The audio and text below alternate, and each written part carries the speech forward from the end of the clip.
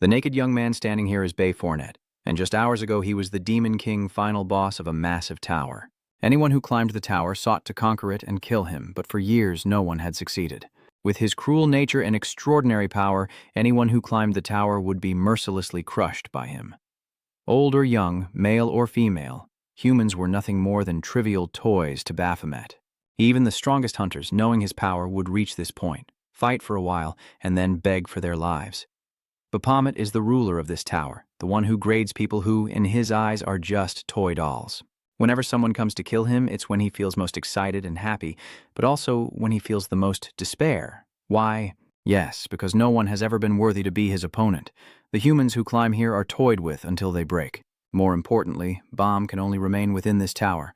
That door will never open for him. In other words, Baphomet can't go to the human world. He can only wait in vain for someone to open the door and continue the fight. But people don't come here every day, and Baphomet always has to wonder how to get through the boredom. Bam was trapped, unable to open the door himself, and he grew to resent this place. He couldn't understand why he was the only one trapped here, alone and waiting in vain, when a phone suddenly fell from a person. Baphomet was incredibly curious about this strange object, and an idea suddenly sparked in his mind. When the next hunter arrived at the tower, Baphomet beat him to a pulp as usual, but didn't kill him. He wanted to ask him how to use the phone. Seeing this, the hunter enthusiastically showed Baphomet how to unlock the phone with facial recognition, so Baphomet cleverly lifted the phone owner's head to unlock it. How clever. Next, the hunter shows Baphomet how to use the camera to capture precious moments, not forgetting to take a selfie with the tower's Demon King as a memento for generations to come. Then, the hunter showed the Demon King other features of the phone, like music, the only stimulant allowed by this world's government. There's also watching movies, browsing the web, playing games, and a whole host of other phone features. Seeing that Baphomet was quite proficient, the hunter thought his job was done and quietly tried to escape. But this is the Demon King's territory. His usefulness has ended, and so has the hunter's life. Baphomet is quite intrigued by this human toy. It became his pastime in this boring tower.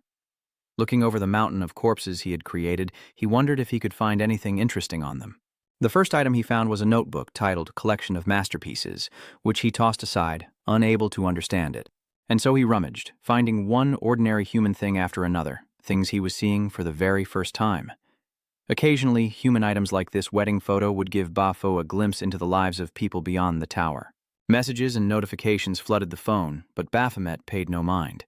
A more important matter consumed him: learning more about the human world. He longed to see that real world, not just imagine it. A world where humans believed God could grant wishes. If God truly exists, then Baphomet hopes he will grant him a wish. Such sentimental daydreams are unusual for Baphomet. Just then, the tower suddenly roared, meaning someone had climbed to the top floor. Baphomet returns to his seat, no longer anticipating anything. Either way, the toy would soon break. But this time, reality was far different from Baphomet's expectations. The one facing him this time was different from the other hunters. It was the hunter Javen, a hunter with true power. The aura emanating from him the moment they faced off in the tower made him wonder if this toy in front of him was all it seemed to be. The two clash, swords meeting in a flurry of motion, and with just a few exchanges, Baphomet senses a distinct difference. This is the power he's been longing for. Absolutely exhilarating. Fighting him truly excites Baphomet, a joyful feeling he had long forgotten. This is exactly what he's been searching for, a battle worthy of his desires. An interesting battle, truly interesting. But the more he fights, the more overwhelmed he becomes. The blow sends him crashing to the ground, and Baphomet inexplicably feels a pang of jealousy towards this raven. The battle intensified as Baphomet, regaining his strength, launched a relentless assault. Raven retaliates with equally powerful sword techniques. His strength and skill gradually overwhelm Baphomet. For the first time in centuries, he was about to lose to a mere human. Refusing to accept defeat, Baphomet unleashed his full power. As a lord of the tower, he couldn't be defeated so easily, conjuring dozens of sharp weapons and launching them forward. But with one swift strike, Raven easily dispatches them all. Not content with a physical assault, Raven goes for a psychological blow as well. So, what if you're a lord? You're still trapped here.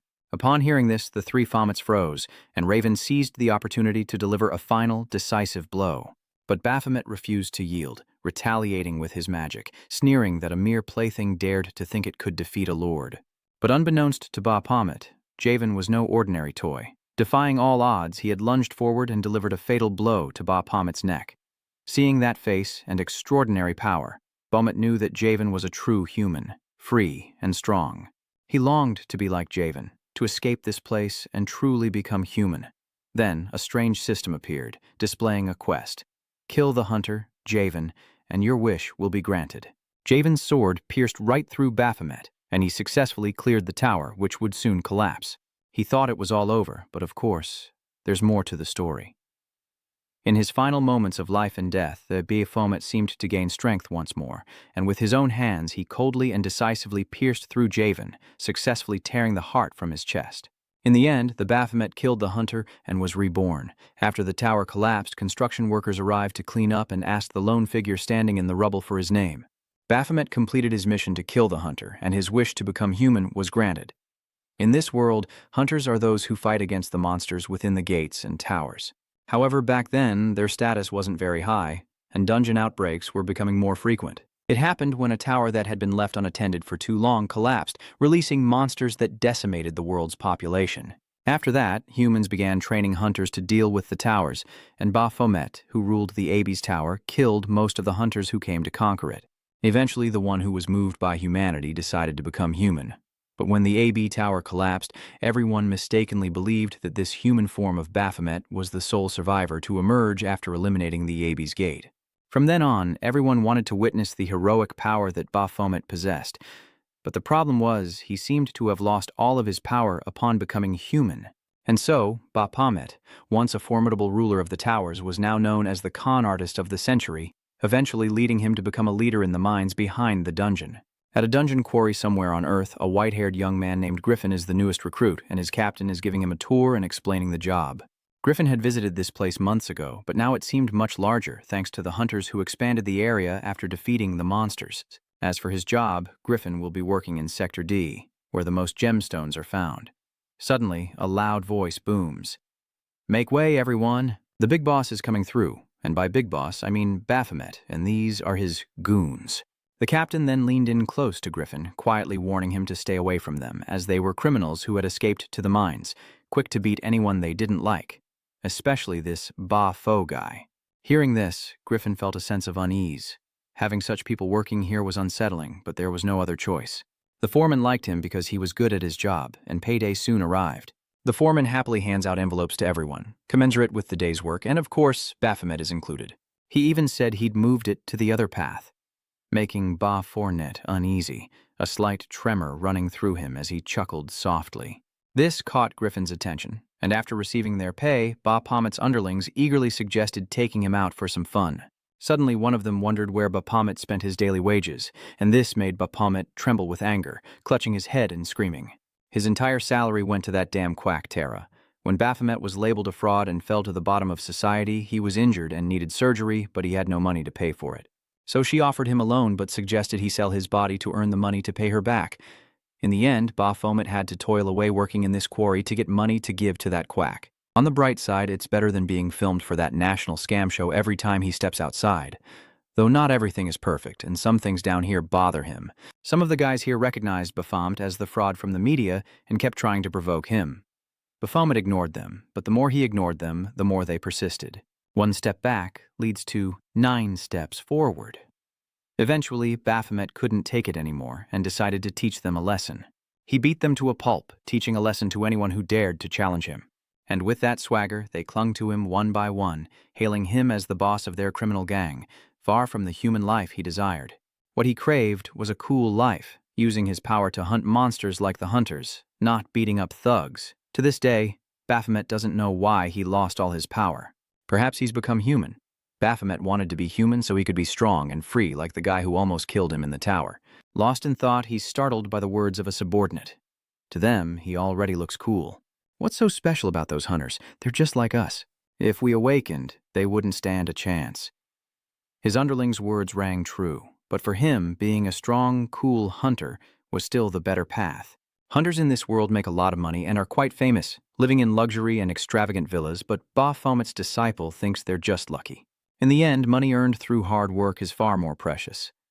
It's true that those who don't know the value of money are the ones who get it easily, As he watched his men joke around, Bafo suddenly smiled, not knowing why, and could only explain that he was happy because everyone else was, which made them all stare at him blankly. They even bet on who could make their leader smile so happily. It was then that Baphomet realized this was exactly how he had felt before. It's the same feeling he had playing with human toys in the tower. A feeling of enjoyment, as Baphomet enjoys the camaraderie of his friends. Perhaps he craves power to recapture the joy he felt in the tower. Baphomet is like a child, experiencing simple pleasures for the first time, even without his strength. Since coming here, Baphomet's followers have just called him Boss, and they're curious to know his real name, since he doesn't talk much or get close to anyone. Baphomet says he used to have a name, but he doesn't use it anymore, which impresses his follower who thinks his leader must have a cool history. The kid asks Baphomet if he wants to use his name instead, saying his parents put their heart and soul into choosing it, but now the name and the person don't match. Baphomet asks what his name is, but just as the kid is about to answer, a massive explosion rocks the area. The entire dungeon was now engulfed in flames, the roar of the explosion mixing with panicked screams, as Bafo stood frozen, staring blankly. He didn't know what that terrible noise was, but he wanted it to stop. After a moment, he came to his senses and realized he'd been injured, clutching his stomach in pain. Amidst the chaotic destruction, Bafo was shocked and horrified. His hand brushed against something on the ground, and he looked down to the heartbreaking sight of his men's burning corpses. Again, the toys are destroyed. Bafo had only just begun to feel a sense of camaraderie with these men, and now this. Overwhelmed with pain and resentment, he collapsed, screaming, "Who the hell did this?" As the explosion subsided, the culprit was revealed to be none other than the rookie, Griffey. His true identity is that of a hunter who steals dungeons, attacking and looting them for spoils. The two dungeon hunters, realizing this, rush in to fight him. 2 against 1 is a dangerous game, but Griffin shows no fear. For him, what people knew was only half the story. Griffin was a B-rank hunter, while the dungeon's overseer was only C-rank, so even with overwhelming numbers, they stood no chance. And they couldn't abandon the civilians either. So the hunter suggested his teammate run out and get help from other hunters, while he held Griffin back. As Griffin finished speaking, a sharp blade appeared out of nowhere, cleanly slicing the hunter's neck. His teammate screamed in terror, finally losing it and charging at Griffin with his weapon, seeking revenge. Griffin stood there calmly, a contemptuous smirk on his face, saying that hunters shouldn't get emotional or they'll just die faster. With a mere flick of the wrist, he somehow manages to wound the female hunter. Then, a group emerges from the gate. Griffin's poaching accomplices. He pointed at the fallen huntress, telling his crew he'd silenced her for talking too much, and they were free to divide the spoils, revealing their depraved nature. One wanted her eyes, another wanted to take advantage of her. But Griffin, the leader, ordered his men to capture her alive and sell her for money. The huntress screamed in terror as the scavenging hunters began dividing the spoils. The huntress's incessant wailing annoyed them to no end, but just then, the head of the hunter was thrown at Griffin. It was none other than a Baphomet, one of Griffin's underlings, who was beaten to a pulp when he wasn't paying attention. Just moments ago, while the Baphomet was still in shock and despair, a system window suddenly appeared. The screen displayed a hidden quest. Feeling anger on behalf of humanity would grant him the power he desired. Just who was the insect that dared to ruin his toys? In the quarry, Baphomet advanced, his lips pressed into a thin line, his face in a motionless mask. His target, the sword planted beside the dead hunter. Baphomet reached for the sword's hilt, and the blue system displayed a stark exclamation point, announcing that using another's weapon would reduce its performance to 0% efficiency. The system seems to be malfunctioning. The blue display gradually turned red, and the words "system error" flickered across the screen. As Baphomet fully drew the sword from the ground, the display turned red, indicating Baphomet's innate ability. Weapon mastery is activated, automatically triggering the weapon theft skill due to the activation of weapon mastery's intrinsic ability. Immediately after, Baphomet bursts with speed, a flash of white light, and just like that, the accomplice's head is severed. It soared through the air, past the smoking hunter, and landed right in front of him as Baphomet demanded to know who he was. The thieving hunter was startled, his jaw dropped, and his cigarette fell to the ground. He turned around to see Baphomet behind him, expressionless, sword raised high, and then a warm red liquid sprayed forth. He stared at him, saying, "He broke my toy, you wretched insect." The scavenging hunter, confused, repeats the word toy, while his two comrades recoil in terror. Baphomet, standing over the body he just defeated, sword in hand, stares at the thieving hunter and asks if he's a survivor. He smirked, not understanding what he was saying. Fomet glared at them, asking if they were the ones. The thief cups his hands to his mouth, mocking Fomet. "Aren't you too old to be playing with toys?" But Fomet, wanting no more words, charges straight toward him. His two accomplices, terrified, tried to back away, but he angrily yelled at them, asking what the hell they were doing. Caught off guard, he wondered, "That thug is a hunter?" He then sneered, telling Fomet to taste his power. The remaining thug gripped his weapon, his face a mask of determination, as Fomet remarked, "So many targets at once. This isn't something you see every day." The two henchmen recklessly charged at Fomet, but with a single strike, he disarmed them both, leaving them stunned. His bloodied blade now pointed menacingly at one of them. The other man was shocked by his speed, only catching a glimpse of his comrade's scream before Fomet's sword pierced his head. The remaining accomplice roars in fury, "Damn you!" The remaining thug charged at Fomet, who kicked away his fallen comrade and forcefully retrieved his sword. He glanced at the accomplice attacking him, easily catching his arm. He looked terrifyingly cold, and the blood-stained sword in his hand swung. As the sword came down, the last one was beheaded. Warm, red liquid splattered everywhere, half his face sinking into darkness. He looks up at the grave robber before him, his eyes as cold as ice. The scavenger hunter stood his ground, still smirking, a glint of cunning in his eyes, a thrill running through him. He thought to himself, "Not bad." Gripping his weapon, he lunged toward Poet. He easily raised his sword to parry the blow, the weapons clashing and reverberating.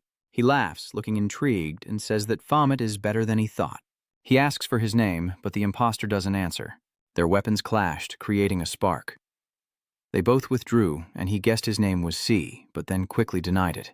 He laughs, his face contorting into a terrifying visage, and exclaims that he's beyond even rank C. A flash of a blade aimed for Poet's neck, but he leaned back just in time to dodge it.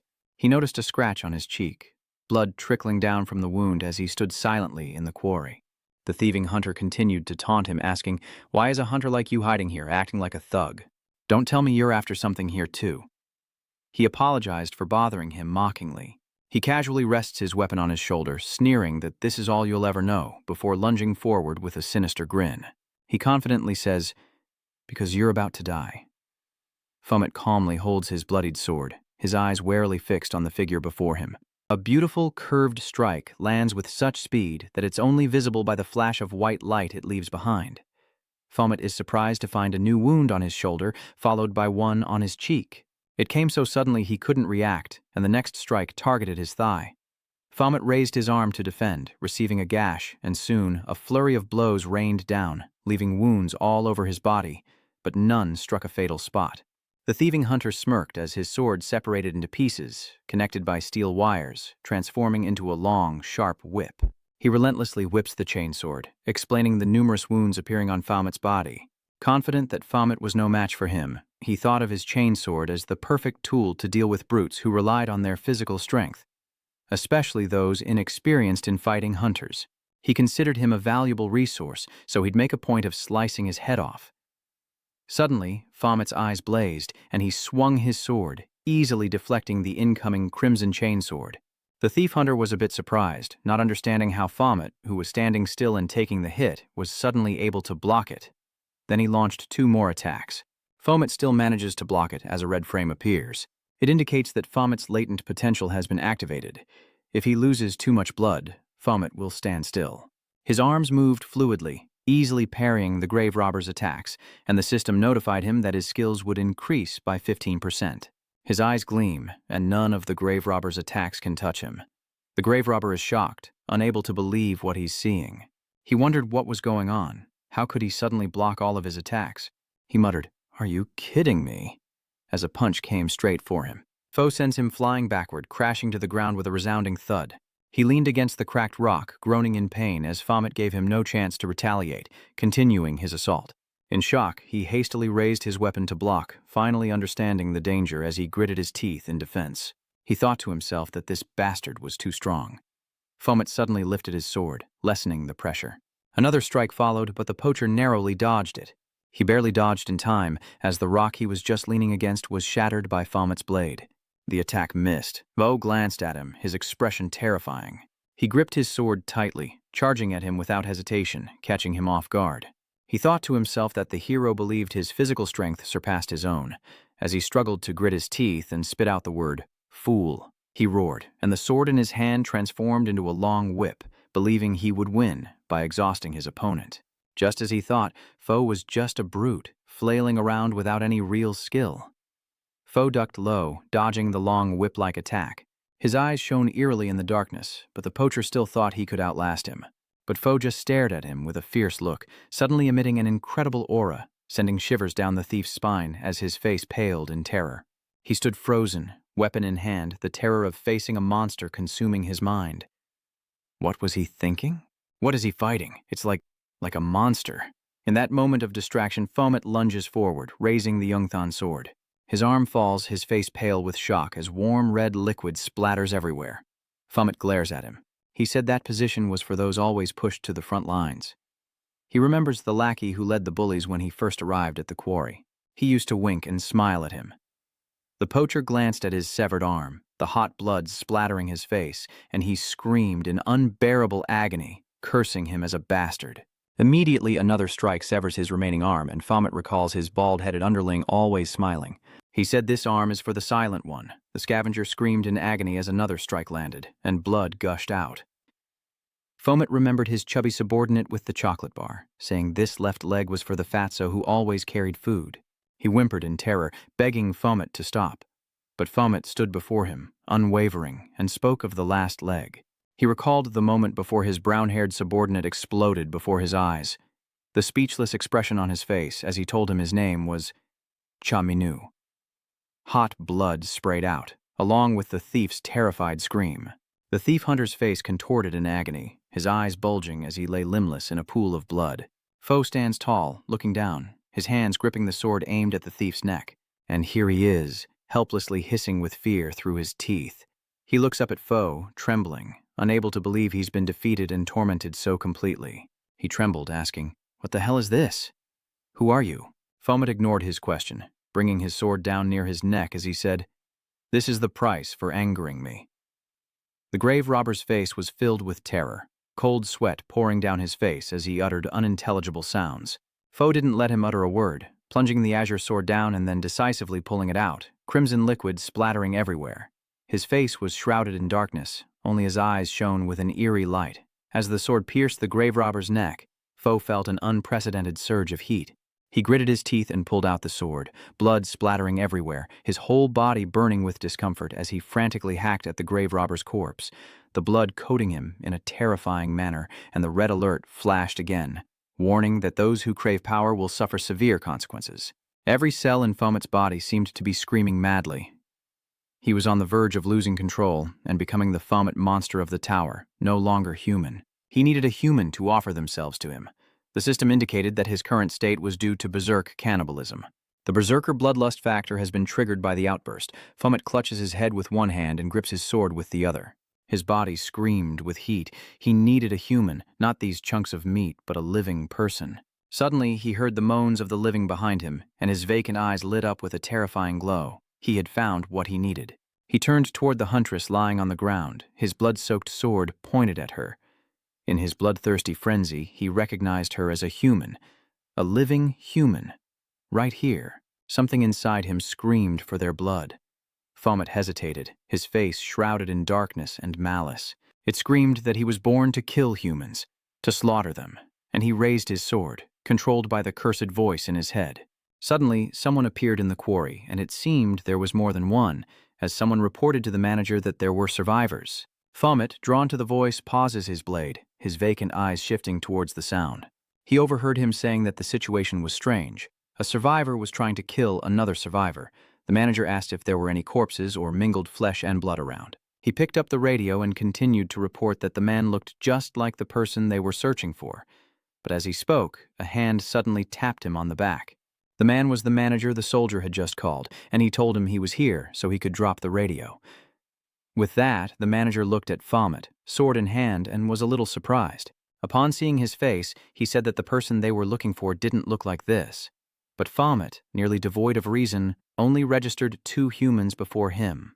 Realizing there were 2 of them, he charged forward, sword in hand, ready to attack, while the manager thought they'd seen Fomet's face somewhere before. As he spoke, he realized Fomet was attacking, and the glasses on his face gleamed. The man who spotted Fomet widened his eyes in shock. Fomet's eyes flashed red as he and Wrath roared, demanding their deaths. Suddenly, a slender, glowing hand appeared in the air before him, thumb and middle finger joined, causing Fomet to freeze in confusion. Someone laments how difficult it was to capture him alive, saying he can't be allowed to die just yet. Suddenly, the hand flicked him on the forehead, telling him to sleep tight for a while, and Fomet froze in his tracks. He was flicked on the forehead, sending him reeling backward, collapsing to the ground unconscious as the newcomers looked on in confusion. Fomet was dazed, wondering what that hand was. In his mind, he heard a voice calling him Fomet, and he saw himself as a goat-headed monster sitting upright in a tower, listening to his followers call him Lord Fomet, promising eternal servitude. Eternally serve him. Fomet reaches out, ordering them to kill all of humanity on Earth. He was a bloodthirsty monster who loved carnage, wanting all things to kneel before the name of Fomet. Suddenly, someone called him a frog in a well. A sharp sword pierces through, splattering blood everywhere, staining the blade. He sees himself, in human form, impaled by Javen's sword. Javen's face is cast in shadow as he reveals that Fomet never knew this when he ruled the tower. Javen's face slowly comes into view, his expression chillingly cold as he states the truth, that he is nothing but a weakling. Fomet grits his teeth in frustration, hearing Javen say that the weak deserve to be sent to hell. Fomet awakens from a nightmare, his body stiff and his mind still hazy, his eyes wide and darting. He wondered what was going on as he knelt on the floor, looking around and muttering in confusion. Unsure of his location, he finds himself at the quarry when a voice suddenly echoes through the machinery. The man asked if he could hear him now that he was finally awake. Fomet heard him but didn't understand a word. Elsewhere, the person speaking with Fomet smirked, hearing him ask who he was. Instead of answering Fomet, he makes a cryptic remark about a rare mining magnate, and Fomet seems to realize something. He glances in one direction as the other man continues to ramble on about how familiar his face looks. You're the miner who was arrested for illegally trying to destroy the Hell Tower, right? But a miner like you just happened to kill the hunter we were looking for. Is he trying to weasel his way out of this? His face falls into shadow as he spouts a load of information. He asked Fomet if he had killed the hunter, and Fomet fell into thought. The key words kill and hunter registered in his mind, and he wondered if they were talking about the wretch whose limbs he'd crushed. He stood silently in the room, his face unreadable. The other man said he'd investigated him but found nothing. It's as if he doesn't have a name or true identity. He reads the information they've gathered. No registration or hunter status can be found, yet he possesses strength on par with a hunter. Could this man be unregistered or still in the awakening phase? He asks Fomet his name once more. Fomet's silence was his only answer, prompting the man to say his fate would depend on his response. His words are suddenly cut short by a punch, as Fomet, who was standing still, suddenly strikes the black glass on the wall, creating a small hole. Fomet's fist remained on the glass, the crack spreading from the small hole. He coldly tells him to stop nagging and questions why he asked so many questions. Behind the glass, the interrogator is stunned into silence, as Fomet, still facing the glass, says that if he wants to know someone's name, he should introduce himself first. And you lock me in a cage, watching me comfortably from behind a thick wall? He couldn't help but call him a despicable bastard. His voice echoed through the room as he questioned, "Digging for ore, you say? Who turned him into this? They approved of me first, in the name of a hero. And the hunter you're after, he admits he killed him, so what? Was he supposed to rethink his actions?" At this, he glared angrily, his expression turning ferocious. He asked, "Why should I? He provoked me first, so no matter how many times he's reborn, I'll kill him every time." His face darkened ominously as he stared through the glass, his malice unveiled as he threatened to tear him limb from limb, grinding him into dust until no trace remained, until no one would ever know he existed. Then he asked the man behind the glass what would happen if he did the same to him. Before he could finish his sentence, the man behind the glass couldn't help but burst into laughter. His laughter echoed through the machinery and around the room, imprisoning Fomet, who then withdrew his fist. "You're hurt, but he's laughing." Then, his confident voice echoes, asking if you could even kill him. It was then that Fomet realized the man stood before him, hands in his pockets, exuding confidence. The door to the room slowly opens and he smirks, eyes crinkling with amusement. He says he's finally showing his face. What are you going to do now? The moment Fomet sees him, he freezes. He reminded him of Javen, the one who appeared at the top of the tower and destroyed him. The cold eyes and demeanor of Javen back then, they gave him the exact same feeling. In a flash, Fu disappeared, launching an immediate attack, only to be met with a blinding light. The man before him didn't flinch, but smiled confidently. A violent collision shook the room. The ground cracked and dust filled the air as Poet lay gasping for breath. The man smiles, confirming that he is indeed awakened, restraining his fist with one hand and squeezing his neck with the other, saying, "That was a nice play." Fomet struggled to breathe, realizing his opponent was too strong. He held Fomet captive, with his subordinate standing behind him. He stood upright with his hands behind his back, turning a blind eye to the action, as the other man said he should introduce himself. They belonged to a secret government organization called RU, dedicated to stopping criminal hunters. His subordinate slightly bowed his head, looking at the two of them. He heard him say he would get straight to the point. The hunter he killed was the one they were after, and he would have been killed upon capture. He smirked, stating that his crime was committing inhumane acts, disguising himself as a deadly hunter who hunted innocent hunters and illegally traded their organs. The hand around his throat tightened, and despite his trembling and gritted teeth, the man seemed unconcerned.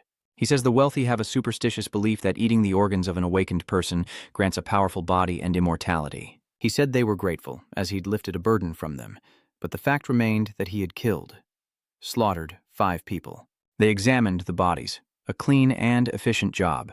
The killer was clearly highly skilled, and he asserted that a newly awakened individual couldn't have created such a scene without hesitation. Though some possess a natural talent for killing, in his experience, such individuals, he narrowed his eyes, studying Fomet's face, were usually seasoned murderers with the blood of thousands on their hands. Fomet gritted his teeth, his face trembling with effort. He listened, discovering they only knew he was a con man, so they were trying to figure out what kind of person he really was. Listening to him drone on, Fomet felt only rage, his mind consumed by a crimson haze as the man wondered aloud if he should share his impression of him. Meanwhile, Fomet struggles with the difficulty of being human, as the man deems him dangerous. Meanwhile, Fomet wondered if he was allowed to just lash out at the likes of him, who knew nothing of his thoughts. He says he was truly born with the heart of a demon, and if he isn't stopped, he might one day become a criminal hunter they're forced to eliminate. Fomet wished he could return to his former self, to a time when he had a freer body. He recalled the hunter Jven in the tower, thinking he also saw this irritating weed as a malignant tumor. In Fomet's mind, he lumped them together, thinking they would both be crushed beneath his feet. The hand controlling Fomet's fist suddenly retracts as he lurks in the shadows, laughing about the need for elimination. The hand outstretched before him seemed capable of crushing him at any moment, filling him with helplessness and resentment. He couldn't hold back any longer, cursing under his breath as he looked at the towering building, the Hunter Management Center headquarters. Inside, many people were waiting for service, as the clear voices of the professional female staff echoed. They expressed their gratitude and wished him a speedy recovery, then cheerfully asked if he wanted to extend the rental on his gun. The attendant called number 122, offering a professional smile to the person who appeared before her. She greeted him, asking how she could help. Fomet had changed clothes and had bandages on his face. He stared at the clerk, lost in thought, remembering the man who had choked him, his face close, smiling like a sly old fox. He pointed a finger at my chest and asked, "Are you scared?" Then, pushing himself up, he said, "Even they wouldn't dare do something so reckless. Besides, he quite likes your personality." Fomet rubbed his aching neck, glaring at him warily. He said someone with my talent could handle anything. I don't know what he's talking about. He then made a serious offer. Become a hunter under Ru. Your talent for killing should be dedicated to Ru. Back in the present, he tells the clerk, "I'm here to register as a hunter." She replies with a smile, "Understood. I'll need your ID and hunter aptitude test results." He remembered the man with glasses saying they'd make slight alterations to his identity and contact other agencies to help him pass the aptitude test. After a moment, the clerk smiled and said, "All checked. Thank you. Now please register your alias, which is the name you'll use as a hunter." He remembered the man with glasses telling him that the policy of creating a completely separate code name was to distinguish between ordinary people and hunters, and without it, he couldn't register. The clerk asks if he has any codename ideas, something different from his real name. If not, they can offer some suggestions, but Fomet recalls the bespectacled man's words before coming here. He says that in this industry, many businesses must operate in secrecy, as it already attracts a lot of attention. But he should try to get there without drawing too much attention. Fomet smirked, thinking the man would regret giving him this chance. He would become stronger than anyone. He looked at the female employee, smiled, and spoke his code name. Fomet. Fomet was confident that he would make everyone tremble at the sound of his name as a snow-white wolf bared its fangs. It was ferocious, as if wanting to tear its prey apart. Then, with a knee strike, Fomet easily took it down. Another wolf lurks, seizing the chance to attack, but Fomet anticipates this, spinning around to meet it head-on. He easily grabbed the wolf, and with a single throw, he effortlessly defeated it, while more wolves growled behind him, hesitant to approach. Knowing they were no match, the wolves wisely retreated as a massive beast stomped into view, shaking the very ground. In the forest, the Wolf King's eyes glowed as his massive form materialized, claws extended, ready to strike foe. He suddenly held up his hand, asking it to wait a moment, which surprised it into stopping, eyes bulging in disbelief. Fomet raised his hand, attempting to summon his magic, and commanded, "Come quickly." But what he expected didn't appear. Nothing changed in the forest. He stood before the Wolf King, looking like a fool. He remained frozen, wondering why nothing came. The Wolf King, thinking he was being mocked, lost patience and swung his paw down at him. Then, as if realizing something, it flinched, its eyes widening as it stared down at the human who had just punched it. With a single punch, its entire body, its internal organs were shattered, and the machine parts within exploded. With such overwhelming power, it clearly had no ability to resist. A Fomet emerges from the magic-formed gate, just as he expected. One hand in his pocket, the other outstretched, he looks at his palm, a hint of disappointment in his eyes. Because his power hasn't fully returned, and there's only one reason for it. He stares at the crimson display before him, which reads, "Hidden Quest, Wrath in the Name of Humanity. Complete. Reward, Power You Seek." He put his hand to his chin, deep in thought, pondering the phrase, "the power he sought." He understood that he had only killed that petty criminal, so it was understandable that he had only recovered this much power. But that can wait. Fomet stares at the red display before him in disbelief. What the hell? It hasn't let up since the tower. Why does this red nonsense get to order me around? Fomet scratched his head and moved forward, annoyed that no one would answer his questions. In any case, he knew what he had to do next. He clenched his fist, thinking of power. If his power is gone, he'll just take it back. Simple as that. He was used to clawing his way up from the bottom, but suddenly he sensed a terrifying surge of energy behind him. The source of that terrifying energy laughs maniacally and asks his name. Fomet. Fomet grits his teeth, warily turning around to see who it is. It turns out it was the man with glasses who angrily asks, "Are you trying to get my attention?" Fomet put his hands in his pockets and approached, while the man on the phone screen his subordinate held out roared. He wondered what kind of lunatic would take the name Tower King as a title, and Fomet raised an eyebrow, asking what was going on. His subordinate awkwardly explained that the manager had called, the same bespectacled manager who had told him to stop stirring up controversy, knowing he had a personal grudge against the group calling him fake. But why did every rumor about him sound like a horror story? His reputation was so bad, even dogs and cats wouldn't touch it.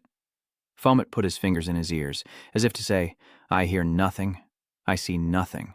But the manager wouldn't let up, saying there was more. The results of the Hell Tower investigation are in. It was conquered by the hunter known as Java. Fomet's hand, which had been digging in his ear, froze at this statement, his eyes widening in sudden realization. In the deafening silence, the manager's incessant nagging filled the void, claiming the situation had worsened. Who knew a top Korean hunter would sacrifice himself to destroy Fomet? So now, they're looking for a way. Suddenly, Fomet speaks, but is cut off mid-sentence.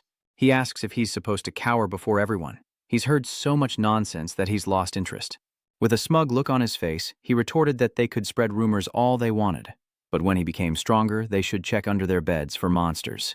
On the street, he stood with his hands in his pockets, facing the phone screen his subordinate held up, silently watching for his reaction.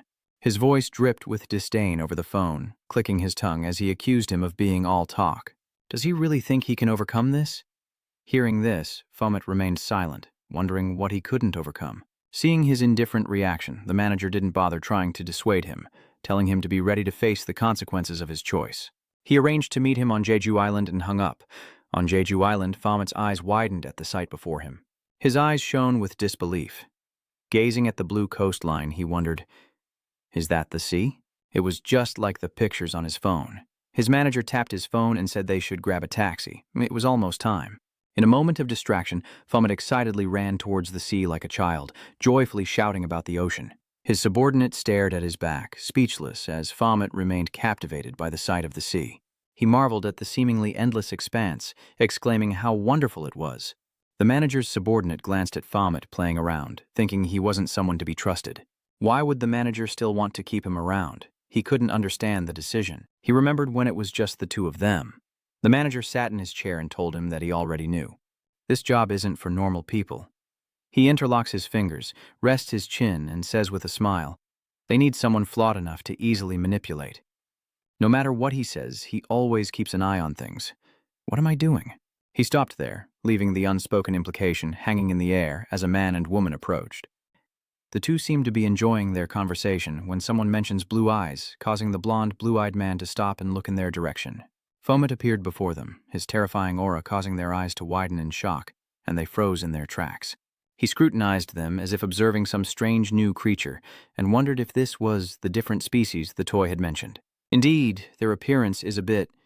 Before he could finish, he was grabbed by the collar and dragged away. He told him to leave and not further disgrace their country. As Fomet was dragged away, he cheerfully waved goodbye to the blue-eyed man. The whole thing happened so fast, the tourists didn't even know what was going on before it was over. It was a beautiful day on Jeju Island, at a high-rise building. Zhang introduced Fomet to the orientation course for new hunters that would be held here, but Fomet, with his hands in his pockets, asked about the course. It's a training program to help new hunters adapt quickly, Tang explained. Fomet, confused, asked why they'd bother. Shouldn't hunters just focus on killing monsters? TYA patiently explains that the number of older, more powerful monsters is higher here. Suddenly he stops, saying to forget it. It's a law enacted by the government. Unlike other countries, hunters here are directly employed by the government, so they have the right to use hunters however they see fit. T increased, handing over the ID and phone to Fomet, telling him to take them. He accepted them, surprised, and asked, "This smartphone, are you sure you're really giving it to me?" With an indifferent air, Taeyang confirmed it, lifting Fomet's spirits considerably as he held the ID and phone, grinning. Tiang asks if he would normally call him Cha Minu, and Fomet stares at his ID card with the name Cham Yu, lost in thought. He recalled the echo of his brown-haired subordinate's voice just before he was blown to bits, asking if he was using his real name.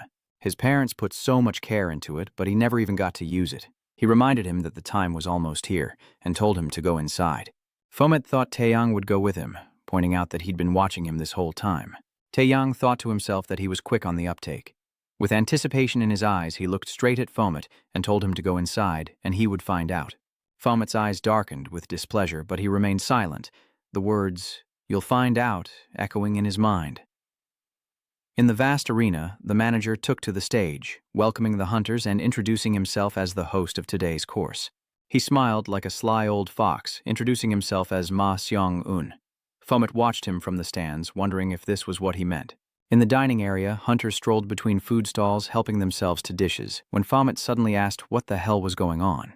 He glared at the manager, Ma Seong-un, standing next to him, and asked if he wasn't part of some kind of secret investigation team.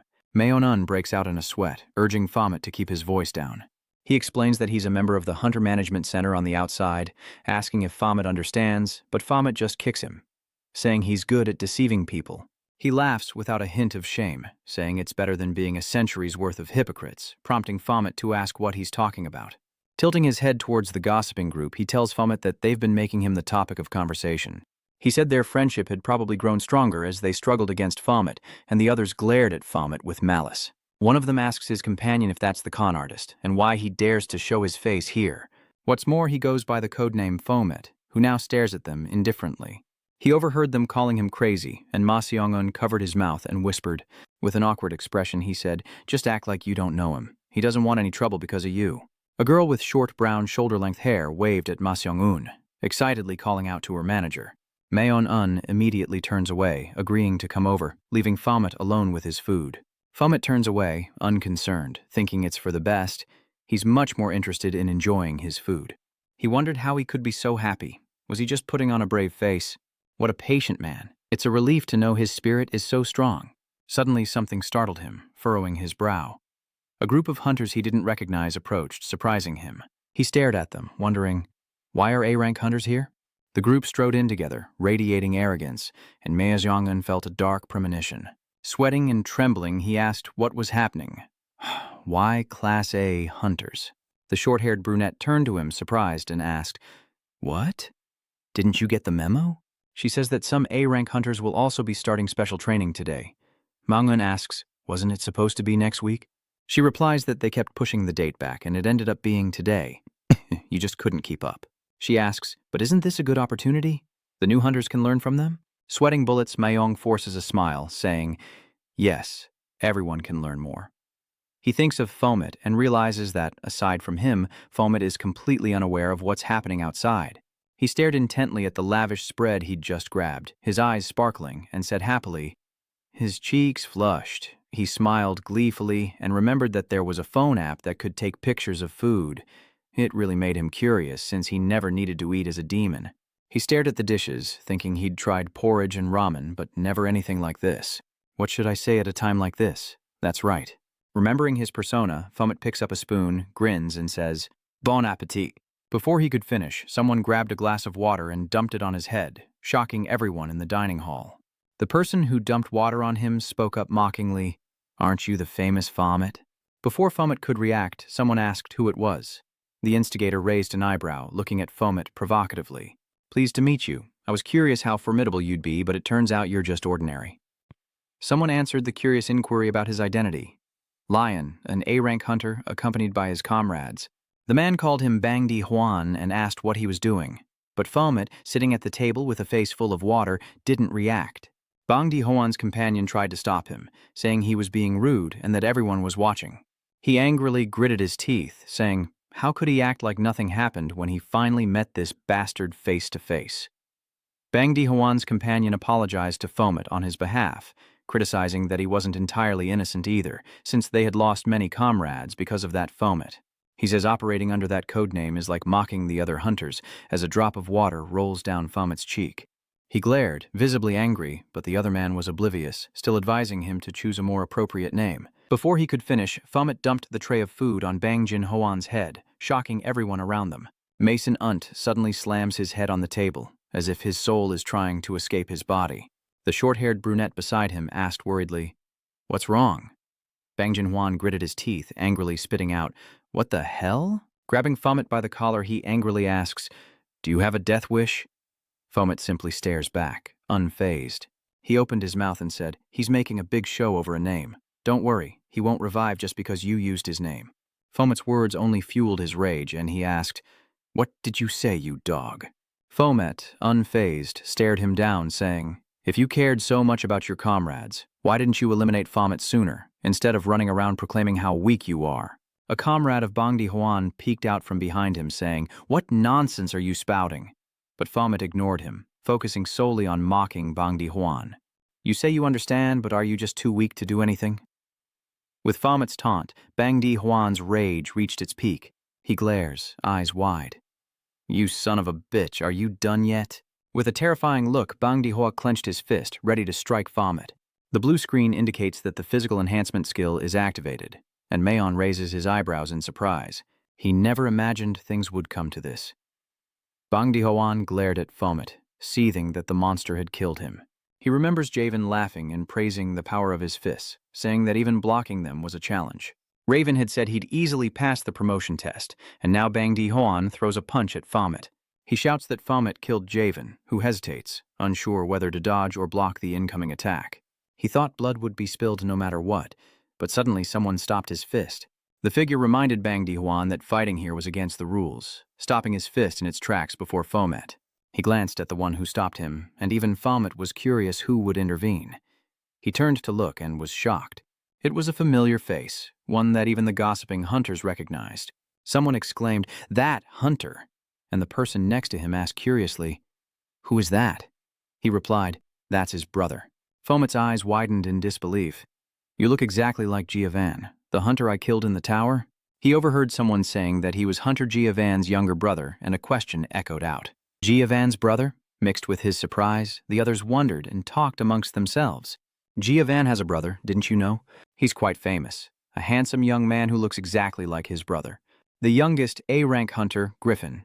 Yihua frowned, and the other A-ranks behind her looked surprised at his appearance. Long time no see. I didn't expect to see you at this training session, but seeing you here does make me happy. Before he could finish, Jae Hoan stood before Griffin saying, against the rules, Are you seriously welcoming this bastard after what he's done? Another A-rank hunter tried to stop him. Hey, Bangi Juan, Griffin calmly added, he's right. If my brother had paid attention to Fomet sooner, and if he had been a little stronger, he wouldn't have died in that tower. Enraged, Jae Hoan lashed out, but Zong-un quickly intervened, waving his hands. Hold on, gentlemen hunters, you can't do this here. Sung-woon chuckled nervously, asking if they really needed to go this far. There are too many eyes watching us here, Daihwan stated. Why did you let him in? Didn't he understand the question? He frowned, looking at Seong-un, and continued to ask. He was from the Hunter Intelligence Management Team. Aren't you the one who approved those lowlifes to come here? The A-rank behind him felt helpless and clutched his head. Faced with that question, he simply smiled and said, I'm sorry, oh well, my bad. With that, Zong-un turned to Min-woo and said, Mr. Hunter, could I have a word with you? Min-woo seemed reluctant to answer. Why wouldn't I give you time to refuse? Seong-un silenced him with two simple words. Shut up. With no other choice, Min-woo followed Zong-un, leaving the others behind. As a sharp gaze from Griffin watched from the orientation building, a female voice began to speak. Hello, new hunters. I'm Han Yu-dung, your guide for the system program. She's introducing and guiding the new hunters through the basics of the system. When you awakened, you all saw a blue system window, right? For inexperienced hunters, we've linked a program developed by the Hunter Intelligence Management Team, making it easier. Though Min-woo seems to be listening, he's really thinking about what Seong-un said. Hit me. He was recalling a conversation he had with Song-un. He suddenly said, I said, hit me. At such seemingly crazy words, Min-woo wondered, Are you crazy? What's gotten into you all of a sudden? Sung-un continued, If I hadn't recruited you in the first place, none of this would have happened. It's all my fault. With his eyes shut tight, he braced himself, accepting the punishment for his actions. Go ahead. Min-woo cracks his knuckles, a menacing aura surrounding him as he speaks his thoughts aloud. This is my chance. You're serious, right? No takebacks. Sang-un didn't think he'd actually go through with it. You look like you're really going to hit me. Why aren't you hesitating at all? Min-woo retracts his menacing aura. So, what do you want me to do? Show mercy? After being humiliated, he's surprised to hear Sung-woo's answer. Yes. Yield until you become stronger. Seong-un's mentor continued, telling him that once he became stronger, no one would dare utter such blatant insults. To do that, you need to humble yourself a bit. Wait a second, he continued. Even 100 of you couldn't beat an A-rank hunter. That's the truth. Before ending his recollection, Sung-un said, In other words, from now on, say nothing and learn to humble yourself. A hand holds a phone displaying an unflattering headline as a voice speaks. So, that trash is a professional scammer? The two new hunters, reading the news, scoffed. Who does he think he is coming here? It's because of trash like him that normal hunters like us get criticized. I was happy to train here, but then guys like him, the story is cut short as a fist slams into a vending machine. The two immediately fell silent, looking toward the source of the noise. A voice echoed, Damn it, it ate my money. The voice belonged to Min-woo, who glared at the two men as if warning them. Should I just smash it to get my money back? The two men flinched, their faces paling in fear, and they quickly scurried away. Weren't they saying there'd be a friendly match between two A-rank hunters? Yeah, I heard it's being held in the RGX room. Let's go. Outwardly calm, inwardly they were panicking. What the? How long has he been there? Were those words directed at us? Look at that bastard's eyes. It's as if he's killed before, and not just once or twice. Myeon-woo scratched the back of his neck, his face returning to normal, thinking that was enough to stop them without using his fists. He looked down at the vending machine and exclaimed, I can get a drink without putting any money in? As Min-woo drank his water, he thought to himself, thank goodness. Come to think of it, those kids mentioned a friendly match between A-rank hunters. Night falls, and Mew watches as a young man collapses in pain. Daiwan stands tall, a blue towel in hand as an announcement rings out. Hunter Leon wins, and the fallen youth rises, saying, I knew I couldn't beat you, senior. But I did learn a thing or two, he encouraged. Your skills have improved a lot. The event staff continued the matches. Hunter Leon has now won 8 consecutive matches. Is there anyone else who wants to challenge him? Before Jae Hoan's might, no one dared to challenge him. But Hwan had his eye on someone. He calls out to Griffin, who's sitting and drinking water. Griffin. Griffin looks toward Hwan as he's challenged. Let's fight. Griffin removes his yellow band as Hwan says, You know the rules. Meanwhile, Dai Hwan waited with his arms crossed and a blue cloth wrapped around his arm as the event staff reiterated the rules. The first to grab the other's cloth wins. The rules are simple. Passive and active skills are prohibited, and as this is a friendly match, I'll stop it if things get too dangerous. Up above, Un approaches the two female event staff watching the match, asking, "They're at it again?" The girl Yudong turned and replied, "Oh, Captain." The girl speaks up, saying that many new hunters have come to watch. Mr. Un chuckled warmly. "Oh, really?" "The match will definitely have a positive impact," Mr. Un said, looking towards Minwoo and the newcomers. With a bright smile, the long-haired girl turned and asked, "Hey, is the Griffin Hunter really handsome?" Gazing at Griffin below, she gushed, "He's so captivating these days. Should I ask for his number later?" Faced with her infatuation, they could only offer helpless expressions, unsure of what to say to their matchmaking sister. "Yeah, of course. Hunter Griffin is super famous." "How old is he?" Captain Song-un smirked, rubbing his chin. I think he's a sophomore in middle school." After that statement, the three of them froze, and a loud voice exclaimed, "What?"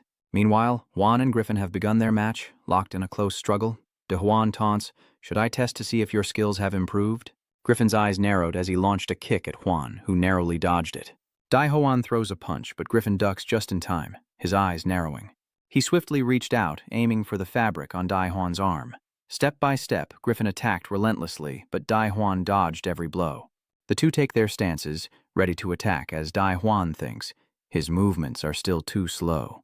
If things continue like this, he's sure he can grab the blue cloth on Griffin's arm, but Griffin isn't as easy as he thought, immediately ducking to avoid his grasp. Di Hwan turns in surprise. "He's fighting back?" At that moment, Griffin successfully snatches Di Hwan's blue armband in a surprise move. Silence falls as everyone is stunned by the outcome. Griffin has won. Griffin clutches the blue cloth he's won, surrounded by murmurs and praise. Even Hunter Leon couldn't catch him. "Did you see Griffin's movements? I couldn't quite follow them all. To think he's this good without using his skills. He truly lives up to his reputation as an A-rank hunter." The murmurs continued. It's only a matter of time before he's promoted to an S-rank hunter. At the same time, his eyes turn, as if he's found new prey. A hand reaches out. "The way you pretend to give me a chance, but are actually looking for my weakness?" Dai Hwan continues.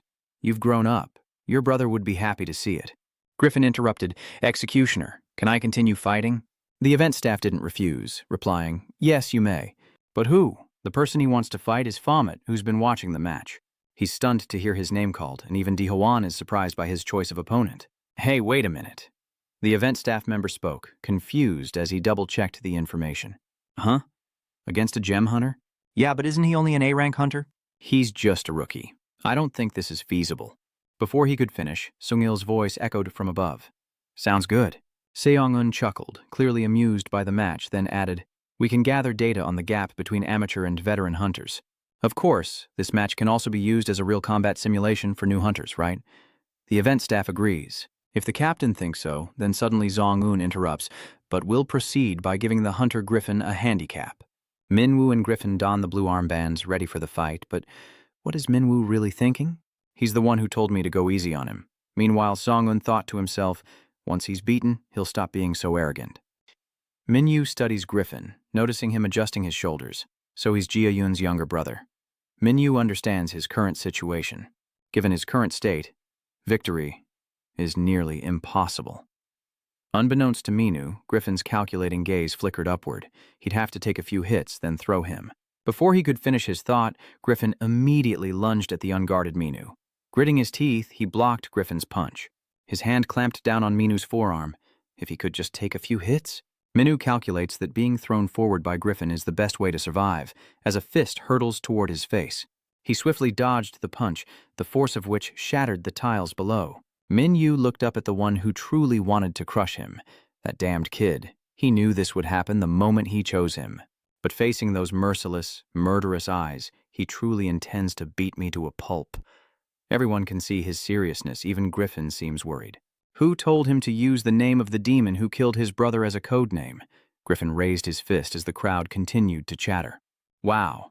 With Griffin showing no mercy and relentlessly pounding Minwoo, he really thought he'd become a punching bag. He was incredibly frustrated by Griffin's power with each blow. Damn, that hurt like hell. Minwoo retaliates with a kick, taking a hit, but before he can finish, Griffin swiftly ducks. Then he turned the tables, grabbing Minwoo by the neck and slamming him to the ground, but Minwoo spun around, quickly breaking free of Griffin's grasp. Minyu suddenly realized Griffin was just toying with him as he stared back at Griffin. If it had been the old him, this kid would have. A strange thought then occurred to Minyu. But how unfortunate. As he dodged, he thought, if only he weren't bound by that handicap. He thought he could finally witness Griffin's true skills as Minwoo continued to dodge his punches. Even as he's punched in the face, Minwoo can't stop thinking about Griffin's true power, and he blushes, smiling with anticipation. Minwoo's thoughts grew strange. He wanted to see it. The arm lunging toward him suddenly stops. Griffin looks at him and says, "Let's stop here." Minwoo was understandably confused, wondering, did he just say he wants to stop? Griffin says, "There's no point in continuing. Are the event staff coming?"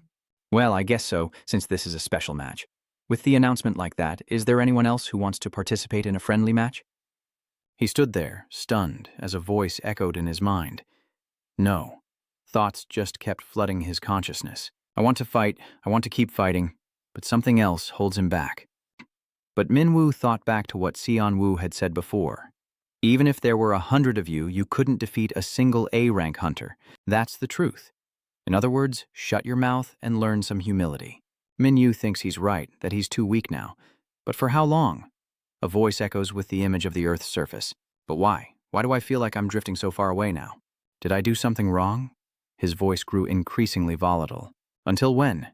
The image of Earth, like his remaining ego, is trying to stop him. "Hey, stop it, you trash." A deep laugh emanates, a dangerous glint in his eyes.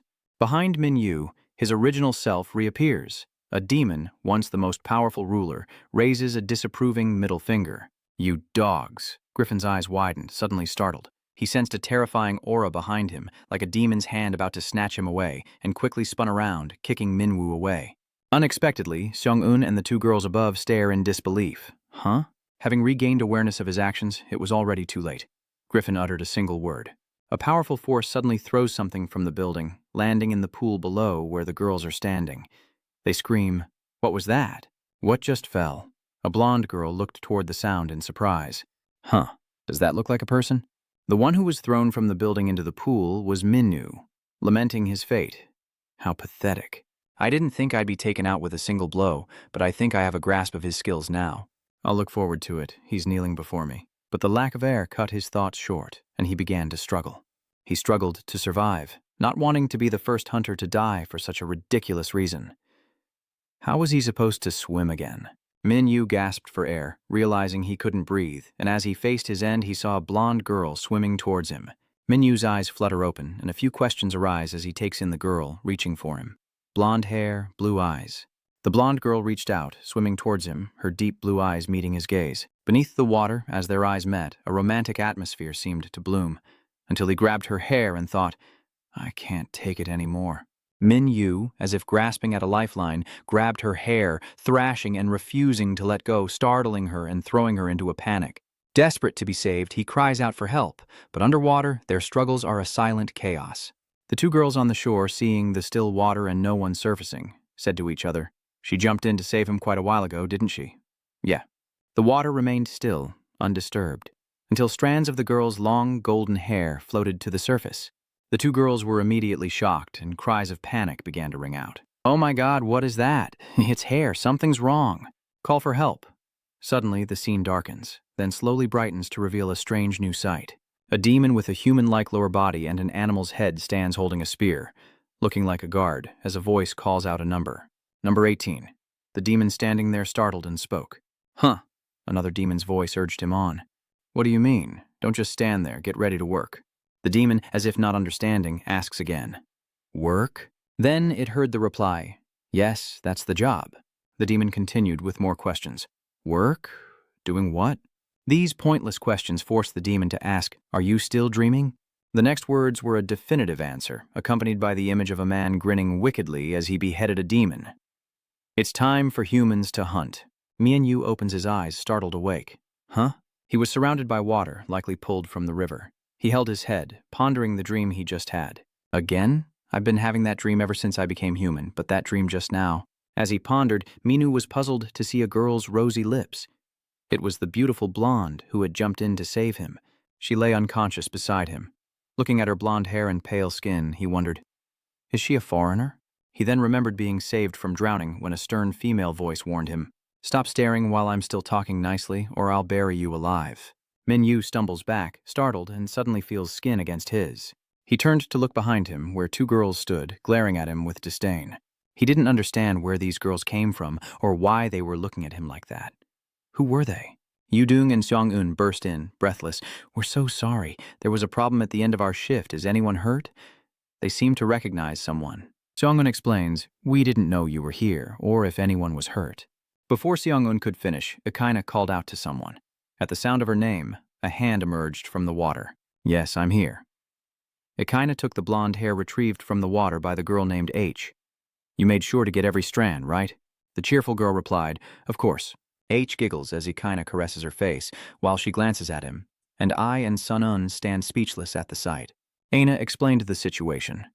As you can see, Hunter, our guild is retreating, so our members have been in this hotel since yesterday, and we're having a pool party.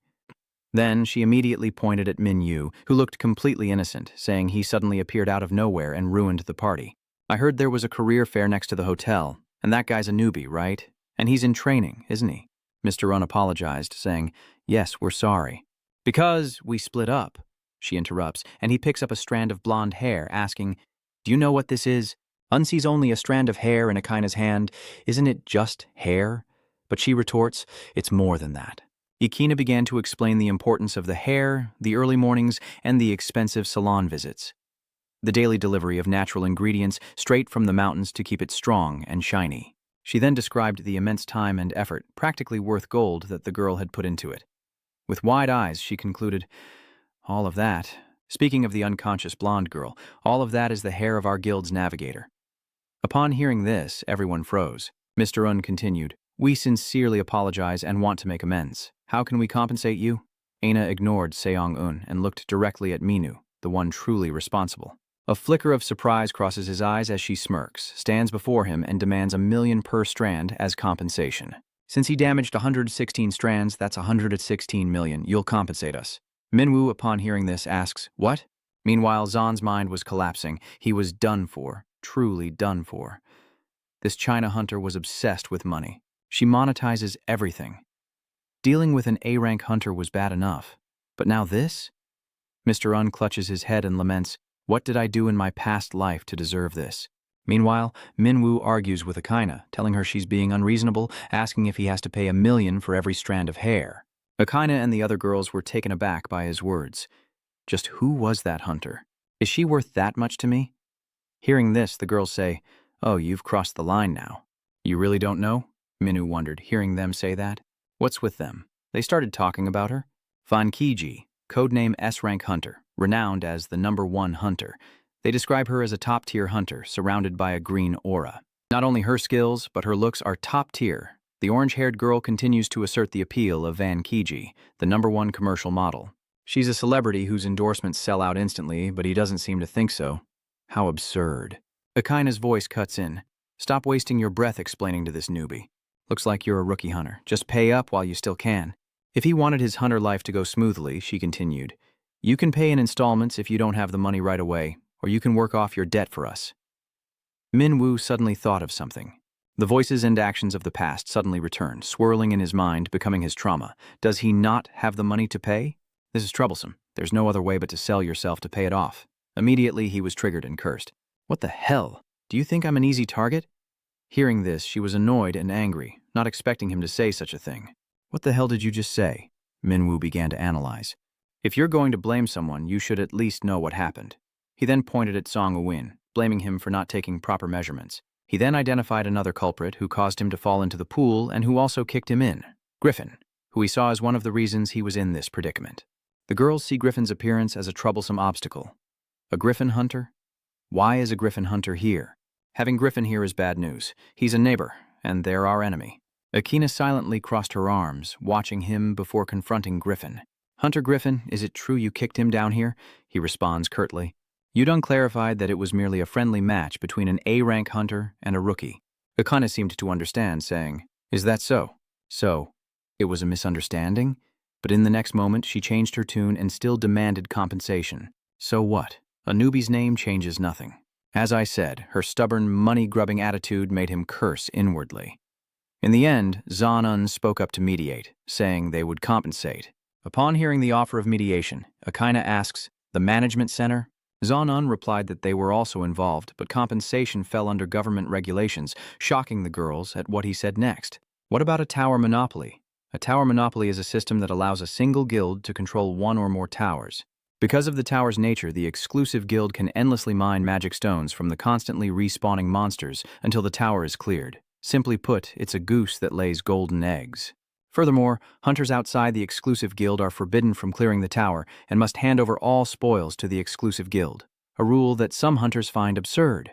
But who cares? If they're jealous, they can just join a powerful guild. Zayun offered incredibly attractive compensation. "We happen to have a tower that hasn't been cleared in a year and a half. Would you ladies like exclusive rights for a year?" Akaina feigned indecision, saying, This isn't something I can decide on my own, so I'll have to discuss it with my guild." The girls behind her, sensing her intentions, secretly admired her, thinking, "You're so clever." While she discussed it with her guild, Yudong hesitated and asked Sungun, "Is it okay for us to give them exclusive rights to our assets?" He thought positively, figuring it was good to have the evil guild handle it for them. After a moment, she cleared her throat and quietly announced her decision. "All right, we accept your proposal." Hearing this, Songun and Yudong gave a thumbs up and smiled. Excellent choice. It wasn't long before night fell. Van K finally opened his eyes to concerned inquiries. "Are you awake now?" As she sat up, Ikina asked, "Are you okay?" Thank goodness, Kai thought, wondering why everyone was here. Aren't those the headquarters managers? What are they doing here? The situation was too complex to explain, so how should they explain it to her? Keej and the girls began to leave together. Minyu glanced at Kajdiang, who paused, noticing his gaze. His eyes widened, a flicker of surprise crossing his face. Turns out she turned back, winked at him, and giggled softly, then immediately turned away, leaving him puzzled. What was that all about? Sungun is apologizing, and we'd like to apologize as well. Suddenly, Zongun and Yuzu Dongbao. We should have been prepared for unexpected situations like this. It's mostly our fault. Please forgive us. Minwoo and Griffin looked away awkwardly and remained silent. Night fell, and light spilled from the rooms as he walked alone in the hall, thinking, a hunter obsessed with money? So many types of people. Anyway, Minyu thinks back to Key's strange behavior. Why did that foreigner wink at me? Is that a challenge? Suddenly, Griffin leaps out of nowhere, snatching the blue cloth from his arm. Minwoo turns back, annoyed, and says, "What the hell are you doing?" Griffin, holding the blue cloth, retorted, "Didn't even notice I was there." Facing Minwoo, he wondered how he got his cloth and how he dared to steal it now. Rewind to the match, where Griffin watches the crowd cheer as he falls. "Oh, he's down!" Griffin froze, realizing what he'd done, then glanced down, noticing the blue cloth was gone from his arm. A flashback to the pool revealed the missing cloth floating on the water. Back in the present, he rubs his neck and sighs. "So, you followed me all the way here just to ask about that? It's just that when you move like that, you grab whatever you can, right? I didn't steal anything from you." Griffin has noticed something peculiar that only careful observation would reveal. A new hunter? He paused, then continued. Only those hardened by battle would notice such a thing. He stared intently, questioning him. "Who are you, really?" Minyu silently stared back at Griffin. Minyu countered, "Then let me ask you something. You pretended to pick us at random, didn't you? Because I used the name of the monster that killed you. Are you always this emotional hunter?" Griffin, seeing that he wouldn't answer, said, "Stop beating around the bush and answer the question." Griffin gritted his teeth at Minwoo's next words. "I'll answer to someone more reasonable, not someone overwhelmed by emotion." Minyu listened silently as Griffin said, "Are you saying I'm avenging that scum?" Surprise flickered across his face. "I just wanted to—" He seemed to understand something from Griffin's words. "Just venting a little anger. Griffin has already answered your question. Is that good enough? Now answer me." But Minwoo ignored him and called out to Griffin, delivering his final judgment. "Could it be that your angry Fomet killed your brother, the one you wanted to kill yourself?" His words left Griffin stunned. Griffin quickly regained his composure and coldly asked, "So it's true then?" Minwoo recounts, sensing something when Griffin spoke. "You mean I'm avenging that scum? You sensed my murderous intent then. I didn't sense any animosity from you when you hit me, but when you said that just now, your emotions, they truly hated someone." He asked again to be sure. "Fomet killed your brother, the one you wanted to kill yourself, so you took your anger out on me, is that it?" Faced with Minwoo's question, he lowered his head in silence, prompting Minwoo to press on. "So, that must be it, right? Griffin doesn't admit it, but his mood darkens. A hunter killing another hunter? Are you saying I want to kill my own brother? Minyu tilted his head, disagreeing with that definition, saying that hunters aren't saints. They're capable of killing too. Though I don't understand why brothers of the same blood would do such a thing. Griffin stood frozen, but immediately he countered. Then let me ask you another question. He recalled feeling a demonic hand and intense bloodlust behind him, the same bloodlust directed at him at the very end. Griffin stared intently, voicing his thoughts. There was only one place he could have felt such murderous intent. Either in a dungeon, a tower, or from a boss monster. He remains firm, convinced of his suspicions. How could a human possess the murderous aura of a monster? The only explanation I can think of. A monster in human skin. Hearing this, Minyu smirked, then threw his head back and burst into laughter, which echoed throughout the hall. He laughed heartily, as if enjoying a funny story. You really are an interesting toy. And thought to himself, just like your brother. Minyu didn't deny it, but admitted it frankly. That's right, I'm the monster. What are you going to do about it? Griffin retorted. If you ask a hunter what they do when they see a monster, the answer is to kill it immediately. Minwu continued. Kill on sight? So if I'm a monster, then as you said, one of us has to die, right? So I guess we're in the same boat now. He gives a sinister smile, staring right at him. A ship of mutual slaughter. Minyu is intrigued by Griffin. I look forward to the day you truly know who I am. Despite being grabbed by the collar and hearing his words, Griffin remained calm. Minwu finally smiles expectantly, ending their conversation.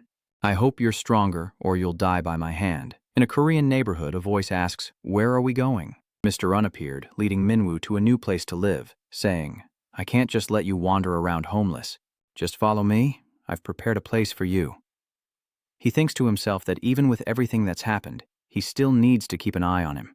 Mr. Yoon's car stops before a green gate as he announces their arrival, describing the overgrown yard as, the overgrown yard becomes a breezy garden, while the dark, cracked, cobweb-filled house transforms into a quaint, quiet, antique home. A gust of wind blows through, carrying dry leaves. The two stood frozen in front of what could only be called a house. Seeing his silence, Mr. Un knew exactly what Minwu was thinking. What is this place? I'm not staying here. Mr. Un was ready for this reaction. Look at his reaction. Don't worry, I have a plan, Mr. Un said preemptively. Stay here. It's quiet and secluded. It's the perfect place to hide from the media. Minwu simply replies, is that so? Contrary to Zhongun's expectations, Minyu quickly agreed. All right, it just needs a little cleaning up. Seong-un was stunned, trembling at his words. These things are old, but still usable. But unexpectedly, Seong-un pulled Minyu back, asking in a fluster, Really? You're really going to stay here? Let me check your head. What did you hit after falling into the pool? Minwu was annoyed by Seong-un's nonsense. What was he babbling about now? Minyu replies that he likes living in quiet, humble places like this. He used to live too high up, so this change is nice. Hearing that, Seong-un assumed Minyu had lived quite well before. What high-rise did he live in? Zeon leaned against the wall, arms crossed, and said, If you like it here, there's nothing I can do. As long as you're happy. His sudden change of heart leaves Minyu speechless. What's going on? Your reaction changed so fast, huh? And Mr. Un is already asking about your studies. How did you feel after yesterday's study session? Minyu asked. Oh, it was fine. I was just thinking about yesterday's lesson. I felt a lot during yesterday's training. Griffin was watching me, and Minwu as he passed by, I always felt eyes on me no matter where I went. Suddenly, a dark figure lurked behind the door, watching Seong-un and Min-woo. A voice muttered, A kid, huh? Must be new. Gotta keep an eye on him. Sensing a gaze, Min-woo whirled around, and seeing his strange behavior, Seong-un asked, What's wrong? He glances toward the door. Yeah, I felt like someone was watching us. But Seo-ung couldn't sense anything. Really? I didn't notice anything. Seo-un didn't waste any time, getting straight to the point. Let's get down to business. And so, Seo-un began to assign him a task. You've barely finished your first hunter training session, and I'm already putting you to work, but this mission is well suited for you. Hunters typically transition to combat practice after completing their courses, and you'll be assigned to work alongside them with supervision. Usually a group has 4 people, which is Minyu's current situation. A group of 3 men and 1 woman are standing, and one of them, dressed neatly in a suit, holding a tablet, says, Isn't there one more person who hasn't arrived yet? We've been waiting a while. What's his code name? The young man pointed out. Oh, he's here. He stretches his neck as he walks over, and Minwu will be in a group of 4, not including the advisor. Fomet. So that group was waiting for Minyu to mentor this celebrity? Minyu looked up at the speaker. An older member of the group. I'm honored. Hello? In contrast to when Seon Woong gave him the mission, Minwoo spoke with an air of indifference. Surveillance? I don't understand. Not someone to eliminate? Seong-eun explained. Simply put, we need to find the one behind them. The image of a deer surrounded by spears symbolizes Song-eun's words. To find the biggest name, they must exploit the henchman for information. He continued, this may sound simple, but it's not easy. You'll be joining a group of 4, accompanied by experienced hunters. Minwoo understood his task, to follow and apprehend the small fry. Minwoo was stunned by Seong-eun's earlier warning. His simple task was to follow them and catch the small fry. Your group's highest rank is B, but those behind these small fries could be higher, so be careful. Back in the present, you're the most mature of the 4, see? He chuckled, introducing himself. My name is Quer. I'm a freelance B-rank hunter, but a hungry belly led me to work for the government. Quer said amiably, We've just met. Is there anything you'd like to say? Minwoo, on high alert, gave a curt reply. Nothing to add, nor does he have any objections. Okay. Kwa Seo then began to speak about the job, saying, if no one has any objections, I'll talk about this mission. Minwoo stares, wondering if he's joking, recalling his words to Zan-un. You said I'd become a hunter to hunt other hunters? He calmly explains, don't think of it so one-dimensionally. This job is quite complex, with many things to consider. Minwoo was surprised to hear what came next. He needed to understand his prey before he could catch them. This mission is more than that, Mr. Un instructed. Pay attention to that advisor, follow him closely, gain his trust, find evidence linking him to the criminals, and bring him back here. In the corner, Minwoo quietly smiles with amusement, thinking the job sounds interesting. He glanced over, figuring capturing him wouldn't be hard, but gaining his trust to get more information would be the challenge. After speaking, Gweer called out to the group, Let's go. A gate flickers into existence, and Quo explains that it's a D-rank gate, meaning it contains D-rank monsters. You will conquer this dungeon under my guidance and supervision. Under his direction, everyone watched the gate. The only girl in the group speaks up. Right now, one of the guys spoke up, worried about fighting D-rank monsters when he was still in E-rank. Kwa continues to answer their questions. Unfortunately, the dungeon for E-ranks like you is rank D or lower. You guys learned this in class, didn't you? The two turned to look at each other, questioning. Is that so? Minwoo, who had been silent until now, finally spoke. EF rank monsters can be harmed by conventional weapons, so D-rank dungeons are handled by E-rank hunters, or higher. Apparently so. Quo and the others were surprised. They didn't think he'd know so much. Minwoo recalls Sung-eun's infuriated expression, thinking he never paid attention to such things unless forced to learn them. As the supervisor spoke, 2 members of the group stared intently at Minwoo. As he said, ordinary military weapons are useless against a low-level dungeon, so we hunters will take charge. Don't worry, everyone. I've guided many groups like you before. The leader points, guiding them to prepare for entry. Get your gear and weapons ready. Seeing that Minwoo wasn't carrying a weapon, he asked, Oh, weren't you issued a weapon? A Fomet hunter? He responded by pointing to his left fist, and the meaning was quickly understood. You fight barehanded? You must be well versed in martial arts. Quero leads the way in, saying, I'll go first, and you guys can follow. Someone from behind bumps into him on purpose, but he dodges it. Confused, he turns to look. It seems the members of this group harbor ill feelings, glaring at Minwoo with resentment. Bastards. Did they used to badmouth me back at the academy? Stones emerge from the dungeon as a loud cry rings out. He swings his sword, decisively striking the beast, then turns around, arrogantly declaring, That was easy. He turned to continue fighting another monster. Ugh. He observed each member of the group, thinking they were all brawn and no brains. Those 2. And then that girl, who was slashing away with no results. Why can't they land a hit? He quietly stands by, assessing the fight, seemingly without a thought or any skill or power. The others use magic they can't control, missing again and again. He continues to assess. There's damage, but no strategy. Kweso thinks, then looks to Minwoo, the only one still doing nothing. All useless, except for him, who seems relaxed. A strand of hair falls, revealing he's deflecting some force aimed at him. Minwoo moved with incredible ease, weaving through the beasts. 2 monsters locked eyes on him, striking simultaneously, but he swiftly ducked to evade their blows. Minwoo's demeanor shifts, becoming serious as he steps on a monster, using it as leverage to propel himself toward the smaller beasts. He grabs one by the head with his left hand, another with his right, and with a mighty squeeze, crushes their skulls. Witnessing the scene, Kuso silently observes him, lost in thought. Minwoo, looking at his blood-stained hand, calmly remarks, "It's covered in blood." Witnessing his monster-slaying prowess, Kuso quickly assesses Minwoo's strength, agility, and flawless judgment, concluding that he is an exceptional hunter. Minwoo noticed someone watching him and turned to look back. Kuso wondered to himself how he could be so skilled after only exploring dungeons. It was strange. Indeed. Then he saw Minwoo staring at him, silently and enigmatically, a terrifying smile on his face as he raised his bloodied hand. Turns out, Song-eun taught him to smile to ingratiate himself. After dealing with the monsters, the three in the other group were panting, disheveled, and exhausted. Kwosu then said, "Everyone's tired, but I think we're doing well, so that's good." Kwosu then told everyone, "This dungeon is almost done, so take a break." But Minwoo was frustrated, grinding his teeth, feeling bored and annoyed that he hadn't accomplished anything and was tired of fighting these monsters. Meanwhile, Minwoo glanced at Guo. The supervisor wasn't showing any reaction. He must be a B rank. He's the one I should be aiming for. Watching him laugh and chat, Minwoo knew he shouldn't rush, but wait for the right moment to approach and gather the information he needed. Then, an idea sparked in his mind. Of course. Why didn't I think of that? And everyone's still waiting in the dungeon. Someone begins to wonder, don't we just need to defeat the boss to clear this dungeon? This is strange. I thought the boss would appear after clearing the mob, so why isn't it here yet? Quatso said that's usually how it goes. They gathered the remains of the monsters here, the pieces and blood scattered across the ground, and everywhere else was just monster corpses.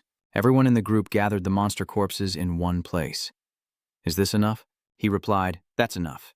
Quaso explains that gathering the monster corpses is key. The boss will only appear once all the regular monsters are defeated.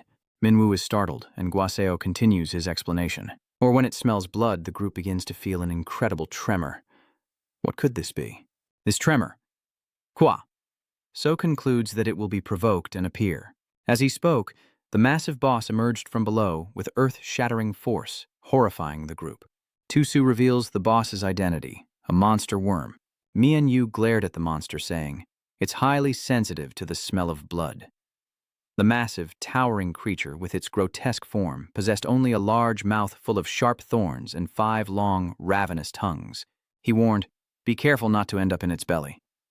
The previously arrogant Night Pride was now fearful, wondering if they could even defeat it.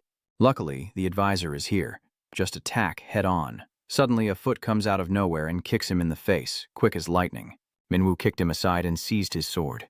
As he crashed into the stone wall, courtesy of Minwoo's kick, the others exclaimed in shock, "What the hell?" His weapon's been stolen. Ignoring the criticism, he charged forward with the sword. Is that idiot trying to kill himself? You can't activate a weapon skill if it's not yours. Is he stupid? Doesn't he know the basics? Even Seo was curious about what he was planning. What was going on? He reached out, trying to stop him. He seemed too eager, and they couldn't afford to lose a skilled hunter. But before he could be stopped, Minwoo leaped forward, charging straight at the monster. The others could only stare in astonishment at his explosive power. Kwa also showed a hint of surprise, wondering, what is he doing? He swung his sword, facing the monster head-on. Minwoo, now radiating deadly intent, stares down the grotesque monster, its tongues writhing, ready to devour him as a flash of white light streaks down. The monster still stood tall, but somehow he was already back on the ground. And in a split second, the creature was sliced in two, its blood and guts splattering everywhere.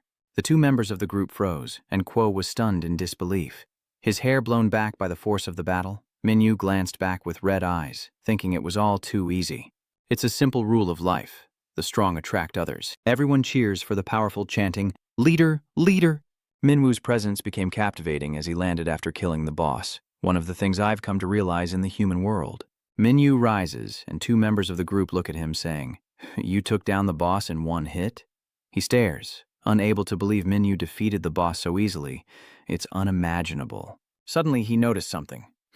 He glanced over, and the girl beside him was suddenly starstruck, radiating admiration from head to toe, her eyes even turning into hearts. A round of applause echoed as Quo praised him, impressed that he had taken down the boss in one move. Qua smiles, saying, "After that battle, I've come to a firm conclusion about you." Minwoo smiled smugly to himself, thinking that his display of power must have stunned the man, prompting him to seek an alliance. Qua smiles, then makes a decision, saying that I no longer need his guidance. "Congratulations, Hunter Fum." He stands with his hands on his hips, looking arrogant. He immediately roared in disbelief. What the hell? Minwoo is shocked by Quo's words. According to the Hunter Association, once a hunter is recognized by a supervisor, they are free to operate without restrictions.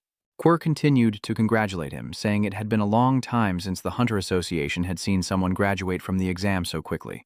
But Minwoo, unable to focus, wondered how this could be happening as Quir continued to wrap things up. I'll divide the mana stones you've acquired in this D-rank dungeon equally among you, which you can sell or exchange for items at the store. Congratulations on a successful hunt, Minwoo interjected loudly. Wait a minute, Minwoo interjected, defending himself as he pointed to the others in the group behind him. I'm not who you think I am. I'm actually quite weak. I just got lucky taking down that boss. You can ask those other hunters. They could have done it too. Once outside, Quo officially ended the hunt, bringing today's expedition to a close. If anyone has injuries, please go to the hospital. See you all on the next hunt. As he left, Gyo praised Minwoo, the hunter in form, saying that he was impressed despite it being their first meeting. I wish you luck on your path to becoming a professional hunter. Minwoo stood in stunned silence as the group departed. He panicked, wondering how things had turned out this way. Where did he go wrong? Did I misjudge his personality and emotions? Suddenly, he was startled by someone calling his name. Sorry, Mr. Fomet Hunter. Minwoo looked up, thinking he'd returned, but it was just the girl from the group, blushing as she held out her phone and asked, Can I have your number? Minwoo was speechless. What now? That night, while driving, Mr. Xe was talking on the phone. Yeah, I figured it would go down like that. Elsewhere, a figure grits his teeth and charges forward. Un's car relayed via phone that this investigation of winning trust didn't seem to suit him, encouraging Minwoo to consider it his first challenge. This is definitely not a simple mission. At the same time, Minwoo puts his hand on his hip, holding a fence. Two streams of light collide as Zaeun assigns Minwoo a different mission. I'm moving on to the next, simpler task. Songwoo says it seems like a good fit for you. There's a dangerous criminal hunter that needs to be eliminated, a Class C. Minwoo deflects the criminal's sword, the very one Zong-un was talking about. He goes on to mention dealing with the criminals, the mission objective being to eliminate them, dead or alive. Song-un continues, saying this task is perfect for him, as Minwoo swiftly ends the criminal's life, his head flying from the blade's strike. Seun explains the cleanup. Dispose of the bodies in a simple dungeon and defeat the boss inside. Minwoo holds the phone, still playing Seun's instructions.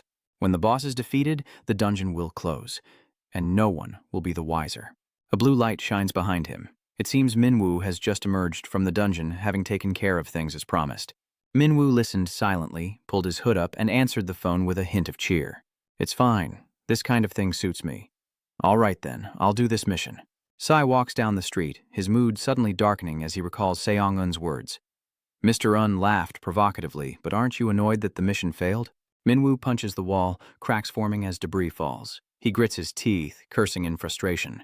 Damn it, thinking about Quer just boils my blood, that sly old fox. The next morning, Quer continued to guide the new hunters, saying, Everyone, pay attention. Today, we'll be raiding a C-rank dungeon, as a dark figure lurks in a nearby cafe. His attempt to befriend the man had failed. That man was Minwoo, who now sat in a cafe, hidden under a black hat, watching Quer. Now, all that's left is to tail him and find his connection to the criminals. With newfound resolve, he adjusts his hat. If he keeps this up, he's bound to slip up eventually. Minwoo began tailing him, starting with Gwiryo's guidance of new hunters, first noting his range of activity. When he's with the other advisors, his relationships, the people he interacts with, surely one of them is connected to his criminal activity. In an apartment building below street level, Guakseo walked by, and Minwoo, hiding behind him, followed. This bastard, he muttered, annoyed that Guakseo was too cunning. Every action and relationship is so discreet, leaving no openings. Does he just go to work and then go home? Minwoo followed closely, watching his back, observing his basic interactions with ordinary people at the agency. It seemed this kind of surveillance was useless. He anticipated these basic approaches. Minwoo recalls Seong-un telling him that's why the captain wanted him to interact naturally. He pondered, his hands itching for the feel of blood, a scent he hadn't savored in days. An idea sparked. If there were no rules here, a sword could pierce through, pinning an arm. Minwoo imagines severing Quer's arm, crippling him with the first strike. Quer turns in shock, meeting Minwoo's murderous gaze. Minwoo envisions Quer defeated, an arm severed, then standing over him, extracting every secret through torture. 2CO senses something, turns around, and Minwoo, hidden behind cover, wonders if he should just Do it. But reason pulls him back. This isn't good. This human world has its own rules, and I can't just act as I please.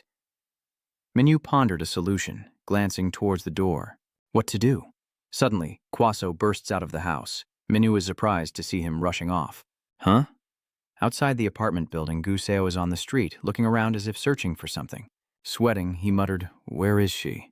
His eyes darted around, trembling with agitation. "Where is it?" He muttered the name, Yu Hyon. A voice calls out, "Honey?"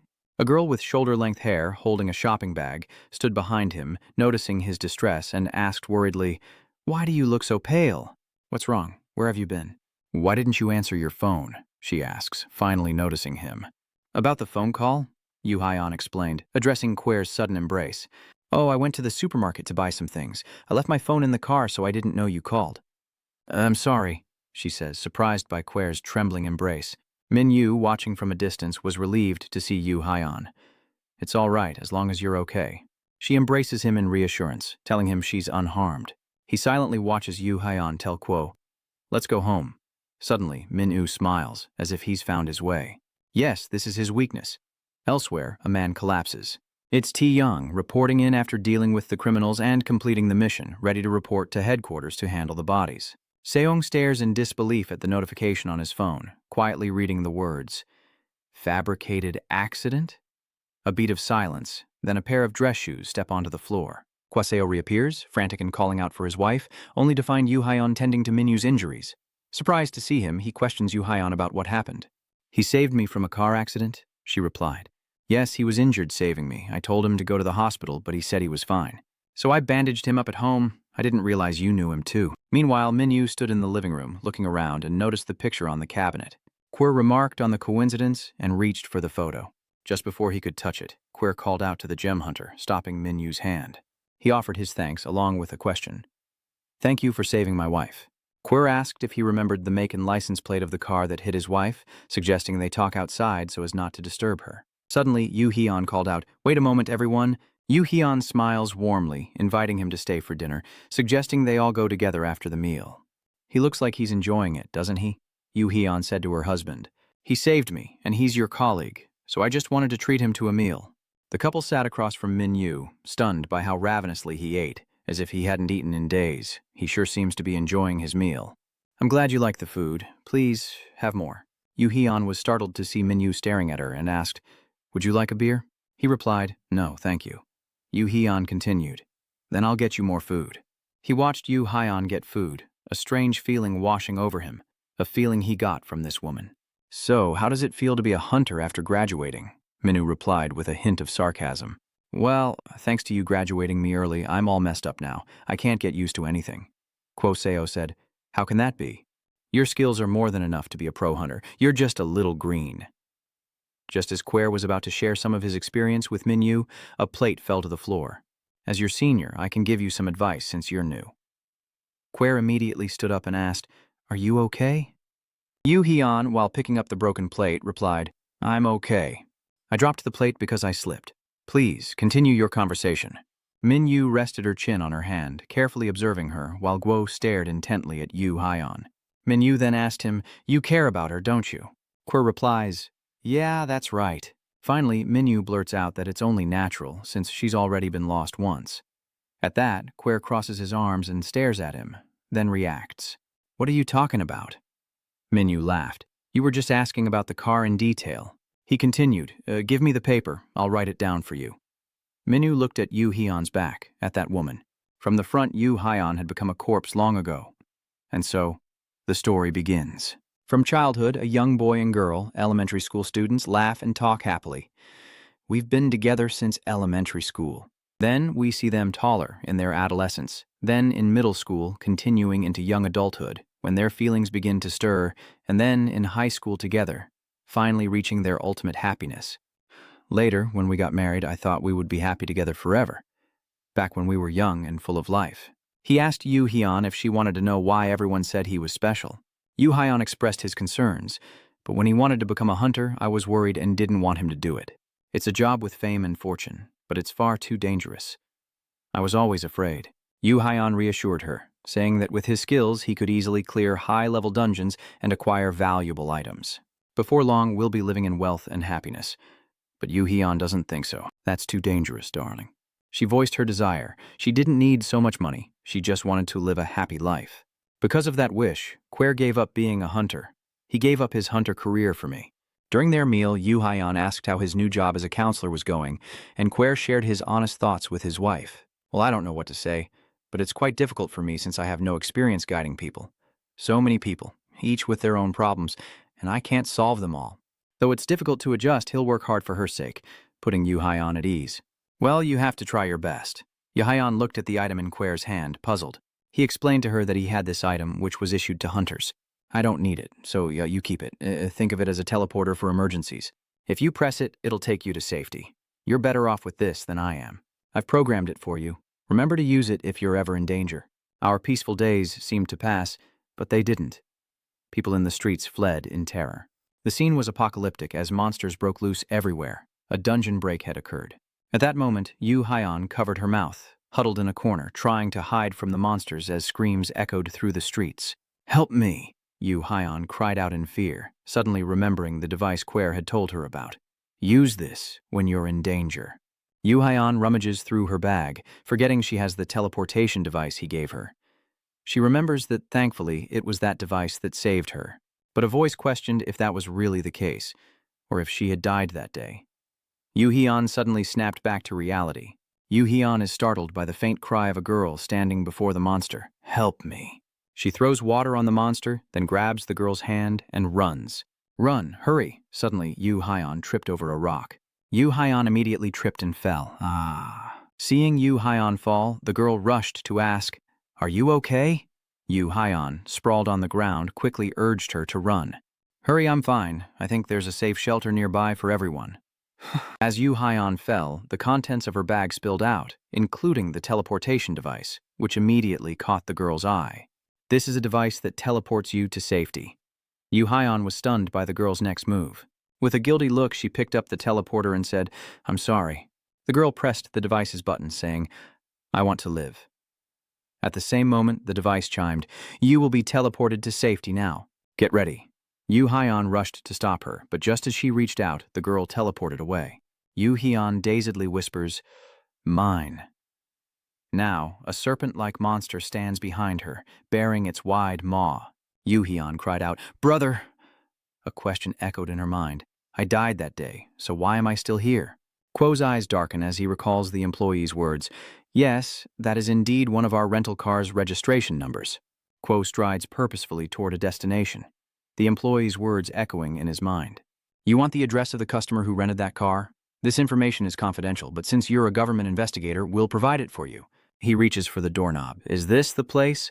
He opened the door and stepped inside, but then Quo's eyes widened in surprise. His wife's figure, Yu Hyun, was in the room, her back to the window.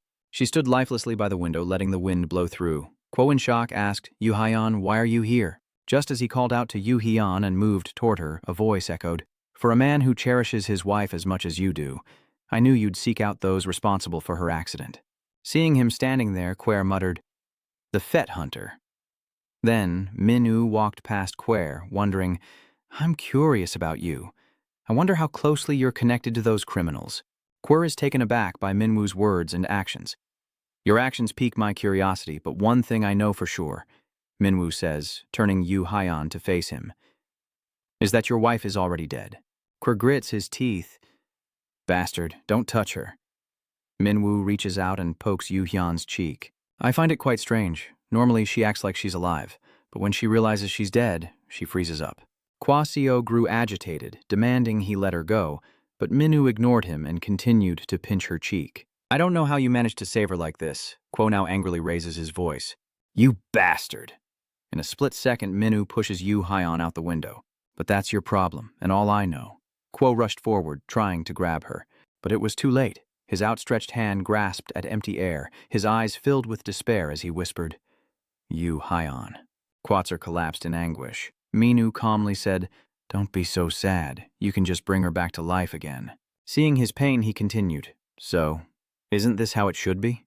Quo stared sharply at Minwoo as the system notification chimed, announcing the retrieval of a weapon from his inventory. Quo angrily draws his weapon, but Minwoo remains relaxed, remarking, Finally making a move, huh? I have orders to bring you in alive.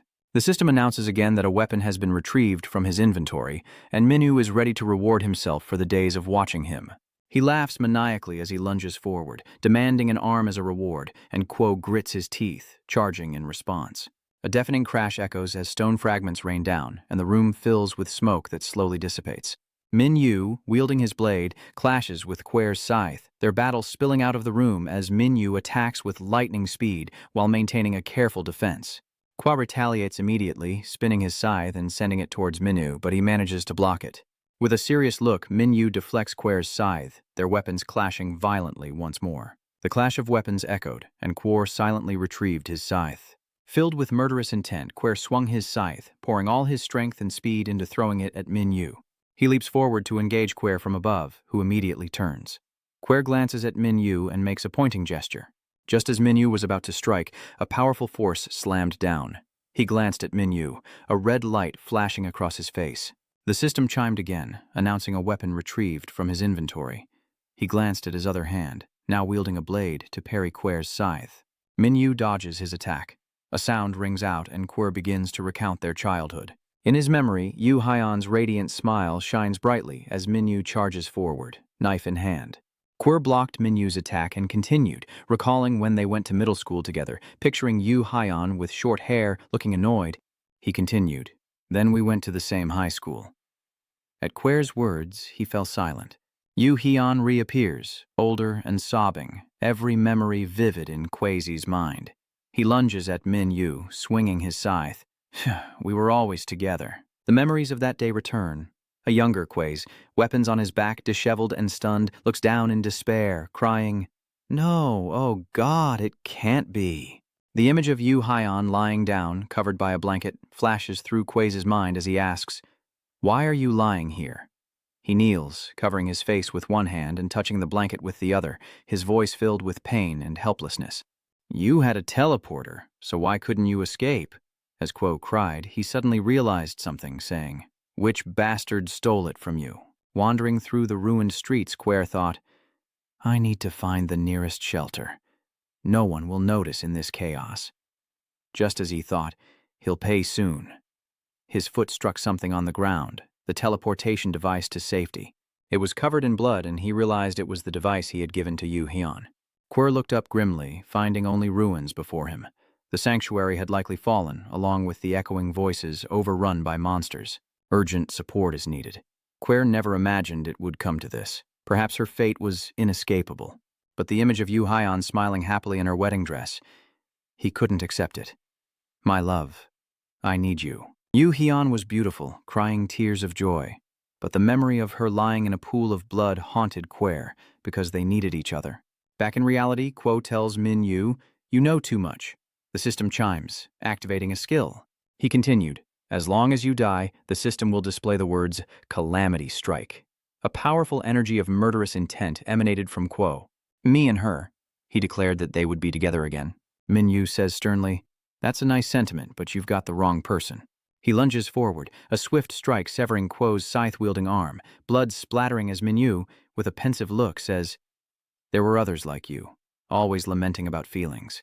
Kyuchu gritted his teeth in pain, clutching his bleeding arm as Minwoo, with a cold glint in his eyes, stared down at him, a dark voice saying, "The battle ends the moment emotions take hold." Chamyu, silent and contemplative, roars in anger as realization dawns. "Was all my hardship for the past 2 weeks for this fight? Damn it, an arm is nothing. Give me another leg. No, I'll just cut off all your limbs." Suddenly Seo shouted, cutting him off. "What did you say?" To save his wife, he doesn't care what he has to do. "But why?" Minwoo asks, a hint of doubt in his voice. "I already told you, didn't I? I'm going to catch the hunters who committed the crime. Or perhaps I didn't mention it, too stubbornly naive. I did nothing wrong." Minwoo's lips twitched slightly, his eyes uneasy. He insists Yoo Hyun is someone who deserves to live, leaving Minwoo speechless and defeated. "Is it wrong to save someone who should live?" he angrily retorts, demanding that he stop justifying his actions. Quer, clutching his severed arm, glares and retorts, "I don't know what crimes you've committed, but they happened because you got involved in such wrongdoings." Minwoo presses, "And you say you've done nothing wrong?" Quer retorts, "So you're saying you've done nothing wrong?" Minwoo's eyes narrow as he bites back, With that sickening attitude, you dare criticize me? He raises his bloodied knife. Now only Minyu approaches, his voice dripping with murderous intent. I have to kill you. Yu Hayan's mangled corpse lay on the ground. Then her arm twitched in the pool of blood, her subconscious haunted by its scent. Then she opened her eyes wide, her gaze empty and soulless. As the tension in the air reached its peak, Minyu received a system notification. Meanwhile, Quer receives a similar notification. An emergency, monsters appearing due to a system error. Nearby hunters immediately moved to eliminate the monsters. But Minyu, distracted by the sudden announcement, failed to notice the killing intent approaching from behind. What? What in the world is going on? Suddenly, a massive purple arm with sharp claws and rough skin burst through the wall behind him, sending him flying. Before him stood a creature, half his wife, half a monstrous giant with gnarled, purple skin. Where its head should have been, a tree-like mass of branches grew, devoid of eyes, nose, or mouth. Qua barely whispers, "Yu Hayan?" He was stunned. What was happening? Yu Hayan's face was half gone, her eyes vacant. The monster's tree-trunk head split open, revealing rows of sharp teeth as it muttered hungrily, "The scent of blood." It roared, its gaping maw revealing hundreds of staring eyes, ravenous. Yu Hyun's body also reacts, her eye sockets deepening, a smile stretching to her ears, while the monster's mouth lunges forward, roaring. But he remains unfazed. Unexpectedly, Yu Hyun threw a knife, slicing the monster's mouth as a scornful voice echoed, "How dare this lowly beast touch my toy?" The monster wailed like a child, "Mommy, it hurts so bad, Mommy." Kur also shouts, "Yu Hyun?" The system reports that Fomet is activating its cruelty. Minyu approaches, sneering, "Yu Hyun, how romantic." The system continues to report hemorrhaging, and Minwoo grits his teeth. "Is that still my wife?" The system's notification says my stats have increased by 15%, and I slick back my hair, ready for battle. In my eyes, it's just a monster. A furious monster shrieks and reaches out. "I'm going to kill you." Minwoo ignored it and continued to insult it. And as I said, he dodges the monster's attack, adding that its ignorance saved his wife, but now it sees the consequences. Minyu's eyes sharpen, sensing a repulsive, evil energy. Looking at the monster, he wondered if a human could really do this. Minwoo spun his knife, thinking he didn't know what had happened. He lunged at the monster, disgusted, but its actions were truly repulsive, each stab of his blade sinking deep. Min-ung slashed downwards, his gaze sharp as the monster's pupils contracted. Min-ung swiftly withdrew his blade, gathering strength to leap and strike. The monster's 100 eyes stared in shock at the approaching blade, frozen for 5 seconds. Suddenly, blood erupted from its eyes, then from every other part of its body. More and more wounds appeared on its body. The monster was caught off guard, gradually being beaten into a honeycomb. And finally, it was utterly destroyed, flesh and blood mingled together. A flash of light, a slash across the screen, and Minwoo, eyes ablaze, emerged from the sea of blood. Quat. So blankly watches the falling head, his eyes following it as it crashes to the ground. Quat. So stares in disbelief.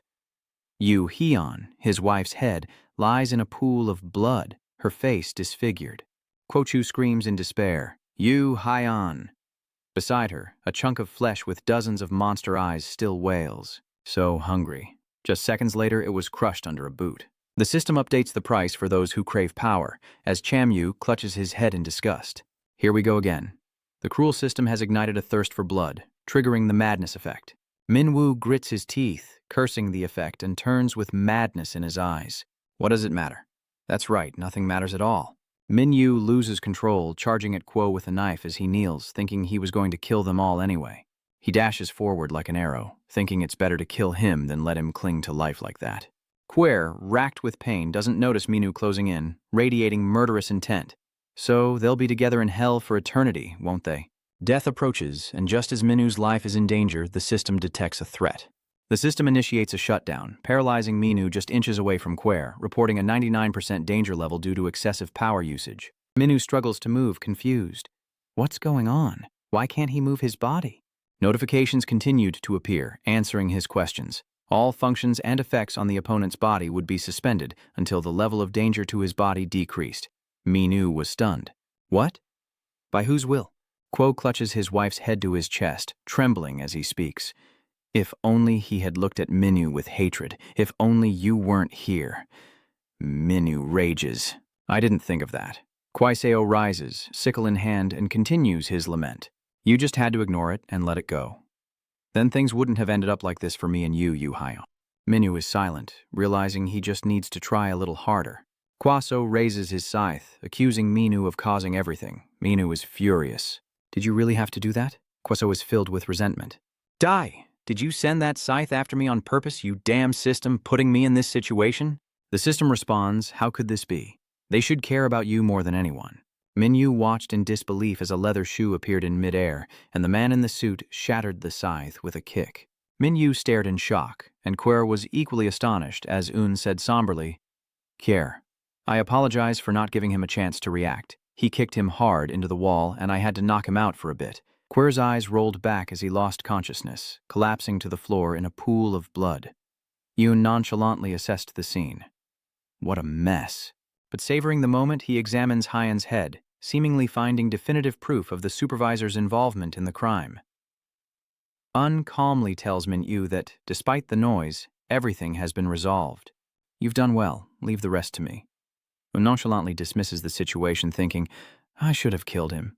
Yes, what condition are you in now? Minyu thought irritably that he should have killed him before the team leader arrived. Ngat continued, if it weren't for this system that bullies him all the time, the problem is that Sungun's blood? Minyu didn't care. Lost in his subconscious, if he were just a little stronger, he could have killed him. With a hint of reproach, Ong-un notes that Minu's injuries are too severe to move, but Minyu retorts that at least his arm is intact. Did he suspect the arm? He yelled, demanding the arm. Night falls on the city, and streetlights begin to gleam as an unknown voice echoes. How's Minyu doing? Un's driver responded from the passenger seat. He kept asking for his arm, so I sedated him and sent him to the ambulance. What about your side? Driving the car, Tang replied, with all the chaos, it was inevitable someone would report it. He paused, then continued. And some nearby hunters came, so I explained the situation and sent them home. Mr. Un rested his chin on his hand, frowning. It's because of the system announcement. An emergency, monsters appearing due to a system error. Hunters in the area immediately eliminated the monsters, and the two discussed whether the ability could turn the dead into monsters. What kind of ability is this? We'll definitely have to investigate. Do you know anything about this?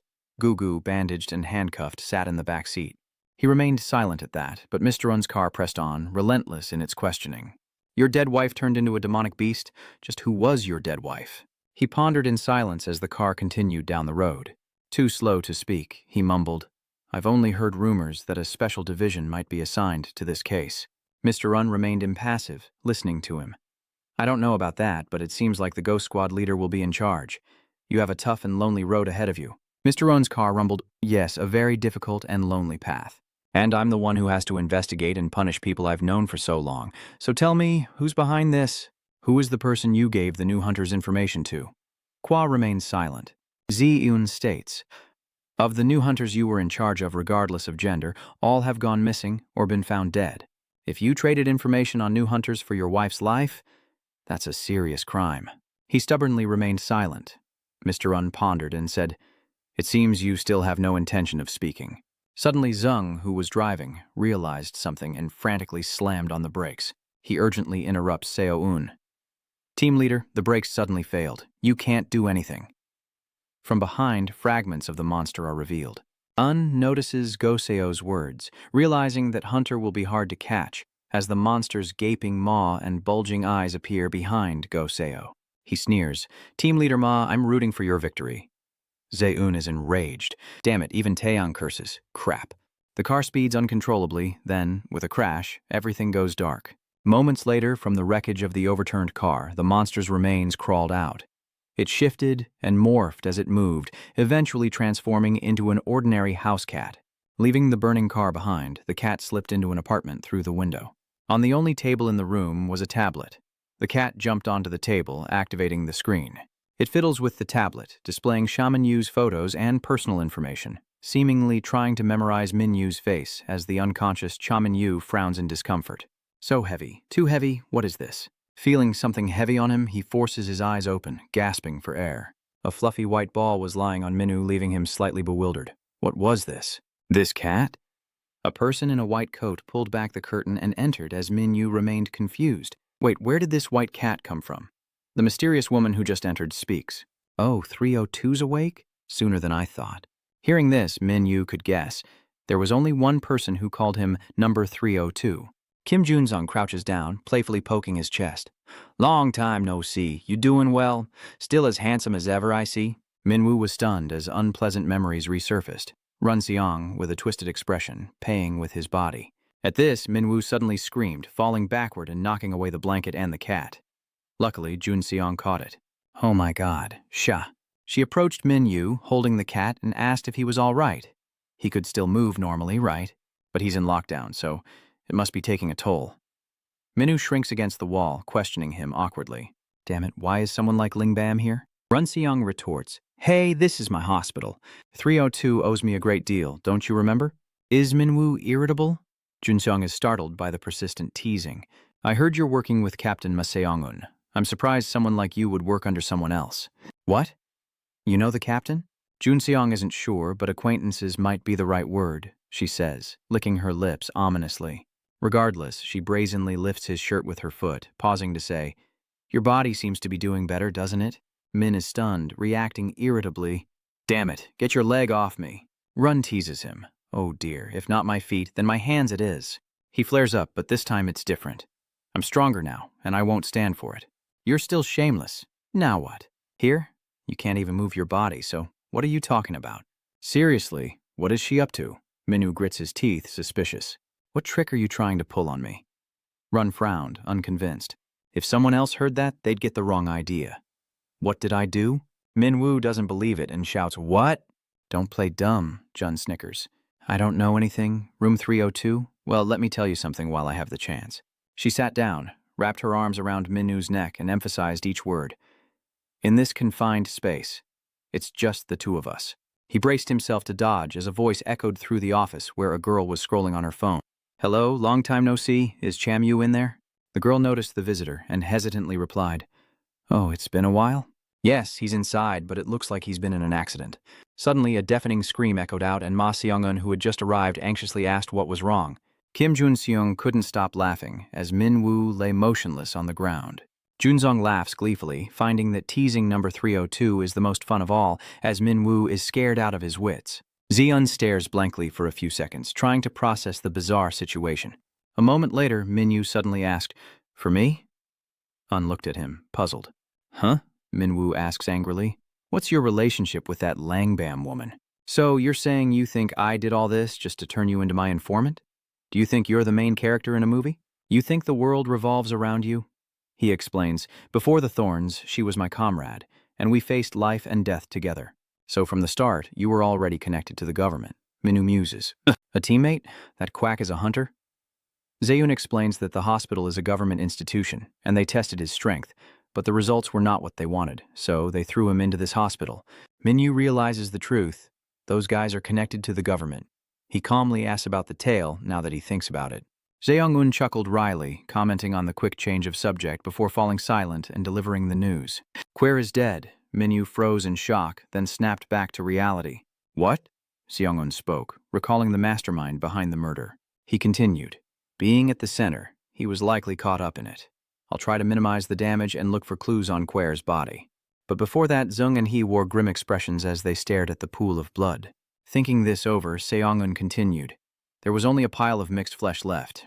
The magical beast I saw had a similar shape to the one you dealt with. He predicted it was a hunter with magic capable of controlling corpses, and as he pondered investigating, Minwoo suddenly interrupted. With a scowl, he says, Are you kidding me? If I knew it would die meaninglessly, I would have just killed it myself. He explodes, furious that he missed this opportunity after working so hard. Un felt a pang of guilt, apologizing for the situation, but Minwoo retorted, demanding the chance to deal with the mastermind.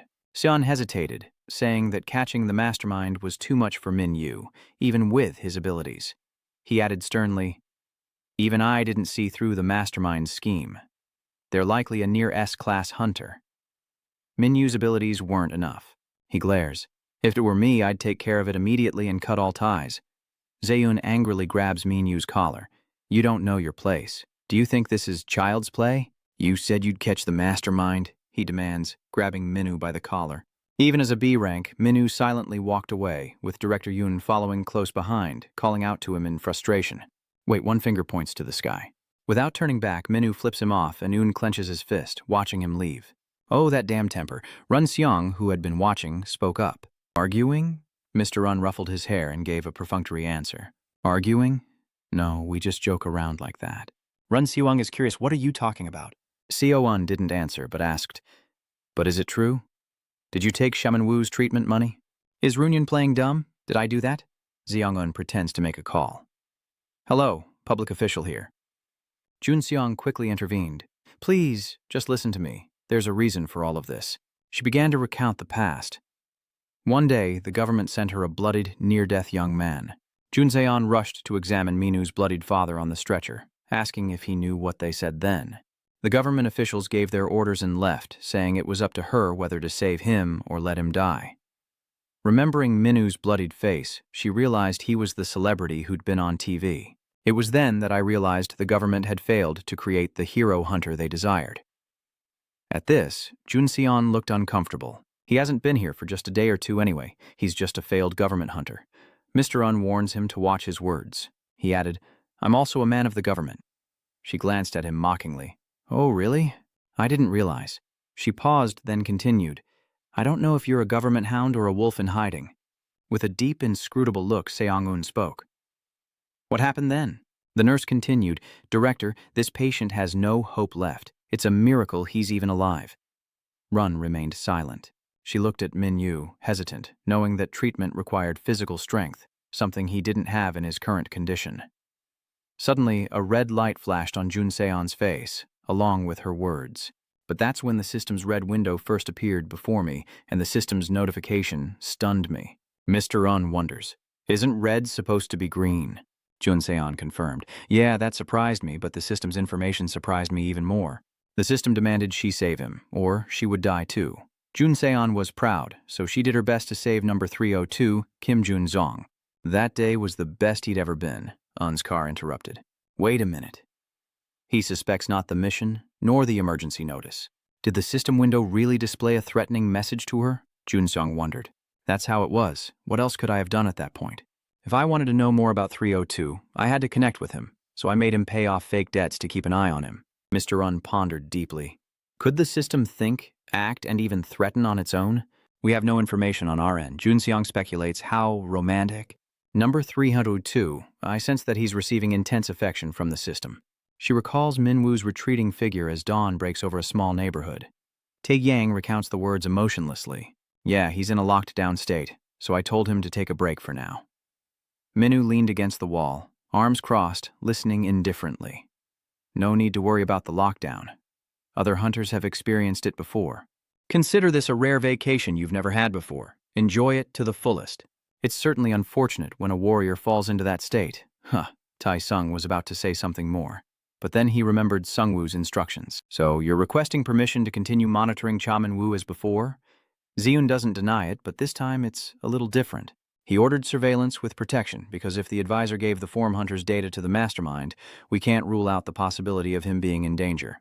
Pa pondered this, then brushed it aside. It's nothing. I'll contact you with further instructions. Minwoo cuts him off nonchalantly. That thing. Pointing to his ear, he asked, Where did you get the earring? A moment later, several earrings appeared on his ear as well, as if he'd realized something. That's right. Minwoo sits in the restaurant, his cheeks bulging as he chews.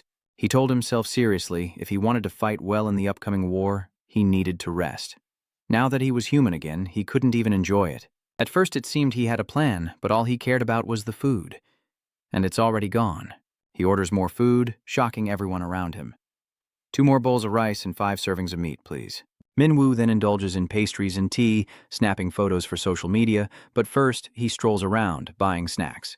While munching on fries, he noticed the stadium and formed a plan, and the bat slammed into the ball. Minwoo, with baseball bat in hand, watches the ball soar, deciding to try everything he can at the Seun Center. Bored at the library, he then watches a bland movie with popcorn, unimpressed by the actors. I will curse you all. A vengeful spirit appears, demanding a leg from those humans. Inside the haunted house, Minwoo coldly watches the staff member dressed as a ghost. A bizarre scene unfolds. He snaps and chases after the ghost, demanding his leg back. The fake ghost's face pales as they run and cry for help, while a street performer sings. Minyu quietly listens to the girl singing and playing her instrument, the crowd's excitement a stark contrast to his own apathy. Uninterested, he walks away, Minyu clenching his teeth, despising his current state. What can I even do with this weak body? This is no fun at all. He questioned himself. Was it a mistake to become human? No, I've lost all my original power. I just need to get it back. No, it's not that either. Falling from the top to the bottom is a painful thing. Just then, a system window appeared before Minyu, its red light flashing in his eyes. Was he sad? Minwu covered his face and sneered. He was going crazy. Unable to contain himself, he yelled, drawing the attention of passers-by. Am I sick and in need of medicine? Ignoring his surroundings, he raged, You're the one who's thrown me into chaos. Why is that? The system responds. It's all because of you, Min sneers. Because of me? You're just trying to make me sad. If you wanted to make me angry, you've succeeded. In another dimension, hands perform a series of operations as a mechanical voice announces the traditional protocol is underway. Minyu's voice echoes, well, what to do now? The announcement continues, the total attempts reaching 332 for 478,492, 189. If it fails again, the program will restart from the beginning. Minwu, receiving no response from the system, wonders if it's being blocked. The woman in the other dimension continues her operations, as Hach Minwu mutters, If that's the case, I'd rather die by your hand. With unwavering resolve, the woman declared, This time, we will succeed. Minwu roared in agitation, Die. At the same moment, the woman smiled, a mechanical voice echoed, Hack successful, congratulations. Immediately, she hacks into Earth's system. The simulated orb lights up, leaving Minwu stunned. Everything around him froze and lost its color, leaving him glowing and confused. What's going on? Suddenly, a voice echoes beside him. I apologize. The frozen girl, as if possessed, turned to look at him, now free. The Earth system wasn't set up by me, so it took a little longer. The possessed girl laughed, adding, But don't get me wrong. Then the entity shifted to the girl beside her, who tilted her head and smiled. Because I don't hate you at all. Then everyone vanished, leaving Minyu to stare blankly as a figure slowly materialized. Even before she fully appeared, her voice echoed. From now on, I'll show you why I stripped you of all your power. Minyu remained stunned as the woman smiled and fully materialized before him. The woman had white hair, silver eyebrows and eyelashes, and captivating ruby eyes. Minyu cautiously asked, Who are you? With a snap of her fingers, she casually replied, Finally. After hundreds of millions of experiments, I can materialize before you. With a snap of her fingers, they stood in another dimension, and she continued, I've also conducted hundreds of experiments. What would happen if I put you together with humanity and your power? She gestures, showing Minyu hundreds of millions of experiments. Images of him bloody and lifeless flash by as she says, Then there are hundreds of millions of your deaths torn apart and killed. He was stunned as she continued to list, death by impalement, everything changed except your death. So I tried another way, what if you had no power? After a moment, she approaches and places her hand on his heart, her expression indifferent. I see no results, so I've decided to hope for an outcome I cannot foresee. Minyu repeats to himself, Expectations for me, emotionless woman. I will listen to your wish. In that tower, you called out to me. Minwu's father, before becoming the resolute man he was, clenches his fist, his past self gradually merging with his present. Minyu lowered his head, asking softly, Will a god really grant my wish? He looked up, a sneer on his lips. Have I died 100 million times? He asked, holding her close. Because of someone who isn't stronger than me? She smirks. I've been waiting to hear that. She turns and raises her hand, conjuring something. She conjures the silhouettes of 6 imposing strangers, some slender, some not, beings she claims he could never defeat with his current strength. From left to right, there are 2 men and 1 woman who look very cunning, and she's definitely stronger. To the right, a burly long-haired man stands with another man and woman, much stronger than before, one of whom looks the most dangerous. His eyes widened, revealing irises of 2 different colors, jade and violet. Minwu was pensive, then suddenly startled as a thick-soled foot appeared from the sky, gradually revealing the back of a platinum-haired man. He tilts his head, revealing his profile, leaving Minwu in disbelief. Jiayun, how? The woman moved behind a dazed Minyu, embracing him as she asked in a seductive voice, You know how to become stronger, don't you? Her eyes glowed red as she manipulated him. Your ambition will make you stronger. Minwu was stunned, her seductive words echoing in his ears, fueling his desire. That is the source of your power? Make them tremble at the sound of your name. In the void, notifications rang out, updating FOM's skills through the administrator's protection system. Weapon mastery increased to level 2. Proficiency with the first weapon used has increased by 100%. The latent skill has been upgraded to the unstoppable berserker passive skill. New skill acquired, new skill acquired, new skill acquired, everything as you wish. Minwoo returns to reality as if nothing ever happened, leaving him bewildered. What? He looks at everyone, all the activity continuing as normal, confused. Has everything gone back to the way it was? As Minwoo wondered, the system's crimson window appeared, and the girl caught a glimpse of the notification, freezing him in his tracks. What? The building is still lit, and a hand holds out a strange specimen, along with someone's questioning voice. You want me to investigate this? Kim Junzong continued to ask. What's this? It's a sample that fell from the monster captured by number 302. Before her, Mao Nun held out the specimen. Please help me analyze its composition. It's no trouble at all, she agreed, without hesitation. I'll give you the analysis results tomorrow. Seon was about to thank her, but was interrupted. Interrupting him, she says, I've already investigated Subject 302's body. You know my skills. Just by touching someone, I can understand every nook and cranny of their body. This is wrong, isn't it? She turns, frowning in displeasure. What are you saying? Are you doubting my abilities now? Mr. Un was still doubtful. He couldn't believe it. This is the first time I've seen results like this. He's only been a hunter for a month, and his stats have increased tenfold? Minwoo was still stunned, then chuckled as the system presented him with a hidden quest. Judge the Apostle of Wrath Jia Vien and receive Jia Vien's special skill as a reward. He continued, The fun is back, huh? A hunter's stats are what show their true power. Based on these stats, they're divided into ranks from S to F. Some have basic weapons and simple chest armor. Others have intermediate weapons and self-defense skills, while those with high stats only need magic and skills to be powerful. Though a hunter's stats increase just by breathing, for those who pursue power, it's the difference between those who strive and those who don't. There are 2 ways to quickly increase your stats. Hunting magical beasts, where hunters use their skills and weapons to slay monsters, or special training, where both men and women can go to the gym to improve their physique. Some hunters can also develop down a mysterious path, but that's just a rumor. Meanwhile, in a private room, Ma Seong-eun and Kim Jun-seong are having a conversation. Zae-yoon adjusted his glasses with his middle finger and asked, Long time no see. How have you been? The captain has apologized so many times and you're still upset? Runex uses her probing skill, feigning regret, as she does.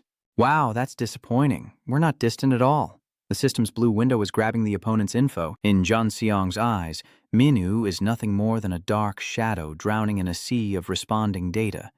What nonsense is she spouting? After probing him, she playfully hits his chest and whines. How rude!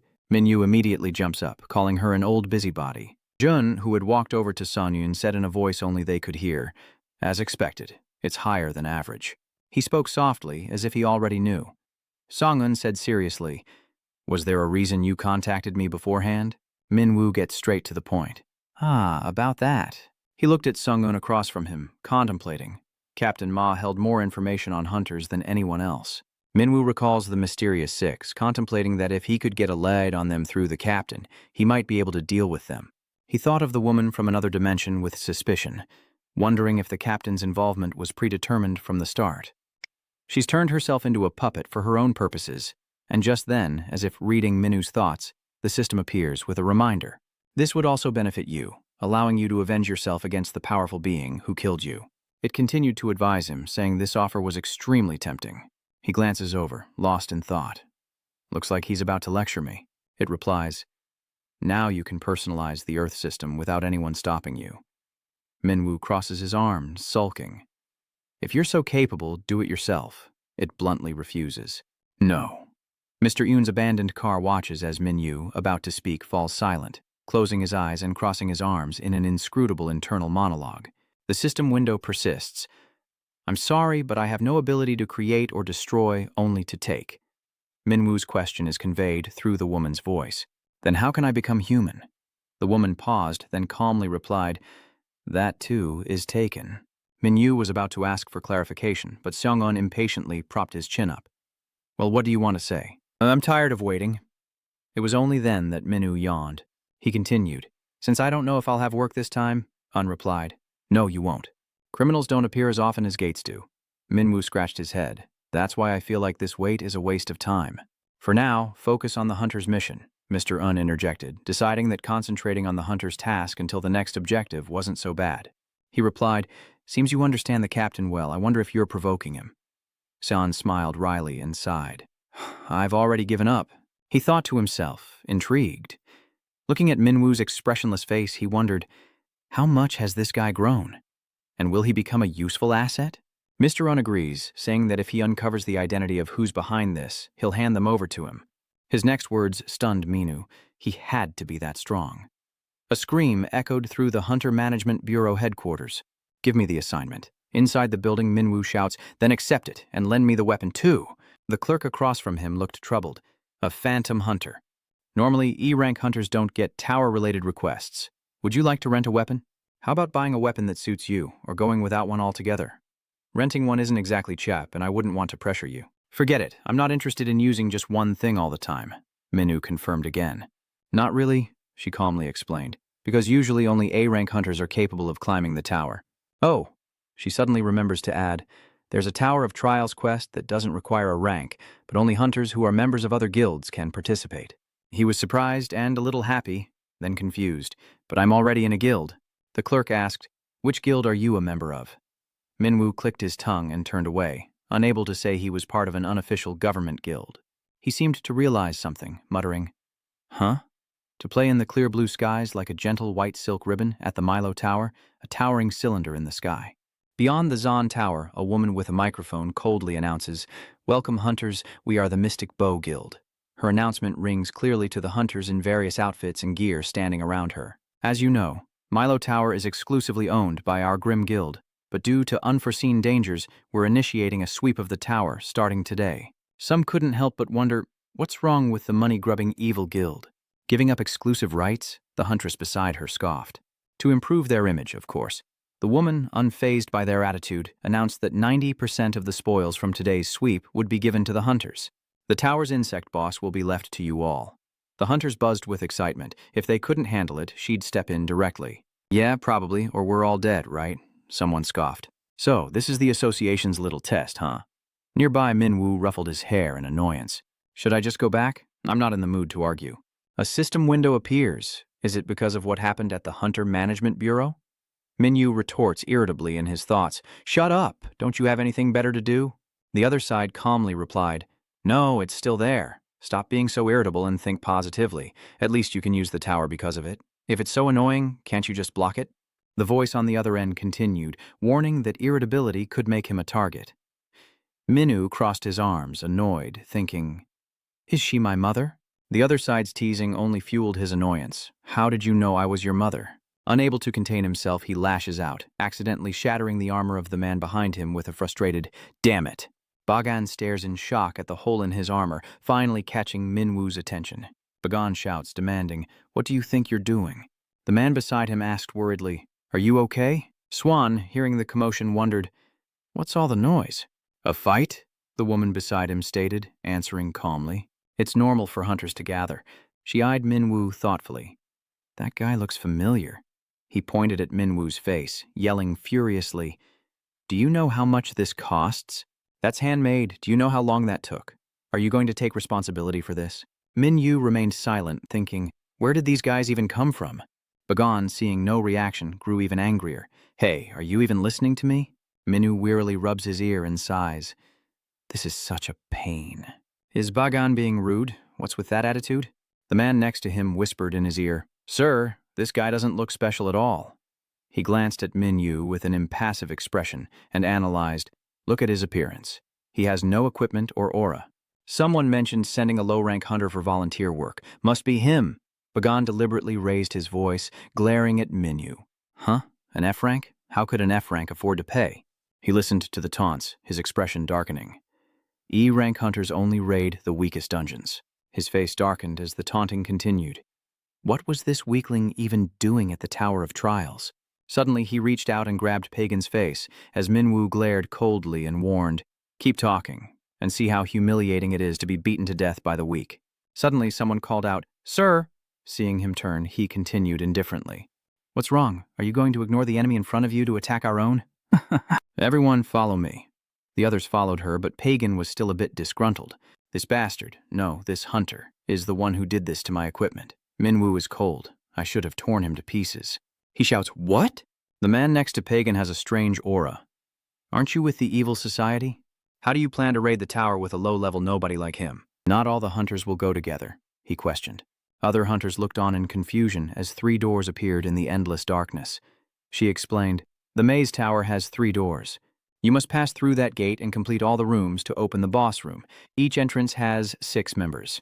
The hunters fight bizarre-looking monsters as she explains that each gate has different characteristics, and some areas are completed simply by defeating the monsters. Behind another door, 2 hunters stand before a ceiling formation, discussing it. She points out that some areas require solving a riddle to release and defeat the sealed monster to proceed. Next, a room full of traps and monsters guarding the door. Her voice remained steady, explaining that some areas are heavily trapped, and you must avoid them all to reach the monster waiting at the door, then defeat it to proceed. As soon as Yoonhee finished speaking, the man next to Pagan raised his hand to ask, "I have a question. Which area will we be going to?" With a nonchalant smile, she says, "I don't know." Is he shocked? Looking at the wooden door before her, she explained that once inside the tower, it would randomly change every 24-hour, hunting zones, trap zones. You won't know until you're inside because it's a tower maze. Mew yawned, bored, as Yu's request echoed, a roll call of hunters before entering the tower. Hearing this, he froze, hairspray and all, as she began calling out the names of the Newt Guild's hunters, starting with Leem. As she calls out each name, they respond in turn. Hunter Sun and Hunter Pagan of the Nebula Guild. Present, present. Minyu tries to stop him, saying, "Wait, no." The girl with pigtails standing next to him was also called Reaper of the Deprived Ones. She glanced at his frozen, anxious figure and called out, "Check everyone, including the Winged Angel Guild's hunter, Foe." Minwoo broke out in a cold sweat, his eyes wide as the atmosphere fell silent. Suddenly, he heard a cough in his ear. Reaper struggled to suppress a smile as he looked at him, while Junax held his glass of water in astonishment. "Huh? You want number 302 to join my guild? That's the club we made to get government subsidies and tax breaks." "That group only consists of me and the head nurse," she asks, taking a sip of water. "Did you tell number 302 beforehand?" unasked casually from across the car. "He has no say in the matter. He belonged to the government from the start," Run says in agreement. "That's right," she scoffed. "But it doesn't suit number 302 very well, does it?" Un's car also cracked a smile, losing its humanity, which is why he's been calling me since yesterday. Back to the present, a hearty laugh, and Bagan mocks. "That group suits you well." Minu's lips twitched darkly as he thought furiously, "Damn it, you bastard of a leader, I'll kill you." With Yoonhee leading the way, the team approached the gate. "Let's go." "Oh, and if you die along the way, the syndicate won't take responsibility," she said coldly. "Hunters are responsible for everything in the battle."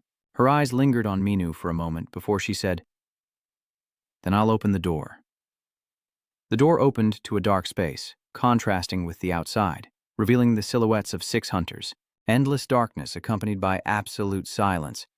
Reaper breaks the silence with speculation. "So it's quiet, huh?"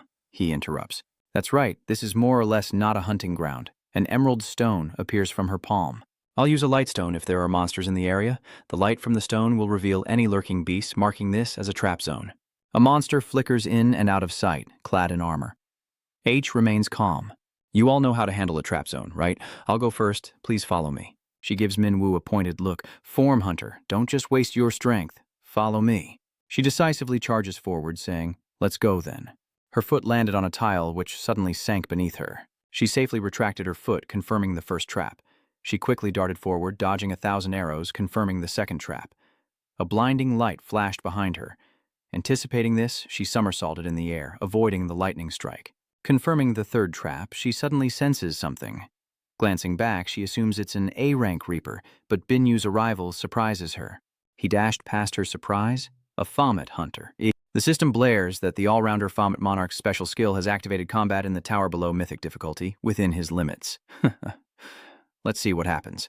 His eyes locked onto the monster, traps glowed with red warnings, and system notifications continued to flood in. All gates, including the monster's, will open, and he charges toward it with incredible speed. Let's try this. 3 muscular men in iron armor look terrified. What's going on? Smoke fills the air, swords clash, and the first floor is wiped clean. He tenses up, wondering what's going on. Soldiers lay defeated on the ground, helmets shattered into pieces. The 5th floor now cleared. His face paled, jaw clenched tight. What the hell? Minwoo lunges forward, his face angled, revealing a demonic, oppressive gaze. He sprints as hundreds of arrows fly toward him. Minwoo continues to run, fists clenched as a voice warns him of a barrage of arrows. The light reflects off his angled face, turning his eyes blood red as he leaps high above the arrows already piercing the ground. A perfect escape. He leans again, following the voice in his ear, arrows firing from 50 meters to the right. He falls backward, dodging the barrage. Dodge, Minwoo! He snatches an arrow from the air, gripping it tight. Whoosh! He waves his hand to dodge the arrow flying over his head. Distraction can be a useful tactic. Minwoo dives down, chasing after the arrow about to pierce the iron armor, but the armored man stands still as more arrows fly towards him. The armor thrashes, struggling to break free from the constricting iron chain. The chain around his neck pulls him down, targeting his weak point. With both hands, he tightened the chain around his neck, his face darkening as he gripped the sharp axe. Meanwhile, the chain wraps around the iron armor's face, and the battle intensifies. He raises his axe, ready to strike, a sinister smile creeping across his face in the shadows. Have a good hunt. Minwoo ferociously chops off the iron armor's arm, the fragments scattering and clearing the 15th floor. Hai and Reaper cross their arms and scratch their heads deep in thought. Isn't that a forced level up? He hasn't switched to the new rank yet? It's like he knew everything and avoided it. The two women stood akimbo, pointing at Chain Yu as they explained, while Bagan trembled behind them. Doesn't he know he'll be penalized if he doesn't upgrade? Bagan frowned, gritting his teeth in frustration. The secretary behind him clasped his hands behind his back, while Yun Hai and Reaper exchanged glances. Are we on a picnic, Yuna? Bagan points, questioning what's going on. Stop wasting time with nonsense and let's get to the next floor. Didn't you hear what I said? Everyone's exhausted, so we'll rest before heading to the next floor. Annoyed, she frowned, displeased by his words. What? You're exhausted after only 15 floors? For being a member of the Fiend Guild, you're a bit of a disappointment. Their voices echoed through the space. Doesn't even a pagan hunter need to repair their equipment? It's just your armor that's broken, right? No, that guy ruined it. If an S-rank hunter can destroy it, then it's just child's play, isn't it? What are you talking about? This armor is made from the core of a 32 MUT crab from the tower's master. Really? Then Hai looks at Minwoo, an E-rank hunter. His abilities must be equivalent to 3 MUs, right? Minwoo thought, glancing over. Yeah, I guess so, Bagan exclaimed in disbelief. What do you mean, girl? What kind of coercion is this? Secretary Kang was equally shocked, calling out, Young master! Secretary Kang blocked the door, explaining to Pagan that further opposition to the syndicate members would be futile. On the next floor, show them your strength. You stand tall. I knew I wasn't mistaken. And both Bagan's royalty and Secretary Kang fell into contemplation. That armor was a fake. Minwoo and Reaper listened intently. What was that? Reaper crossed her arms, leaning down to meet his gaze, her eyes locked on him. Items related to the 3 MUT core have never been publicly traded, meaning anyone who buys them must be doing so illegally, right? And your royal family. Pagan's face contorted beyond description. The secretary was even more confused. What was she implying?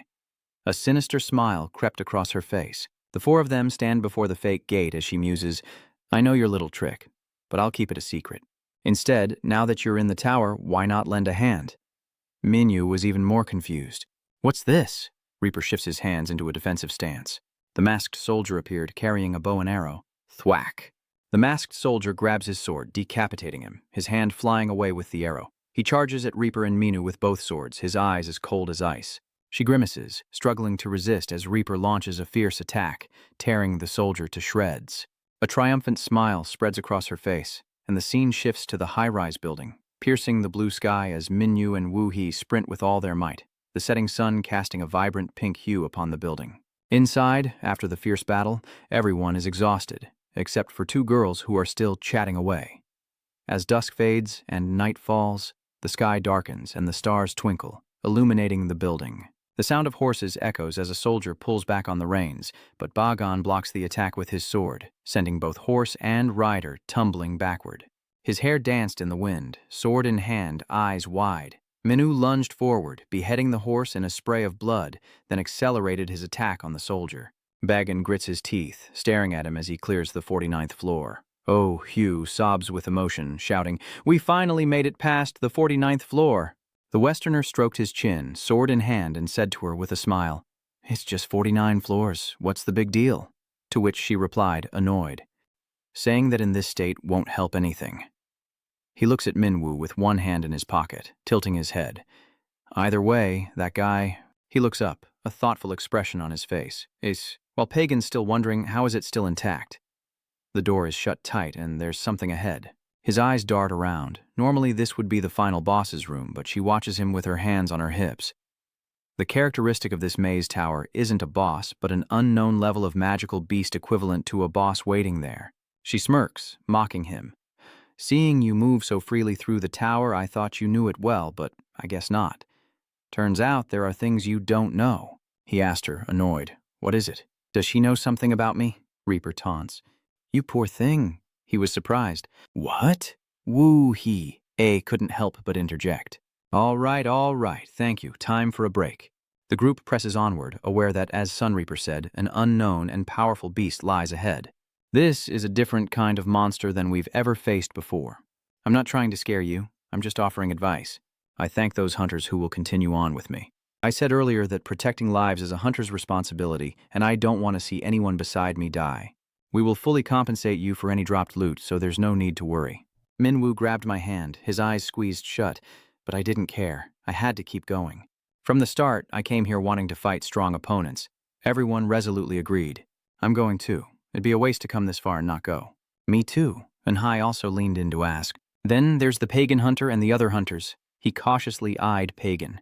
Master, we don't have to go. Aren't we just entering the tower to gain experience? He reminded him that the other hunter said they didn't know what dangers awaited, and that they should stop here. Minu's face emerges, long hair obscuring his eyes as Pagan's eyes widen. He grits his teeth. We can't lose to that fake S-rank bastard. My lord, you go. I'll follow. Beyond that door lies a dark void, shrouded in shadows. It's dark and silent once again. I'll use a glowstone. The light reveals cylindrical and spherical stones, towering rocks emerging from the darkness. Stone statues, perhaps, or maybe even some kind of Gago-Grell beast. Everyone, don't move, and if you do, don't get close to them. Pagan suddenly shouted, to everyone's surprise. Chess. It's chess. A hand lifts a chess piece. Indeed, the shapes resemble chess pieces. Suddenly, one of them slams down, creating a cloud of dust that forces everyone to be cautious. Hai's eye twitches as Reaper follows his gaze, his large hand pointing towards the chessboard. Your turn. The secretary stands guard. That's it. What's that supposed to mean? Are you talking about us?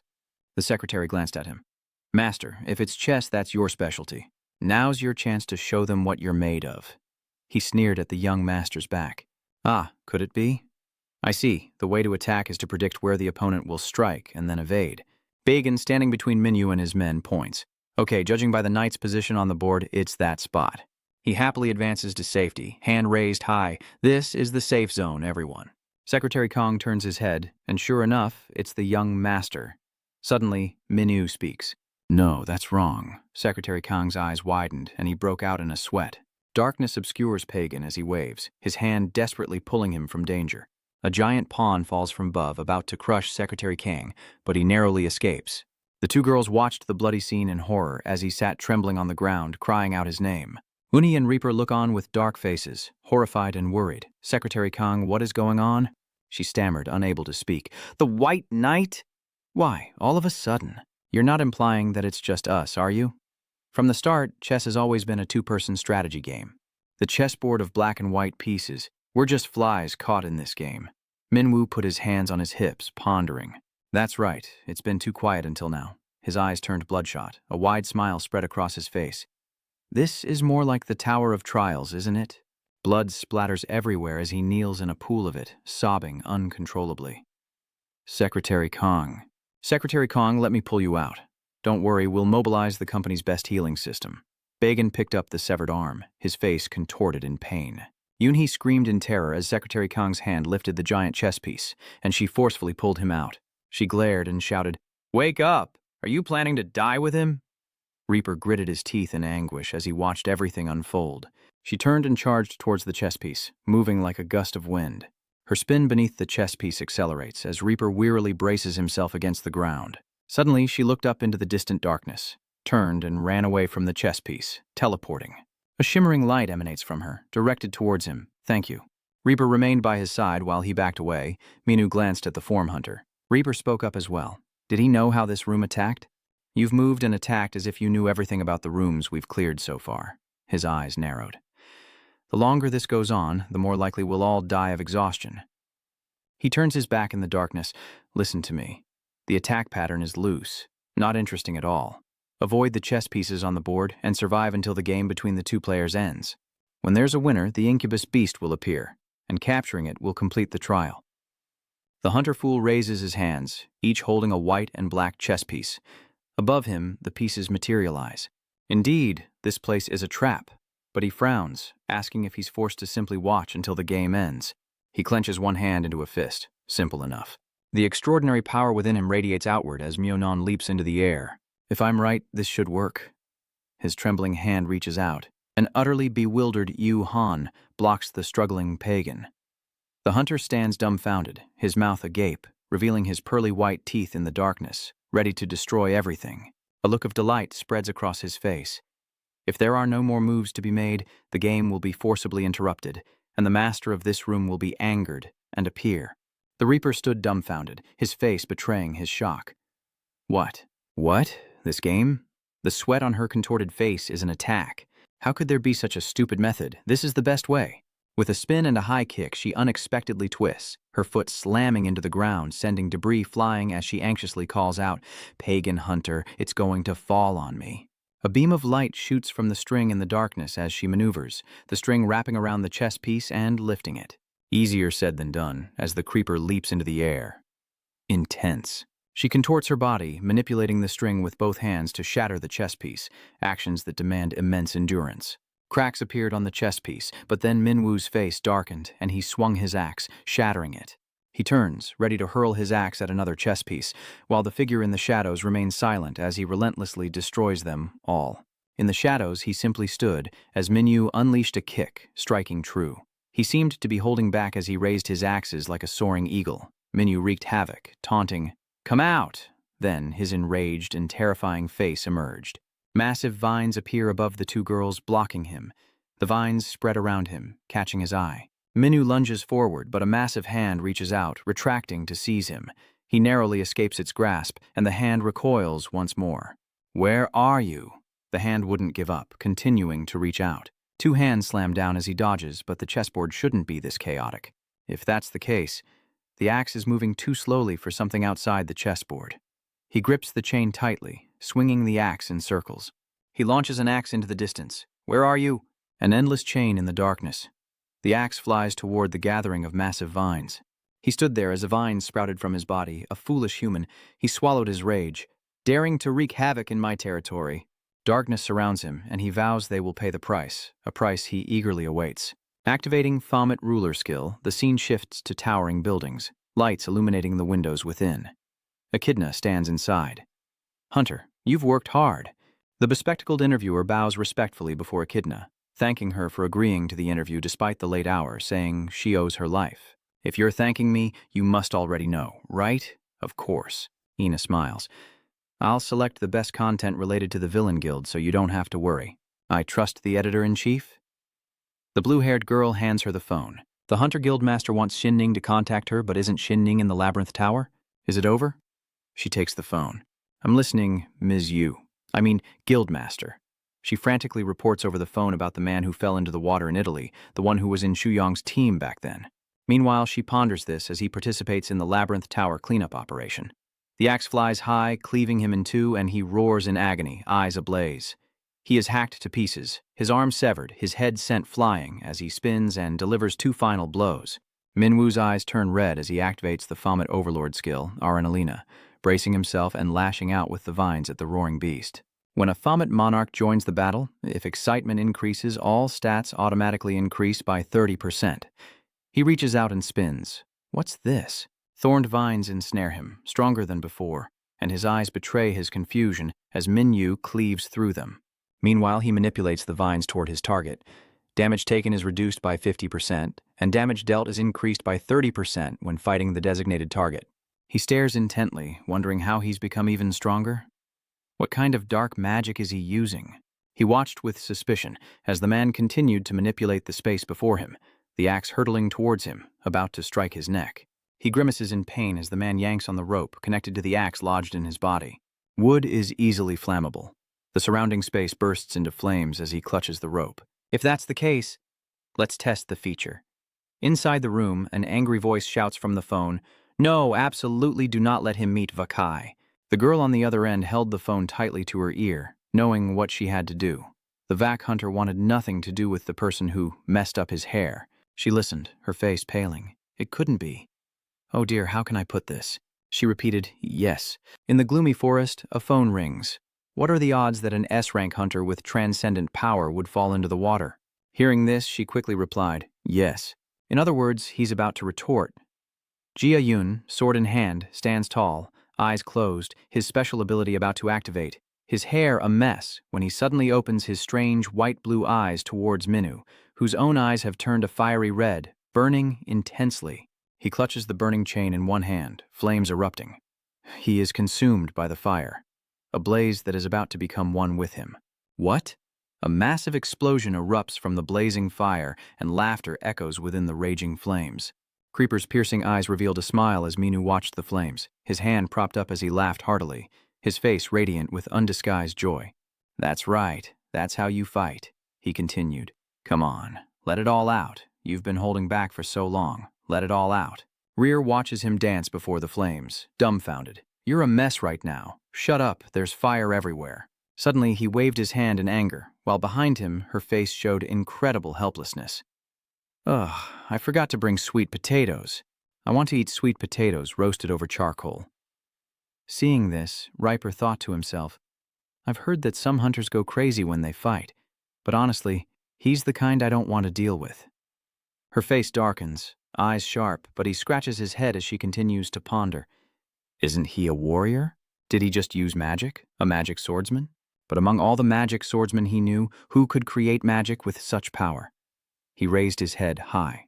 Besides the Yun family, everyone standing there was suddenly confused, while Wuhua and Reaper staggered with worry. The room is shaking. Is the floor about to collapse? What's happening? Even at the end, they're still playing tricks. Reaper pointed to the glowing window and shouted, "That looks like an exit. Let's get out of here."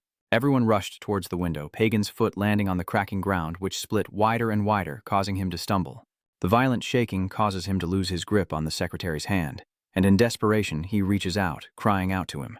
"Secretary Kang!" Pagan lunged desperately for the falling arm. Everyone watched in stunned silence as he raced along the chain. With one hand, he grabs the boy's hand. Like a savior, he holds the chain with one hand, pulls the boy up with the other, and braces his feet against the crack. His eyes fixed on the distance, while on the other side of the forest, the girl remained on the phone. "How long has Vaniji been in the maze tower?" She replies. "We cleared the other towers and came straight here." "It's probably been about an hour and a half," Akaina replied, holding her phone tightly. With Vaniji's strength, he must have reached the highest floor. If that hunter also made it to the top unscathed, they must have met. Pagan became a shell of his former self, his eyes devoid of all will, even if he makes it out of here alive. Minwu is trying to save him, but when they reach the next tower, he won't be able to fight and will surely die. China bites her thumb. She has to act. His eyes betray an unspoken truth. A warrior without the will to fight is useless. She turns to the editor-in-chief, asking if she knows any reporters. "Yes." His hand still firmly grasped the boy's, while Radian smiled contentedly. "Could you introduce me to some reporters?" He released Pagan's hand, deciding it was better to let him die here. The tremors grew louder as he clung to the fissure, glancing into the distance before suddenly leaping up. Golden hair whips in the wind as he successfully lands. Meanwhile, she had managed to rescue Pagan just in time, her face obscured by shadows and long flowing hair. "He's not a bad person," Minhu thinks with surprise. "What?" Vaniji said, one hand on her hip, the other carrying Pagan's large frame as she smirked. "Taming him will be fun," she says with a wide, cheerful smile. "After all, the reporters will help prevent scandals." The reporter took the paper in his hand and began to ask. This is the question everyone's been waiting for. Vankai sits cross-legged on the sofa, listening intently to the question of what Vaniji's ideal type is. She rests her chin, thinking, "Let's see. Someone who understands me, and I prefer them a little rough around the edges. What about that man?" His handsome face appears. "Is he my type?" Night falls in the empty room as she, with her sensual figure, stands before him, motionless on the floor. She was stunned as two scantily clad girls rushed to her side, asking, "Are you okay?" She collapses to the floor, shocking everyone. "Oh, I suddenly feel anemic." Akaina gritted her teeth, furious. This was Vanija's plan. Any man would fall for a sexy collapse from this body, but Akaina ruined it. Ignoring Vanki feigning unconsciousness on the floor, Akaina approached Minu. "What are you doing out here, you? And what's with that hair?" After assessing the situation and trying to figure out how to pretend to wake up, I somehow drifted off to sleep. The beautiful Vankiji stood among the boys, an angel with a dazzling face. This was the first time I'd seen Vaniji in person, my idol, absolutely stunning. She smiled brightly, waving to Minu and Reaper. "It's a coincidence running into you all here. I felt so bad back then. You all must have had a hard time, right? And your nickname is—" He tilted his head. "Fomet, huh?" She burst out laughing, covering her mouth with her right hand. Using Fomet as a nickname really shows her boldness, leaving him speechless. She raises her index finger to her wide eyes, asking what's the worst thing he's ever done. Is it about what happened earlier? There's that helpless look on his face again. She bursts into laughter again, touching her cheek shyly. "No offense, but my ideal type is an ugly man. You're too handsome. That's the third time you've looked helpless." She still held her cheek and smiled, but she kept rambling to herself. Creeper and he exchanged glances, feeling like she was talking to herself.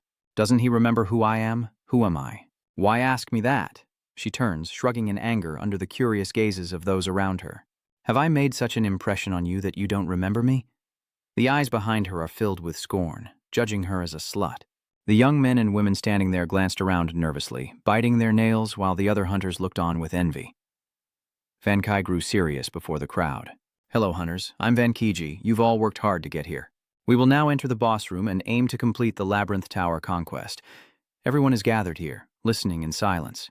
The Labyrinth's boss is expected to be dealt with, so we shouldn't need to fight, but variables may arise, so please be prepared to protect yourselves." Upon hearing the next question, he became quite sad. "What about Team C?" The lone figure clenches his fist. "A Star Cloud Guild hunter has fallen. 3 girls stand by the door. So everything's ready, huh? Open the door."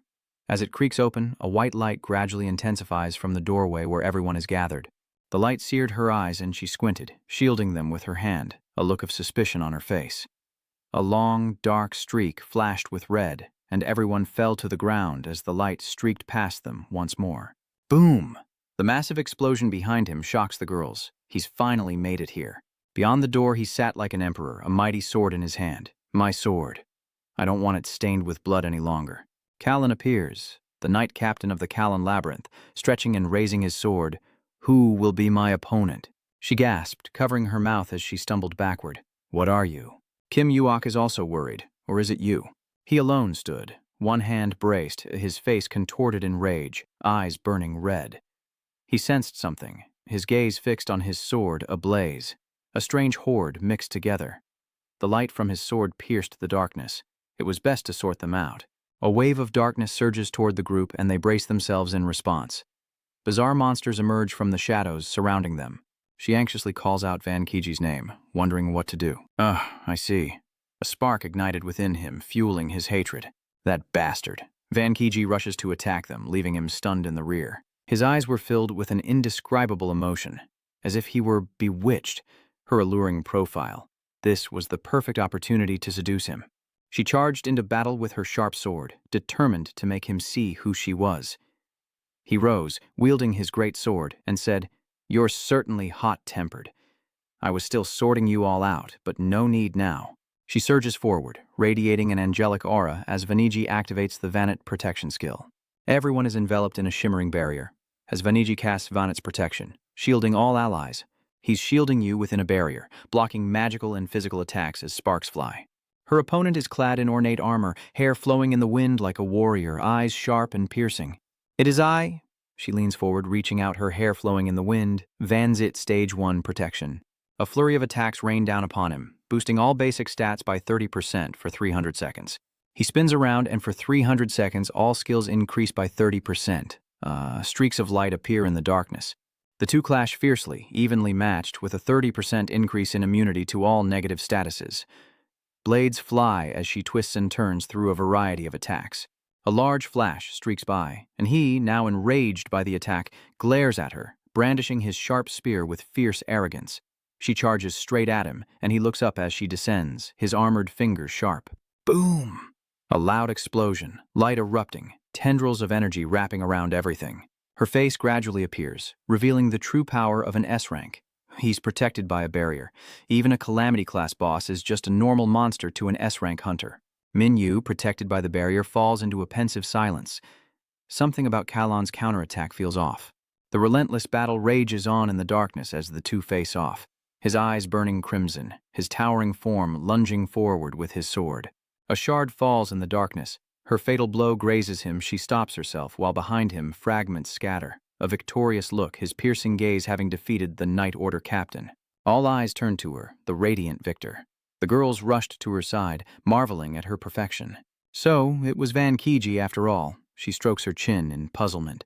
What's going on? The crowd in the hall begins to murmur. Why was the trial-level tower boss so weak? It didn't even require advanced attack skills? Was it because she was too strong? That's not right. Not long ago we cleared the trial tower and he was lying on the ground. Didn't anyone see that? We defeated the tower boss, but there was no system announcement that we cleared the tower? Come to think of it, that's right. Suddenly something emerges from his clothes, and both he and she see it. A bright aura emanates from him, throwing everyone into confusion as they shield their eyes from the light. What's going on? The girl and Von Kaidi gasped in fear. The boss was clearly defeated, so why is that dark shadow appearing next to him? He was lifted up by the light? A fake boss? With his eyes closed and mouth full of blood, he cried out, Kalon, why did you have to face death in my place? Her face is dark with sorrow. Why you? Tears well in her eyes. Won't you ever leave us alone? His hand still shielding his face, his eyes lit up. The pen had truly appeared. Above everyone's head, a large, radiant circle materialized, then split into many more circles above them. Van Kiji frowned, sweat beading on his face as he leaned back. When suddenly, the Reaper next to Minyu bent over and all the mages retreated. She rushes forward as he stands in stunned confusion. I've been waiting for this moment for so long. Yunhee raised a hand to stop her, shouting, Sun Reaper, what are you doing? But she charged forward, hand outstretched, launching herself into the swirling circle as if it would swallow her whole. Van Kai's eyes widen, and Diemle watches in awe as she reaches for him, dodges, and runs to his side. Time seems to freeze as her hand reaches out. This is all-encompassing darkness, a tiny spark flickering in the night. Reaper lies still, eyes closed, then suddenly awakens on the ground in a strange room. This magnificent temple is empty save for Reaper, her eyes sparkling with a bright smile. Ah, she's done it. She jumps for joy, stomping on his back, a worthy price to pay for this information. She's too happy to notice anything as he grits his teeth and rolls away on the ground. It's then that Reaper finally sees him. Why are you sitting on the ground, Bagan, holding your head? Where are we? Her hair inexplicably stood on end as screams echoed through the pristine castle. A statue of the Virgin Mary is right in the pillar. I'm sorry. Reaper clasps his hands in apology, explaining that his magic not only teleports him, but those around him as well. This magic has a feature I can't control, so as an apology, I'll give you both all the items we get. Minwu responds, all right, let's do it. Where exactly are we? She turns to the two and explains. The Labyrinth's monastery can only be entered when the tower's true boss appears. Did she join this tower raid for this place? Is there some hidden treasure here? No, something far more valuable. She strikes a pose, gleefully presenting the scenery behind her, a monastery containing all the historical records related to magical beasts. The monastery is neatly arranged and beautiful. Its structure and design reveal the era and culture of its inhabitants. The solemn statue of God inside shows that, like us, they revered God and yearned for his existence. A pristine, reverent monastery before us means we can find historical records of demonic beasts here. He eyed Reaper with suspicion.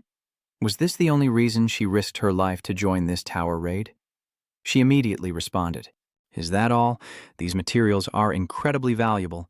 Finding a data tower like this is like trying to grab a star from the sky. Once compiled, this data will be invaluable to my book, making it a bestseller and me the most accomplished and renowned archaeologist of all time.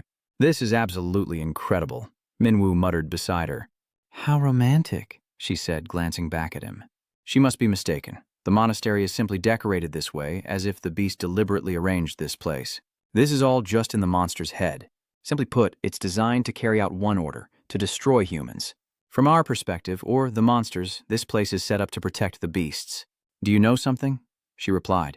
Look at these murals. They depict the history of this place. The mural depicts a goddess encircled by watchful attendants, representing the tower's worldview, and thus, the labyrinth's boss.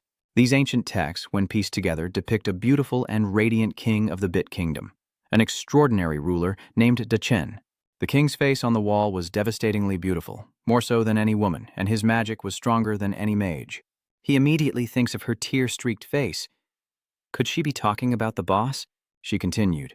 Rumors of the king's perfection spread far and wide. His influence was so great that even the citizens of neighboring countries wanted to submit to him. But those who are too perfect have many enemies. The kings of neighboring countries envied Belchite's king and jointly declared war. Swords are drawn, war is declared, and within the palace he sits with his blade, protecting the king. Callan, the Grand Mage, the king's own brother, who has corrupted himself with dark magic. Clad in a large robe with massive vines beneath him, Belchite's archmage traded his body for the soul of a tree to gain immense power. She bowed her head in the darkness, Dachen falling into despair. The king only wished for a prosperous kingdom and peaceful citizens, but she couldn't protect them. They all died in the war, he replied, arms crossed as Pagan stared in disbelief. And so, Chen built an impenetrable fortress, the Labyrinth Tower. Nearby, Pagan angrily punches the wall in front of her, shattering it. What's so interesting that you're reading so intently? Because of him, this tower was created, he screamed, remembering the secretary who had died. She worriedly scolded him. What are you doing? What if this monastery is destroyed? He crossed his arms, contemplating the two arguing figures. We don't know what's going to happen. What? He silently watches with his arms crossed, squinting and gritting his teeth. Something's definitely happened. The aura surrounds them once more, and the three stand guard, watching where the light originates. He appears in the sky, his majestic stance radiating light all around him. His mission: to destroy the Maze Tower's Da Chen base. Clenching his fists in his school uniform, he stands within the dark walls. Why me? Always. His big round eyes sparkled as he pondered, but now his face was filled with sorrow as he gritted his teeth. Everyone gathered, watching him fly high above. Why does this always happen? Creeper leaned forward, discussing with Min Yu. Do we have to deal with the boss? This is absurd. Didn't you foresee this? From the start, I planned to escape immediately after investigating the monastery. She raises the teleporter, her face tense as she activates it. Dachen stood imposingly, a circle of shimmering light radiating behind her. But now that's right. It can't be used because if there are still bots in the room, the teleporter can't be used. Ji Chen's face appears, and this place has now become a boss room. Ji Chen waves his hand and the sphere glows. I gave you a chance, but you trespassed on my territory. A stream of light emanates from her, enveloping everyone. I can't stand by any longer. I will punish you all. Ji Chen blinked and manipulated the powerful aura, becoming their savior as her hand unleashed a wave of light upon everyone. So, how could any god be happy to see their temple destroyed? He looks up. Get out of the way, I've always felt it. Why are gods such selfish beings? The Reaper shields his face, grimacing. Huh? A stunning girl with wide, fiery red eyes. He smiles cheerfully, feeling no heat. Her face is somber. Oh, the bright aura is still attacking everyone. Everyone struggles to rise as the flames flicker and grow, reflected in his burning eyes. He anxiously embraces her amidst the raging flames. She's unconscious in his arms, her face tilted away. This girl. The black cloak behind him provokes him. What's going on? Regrets? A familiar face emerges from behind the cloak. The thing you regret most in life is about to be relived. You yourself killed one of the most important people to you. His face filled with worry in a sea of fire. You didn't want to kill them, but death was the only option, wasn't it? Confused, he embraces the girl and questions Chen, who is kneeling beside them. Kill someone? Ji Chen continued. I understand you can't accept this. Her eyes shone like jewels. I will help you. I can help you fix the mistakes you've made. He tilted his head, pondering. Repair it? Still those bright, jewel-like eyes. That's right, a fresh start. His eyes widened once more. He looked down at her longingly. Or what? The cracks appeared from within the sea of fire. She quickly rose, shielding herself from the flying debris. Her eyes narrowed in suspicion. Don't get cocky. Is this an illusion? You need to choose the right target, don't you? He says with an eerie smile as he waves his hand, sending debris flying toward her. Why are you playing these ridiculous games with me? His sharp face slowly spoke. Sorry, but those aren't my memories. Then how did you become human? She asks, her face fading into darkness. Because I stole everything. His face also gradually dissolved into the darkness. This is the original owner's memory from whom I stole this body. She angrily emits light. Let's start over. I'm sick of your games. Light obscures everything. There won't be a second time. He happily leaps up to meet the challenge. Just what I needed. I was starting to get itchy. He bursts out laughing, proposing a game, as Riper stares intensely and shouts.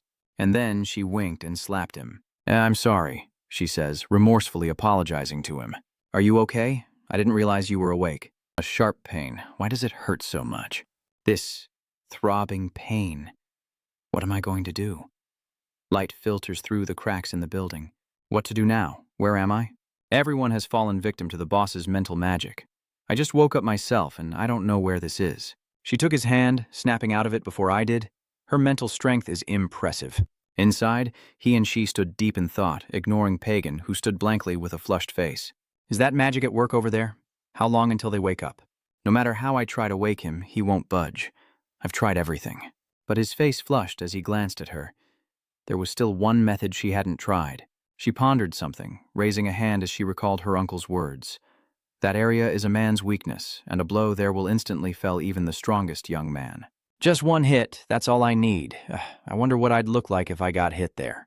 Want to try it? Since he's a guy you could aim for other spots that are more effective.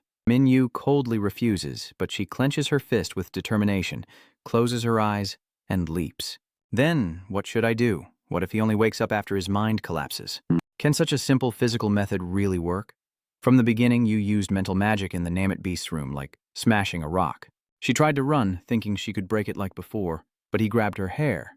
If I don't do it, you'll be useless. He grabbed her hair, explaining that mental magic was difficult to undo. If the mage who cast it doesn't undo it, there's nothing we can do. Now, we can only hope he wakes up on his own. She looked up at him, a sense of unease washing over her. What would happen if he didn't wake up on his own? It's all my greed that led to this. Bagan falls into a daze, his eyes lost and unfocused. Submerged in darkness, he suddenly asks, "Where am I?" as he watches doctors and nurses rush down the hallway. A lone child stands here. We did everything we could, but madam, she passed away after giving birth to the child? But what's this feeling? Do I have to choose between them? He sits alone on the floor, hugging his knees. Not exactly a prodigy. He buried his head in his knees, lost in his own world. Then, a gentle voice called out, "The chairman is looking for you. Let's go." The secretary clutches the failing test, asking if he's as worthless as the paper in his hands. He looks up, eyes brimming with tears. Why can't I be as talented as my sisters? You're always causing trouble. Why did Mom have to die because of someone like you? Secretary Kang wipes away the tears on his cheeks, saying, "Don't say that. You can clearly do as well as your sisters." He turned the tide, creating a green aura in the night, explosions lighting up everywhere as he stared intently at the phone in his hand. Amazing. Hunter Giovanni, not even 18, has already defeated the Atat boss and destroyed the Tower of Fate. A hero is born, while he frowns in annoyance at being the same age. Even Dad admires your skill. If only I could become a hunter like that. Time seemed to freeze the moment Secretary Kang reached out to save Pagan. Master. A massive piece falls from above, crushing Secretary Kang as our protagonist collapses in anguish, calling out his name. It was as if a pair of hands were squeezing his neck. This guy, another version of himself, was strangling him, a tearing pain in his heart. Because of you and your ambition, Secretary Kang had to die. The figure turned, revealing its lips. If you hadn't existed, Mom would have... The image of Secretary Kang reappears. Secretary Kang, Minu's silhouette, and the Reaper. Because of you, 2 more hunters will die. A hand reaches for his neck. If he hadn't been born in the first place, Bagan collapses, clutching his head in anguish. Her figure appears behind him. If you had never been born, then everything, her eyes bright as jewels, reappear. You're just like me, and I'm just like you. Because of my existence, my subordinates and my people have to die meaningless deaths. Her hand touches him. I will help you. I can help you fix the mistakes you've made. She gives a sly smile, saying, "You will be reborn." Shards fall in the night as a tormented face stares blankly ahead. He writhed in agony as Minwoo and Reaper stared intently. The 2 of them stared blankly, wondering what was happening. Bagan writhed in agony, his eyes vacant and lifeless as Minwoo and Reaper watched on, deciding to rush into the darkness to save him. Reaper grimaces and rushes forward, spotting a dark figure below. What? What? A monster has appeared. What is that thing? The monster's powerful tail whips around, sending the 2 flying. Reaper steadies himself, landing on his feet, and can't help but think in disbelief at the sight before him. Before Pagan could react, it lost control and charged again. But a chain axe swung through the air, ensnaring the monster's menacing tail. Mianyu leaps into the air, manipulating the chain whip to draw their attention. his gaze cold as the monster reacts with incredible speed. Instantly, a fierce clash erupted between them as they countered each other's attacks, Minyu retracting his chain whip, his eyes fixed on his prey.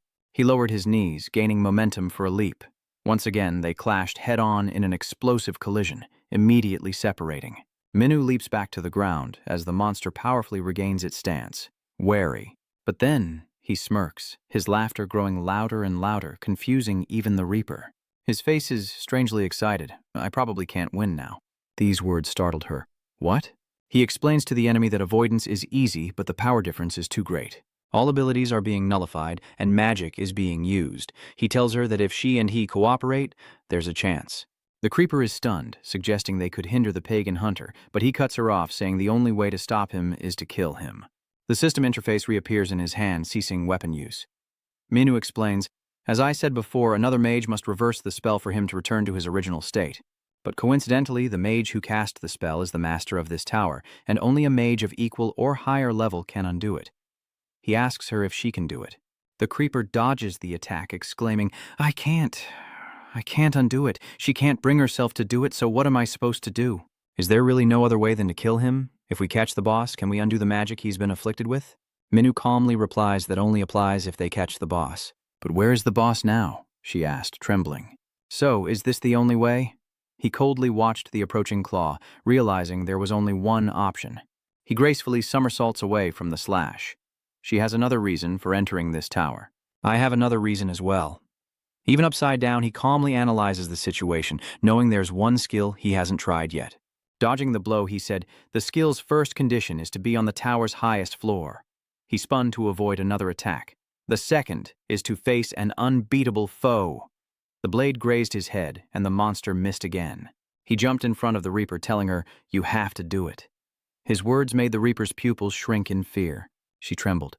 You can't be serious about making me do that. What if something goes wrong? As he persuades her, the monster lunges toward them again. Her dream is to become an archaeologist. If she dies here, all her dreams will be for naught, she argues. But Minyu's expression was terrifyingly dark, his eyes devoid of light. Or I'll kill that guy. He whispered manipulatively in her ear, if you put your all into it, you could kill him. Kidnapping her wasn't enough. If she kills someone now, things will get interesting. Ripper bit his lip, frozen, as Minyu smirked. As the monster lunged, she glared at him with hatred, and the Ripper didn't hesitate to strike his chest.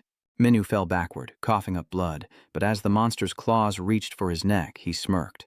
The skill, Burial of the Nameless, activates, and blinding energy erupts from Minyu like a spray of blood. Rear was blinded by the light, unsure of what was happening, as a white light gathered around him, as if he were being reborn. The system announces that the first condition for use, reaching the top floor of the tower, has been met, as well as the second condition, dealing with a powerful enemy. The third condition, receiving a fatal blow from another hunter, has been met. Data on the destroyed body is being used to regenerate a new body suited to the power. While Reaper desperately calls out to him, Minyu is resurrected by a surge of energy as the system counts down. 54B. Just as she was trying to ask if he was okay, his eyes snap open, bloodshot and fierce as the countdown nears its end. 3, 2. As the countdown hit 1, the Reaper stared directly at the source of energy to find him. Hunter fakes, his voice suddenly echoed.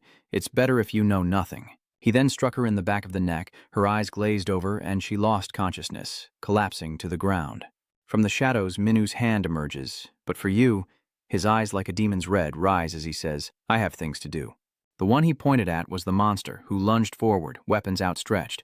Just as the blade hurtled forward, Minyu's cold voice echoed, the price for saving you. When did he get behind the monster? He twisted its arm off in an instant, a wicked smile on his face.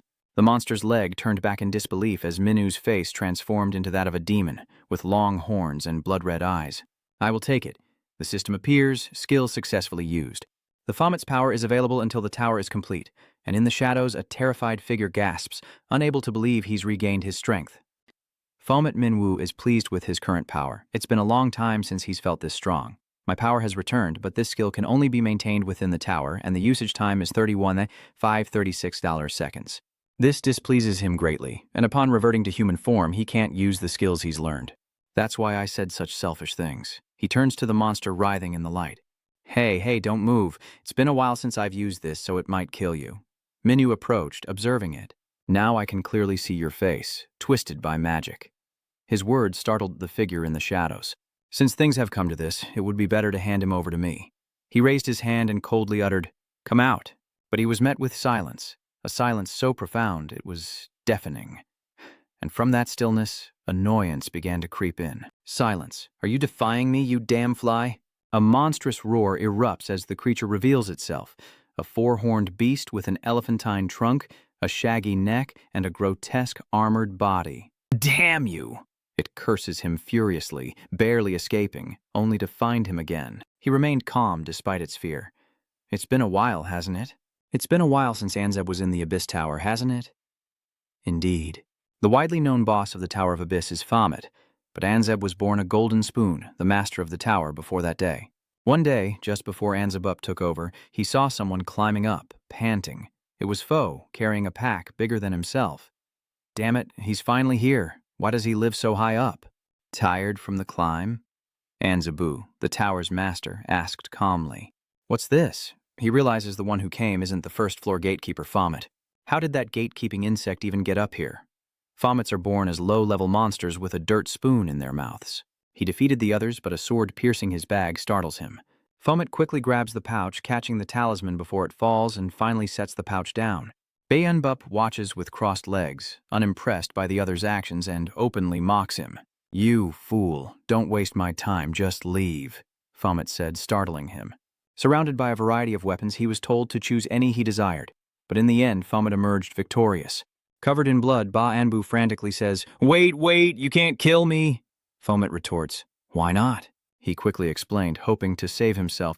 "If you kill me, this tower will collapse, and you'll die too. You're stronger than me anyway." "I think you should become the tower's boss," Ani bargained with Fomet. "My thoughts are only for your benefit. You'll take my place and become the boss.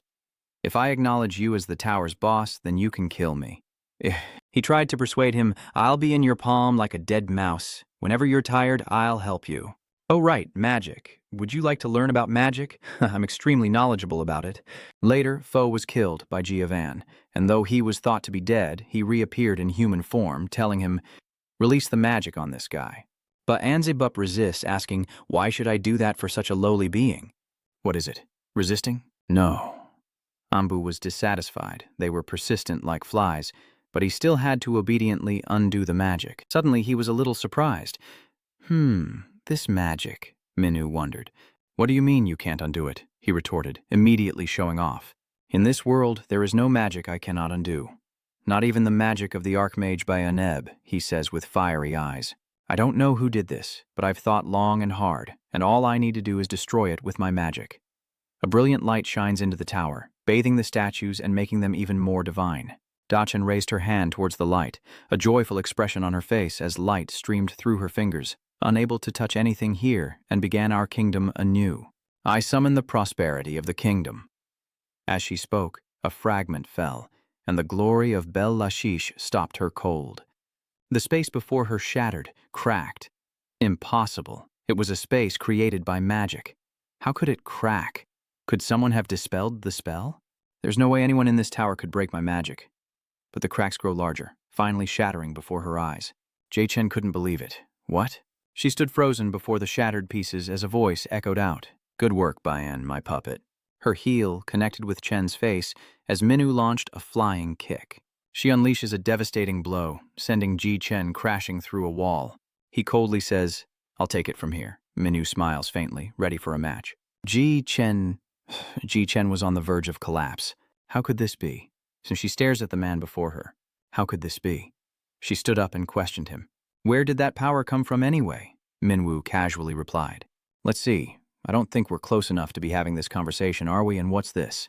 He lunges forward, catching her off guard, and Ji-Chen immediately casts a spell. Countless magic circles appear, surrounding Minyu. They fire beams of energy at him, but he effortlessly dodges with unpredictable speed, appearing before Ji-Chen in a flash. "He's already here?" Startled, she immediately conjures a magic circle and fires directly at him. Her face betrayed her shock, disbelief rendering her still. Her magic had no effect on Minyu? Is that all? Her eyes widened in terror as she quickly cast another spell, surrounding him. As she chanted, Engit, blinding magical attacks were unleashed. As the dust settles, she sees a blood-red magic circle and chains lunging out like vipers. Ji-Chen barely blocks them, revealing Minyu protected within a magical barrier. "Show me more," he says with a smirk, "or this skill will have been for nothing. Don't you understand me?"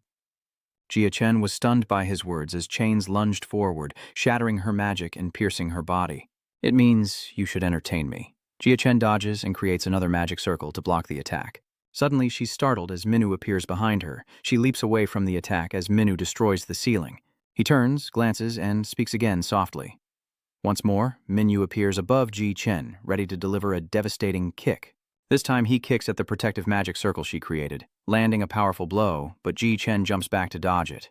Ji-Chen dodges relentlessly, but he's relentless in his pursuit, landing another blow. His fist tightens as he continues to strike, finally landing a blow to Ji-Chen's face, sending her crashing into the wall, leaving a large crater as she slides down. His eyes turned bloodshot once more, and Da-Chen's face darkened. "Are you toying with me?" A blinding light suddenly emanates from her. Minyu is getting excited again. "Oh, so you're finally going to show me your true power?" "That's more like it. I think Moy is about to get interesting." He loudly calls out to Ba-Neb. He reached out, laughing, "Give me your biggest, strongest weapon." But Ba-Anbu replied, "Don't have one." Minyu was stunned. "What?" An attack sends him flying into a wall, and as the tower collapses and his weapon is destroyed, he's left in shock, wondering if everything is truly gone.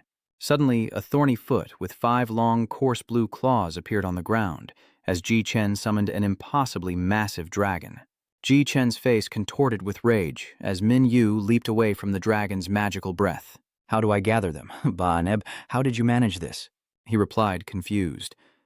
"That's what the tower dictates, and it's my side job, so what can I do?"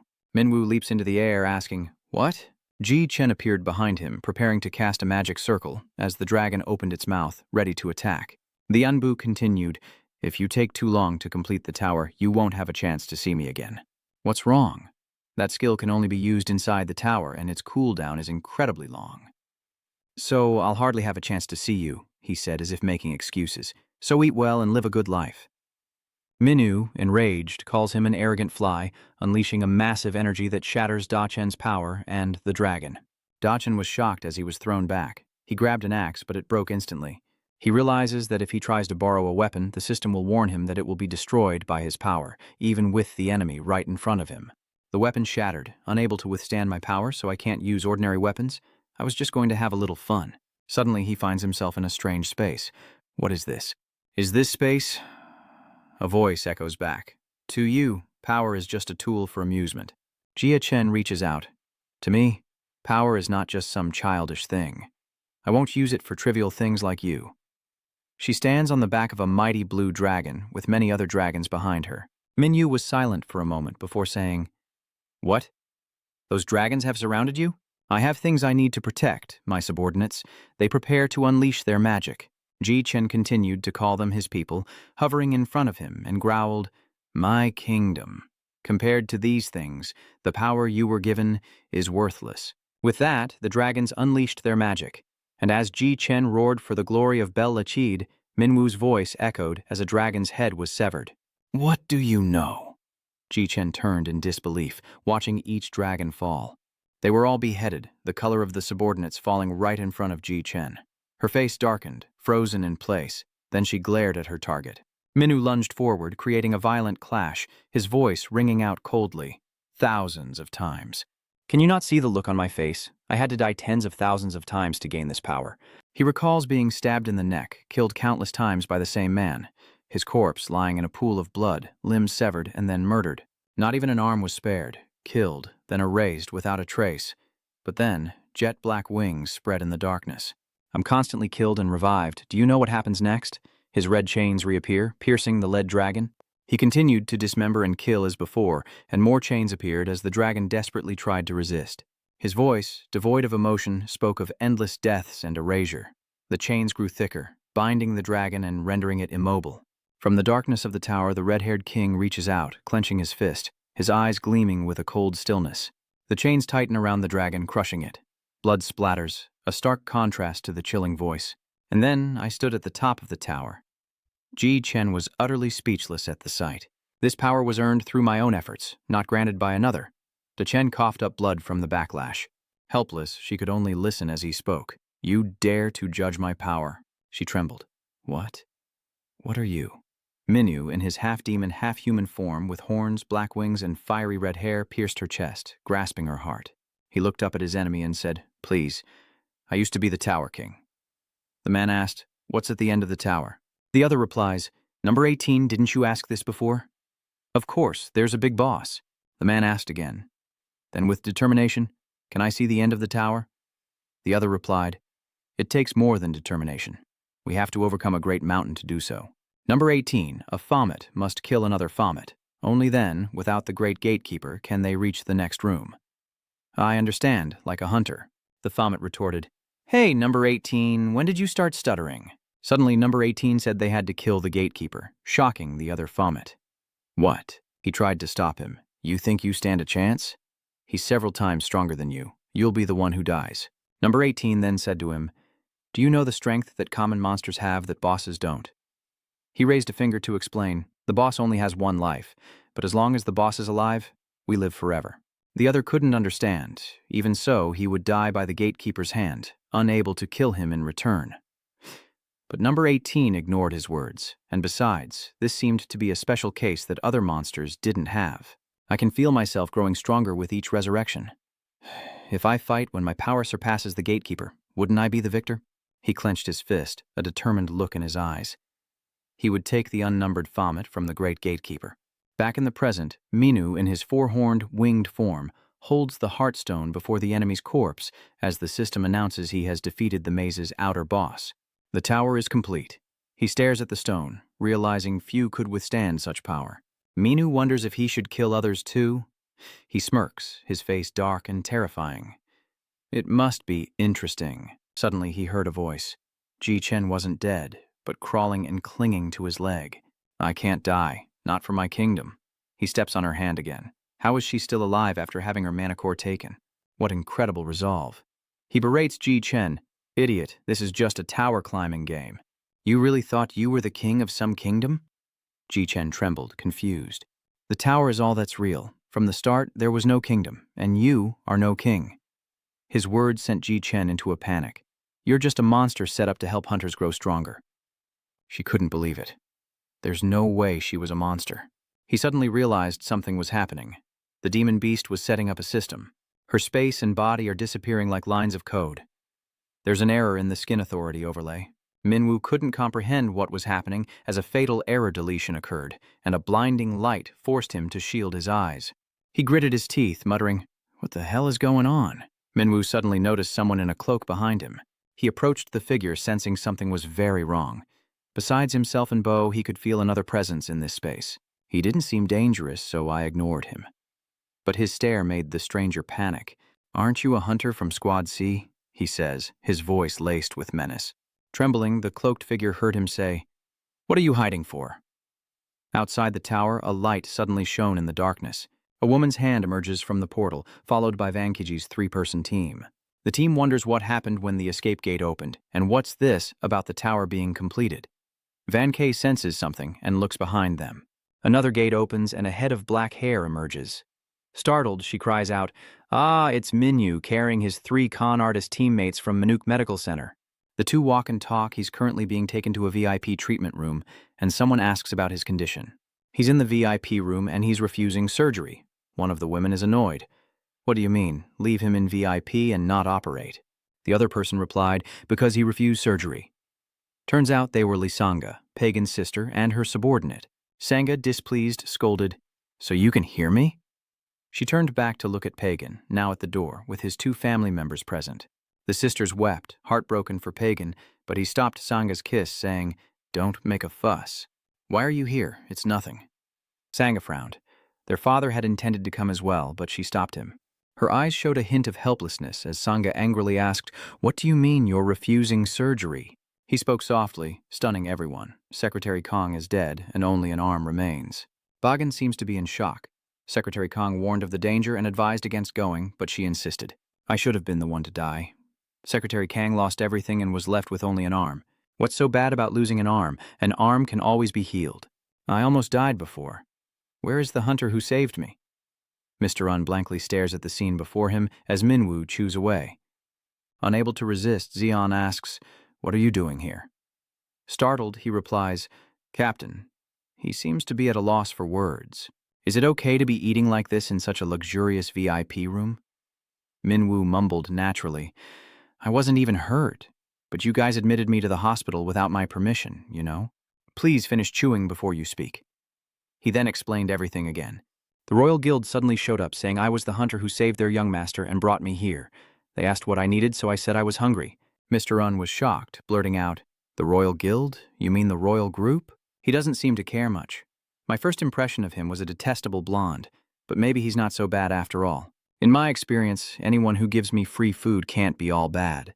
But how did the captain know I was here? Mr. Un paused, then explained that the system automatically broadcasts the completion of the tower. Someone like me can check it immediately. He looks at the man in front of him, happily eating. "I checked the news and saw the Labyrinth Tower had been cleared. And you were the hunter who did it? I heard you were transferred to this hospital, so I came here, and it seems it's true." With arms crossed, Mr. Un surveys the situation, then asks incredulously, "You're really the one who cleared the tower?" This irritated Minwoo. "What's with the frown? Do you still think I'm a lost cause?" While the two were talking, another group arrived, still very skeptical. "I acknowledge your growth, but it's not enough to clear the tower." While Minwoo argued, they found his location. "Need proof? How about the mana stone spoils from defeating the boss?" While Un was explaining, someone arrived, verifying that he had cleared the tower. Cutting him off, he said, "It's late, but I didn't expect the government to arrive before me." Minwoo recognized the voice immediately. "Team leader." He recognized the man who sarcastically said, "Why are you here without authorization?" Minwoo remembered how this man had greeted him before, saying, "Pleased to meet you, hunter who cleared the abyss. It's an honor. I'm the head of the Hunter Development Department." This is the same man who once scorned him. "What?" He looks at Minwoo with utter disdain. "A failed work of art, what a waste of time," he says, referring to Minwoo as a con artist. Back to the present, DNA smirks, seeing Suho's delighted face. The one he's talking about is Minwoo. "Long time no see, you con man." He gritted his teeth, glaring at the wily con artist, who simply wore a pious smile. "Not a good reaction. I'm so happy to see you again." He denied him with a mocking tone, confirming the demotion was complete and that the man was their con artist. What kind of scam is this time? What's more, even the Ghost Squad captain is here? His eyes sharpen, sensing a conspiracy. Diaguknis seems to be exposing something, a secret government program called Cleaners? He feigns indifference to the cold, reasoning that a con man must do dirty work to survive. But can that con artist, Captain Ma, really handle this? Seong-eun's expression darkens at the thought. "Your superior is even more ruthless than you are, aren't they?" Minwoo is starting to get confused by all of this. He killed 7 innocent S-rank hunters at once. In a flash, Song-eun lunged forward, only to be stopped. Jun's subordinate cried out, but Captain Ryaguk calmly blocked his attack. "Is the captain insane? Doesn't he know this whole hospital will disappear if we fight here?" Mr. Un warns in a low voice, telling Captain Ha Dae-guk not to cross the line. He's back to his cryptic ways. "Limits? What limits? I'm just stating the facts. Stop meddling in other people's affairs. Let's stick to the main topic. Isn't the purpose of us coming here to verify whether the pro-hunter has truly conquered the Labyrinth Tower?" Suddenly he smirked, realizing something, and the system's red screen appeared. "Fine. I'll show you what you want to see." Standing before them, he declared the tower's completion as a magical orb. The Maze Tower completion token from the raid boss floated in his palm. I didn't know what this was for at first, but it turns out it's for times like these. He stared intently into the man's eyes. "Still think I'm a con man?" Dae-guk seems genuinely shocked. He gritted his teeth, veins bulging on his face. "You think I'd bet my judgment on a failed product like you?" Suddenly someone spoke up saying, "Isn't the failure over there?" He turned around, startled. "What? You've brought the 4 pagan sisters?" Jae-hyun quickly reminded the captain that they were from the Royal Guild, and his expression changed to one of polite welcome. "Oh, it's the next chairman of the Royal Guild, Director Ly Sanga?" she coldly replied with her eyes closed. "Turns out it's an old acquaintance." He speaks again. "I was planning to contact you about the business plan, but I didn't expect to run into you here like this." Bagan then asked, "Is your sister involved with the government?" He looked down at him and said, "You're so young." He bowed and gave a fake smile. "Is this the youngest son of the Golden Group's chairman? Are you a hunter too? But where were you injured?" "In the Labyrinth Tower." Dia was speechless. The Labyrinth Tower? You're pointing at Minwoo? That hunter saved me. His gaze turned menacing. You're being disrespectful to the benefactor who saved my life. Dia suddenly went silent. Yes. Bagan speaks up again, asking what kind of business she's planning with the government. Can you give me some advice? This person couldn't even recognize a hunter who had cleared the tower and called it a scam. Should we really be working with someone who's so blind? She plans to partner with them on fostering hunters. It's a project to find undiscovered awakened individuals, and Sangha is very responsive.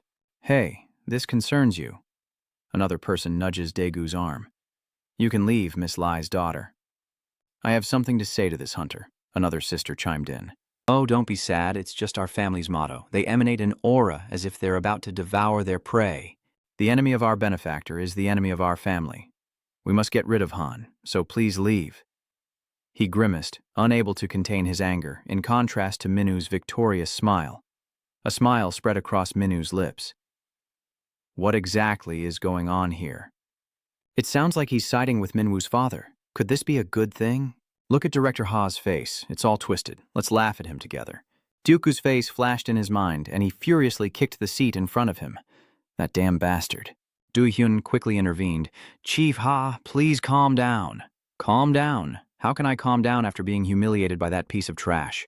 He frowned, puzzled. What had happened? When he left, he was clearly powerless and unaware. Could it be a late awakening? He rested his chin in thought, wondering what he had missed, a sight that puzzled his subordinate. Yes, sir. He seemed lost in his own thoughts. I climbed to this position on instinct alone, and my gut tells me that kid is a waste of resources. Daeguk orders, Do-hyun, investigate him for me. His expression is clearly suspicious.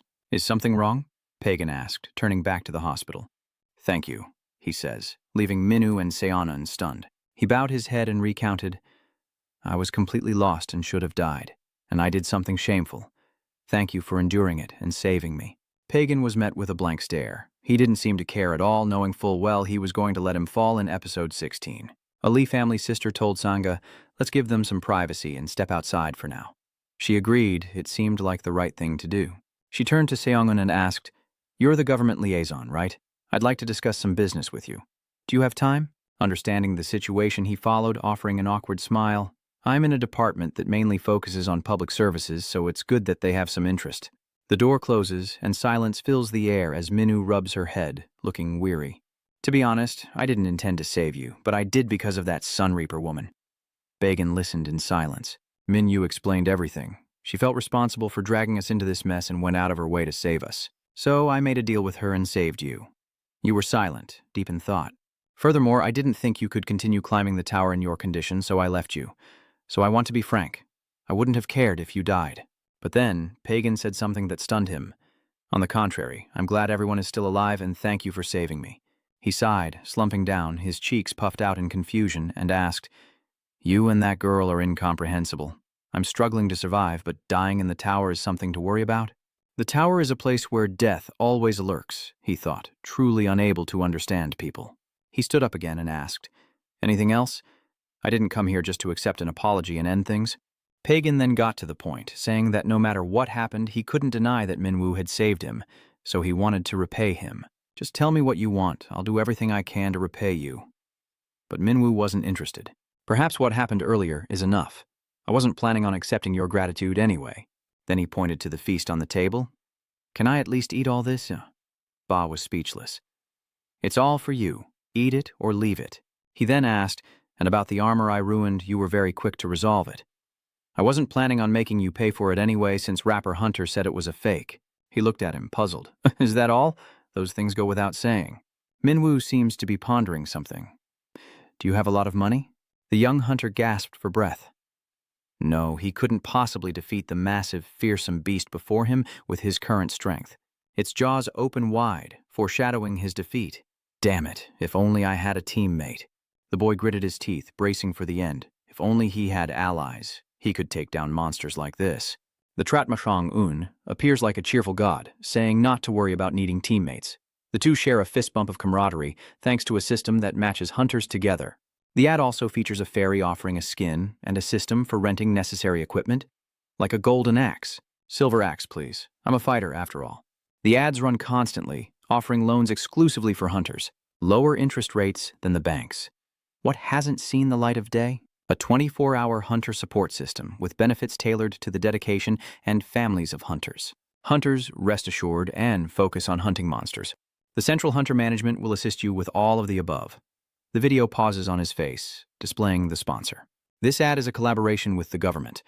Minwoo crushes his drink can in frustration. He stands in front of the TV, commenting that he still can't get used to seeing that, filming that disgusting thing and spreading it everywhere. Mr. Un is very unhappy with this. I've worked hard to get here, so don't criticize me.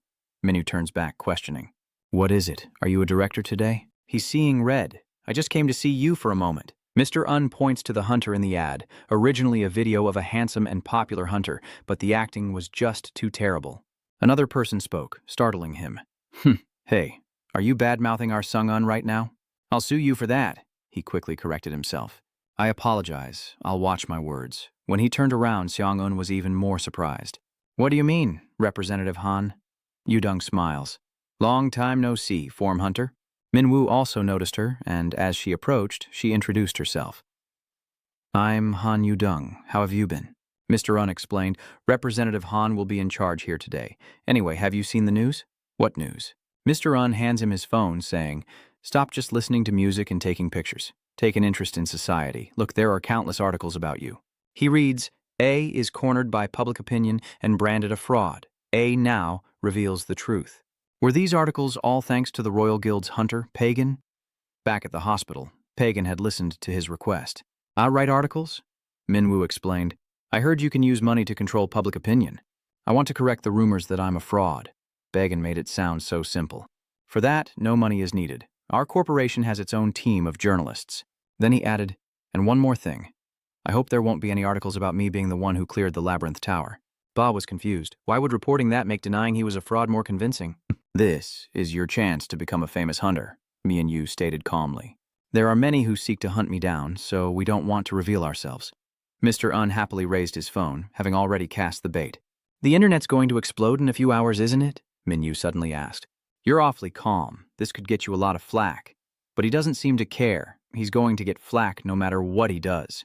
Besides, my department isn't the one that gets the direct flack.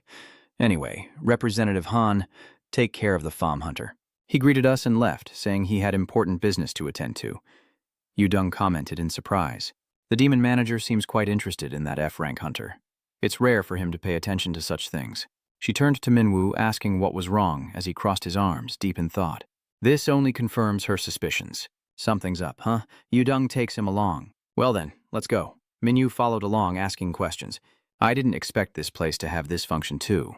I thought it was only in the hunter training department. She explains that the hunter training department is a specialized area and very busy, so this task was assigned to them. The performance is identical, so there's no need to worry. Now, Hunter, this way. She pushed open the door to reveal a man in a white lab coat. As she unlocked the door, Yudong explained, Before the test, allow me to introduce the doctor who will be conducting the examination. The man in the room held out his hands. As she opened the door and invited him in, the man rushed out, yelling, You damn fly! Yudong was stunned as the man charged toward Minu. The doctor, caught off guard, stumbled and fell. Dr. Guchiok sheepishly scratched his head. That was embarrassing. He tries to explain his actions, saying he had to catch the fly before it got inside. I must be careful to avoid fatal mistakes, he muses. But if he can't sense and avoid it, that's a bit much, isn't it? So he managed to dodge aside when Guok rushed at him earlier. What's this? Guok finds the cold-blooded team leader to be just as I'd heard. Minu seemed displeased, as if people had been talking behind his back. The doctor quickly changed the subject, introducing himself as Kim Guok, the examiner for this hunter registration. He explained that normally rank was determined by stats, but in the case of low-rank hunters like him who suddenly cleared dungeons, they would test practical combat ability. Minyu listened. In special cases like this, we assess and rank based on actual combat ability, with a 3-stage test where you can quit at any time. He smirks. Let the house test begin. He calmly says, Let's begin. A sphere of data appears, Stage 1. Gucci instructed him to select and touch only the blue orbs, and Minwoo calmly observed his surroundings. Touching any sphere other than the blue one results in a point deduction. You're not colorblind, are you? He glanced over, and the man was pleased, relieved to avoid the hassle of readjusting the program. Stage 1. As he was told, Minwoo dashes off like the wind. Swiftly, he turned and caught the resilient ball in the blink of an eye, his leg slightly bent. a testament to his visual reflexes. Minwoo instantly spotted the final ball high above. This is a test of overall ability, and he lunges to grab the ball within reach. Gucci continues. At the same time, the monsters rush out one after another. Stage 2, Stage 3, the Night Parade of 100 Demons. What do you think? I came up with the name myself. Using data from the tower, I created an environment where magical beasts can thrive, swarming you from all sides like ants. Let's see how many you can hunt in 300 seconds. A claw lunges, only to be stopped by his blade. As it tries to escape, Minwoo leaps, severing its artery. Then came the other beasts he slaughtered, some cleaved in two, some with shoulders severed, and others with their heads crushed. He slaughters relentlessly like a god of death, blood soaking his clothes. The final round has reached Stage 3. Since it's Stage 3, it has to have a boss. Now, I'll summon it. A demonic beast's foot appears during the fight with the boss to test the hunter's destructive power. His eyes widen, realizing the danger. What appears is the familiar dragon-type beast, as Gok tells him he's ending the test by force. Minyu is the beast that nearly killed him before. A memory that darkens his face, but then a joyful smile spreads across his lips. It's been a while. I begged you back then because I was too weak, but now... The sword he holds is still dripping blood as the monster's eyes burn bright, facing him head-on. Minwoo's power surges as he locks onto his prey. Are you ready to die? Yu Dung is stunned. No. Her eyes widened at the sight before her. It couldn't be. Minyu, sword in hand, flew towards the beast. It was as if the demon beast was constantly roaring, as Minwoo charged forward powerfully, the two energies colliding. Blow after blow, he manages to block them all. The demonic beast suddenly leans, raising its massive claws in attack. He smirks coldly. So he's using that again? Minwoo pierces its hand with his sword, as Yu Dung watches in horror as both he and the beast are engulfed in flames. I don't understand anything anymore. Minyu's burning flames. The dragon is burned to the point of almost disappearing. Yu Dung watches in stunned silence as Guok cheerfully laments, "This is bad. This is bad. If he burns the boss's data like that, it'll take a lot of time to restore it." "But isn't this a scene we've seen before?" she asked, startled. "Yes." Minwoo's silhouette blazed against the sea of fire. Ji seems to be reminded of someone else through him, Raven. He turned to her and said, "So you lived and died in the Tower of Abyss. I'm curious about what kind of hunter you were." Back in Minwoo's neighborhood, he returned home deep in thought, no matter how he considered it. He recalled the two people from before. It had been too sudden after he finished the test. I sensed something suspicious in their eyes. Opening the door with a sigh, he realizes he can't be as carefree as he was in the tower. He must be careful until he uncovers the identities of those who want him dead. His phone rings. It's the Demon Squad captain. He answers. "I'm calling to check if you're doing well and made it back. It's so cold. It'll take some time to get the test results. Ranking isn't simple, and you're not bothered by it. Representative Han already told me." Sung-un then asked, "By the way, have you tried using the Maze Tower certification?" "I don't understand." "How do you use this?" He was speechless, realizing that he had forgotten everything he'd been taught. "Use it. Your dad Meningu will love it." He opened his system window, puzzled. "What is this?" A blinding light appears, startling him.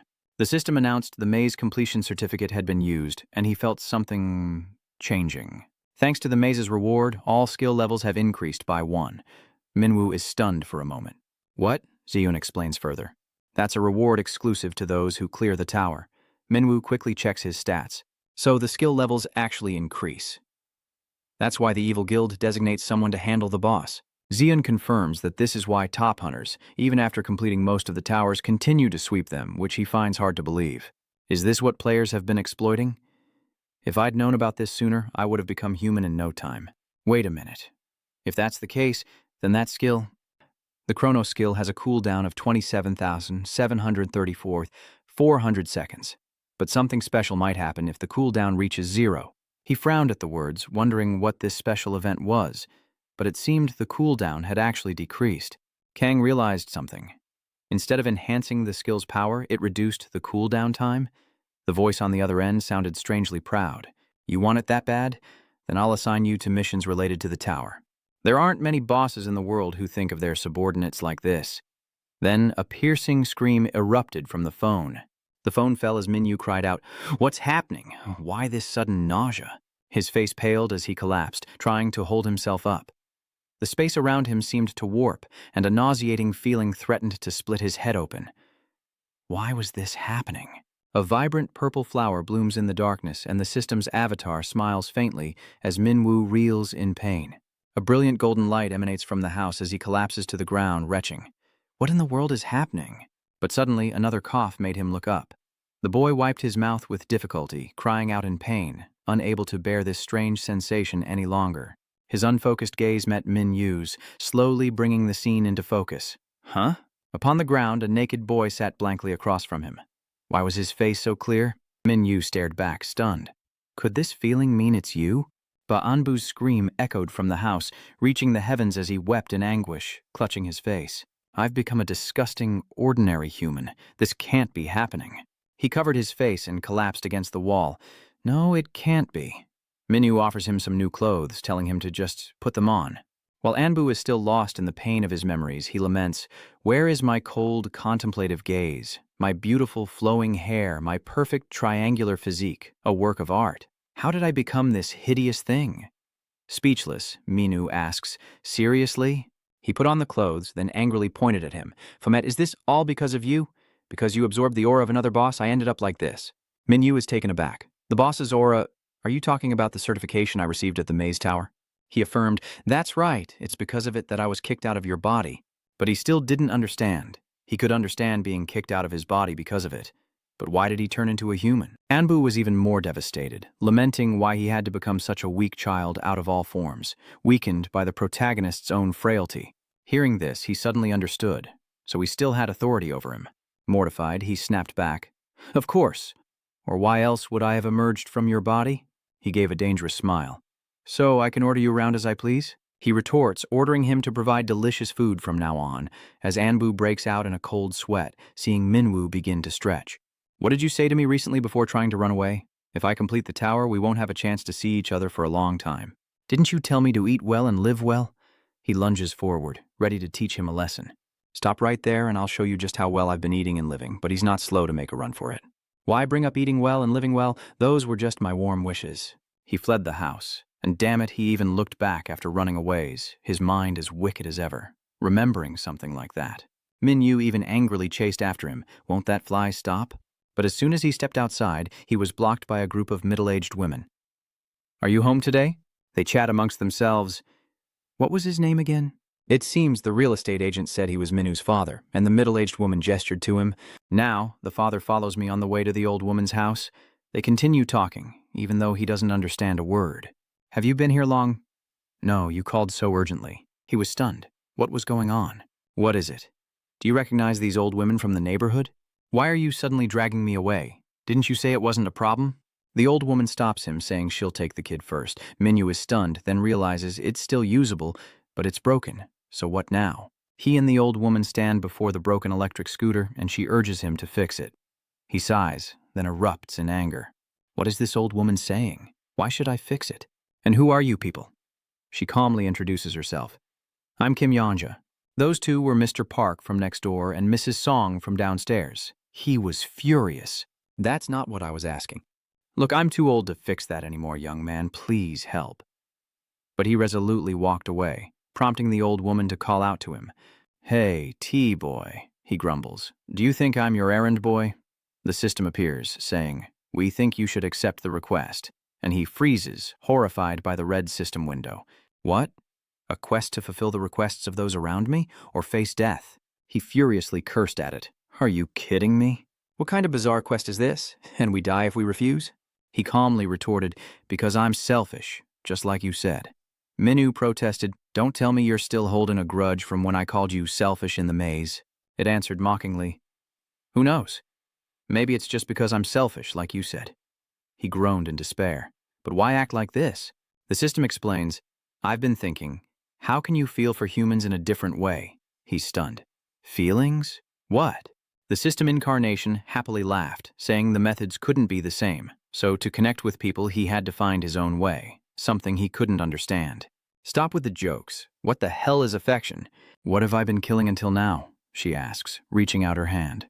"Of course there's a difference. Can't you tell friend from foe?" He raged. "Of course not. There are only enemies and toys to me. Got it?" Speechless, she glares at him. "Then my only answer is that you will die now." The door opens again, and Yancha turns to see him, seemingly unsurprised by his appearance. So he's back? With eyes devoid of hope, he asked, "How can that be fixed?" As night fell, the warm lights from the houses cast a tranquil glow. A cat sat curled up at the foot of the stairs, startled by a passing car, and a pair of leather shoes stepped onto the ground. The two men stood on the balcony talking. "That's Slum, the only place in Seoul that hasn't developed. Looks like the people there are doing well. Can you do it?" "I've been watching. It's mostly the elderly and infirm there." "Is that so?" one of the two men asked. "So, how long will it take to clear out all those old folks and clean the place up?" The other one, with pink hair and a scar by his mouth, grinned. "It won't take long as nothing goes wrong. There's a resident living in this neighborhood who used to be the tower's ultimate boss." Minwoo raised his hand in front of his face and cried out in pain, "Damn it!" Seeing this, Mrs. Song approached and asked if he was injured while hammering, but then Mrs. Yonja looked around suspiciously and asked, "Is the priest here?" He would come running whenever the old women in the neighborhood called. A moment later, the three of them stood beneath a large tree. She continued, "Last night, after he fed the cat, it climbed up the tree and wouldn't come down, crying all night. Yonja continued to plead, saying that if he brought a ladder, but before she could finish, he leapt into the tree. Moments later, Minwoo jumped down to the astonishment of the two old women, holding up the black cat and speaking casually. And then, screams of terror began to echo throughout the neighborhood. "The cat over there is injured. Oh dear."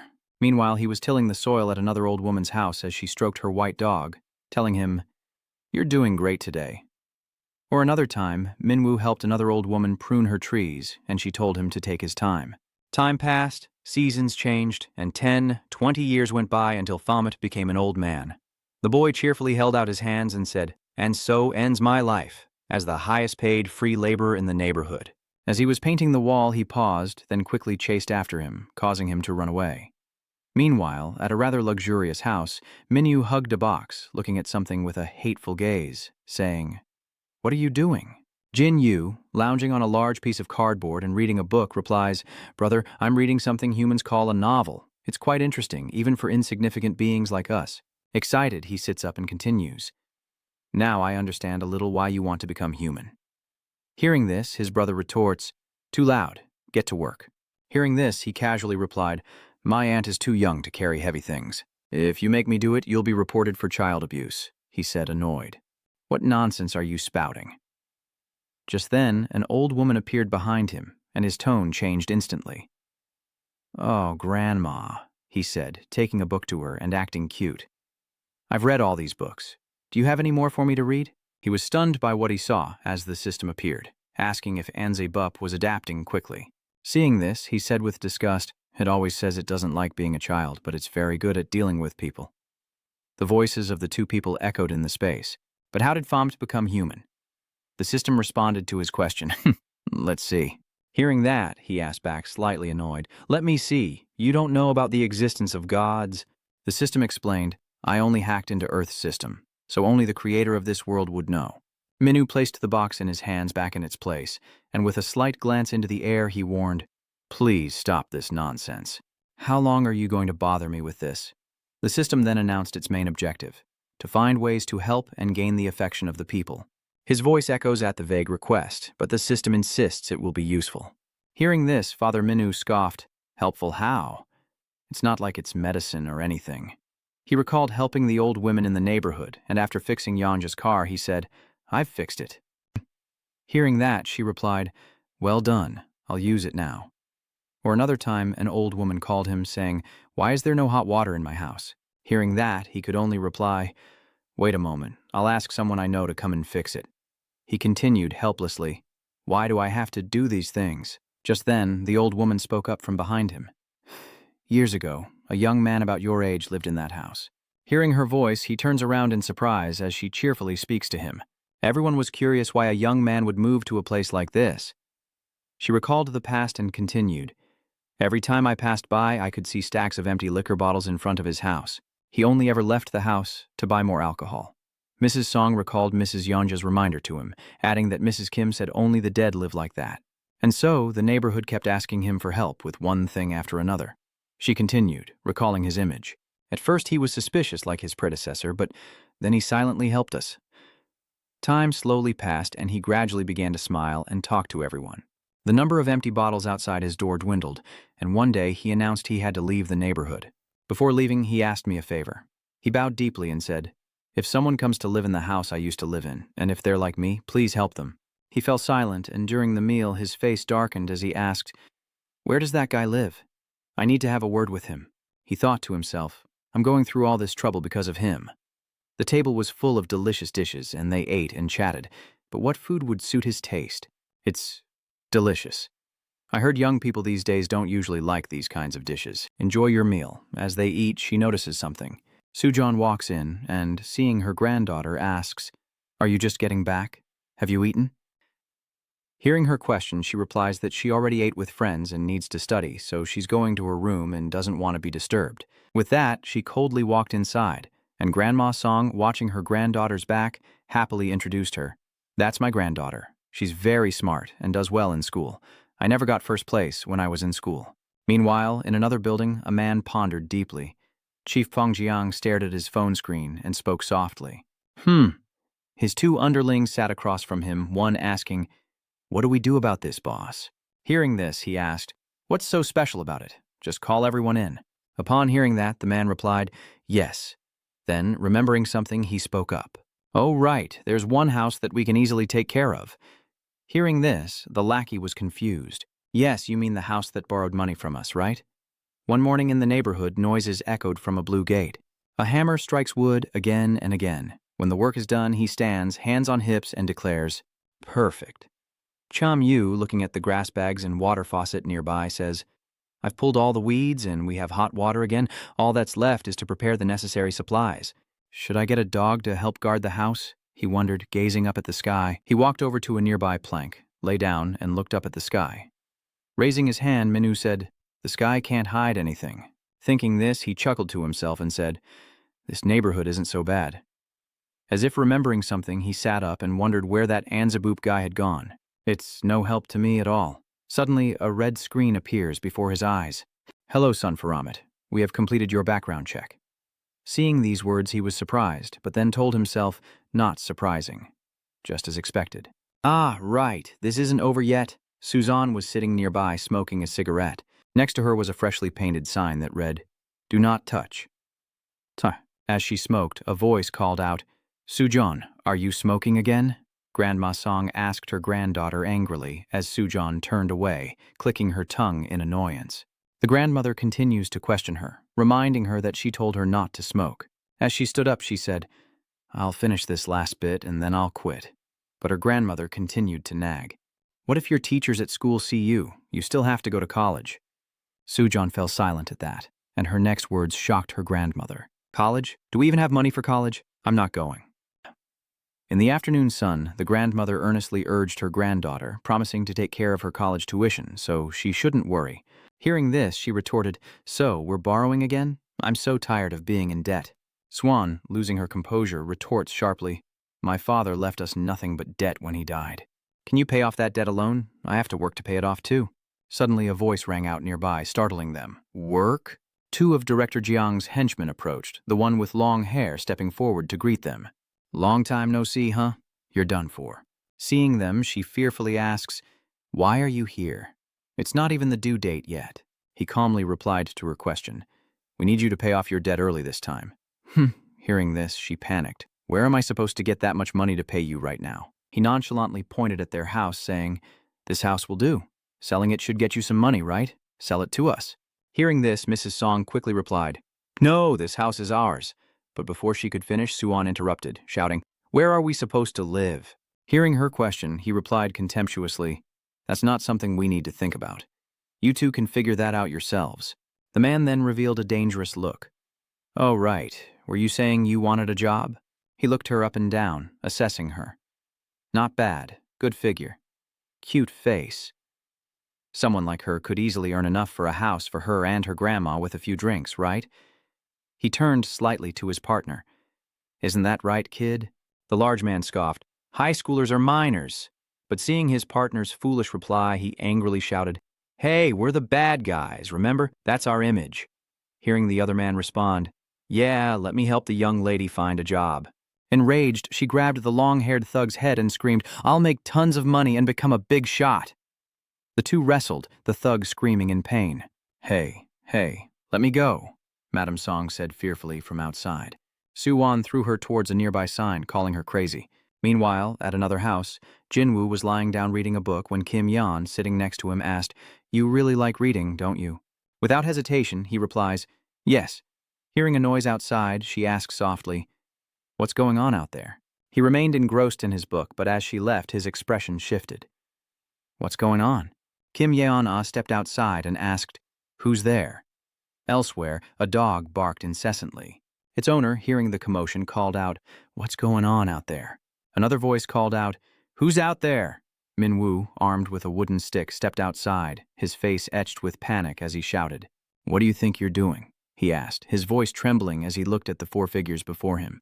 "What's going on?" He grabbed a bucket, pointed at the wall, and spoke angrily. "The paint's not even dry yet." Seeing him, the long-haired guy frowned and said, "Is there a young man living in the neighborhood?" "I had no idea." He continued to lament his wall. "I just painted that, and you've already ruined it." He ignored Minu and ordered his lackeys. "I don't care who you are, stay out of this, kid. Take care of him." The man responded, "Yes, sir." He was extremely resentful, and I was just about to take a commemorative photo. He immediately threw a punch at him. Minyu remained still, a green barrier between them. Then the large man felt something was wrong, like he'd punched something weighing thousands of tons, and he was sent flying. The man flew back towards his comrades as the long-haired one could only watch, his eyes blurring. A dark shadow rushed towards him. The gangster was stunned as Minu appeared before him, landing a punch. The gangster, nursing a broken nose, groaned. "I've never seen anyone so fast." "He's a hunter?" Division Chief Jiang said, still looking at his phone. "I heard you used to be a hunter?"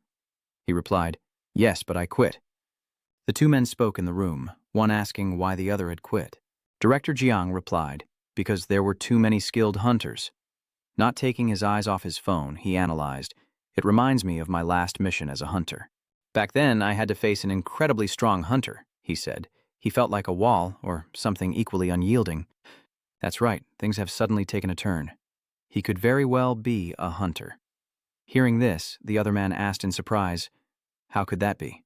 How could a hunter look like such a wimp? What are we going to do?" With a dangerous glint in his eye, Chief Feng Jiang said, "First, we must investigate his identity. They destroyed my house, my whole family, mine too. Another says, they destroyed my land. Still another adds, and my garden." He listened to their lamentations. What do they want? If they continue, where will we live? After a while, he walked away, only to hear a voice calling after him. Ah Swan leaned against the wall, asking hesitantly, "You're a hunter, right? Hunters get paid to do jobs, right?" She moved closer, continuing, "It's all I have right now, but I'll give you more when I can, so please, help me." She spoke quickly, as if afraid he'd refuse, saying if they were kicked out, she and her grandmother would have nowhere to go. "Please, don't let those thugs take our home." Hearing this, he says it's not necessary. She asked in astonishment, "What?" He turns away, replying, "I'll do it. Even if you didn't ask, I would. They caused a ruckus in my neighborhood, and they'll pay for it."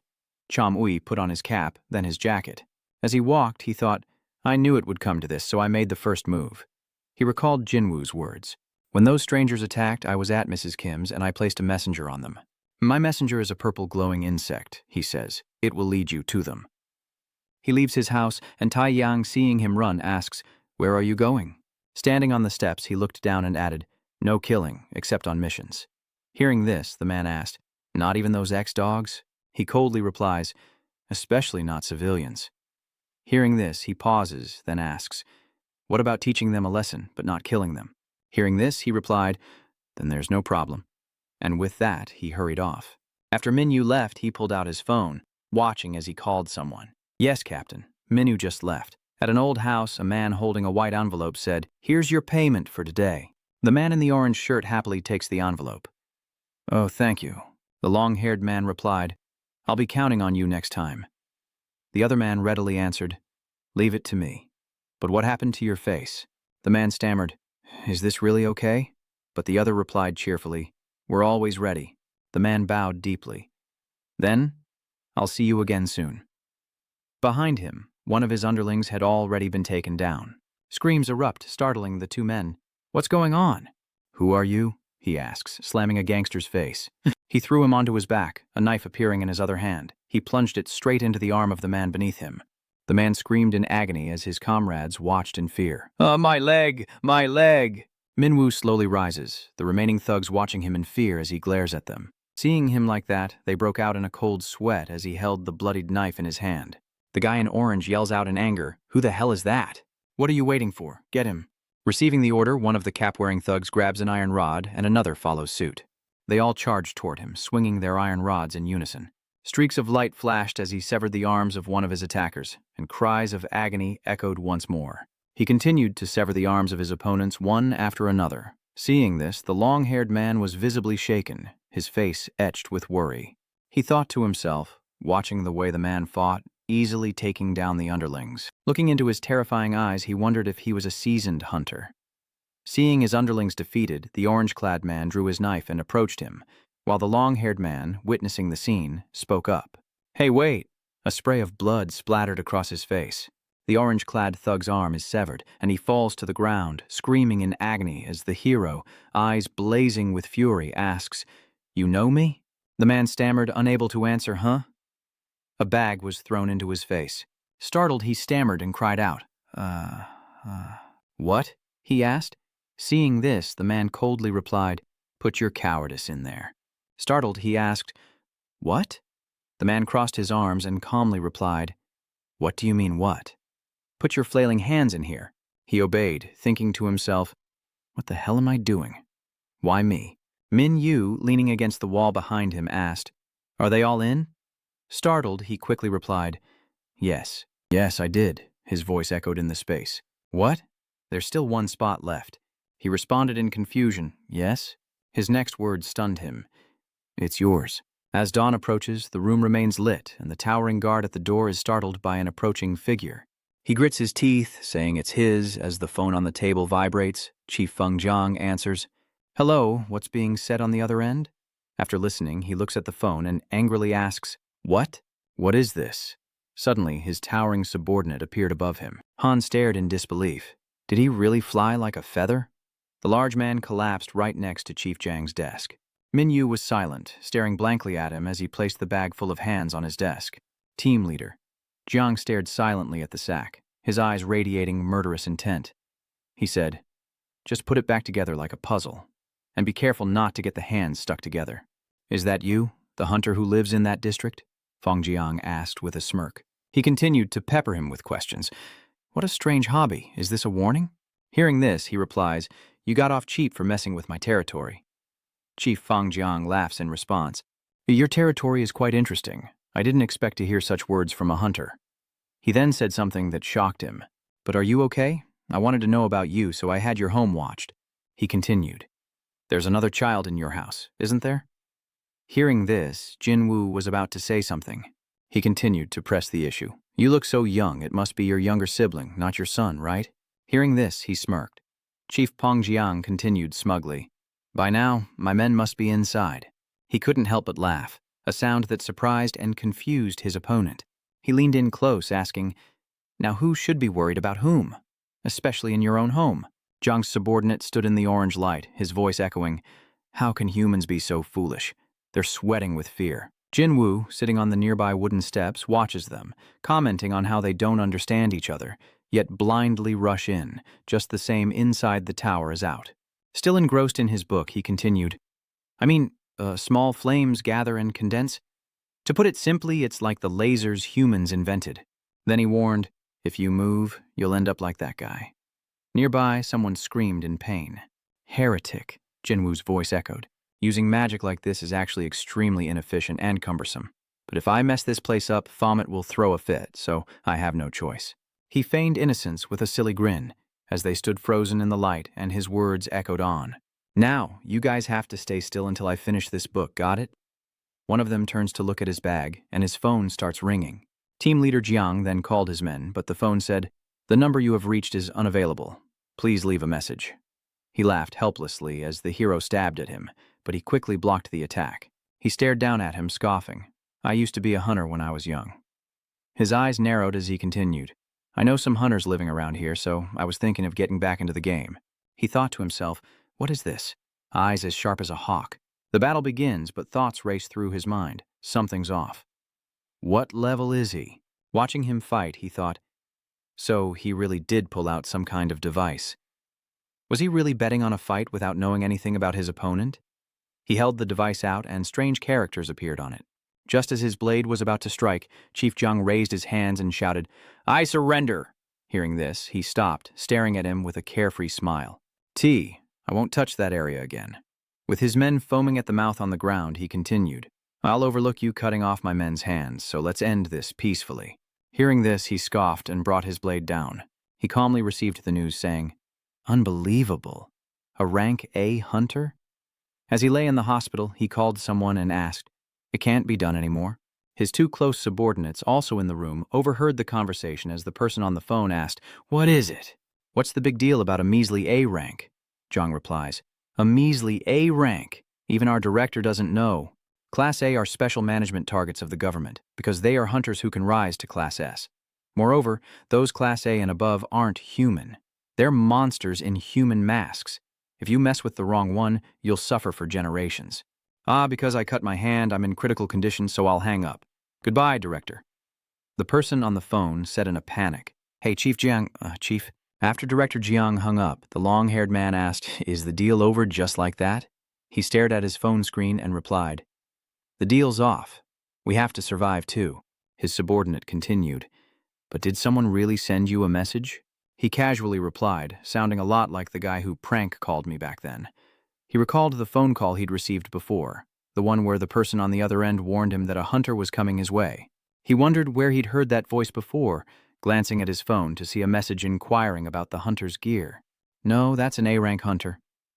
He looks at it and says, "One thing's for sure, the person who called me knew a lot about that hunter." On the other side, the sender is also holding their phone, rereading that message. Holding his phone, Mangun smiled and wondered, "Oh dear, what should I do?" Just then, Kim Yeonja came out of the house, saying, "If I'd known you were coming, I would have cooked for you."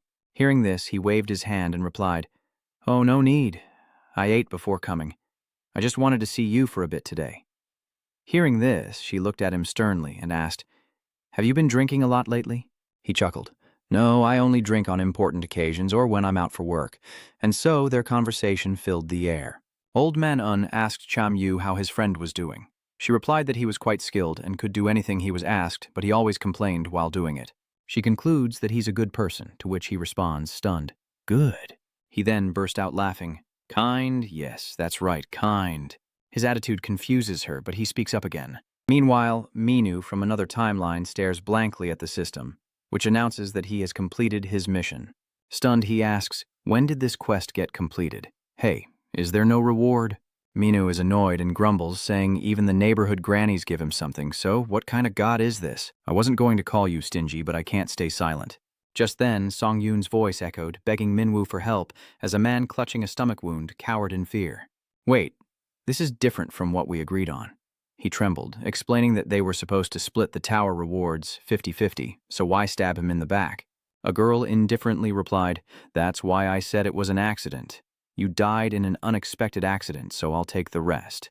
Hearing this, the man roared in anger and charged toward her, cursing, "You bitch." Immediately, the girl raises a finger and calls out, "K9." As she spoke, a massive, hairy monster appeared behind her. At her command, the monster bared its razor-sharp teeth. "Eat." The man was paralyzed by the sight, and a horrifying scream echoed as blood splattered everywhere. Min clicks his tongue in dissatisfaction. "What? The rental price doubled?" Hearing this, the employee at the computer in front of him balked. "Just kidding. It's not like that for one-time weapon rentals. Is it okay to joke around with a hunter?" Minyu listened to the clerk's explanation indifferently. "I'm telling you to reset your equipment, and next time, if the rental gear is destroyed, you'll have to pay more than just the rental fee, got it?" He nonchalantly agreed. "All right, I'll consider it." Minwoo then pulled out a blue magic stone and said, "While reorganizing my bag, I thought I'd sell this magic stone." The employee immediately recognized it as a G-rank boss magic stone. She then explained some terms and conditions and discussed them with him. Usually, magic stones dropped by bosses are transferred to other hunters through auction. Of course, if a hunter needs money urgently, I can appraise and buy it at the corresponding price, but an auction will likely get you a better deal. Hearing this, he decides to put it up for auction. Having received Minwoo's decision, the employee said, "Very well, I'll forward Ji Chen's magic stone to the auction department and notify you of the results via text." He placed the mana stone on the table and asked, "I'm curious about something." The employee listened quietly. About how much would Boss Fomet's stone be worth? It must be worth a fortune, right? He crossed his arms, looking smug. "That's right, the Mythic Tower's pen is definitely—" Just then, the employee chimed in. "Isn't it cheaper than Chen's skin?" As soon as she finished, Minu shouted, drawing everyone's attention. "What? Why?" She calmly explains that it's due to the difference in the amount of magic power stored. She continued, saying that Gen are magical beasts created from magic stones, while Fomets are created from physical matter. Of course, physical matter can also contain magical beasts that hold large amounts of magic, but according to the investigation results of the Fomets in the Tower of Abyss, Fomet magic stones only hold a very small amount of magic. I mean, it's a monster that's all about physical strength. Minu recalled the Anbu saying, "You have no talent for magic. It was difficult for me to obtain the chain magic." The clerk chuckled, explaining that high-end equipment made from magic stones are greatly affected by the amount of magic, so there's no other way. Minwoo listened intently as she continued, saying that Fomet's magic stones aren't worth much, so no one bothers to look for them. What is it, Giovanni? Suddenly, he remembers something. What is it in his memory? He recalls the scene. Jia Yun didn't take his magic stone, acting as if there was no tomorrow. These magic stones of all colors and sizes are the life-sustaining equipment and infinite matter of magical beasts. Even if a magical beast is destroyed, the tower will not collapse as long as the magic stone remains. He wondered, where was it now? The clerk continued to smile, ever so professionally. "I'm not sure about that, but is there anything I can help you with?" Receiving a curt reply, she smiled again and said, "Great, then I'll help you reorganize your inventory as requested." She sent a synchronization request to his system. "I'll send a request to synchronize the government and hunter systems for you." Agreeing, he followed her instructions, touching all the items to be sorted and tapping the system screen. He tapped the sword icon, the very one Giovanni used for stabbing, but it was locked. As he pondered this, a small ball slowly rolled to his feet. Locked, and they're all weapons. Where did this stuff even come from? He looked down to see a black dog coming to retrieve the small ball. A voice echoes from somewhere, grilled fish.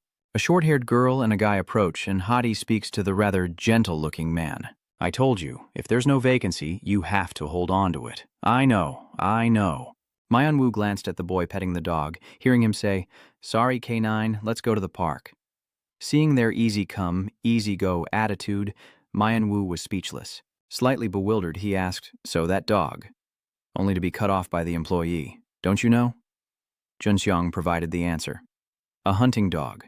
She slowly explained that this is a worldwide phenomenon caused by the gate shock, an awakening that occurs in a small number of pets raised by hunters. She then mentioned an awakened cat belonging to a girl, a phenomenon first discovered with Cassie, the cat of a famous Hollywood actor. No one knows why this phenomenon occurs. She glanced at Minyu, explaining that it's believed the gate shock may have transformed pets' love into real power to protect their owners. But she jokingly concluded, "That must be it." Minyu slams his hand on the table. He brushed it off, immediately changing the subject to disbanding the guild, saying he didn't want to be in a guild with such a strange name. Hearing this, she replied, "What's wrong with the Sweet Pink Angel Guild? Of course, number 302 is cool-toned, so he probably thinks he doesn't fit in with you warm-toned people." But suddenly, Junseong presented him with a brick-thick envelope, and before he could react, she snuck behind Minwoo and reached out to touch his chest. "This is all the money that 302 diligently mined and sent to me for safekeeping. I've put it all in here. I'm not that heartless, so stay in the guild. After all, you need a guild to enter the tower, and the two begin to argue. Of course, I'll take this money back, and I'll find another guild." She whines again. "It's rare to find a guild leader as perfect as me. Are you trying to steal my precious time?" Enraged by Junseong's attitude, he snaps, "What nonsense are you spouting?"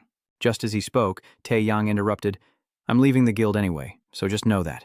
That won't work." Hearing this sudden statement, Minwoo retorted, "What?" Runzong greets him casually. "Long time no see, Taeyang." Seeing him, Minwoo snidely asks if he's stalking him again, prompting the other two to exclaim in turn. "Oh, surveillance is the only word you can use?" Then, Tiang pulls out a stack of mission documents. He begins to explain in detail. The targets form hunting parties of 3 under the guise of compensation. They bring an innocent hunter to clear the tower, eliminate them, and steal all the loot. 2 of the 3 hunters are B rank, and the other is suspected to be A rank. While Minwoo reads the file, Junseong and T speculate that it's been a long time since they've had their ranks measured, so it's highly likely he's an A rank. As Tang continues to speak, Minwoo mutters, "This mission is difficult because they're very suspicious, making them hard to approach, and there's one more thing about these guys." Minwoo then held up some information sheets from the file. Weren't those the guys from the Central Administration Department? It's Hati, the kind boy, and the dog. Cut to the Heaven Building. In a vast room, Hati looks on in dismay at the scene before her, trembling with anger as she grits her teeth and says, "This madman." A chaotic scene of the gentle boy partying with 3 other girls before passing out. Ha Tin-Tiet shouts, "What the hell is he doing? Where's the nice guy from before?" Now all I see is a spaced-out reincarnation of Chidan, smirking.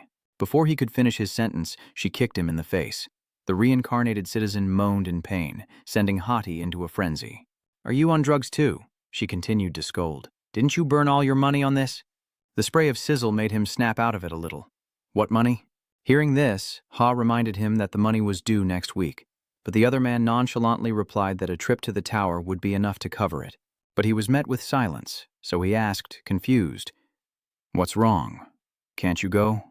Ha then dropped the bad news, sobering him up. Rumors are spreading that they've formed a task force to catch criminals like them. That took him by surprise. What? The man, his mind twisted, began to rant, completely losing it. What's the big deal about taking out a hunter? Damn, they're sending hunters to their deaths just like us. Has Hati been silent all this time because she's afraid of them? Then the guy asked again. "Where's Black Snow, big bro?" Moving to another house, Ha silently looked down. The dog wags its tail, looking at her obediently. Ha crouches down, petting it, and asks softly, "I'm going back to the tower. Will you come with me?" K9 barks in response, and she chillingly says, "We might have to kill again."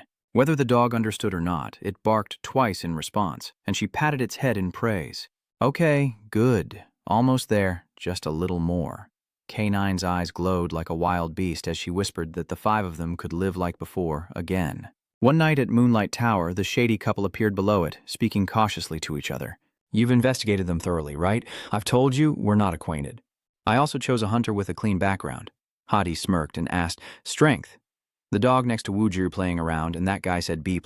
Why is she so upset? It's not like this is a college grade or something with rankings. He replies, "No, it's a shame he failed the A-rank promotion exam." Standing beneath the magnificent tower, the two continue to exchange information. "So, where does that B+ rank hunter live?" He says he'll go in and clear the first floor first. "Go in first." The two head inside, talking as they go. "What's he doing? How do we split it? 50-50 as always, but can he really clear the first floor alone?" The man smirked, saying, "Who knows? Maybe we'll catch a fool. We can just leave him be and then take him out later." Hearing this, Ha retorted, "As if you're the one who's going to do it." The man clutched his stomach, laughing. "If you say so, sis, then that's that, right?" She turns and leaves, no longer caring. Depending on the spoils, I'll decide whether to make a move or not. Hati approached, pushing the door open while sneering to herself. What was that? Demanding half for doing nothing? She grits her teeth, meaning there's nothing left for us to scavenge. The door opens to reveal a massive centipede-like monster as she turns back, oblivious, and says he won't be getting anything. No sooner were the words out of his mouth than blood splattered everywhere. Back then, Tae Yang had crossed his arms, looking troubled. "This is bad. They've met you before." Junseong also mentioned that hunting dogs have a very keen sense of smell. The two of them took turns explaining to Minwoo why this mission was off limits, but he still didn't understand. Then they explained that when choosing a hunter, they investigate every aspect of that hunter's life. Hounds have the ability to remember scents, and since number 302 has been on TV, we don't know if they remember your face. I'll assign this task to another hunter. Suddenly, a girl's voice as she made coffee behind them drew their attention. "It's not that hard," she said casually. "Just disguise yourself and create a fictional persona." Back at the entrance to the moonlit tower, Hati T suddenly heard a voice from behind. "You two are the hunters who will be raiding the tower with me today?" An armored hand, sharp as a blade, extends forward. "It's a pleasure to meet you." A figure in full silver armor emerges, covered in blood, announcing, "I am Boo, and I will be joining you in clearing this tower." As he spoke, a dangerous glint of gold flashed in his eyes, and the monster lunged forward with its long tongue. Boo quickly jumped high, dodging the blades on its hands. His expression was hidden behind his iron armor.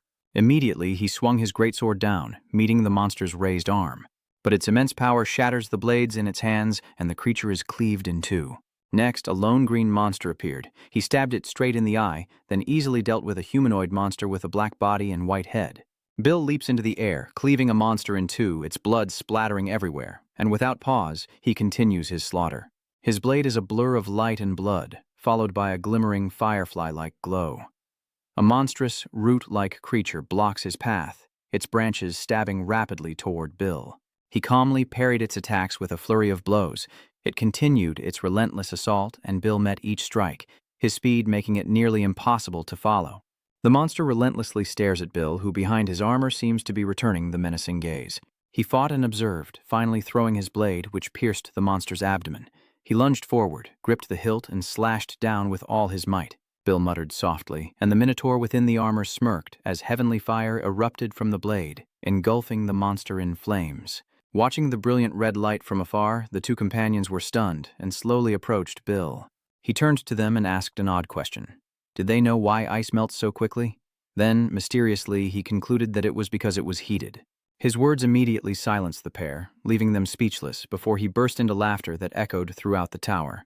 Remembering the girl's suggestion to disguise themselves, she asked what the plan was for the old man, seriously discussing it with Junseong.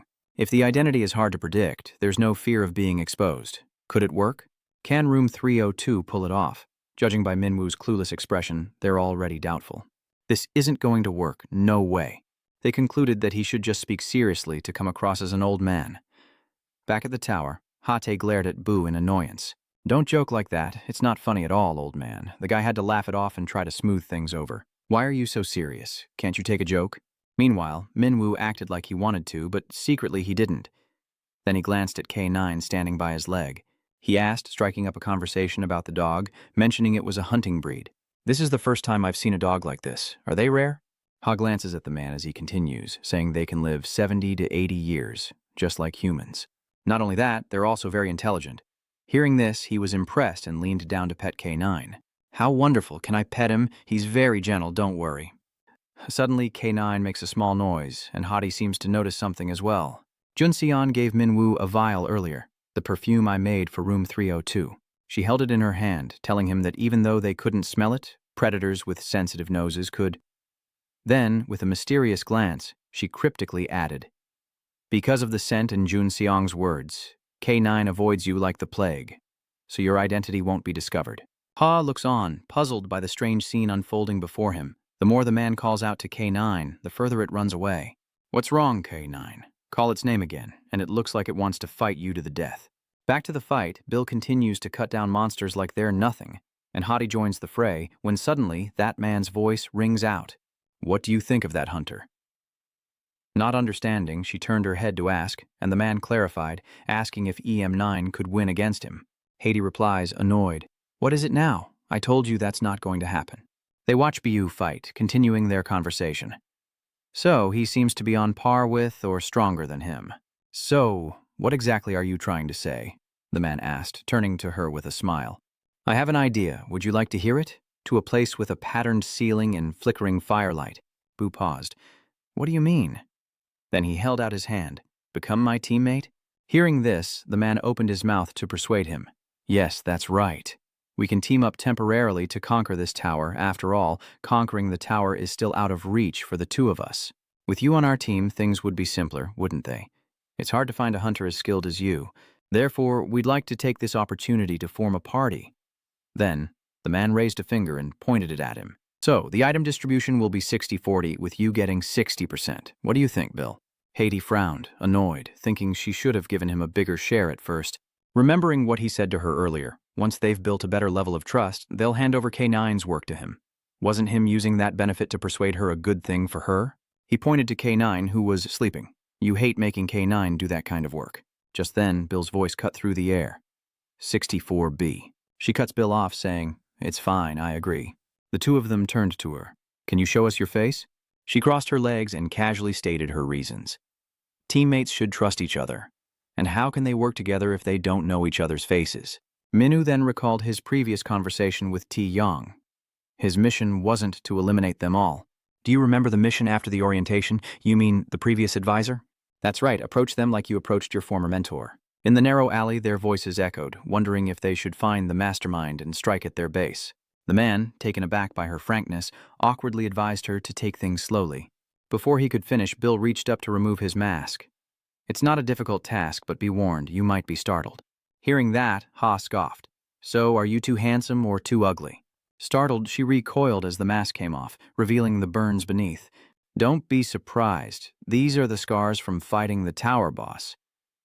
Under the flickering light, he continued, "Hunters shouldn't only focus on appearances, so I don't really care. But these burns are no accident. They're a curse." The others listened intently to his fabrication. "The curse passed to my son, disfiguring his face," he continued, weaving his tale. "Neither modern medicine nor magic can heal it," he exclaimed, eyes wide amidst the white scars. "I'll do anything to heal my son's face." As he finished speaking, the room fell silent, and he wondered, helmet on, if he'd gone too far. Suddenly, he overheard the man next to him say, "Perhaps our meeting is a chance for both of us." As the man smiled like a salesman. "We know how to break the curse." Then he unleashed his high-level sales tactics. "The reason my sister and I are trying to conquer this tower for money is the same as yours. Our parents need treatment. That illness was a consequence of the dungeon outbreak, leaving them with a terminal dungeon-related disease. To treat that disease, we tried everything, but we failed." As he spoke, he placed his hand on the door. The man, dressed in a crisp white shirt, approached a red door and turned back, speaking with conviction. "Later, we were fortunate enough to meet someone who could cure our parents' illness, a hooded man who said, 'Hunter, he can also heal your son's face.'"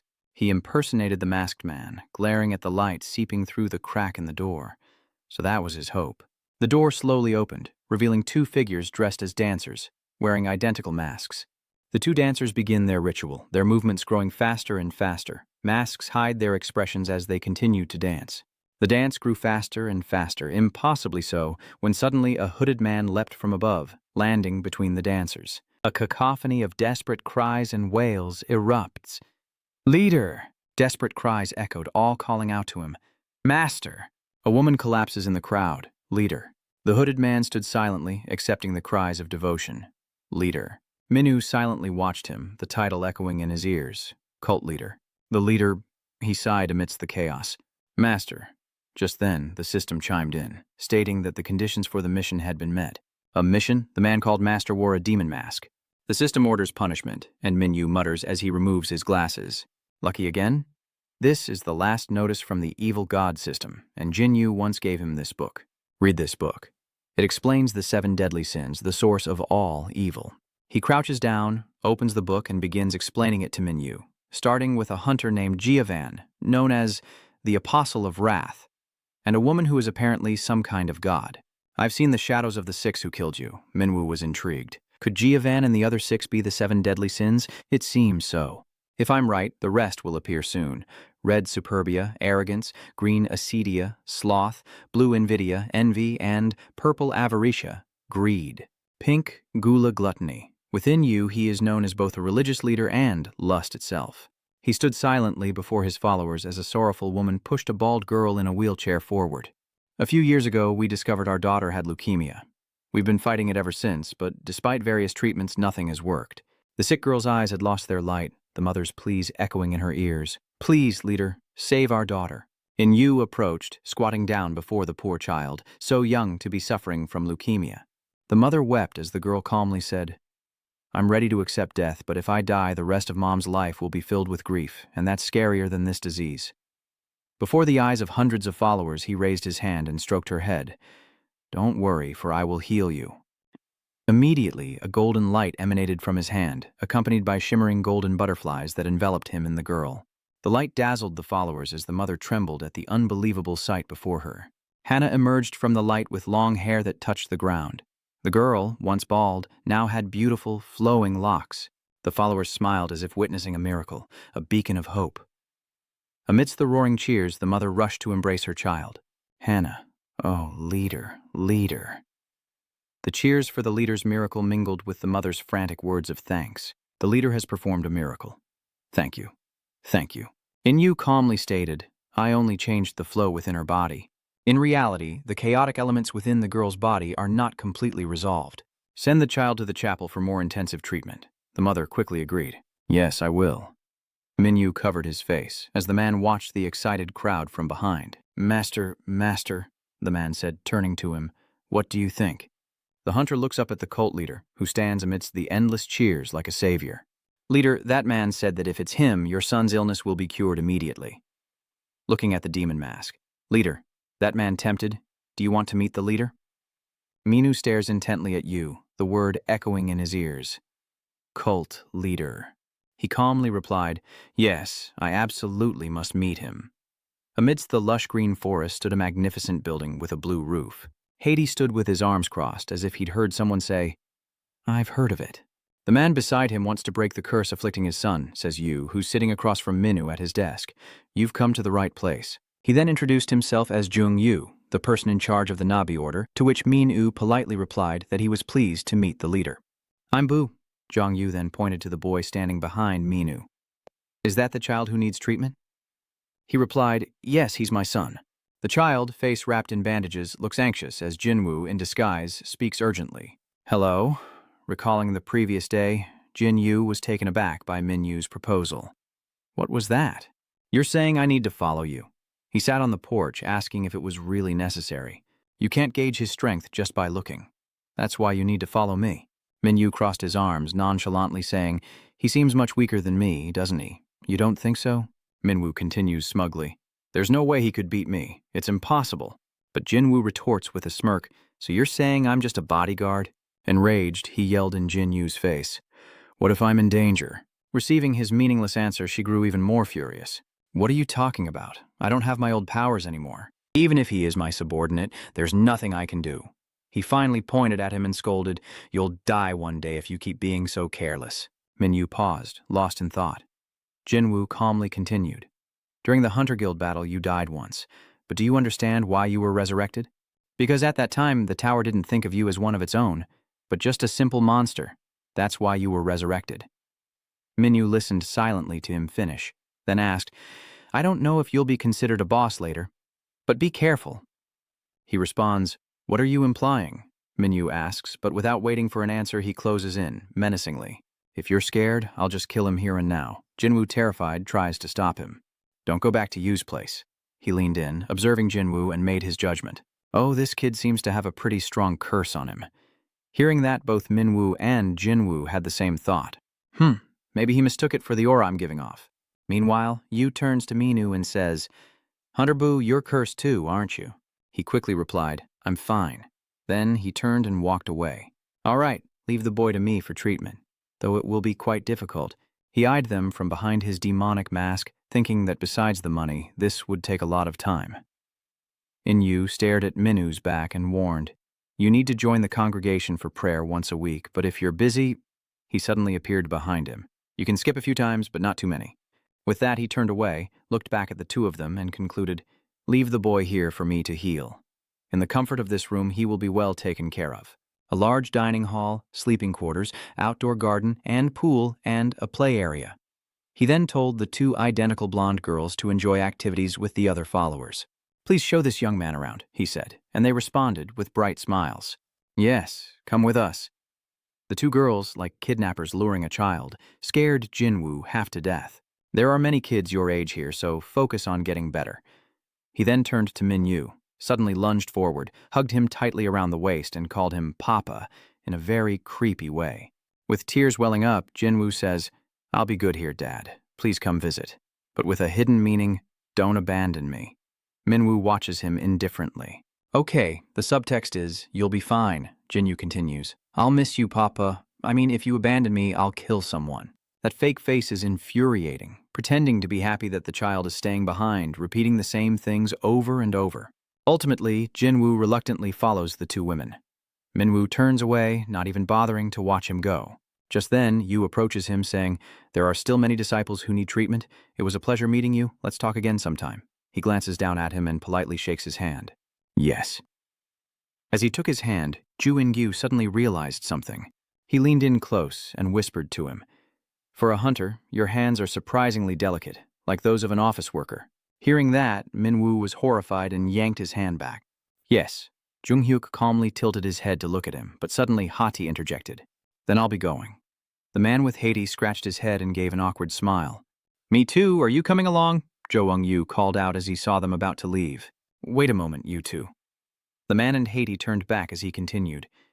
Didn't we have something to discuss? He quickly replied, yes, that's right. So the man had to stay and talk with Jo Eung-yu. The door slowly closes, and as Minwoo peers through the crack, Hati calls out softly, Hey you.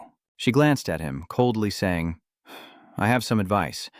Only know what you need to know. Focus on your son's treatment and don't overthink things. She walks ahead of him, warning that this church is quite complex. Back to Jin-yu, who is surprised by something. Ah, it seems one of the blonde girls is telling him he's not allowed to read, as it will interfere with his treatment. How do you entertain yourselves here? He asks, to which the girl replies with a gentle smile. You play with the others. The friends she mentioned are the other children living here, all smiling happily around a well-laid table. Jin-woo changes clothes like the other children and sits at the table with them. The two girls then say, Welcome our new friend. They all thank the cult leader for the meal, responding in unison. After the two girls left and closed the door, Jin-woo pondered the strange twins as a long-haired girl with a heart-shaped hairpin started talking to him. I'm Kim Ji-an, he says. Jin-yu immediately turns, wondering if he's one of the cult leader's demonic followers, but greets him with a polite smile. I'm Jin-yu. Nice to meet you. After a brief greeting, he thought about what he should do first. Red, spiraling eyes appear, the demon eye. Let's see what information it can reveal about that cult leader. He was shocked by what he saw. He never would have guessed. What's this? The children? The children who were happily eating moments ago now lie lifeless, slumped over, as if they were dead. Is this what I saw at first? Jin-woo has uncovered this secret, and elsewhere, the grateful followers are kneeling, thanking their leader. Others smiled and repeatedly said, Thank you, Master. Thank you, Master. Many couples knelt reverently before Jung-woo, grateful that their children's illnesses had been cured. Thank you, Master. Thank you, Master. Sitting high on his platform, Yu listens to their gratitude. A debt they say they'll never forget. He looks at each couple before him. You wish to repay my kindness? They quickly responded, Yes. Then they were stunned to hear his condition. Show me your passion. Golden butterflies emanate from him as the disciples below ask, Is this the passion you meant? He spoke of passion, the demon mask a hypnotic aphrodisiac. And as he did, the couples below descended into a frenzy. Yes, we will show you. From his high vantage point, Yu watches the chaos unfold, raising his hand to his demon mask. All right. Then he lowered his head and began to laugh uncontrollably. Laughing maniacally, his demon mask falls to the ground, revealing a handsome, blonde-haired man with piercings who smirks and mutters, What a sight to behold. Indeed, experience makes all the difference. He reached for something, not necessarily bad, and wrapped it around himself. Pure human instinct. Two massive, red-eyed white snakes coiled around his hips. Just a bit of fun. His handsome, devilish face emerged, ready for entertainment and the necessary tasks ahead. Someone asked about Minu's situation, the Fed hunter you recruited. The one asking was none other than Bij Sang-jin, the director of the Hunter Bureau, sitting sternly behind his desk. Across from him, Seon-un stood at attention to report, doing a fine job, though he added silently to himself. Although he sometimes lacks discipline, Sang-jin is quite pleased to hear that. His skills are improving every day. I hear he's almost reached A rank. Captain Mayan has an eye for talent. Hopefully, he'll improve even more. Unskar remained silent as he listened intently to Sang-jin's continued instructions. But be careful, hunters have their ups and downs. We can't control all their actions, so we need to observe them closely and react appropriately to each situation. Driving away, Zeon calls someone and they quickly answer. Can you give me an update on Min and Yu's progress over there? Everything's proceeding smoothly. The voice on the other end continued. He successfully infiltrated the church. Hearing this, Mr. Un was satisfied. Good, the other person praised, saying he was performing exceptionally well on this mission. Looking at the car's control panel, Chairman Seon says softly, Is that so? The other person asks, So how should we respond if things change? He paused, then replied, Then I'll look to the clear blue sky and take matters into my own hands. Bill, staring at a tiny fly on his finger, said, It's all an illusion.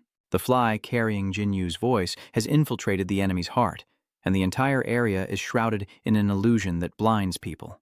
To maintain this massive illusion, his magic power must be constantly drained.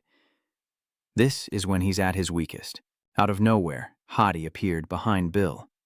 While he was listening to Jinwoo, that bastard was luring people to his church under the guise of healing, but in reality, he was exploiting them and dragging them into his illusion. In the end, their fate is only death. Huh? Hearing him suddenly exclaim, Bo asked suspiciously, "What's wrong?" As the situation continued to unfold, Hottie called Bill back. "Another child has died, and a pregnant woman has just entered the church. I'm going to observe the situation and will report back later." Hunter Bill Ha-jin, feeling late, apologized. "I must have kept you waiting? Let's go inside." Noticing she was alone, he asked, "Where are your brother and the dog?" "They're visiting my parents." Some of the disciples receiving treatment in the church don't like dogs or are allergic to their fur, so my brother can't always bring him to visit my parents, but today is an exception. The two entered, chatting as they went. "Do you think conquering the tower will be difficult?" "It's all right, we're not planning to clear the whole tower today anyway," he confidently tells her, stepping inside without even looking at Hottie at the door. "2 people are enough." Shifting to the Nabi church building, one of the twin girls claps. The twins, one holding her hand and the other squatting beside her, smiled as Jia Kyung spoke in a childlike voice. "Everyone congratulate Jia Kyung. She's all better. She gets to go home to her parents today." The children, including Jin Woo, clap and congratulate her, wishing her happiness with her family. But when Jin Woo uses his demonic eyes, the children before him look like soulless dolls, and only he is clapping. What bastards. Ga-kyung was already a corpse that couldn't stand on its own, and the twins were like demons with dark eye sockets and long snake-like tongues. It was all an illusion. She was already gone. Jinwoo couldn't help but feel disgusted by what he was seeing. It seems humans can be just as cruel as monsters. Just then, Jia Kyung's parents arrived to pick her up. "Jia Kyung, my child, Jia Kyung," she cried out joyfully, rushing into her parents' arms.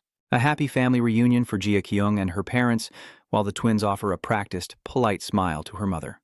"We plan to throw a farewell party to celebrate her full recovery and return to her family." Hearing this, her mother smiled widely, thanking the church for their concern for her and her family. From afar, Jin Yu watches the 4 of them continue their charade, relaying their family's gratitude to the leader. "The farewell party will be a bit of work, so please lend the church a hand." "Yes, of course." All around Jin Yu was a sea of blood, the polite chatter still ringing in his ears. "What do we need to do?" Jin Yu stared in disbelief, using his demonic eyes to see through the warm scene before him. "Just tell us what you need, and we'll do our best." Unaware, the father holding his daughter and the mother speaking were decapitated by the twins. "Anything we can do?" The severed head flies off, spraying blood everywhere. As the mother's head flew before him, Jinwoo thought, "Indeed. A scene of warmth and happiness just moments ago, now a cold, bloody mess with the children standing motionless, neither dead nor alive. They truly were vile beasts." A girl dragged her father's headless body, giggling. "What should we do with these 2 corpses? Eat them all at once?" The other girl seemed to realize something, then turned her head, arching her neck impossibly far back towards Jin Woo, who was 8 meters away. She inverted her head to face Jin Woo, her long tongue darting across his face. "Aren't you happy?" Even a former tower ruler would break a sweat at her question. "Or are you seeing something you shouldn't?"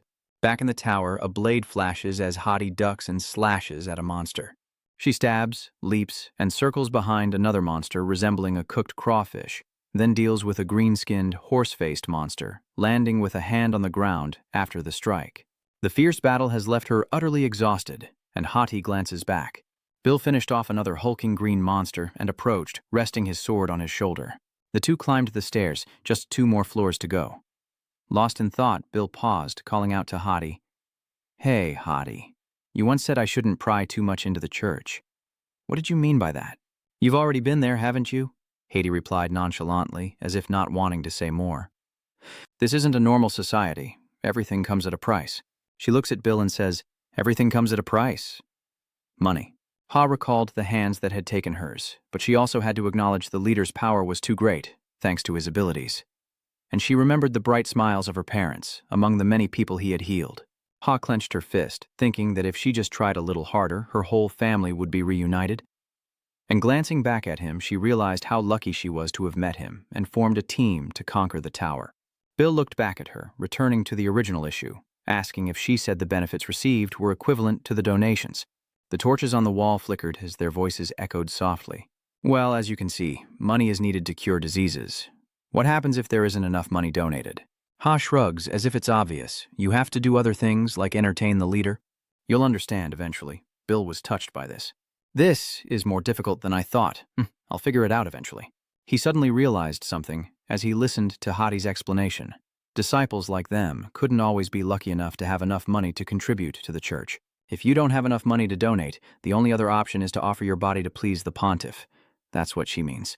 She then casually added, I'm a little surprised you said you'd do anything to heal your son's face. Ms. Hunter. The image of K9 sitting obediently flashed in her mind. But of course, one must do everything to achieve hope. With that, Hadi reached out and pushed open the door, gradually revealing the figures of the two. Suddenly, Boo says something that shocks Hattie, and she's about to be even more surprised as he lunges to attack before she can understand. With one earth-shattering punch, Hati barely dodged out of the way, putting some distance between herself and Boo.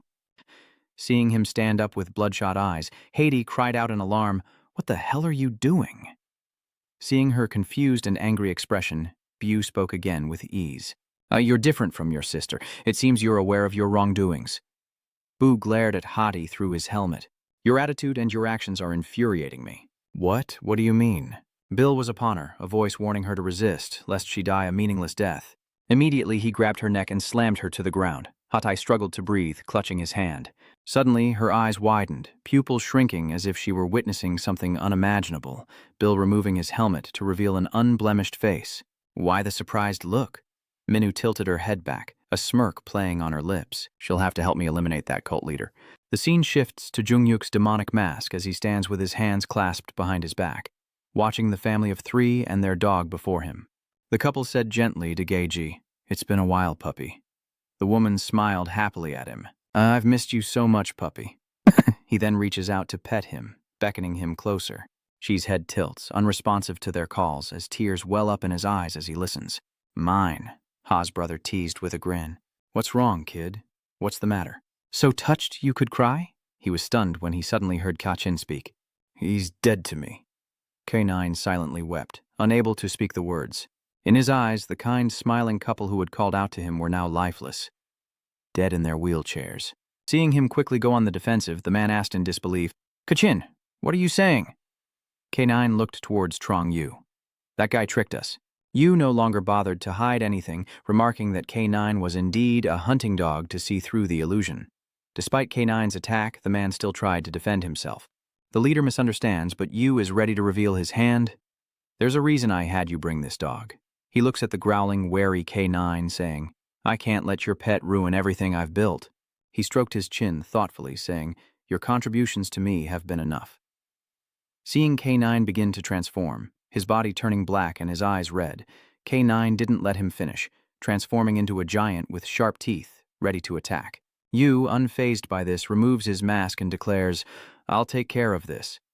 Then a blinding golden light erupts from him, engulfing both man and beast. Golden butterflies scattered in the dark night, and a giant white dog slowly approached him. He raised his index finger, and recognizing the familiar gesture, K9's eyes widened. The golden figure, now revealed as Ha, called out to K9, instantly trapping it in an illusion, compelling it to Yu's side, and forcing it to kill him. Its next move surprised him, and the other man gasped in disbelief. Before he could grasp what had happened, he was stunned to see his severed torso in K9's mouth, calling out its name. K9? He asked, his pupils constricting. What are you doing? But K9's crimson eyes now lacked all consciousness, as Trong Yu removed his mask, revealing a sneering face. He looked up and said to the other, Surprised? Just then, a white snake slithered from behind him, winding its way up Yu's body, a hand still covered in scales gradually appearing. She whispers something in Jung Yu's ear, and he looks in surprise at the twin girl hugging him from behind as they quietly converse. What? So what do we need to do? Yu asks again, as if to confirm, Is what you're saying true? He chuckled, then watched K9's rampage, laughing maniacally until K9 looked up, blood dripping from his mouth, and then he sighed darkly. He slicked back his hair, a smirk of anticipation on his face. This is going to be fun. The girl behind him narrowed her eyes dangerously. What does Master think? We need to prepare a few things to deal with Minwoo. Standing before him was Jinwoo, and the two faced each other, ready to lead the prayer ceremony today. Minwoo softly called out to Jinwoo, who stood still as his father had been cursed, causing his son to also suffer burns on his face. Hey, you weren't reacting. So Minwoo looked around, confused. What's wrong, kid? The church members continue to plead their case, hoping to heal the son's disfigured face, stirring the disciples below into a frenzy as they chant for their leader, moved by the father's devotion. At that moment, a man stepped forward, moving the cardinal, who then offered to heal the boy, and Jung-hyuk approached Minwoo. What miracle will we, the disciples, witness today? Hearing this, the disciples were injected with excitement and roared with anticipation. Amidst the roaring cheers of "Master, Master, Master," Yu whispers into Minwoo's ear, "Aren't you happy? Where is your faith in me?" he asks, reaching out his hand as the disciples chant his name. He grabbed Minwoo's chin, pulling him close, and uttered words that stunned him. "I don't know what you and that kid are plotting by coming here." Staring at him through the eye on the demon mask, he says, "Take a good look, you lowly hunter," then utters a name that shocks Minwoo. "Oh, is it not Foe?" With that, he released him, leaving him to stare blankly as a red light appeared before his eyes. And Myo-yu frowned at the scene before him, asking softly, "What's going on?" Jin-woo, who had been silently facing him, activated his demon eyes and soared into the air, summoning a blazing red magic circle behind him, unleashing a terrifying aura. Amazing! Haiti, her expression hidden by her hood, stood frozen amidst the chaos. She stares up at the platform, drenched in sweat, wondering what's happening, while the voices around her chant, "The Master's power." As the two above began to fight, explosions echoing, Hati could not contain her horror. What in the world was happening? Haiti recalls being in the tower, and after hearing Minwoo's words, she lost her composure and shouted, "He's lying!" Hati thinks in disbelief.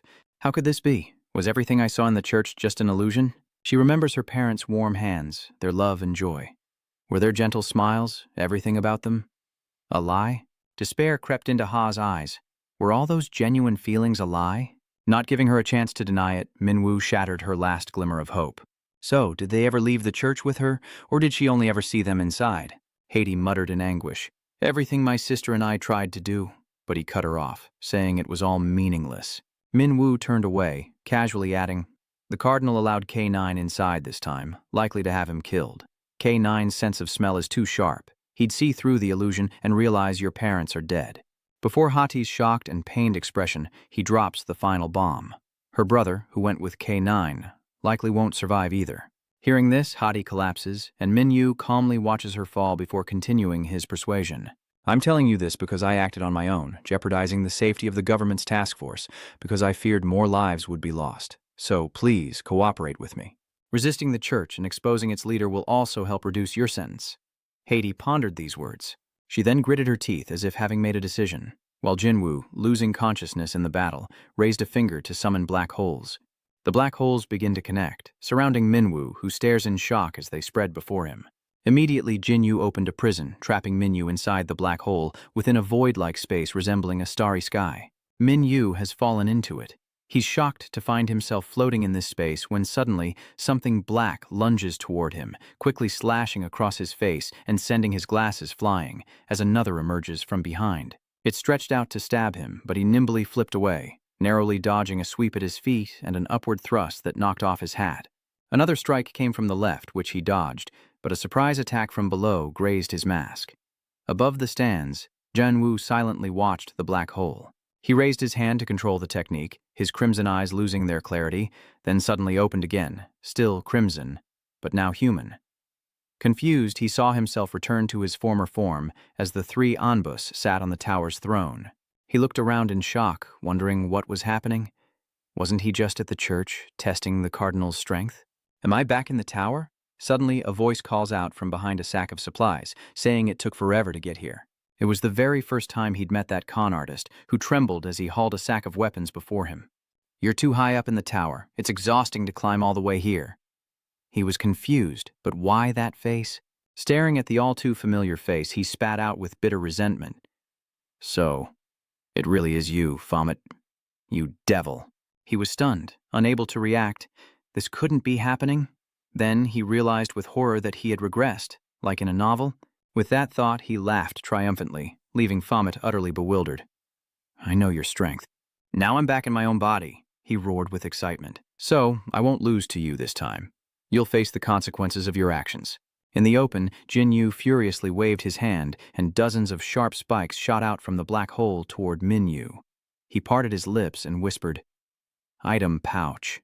Immediately, the space behind Jinyu cracked, catching him completely off guard.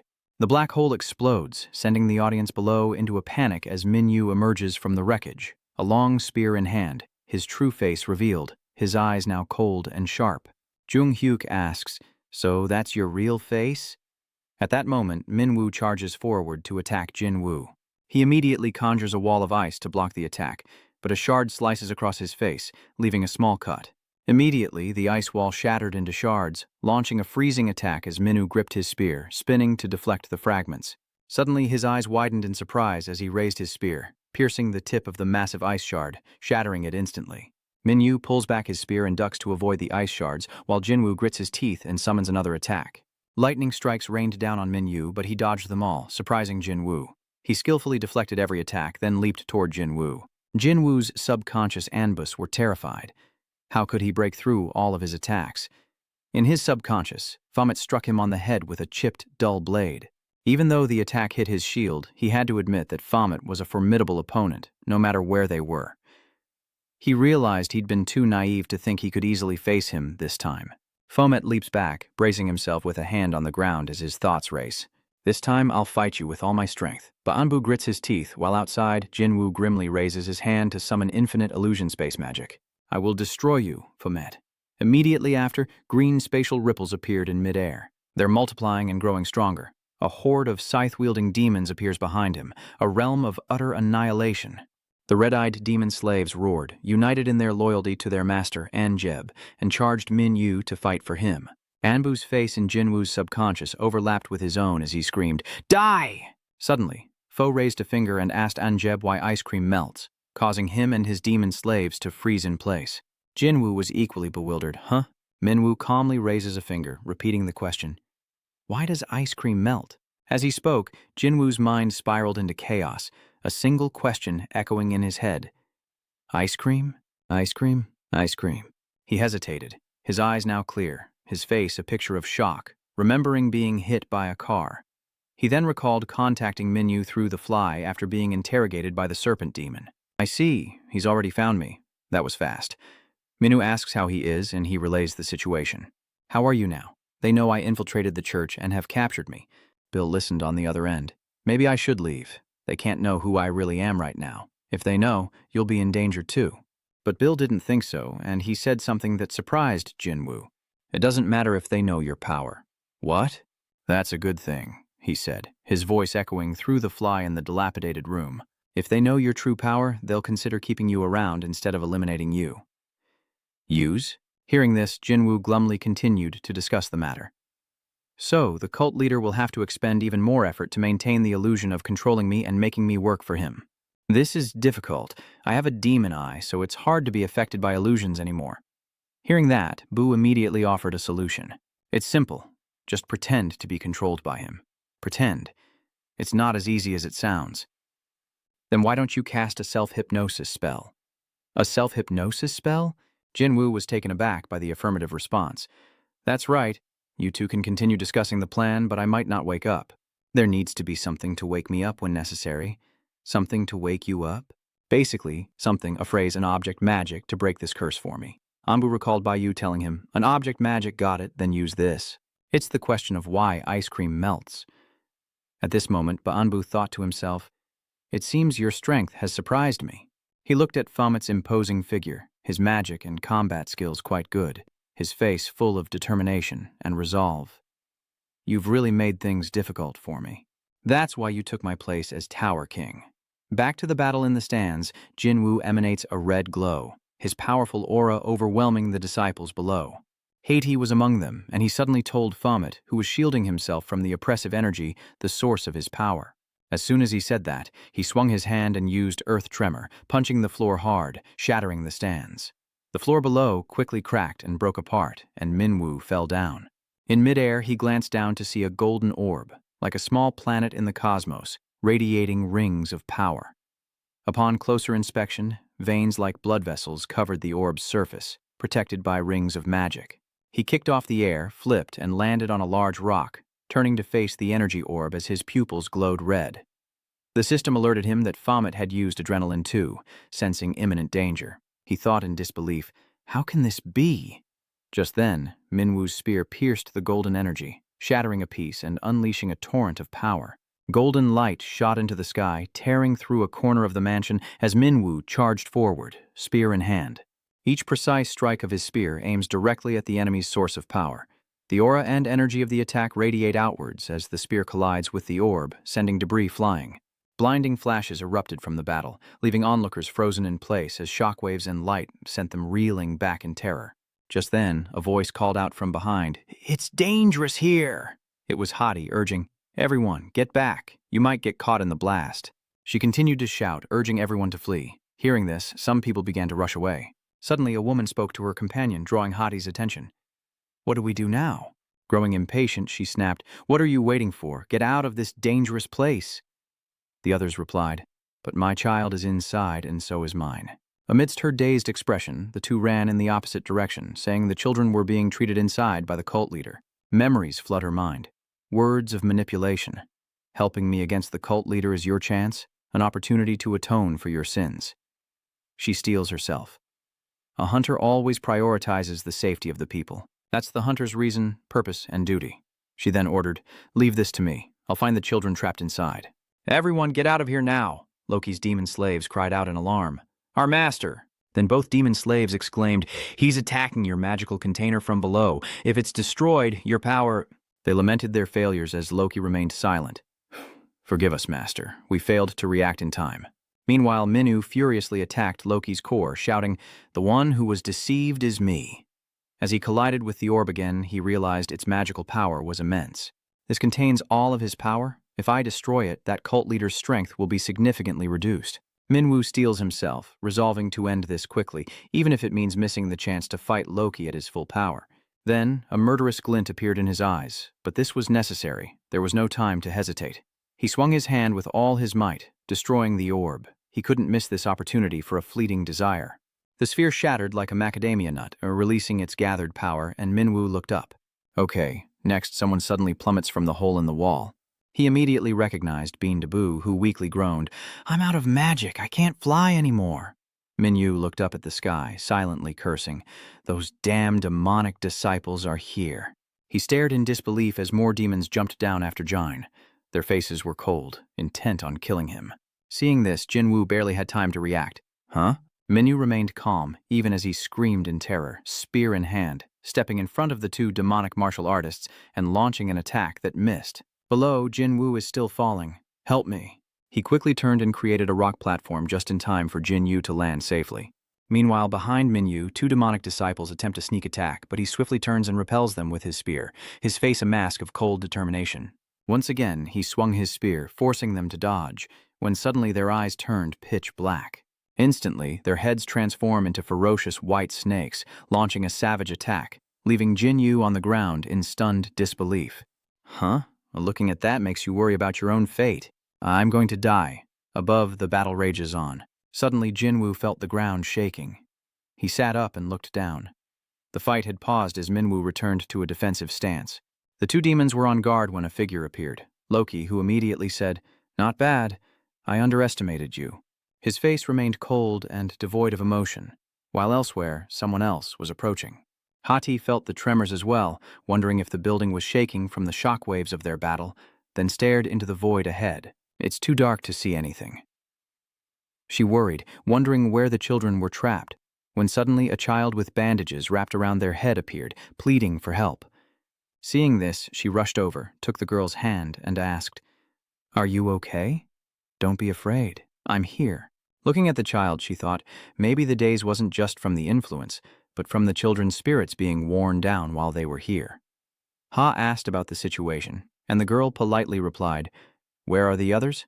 "Yes, over there." "All right," as she said, she took the child's hand and walked with her down the dark corridor. After a few steps, she saw something. They had found the others. Hati happily said, "I see them. The children are all here, thankfully unharmed." She eagerly offered to take them to their parents, but from the shadows, a monstrous creature with a ferocious face and bloodthirsty eyes emerged. Tears of joy welling, she cries out, "A K9, is that you?" Hati exclaims emotionally, "So you're alive." Moments from K9's past before being adopted flash before her eyes. The girl says, "This puppy is so cute, let's choose it." The other person replies. It may be small now, but it won't necessarily be the same when it grows up. Is that so? Then I don't want it to grow up, no. Then another family arrives. Mom, I want that dog, but we don't have room for it. Ah, more people keep coming, but I already have this one. I just need to go buy a few more things for it, and I'll be all set. That's right. Another person appears. Hello, I'm here to buy a dog. What kind are you looking for? Something small, perhaps? And so, countless people came and went until, before he knew it, the snow began to fall. A sign of winter, and perhaps a sign of good things to come for K9. A girl appears and the staff greets her. Hello. They spoke like all the others K9 had hopelessly witnessed. I'm looking to adopt a dog. Yes, what breed are you looking for specifically? Well, I already said. Her eyes suddenly stopped on something. The girl saw K9 and exclaimed, Oh, there's a dog here that hasn't been adopted. Why is that? He's kind of cute. Then she made a decision. I'll take this dog. She immediately reached out, calling, Sweetheart, come home with me. At that moment, K9's eyes sparkled, as if sensing an unprecedented warmth. It closed its eyes, unable to believe this was real. It had been adopted. And when it opened its eyes again, miraculously, it was now sitting in its new owner's home, still as a statue, eyes glued to the door. Then Hottie finally came home and gently called out, K9. It happily accepted her affection, eyes squinting and tongue wagging with excitement. It even raises its paw as if to shake hands. The beautiful memory fades, returning to the dark basement where the children are imprisoned. K9 coldly stomps on the children, killing them. Ha stands by, frozen in shock, her face drenched in sweat, unable to believe what she's just witnessed. Seeing her beloved beast before her, she cries out in anguish, K9, what's wrong with you? Suddenly, its eyes flash a terrifying red, and its leg sweeps past Ha's right arm, tearing half of her body away before she can even react. Loki's rambling on about something, but I trust my instincts. I can usually tell what people are like just by looking at them, and you're just like me. Fomet remained silent, listening to Loki's reasoning. You're probably not a good person either. You're not doing this for justice, are you? He sneered, only to be cut off. I've seen you do far more evil than I ever have. Shut up. Fomet then unleashed a barrage of retorts. Who would be like a bastard like you? How could I be like you, a sicko who enjoys killing people? He immediately retorted, What do you know about my purpose? I just want to accomplish something great. Minwoo scoffed. You're just indulging your twisted desires. Nothing grand about it. His words enraged the man, who threatened him. Hearing you talk makes me want to kill you, so come on, kill me then. He continued. I may do evil, but I'm not sick like you. My evil is decisive and clear, and to prove it to you, he charged at Loki. I'll show you right now. He remained motionless as if he didn't intend to dodge, then suddenly wore a sly smile. From out of nowhere, K9 suddenly appeared and attacked Minwoo, its claws creating a huge impact on the ground. With its blood-red eyes, it fiercely protects Loki, and seeing K9 like this, Fomet cries out. From the shadows, Hottie appears covered in blood, saying that it's different now. With tears and blood streaming down her face, she pleads, K9, kill it. As K9 charges, Hottie confesses, For my ambition, I've killed too many. As the shockwave hit him, she said it was time for her to atone for her sins. K9 still charged as Hottie, though heartbroken, urged Minwoo to kill it. She was so weak, barely able to beg for it to be freed from its manipulation. She couldn't even stand anymore. End its suffering. The impact creates a cloud of dust in every direction. K9 raises its claws high, quickly striking at Minwoo, but he easily evades the attack. He dodges, and it strikes again, sending a chunk of the wall flying, but Minwoo remains calm, his face unchanged. He instantly shattered the debris with his fist, as if it were nothing. But as the rocks exploded, K9 attacked with razor-sharp teeth, only to find Minwoo had vanished. It stood there, dazed and confused, when it looked up to see him poised in the air, ready for a counterattack. Holding his spear firmly, he aimed it at K9 and dove down, ready to impale the beast. Suddenly, a light appears, causing him to pause. It's a skill. K9 had used a shadow shield to block his attack, stopping his spear in its tracks, unable to inflict any damage. He unleashes a devastating move called Shadow Arrow Barrage, a relentless assault aimed directly at K9. K9 retaliates with a swift claw attack, but with his heightened senses he manages to block it with his spear. His spear suddenly cracked, and he was utterly astonished. The image of Ms. Tikvien's earlier warning flashed through his mind. If his equipment breaks again, he'll have to pay for both the rental and the damage, and just like that, his spear snaps in two. He was immediately launched like an arrow, piercing through countless rocks before finally stopping. Jinyu watched, worried, and called out to Fomet. Two of Loki's demonic followers instantly appeared behind him, launching a devastating attack. They paused to assess the situation. His two subordinates had managed to save Jinyu. They observe their opponent, and one asks if Ba Nebi is all right. He struggles to reply, "I summoned you with the last of my magic." Feeling unwell, he ordered them to take him to safety, to which they asked, "What about Lord Fomet?" He shouted, "What about the Formet? Forget him." "I'm dying here, forget him, he'll live." "Jinwu is coughing up blood, and I don't have the strength to help him," he says, before losing consciousness. Seeing this, his two subordinates panicked. Lord Aneb is down. Get Lord Butte to safety. This place is too dangerous. The aftershocks are interfering too much." Loki witnesses everything, yet remains still. Suddenly, he glances to the side, looking towards the Fomet. Amidst the rubble, there's still no sign of Minwu. White smoke lingers, and K9's sharp claw stands tall on the ground, slowly approaching his motionless form. It imagines a hand on its massive form, gently coaxing, "K9, you're hypnotized, you see, haughty, she's coaxing you. This is what must be done for our family of 5 to live together again." She smiled, saying, "You understand? Kill him." Receiving the order, K9 raised its claws to continue attacking foe. Suddenly awakening, his crimson eyes widened, and he raised his fist to retaliate. The two blows collide, creating shockwaves, and surprisingly, K9 is knocked back, struggling to regain its balance. Fomet then spoke, adopting a fighting stance with his broken weapon, his face cold, 2 fingers raised in provocation. "Should I use my fists against you, K9? Enraged, K9 immediately charged to attack him. Without mercy, he retaliated with a punch, and K9 roared as it was struck.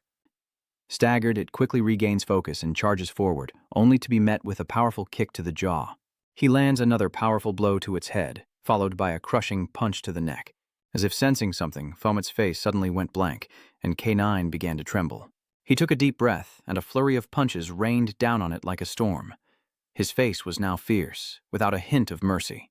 K9 seemed helpless, able only to stand there and take the beating, as Minwu's eyes sharpened. K9's eyes widened as it heard the whispers, "Kill him, K9." Suddenly, it unleashed its power, throwing him back. Minwu, surprised, is forced to retreat as K9 uses a special skill called Dark Forest, appearing behind him from the shadows. It launched an attack, but he blocked it, though not without taking some scratches to his arm. Next came a barrage of claw attacks from K9, one even slashing across Minwu's chest. K9's form began to change, now enveloped in a mysterious white light. The attacks continued relentlessly, and Minwu struggled to fight back in silence. Each attack is doing more and more damage, and though he bleeds profusely, he refuses to give up. He tries to defend while looking for a chance to get closer, throwing a punch, but K9 immediately retaliates. Minwu is easily blown away, and after landing, he quietly contemplates his next move. "It's attacking too fast and strong. This is bad. At this rate, my arm will be torn off." He's made a bold decision. He has to use his skill to end this. Activating the skill, he stares at the glowing beast, Ander, Xena, Lena, 2 predators, 2. Immediately, he charged to fight K9, and the two exchanged blows relentlessly. The battle raged on, and with a determined look, Minwu suddenly charged towards K9. As it braces for impact, he confidently declares his ultimate move, flames erupting around his hands. The flames intensified as the distance between them closed, and he roared. As the technique reached K9, the inferno, a cataclysmic explosion, erupted upon impact. Even in the inferno, K9's menacing figure remains, its eyes burning with rage. He roars with all his might. It ends here. K9 stands amidst the flames, burning. In its mind, images of its masters flashed, along with the command to kill. It stood there, seemingly defeated, but the image of its master remained, giving the order. "Kill." Its eyes glowed in the inferno. Finally, the image of Hati appeared. She commands K9 to kill him, and Minwu suddenly feels strange. He's taken aback by the scene before him. What flag is that? An arm flies off as K9 bursts from the flames, tearing into Minwu. Fomet suddenly recalls his time in the trial tower, when his weapons of choice were claws or fangs. He wore a goat mask with horns, standing tall before someone's fear. "Spare me, I don't want to die." He realized that claws and fangs wear down quickly in battle, complicating things. He felt a little strange, blurting out at the enemy's helplessness. "How odd, it won't cut. Is it too dull? Please, have mercy." Finding the noise excessive, he coldly says, "Stop crying, you'll be resurrected soon anyway." "Oh, With that, he decisively struck, ending the life of the creature before him, then stood tall, not forgetting to add, "What an idiot." Back in the present, his mind wandered. It was then that I realized, to fight well, you need a truly quality weapon. Feeling helpless, he voices his confusion while vomit remains in K9's mouth, wondering why he recalled that memory. But he's in the middle of a fight. Looking at the unscathed and powerful K9 before him, he's truly baffled. I hit it with my predator skill twice. How is it not affected at all? Fear began to creep in as he realized how dire his situation had become. His face paled, eyes widened, and sweat poured down. Then he realized he might have been too complacent, thinking he could take it down with just one powerful skill. Suddenly, K9 bit down harder, veins bulging as she strained to endure, letting out a groan. He remembered Jinwoo's words, "You're always so careless. One day you'll fail a challenge and die." He began to question if he was going to die, and the image of another guide flashed through his mind. He realizes he needs to upgrade his gear. That better equipment could have prevented this perilous situation. Suddenly, an image of the valiant Joven flashed through his mind, leaving him shaken and fearful. K9 was now poised to attack again, baring its sharp teeth, ready to inflict more pain. But this time, things were different. Those sharp teeth were stopped by his powerful legs. His legs spread wide like a wedge between its jaws. Vomit glared at K9 and with lightning speed escaped the perilous situation. Now, with only his right hand, his combat power severely diminished, he summons his spatial pocket, finally realizing he was too careless relying on his hunting skills. He'd taken down his previous opponents too easily, so he opened his dimensional pocket, searching for something to turn the tables. But this fight is different. His finger stops on a locked slot labeled Giovan's sword, and he exclaims, "Here it is!" He begins to elaborate on the sword's origins. "The sword that Giovan used to stab me in the tower. It's the most powerful weapon I know. It defeated me in that fight." He continued with confidence, figuring that if the top hunter Jia Yun used this sword, it must be of the highest quality.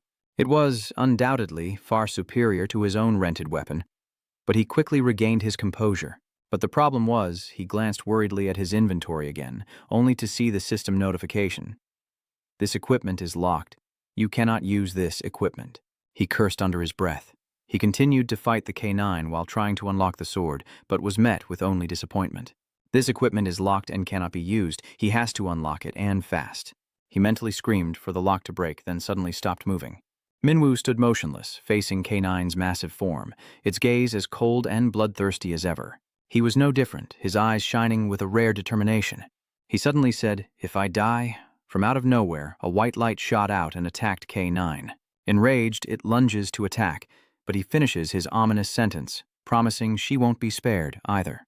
At that moment, the locked sword suddenly glowed, as if something was changing within it, followed by a scornful laugh. "Ha ha."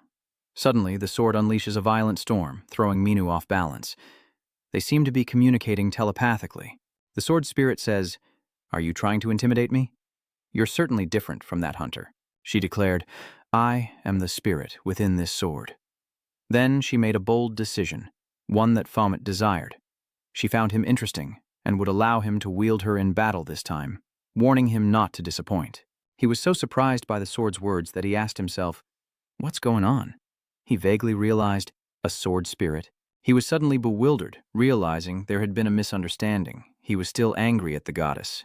In Vomit's imagination, a lazy girl sprawled on a chair eating popcorn says, "Fine, I'll do it, just don't nag me next time." But the result was a complete surprise.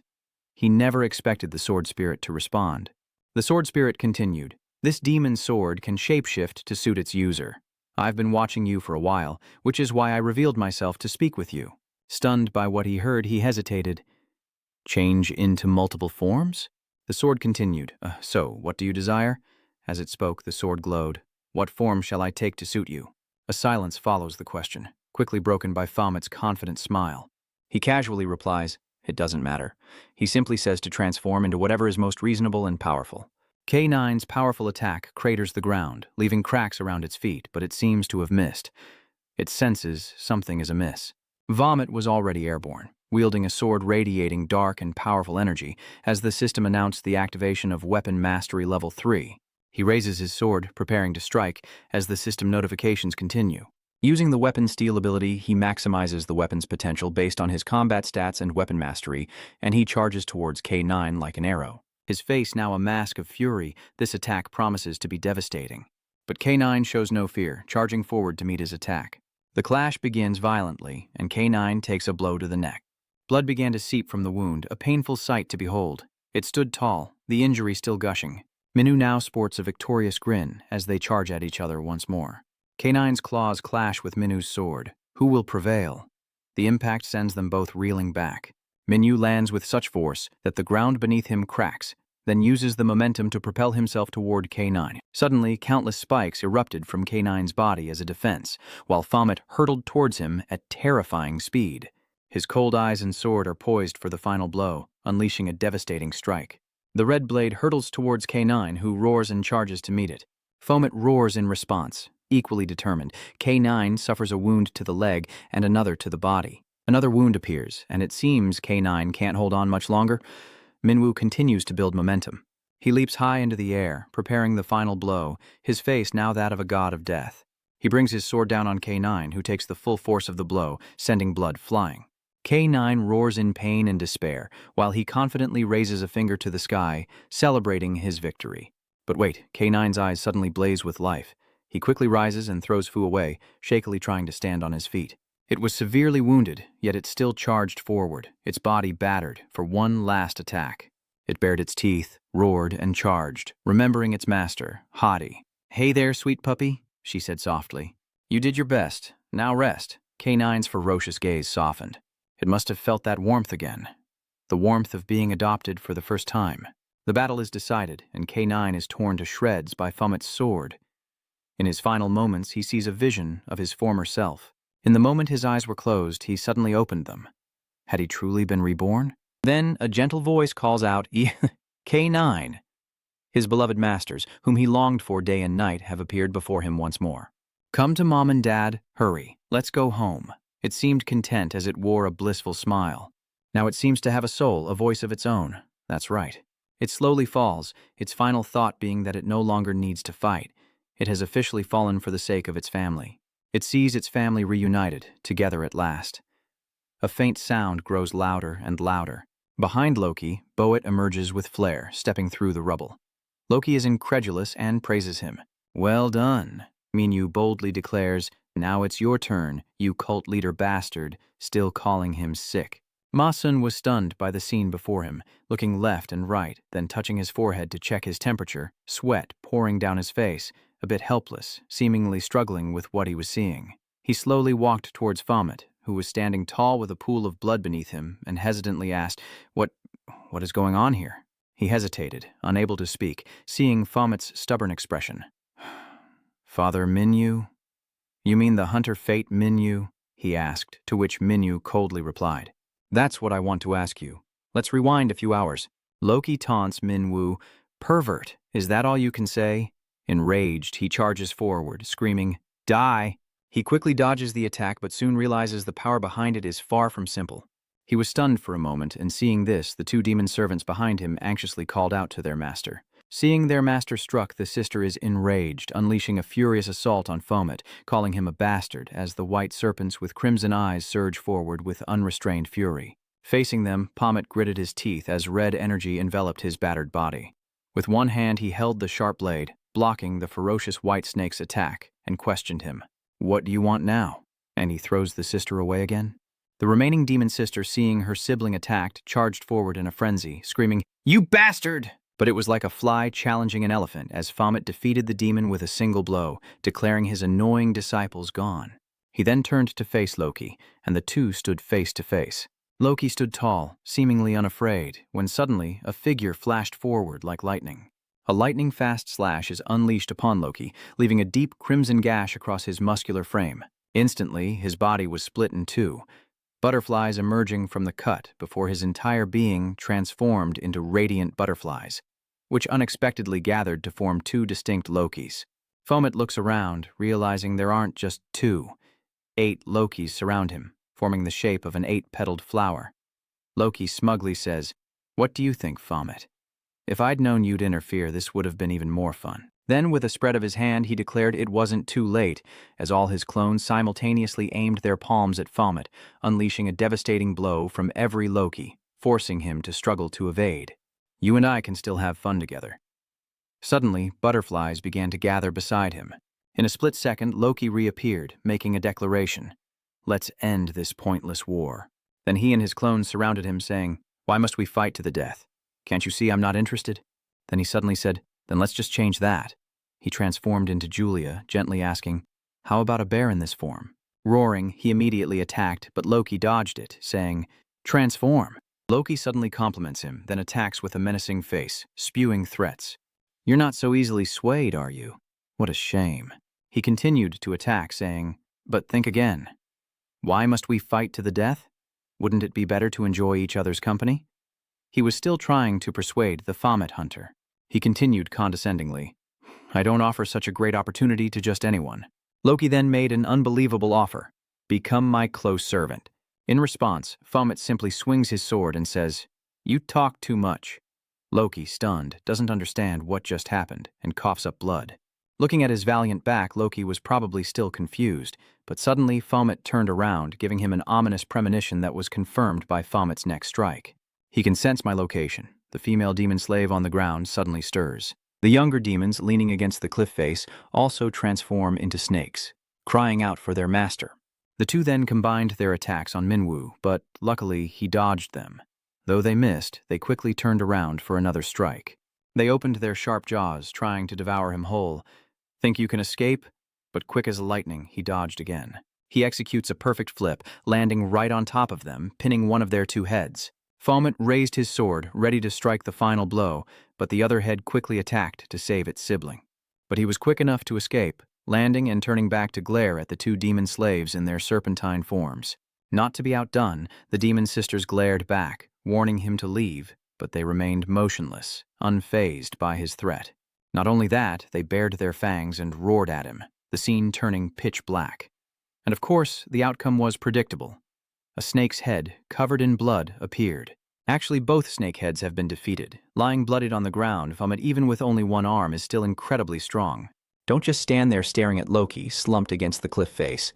Though the sisters are defeated and weakened, they're still trying to save him. What do we do?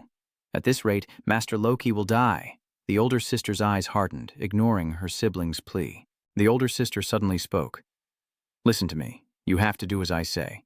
At that moment, Vomit's blade pointed at Loki's face, death drawing near. Suddenly, Vomit's mind cleared, and all his past actions flashed before his eyes. He remembers his death, Loki's triumphant smile, and the pain he endured.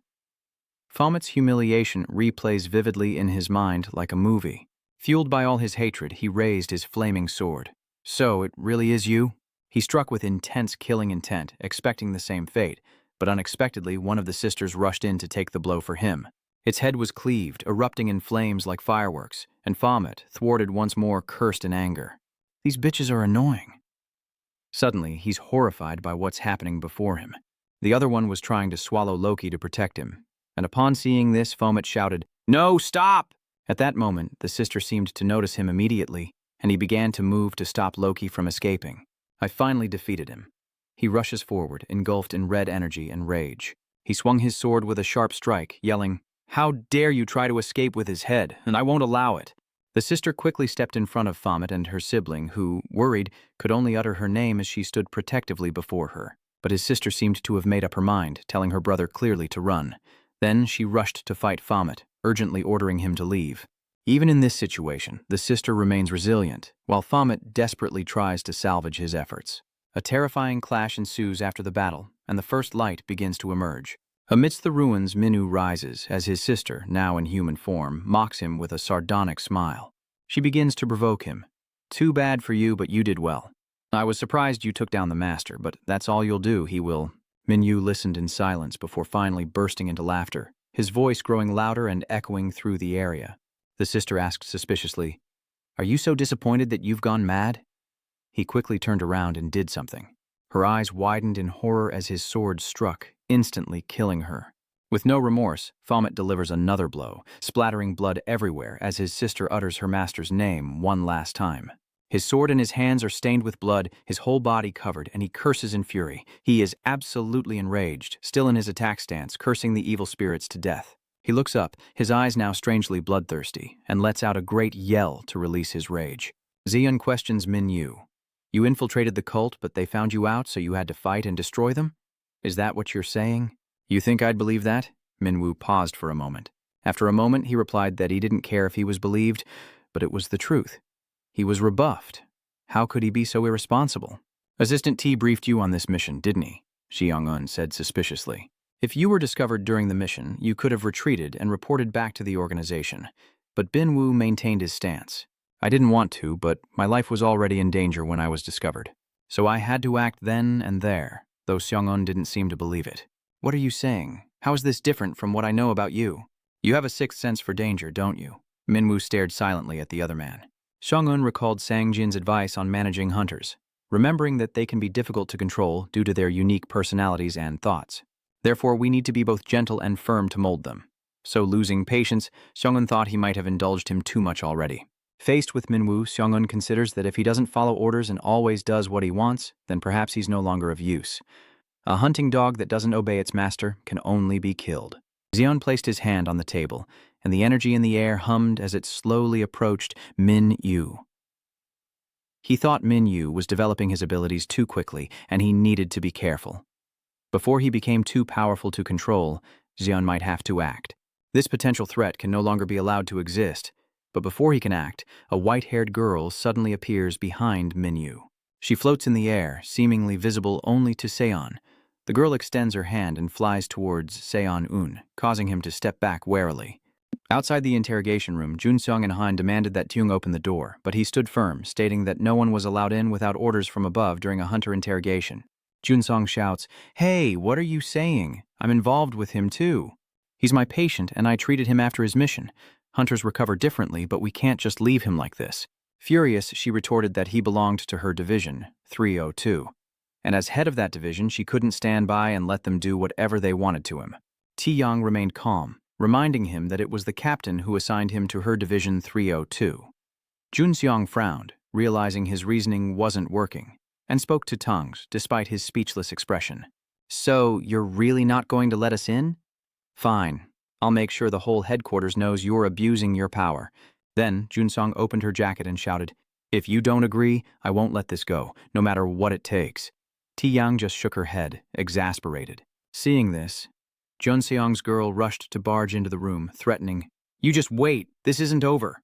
But the scene inside left Jun-seong utterly astonished. Minu sat calmly in his chair, while Seonan was slumped on the floor, clearly terrified. With a pale face, Yeonan stammered, "A ghost? A ghost, you say?" Later, Jun-seong and Seonan went somewhere private to talk, Seonan still shaken as he described the system's ghost. Junseo listens with his arms crossed. "The system's ghost? You mean you've seen this ghost? I thought it was just an unconfirmed story." Seongun trembled as he replied, "I don't know about that, but I really did see that ghost." "It was floating with white hair?" Junsong asked. "So it was a woman?" Jeongun nodded, looking dejected. Junsong pressed, asking if she looked alive, but he was too panicked to notice. Was she even alive? Yoon Seon. Seriously? What kind of question is that at this hour? Along with the red system window, you must have seen it, right? Jun-X explained. A red system window? It's a window that displays warning messages. Did that window threaten you in any way? Un was silent as well. I don't know how to say it, but it wasn't exactly a threat. The system ghost with a stiff smile sent a message. Don't kill him, because if you do, you'll lose power. He's the one fulfilling my work requests, just as he's working for you. Mr. Un lowered his head. Does that ghost system know all your thoughts? Yun Xian pressed, seeing his hesitation. You say it's not a threat. Then what exactly did it say? Why did you pause? Zhang Un considered it a persuasive argument. That's all you need to know. Explaining further would be difficult. So I let him go, leaving him in room 302 to observe him further. Elsewhere, Jin Yu is surprised by Min Yu's return. You're back? You seem to be in much better shape. That battle must have been hard on you. I've finished my work. The protagonist slowly approaches, ignoring Jin Yu's grumbling, leaving him slightly bewildered. Hey, don't be mad at me. It's not that I didn't want to help you fight. My magic was all used up at that point. I wanted to help, but I was powerless. That cult leader escaped, which is a shame, but I'm sure we'll meet again. Min Yu calmly interjected. Quiet down for a moment. Suddenly, a voice chuckled. It was the sword spirit. Ha ha! So it's my turn again, Hunter. I lent you my power in the last battle. Now it's time for us to settle things. Just so you know. You can't just use my power whenever you want. You need to pass my test of strength first. If you pass, then speak. Now, show me your true power. Minyu doesn't let it speak, snatching the sword, much to its surprise. What the hell? What are you doing? Minyu spins it around while Jinyu squats nearby, using a magnifying glass to reflect sunlight onto it, making it even more unbearable. It's too hot, then ice cold, then painful. Why are you doing this? Stop it, you bastard. Why are you destroying me like this? Stop, I can't take it anymore. After repeated attempts, Minyu uses physical methods to subdue it. It collapses on the ground, lamenting, "Fine, I give up. You win." Minyu picks it up, threateningly. "You're pretty dense, aren't you? Do you know who I am now? From now on, you'll call me Master, understand?" It obediently replied, "Yes, Master." Jinyu felt it served him right for provoking him in the first place. He suddenly grew suspicious, wondering how a sword spirit could feel such torture. It replied, "What's strange about that? If he tortures the sword's body, I, as the sword's soul, will also feel that pain." Minwu observes it. "So you're the sword spirit in that chicken's sword? Your power will be influenced by the next user." "That's right," it replies. "Only the user's strength, personality, fighting style, talent, and skill have a major impact on me," Minyu pondered. Jinwu strokes his chin. "Your previous owner wasn't bad, huh?" It confirms that he was able to draw out almost all of its power. However, he never used my diverse transformation feature. He only used me as a regular sword. Seeing Minwu's silence, it immediately began to flatter him, saying, "Unlike my previous master, you always adapt my form to your fighting style and the situation, so I'm counting on you to unleash my full power." Minyu then posed a classic, difficult question. "If a weapon's power depends on its user, who is better suited to wield me in battle, you or the chicken?" It paused. Jinyu broke out in a cold sweat, and then it replied, "It's simple. To unleash my full potential, my master needs to be as strong as possible. As you know, Master, you lost to the chicken in the Tower of Trials, didn't you?" Jinwu thought, "Damn, why is this guy so dumb? He's talking about his failure. Does he have a death wish?" It continues with an honest assessment, saying that even in the previous battle with the two snakes, the chicken would have simply cleaved them in two, and that the cult leader wouldn't have escaped death either. An eerie silence falls, and Jinyu covers his mouth, silently mourning for him while Minyu pales and after a long moment exhales, accepting reality. Perhaps my own weakness prevented me from fully utilizing your power." Jinyu breathed a sigh of relief. If my power had been at its peak that day, the battle would have gone my way, and that cult leader wouldn't have escaped. So he's finally acknowledging his defeat? Indeed, this is different. Minyu is determined to remember this defeat. He gripped his sword, resolving, "I will erase this humiliation, and next time we meet, death will be his only option." Minwu stared at Jialap, his determination renewed. "So, I must become stronger, even stronger." With this burning desire, my power breaks through. Night falls, and the streets bustle with life. Inside a high-rise building, experimental human models lie on gurneys injected with a blood-like liquid as researchers observe and rush about. Meanwhile, Pitmaker soaks in a red liquid, her beautiful figure relaxed, a faint smile on her lips. Relaxing in the pool, Pitmaker suddenly senses danger, her eyes widening as she rises. She points her gun at a figure that suddenly appears, only to dissolve into numbers for a fleeting moment. Those numbers gradually reformed into their original shape. It was Jungyuk. Pitmaker calmly reclines in the pool, plucking a strand of her hair as he speaks. "Long time no see, huh?" Pitmaker said. Her senses are as sharp as ever. Pitmaker turns his head to look up. "Loki, what brings you to me?" he said, resting his chin on his hand. "I have a favor to ask, so I came here." Pitmaker is surprised, wondering what he wants her to do, as a hand reaches out from the pool of blood. Then, with a thud, Pitmaker pins you to the ground, straddling him. Pitmaker grabs his neck, laughing. "It seems your arrogance has waned with your strength. Lu Chi, who beat you this badly?" "He's that strong? I'm dying to know who put you in such a state." In Yu replies, "Simply put, he's strong." Pitmaker is shocked, then gets up and away from Inyu, repeating, "Strong." Inyu explains that he's Foe, an A-rank hunter from the association. "You just saw their strength, and my power is almost gone, so my life could be in danger." Pitmaker opens his system to investigate. A-rankers are strong? Fet, huh? Fomet. Yu smiles, knowing she's piqued her interest and that she's taken a liking to him. Trong Yu introduced him. "A strong and handsome hunter, right? This is the favor I need." Pitmaker's eyes gleam, her face flushed. Is this the Fomet hunter she's talking about? "I like him already. He's exactly my type." Jia's face lit up. He eagerly anticipated meeting him. Inside the chat room, a photo of the goddess Van Kai D is posted, and the members discuss how beautiful she looks today. But someone points out that the labyrinth conqueror isn't Van Kai. Others are surprised, realizing there was no official announcement. So who cleared the labyrinth? The host replies that it was the Hunter Fomet. Everyone is stunned, asking if it's the same name as the Trial Tower boss. The host confirms that the Trial Tower boss is the Hunter Fomet. Everyone sends question marks, then bursts out laughing, saying, "Ah, how boring. A monster turning into a human? He's been watching too many cartoons." The chat admin sighs. Seriously, though. Elsewhere, in a dark room, a cloaked figure slams a still-lit phone onto a table in anger. Damn it, why?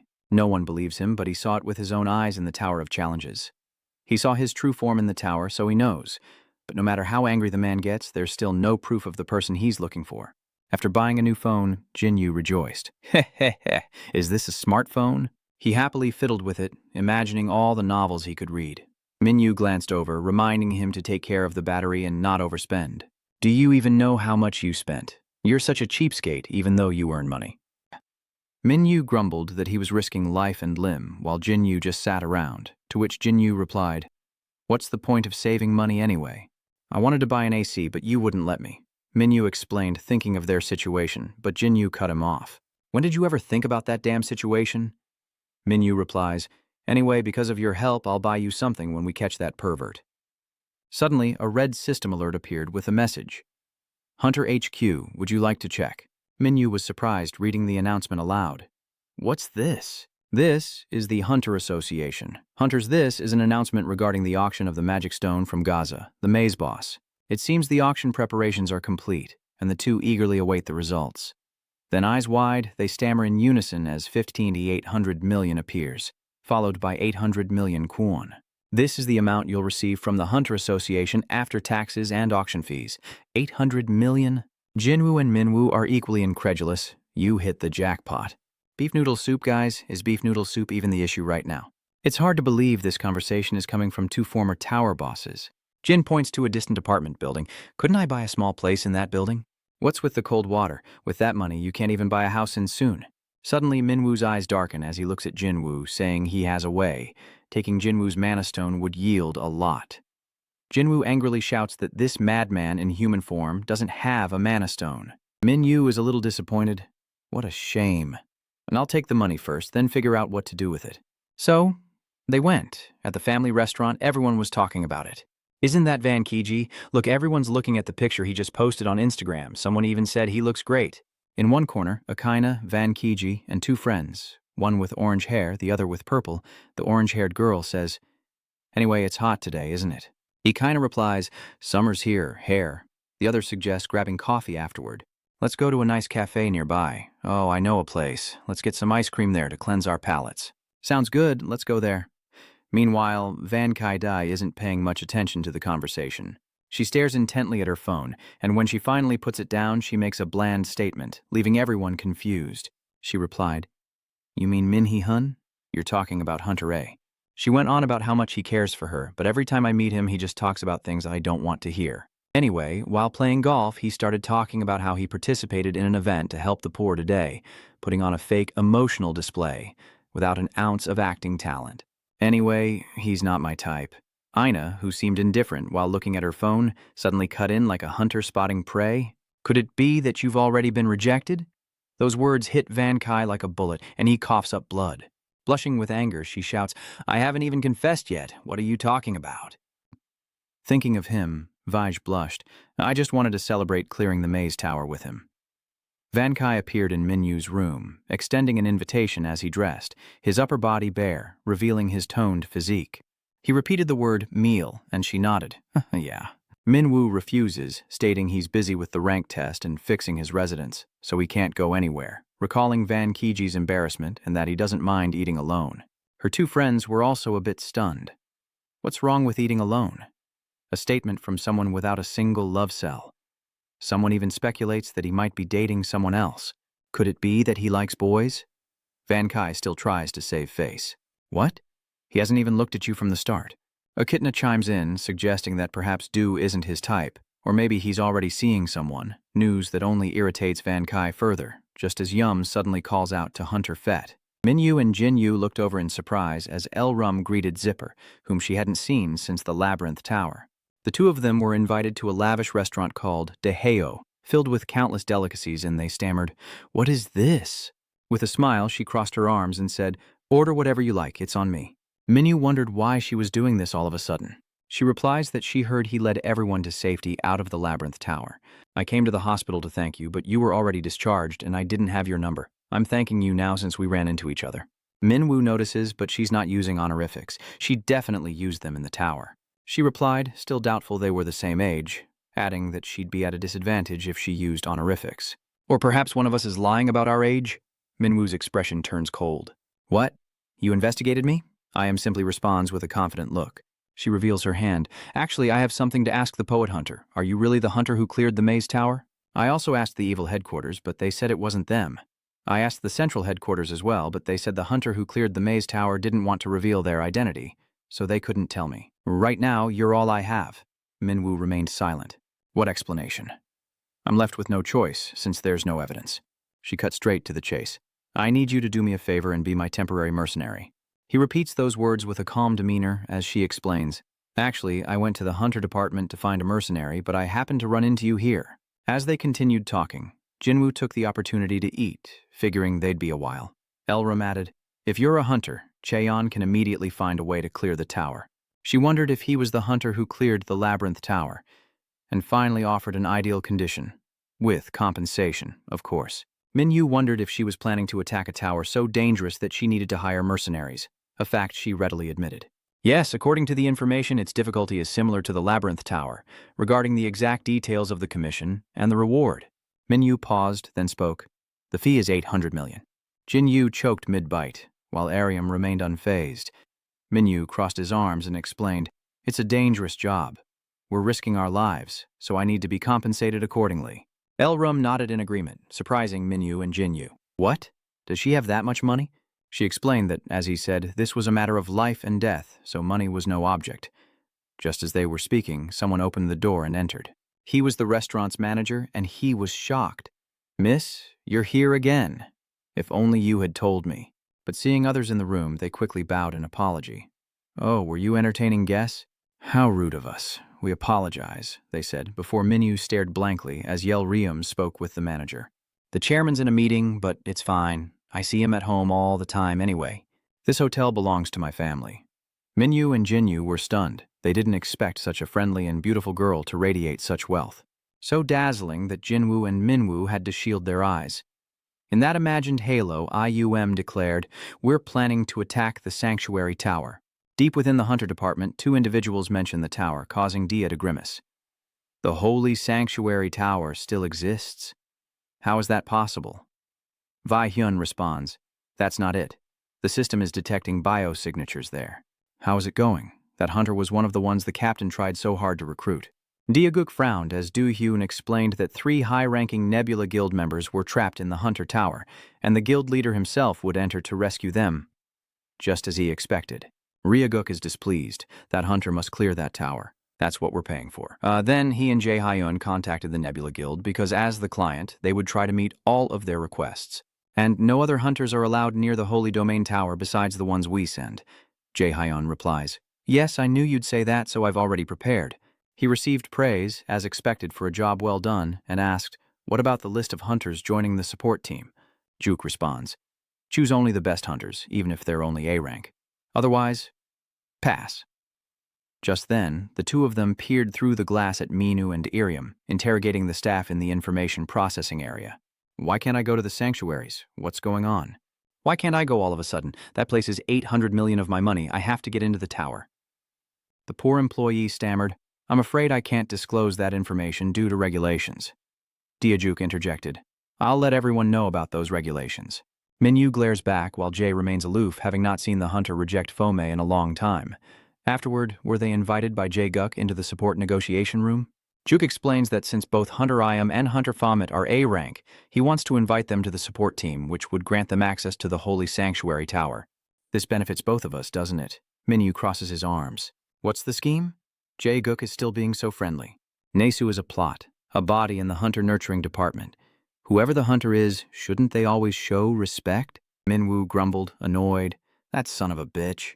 Erum thought, the government's nurturing department hired another hunter. I bet the hunter I adore is in that tower. So she asks, which hunters are we supposed to be supporting? He replies, an S-rank hunter named Chu, practically the right-hand man of the Nebula Guild leader. Najia, an A-rank hunter, is the only summoner capable, and then there's the legendary Jiavan's younger brother, currently the most valuable hunter in Griffin, so Griffin is repeated. Minwoo was shocked to hear that name, his eyes widening as he remembered that tragic day when the whole city was engulfed in flames. Buildings were reduced to rubble, and survivors cried out in terror, only to be trampled underfoot by the monster, a dragon-like creature with tough skin, nearly the size of a car. At that moment, he and his brother were waiting in the car for their parents to return, unaware that they had already been killed. He also passed out, then was awakened by his brother's repeated calls. He awoke a while later, groaning, "My head hurts. Are you okay? We were in a car crash." Then his brother got out of the car, telling him to stay put while he looked for their parents. His last memory was of his brother running further and further away as he remained in the car, filled with unease. Chuhai UK suddenly wakes up with a start, unsure if it's the present or the past, as someone approaches him asking, "You're awake?" He snaps back to reality and replies, "Sorry, did I sleep in?" "It's all right, are you okay?" "Yes." The man placed his hand on his shoulder. "All right, I'll leave this to you." With sword in hand, Zhu Hayuk stood ready before a uniquely flowered door. Elsewhere, Minyu visits the hospital for a checkup, and Junseong says, "How does your hand feel? You're lucky I took care of you, let alone getting free treatment." Minwoo cracks his knuckles and asks, "Isn't the treatment covered by the government?" Junseong laughs, "What are you talking about? Without my care, would you even be this well? You wouldn't want to leave the association now, would you?" Minyu couldn't see it, but to enter the tower he had no other choice. Runex is a little worried. The tower is new, and we don't know enough about how dangerous it is. Even though you're just providing support and surveillance, combat is inevitable. Minyu responds, knowing that entering means fighting monsters. Junsong remained concerned, as they lacked information about the newly emerged tower. What did the demon squad leader tell you? Minwoo thought. I haven't seen him since the interrogation room. He must be busy dealing with the aftermath of that social incident. I've done plenty, so it's his turn to clean up. Junsong pouted, sensing something suspicious. Well, I hope you'll be safe on this mission. Oh, and give me your hand. Minwoo was surprised. What are you planning to do? She replies, It's nothing, just give me your hand. Then, Runseong uses her skill on Minu's hand, emitting green lights. After a moment, she lets go and smiles. All better. Minu looks at his hand in surprise, noticing it does feel much better. He then noticed 3 tiny, fluffy, bean-sized creatures on his hand, giggling away. What are these things? He wondered. Jun explains, your hand has been treated, but it's not fully healed and needs more recovery. These spirits will help you recover what hasn't been healed yet. Don't worry, they're friendly and they're all very energetic. Why are they just smiling like that? Are you a spirit mage? Junsong replies, That's right, I am a spirit magic caster. I'm mainly responsible for healing and recovery. My combat abilities aren't great, so I'm just here to support everyone. There aren't many support-oriented hunters like me anymore. We're often called support healers. Another day dawns with clear skies and white clouds as the priest preaches from above in the church. May piety take root in everyone's hearts. For those who are devout will always be blessed. Whether it's exams, work, or a bright future, you'll achieve it all. We're here now, living happily like this. He is the one who gave us this life. We must thank God and have faith in him. If we do that, and Pitmaker talks to the priest at the end, God will bless us even more. Ha ha ha. Well said, those are truly wonderful sermons. Loki, where did you learn those? It turns out this priest is Loki in disguise, and he replies, Oh, I just learned from past acquaintances. Bhima is surprised, noting that Loki even dyed his hair. He replied that this priest had to be this way, and if he was going to do it, he'd go all the way. But there were some things he didn't need to do. Bitmeiji smiles. Looks like this is one of your hobbies, huh? Seducing that mother and daughter and then stealing the priest's position. And the husband priest just disappeared. Following their gaze, a middle-aged woman and a girl stood there, staring back. Beamer realized, looks like you've hypnotized that mother and daughter. He's surprised to see her still casually resting her chin on her hand, wondering how she can be so relaxed. He turns his back to her, reminding her that letting Mr. Cheese do as he pleases without supervision seems unwise, but she remains confident, telling him not to worry about it. Everything is under my control. Elsewhere, R crosses his arms, glaring furiously at his opponent. Why are you late? Minyu asked calmly. What are you complaining about? I'm here early. I'm just kidding. The sooner, the better.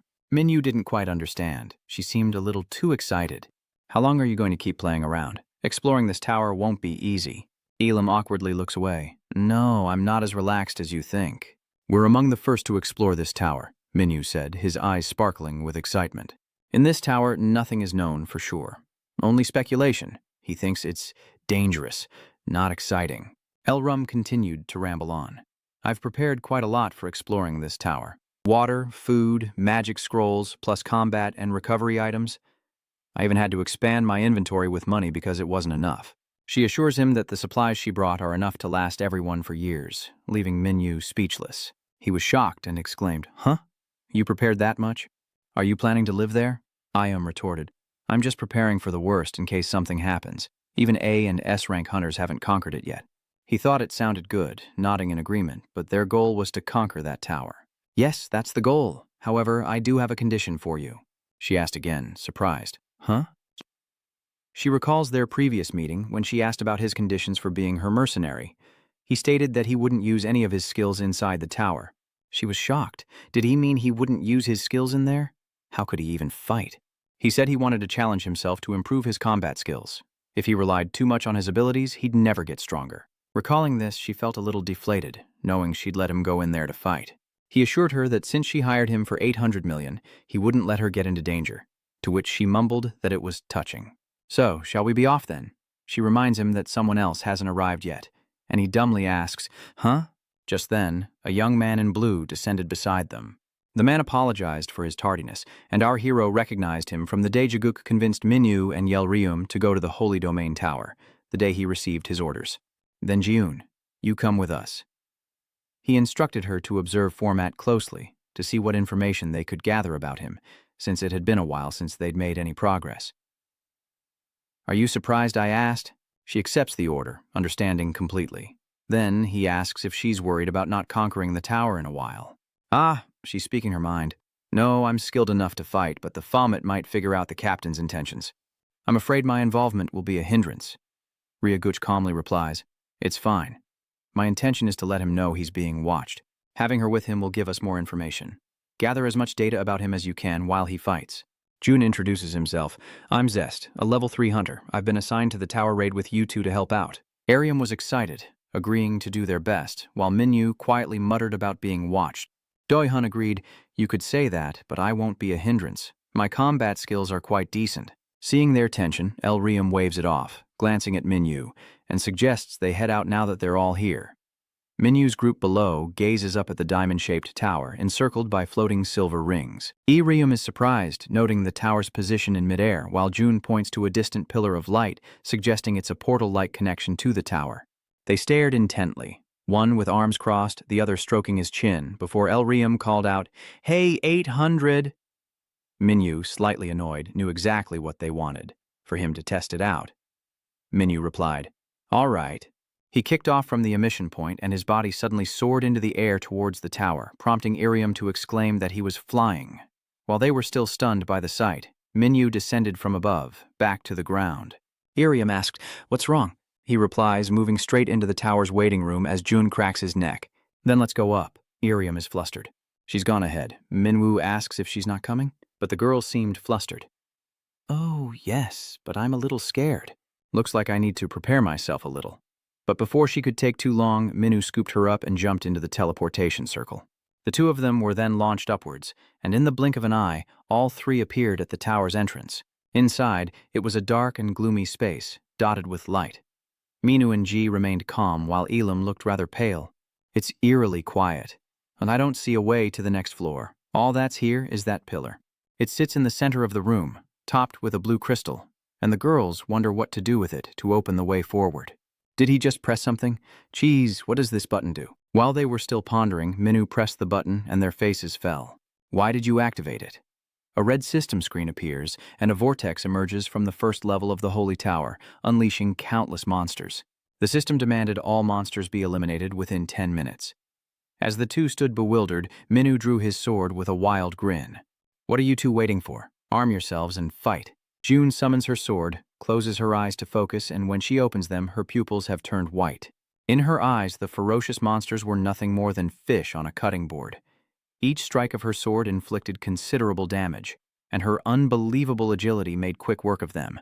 Meanwhile, Minu held off another wave of monsters, his twin swords flashing, leaving trails of blood as the creatures fell one after another. His eyes turned bloodshot, reflecting a savage intent, and nothing could escape his wrath, whether soaring in the sky or lumbering on the ground. In less than 10 minutes, they had completed the task. The system announces that all monsters have been eliminated, completing the first floor's conquest requirements. You may now proceed to the next floor. The cylindrical pillar reappears, and as Minu reaches out, Arium stops him, glaring. Next time you should ask us before doing anything. He doesn't understand why he needs to ask about the button. Pressing it summons monsters. You just eliminate them. But Arium doesn't think so. He knows that, but he needs to tell them so they can prepare to fight. How can Hunter Jess respond to such a surprise? She feels the same way as Ji-hyun waves his hand. I'm fine with it. We need to climb the tower quickly to meet the hunter groups ahead of us. Arium seems serious, and if we don't, he'll act on his own again. Minwoo crosses his arms in protest. But if we don't, will we be stuck here all year? Didn't you read what the system said? If we don't defeat all the monsters within the time limit, the challenge will reset. He reminds them that resetting the challenge would be a waste of time, as the condition applies to all floors.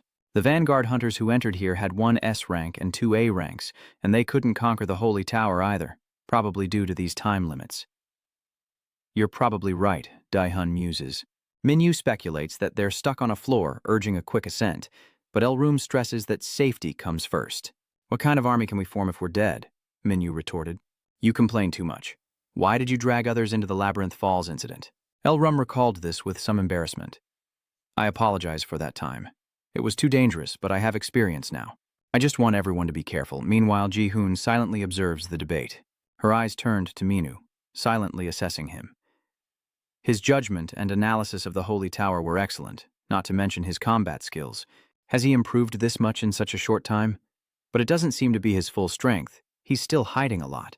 He glanced at her in silence, and then they began to clear the tower floor once more, with Minu still leading the charge. One by one, the monsters fall and dissolve into nothingness as the system announces their victory. E-Rum checks their progress, noticing this week's clear time is slower than before. Di-hoon agrees, adding that the summoned monsters seem stronger. That's why we need to hurry, or the challenge will reset, and that'll be a pain. Minwoo was silent, thinking that climbing the tower barehanded was good, but he hadn't regained the feeling of the old days, and his body hadn't adapted yet. His eyes glanced over at Jun, who was still secretly watching him from afar. That hunter girl was following him to gauge his strength in this tower. But since I'm fighting barehanded and without skills, she can't learn anything.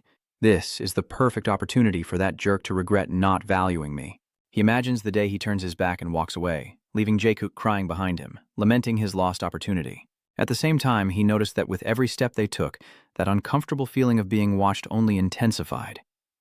He looked up at the sky, and the feeling grew stronger, as if a pair of mechanical eyes were watching him. Suddenly, someone screamed, "Ah!" He turned to see Zyper, but was stunned when she praised it. How beautiful.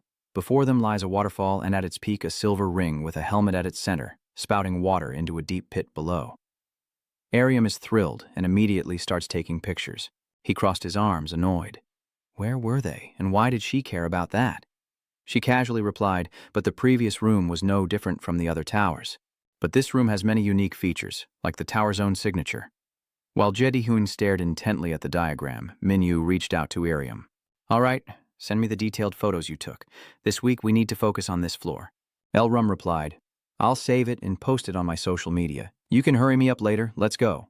They then discovered a triangular object hovering above the ground, and one of them pointed out that the device looked different from the others they had encountered. Minyu analyzed the photos while looking at them on his phone. As I said, this room is different from all the others we've seen so far. Dui-hoon glanced over and asked, Knowing that, do you have any leads? Minyu asked, tossing his phone back to Elum.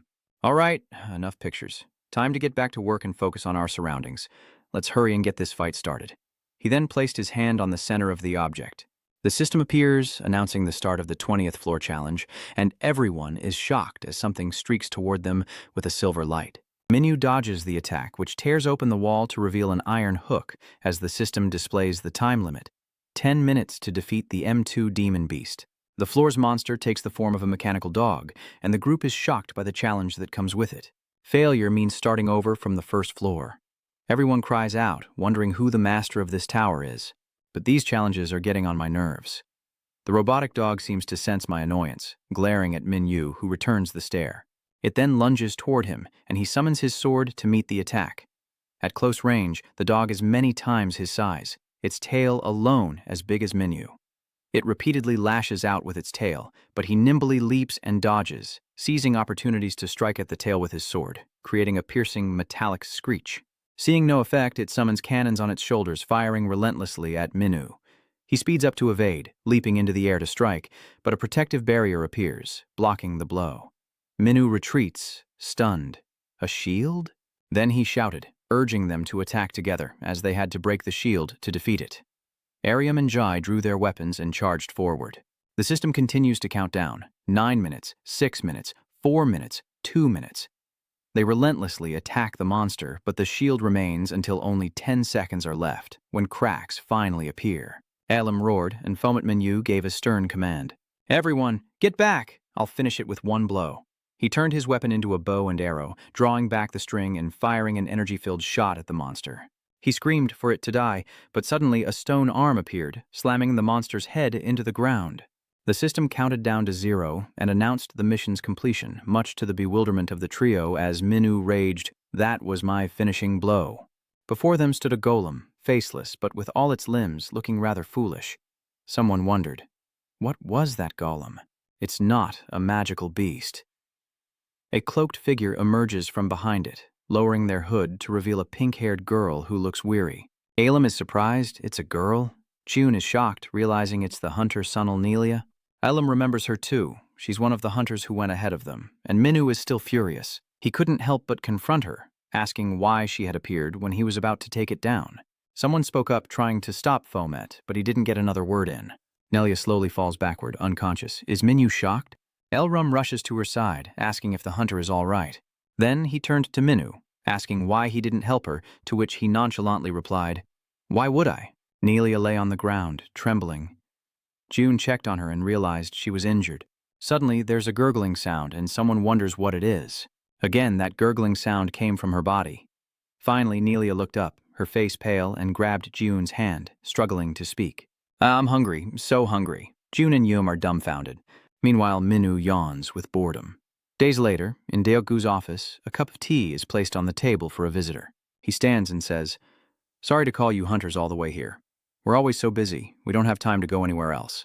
He approached them, explaining, "The reason we invited you here isn't exactly news. You've responded that you don't understand the methods to conquer the Holy Tower. Therefore, we've extended this invitation to explain how we're supporting the initial hunter team in their ascent of the Holy Tower. We've already sent 2 skilled hunters and one of our staff members to assist." He sat across from them, responding with a confident smile. "So 2 additional teams were sent, and both are highly skilled. One of them has very special skills. He was promoted to A rank in a very short time. But wouldn't it be better to have people with slightly less skill?" he said with his hand clasped together, calm and collected. "Since the Starcloud Guild is conquering the Holy Tower, this is their chance to prove their strength. The Nebula Hunter Guild leader, a primeval hunter. Don't worry about the people sent in there. I bet they've already met the Vanguard team.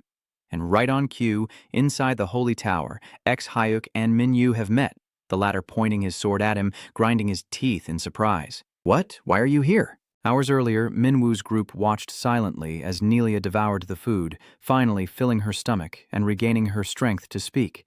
She held her face and cried out in joy, "Oh, I'm so happy." "How long has it been since you last ate?" Elrem asked with concern. "You must be starving. I've been digging in this holy tower for about a month. So, it's probably been about 2 weeks since I last ate," Elam says in surprise. 2 weeks is a long time to go without food. She's truly something, Nelia explains. How could a normal person survive that long? But hunters have a different constitution. She then asked why Nelia didn't just reset the tower's challenges to return to the first floor and escape, to which Nelia replied while eating. "I wish I could, but the 2 hunters I was with didn't want to fail like that. So, I had to go down to the lower levels to get supplies, and luckily, I ran into you all here." Hearing this, Dai Hui remembered something. Why go down? She could just use the teleporter. Nelia points out the reality. That's true, but the current situation doesn't allow for it. Nelia narrowed her eyes, rubbed her chin, and stared at the bag of sweet potato chips in Minu's hand, offering her opinion. It seems that some towers have faulty teleportation devices. Duihun adds, our government, as well as the Hunters Association, has already taken notice of this.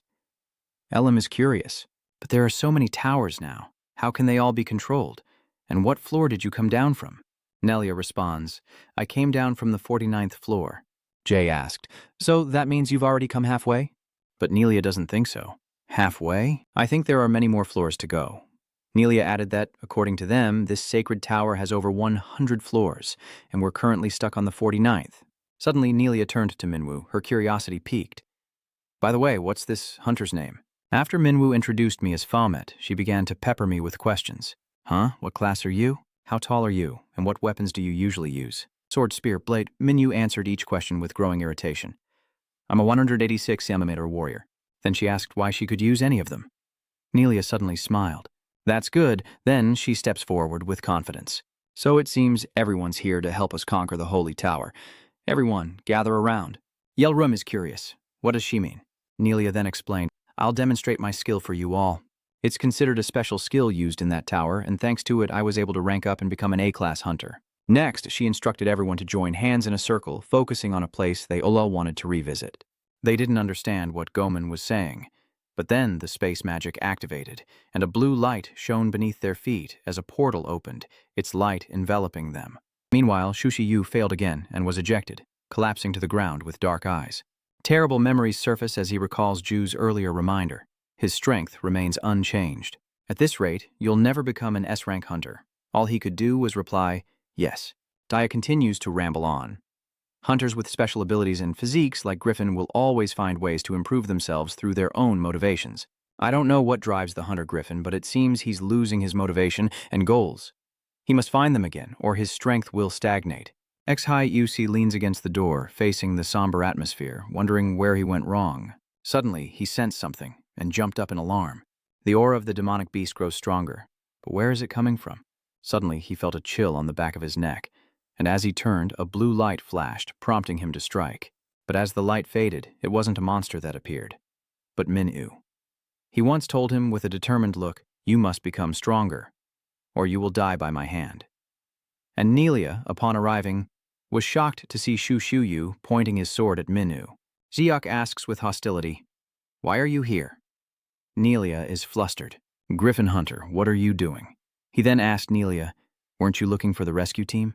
Nelia replied, yes, I ran into them on the way down. They're the support team the demon captain sent. Shiyu scoffed. A support team, you say? Huh? Minwoo replied, none too friendly. Long time no see, Nelia. What a surprise. You two know each other? Just then, a voice called out from behind them. Hunter Nelia, you're back? Hiroom is startled. Huh? That's Hunter Civil, a middle-aged man with white hair and a strong, toned physique. Upon seeing them, his stern face broke into a cheerful smile, making him appear much more approachable. Perfect timing indeed. He ate with gusto, chuckling. We wouldn't have made it without your support. Nelia, sitting beside him, reminded him, please, eat slowly. He nods in agreement, yes. Yelrum quietly asks Jae Hyun, so, like you said, the Civil Hunter is the Nebula Guild leader's Antiquity Hunter brother? He does look quite old. They're so different. Duihun nodded, explaining that the Primeval Hunter was born later, hence the age difference. They're a long-standing hunter family, passing down their skills from generation to generation. Alim realized that all his cousins were famous hunters. So, that's how it is. After eating his fill, Vwil crossed his arms with a serious expression. The demon captain sent these hunters to help us climb the tower, so we need to try harder. Nelia points at Minwoo, whispering, what do you think of that hunter? Then, they begin assigning roles to clear the tower. Minwoo asked, so I have to go into this room alone and defeat the boss? Nelia explained, well, how should I put it? Hunter Griffin will do the same. Minwoo asks, so there will be two of us? Nelia explains, more precisely, Griffin will enter the opposite door. Minwoo wonders, I do like a good fight, but why me? Your team is healed, so why not fight? You've been here so long and haven't cleared it? I can try, but Nelia is confident I can do it. Why me? Nelia calmly replies that I should go in and defeat them, and she'll explain everything after. So Minwoo and Suhyok turn their backs to each other and enter the symmetrical doors. He glanced at Griffin, then slowly stepped into the room. Inside, all was dark until a pentagonal light appeared, from which emerged a towering golem. He glared at it defiantly. Are you the one I need to defeat? Let's see how strong you really are. With that, he charged forward to fight, but was instantly kicked outside. He's angry that it's so weak, then surprised to see Griffin. When did you get here? Nelia asked. He's already here? The gem hunter arrived a minute later than the Griffin hunting party. He doesn't believe such nonsense, so why would I be slower? Nelia didn't press the issue. Yes, I was just about to say that. Minyu waved his hand. Okay, never mind, but how have I already eliminated the monsters? Why haven't we gone to the next floor yet? Nelia finally offers a reason. There's a condition, and it seems these two doors are linked. The dungeon's magical beasts enter. They resemble the monsters in the Griffin hunter's room, almost like twins, so it seems they'll be affected by time together. Civil explains that, simply put, both sides must defeat the monsters simultaneously, with no more than a split-second difference. That's the condition. Minwoo finally understands, so Geiko told me to just go in. Gakko will explain that this is the reason, and Nelia proposes a plan. Yes, that's why we have to test different hunters to find the common ground between the two dungeon clearers. From now on, you two will be working together. Hunter Griffin and Hunter Fomet, do your best. Zyper sprays hairspray, momentarily speechless, looking at the scene before her, used trash discarded on the street. He really is a bottomless pit. Seeing him eat at the hotel, I knew this wouldn't be enough for him. She pondered, then cast a wary glance at the scene, realizing she should have brought more food for Fomet. But seeing the plates completely cleaned, Yepper marvels at Griffin's appetite, probably because he's still growing and was starved for 2 weeks. Lost in her thoughts, she barely notices Z passing by. She should have brought more supplies. Do you need me to clean up? Oh yes, thank you. And so, the two girls went from one place to another when the group of people talking over there caught Rhet's attention. Looking at them, she asked, Do you think they can do it? Zyper, hearing this, replied, Huh, you mean Hunter Fomet and Hunter Griffin? And so their discussion began. They must complete the mission in those 2 rooms simultaneously without making a single mistake. No wonder they've been stuck on the 49th floor for so long. The Pioneer Hunter team must have tried many times, but it doesn't seem very effective. Z looked up sharply, realizing this might be their last chance with Fomet here, while Greeper never took her eyes off him. Suddenly she spoke, causing Z to ask, I knew you were afraid of Hunter Z being here to monitor Hunter Fom, weren't you? She paused at Greeper's words. Am I that obvious? I thought only Fomet Hunter would notice. So you saw it too? You can't lie, can you? You wear everything on your face, Hunter Z. Then Z fell silent, leaving only Grepper's explanations. Actually, when I investigated Hunter Fomet, I learned about the relationship between him and Captain Hawk. I heard they didn't get along. You smile kindly at Z, since the captain always kept an eye on Fomet, so it makes sense that he sent you here. Hunter Grepper. But working under such a demanding person, you must have had a hard time, right? Z suddenly asked Hunter Grepper. Does she also think Captain Ha is a bad person? She asks, stunned. Z continued with a weary expression. It seems our captain is seen as a bad person by others, but that's not the case for me. I will follow the captain's orders without question. Her eyes were filled with determination. Her face darkened. If anyone dares interfere with his work, they'll be an enemy in my eyes. Creeper was momentarily silenced by her attitude. And just then, the trash scattered on the ground was neatly packed into bags. We can't leave trash in the waiting room. If we put the eggs in the storage room, oh, that's it. Creeper gives a sinister smile, saying, I have the perfect item to store it in. This piqued Z's curiosity. What was she up to? She immediately took out a small jade-like cube. Surprising Z. Anything we put inside the cube of nothingness will disappear without a trace. That's a mythical item from the Shinga auction. How did you manage to buy it with so many bidders? Hearing that, she smiled even more smugly as Creeper happily held the item in his hand. This item can erase the traces of unspeakable secrets, so there's no reason for me not to buy it. Z gasps, covering her mouth in surprise, and asks to borrow it later. Creeper agreed without issue. Okay, so Pomet is still talking about how to eliminate the magical beasts and get to the next floor? Simple. We'll set an alarm and a timer. At this, Nelia immediately objected. No, the condition is that we can't use electronic devices in that room. Fett retorts, suggesting they attack it with full force as soon as they enter. Civil objects, stating their abilities differ, making it impossible to predict the monster's death. He puts his hand to his forehead, growing impatient as his ideas are rejected. Or we could just beat it until it's exhausted. But in the end, they said, just do as we say. A voice from behind made Fomet turn around to see Gripfin, arms crossed, leaning against the wall. We know this tower better than you do. He glared back, retorting, so you're telling me to shut up and listen to you? He opened his eyes, staring straight ahead. You're thinking negatively, but that's a good thing. Fomit's antagonism flares. What do you want? Prompting Nelia to interject, Ahem, hunters, let's calm down. You two shouldn't be fighting like this. You need to work together. A stern voice cuts through the tension, drawing the attention of the two about to clash. Hunter Griffin and Hunter Fomit. The gloves come off, thrown straight to the ground. You two are too aggressive. Those are your teammates. You shouldn't act like that. Instead of fighting, why don't you try battling me? Fomit challenged him. What a contrast. Griffin seems much more docile. Hunter Civil suggests they try clearing a gate instead of fighting, his eyes still menacing. What's wrong? Don't you two have the confidence to beat me? He taunts them, saying they're just cowardly A-rank hunters. Driven by pride, the two men simultaneously charged at him, while the two girls, lost in their own world, were suddenly swept by a great gust of wind. Witnessing the intense battle, the two wondered what was happening. Civil managed to block their attack. Is that all they've got? He's disappointed in the A-rank hunter's reputation, and Fat grits his teeth in anger at his words. Unlike him, Griffin's face clearly showed surprise. How boring. I left Griffin behind, and he recklessly charged forward again. I'm just getting started. Instead of attacking, he stood still, observing the ongoing battle. It didn't take Fomit long to approach him, throwing a swift punch. He leaped into the air, ready to strike, but before he could, Civil sent him flying back. You're a skilled fighter with considerable combat prowess, but for all that, your technique is crude. He clenched his fist, delivering a powerful blow that sent foe flying. Luckily, his combat experience allowed him to hold on, but before he could think, Civil was already in front of him, ready to deliver another devastating blow. The ground trembles from Civil's blow, sending him crashing down, but seizing the moment, he closes in from behind. But these two are no match for him. He dodges with ease. Griffin barely glances at him, then his eyes widen in surprise. Civil evaded Griffin's attack with ease, a smile forming as he commended the boy. Impressive speed and technique, but Griffin's spine is now parallel with the ground. The girls who had been watching held their breath as they witnessed the one-sided contest, with its large, cumbersome movements. And just like that, the two men were sprawled out on the ground, leaving everyone in awe. As expected, of an S rank. Civil then drops the act and grins. Your skills are top-notch. I have high hopes for the future generation of hunters in this world. He continued to ramble on, but it seemed they weren't listening.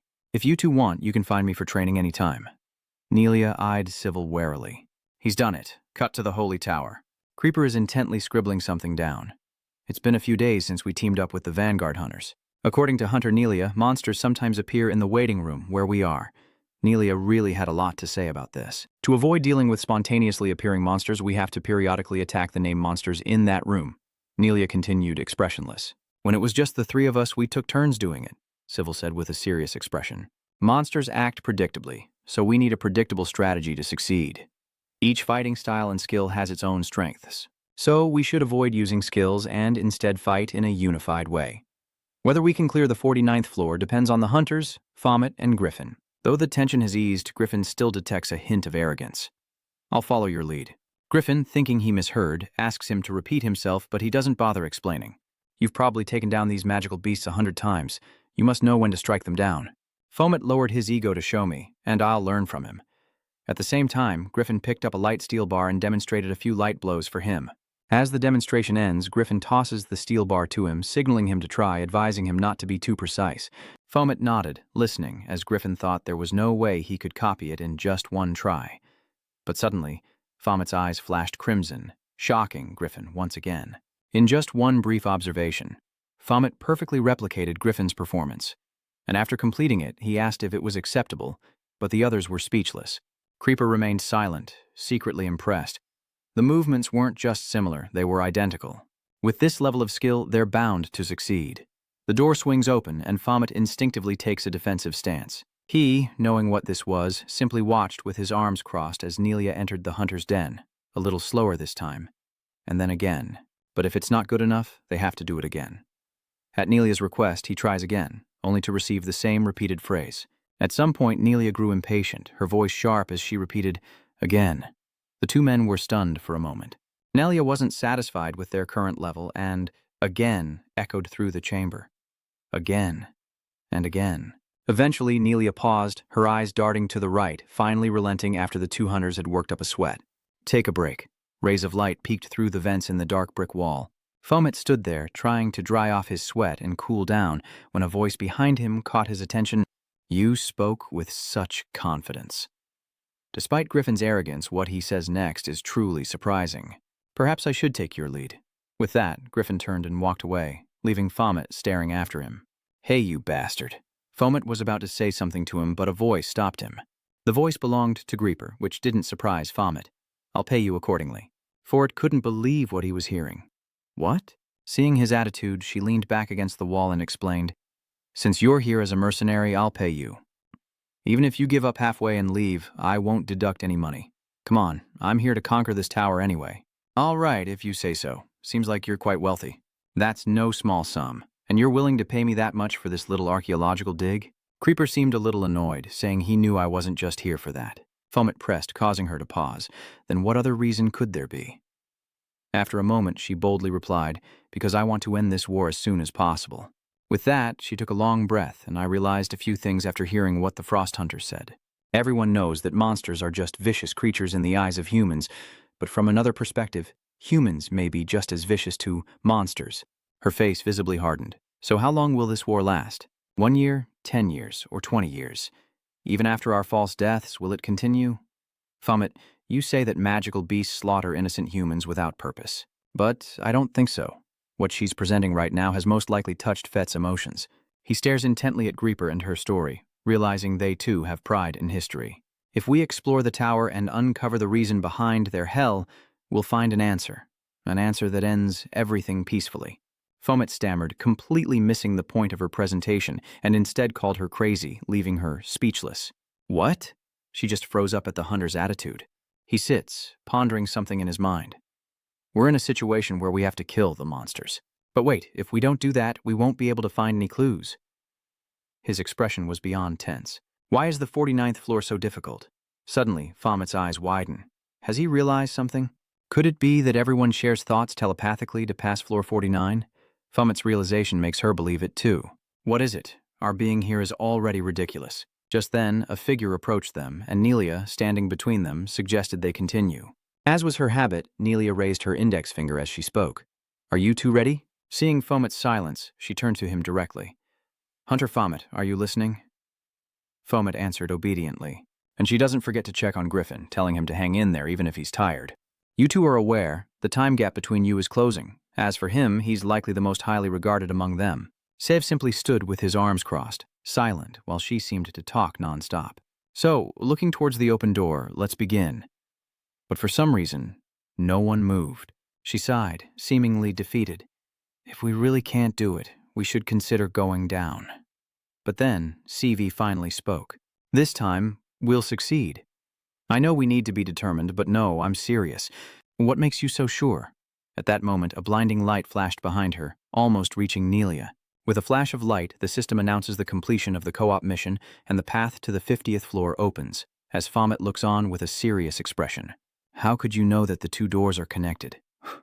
His question caused Griffin and Civil to fall into contemplation. At that moment, Nelia was brought into the conversation, and she shared what she knew. Ah, so there's a magical link between the two doors, like a thread connecting them. Have you considered severing that connection? He replied, Hunter Nelia already tried that, but she couldn't sever the connection completely.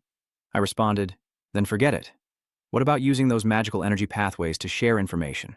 Fomet was met with confused and surprised looks. Civ, what exactly do you mean? He was asked. Are you serious? You think we can just use the magical energy pathways to share information? He closed his eyes and asked why not, making Griffin think he was crazy. Are you serious? Impatience and anger flood his face as he unleashes a torrent of words. This holy tower belongs to the magical beasts, so the traps and trials all support them. These towers are designed to hinder hunters. That we could exploit those mechanics is impossible, but immediately after Fomet retorted that it was just your subjective opinion. This made Griffin pause, and he began to lay out his reasoning. That's not true. It was fundamentally designed to be fair to both hunters and beasts.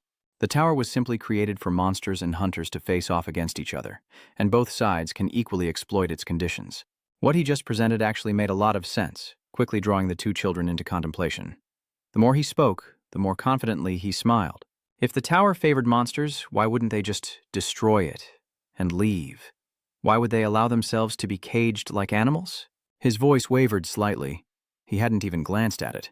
You have a rather unique perspective, almost as if you're seeing things from the monster's point of view, not as a hunter.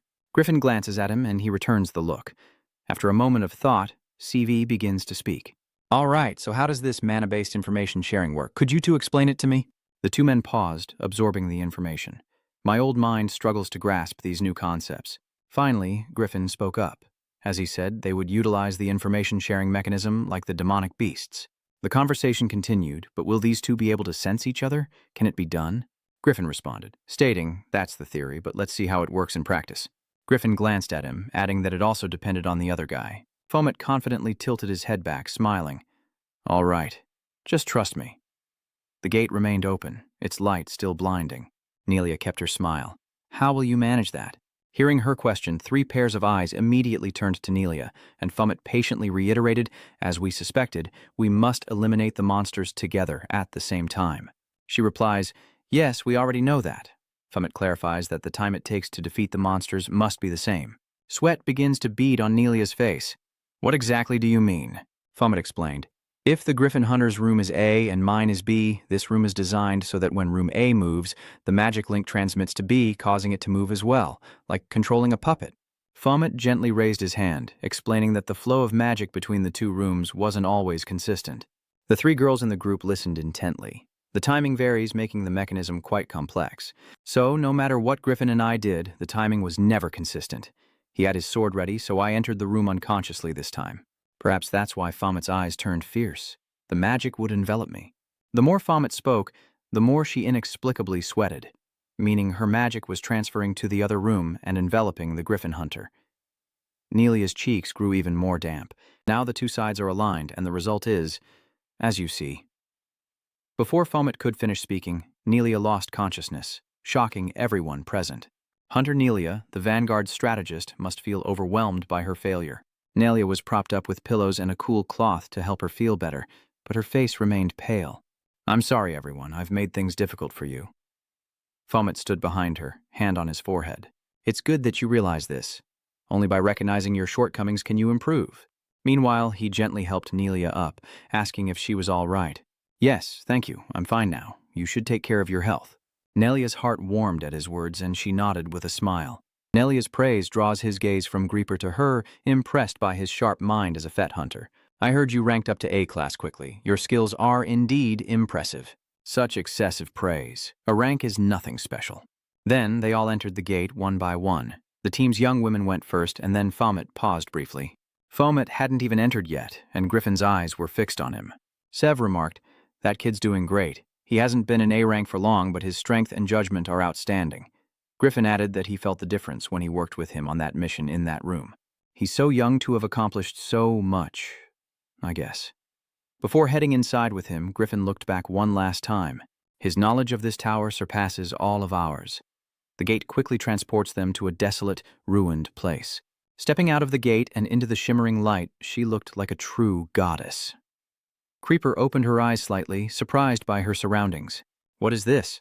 Not only she, but even Fomet seems visibly surprised by this place. High-rise buildings and unfinished structures lay in ruins.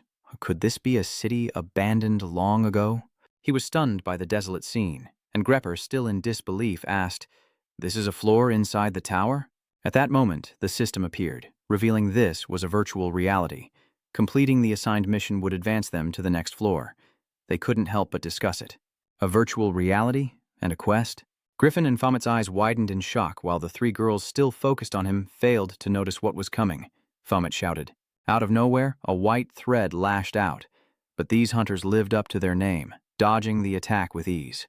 But now, danger approached him as a massive, fiery beast closed in, the ground smoking as Fomet stepped onto the monster's rough hide. He remained unscathed, standing coolly atop the massive beast. What's going on? Another purple snake targets him from nearby, and Civil finds a worthy opponent of his own.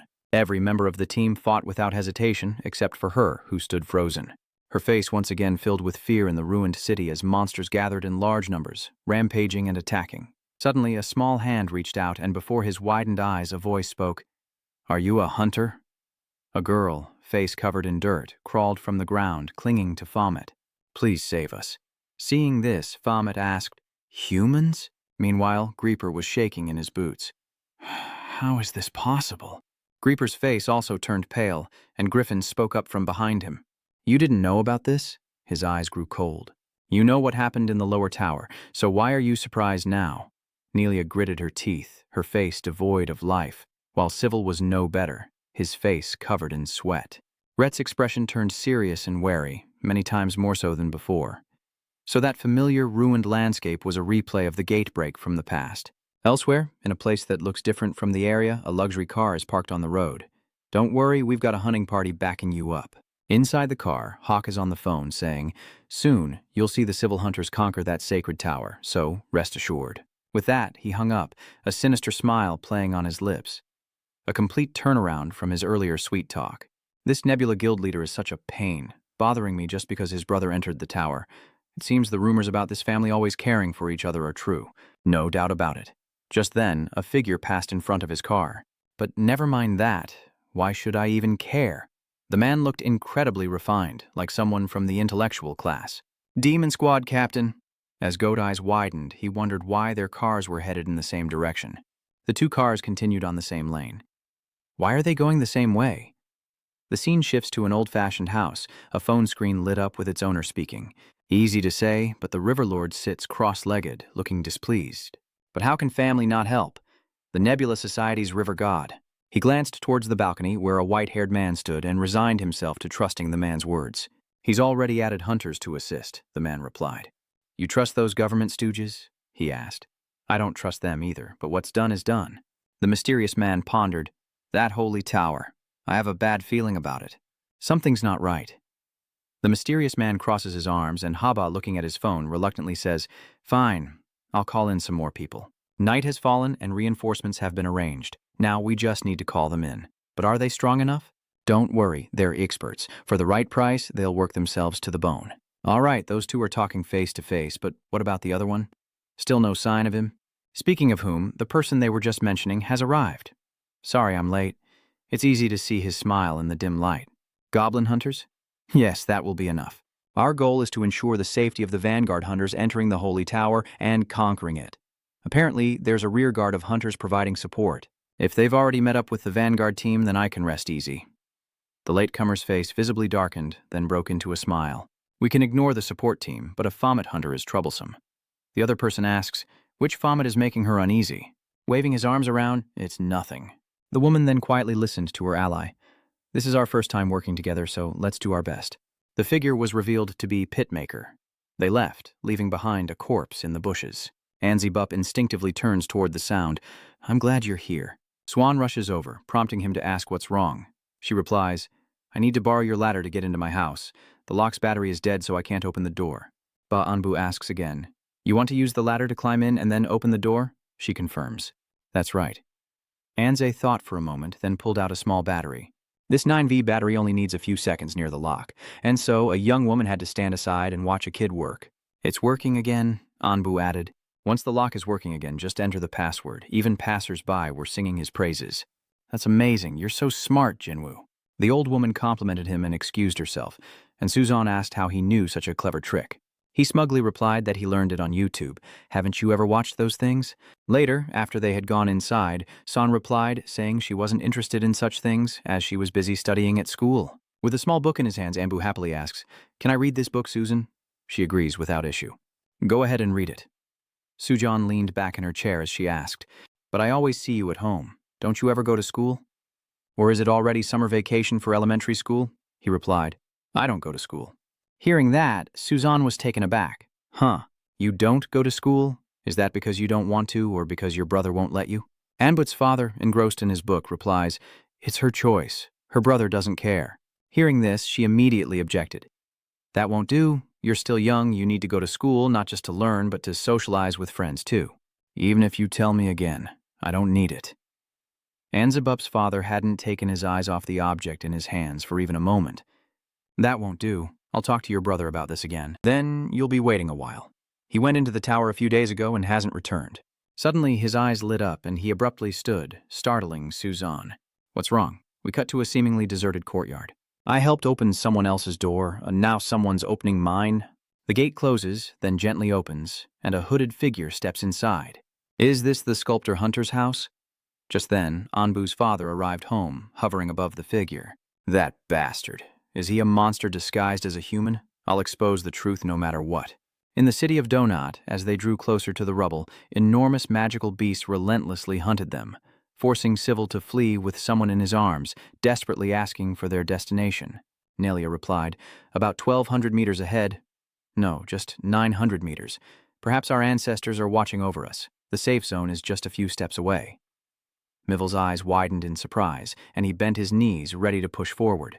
In the next instant, Civil leaped into the air before Nelia's eyes, finally landing with the girl safely in his arms. At the same time, the system went from 0 to 1 out of 10, and the girl in his arms vanished. Nelia focuses on Civil's oversight, allowing the monster to breathe down their necks. "We've completed this mission." But before the monster could react, a blade pierced its neck, followed by a flurry of strikes. Fawmut was covered in blood, his eyes glazed over, and his companion Griffin wasn't faring much better on the other side of the battle. And with that, the two of them worked in perfect harmony to chop off the head of the massive dragon, leaving the already devastated battlefield looking even more like a junkyard. Fawmut, stripped to the waist and covered in blood, looked down in dismay. What a mess. He and Griffin tried to wipe the blood from their faces, all that new gear covered in monster blood. Suddenly, rain began to fall, leaving them bewildered, as above a star, no, a shimmering, colorful rainbow appeared. Nelia chuckled, explaining, "I was going to save you from the monster's belly, but you managed on your own. You're promising hunters indeed." Seville and Z stand in the rain, conjured by Nelia as she speaks with Fawmut. "You're getting me all wet." "Don't worry, it'll dry soon." Sev crossed his arms, looking where Z was also gazing. "Is this device meant to fight monsters?" She calmly replies, "That's right. It's a device that hides our presence from monsters using emitted wavelengths. While we're safe here, we should figure out how to deal with the current situation and how to clear this trial. You've prepared everything so thoroughly." She finally turns her attention to Civil. "It wasn't me. Hunter Grepper prepared this." Meanwhile, the girl Rhett mentioned sat with her head down for some unknown reason as Griffin watched the screen. "Only 9 more people left?" He glanced at Nelia standing next to him. "I wonder what the next challenge will be," she said hesitantly. "I'm not sure either. This is my first time seeing this trial." Fawmut, with his muscular physique, couldn't look any better. "Are you asking if the next stage of the trial is the next floor?" Nelia responds, "If that's the case, won't we find out once we reach the next floor?" Fawmut wonders if the next floor will have the same methods and environment as this one. "You mean floor 51? Will the next floor simulate the environment like this one? I don't know how long these trials will last, but if I were the boss of this holy tower..." Griffin crossed his arms, silent. He noticed Nelia's gaze and chuckled. "It's just a hypothetical." Once again, they looked towards the ruined structures. "Wouldn't it be wasteful to only use this place once and then abandon it?"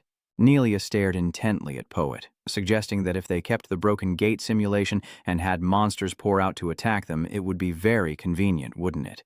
Then they wouldn't need to design new tower challenges. Nelia suddenly cut him off. The hunter paused at Nelia's words. "I guess you seem pretty calm. Have you ever experienced a gate break like this before? Just being in a simulated version of this is overwhelming for me." After a moment, Creeper finally looks up to see Z standing before her, a sight that could traumatize those with fragile minds. "But for you, it's like nothing even happened." Fawmut was silent for a moment. "A gate break? How could I have experienced something like that? Do you feel any better?" Grepper and Z quickly turned their surprised gazes towards him. Seeing Nelia standing there, Creeper finally spoke. I apologize. Being a hunter myself, I'm too weak compared to everyone else." Nelia comforted her upon hearing that. "You don't need to blame yourself. These gate outbreaks are dangerous, so it's normal to feel overwhelmed. Everyone's experience and endurance are different." Creeper's expression darkened with melancholy. Nelia simply looked at her and smiled faintly, before recounting that the gate had broken when she hadn't been married long. "That day was supposed to be a date with my husband after being busy with work for so long. We were shopping for clothes at the mall when it happened. It was a monster attack. Nelia's memories of that day return, of finding her husband injured when she awoke. He was injured, protecting me, and I did everything I could to get him out of danger. It was fortunate, at least." Her eyes then grew distant. "I awakened at that moment, and Nelia smiled as if nothing was wrong. With my newfound power, I brought him to safety." In a nearby room, a conversation echoed. "I've heard what you said. You're pregnant. Her husband is in a hospital bed. And finally, I can be a father. That's wonderful. But Nelia doesn't seem too happy. Why so glum when we have such joyous news?" I know things are hard for all of us right now, with the gate opening and all. I can't forget it, brother." Her face was filled with fear and despair. We ran from the supermarket building earlier, and after I awakened, I heard so many screams. And all around, the screams of the dying echoed. I was terrified, and I couldn't save anyone but you. "So what good is this power to me?" the man wondered. "Why do you say that? You didn't just save me." He gently placed his hand on Nelia's stomach. "You even saved the baby inside her." Her eyes widened. "Besides you, this is the only life I've saved since gaining my powers." She said proudly, "After that day, I resolved to become a hunter so I could save even more people." The two other women listened in silence. Of course, looking back on that day, it was a sad memory, but it gave me more resolve. She sat down with them, explaining, "The reason I'm telling you this is because of the hunter, Creeper. I know you've had a hard time, but isn't our goal in coming to this holy tower to destroy it? Only by doing this can everyone live a peaceful life?" Nelia still wore a smile. "We're hunters, so this is what we have to do, right? Then you should quickly pull yourself together." In the silence, R spoke up, "Oh, sorry to interrupt, but I'm curious about Sanal Nelia. You mentioned she had a child, right? It's been about 10 years since her marriage and the gate incident." "So how old are you?" She placed a hand on her chest, speaking casually. "Well, I'm 40 years old now." Fomet leaned against the wall, silent. "Huh, you look so young." "I often hear that. It's simply due to skincare and the doctor in Gangnam who takes care of me." "Which doctor is that?" "Don't worry, I'll introduce you both after we leave this tower. If we see him, we'll stay young and beautiful forever." The man is finally safe, and the mission was a success. As the man vanished in the light, the system reappeared, signaling their turn to depart and face the next challenge. They all disappeared in a flash. The scene blurred, and the light transported them to another place. Civil and Nelia were blinded by the light, and the scenery was the same as before. Just as Samet predicted, we've been transported to another simulated gate break, and this time, there are 9 people to rescue. Z spoke up. The number of people to rescue has decreased. As they advance, the number of survivors to rescue dwindles, but the monsters grow stronger and more numerous. To be faster and more efficient, we've split into 3 teams, still surrounded by the ruins of the previous floor. The mission to rescue survivors and advance to the next trial continues. They tread carefully, now searching for only 3 more people. Fomet orders them to quickly find and rescue the survivors as Griffin heads to another area. He silently observes his surroundings, still in ruins, when Fomet suddenly speaks up. "I have a feeling someone's watching us." Griffin suddenly said, "Is that your opinion as a magical beast?" To his suspicion, Fomet smiled. "How nice. I've said that before." "Why do you keep suspecting me, Hugov? Do you want to start a fight like back in training?" His eyes turned cold in an instant. "Do you remember what I said?" His gaze was just as cold. "If you can prove I'm a monster, I'll kill you on the spot, so you might want to think twice about doing that." Their faces were inches apart. "No matter what you say or do, I still believe you're a demon beast." Griffin's eyes widened.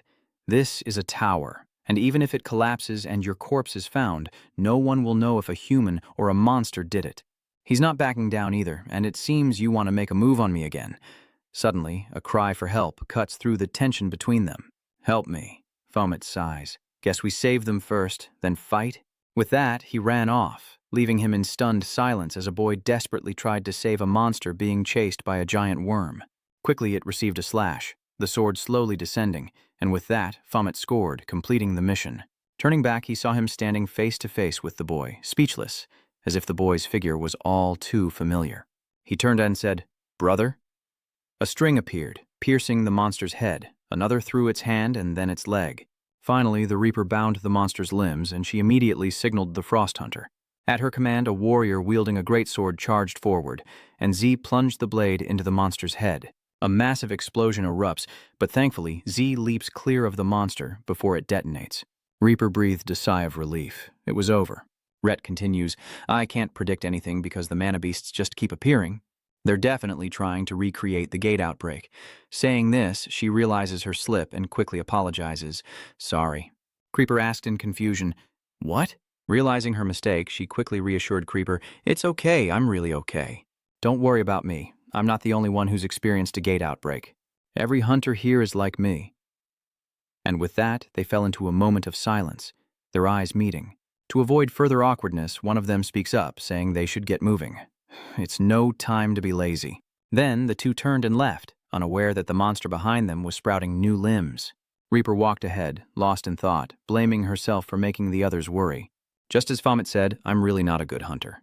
Feeling embarrassed about what happened, Reaper turned and said, "Hunter Ruck, As she turned back, she saw the monster rearing up behind Z, and Reaper cried out in alarm, "Hunter Z!" A moment later, Nelia, who was playing happily with the little fox, sensed something as Reaper helped the injured Z inside.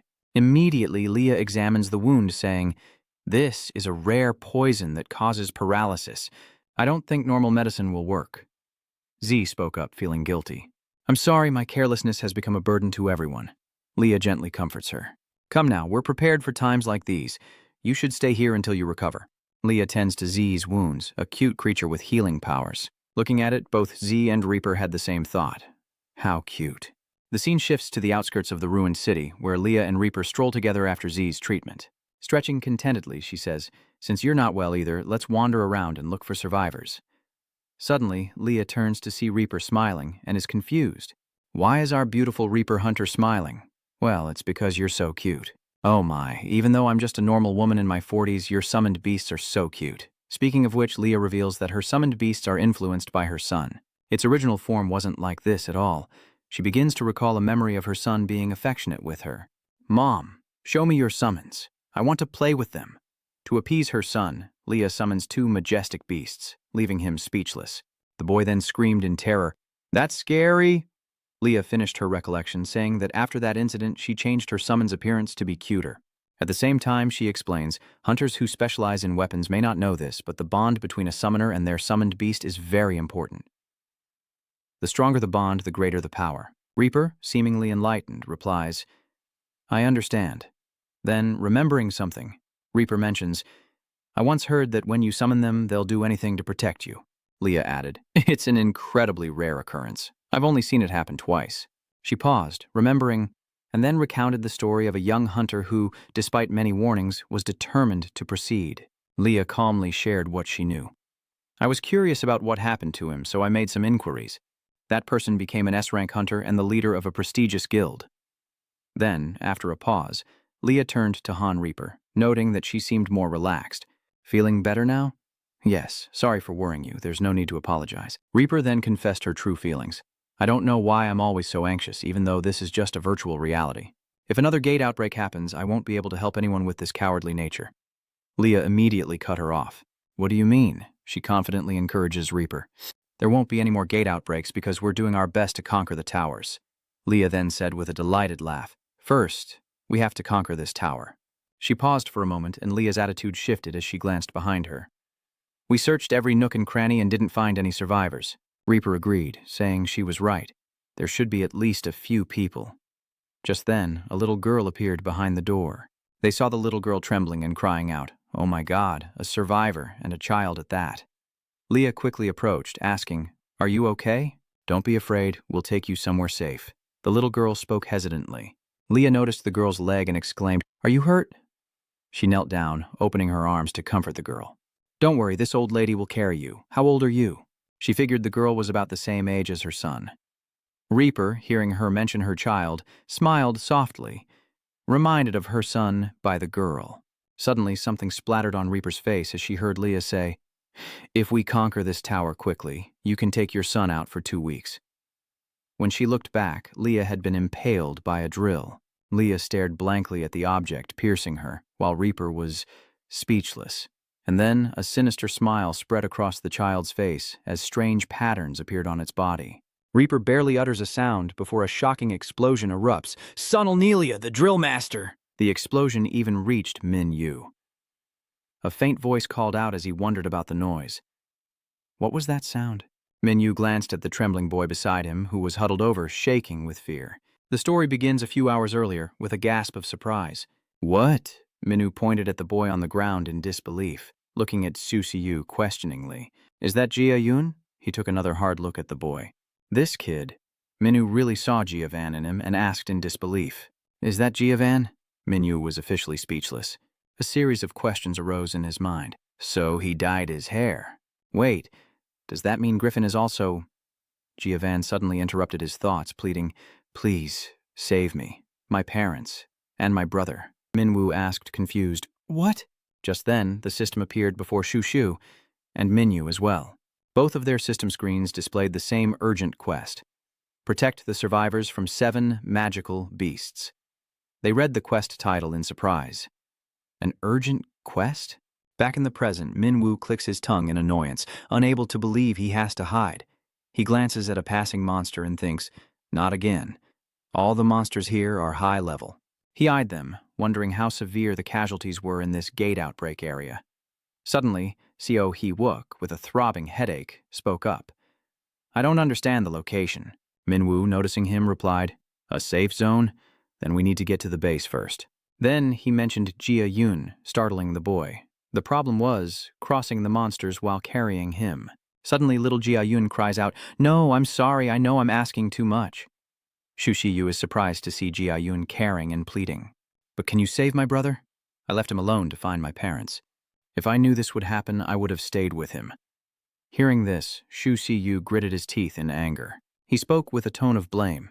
You shouldn't have gone out. Suddenly, Minwoo interrupted him. How strange. Little Jiavan sees the worry in his eyes. What? Minwoo spoke words the boy couldn't understand. How can you have a core? The survivors we've encountered only know how to beg for help. Minwoo then reassured Jiavan that his little brother was okay, pointing towards Shu Hyuk and introducing him as his brother, the hunter over there. Hearing this, Jia Yun was confused. Huh? What do you mean? What are you talking about? Minwoo tries to come up with a reasonable explanation for the boy, saying it's like a novel J-Bup once read. That's right, like this. Minwoo offers an unbelievable explanation. We've come from the future to save you, he says, gesturing towards the evasive Shu Hyuk. Your little brother will become a hunter in the future. Little Jia Yun repeats his words in disbelief. Shu Shiyu will become a hunter. The boy suddenly falls silent, then cries out in denial. No way, the little Jiavan retorted, leaving Minwoo speechless. There's no way Shu Hyuk would dye his hair such a flashy color. Hearing this, Minshu tried to hold back his laughter, while Shu Hyuk clicked his tongue. Then, Minwoo began to explain. Leukemia is a phenomenon that occurs in a specific area, where the gate burst happened. This phenomenon only occurs in survivors within that area. He recalled rushing to save the boy with Shu Hyuk, saying that parts of their bodies would turn white, like their hair.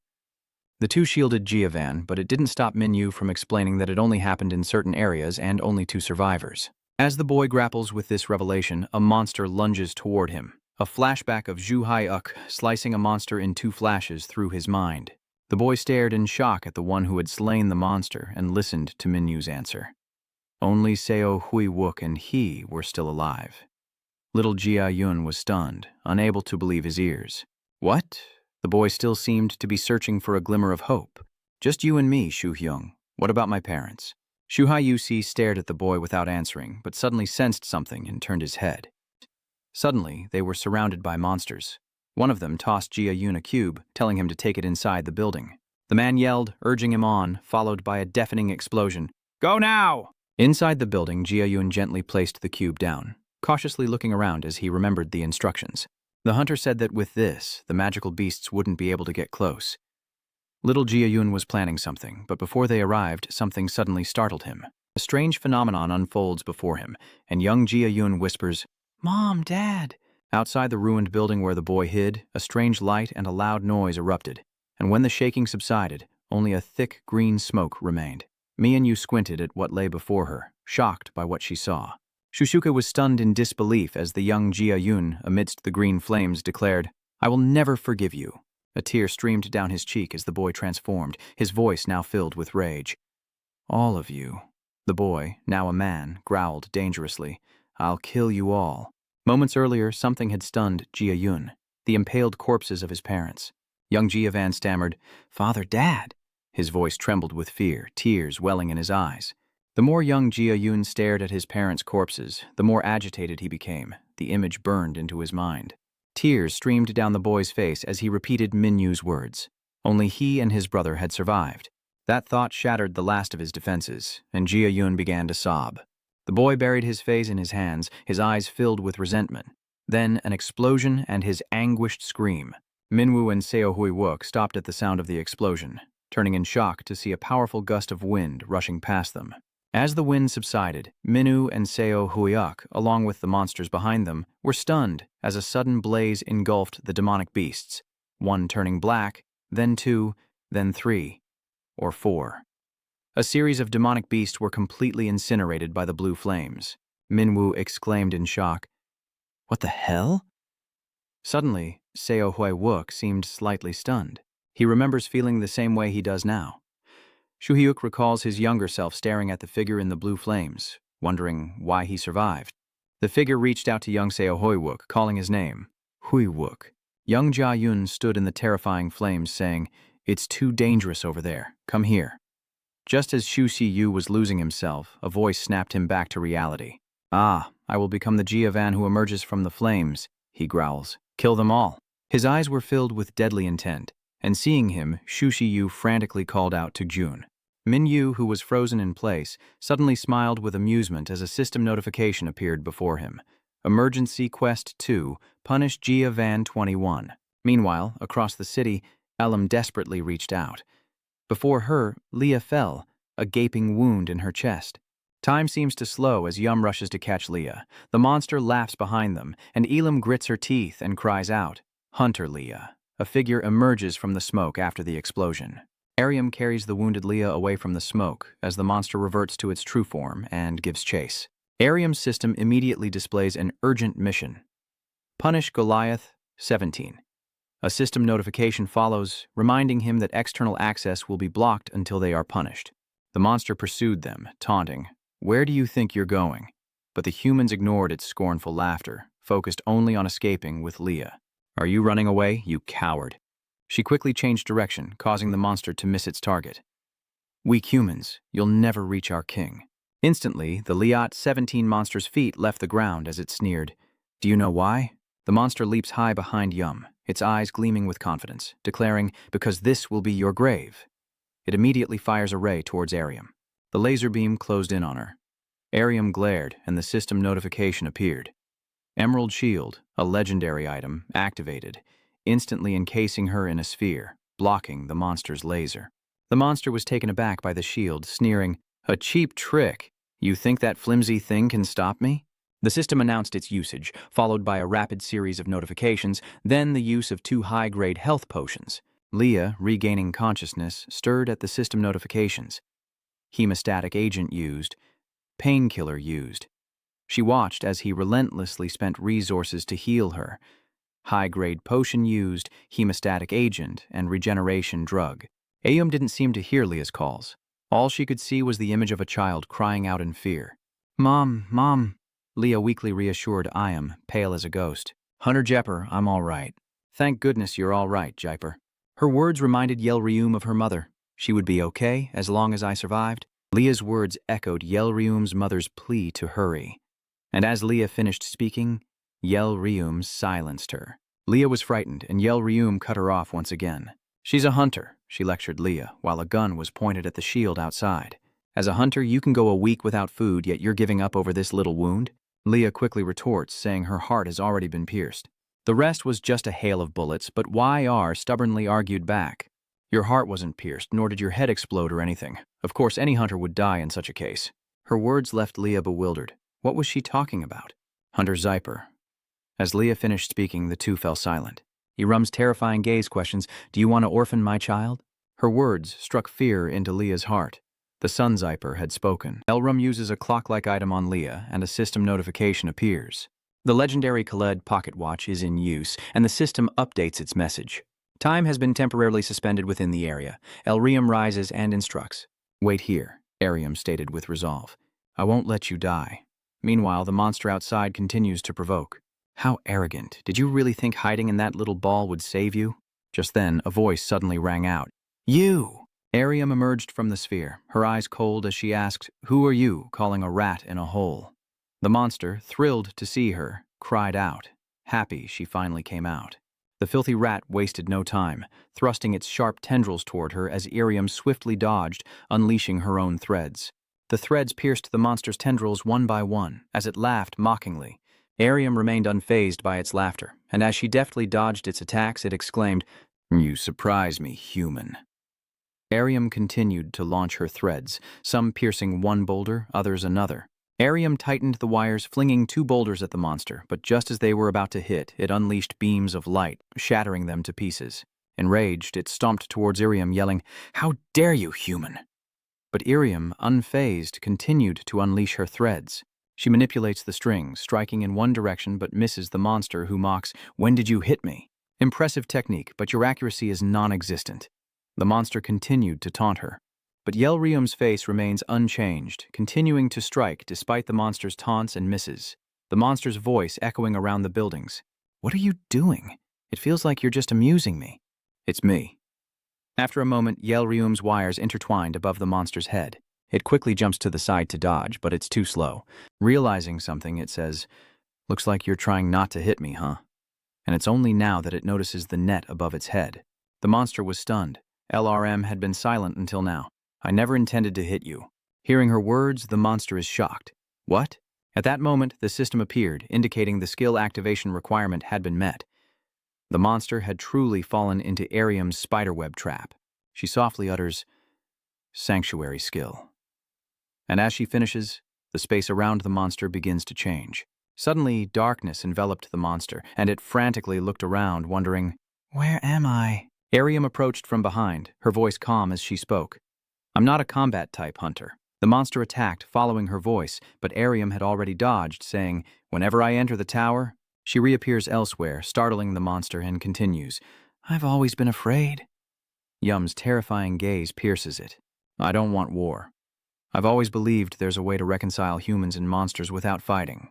Peace." The monster paused, turning to face her, then unleashed a barrage of light, retorting, "Impossible. We cannot coexist." Its voice brimming with confidence, it declares they were born for this war and will be the survivors. But suddenly its voice faltered, losing its former power. "We will stand above humanity and rule them. This is our mission." Its words falter, as if suppressed by something. Without warning, Yum's threads pierced the monster, lifting it into the air as it weakly gasped in confusion. Arium, resting her chin on her hand, mused, "That's what you think, and I respect that." The monster struggled, questioning, "Human, what have you done?" "I can't move." Arium, removing her hair tie, replied, "You'll make a good lab rat." The moment her beautiful hair came undone, the monster felt the threads within its body tighten, and it frantically screamed for her to stop. But Elam gave it no chance to beg, tearing the monster to shreds. Her gaze, cold and resolute, spoke volumes as she whispered softly. For the peace of Acini's silent sanctuary, the system chimed as her footsteps echoed. "Mission successful. You have killed Goliath, 13. The beautiful Elam walks forward as the announcement echoes, restoring the isolated dimension. With the space around her returned to peace, Elam glanced back at the monster she had torn to shreds. Suddenly, a mysterious voice echoes. "Hypocrite," a girl says, appearing beside Yelrum and uttering strange words. Now that she thinks about it, she must have done something. But when Elam turned around, there was no one there. As she stood there confused, someone called out, "Hunter Zip!" Yelrum snapped out of it and ran towards the voice, exclaiming, "Hunter Leah!" Leah saw her and praised her, saying she was amazing and didn't expect her to defeat the monster alone. No surprise coming from an A-rank hunter. Ayum anxiously asks Han, "How are you feeling?" She eyed Leah warily, knowing no treatment in this world is perfect. She needed to leave the tower and get proper care. Leah smiles faintly, replying, "Should I?" But her next words catch Arium's attention. "What is that blue wall?" They assess it, and it doesn't look natural. Indeed, it's as if this place is an entirely different dimension. Elrium wondered to himself, shouldn't the isolated space have returned to its original state after the urgent quest? No way. A suspicion arises. Has something similar happened elsewhere? An odd scene unfolds as Jinwoo teases, phone in hand. "Is this true love?" "Your keyboard autofills Jia Yun's name," Minyu said, snatching the phone angrily as he stepped out of the bathroom. "Who said you could take my phone, Brad?" Despite the scolding, Jinyu calmly continued. "I understand if you want information about him." He looked at the listening Minyu and slowly said each word, "But he's dead. Jia Yun is gone." Minyu clicked his tongue, replying, "I know, who doesn't? But I just wanted one more fight with him." Just then, Jia Yun appeared from the blue flames, pulling him back to reality. As Jia Yun attacks, the system displays an urgent quest. Eliminate Jia Yun, 21. Minyu and Shu Shi Yu leap back, ignoring the system's warnings. "Until he's defeated, you're not allowed to leave this place." As Shu Shi Yu landed, before he could move, Jia Yun appeared with the speed of light, startling him. Fortunately, Shu Hai Yusi's reflexes were fast enough to block Jia Van's sword, whose eyes were filled with murderous intent. Shu Hai Yusi grits his teeth, sweat pouring down. as he glances at the blade inches from his neck. He immediately ducks, deflecting Giovan's strike. Giovan's blade, engulfed in blue flames, lunges forward, but Shu Hyuk skillfully evades each strike. Giovan's unwavering gaze locks on his target as he raises his sword, ready to strike. Shu Hyuk is cornered, gritting his teeth at the blade aimed right at him. Suddenly, a familiar voice echoes, "You shouldn't have considered me an ally." A blade hurtles toward Jia-Yun's face, but he swiftly deflects it with his sword. Minyu swiftly caught the deflected chain blade, his weapon of choice. Minwoo, ever the handsome one, smiles with amusement and speaks, "Long time no see, Jia-Yun." Jia-Yun silently watched him, each word from Minwoo laced with murderous intent, sending chills down Seo Hui-wook's spine. "Even as a wandering soul, I've longed to see you again." Those dangerous words escaped Minyu's lips. "I should treat you with respect, shouldn't I?" At the same time, a notification appears. Passive skills are now locked. Minyu's eyes bore into his opponent, a look of anticipation on his face. "Because when fighting you, I can't afford to do anything foolish." The system displays a final notification, allowing the use of the locked active skill. As the system faded, the atmosphere around him shifted, and Minyu's expression turned serious and menacing. Without a word, he lunges, throwing his chainsword at Jia-Yun. Jia-Yun quickly dodges, then bends down to strike. He leaps forward, directly in front of Minyu, who retracts his chainsword, narrowly dodging Giovan's blade as the two trade blows. Minwoo grimaces, gritting his teeth as he dodges. Flashes of his past sparring matches with Jia-Yun flood his mind. Minyu marveled inwardly. This feeling was so familiar. He chuckled with amusement, then quickly landed on the ground. Jia-Yun lands as well, and without a moment's rest, Minyu raises his chainsword once more. Jia-Yun dodges the chainsword, but another one immediately descends upon him, forcing him to jump back. As he leaped, Minwoo crouched low, closing the distance and catching Jia-Yun off guard. Immediately, Minyu brings his blade down on him, but Giovann calmly watches the sword descend. With a swift reaction, he dodges with ease, using the momentum. Jia-Yun immediately raised his leg high above Minyu's head, delivering a powerful kick that sent him crashing to the ground. As the dust settled, Minyu's greatsword was revealed, blocking the blow. He managed to block his face with his blade, his eyes peeking out as he saw the light in the sky. A blaze erupting behind Jia-Yun, who was bearing down on him. Time seemed to freeze as Jia-Yun stared at Minyu, who was equally stunned by Jia-Yun's gaze. Giovann looked at Minyu. Minyu looked at Giovann, then Minyu smiled, thinking, "Just as I expected." Then he immediately raised his greatsword. Minyu slams his blade into the ground, creating a wall of rock, just as Jia-Yun sends his flaming sword towards it. Immediately, Minyu cleaves the stone shield in two, his face a mask of fury behind the green flames as he cries, "This is fun!" Instantly, he retaliates, sending the shattered rocks hurtling towards Jia-Yun, who calmly slices them apart. A great sword emerges from the split rock as Minwoo uses the shattered stone to close in on Jia-Yun.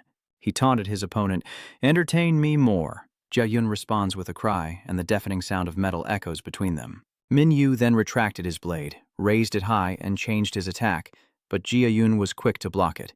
Minwoo spun around, raising his blade once more as the massive edge descended rapidly. Jia-Yun immediately blocked with his sword. Then Jia-Yun's small sword moved, now deflecting Minyu's blade. Jia-Yun attacked, and Minyu blocked. Minyu attacks, Giovann retaliates, and the two clash from one place to the next, accompanied by a gleeful sound. This is too much fun. After a time, Minyu landed, Giovann following suit, Minyu's body trembling from the exertion. His eyes widened as he looked at the figure before him, a silent cry escaping his lips, but Jia-Yun, showing no signs of fatigue, slowly approached. "Minyu." He frowned slightly, pursing his lips. Minyu's mind was filled with unease. Why did he feel like something was holding back his pleasure? Knowing it wouldn't hesitate, Minwoo immediately lunged toward Jia-Yun. He watched Giovann before him, calmly letting him approach. Minyu drew closer when suddenly a hand rose before his face. Immediately, Minyu was sent flying by an unseen force, and a thought echoed in the emptiness. It was the body. His hair gently sways in the wind as he inwardly scoffs at his weakness. Minyu is sent flying, his face a picture of bewilderment. He curses his ridiculous state. Then Minyu slams into the wall behind him with a resounding crash. Jia-Yun remained still, intently observing. Then he suddenly glanced to the side. Just then, Seo Hee-wook attacked from behind, and pinned against the wall, Minwoo cursed, "Damn it, I can't believe he's beating me like this." As Minyu watched the two figures clash, he thought, This is the perfect opportunity. There won't be a third or fourth time. Even if I had a chance, would the result change? In the past, I used the tower to my advantage against Jia, so if we were on equal footing, I probably couldn't win. He continued to think, but why am I enjoying this so much? It seems I've grown weaker. Shu Yu now wields 2 swords against Jia, while Minwu remains motionless. Shu Yu leaps into the air, dodging Jia flames. Meanwhile, Minwu slightly opens his mouth, clenching his fist and cursing. But who cares? Thoughts race through his mind. Am I always like this in battle? Of course not. I always kill my opponents. An enigmatic eye slowly opens, widening like a normal eye. Minwu mutters to himself, so this is the kind of person I am. As he said this, his eyes widened, revealing crimson pupils. Then a red aura enveloped Minwu. He ominously declared, "That's Fomet." On the other side, dust rises from their battle as a sword is pointed at the fallen Shu Yu. Jia stood still, sword pointed, but something was different. Shu Yu looked at him, puzzled. Jiavan's face turned pale, as if fearing something moving within the thick smoke, a terrifying power emanating from behind him. The full image slowly comes into view, and Jia anxiously turns his head, his eyes reflecting a crimson glow as the figure materializes before him. Fomet has appeared, and a robot in the tower's control room wonders if he's lost his mind. Observing everything through the massive machine before him, he thought it was normal for humans to use the tower's system to clear floors. But this was going too far. Suddenly, the robot manager's voice changed, and he roared. Inconceivable! Someone hacking the system! Are you trying to steal power from my tower? He sees Minwu changing and grits out his name, Fomet, as Minwu's eyes turn blood red. The system displays a notification. Ruler Fomet's unique skill. Second advantage, domination. The system continues to change, asking if he wants to hack and use the tower at a 15% rate. Do you want to use it? Minwu quietly and decisively replied, yes.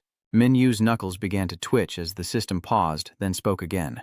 The skill has been used. The system warns that the skill's current range is insufficient, and there will be unforeseen consequences due to instability and the skill's low level. But Minwu doesn't care, gritting his teeth and enduring the change. The system relentlessly issued notifications. With each level gained, his skills would grow stronger, and he could rule the Tower of Ascension, seizing the throne. Minwu's eyes burned crimson, wide with a tremor running through his body. Then, in a moment of silence, the system's voice echoed steadily as he sat like an absolute monarch. My lord, Foe intones. Then a massive explosion erupted behind Jia 21, and a terrifying aura rushed toward him. The shadow Fomet slowly rose, becoming a tangible entity, and Jia felt a chill as he slowly turned to meet Fomet's piercing red eyes. As the familiar face emerged and the towering figure appeared, a cry of shock erupted. Fomet. Minwu stared at Seo Hui-wook, realizing he could sense Griffin's doubt as he gazed into his wide, disbelieving eyes. Looking into his eyes, I could see him trembling with fear, Minwu exclaimed in surprise. He had never seen fear in him before, not even as a boy amidst the blue flames when he first awakened. Then he recalls the moment Seo Hui-wook stabbed the Tower Master, even after clearing the tower alone. Minwu assesses what he's feeling now. With every word, a fire blazed, pure, unadulterated rage. And Minwu wondered, what should I do now? Even the embodiment of Jiavan trembles with a genuine response. He sees Jiavan's sword quivering and marvels at how the world's conclusion is shaking. Minwu gazed into those deep eyes, describing them as filled with anger and a myriad of other emotions, and inwardly cried out with delight. Jiavan, the embodiment of rage, is terrified as Minwu, in his Fomet form, steps forward, declaring, because I am Fomet. A thought flashes through his mind as he stares at the monster. Fomet, foe? Shu Yu stares blankly at the scene before him. Is that the king of the Tower of Hell? You defeated and killed Jia, he wondered. Don't tell me I'm trembling because he's Jia killer. Comparing him to Minwu, who also exuded a terrifying aura and similar mana levels, Su Hyuk suddenly exclaimed, I knew it. Zhu Yuko's outburst startled Jiavan, who was standing nearby. You're a demon beast, aren't you? Suddenly, Jia turned and called out his name, surprising him, Shu Yu. Jia approaches him, asking if he is Shu Yu. Hearing that, he was confused. Huh? Jiavan continued with a barrage of questions. Shu Yu, when did you get here? No, I mean, what's going on? Seo Hui-wook stared at Jia, who was dumbfounded. Something felt off. He was filled with strangeness. What was this reaction? It's as if he's alive, Jiavan exclaimed in shock. I'm supposed to be dead. Witnessing this, Yu, in his current form, laughs with amusement. There it is, he's laughing even more maniacally. There it is. Jiayun gravely watches the maniac before him, realizing the system is truly useful. It even possesses his data. X-Hugh was speechless, watching the maniacal Fomet. With this power, Jiavan and I... Suddenly, just as Fomet was getting excited, a series of magic circles appeared. We're going to have a lot of fun. What happens next shocks Min-ung. Chains flew from behind him, heading straight for the Du brothers. He frantically tried to stop them, yelling, "Wait!" Instantly, the Du brothers leaped away, dodging the attack as Zhu Hai-uk's swords on the ground suddenly glowed and flew into the air. Zhu Hai-uk swiftly and gracefully caught them as Jia Yun landed beside him, speaking up. I'd love to understand what's happening, but it's hard when he attacks like that. Be careful. He's the myth-grade boss of the Solo Tower. If you hadn't cleared it, it would have been the strongest tower. I still had to let him finish. Zhu Hai-uk cut him off, telling him not to worry and to shut up. I'll handle this myself. The opponent must be eliminated within this tower. He charged forward, reminding himself. It's him. Know your place. Xu Xiyu charged forward, calculating his next move. Fomet and Jia Yun. If this goes well, I can take them both out at once. Suddenly, a mysterious voice echoes in his head. Nothing's changed. At this level, S-rank hunters are still too much for him. Following that sound, an image of a mysterious man in a shirt appears. Thinking back to that image, Zhu Hai-uk paused for a moment. His sword hand enveloped in green energy, Zhu Hai-uk muttered, "Skill." He immediately slashed at Fomet twice, yelling, "Wind's lash!" But Fomet casually blocked his attacks with his bare hands. Taking advantage of the moment, Zhu Hai-uk attacks Fomet from above, but his sword is effortlessly caught. Zhu Hai-uk was shocked, and then Fomet threw him away with force. Just as Zhu Hai-uk was about to hit the wall behind him, he quickly turned around. Using the wall for leverage, he propels himself forward, sword raised, slicing Fomet to pieces in one swift motion.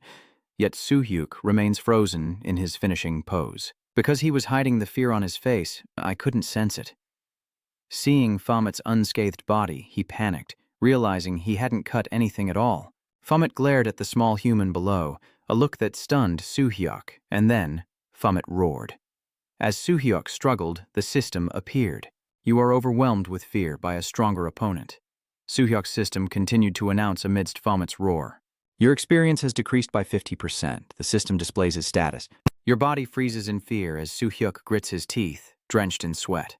Thinking this is a myth-grade dungeon? As Fomet's roar subsided, a final notification appeared. Unable to move, a terrifying hand reaches for Zhu Hai-uk, but just as Fomet is about to strike, Jia Yun arrives, forcefully blocking the attack. Their hands collided, creating a small explosion that sent them both flying back. Jia Yun rebuked, "You haven't changed at all. You haven't improved one bit." He glances at Xu Xiyu, reminding him, "Your goal is to kill me, right?" Xu Xiyu stares in shock, stammering, "Huh?" Without a word, Jia Yun lunges forward, while Fomet stands frozen, inwardly cursing. Why is it like this? Minyu watched in dismay as Jia Yun flew towards him. He couldn't control his body as he wished. Impossible. Suddenly, he remembered the system's warning about dire consequences due to instability and the low skill level. As Fomet wondered if his low skill level was to blame, Jiavan charged in. And amidst the dust and smoke, Min Yu, in Fomet's form, cursed his situation. He glared at Jiavan and cursed under his breath.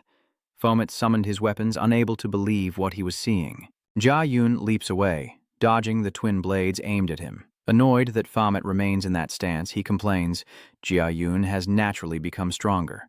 Jiwon raised his sword, preparing to strike, when a small tremor erupted between them. Fomet seemed to sense something, and the two clashed from the sky to the ground. Fomet is certain he's still alive, then roars, unleashing his power.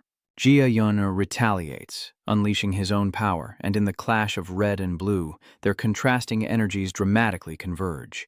Fomet and Jiavan face off, their contrasting colors representing their conflict as they lunge at each other with their respective weapons. Suddenly, amidst the tension, Jia Wun realizes something, cries out and leans to the side.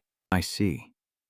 Jiavan spins his sword, his eyes now full of danger, locking onto his target, and he immediately unleashes the full power of his blade. Jia Yun's sword pierces a robotic orb, and Min Yu gasps, recognizing the presence he felt before. The tower's robot manager was stunned, angrily retorting, How dare you? Jia Yun then answered his own question. Even though I'm dead, I feel alive. So, the tower system definitely used my data and turned me into a demonic beast. A scornful sigh echoes. Enraged, Jia-yun scolds, "How dare you, arrogant beast!" Minwoo, still in Poet's body, is too shocked to speak as he listens to Jia-yun's accusations. "So, is there really no other way to handle this?" Minwoo cried out in disbelief at what he was seeing. "No way." Jia-van turned around and said, "You had to be here at this moment," as a sword pierced through, stopping him with a panicked cry. "No." As Jia-yun uttered his last words, the green dragon crescent blade pierced him, killing me in the process. Moments later, the system announced the successful completion of the mission. Jia-van 21 has been eliminated. Minwoo, now back in human form, cursed in anger. The system announces the floor has been cleared, but Minwoo, unconcerned, continues to curse Jia-van. Jia-yun gritted his teeth, wondering if he was programmed to feel pain. Regardless, the system continued its work, announcing that the advantage and domination skills couldn't be used on the next floor. The skill's duration ended, and after the system vanished, Minwoo remained impaled on Jia-van's blade, speechless. What's going on? Suddenly, Jia-yun reaches forward, grabbing Minwoo by the collar and pulling him close. With difficulty, Jia-yun says, "You've become human, Vomit. But how can a demonic beast become human?" Not wanting to delve too deeply, he says, "Well, in this chaotic world, anything can happen, but I am curious how you became human." Jia-van questions Minwoo, surprising him. Was it thanks to a quest? If that's the case, then anything is possible. As he spoke, his body began to dissolve. "Because I'm only here thanks to the quest." Jia-yun looks down at Minwoo, who continues to ramble on. "Becoming human seems to have weakened your true power, hasn't it?" "That body isn't even yours," Jia-van asked him mockingly. "But even with that human body, is this all the power you can muster?" Minwoo was stunned to hear that. "What?" At that moment, Jia-yun's body began to fade even faster. He lightly scoffs, saying that "I don't know how to use this body at all." Just before fading away completely, he uttered something, leaving Minwoo in stunned disbelief as he watched the dissolving figure before him. Minwoo stood frozen in silence, only reacting after Jia-yun had completely vanished. "What did you say?" Then a deep, steady voice echoed. "I see." The hunters had now gathered back at the base. Sev inquired further, "Has a monster with a name appeared in every district?" Yelrium was taken aback. "So it was the same for you, Hunter Vu." He recalled answering, "Yes, they posed as twins, revealing their true nature when they found my weakness." He calmly reassured, "But fortunately, we killed them all." Ilam added, "Yes, we cleared it. But even though Slea's condition is no longer critical because I gave her emergency first aid, she can't continue to move like this." Leah leaned weakly against the wall, her summoned beast weeping as it embraced her, as CV considered the situation. He approached Leah and said, "Hunter Leah, can your summoner handle it?" "Yes, I can still continue clearing the tower with everyone. Please don't worry." Sev paused, then made his decision. "We're turning back." Leah protested, "You don't have to do that for me." Sev immediately retorted, "Do you think I can't see your condition?" Civil reassured her, "We've been working together since you joined the guild. The tower can wait. Your health comes first." Leah hesitated with concern, but suddenly someone spoke up, refusing to leave. Minwoo says from behind Yelrium, disgruntled, "If you're going down, go on ahead." Yelrium turns around, confused and startled. "Huh? What are you saying? Are you planning to clear the tower alone?" Minwoo didn't answer, his face dark as he glanced at her, leaving Rium stunned and wondering. "I noticed he was in a bad mood earlier." "What happened?" Suddenly a voice cut through her thoughts. "I'll stay as well." LRM looked at the person who had spoken and exclaimed, "Hunter Griffin." Shu Hayuk calmly replied, "We've come this far. It would be a waste to turn back now." Then he turned to Minwoo. "And there's something I want to know." Shu Hayuk stared menacingly at Minwoo, who returned the glare. Hearing their intentions, Civil reluctantly agreed. "I understand. Besides the Sun Famet and Griffin Hunters, is anyone else staying?" Z speaks up, offering, "I'll go down with you. If it weren't for my injury, Leah wouldn't be so hurt." She looked at Leah, full of self-reproach. "I won't be at peace until Hunter Leah's injuries are stabilized." "It's not your fault." Then CW asks about Elam. "What about you? Oh, me?" Arium glanced at Minwoo and sighed softly, finally deciding that I would climb the tower with the Sun Famet and Griffin. Suddenly, a hand shot up, cutting Arium off. "Me too." Mir raises her hand, volunteering excitedly. "I'll go too." She gave a mysterious, slightly amused smile, brushing past El-Rum as he tried to speak to her. "Then, the Goblin Hunter?" She approached Minwoo, cheerfully striking up a conversation. "I look forward to working with you." Civil then announced, "It's settled then. Zelia and I will descend the tower, he instructed. You two will continue on. Once Hunter Leah's injuries have healed, I'll climb the tower again. Z then approached Elrium to remind him. Be careful, and that goes for you too, Reaper Hunter. Please take care of the hunter. He looks at Minwu, silently apologizing. I'm sorry, sir. I couldn't complete the task you gave me. Moments later, a light appeared in the air, a spatial gate opened, and 3 figures stepped through, after which the gate gradually shrunk. As the gate vanished, Minwu turned and said, Let's go. As Ayam followed, she wondered, will we be okay on our own?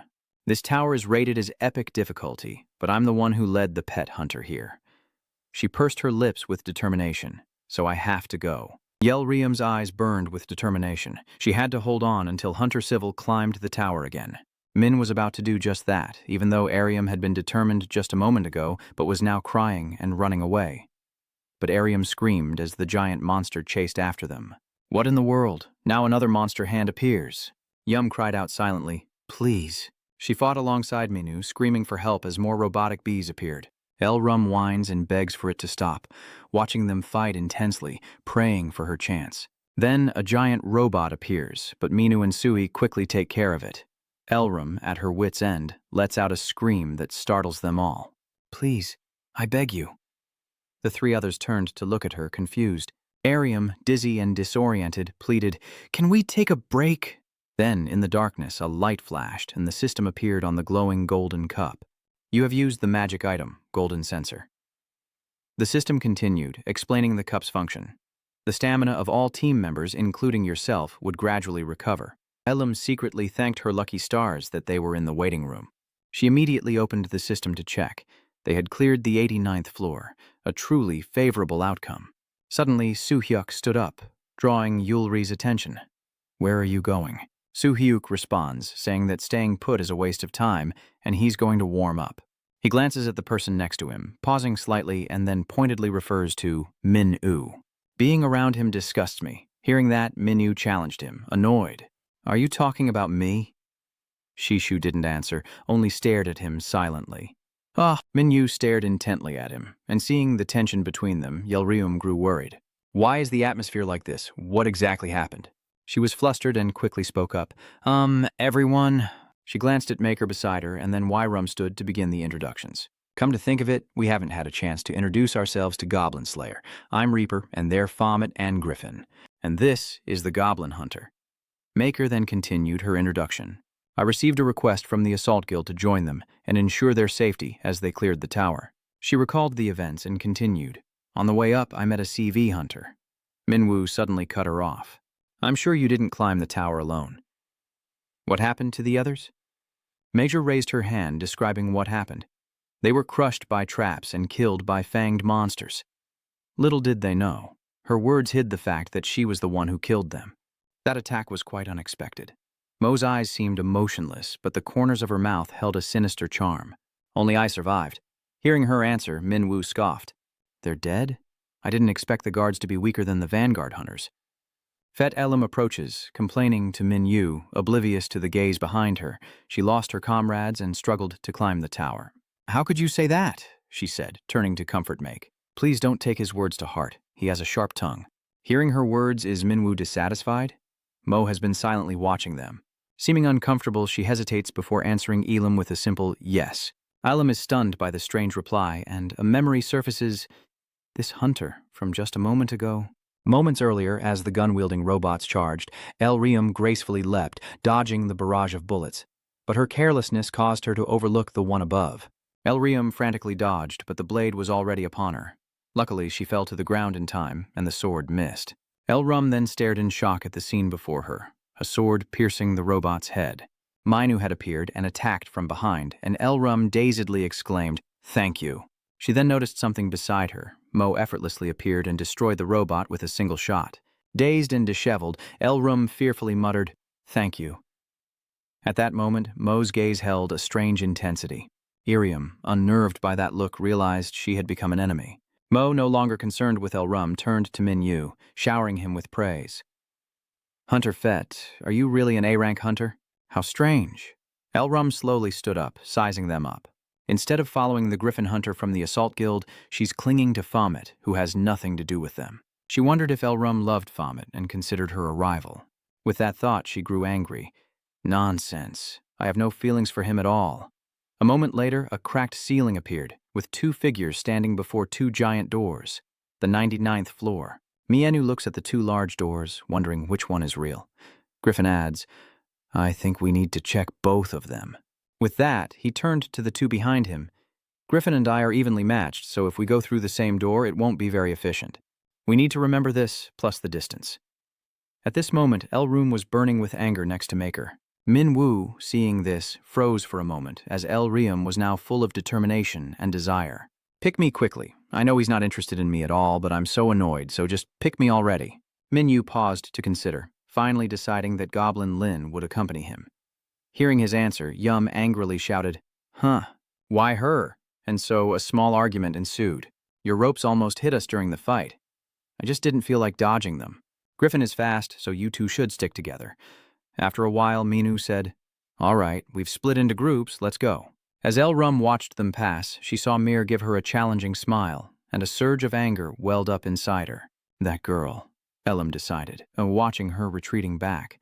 She's suspicious. I don't want to doubt a teammate, but Elrum's expression was terrifying as she silently commanded, activating her identity skill. Suddenly, Yum's eyes widened, and her voice was filled with surprise. What's this? After Minwoo's group entered, Minwoo looked at the tunnel inside. This tunnel is pretty long. Did we choose the wrong door? Maybe, Maki says, turning back to look at him. She caught him off guard, asking if the Sun Reaper was his girlfriend. Minwoo indifferently replies, Huh? Of course not. Think for a second before you answer. I see, but she wouldn't let up and continued to press him about it. Do you have a girlfriend? You probably do, right? You seem popular, Minwoo asked, confused. Why do you keep talking about other people? What's wrong? He approaches, speaking ambiguously. It's just the two of us here. Upon hearing this, Mo was stunned and questioned, Huh? What do you mean? Just then, Minwoo suddenly lunged at her with a knife. In the pitch-black tunnel, Mo swiftly dodges Minwoo's blade. Her face now scarred, Minwoo voices his suspicions. She's no rookie. In the terrifying atmosphere, Minwoo slowly advances. You approached me with an ulterior motive, didn't you? He said grimly. Good. I'm tired of dealing with empty-headed fools. Should I just chop her head off now? Moments before entering the gate, Elum stopped Minwoo, saying, Wait, Vomit. Confused, he turned to her, noticing she was glaring at Maker. What's wrong? Just then, a system notification appeared. Sun Reaper has sent you a direct message. Do you wish to accept? With a blank look, Minwoo navigated the system panel, finding a strange message from Elrum. Something's off about the Goblin Hunter. I don't think she's a registered hunter. Minwoo, confused, asked, What do you mean? Not an official hunter? Arium texts back saying, I don't think she's a registered hunter. After reading the message, Minwoo spoke up, startling Arium. I thought something was suspicious. Then he leaned in close, startling her as she flinched away. What did he say? What's going on? Immediately after, Minwoo makes a suggestion. Let's grab a bite to eat when this is all over. Huh? That's why what happened next occurred. A foot quickly lunged forward. But her opponent's foot came flying at her just as quickly, and Mei drew her gun, aiming it forward. Minwoo deftly dodges and deflects the bullet with his dagger, closing the distance and landing a sweeping blow. But a look of surprise crossed Minwoo's face as Mei quickly switched weapons to block him, then raised a gun to his face. Minwoo immediately deflected the bullet with his dagger, his eyes burning red with murderous intent. He spun, raising his dagger high, but Mei quickly leaped into the air to evade his strikes, drawing a gun and taking aim. Minwoo retracted his hand to strike, and as Mei fired, he deflected the bullet. Next, Maki raised her leg, and Minwoo raised his fist. Fist met foot, and a small shockwave erupted between them. The minor shockwave sends both Minwoo and Maki flying back. Maki lands gracefully, watching Minwoo skid to a halt. Minwoo glared at her, annoyed, while Maki maintained an unsettlingly calm smile. Suddenly, his dagger spoke. Hey, boss, that woman can change weapons at will, but I don't think she's using weapons with their own consciousness like me. Her weapon switching speed is too fast, he thought, eyeing Maiko. She's an unregistered hunter operating outside the government's purview, rumored to be using an illegal system to evade detection. Juaisu voices his suspicions, while Minwoo's sharp gaze suggests he's already piecing things together. It seems this isn't her first time. Judging by that sinister smile, he's sure she's killed countless people. He tested the waters. Did you hide your identity and sneak in here for me? She replied, You're quick-witted. Yes, I have some unfinished business with you. Yafumat Minyu gets straight to the point. Did you come here to kill me? He asked, to which she calmly replied, yes. Then she suddenly changed her answer. Wait, should I just be upfront with you? Let me explain. Looking at him, she revealed, someone asked me to kill you. But you see, when I get a job like this, I have one condition. It depends on whether I want to do it or not. May ponders, placing a finger on her chin. But I think it's such a waste. She eyes him, wondering if it's truly necessary to kill him. She gazed at his handsome face and wondered, should she eliminate the things that make him dangerous and let him live? Her words echoed eerily in the air, because that's what my grandmother did. Meiki recalls the image of a damaged teddy bear. My grandmother always said, in her memories, she blankly stared at what was before her, an elderly woman whispering something to her. Before them, a man is tied to a chair, as May recounts each word. It's much more fun to play with a living toy than a dead one. Back in reality, Mayo hugged herself, trembling, and said, that's why I'm going to let you live and take you home. A twisted smile spread across her face. I'll be sure to love you lots after I cut off your arms and legs. Clutching her robe, she says, remember this well, your master is no longer the goblin. Then Moko throws off the robe, gun in hand, and boldly declares that she is his master now. Minwoo dodges the gunfire as the dagger asks, boss, what do you want me to do? Minyu considered his response, knowing a large weapon was out of the question due to the limited space. Give me a weapon that's manageable but enough to block her bullets. Understood, boss. This woman is strong. Please be careful. Minyu echoed one of its words. Strong? He remembers the image of Jia Yun disappearing before his eyes. Minyu then casually deflects the bullets, stating it's nothing compared to that guy. Then, Minyu recalled Jia Van, confidently stating that he wouldn't lose, surprising Chui Thui as something suddenly lunged toward Mir. Just as it was about to pierce her eyes, she quickly jumped back to dodge. Her attacker was Minyu, wielding a small axe. His weapon subtly responds, I understand. Meiki says with amusement, your eyes have changed. Minyu suddenly cuts her off, asking, did you just call me a toy? Minyu slowly rises, countering her words. The one who's going to become a toy here isn't me. He suddenly closes in, dangerously whispering, it's you. Maeve dodges Minyu's strike, and he instantly leaps into the air. Meiki immediately used the body of her gun to block his axe blade. Minwoo grinned with amusement, while Make forced a strained smile. She immediately slipped and jumped backward, and he quickly landed as she dodged. Just then, she switched to an even more dangerous weapon, saying, you've gotten stronger, haven't you? Looks like I'll have to get serious. Her next weapon was a whip, which she lashed out at Minyu. He turned to dodge, but she unexpectedly swung it in a circle, aiming for his neck. He ducked to avoid the noose. Then, Emsir raised a gun, pointing it straight at him. The gunfires aimed directly at his feet, but Minwoo dodges, narrowly avoiding her whip. Emsir's smile falters as Mien Yu, after dodging her attacks, puts some distance between them. Unfazed, Mien Yu Tiosai stared at his target, a thought crossing his mind. Ever since meeting Jia Van, his mind had become strangely calm. Mien Yu calmly raised his axe, shattering the rock before him as he charged, advancing toward Mer with imposing steps. She immediately raised her hand, shattering the boulder in front of her to attack him, but then Mer noticed something was wrong. Minyu was nowhere to be seen. Somehow, he'd appeared behind her. A fierce determination flashed in Minyu's mind. I don't think I'll lose. He then lands a kick on M, who looks at him with interest. You're a tough one. She then lashed out with her whips, yelling, taming you will be interesting. In the thick dust, Minwoo stomped his foot on the ground, telling himself, but I can't help but long for it. He tries his best to strike. An axe flies toward Meiko in Minyu's mind. What if his current opponent was Jia Van? She leans back slightly to dodge. She gives an awkward smile as she switches weapons.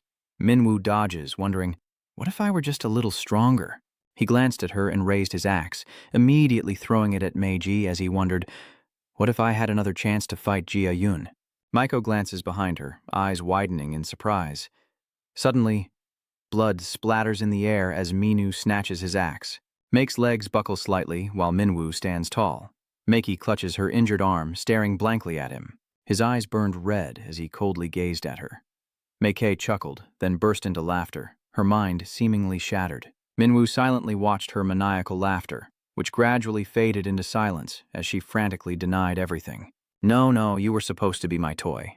She tilted her head, mirroring her past self, and together they questioned him. Why won't you listen to me? Her dark eyes stared at him, and along with the terrifying child of the past, they asked, "Do you want me to punish you?" Then Mige cursed. "Idiot! She summoned a giant gun. What an idiot." Enraged, she points the gun at him, saying, "Jinlong, I didn't want to do this." Both her present and past selves are furiously blaming him, saying he forced me to. Immediately after, a massive beam of light fires straight towards Min Yu. His red eyes lock onto the light, filled with simmering danger. A soft curse echoes in the air. "Damn!" Maki coughed up blood as blood trickled from her mouth in shock. She looked down at her body to see a battered Min Yu who had attacked her. Bitmaker seemed to snap, screaming as she prepared to strike. "You forced my hand." A blue current of electricity shot out, racing toward Fomet. They created shockwaves along the way, and Bitmaker was suddenly stunned, seemingly unable to believe what was happening before her eyes. Her eyes widened, her mouth agape, speechless. Fomet didn't retreat. He charged straight into her attack. He charged forward, his eyes burning red like a true beast, filled with a determination that suggested absolute confidence in his attack. Seeing Minu's reckless move, she shouts, "Are you crazy? You're going to take it head on?" She thought to herself that no A-rank hunter had ever survived this skill of hers. But he raised the small blade in his hand, preparing to strike. She found it increasingly unbelievable, thinking it was impossible. Then Minwoo lunged forward with an attack, but she managed to block it. She was pushed back, the collision creating intense shockwaves as Fomet readied himself, dual-wielding his short swords, preparing to attack again. Bitmaker couldn't understand. How could he have become so much stronger in such a short time? He quickly threw his twin blades, spinning them into a red circle, hurtling toward her. She narrowly dodged the attack, anticipating another strike from behind, but he suddenly appeared before her. It was too late. As Minyu readied her fist, preparing to strike, her gun flew from her hand and blood splattered everywhere. Her eyes widened, as if sensing death approaching. She looked down at herself, finding a hole where he had placed his hand. Her pupils contracted, as if sensing a terrible fear. Then she collapsed to the ground, blood splattering across the floor, screaming, "It hurts!" She cried out for her grandmother. "Grandma, it hurts so much." Fomet remained silent, coldly stomping on her wound again. He then noticed the quest window didn't appear, meaning she wasn't an apostle, much to her confusion. Apostle? What was he talking about? His foot pressed down harder, causing her to cry out in pain. Then he questioned, "But you said someone asked you to kill me? There's only one person who wants me gone this badly. The one who's doing everything to keep me from killing him." Loki's image flashed in his mind, along with that pervert's cheek. Hearing this, she grasped at the opportunity like a drowning person, quickly trying to bribe him. "Pervert, are you talking about Key? Don't tell me you're looking for him. I'll tell you where he is." She boldly offered, despite Fomet's suspicion. "In return, please spare me." "How do I know you're telling the truth?" She humbly tries to persuade him. "I won't run. Besides, you've already seen my face. If I break my word, you can just kill me, right?" He stares at her silently, without a word. Her face was covered in sweat, revealing a look of intense fear as she begged, "Please." He remained silent, seemingly in thought, before flatly refusing her with a coldness that shocked her. "Never mind," he explained, already drawing his purple scythe. "I have my own way of finding him, so I don't need you to tell me. For now, I'm ignoring him as I prepare to erase him from this world forever," he says coldly, adding that she's just a sacrifice in the meantime. Seeing no room for compromise, she immediately jumps up, quickly drawing a gun to fight back. She screamed, refusing to be his sacrifice, but a swift blade flashed and her head was severed in a single strike. Once again caught off guard, she could only gasp as she felt her life slipping away. "Grandma, am I going to die?" Her eyes were lifeless, as if she understood her fate, and began to fill with tears. Images of her childhood flashed through her mind. In that moment, as the man swung his hand, she wondered, who was that cool man? He turned away coldly, the one who killed her. Minyu's cold figure is etched into her final memory as he turns away, leaving Pitmaker's headless body lying in a pool of blood. He began to ponder, conversing with Pitmaker's corpse. Was it right to kill her like that? Someone told me there's no way to know if this was caused by a monster, and I need an outlet for my anger. Pitmaker's corpse, and he continued to argue. He was right, but killing her would be a waste. We can use her to find that pervert. From the start, the demon manager gave the order, so he should be the one to find him and the bell pen. He suddenly notices Pitmaker's corpse, gazing at it with a hint of doubt. "What's that red light? Don't tell me it's a time bomb?" Her corpse continued to question, and Fomet calmly answered, "Hey bro, it looks like a time bomb that activates when the user dies." And then he coldly turned away, not caring about her fate. A massive explosion erupts as a drop of water falls on someone's head. It's the Reaper, she screams in terror. Hearing the noise, Ba turned around, prompting her to quickly explain. Sorry, it was just a drop of water. Then she worriedly expressed, It's so dark here. Even with the light bugs, we can't see anything. We can't even see the ground. I don't know if I should feel relieved or not. Are Fomet and Sangobin experiencing the same thing we are at that door? Then she recalls her conversation with Fomet. Is Fomet all right? I warned him. And those words of his, he must have said them to reassure me, right? She begins to imagine and wildly speculate. There's no way he'd say that for no reason. But if it wasn't to reassure her, then it could only be because he's interested in her. Too bad. You're not my type, Fomet. The two of them suddenly stop in front of a system screen. Bagan points to it and says, Isn't that a record of the Holy Tower? You and I should evaluate it. This record is actually quite detailed. Based on it, it seems we're very close to the top floor. Is that so? Reaper considered Pagan, noting his extensive knowledge of the tower and his impressive skills. Why hasn't he reached S rank yet? A light suddenly appeared, weaving its way between them. Their steps slowed, Reaper wondered, and Pagan began to speculate. What's this? It seems he guessed that an entrance was there, opening up where they were just looking. Both of them were stunned by what lay before them, a world outside with ordinary people walking about. They even see children running and playing together, and they can't help but exclaim, What is this? They quickly realize it's an amusement park. It seems this is also part of the virtual reality. Suddenly a girl ran up, shouting that it was a misunderstanding, Director. Then the girl and the man she called Director argued about what the misunderstanding was. No, you're mistaken. I have nothing to do with that person, she said as Pagan sighed. Forget it. I don't want to talk about this with you anymore. Secretary Kang, Director, what is going on? He suggested they leave, but she looked so serious, like she was waiting for something to happen. I thought it best to keep our distance for now. Under Pagan's judgmental gaze and prodding, Reaper shouts, questioning why he won't let her explain, and why she's so serious. She continued to add fuel to the fire as the Director walked away and the girl chased after him, hoping to clear up the misunderstanding. Let her talk to you, communicate clearly. She said seriously, That's the problem with romance movies. If they just talked, they could clear up the misunderstanding, but they needlessly drag out the drama. Huh, a movie? Suddenly a voice rang out, startling them both. Oh my, you think so too? Suddenly, something resembling a washing machine fell from above, crushing the Director. The girl collapses to the ground in terror, screaming as tiny dots appear in the sky. It turns out that's Jezebel, and that cube-like thing is her weapon, resembling a die. Riper recognizes her as a named magical beast. Oblivious, the crowd below wondered, What the heck is that? Looks interesting. Is this some kind of theme park event? Jezebel remained motionless in the sky, then announced her attack. I'm bored, so get lost. Reaper suddenly noticed the surrounding light turn pitch black, and her thoughts vanished. She stared blankly ahead, then turned to look behind her, suddenly plummeting before Pagan's very eyes. He called out to the Reaper, then quickly sensed something was wrong. He could no longer feel its presence. A voice echoes from the darkness, but Ban remains still, seemingly unaware, until a crimson hand emerges. Jezebel's voice echoes as Reaper is caged, the casting complete. She shouts, while it remains perfectly calm. What's going on? I'm tired of the fake stories humans create. It continued, feigning interest as it rested its chin on its hand. Make sure the story you show me is interesting. Entertain me, then. A new quest suddenly appears. Defeat Jezebel. The monster calmly rests its chin on its hand. What genre do you all prefer?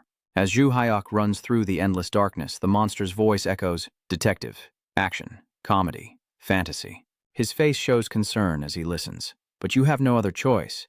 He leaned on the table, finishing his story. Because I like a romantic story. Irium puts all her strength into her kick, striking the wall with immense force, and the monster roars, How rude! What do you think you're doing? Let me go, what are you plotting? She thought, realizing her kick had no effect. Her inventory and system appear, but they're glitched, leaving her in shock. What's wrong with the system? Seeing her struggle, he laughed and explained, The most important step in finding an actor is to know them well. Reaper, I know you're a hunter who likes to use a variety of items, so I've been playing with your system a bit. He paused for a moment, then continued.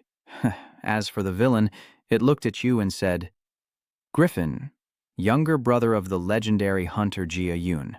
But sadly, your strength is no match for your brother. His eyes widened in shock upon hearing that.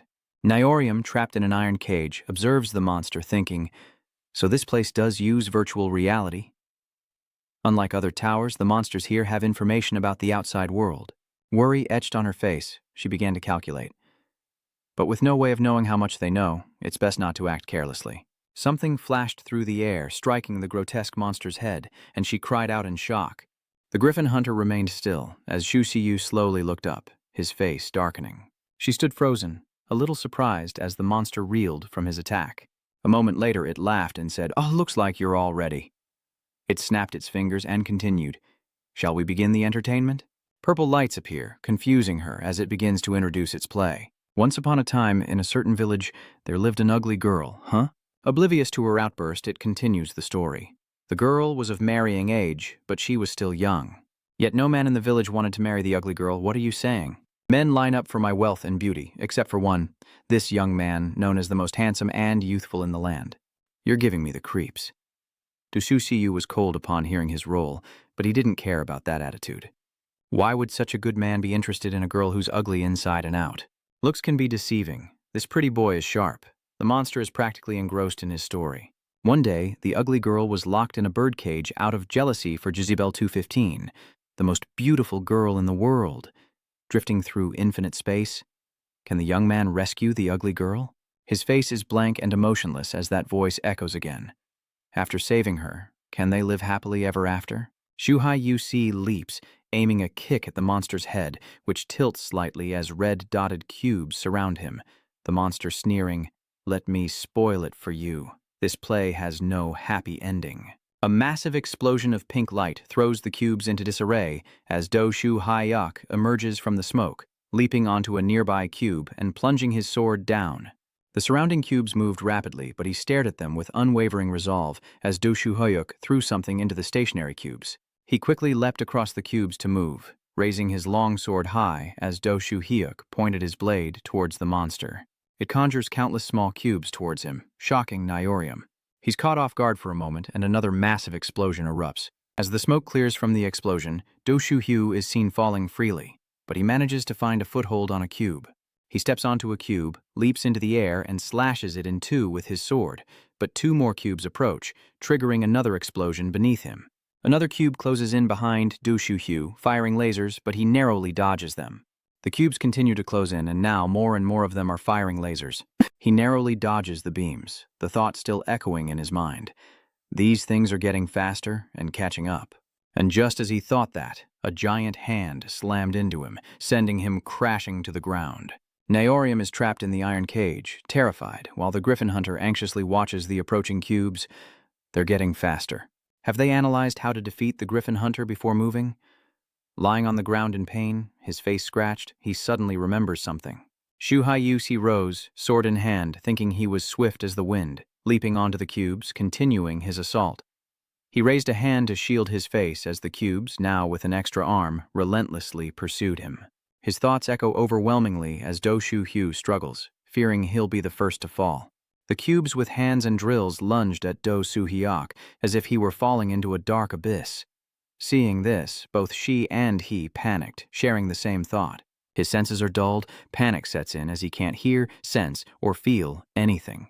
Suddenly, purple lights appear beside him, launching a surprise attack on Seo Hoi Wook.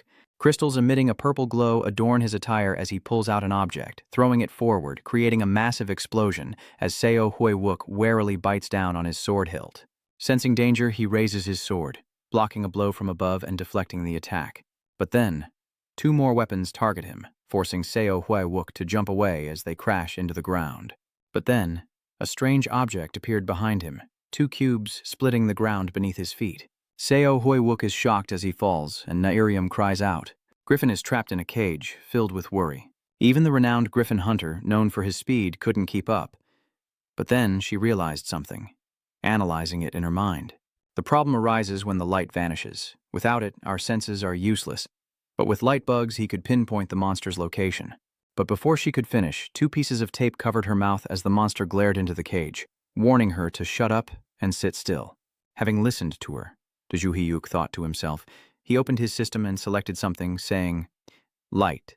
Activate." But then, a light flashed before him, and the monster controlling the cubes spoke with glee. "I told you, this wouldn't end well. He points at Do-hyuk and continues, "If this handsome young man has anyone to blame, it's himself for being too weak." It sends a series of cubes hurtling towards Do Shu-hyuk, then laughs gleefully as she gags, only able to make muffled sounds. Do Shu-hyuk's body is battered and bruised. He's unconscious, but his thoughts race on. "I'm too weak. At this rate, I'll never reach S rank. Am I really not good enough to surpass my brother?" The murmurs of the crowd echoed in his mind. Giovan's younger brother, huh? Being the youngest A-rank hunter is impressive, I guess. But lying face down on the ground, he's nowhere near his brother, is he? Still unconscious, thoughts race through his mind. He can't deny he's surprised. The image of Hiwoo from the past appears. He met Chaminyu back then, and remembering it, he thinks, "I didn't expect you to become so strong in such a short time." He stood there, stunned, wondering if it was thanks to the magical beasts. No, it couldn't be just that. It didn't make sense. But why can't I? Behind him, an image of Giovan appears, saying, "You haven't improved at all. Is it because I'm dead?" Seo Hoi-wook stares at his brother in disbelief as Jia Yun calmly looks back, his voice echoing once more.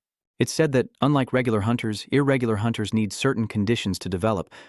Your condition was me, but since I'm dead, is it really a pity that you can't improve anymore?" Suddenly, another voice echoed, "Why do you assume you can't improve any further?"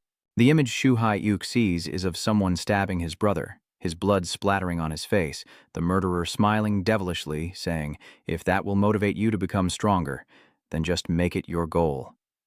The murderer's face begins to appear as he continues, "Just make me, the one who killed Giovan, your target."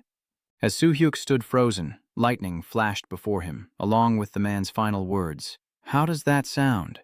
An explosion of energy erupts, blowing away the cubes, and the monster turns in surprise. Then, surrounded by lightning, Do Soo-hyuk looks at his hand and says, "Fine, as you wish, I'll make use of you." His eyes filled with murderous intent as he declared, "From now on, Fomet, you are my target." X-Hyuk relentlessly pushed himself to become even faster. Ja-ben exclaimed in shock, "What?" That voice in his head keeps echoing, "I need to get stronger and fast." Elrium, witnessing this, stammered with worry, "Hunter Yum." Meanwhile, Shu Shi-yu was lost in his own world. Ju-hyuk silently vowed to himself that he had to kill Min-woo, as a murderous intent etched itself into his mind. At that moment, the lightning intensified, radiating terrifying power. A second later, Shu-hyuk opened his eyes. His gaze completely changed, and with a hand planted on the ground, lightning bolts targeted and obliterated the floating cubes. Ja-ben, horrified, couldn't react in time, but sensing the killing intent, he screamed for them to stop him. But Jabin's defenses were useless against Ju-hoo's direct attack, and somehow, lightning had already reached Jabin's body. In the next moment, a barrage of lightning struck him, and the pain caused him to scream. Ja-ben collapses from the blow, convulsing uncontrollably, wondering how lightning could overwhelm his body. Meanwhile, Shu Si-yu showed no signs of stopping, driven by an unrelenting surge of purpose. "I hear voices in my head telling me how to use this power." Ben, unwilling to accept his defeat, retaliates with a furious roar. "I don't know what just happened, but didn't I tell you this play would have a bad ending?" As the cube approached its target, Jane screamed, "Die!" He gazed at the wreckage before him, a question in his eyes. Jaein wondered to himself, "Why do I feel nothing?" From the darkness, a spark of lightning grew, and then Soo-hyuk's fist shot forward. Suddenly, lightning crackles around the cubes encasing him. In an instant, Seo Hoi-wook unleashes his power, shattering the prison and escaping. Jabin's attack didn't even scratch him, a sight that even Jabin can't believe. But before long, Jane seized the opportunity to launch another attack. Before the massive object hurtling towards him, Soo-hyuk remained calm and quickly reached out. He retracts his hand, his eyes filled with murderous intent as he carefully observes the object. Soo-hyuk pauses for a moment to gather strength, and as the object reached the right spot, he slashed it to pieces, unleashing a relentless barrage of attacks. Shushuki's lightning strikes shattered the surrounding objects, leaving his opponent in disbelief and driving Ja-ben to exclaim in spite of himself. "How dare you!" Ja-ben trembled with rage. "How dare you!" With that, his entire body underwent a massive transformation, becoming a mass of gun barrels all aimed at him. Shu-hyuk had finally pushed him over the edge. "How dare you, you arrogant bastard!" Immediately, power surged from the creature targeting him, when suddenly Soo-hyuk's voice echoed. "What are you doing? When did you sneak up behind Ja-ben?" His eyes filled with murderous intent as he glared at his opponent. Chain stammered, "When did you get behind me?" Hearing this, Soo-hyuk smirked maliciously, then growled, "Die." Immediately after, countless lightning bolts struck Ja-ben's body. He managed to choke out, "Is this my bad ending?" Before Ben could finish, he exploded into pieces. At the same time, a system notification appeared, confirming the mission's success. From behind, Elam's footsteps quickened. Witnessing the event, she exclaimed, "That griffin hunter was amazing! When did you get it?" As she approached him, Elam gasped, "You're bleeding." It seems even Soo-hyuk isn't aware of it yet, as he slowly replies, "It seems my body is trying to get used to this new power."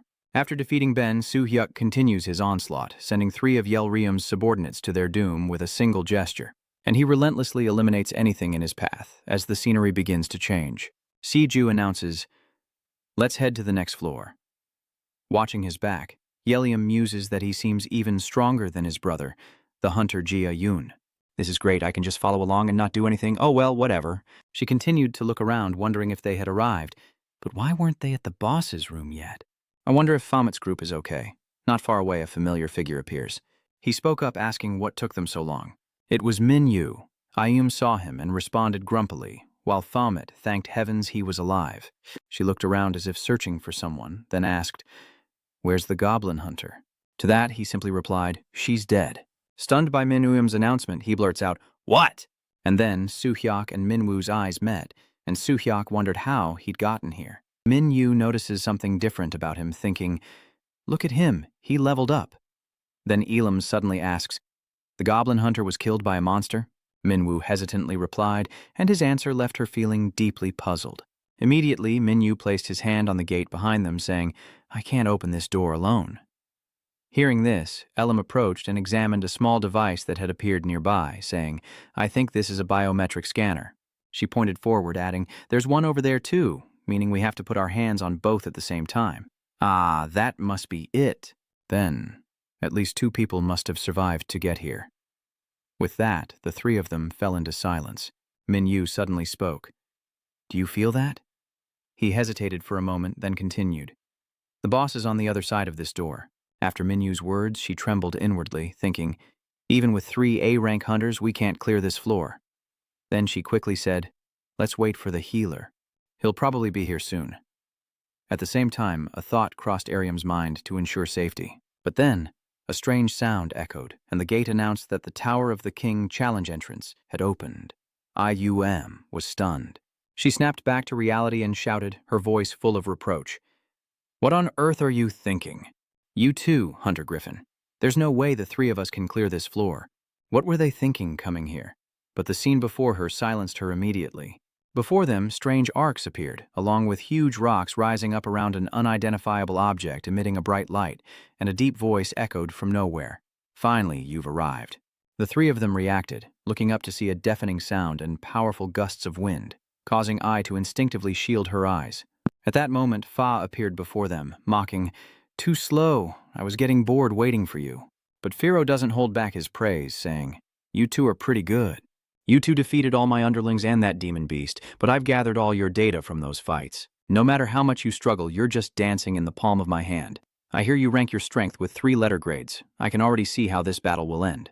I'll give you one last chance to join me. I'll grant you cutting-edge technology to replace your weak human forms." Before it could finish, a voice cut it off. "What are you babbling about, you heap of junk?"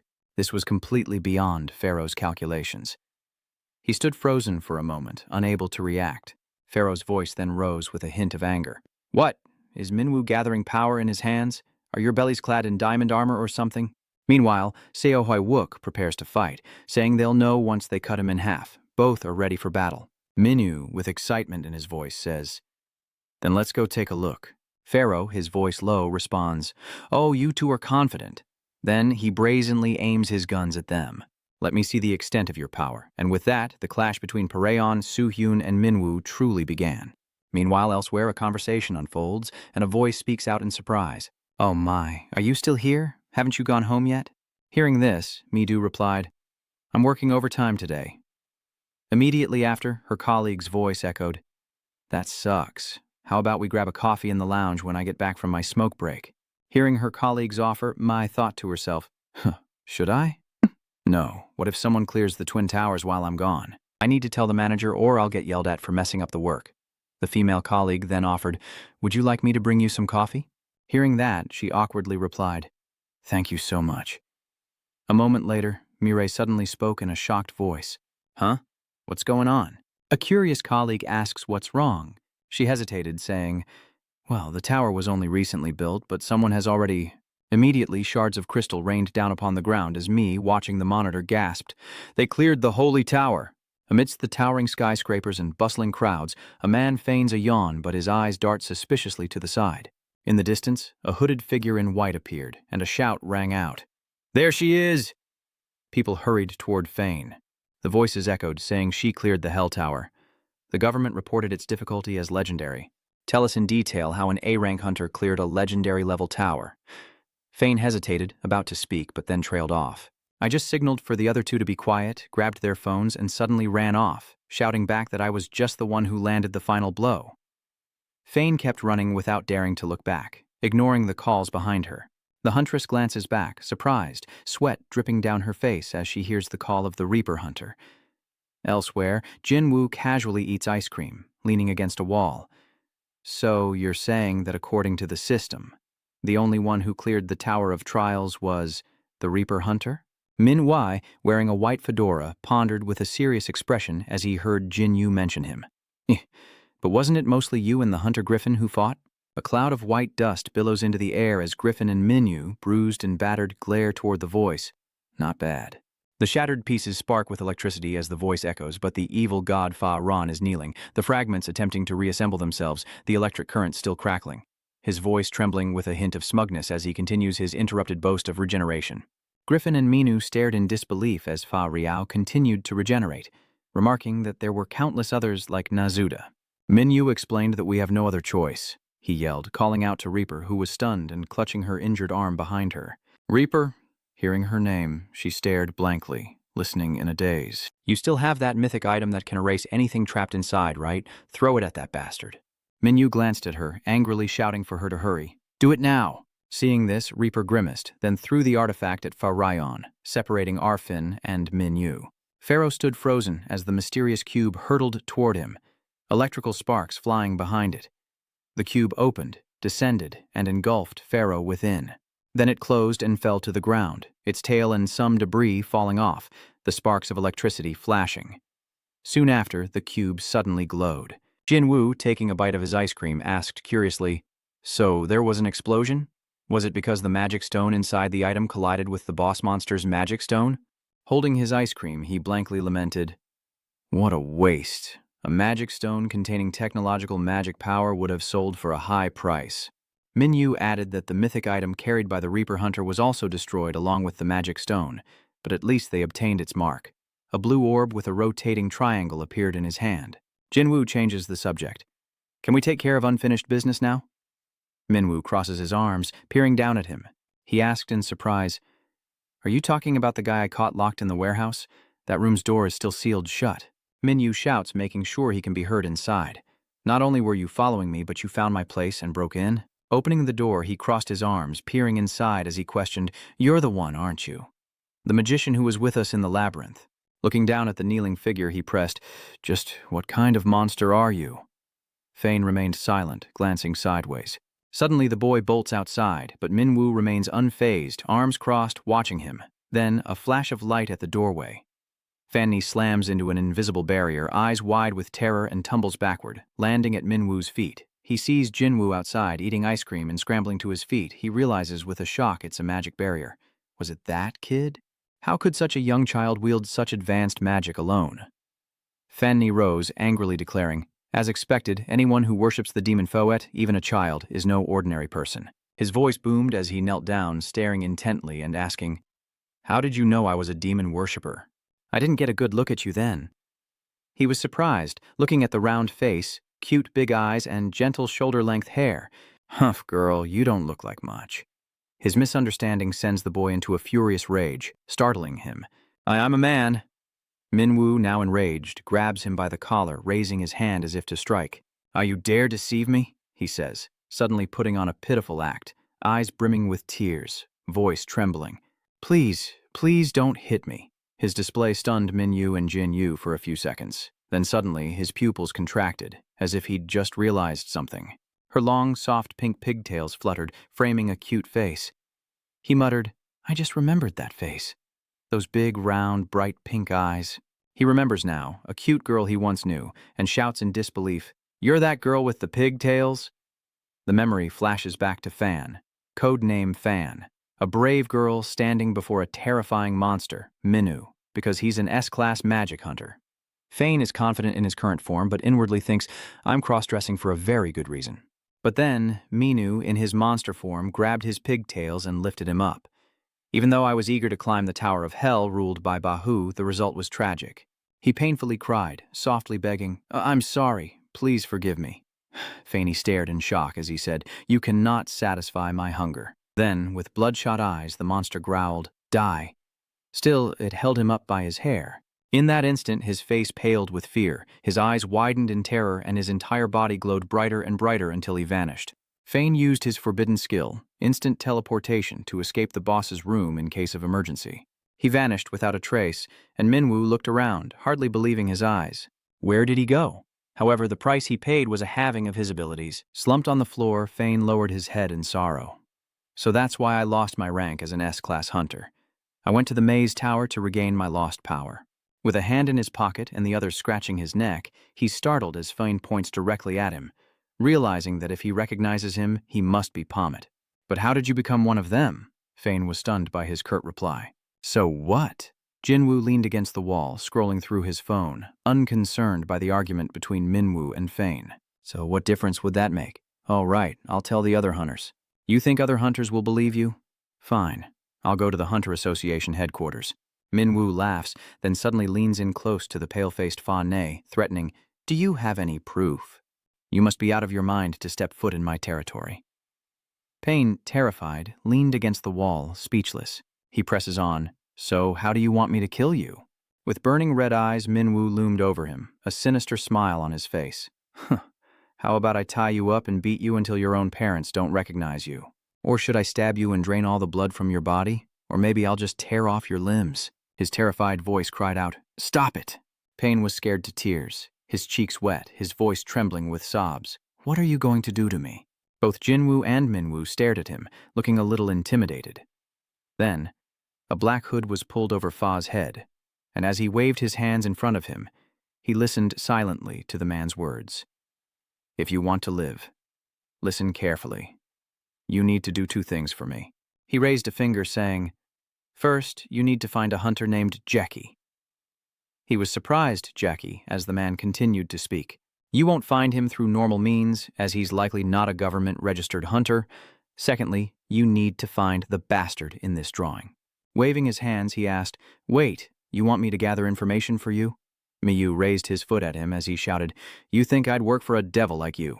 Clenching his fist and raising his leg higher, he emphasized, I don't think you have much of a choice now. At that moment, Jin Yu calmly stated, I planted a demon slave in your body when I locked you in the room.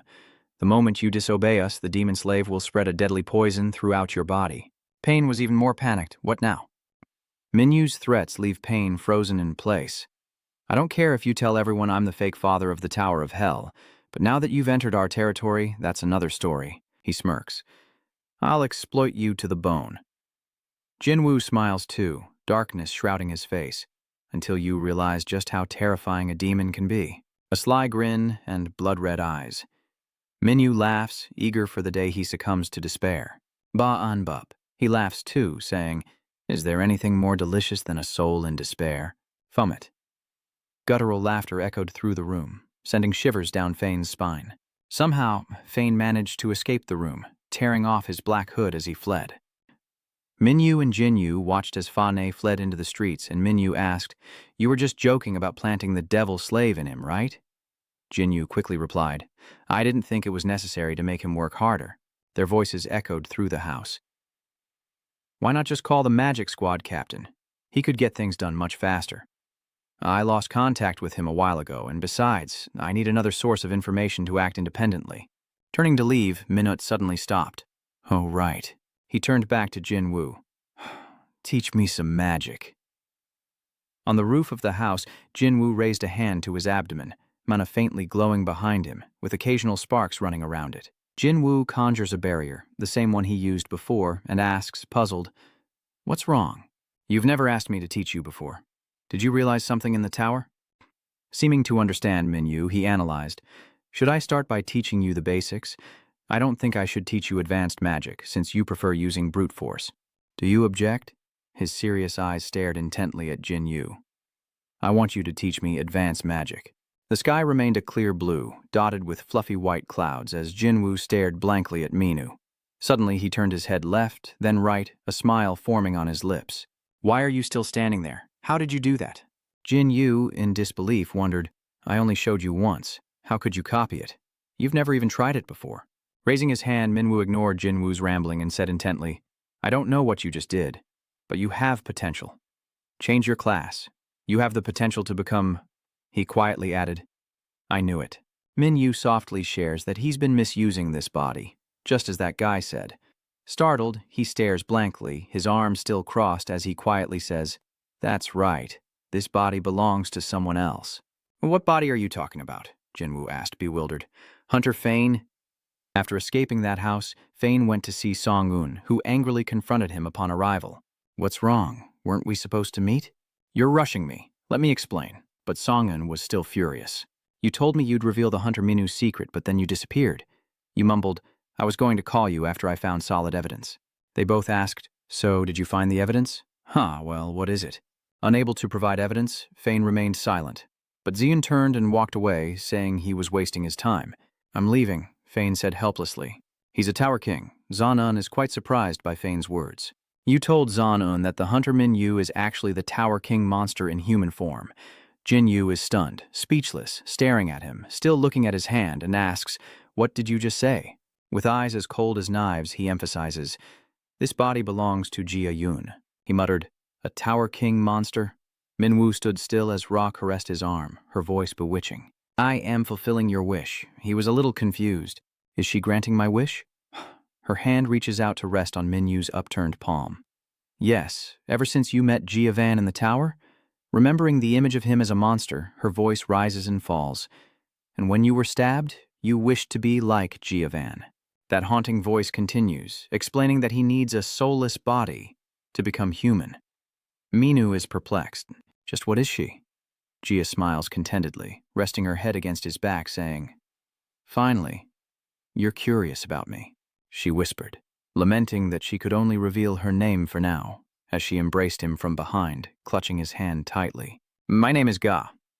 Minyu turned to look down at Jinyu, who seemed a bit insecure. "Jia-yun told me I don't know how to use this body at all," he recalls Jia-yun saying. "Jia-van from the Holy Tower. He thinks of that body, but Jia-van's face is his." He wanted Jinwu to help Anbu's father, wondering how much magic was contained within him. Jinwu cautiously raised his hand to his mouth before answering. He hadn't paid much attention before, but now Jinyu stared intently at him, seeing strange red and black colors swirling around Minyu, his body overflowing with magic. Jinwu explains that considering Jia-yun's unique fire magic, his immense magical power is normal, but the man disagrees.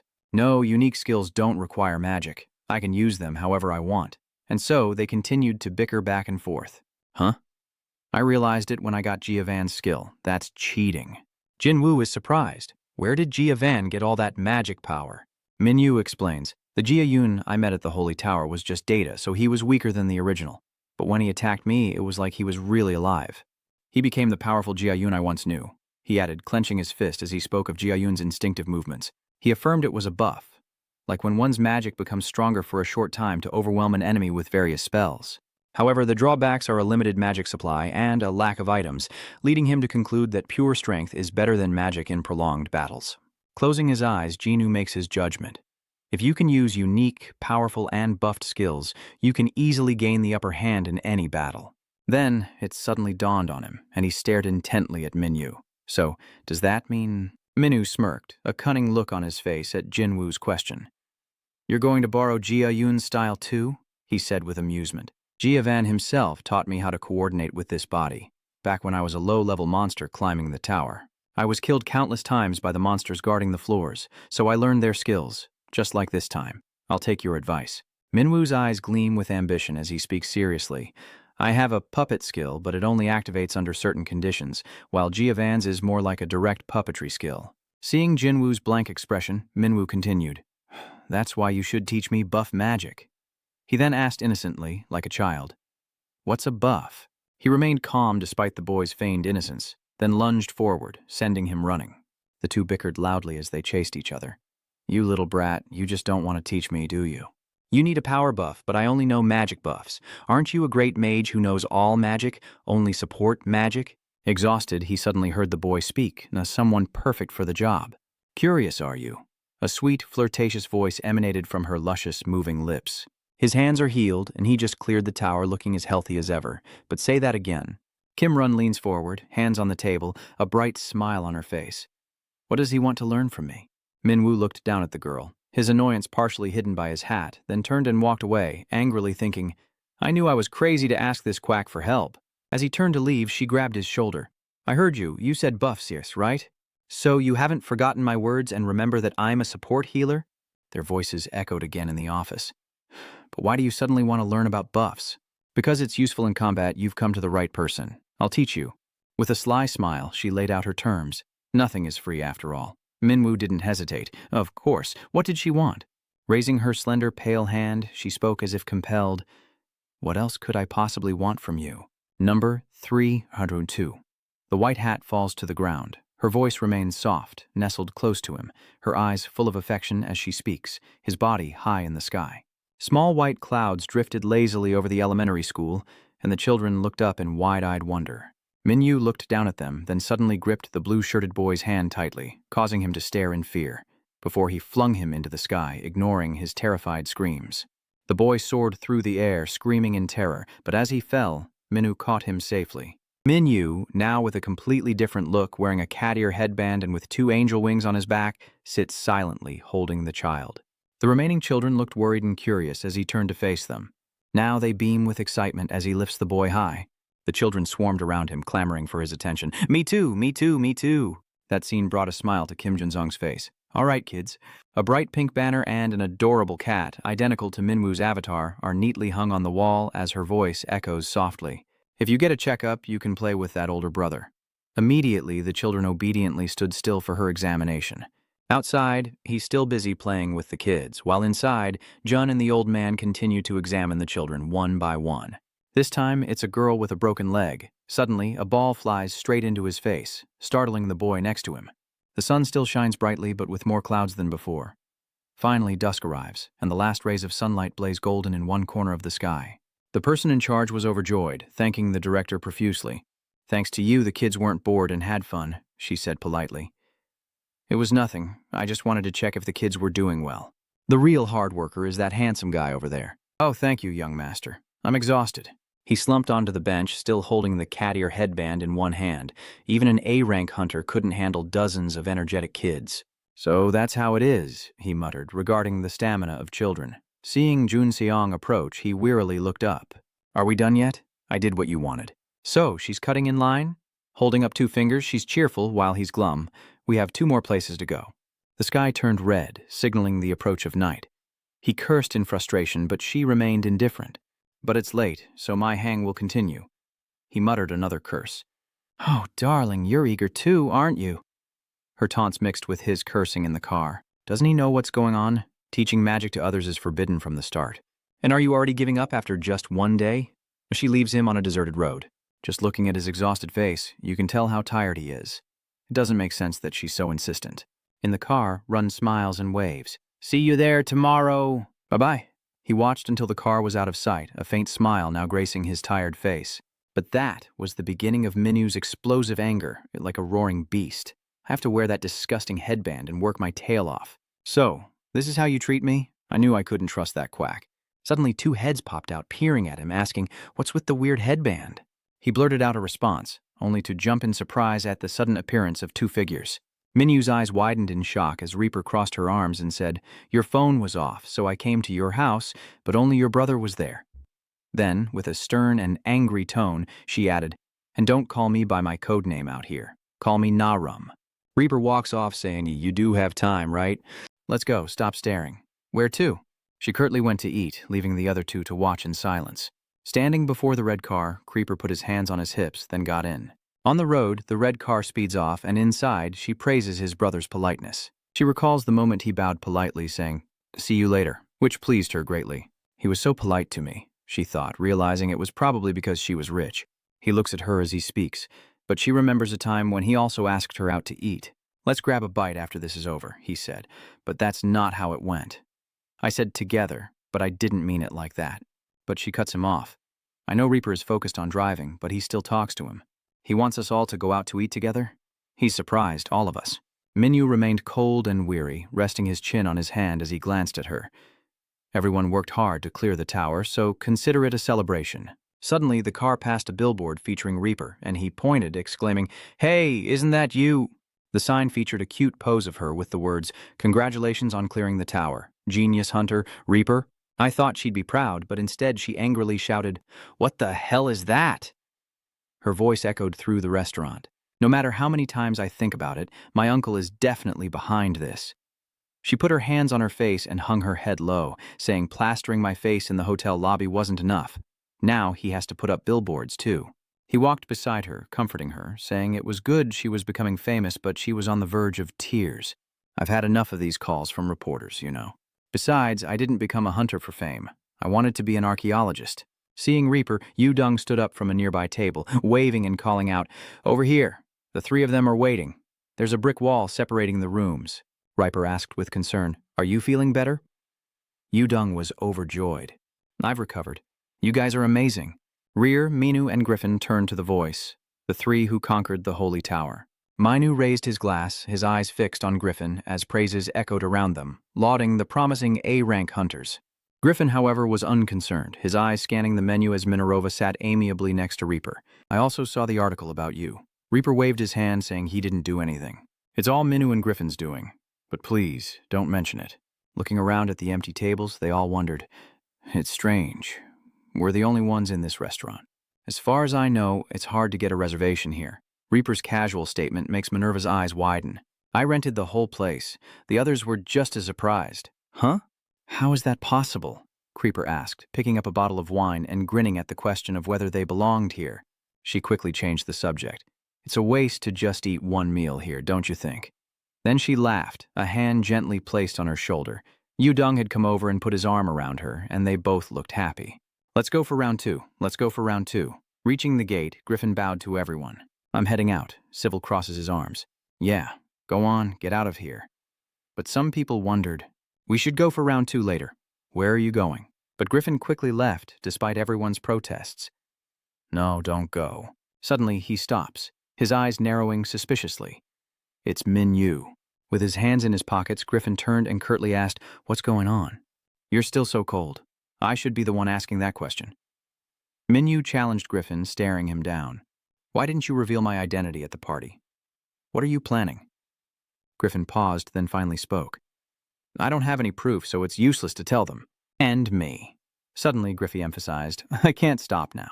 I need to become stronger, and to achieve that, he stared at him, stating his purpose. I need to use you," he thought. "You can't die yet." His eyes were like daggers, his golden hair falling loosely. "Wouldn't it be more meaningful if I just killed you?" Griffin slowly finishes. "In my final mission?" He clenches his teeth, turns, and walks away, saying, "Remember to grow stronger." Griffin's broad back was fading into the night. Minyu stood there, glaring at him, thinking, that arrogant brat. Sitting on a bench outside, he recalled, I used to say that to him too. Then gazing up at the full radiant moon, he murmured, "It's a full moon tonight." Suddenly, Reaper's voice echoed from behind him. Minu's father." Minyu glanced back a little worried. "Kem, you ate so much earlier."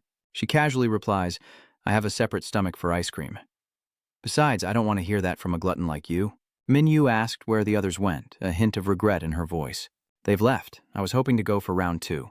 Then she looked up at the sky, and they both stared in awe at the full moon, bathed in its gentle light. "A full moon?" Reaper spoke.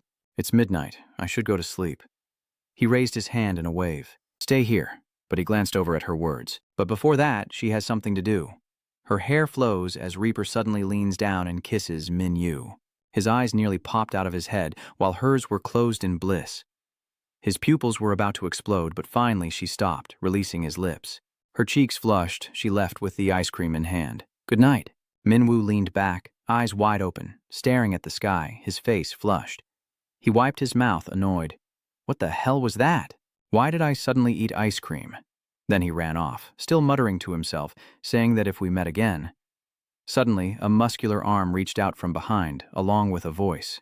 "Hey, Fum, why are you still here?" Civil called after him, saying he had something to tell him. Their voices echoed from behind the building, but you were already too drunk. Your face was completely red. What? No way. C's lips curled slightly as he watched Minu stop, turn, and ask, "What's your goal as a hunter?" He was taken aback. A goal? He didn't answer but listened intently to C's words. Some hunters fight to survive, while others sacrifice themselves for justice. So, what made you become a hunter? His face showed a hint of confusion at the answer. Fighting, he stood tall with one hand on his hip. I want to stand shoulder to shoulder with the best, and one day surpass them. That is my goal. Superclaw rubs his chin, chuckles, and his eyes glint slyly. Ah, I see.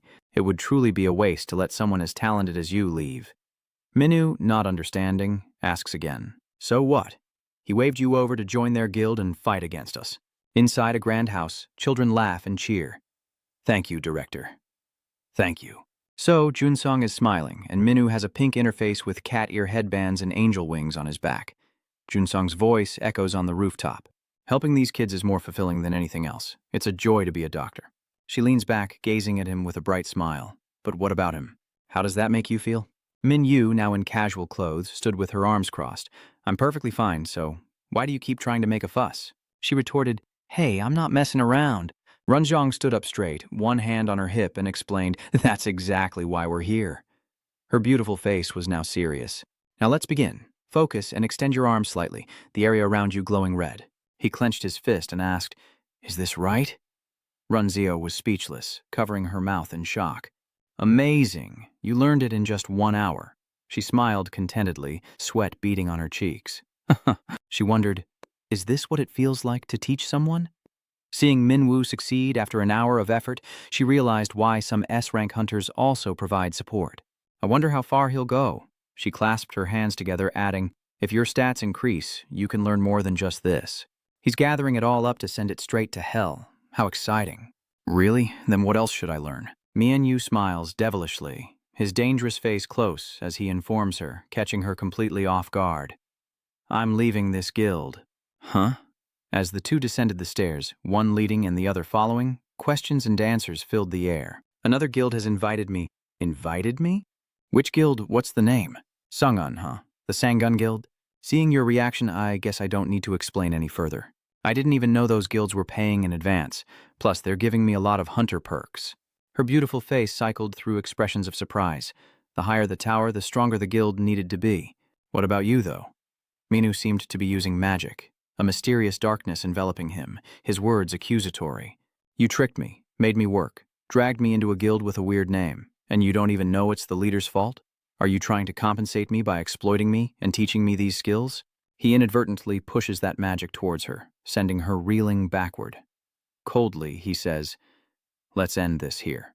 Minu then walks away, waving goodbye, while Junseong remains kneeling on the ground, thinking that what she taught him today was the price to pay.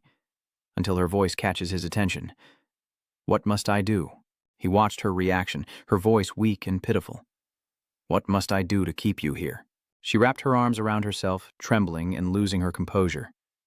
"Money, power, or my body? I need neither." Minu fixed her with an icy stare. "I'll give you a chance. If you agree to my condition, I'll stay in your guild." Jun suddenly asks again, "Conditions?" His voice was firm. "I want to fight in bigger arenas, but I can't do that if I'm still part of a small guild." She frowned, guessing, "Are you telling me to make the guild bigger and stronger?" Minu approached her, his voice low. "The most important thing is to change the name of this damn guild." The sky darkened over the Heaven Hour Hotel. The receptionist politely answers a guest, confirming their room reservation. "We'll take your luggage to your room." A young man with a satisfied smile said to the girl walking ahead, "This hotel is nice. How much is the room here? It looks expensive, doesn't it?" She doesn't care. "Why are you worrying about the price?" Then she turned, wrapped her arms around his neck, and said, "She's irrelevant. You only need to care about me." The two embraced right next to a large billboard. Suddenly, they're startled by the Reaper's image. "Whoa, that's scary. What is this?" Now that the hunter mentions it, the heir to this hotel is a hunter. The son blurts out, "She's kind of pretty," inciting jealousy in the girl with folded arms. "What did you just say?" She holds up her phone for the guard to see, but the door remains shut as the guard's voice echoes out. Yes, madam, please come in. The luxurious doors slowly opened, revealing many elegantly dressed men and women laughing and talking. They happily mingled with one another as a girl. In white, crossed her arms and looked around, when suddenly a girl's voice rang out, her curly hair cascading down. Wow! Minerova, dressed in an elegant suit, stood with her arms crossed, leaning against the wall. She keeps her eyes closed as she listens. Has she finally succeeded? Minerova, the president of the fan, opens her eyes and listens. A is still talking. How did you manage to invite so many hunters? Minerva honestly replies, it's all thanks to Reaper. I don't have a place to throw a party, but having a member like you is amazing, Quo. Money really is number one. Then she happily waved at Minerva. And congratulations on your guild making the top 10. So she's the leader of Lob. Modern chandeliers blaze overhead as their voices continue to echo. Good luck indeed. Lucky? Oh, please. You think your guild got that ranking based on luck? Hey, you're still sucking up, and anyway, remember to give me special attention, okay? Your guild is this big now. My guild played a significant role as well. But as she spoke, a figure flashed by, triggering Van's outburst. The girl panics, dropping food as Va's scolding voice rings out. You have that scene to film tomorrow. Why are you eating now? Miu could only stammer, I'm sorry. Ella gritted her teeth and turned back, her face full of anger. But the girl sneezed, causing her to whip around again like a madwoman. Mineva and Ella watched her leave, and Minerova wondered, why didn't you let her eat? A little food won't make her gain that much weight. Ella said sternly, no, she needs to control her weight more strictly. That's how she can rise to the top and defeat Vakiji. Minerova, seeing her like this, said nothing, and silently looked out the door as if waiting for someone. She leaned anxiously to the side, wondering why he wasn't here yet. Ella was curious. Huh, who is it? Mio glances over, able to hear Minova's voice outside the door. She knows him too. A loud crash echoes as A nervously bows before the man in red. I'm sorry. Her eyes suddenly widened, the blue orbs like jewels. A masculine face, hair falling down to almost cover his eyes. Minu walks away, leaving her in stunned silence. A girl's nagging voice drones on. He really should at least wear a suit. Why is a hunter acting like this? You said you wanted to play with the big boys and public image is important. Those nearby turned to look as he replied nonchalantly, is it really that important? Others cast curious glances as well. This is a generation that cares about public perception. Minyu followed Junseong, reminding him with some discomfort that there were hunters present, and he needed to remember who he was. When a loud voice called out to them, Junseong eyes the plates of fresh fruit on the table. I called you last time, but you didn't come. Minyu, Junseong, and Ella sat together in a room. Ella spoke up. Looks like you're finally getting serious. You said you only formed the guild to avoid taxes, and what about the Wild Guild? What happened to that adorable name? Junseong covers his face and cries, someone threatened to leave the guild if I didn't change the name. Ella, sitting beside her, asked curiously, are you talking about that thug-looking but charming guy over there? Meanwhile, Minyu enjoyed her cake, but her eyes seemed unhappy. He walked past where they were sitting, and Minerova caught a glimpse of his retreating figure. She turned to watch him go. Where did she find such a gem? But Junseong evades the question with a knowing smile. I'm glad I got in touch with you. Minyu casually strolls around with a plate of pastries, oblivious to Minerova and Junseong talking about him. How much did she spend to find him? Money? I didn't lure him with money. He admired my skills, so how much money would it take to recruit him? No, I already stopped the Rush Guild from poaching him. Ela happily joined in when she heard that. The Zung Guild? Oh man, if it's them, I'd want to join too. Jun's face darkens. Fine, he's our only hope, our guild's only hope. Looking surprised, Minerova asked her, but you're the one who contacted me to bring him here. Panicked, she quickly asked, huh? Who? As Minova's words echoed, a man's hand appeared, her ex-husband. That hand landed on her shoulder, freezing her in place, as she wondered whose voice sounded so familiar. Helios leans forward, a friendly look on his face as he says to Junseong, long time no see. Junseong, how have you been? Minwoo, hands in his pockets, stood in the crowded room, glass in hand, thinking to himself, a deep impression. Why did I have to stand here? He raised his glass to his lips, a dangerous glint in his eyes. I guess I've already made an impression in a different way. A girl dashed through the slightly open door and he followed her with his eyes. Could it be Reaper? Come to think of it, this hotel belongs to her family, and he recalls the kiss she gave him. Glass in hand, he remained silent, looking awkward when suddenly, Narum screamed. The The sound draws his attention. Mianyu peeks through the doorway and sees the young man standing next to Reaper. Back at the hotel, it's Vajor and Reaper again. This is different from what we discussed. How so? He stood before her, a sly grin on his face. You promised you'd hang out with me after you cleared that tower. Did you forget? Reaper's clearly annoyed. Even though I never promised anything like that, you twist my words to suit your desires, don't you? And I already paid you. His eyes widened at her words, and he slapped his forehead, exclaiming, Hail Rimmum! He was losing his composure, no more playing hard to get. This is boring. He lunged at Reaper, but Minu quickly grabbed his hand, while Reaper looked on in shock. A shocked voice booms out as Fomet Vajor, losing control, shoves Reaper with immense force. Stop playing hard to get. You're boring me. A bright red screen quickly appeared and a firm hand gripped his before he could touch her. That crimson magic eye seemed to be controlling Vajor's every move. His eyes were filled with surprise, while Fomet's were cold and dangerous. Fomet gripped Vajor's wrist as Reaper watched in wide-eyed surprise, sensing something was amiss. He exudes the same murderous aura I've only felt from demonic beasts, while Vajor yanks his hand away. Is he a hunter? The three face off. Vajor eyed Fomet curiously, asking who he was, while she wondered why he was here, but he only has eyes for her. What's going on? Should I not be here? He seemed disheartened and jealous as he watched Reaper happily greet him. No, it's just that I didn't think you were the type to come to places like this. I'm very happy to see you. He chuckled, but you could sense the melancholy in her eyes as she only saw Poet. Oh, but do you mind? He retorted. What are you hesitating about? Vajor puffed out his chest, smiling as he cut into their conversation. Are you Naorium's boyfriend? No, that can't be. Looks like you're a hunter. Which guild are you with?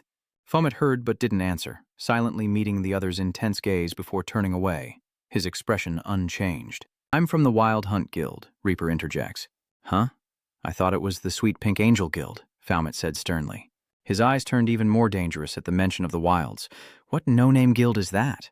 He scoffed at Reaper, saying, Naorium, I didn't expect you to associate with such a loser. You disappoint me. You didn't even correct me, just asked what guild I'm in. I'm with the Vanguard Guild. Reaper doesn't seem pleased, her face darkening. The Guardians are one of the top 3 guilds. With a logo of 2-horned horses and crossed swords, they're known for clearing towers quickly. He crossed his arms, a contemptuous smirk on his face. I thought you were with Nebula, but aren't you from some no-name guild? He whipped around to face him, unable to believe he'd say such a thing. What did you say? But both men were taken aback when Reaper burst into laughter, a sound that made Vajor stare at her in confusion. He couldn't hide the curious look in his eyes as he stared at her either. She couldn't stop. Reaper covered her mouth, her body shaking with laughter. What are you laughing at? She finally managed to ask. It's just funny. He called our top 3 guild nameless.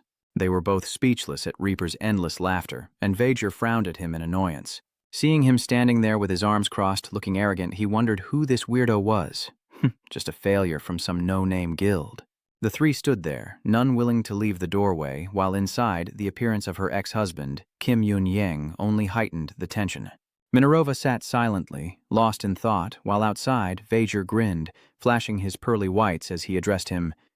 You're Poet, right? This party's a bit dull, isn't it? As Minerva turned away, she heard someone call her name. Hunter Minerva.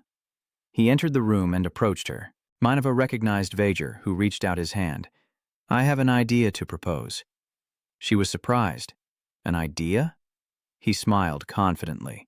I'm grateful to be at such a grand party, but you know, most of us here are hunters who've forgotten to stretch our limbs, so it's a bit dull. A girl in the room agreed. He's right. We're not used to sipping champagne and socializing like this. Vajor suggests an event, and Minerva tilts her head, asking for clarification. A competition? You mean a friendly match? Labam disagreed, stating her opinion. Wait, that doesn't seem right. The attendees of this party all represent guilds, so even a friendly match could damage their reputation. Why bother? He quickly cut her off, saying if both parties agree, there's no problem, right?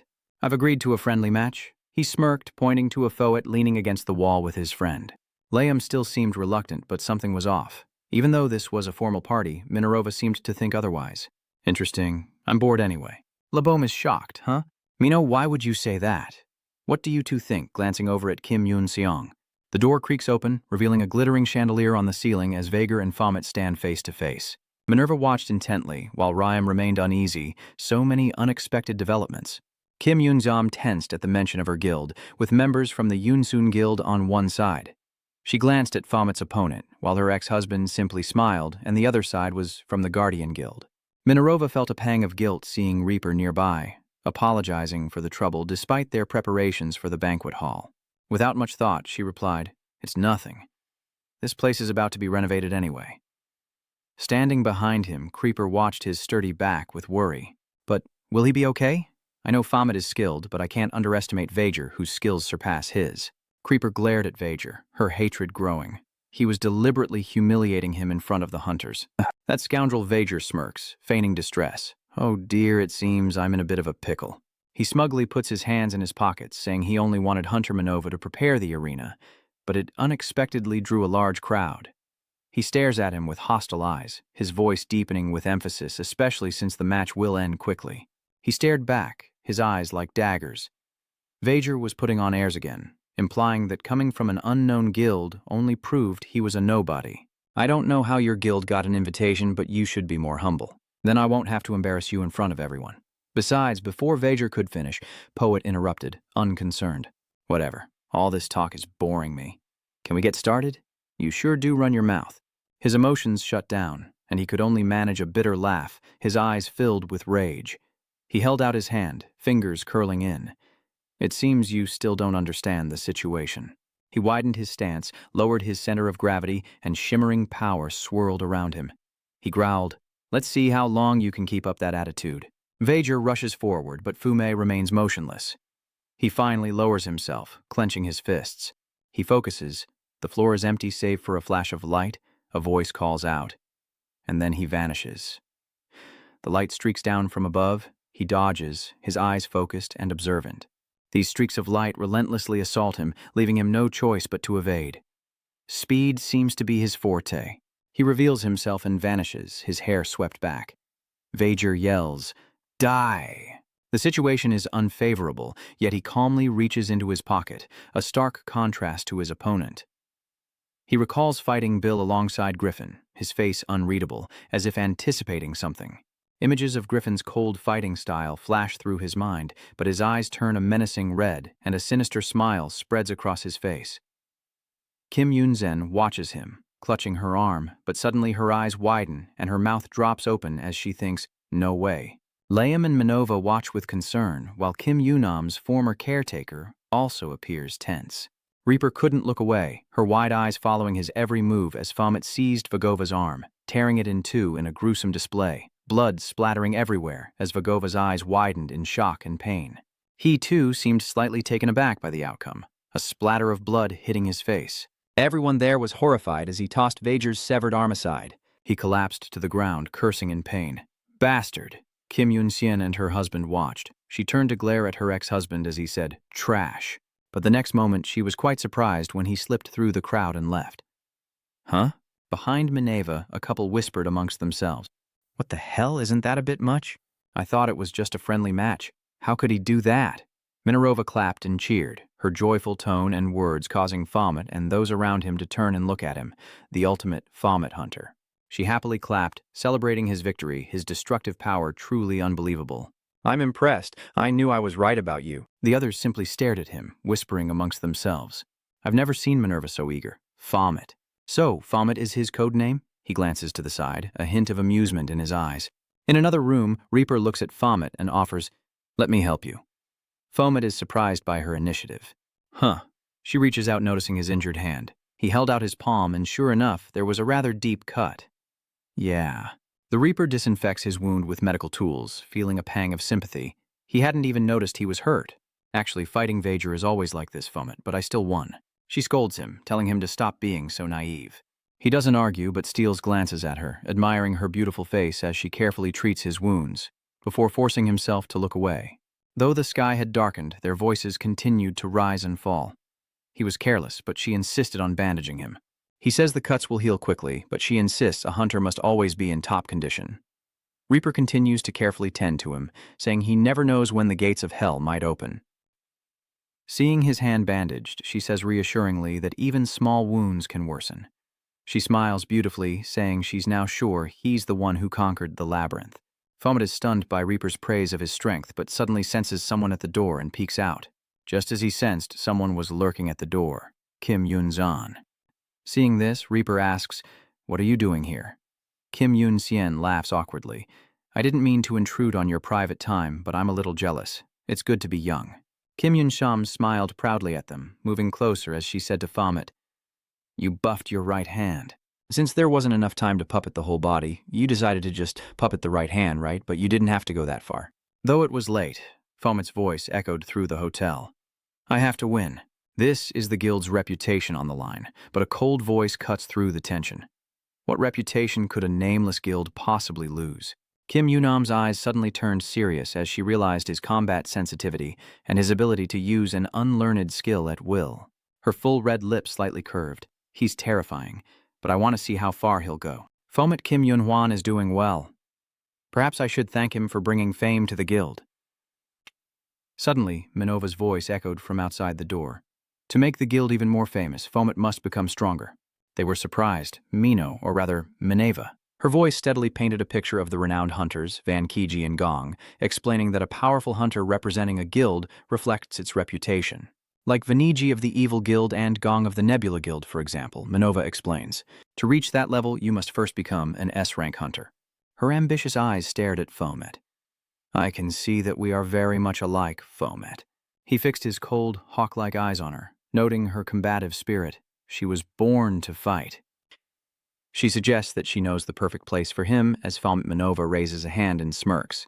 "A colony?" he asked intently. "Colony," Kim Yun-zan protested. She practically screamed, saying he couldn't go there. Their conflicting views put Reaper and Fomet in an awkward position, as that place is the fastest path to becoming an S-rank hunter, but also where A-rank hunters meet their end. You don't need to go to Area 302. You can reach S-rank without it, though it will take much, much longer. He's already trying his best, so speed isn't the issue. What's wrong with that place? Neither of them would budge, leaving Kim Yun-hwan feeling a little frustrated. She bit her lip and frowned, imagining the place as a dark abyss. Creeper added that some call it hell on earth. When the gates open, that place has the most monsters, and then the towers rise up. I've heard that no matter how many towers are conquered, new ones keep appearing. That's no place to live. Even ordinary hunters go mad and become brutal there. Once there, even a simple brush of shoulders could turn into a massacre between hunters. Suddenly he spoke, freezing all three of them. "If I go, I'll not only reach S-rank, but become even stronger, right?" Mina smiles contentedly, ignoring Kim Yun-jan's voice. "Huh? No, I said no." Minova continued. "Of course you want to challenge him." Thinking of that dangerous place with its sharp buildings far away, she finished. "The colony, that is." He sighed, got up, and left the room, but not without a warning. "It may look okay, but you should still get it checked out at the hospital. I only gave you first aid. I thought I'd be rewarded with wine in a fancy place like this. I should have listened to my mother's advice." Helios smiles, but his expression is dangerously deceptive. "Don't meddle in other people's affairs." Nova's trembling voice broke the heavy silence. "I apologize." Unexpectedly, he was kicked squarely in the chest with great force. He winces in pain as Helios says critically, "If that hunter was in your way, you should have dealt with the situation thoroughly. Instead, you've tarnished the reputation of the association." Nager panics. "I'm sorry," he said, sounding rather nonchalant. "Nothing you do will quell my anger," Nova suddenly roared. "Wait." A hand from Helios gripped his throat, silencing him. "I promise it won't happen again. Please, no." In a panic, Nova waved his hands frantically, begging for mercy. "Please." Mayon steps in, placing a hand on Helios's shoulder, saving Nova from his grasp. He smiles, suggesting that enough is enough, and asks, "Why not let him go?" Unsatisfied, he growled Mayon's name, then irritably shoved his hand off his shoulder. Freed, Nova barely snatches his jacket and flees from Helios's furious gaze, who watches Nager escape before turning back with a smile. "It's been a while, hasn't it?" Helios reached out amicably. "I hear you're working as an agent for the government. Such a waste of talent," Mason says, half in jest. "I'm annoyed. It's like you think working for the government isn't important." He chuckled awkwardly. "Oh, sorry if I offended you," Helios suggested with a smile, but before he could finish, his chest pocket vibrated with an incoming call. "It's been a while. Why don't we have tea together?" Mayon was stunned as he looked at his phone, then politely said to me, "Oh, excuse me." He suddenly has to take Helios's meaningless phone call. "Hello." No, it's okay. What's wrong? I don't think I can make it right now." "No, that's not what I meant." "What is it?" The voice came from the other end. Are you excited to reunite with your first love after so long? Helios looked displeased as he took the phone from his ear, his eyebrows furrowed. The voice continued, noting that his wife hadn't changed a bit. In the quiet hallway, Helios and Maseon-un walked in opposite directions. A flicker of anger crosses his face as he thinks, he knows I work for the government, yet he still acts like this. Just then, Kim Yoon appears, stopping in her tracks as she asks, who's a fake? Maseon-un, startled and annoyed, says, Geez, you scared me. What are you doing here? That's what I want to know, Kim Yoon. What are you doing here? He asked. I came for an important meeting, but I heard the guild was having a party here, so I stopped by. She saw the doubt in his eyes and grabbed his wrist, shouting, No, that's not right. Don't stop at number 302. He shouts, Wait! But she angrily turns away, snapping, What? You touched my cheek. Are you still mad at me? Jaminwoo, you're using your body too much. Kim Yoon-hwan reveals that number 302 is trying to enter the colony, prompting Ma Seong-eun to ask, The colony? She urged, We have to stop him from entering that hellhole. He paused. It's not such a bad place. She's shocked, huh? He carefully considers, speaking slowly. B strokes his chin thoughtfully because he'll become stronger if he goes there. In a cafe, two tense young men sit at a table. Fomet, hooded and contemplative, sees Payne in a dress and pink pigtails and wonders, what's with the outfit and what's with the coffee? By the window, a money tree thrives, lush and green. You look like a pervert in disguise, she says, annoyed. Can't you see I'm working? Working, my foot. Suddenly, two young men approached them, scratching their heads, looking embarrassed. Excuse me, are you the hunter, Fane? I'm a huge fan. Can we take a picture? Fane happily agreed. Of course, while he glares at him confused, he strikes a cute pose with the two boys. He crosses his arms, annoyed, wondering what's going on as she waves goodbye to the two boys before turning to him. They're my customers. I announced on my fan page that I'd be at this cafe today. He held his coffee as he listened. I have to do fan service like this every now and then. He wondered if they could tell he was a man. He spat out his coffee as Faney nonchalantly replied, Of course. You act so high and mighty. What do you think I do for a living? There are all kinds of people in this world. Then changing his tone, he said, Enough small talk. With a serious tone, Pommet asked, Have you found him? Fane held out his phone, replying, You mean the blonde pervert? I did find him, but he's changed a bit, he said, holding up a phone with the man's picture, as Fane added. He's the head of a church now, and he's dyed his hair, he added. Even so, he ran away after you asked me to find him. What's wrong? Fane asked, then continued. But don't worry, I may not be an expert, but I can have my obsessed fan track down that pervert for your second request. Now faced with that incomprehensible picture, he sighed. What does this mean? I can't make heads or tails of it. Fomet crossed his arms, watching Fane give up on the drawing, though it was quite detailed, with terrifying eyes. He was imagining the advisor's shadow. Vague memories surface. My first mission. I failed to find the mastermind behind the advisor, who died at the hands of this mysterious figure. Their body was torn to pieces. I remember the chief of the demons saying that he did it to hide his identity. So it seems the culprit is a magic-type hunter with the ability to revive corpses. Piecing it together, if the demon captain is right, then the culprit is a necromancer. Fane raised his hand thoughtfully. A necromancer. A very specific profession that narrows down the search. He suddenly interrupted his thoughts. But you seem to be proving your worth. Weren't you complaining about not being able to gather information? By the way, you haven't told anyone about me, have you? It's a little ticklish, he stammered. Of course, Fomet doesn't seem too reassured. He glared at him, and the boy, struck to the core, trembled with fear, sweat pouring down his face, his skin paling. He cursed inwardly. Damn it. Take me back a few days. At that moment, Fane was terrified, telling Maseon everything he knew, which seemed strange. But what he said was the truth. I successfully entered the boss room of the Hunter Phase Hell Tower. It must be Fomet. He tried to convey the truth of his words, pleading for Maseon to believe him. He finally speaks, I know you made it into the Hunter Phase Hell Tower. You're rushing ahead. Hold on. Mason pushed up his glasses as he heard Fane's question. You've been investigating me? He admitted frankly.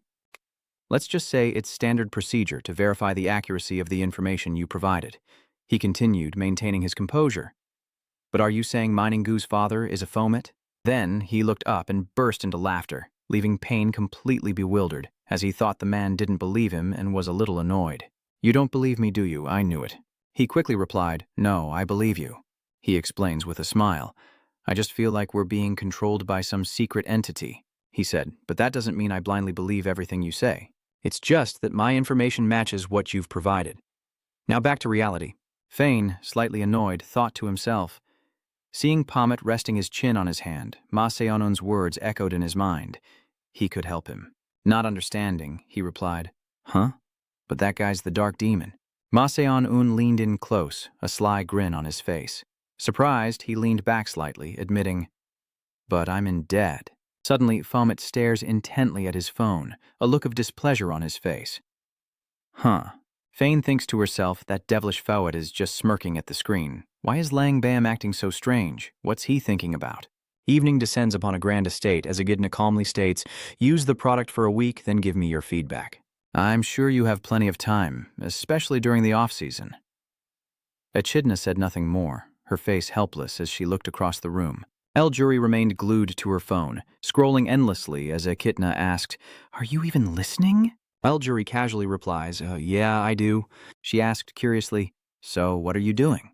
"Still glued to your phone?" El-Juri replied, "I'm fighting a boss. Should I spend some money? This boss is too hard." She smiles, throwing her hands up in resignation. There she goes again. El-Juri is still very much in the zone. "Oh no, I can't do it." Then she said with a sigh, "Whatever, I'm too lazy." China knew her well. Her laziness had returned. At this time of year, she becomes super lazy and procrastinates on everything she needs to do. Though I think she's really good at provoking people, what can I do? She's the star of our guild, after all, and I just have to deal with it. But putting on a brave face, I agreed. She had been working nonstop. "Why don't you take this opportunity to travel and heal?" She sounded tired, but perked up a bit at the suggestion of a trip. "Europe sounds nice, or maybe some of the Asian countries around here." Akaina suddenly remembers, "Oh no, we have a photo shoot in Bokai." Her enthusiasm wanes. "No, I can't. I'm too tired. I can't take it anymore." Ikina bursts out, "Hey, Luri, that's enough. At this rate, you'll lose your #1 spot to some Mujim hunter named Mutt." El-Juri immediately changed the subject. Suck. She is pretty cute, and Akaina is even more furious. Yes, she's pretty, but that's not the point. She's completely fed up, crossing her legs as she sits down. "Forget it. Do whatever you want, but don't take too long." El-Juri listened wearily, propping her head up with her hand. "You have so many advertising contracts waiting for you." Her sad face betrays unspoken thoughts, as El-Juri suddenly asks if she's working as an advisor in the colony. You seem quite involved," Akaina replied. "I have to keep an eye out for talented people to join our guild and clear up any misunderstandings." Thinking of her 2 male members, Juri quickly guesses if she's referring to the rumor that the Evil Guild only recruits women. Although there are 2 men, the Evil Guild actually includes both male and female hunters. Despite only having 2 men, Akaina, while typing, asks why she's suddenly interested in the colony. Juri replies that she's just working hard at it and tells Akaina to give up, knowing she's trying to find motivation.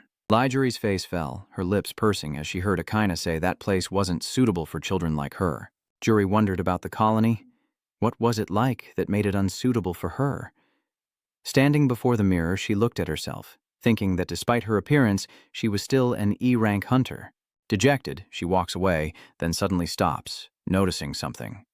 Hiding behind a pillar, she peeks out and sees Pommet following a beautiful woman. She's even talking to him, just follow along silently. She wanted to scream, running into him here of all places. She continued to follow them as the beautiful woman exclaimed at a shop. "Oh my, they're all over each other. Is Pommet shopping with his hands in his pockets?" Juri was curious about the woman. But who was she? Is that his girlfriend? Hiding behind the wall, she couldn't help but feel a little dejected. She reassured herself that he would never wear something so sloppy on a date. But she knew that if they had been dating long enough, it would be normal. Trying on a crimson dress with a deep back cut, the woman commented, "I think the bottom of this dress is a little small." She crossed her arms, angrily exclaiming, "What the hell? You called me out here just to pick out your clothes?" From afar, she admired the woman's allure, thinking, "What a body." The woman turns as he says, "By the way, one of our guild members is going far away, and as the guild leader, I can't let him go unprepared, can I? You'll definitely need a lot of clothes since you'll be there for a while." He was confused. What was she talking about? It's only a 30-minute drive from here. Juri, eavesdropping, thought to herself, the guild master? So she's not his girlfriend. Her eyes widened as she overheard them saying, "By the way, you really want to go to the colony? Why don't you reconsider?" Juri wonders if form hunters are going to the colony. She slammed her hands on the table, declaring, with a bright face and excited tone, that she wanted to go to the colony. Night was falling, and the gray clouds faded into the distance. A new day dawned under a clear, high sky. Swan's voice echoes outside Poet's house. He doesn't know how long he'll be gone, does he? This must be on a different scale than climbing the tower, right? Don't worry about your brother. I'll keep an eye on him. She's a little surprised he's leaving soon and he's nowhere to be seen.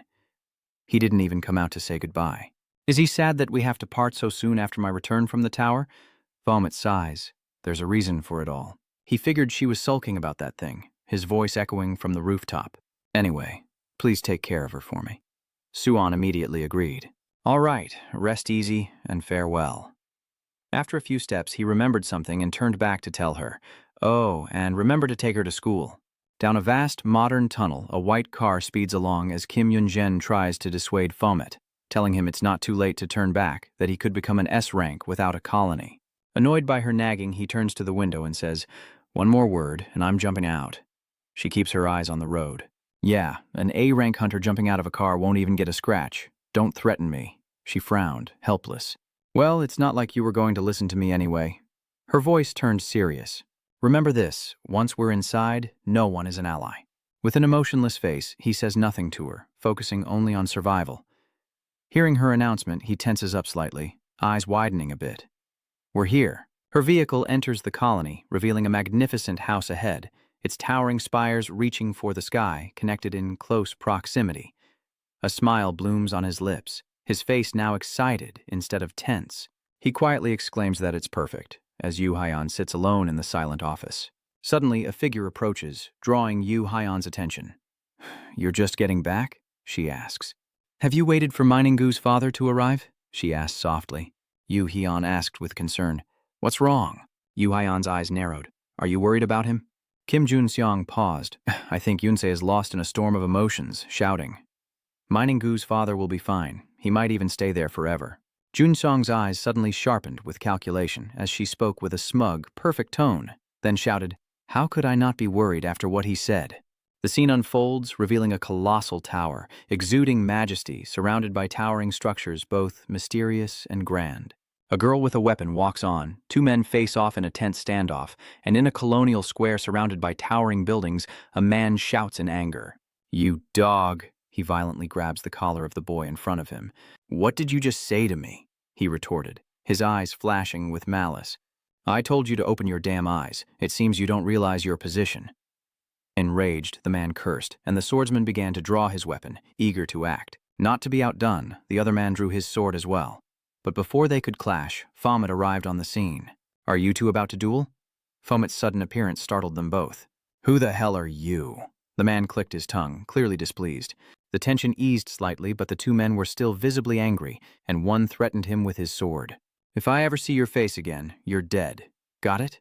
The other one was just as bad, saying, just you wait. Vomit watches them leave, a little disappointed. Is that it? How boring. Vomit looked around, silently assessing. This place is exactly as I've heard, a single bump and they're ready to fight. Everyone here is an A-lister. He carefully observes each person, concluding that they all have a reputation. His eyes suddenly become serious, especially since everyone is holding weapons that should be stored away. Suddenly, something whizzed past Vomit, and before him a young man with a bleeding head struggled to stay on his feet. A voice echoed from behind him, drawing Vomit's attention, a direct hit to the head. Hey, you all right? It doesn't hurt that much, does it? He looks angry, but he can't do anything. The others continue to mock him, but they should be wary. Suddenly, their faces fill with resentment. The loser is afraid of death and wants to escape the colony. Vomit silently observes, the voices echoing in his ears. When will a loser like you leave this place? When will I be rid of your pathetic face? Those words amused him greatly, so they called those who wanted to leave failures. Out there, A-rank hunters are highly regarded, though their individual skills are what truly set them apart. He smiles, his face alight with excitement. He stood there, secretly pleased. He was starting to like this place. Someone shouts out, there you are, on the roof of a building. Hunter Vomit sees Kang Haru and Kim Miju driving towards him. Kim Miju politely introduces herself. Hello, we're from the colony's shelter. My name is Kim Miju. Kang Haru adds, and I'm Kang Haru. Vomit retorted with some displeasure. Do you two realize you almost ran me over? Miju and Haru were quick to respond. An A-rank hunter wouldn't die from that. But I didn't expect you to dodge it like that. You're as ruthless as they say.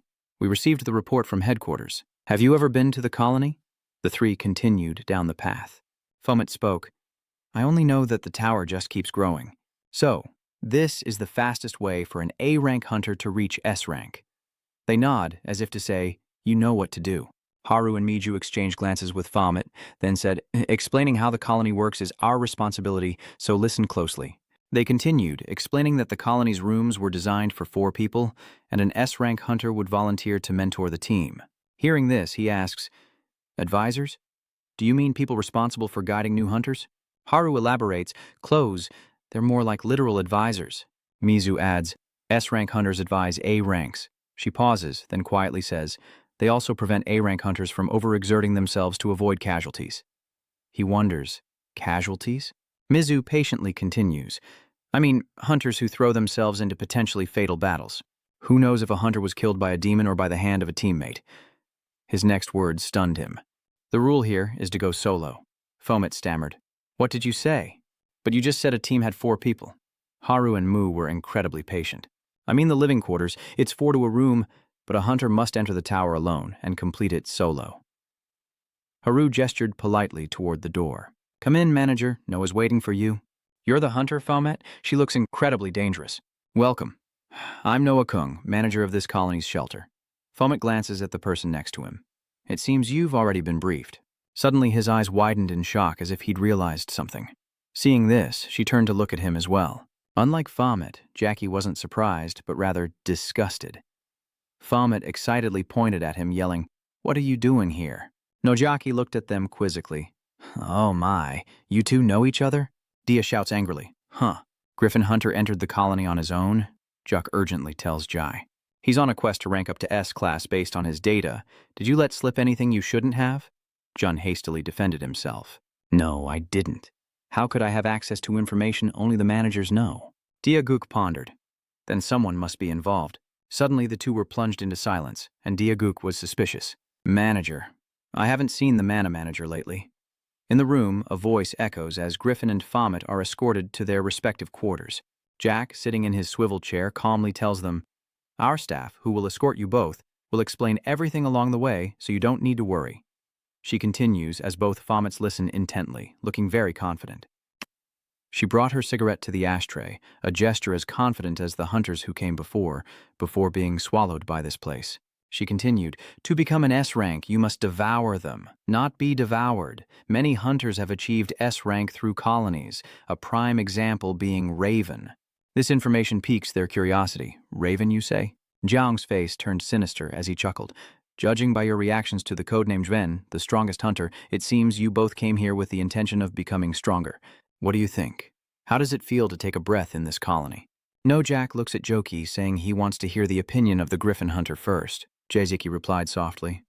I see nothing.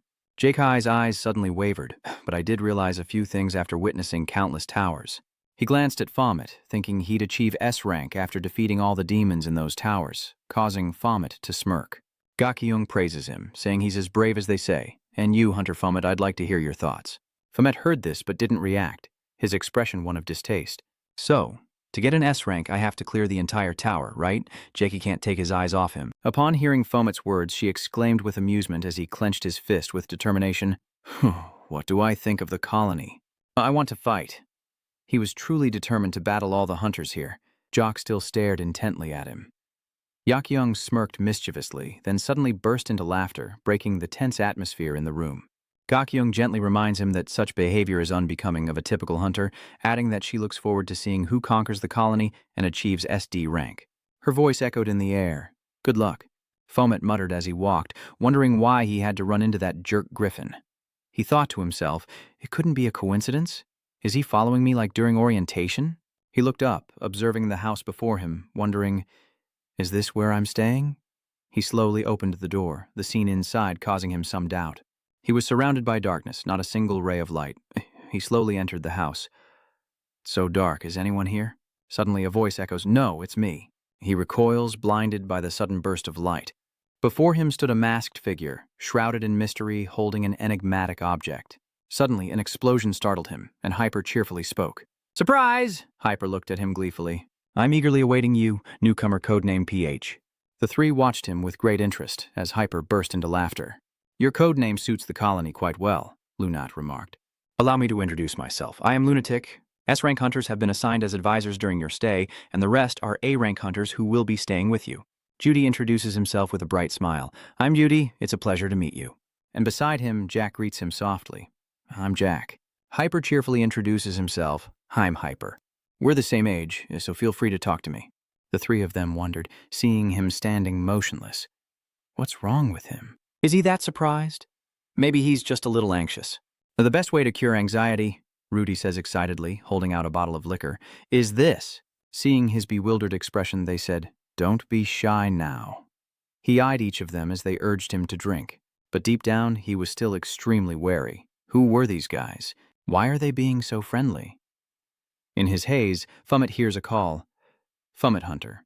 When he opened his eyes, Lunatic was the only one beside him. He must have had a bit too much to drink last night. "Wake up, it's time for you to climb the tower. Everyone's ready." Barely grasping reality, Fummet asked in a daze. "Huh?" A notification appears.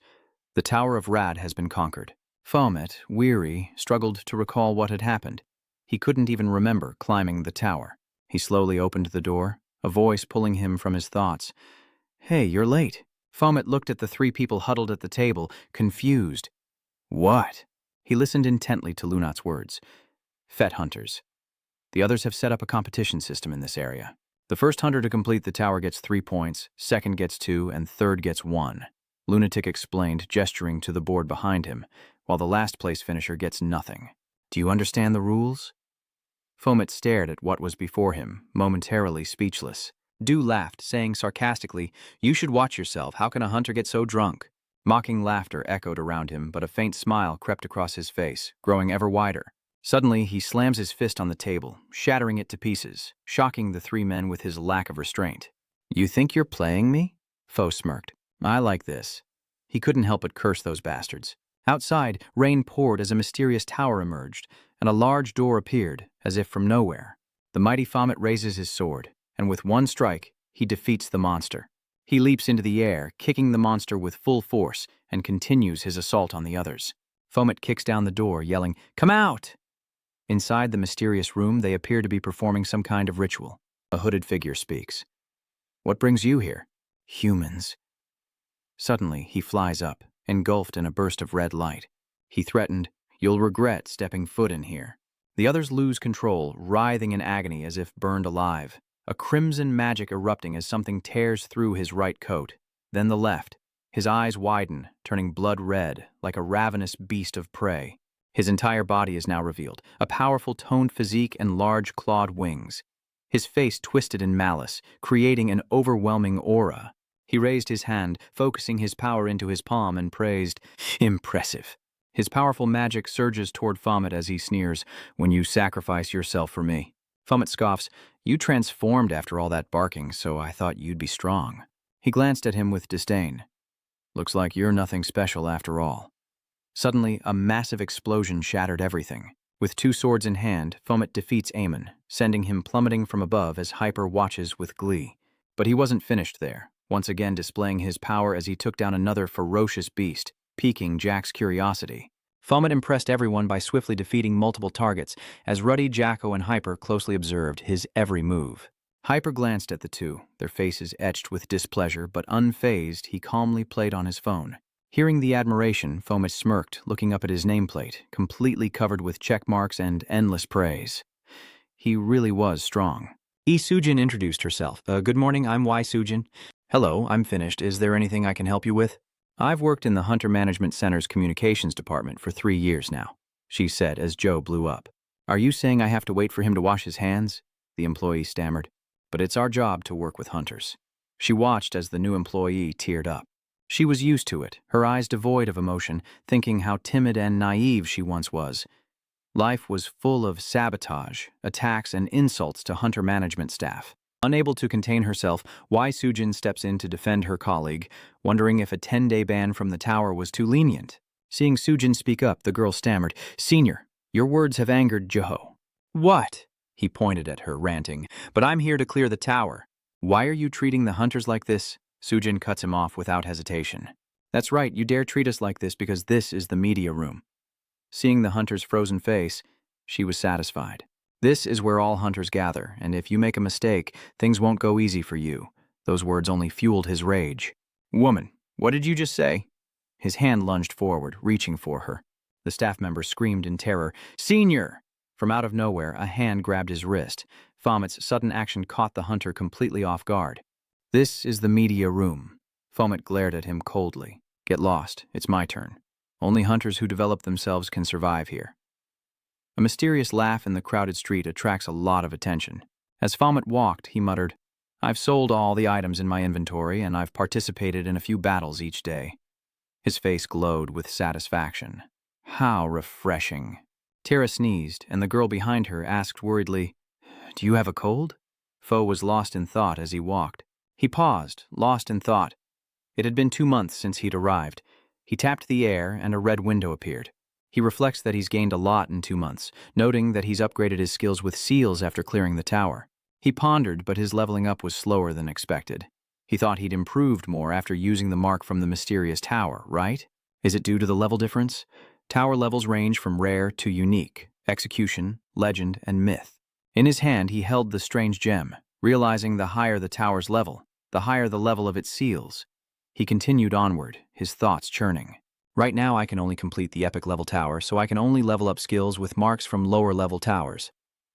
In other words, like a PG, when skills level up, I can gain more experience, and with more experience, I can complete the tower to receive marks. Then I can clear the mythic and legend levels. His eyes hardened with resolve. I can keep fighting. I can fight without end. He remembers the days he stood before the great door, and his resolve only hardens. Gone are the days of Thang's boredom, trapped in the tower and waiting for someone to come. His eyes now burn with passion.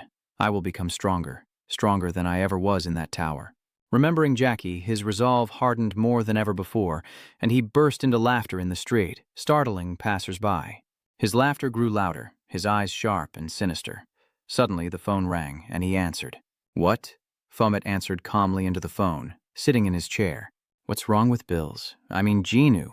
2 days prior, a voice echoed, "We have a new transfer student."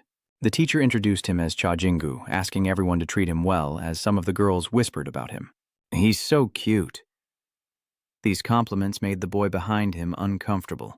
Back at school, Anbu is violently thrown to the ground, landing hard on the grass.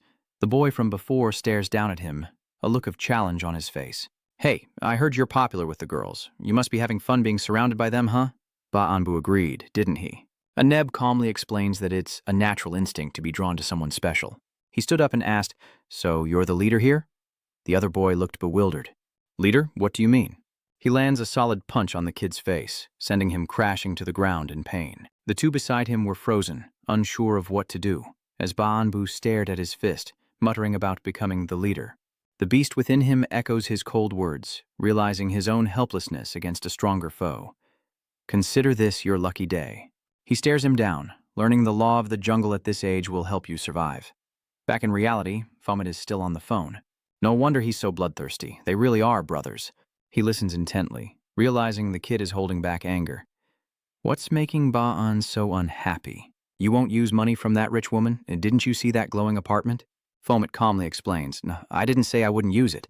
Seeing Reaper again, I realize how crucial equipment is in the tower." Anzabup stammers about equipment.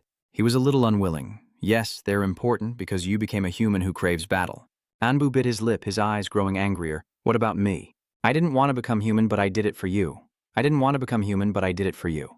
I'm not a hunter like you. I can't use magic as I please." Anbu couldn't help but shout. "I'm tired of just reading novels. If you made me human, you should have given me a reason to like it." Caught off guard by Anzib's attitude, he was stunned by the sudden barrage of complaints. "You fool, Thoet."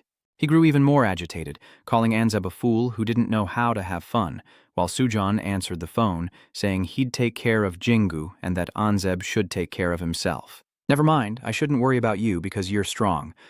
After listening for a moment, Fomet replied, "I'm hanging up." Fomet stared at his phone, wondering why he was thinking about it, when he suddenly recalled Reaper's words. He's strong, after all. Fomet paused, lost in thought. Fomet hadn't noticed when Hyper appeared beside him. He asked with a bright smile, "What's up?" Fomet glanced at him, and Hyper cheerfully returned the look. Fomet asked warily, "Why are you acting like we're close?" "What are you planning?" Hyper quickly retorted. "What are you planning? How could you say that? I'm sad now. Is it because I was joking with you? So you're the one he despises. Why would you even talk to me?" Hyper calmly closed his eyes, then suddenly spoke. "Do you want to go out?" A question that made Fomet ask again.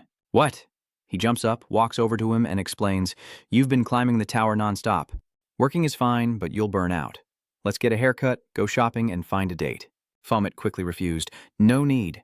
Before he could finish, Fomet recalled Angbu's words. He was a fool who didn't know how to have fun. Under the dim lights, their conversation became increasingly incomprehensible. After a moment's thought, Fomet asks, "Where? Where should we go?" Fomet now stood in a space filled with dazzling light, and he suddenly felt he'd made a mistake, his eyes darkening. Fomet observes the scantily clad women dancing to the music, wondering just where he is. As he watched intently, he wondered, what the hell is this place? Kim Di-hun inside grandly introduced it. Everyone is surprised at least once, as no one imagines such a place exists within the community. It opens once a month. This is a day when not only official hunters but also foreign hunters and ordinary people can come and go freely. This area is usually a battleground, right? He stood smiling in the hall. Sometimes we need to relax like this to avoid burnout. He glanced around. Everyone was enjoying themselves. He remained observant, watching everyone move to the music as Kim Di-hyun approached, asking, "Why are you just standing there, young? Like this is your first time partying?" Chamyu replied casually. "It is." Kim Di-hun swayed as she replied to this dull guy. Is that so?" "So, it really is your first time." Kim Di-hyun, shocked, asks if this is the first time, if he's lying, if he's illegally handsome, if Minu Kao is complimenting or insulting him, as he looks around the place and says, "But the interior looks familiar, similar to a hotel I once visited. This place used to be Hotel C, which was almost destroyed from the gate, but this building is still intact." He continued to listen to him ramble. After turning this building into a community branch, they renovated and reused it. Bong-an wondered in bewilderment. "So, why are we here?" Kim Di-hun asks cheerfully. "This is truly your first time. All you have to do is wiggle around like everyone else here." He also tells him he can drink, still offering advice at this party. Kim Di-hun said with a hidden meaning, "You can also approach people who come here with their own agendas." Cha Min-woo didn't understand the purpose, so Kim Di-hun explained, "This community is a gathering place for hunters." "Hearing you ask that, isn't that what you wanted? Why are you really wondering?" Kim Di-hyun then asks, "What about you? What kind of girl do you like?" Chamyu asks, confused, "Girls?" Kim Di-hyun answers himself, "I like someone obedient and older." Kim Di-hyun then had an idea, an old saying. "What's your type?" Cha Min-woo doesn't understand what you mean. He saw two people laughing together, and Vijir also looked in his direction, giving him a predatory smile and a wink. He was puzzled by the man's gaze as a powerful kick slammed into the table, followed by the red-haired man's scream. "Are you kidding me?" he said, putting a foot on the table. "Look, are you girls trying to trick me?" The girls paid little attention to the question, holding up a piece of paper that read, "Punishment." "This is too much. He always picks the right one." Cha Min-woo watches Rai bicker with the girls. Do they think he's in trouble? Fine, have it your way. He grabbed his shirt and said, "This is the one that was thrown out," revealing his toned body. A body capable of fighting magical beasts, completely different from the bodies of gym rats. Chamu witnesses this and feels utterly bored. Kim Di-hyun spoke up. "It takes about 1 to 2 hours to get here from Seoul. You pass through Chain U not too far away, but we had to go through an inconvenient process to get here." "Why do you think people still come all the way here despite that?" he said, a hint of mystery in his voice. Within the community, anything goes, except murder. He's taken aback by Kim Di-hyun's words, as Kim Di-hyun sticks his tongue out. He ran off shouting, "Ladies, let's play!" Then he called out to Fomet, "You two, come on!" His face darkened. Was he remembering that day? After everyone had left, Nojaki-young spoke up. "Hunterfo, I want to talk to you." He wondered, "What else do I have to do?" She continued, "The Purge Division, that's what I heard?" He was surprised she knew he was part of it. Before he could finish, she cut him off, saying, I won't explain further." Holding up a pill, she says, "I want you to find the source of this drug." Chamyu is confused. "A drug?" she analyzes. "This is the drug being distributed within the hunter community." "BFFT?" She says it's a drug consumed by hunters. "It's absurd. Can't she catch such a weakling herself? Why ask me? Nojakyung explains that the community is where law and order are shaped under the influence of hunters. They'll forgive minor offenses, but not heinous crimes. She's cold, but it's a different story when civilians are involved. Cham is confused. This drug even reached their hands? Nojaki waves his hand. You can do whatever you want. We'll appear before you soon enough. He nods in agreement. Well, all right, if it's spreading among hunters, then a hunter must be the source. Cham Yu muses. It seems you have other ambitions. I have a question. If I find the one who spread the drug, can I kill them? She seemed pleased by the question. Of course, a hunter would always prioritize humans, even if the troublemaker was a hunter. They would have to be eliminated. Back to the present, Kim De-hyun calls out to him. Fomet. He smiles. What's up? Let's go. Cham Yu coldly stares at Kim De-hyun, who is still cheerful, and he agrees. A blonde swept past him, catching his attention. He watched the woman, thinking to himself as she stopped before the dancing crowd. Everyone gazed at her beauty as she smiled and began to dance with them. That girl was Lai Jury. A month ago, someone asked, What kind of hunter are you? Are you okay? She gasped, Yes, I'm fine. Another person chimed in, noting how pale she'd become, and Agatha wondered if fighting an A-rank hunter was really that difficult. So she responds in kind, since everyone has a high ego. They ramble on, but is there no one decent among them? She meant the Griffin hunter, and they were curious why she asked about him. Louis introduces herself. Hello, I'm Hunter Vaniji, and I'll be in charge of you all. She says hesitantly, I look forward to it. In response, she received hostile looks as everyone discussed working with her, much to her surprise. Whoa, guess who we have here? It's the famous Van Kidi. I can't believe such a noble person would come to a dirty place like this. Is this the end of the star community? No one looks upon her with kindness. Meanwhile, a silver-haired boy watches them. Even that immature brat is here. They laugh and mock him, saying this isn't a playground for children to come and go as they please. He speaks up, calling them old geezers. His eyes widened at them. If you're so bothered, then come at me. Nen gasps, and Agatha says, so that's what happened. But Agatha took Jury's hand and said that a hunter like Vaniji had come to the community to be a role model for other hunters. Hunter Vaniji, an S-class hunter, and a royal lord. And yet, she still came to guide the hunters in these terrible conditions. Jury gasped, mentioning that even the hunters she was close to had come to the community after seeing Hunter Vanki's moves. Jury was stunned and continued to explain. Even the A-rank hunters in the community respect you. They just don't show it. We'll help you, so don't worry. She wondered how this could have happened, thinking she was only here to seduce someone. 2 months have passed. Jury bites her lip, still unable to find the Fomet. She recalled the words, a person with a mind full of flowers could never survive in a place like this. She ran off, wondering where the Fomet hunter was. She screamed. Agatha rushed over, asking, Hunter Van Kiji, what's wrong? She stammered, there are bugs in the water, so it's awful. Agatha was silent for a moment, then said, the community's water system is a bit dilapidated, so this happens often. It won't be fixed for 5 days. Jury was taken aback. 5 days? Does that mean I can't bathe for 5 days? Agatha pointed and said, there is a way for you to wash. See that path? Then she continued, just follow that path and you'll find a shack. I heard this place used to be for surveillance, and the water flowing down from the mountain is pure, so it should be fine. She prepares to head there immediately. I see. Then I'll go take a bath. Agatha reminds her, oh, right, you're not allowed to use your hunter abilities. Jury asked Agatha to explain, because it's the only area in the community causing damage is forbidden? Jury then asked, so I have to walk to that dark place? A silence hung between them, and Agatha offered, if you're scared, I can come with you. But before she could finish, Lai Jury spoke firmly. No, I'm an S-rank hunter. I'll be right back. Under a dark sky, Lai Jury walks alone through the night, wondering if she should have asked Agatha to come with her. Tears welled in her eyes. Skipping a shower for a day won't kill me. I'm so scared. Suddenly, a noise echoed through the forest, and Jury looked around, wondering what it was. She sensed someone approaching, a hand reaching out. El Jury turned around, lifted her leg, and kicked Cham Yu.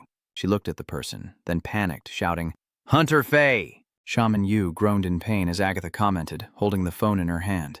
The Vak hunter is surprisingly innocent, contrary to her image.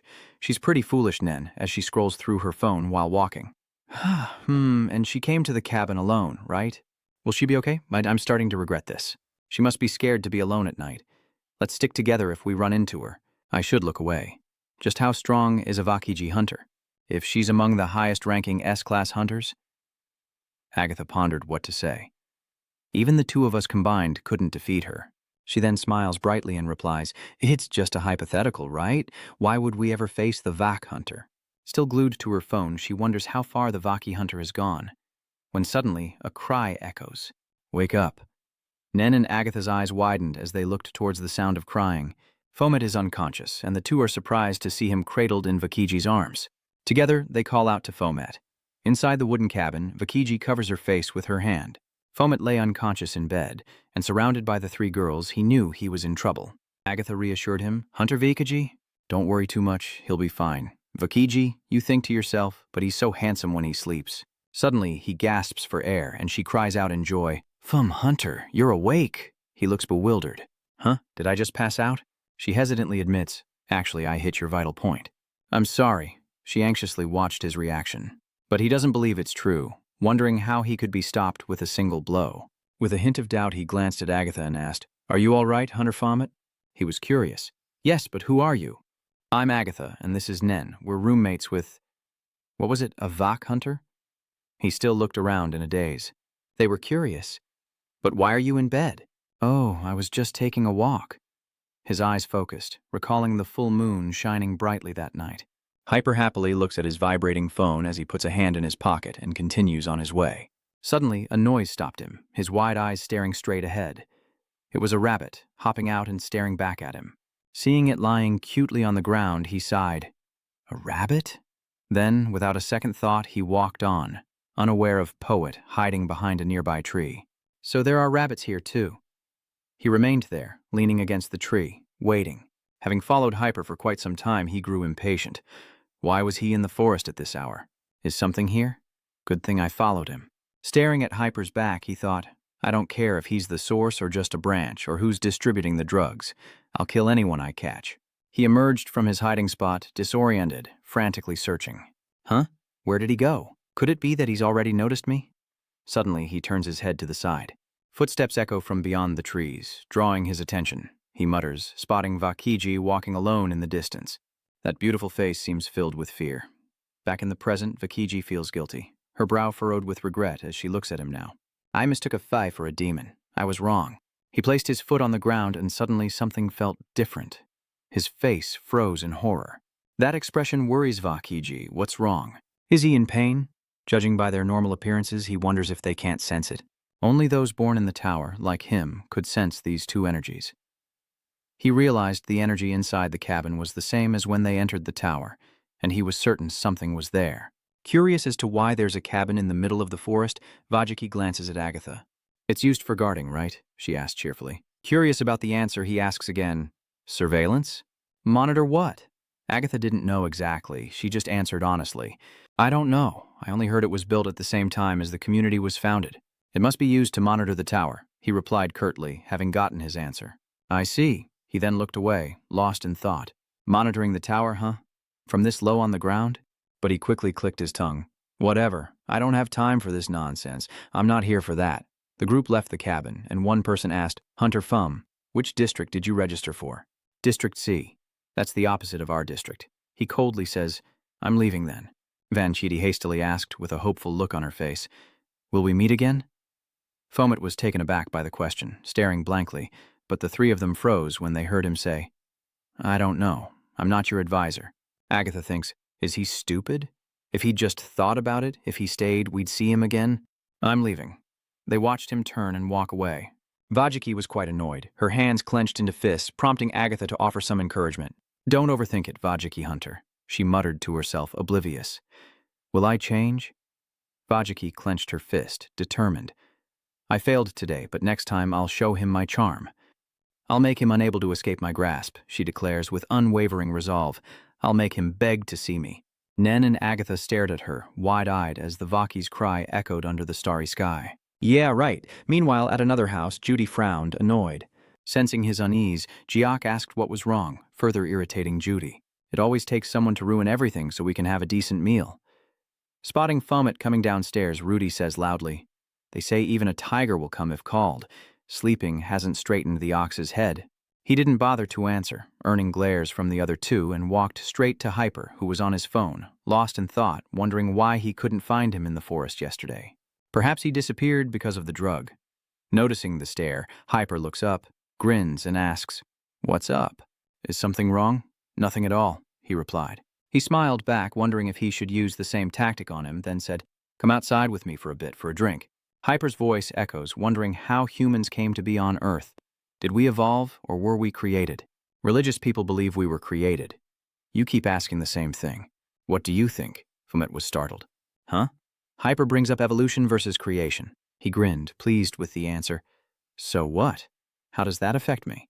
But suddenly Hyper went silent, his eyes widening as he recalled a scene. In the past, I traveled abroad and met someone. He said humans are parasites on Earth because we committed a grave sin, and we must live to pay for our actions. He picked up his glass, watching Hyper lost in his story. But because humans continued to commit grave sins, God grew angry. In his rage, God created the towers filled with monsters to punish mankind.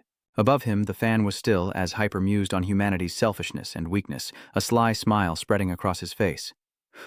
God was right to try and eliminate them. His face fell when asked, right? But suddenly he felt different, his eyes widening in shock. When he awoke, he was surprised to find himself lying in a field, gazing up at the clear blue sky and the shimmering leaves. Huh? Stop? He sat up, tapping his head, confused. What happened? I thought I was out drinking with that jerk Hyper. He opens his hand to find a piece of paper with a code printed on it. What is this? He noticed his phone ringing a short distance away, picked it up, and answered. Hello. Still, he felt strange. Why was his phone so far away? A voice came through the line, and he finally answered, dazed. Recognizing the voice, he asked, Riper? What is it? Why are you calling? She interrupts. What do you mean? You're the one who called me. And so they spoke back and forth. Is that so you don't remember? You sounded drunk, but I'm glad you picked up. I was worried when you suddenly hung up. Worried about what? Her voice echoed from the other end. Well, you said something very strange. What did I say? Fumet froze as she revealed he wanted to date me. Receiving no response, she called again, worried. Chamin, infuriated, yelled that it was a lie. Don't joke around. Why would I say that? She snapped back, annoyed. Are you saying I made it up? Quickly, her tone softened. Oh, I get it. You're just shy, aren't you? He was furious. Shy, me? She cheerfully said, All right, I heard you're in the community, so do your best. Minu's face darkens. Do you know why? I'll date you, but only if you reach S rank. He wanted to curse and hang up, unable to focus on anything else. He cursed under his breath, his anger fueling his muttered complaints as he walked. Damn it, what have I done? Suddenly he bumped into someone. It was Deng Shu. He turns and shouts, Hey, watch where you're going. Still fuming, he cursed, Damn it! His face a mask of dangerous anger. Pay attention to where you're going or I'll dig your grave myself.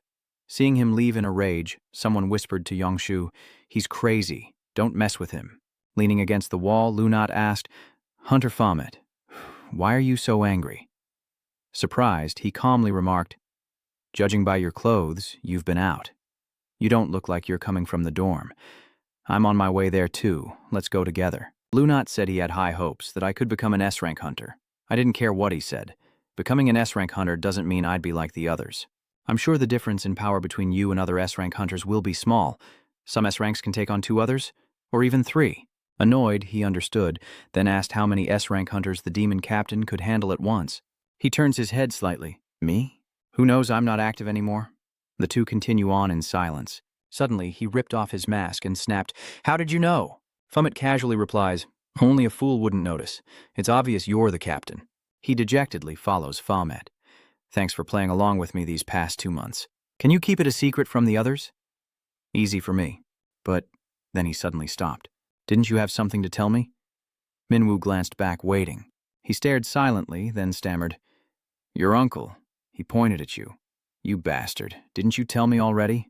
He smirked, anticipating that dark secret.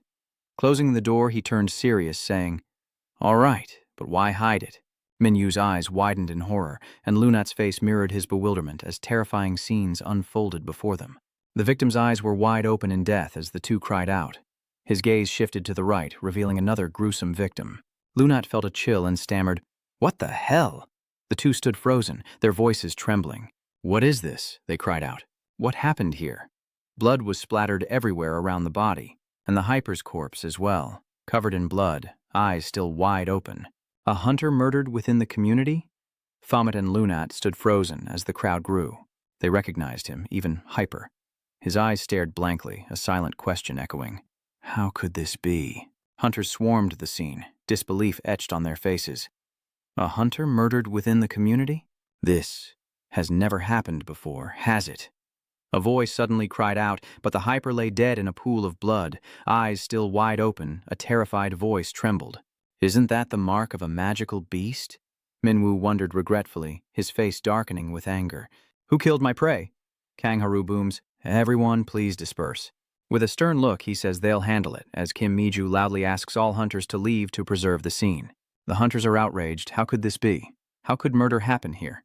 How could we possibly turn a blind eye? Those words left them both speechless. Suddenly a voice declared, we'll treat the A-rank hunter living in this house as a suspect, leaving Minwoo and the others stunned. What? Minwoo was speechless with anger, thinking it was ridiculous. Analyzing the gruesome scene, if an A-rank was responsible, there would be signs of resistance. This one-sided slaughter meant they were ambushed. Both Kaharu and Kimu were stunned. This was the work of an S-rank. Minwoo, confused, asks how they could possibly think an A-rank was responsible when they were killed without resistance. Kim Mew frowned. Hunter Minwoo, please refrain from voicing such opinions when we can't verify their accuracy. Kangharu agreed, adding that it was just slander. He continued seriously. Slander? It's just my hypothesis. If someone could kill 3 A-rank hunters, they must be incredibly strong. Among the people here, I can confidently say that none of them could have done it. The others there were also flustered, finding this absurd. Just as he said, this was definitely the work of an S-rank, and Kangharu and Miju would inevitably be blamed. Even if that were true, it's your fault for adjusting the barrier during the mission. Us! A shout suddenly rang out. Enough. She stood akimbo, drawing everyone's attention. No Keon glared at him. Hunter Minwoo, I want to talk to you. Lunat silently observes from behind at a fortified building. The chief's voice boomed, you don't need to investigate any further. That's enough. Confused about what? Sitting in her chair, she admits, we knew the hyper hunter was involved in drug trafficking, but suddenly he was killed. He hastily replied, shouldn't we be finding the culprit? I'll do it. He was speechless at her question. What if that guy really is an S-rank? Can you even handle it? She asked, resting her chin on her hands. Let us take care of it, and you focus on improving your strength like the other hunters. Thank you for your dedication. His unwilling eyes stared directly at her. No Kyung glares back, warning him. Leaving the building, he puts his hands on his hips, lost in thought. This is strange. He suspects this man, silently calling out Captain No Dekyung's name. Minwoo walks and thinks, trying to remember what happened yesterday. If he was killed right after separating from him, he hits his head in self-reproach. Damn it, I can't remember anything. What the hell happened and why? He sighs, trying to remember what Hyper did to him, as a small piece of paper appears in his hand. Looking around, he wondered about this thing. Staring at it, he suddenly remembered Hyper saying, look at this. I know you approached me with a purpose, but I won't hurt you because I know you'll understand. Minwoo suddenly realizes what it is. He was knocked unconscious after seeing this, but he doesn't sense any magic on the paper. He deduces that it's a one-time use item and perhaps the key to this case. Minwoo's eyes remain fixed on the paper as Lunat calls out to him, startling him slightly. The captain, huh? A crystal-clear sky under the trees and the sound of their whispers. The remains of Hunters Gatali and Jack Cole have been brought back to headquarters. What did Team Leader No say? She knew I was part of the cleanup crew, so she gave me the job, but then suddenly told me to stay out of it. It has something to do with the Hyper Hunter, doesn't it? Yes. Minwoo looks up and asks, you know something, don't you? Why else would you go to all this trouble to come here? To be honest, I came to see how strong you've become, but you're right, I'm also here on business. Let me ask directly, does it involve the S-rank who killed the Hyper? Lunat was slightly taken aback. After a moment of silence, he began, the community operates independently with its own system, separate from the central government, so events here can be covered up and manipulated. Minwoo wondered if he meant this was related to the community's branch office. Lunat didn't respond, but after a long silence, he cautiously replied, Captain No may have been the one who killed them. Minwoo is stunned by this revelation, the image of No flashing through his mind. She's been here since the community's inception. She knows the system best and is the only one who can manipulate it at will. In that same cautious tone, he says, I'm here to find proof of Captain No's crimes. They discussed intently, concluding that Captain No used me to deal with the Hypers. But when things went wrong, she took matters into her own hands. But something was strange. as if she'd let her emotions get the better of her. She didn't even bother to hide the body. But Minyu hesitated, unable to believe Captain No would use the system for this. Someone must have interfered. The only people we can trust are each other. Minyu and Lunat were lost in thought, hoping there was someone else they could trust. Van Kai, startled, spills his water. What? There was a murder in the garage, Agatha recounts. The 3 hunters who shared a room with the Fomet hunter were killed. Surprised, she asks if it was the Fomet hunter's team and clenches her fist in anger. Damn it, she said angrily as she walked. 3 promising A-rank hunters, the 2 girls murmured as they watched. Nen the hunter wore a troubled expression. Agatha explains that Nen and she joined the community as advisors shortly after its founding, and they sympathize with the A-rank hunters more than other advisors. Van Kiji listened intently, while Agatha stared downwards with a sorrowful gaze. Before the gate incident, hunters weren't as revered as they are now. There were only a few strong hunters, and a third of the population died, making it an utter catastrophe. Nen leaned against the wall, defeated, her sad voice continuing steadily. Nen and I were there. Many lives could have been saved if there were more powerful hunters, and she clenched the faucet in anger. The community is the best place to train powerful hunters, yet an A-rank hunter was killed right here. Unbelievable. Van Kiji and Agatha slumped down, dejected, as someone called out their names. Hunters Agatha and Nen are at a high-end apartment complex as Kangaroo somberly announces that he is the only remaining member of the full hunter team. I'll let you know when there are more members for your team. He crossed his arms, unconcerned, hoping you can continue to climb the tower and grow. Me and you shot them an annoyed look and asked if they were even planning on finding the culprit. We're currently tracking them down, he says dismissively. Fine, Lunat echoed. Fine, he said, his voice as bland as water. Lucky Bamboo, 2 remain. He crossed his arms, taking a nap, while the other stood watching with his hands clasped behind his back. Then he opened his eyes. And at that moment, the other turned around, their eyes met, and a cigarette burned in Captain No's hand. She asks about the progress of the show hunter, and they report that there's been no unusual activity. Captain No takes a drag of his cigarette, relieved. Very well, keep a close watch on him. The 2 hadn't left yet, and proactively asked after her, what was wrong? Anything else? Well, we were just wondering if you were all right. I'm fine, you can go. Yes, ma'am. As they turned to leave, she said, oh, right, I have a job for you 2, then changed her mind. Never mind, I'll do it myself. The door opens and Captain No sits deep in thought before picking up her phone to call a mysterious person. She says, are you ready? I have a request. The voice on the other end replied, I'm sorry, I can't do it. Agatha, still composed, responded, I knew it. Madam, the sky has turned to night. In the wooden cabin complex, long, straight blonde hair spills over the chair as Kiji slumps, lost in thought. She was fearful, unable to believe that murder had occurred within the community. Suddenly, there was a noise outside the room, drawing Minu's attention. What was that sound? He suddenly remembers Lunat's words. First, we have to find proof that she killed those 3 hunters. He was there too, and there was an opportunity. Myeonwoo crosses his arms. I don't know about the opportunity, but I know of a very suspicious place. He hastily asked, where? Suddenly, Lunatai received a call. Captain No is calling me. Are you surprised? Minyu worried.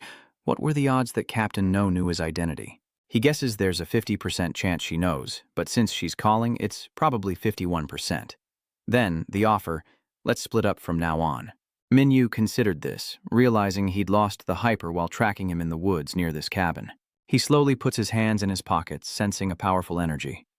If there's a suspicious place in the community, it has to be here. Could it be related? He glanced at a doorway, then abruptly shifted his gaze to the opposite side, his feet carrying him swiftly forward, his eyes fixed downward until he stopped short. He senses the energy of a powerful tower beneath him, and as he turns to investigate, he notices something behind him.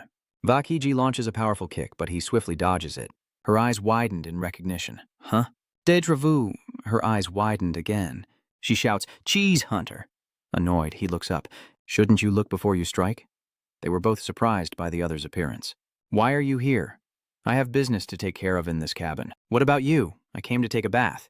You came all the way here just for that? Minyu stared intently at her.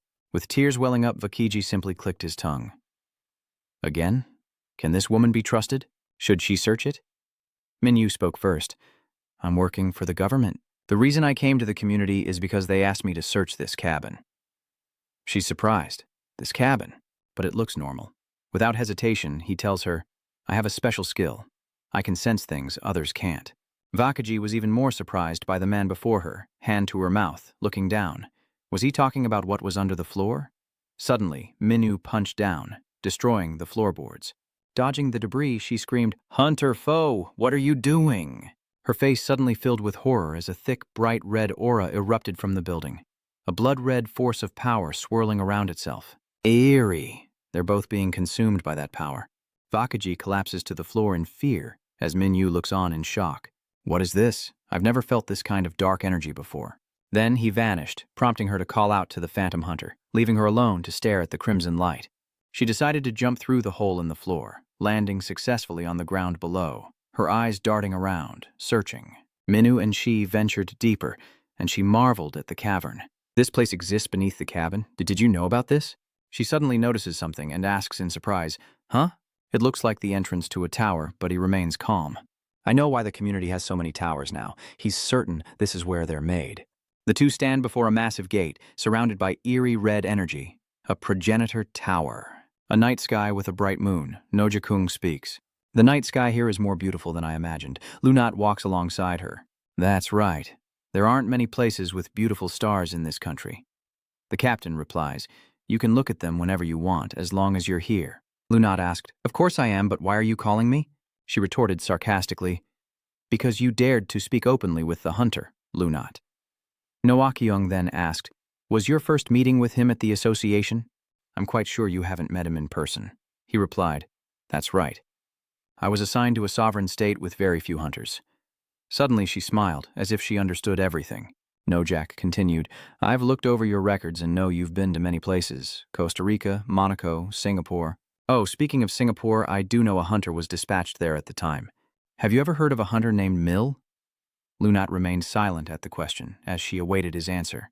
He waved his hand, saying, "I doubt it. How would I know all the hunters who were sent there?" She responded with suspicion. "Is that so?" She turned to him, glaring as she continued. "But isn't Singapore a country with its own hunter system and many talented hunters team leader?" He remained silent at the question, then somberly said, "We've been exposed." A massive explosion erupted, filling the area with smoke. Lunat, stripped of his usual attire, squinted through the stinging smoke, slowly making out Nojakyung's figure. She stares silently, her eyes sharp, a massive phantom looming behind her as Lunat stands before her in silence. He asks, "Did you really kill all those A-rank hunters?" Nojakyung feigns surprise. "Why are you here, squad leader?" Lunat shouted, "Answer me first!" "Did you kill them?" Nojaki asked angrily. "This is for the greater good, so don't even think about stopping me." He asks, "The greater good. I don't care what the reason is." And then he lunges toward her, attacking. But she betrayed me. Nojakyung stood there in silence. Two figures jumped out, blocking his attack, and he leaped back from their assault. He looked at the two who had attacked him. A-rank hunters now soulless, no different from puppets. Lunat was shocked. A-rank hunters. He immediately asked Noakyung, "What have you done to them?" Her face was cold as she looked up at him. He called for the squad leader. Meanwhile, Luri is shocked, asking, "A tower nest?" Chamyu replies, "It has to be the ancestral tower." He's astonished. He never expected to find one hidden in a place like this. He ponders this, but Chamyu stands before the ancestral tower, wondering how he knew. Louis speaks up. "Ancestral tower, if the one behind this is a member of the association, we should eliminate it," she declares, stepping forward as he looks on in astonishment. "She says we have to deal with it," Chamyu asks in surprise. "Deal with it?" Louis put her hands on her hips and said, "If it really is the ancestral tower, shouldn't we eliminate it? That way the association will be safe and there will be fewer towers." He thought to himself that if they eliminated it, the guild would become useless. He hesitated, and before he could continue, Chamyu spoke, much to her surprise. He said, "We can't do that." She turned back, puzzled. "What are you talking about?" Before she could finish, he cut her off. "If we get rid of it, where will A-rank hunters like me train?" Louis retorts, "There are other towers scattered around. And it's our duty as hunters to protect the people, not for personal gain." She was even more surprised when he said, "But to do that, the hunters must become stronger, mustn't they?" He states frankly, "If a gate suddenly appears and the hunters aren't strong enough, many people will die." El Jury countered, "Things are different now. We can detect their presence. Our top priority is ensuring gates don't appear unexpectedly." Chamyu responded, "But what if a gate appears right now? We don't know if removing the gate's energy source is necessary. That's just your hypothesis, Hunter. She replies. We can't just let that tower sit there. He exclaimed. That's it. The squad leader doesn't want to hide this because there are others who think like her. Louis was surprised, saying, That's right. Who hat? Chamyu gritted his teeth and said, Commander No is still trying to maintain the guild to create powerful hunters. The image of No-Jack-Young appeared with his mask and red eyes. He says he'll play the villain if he has to. El Jury wonders if he means the commander in charge of the guild is hiding and ignoring this tower clan. Why would she do that? What Shaman Yu said made her realize something. She did it so that if a gate suddenly appeared, there would be no damage. She remembers Agatha saying, You and I should have been there. If there had been stronger hunters back then, so many wouldn't have died.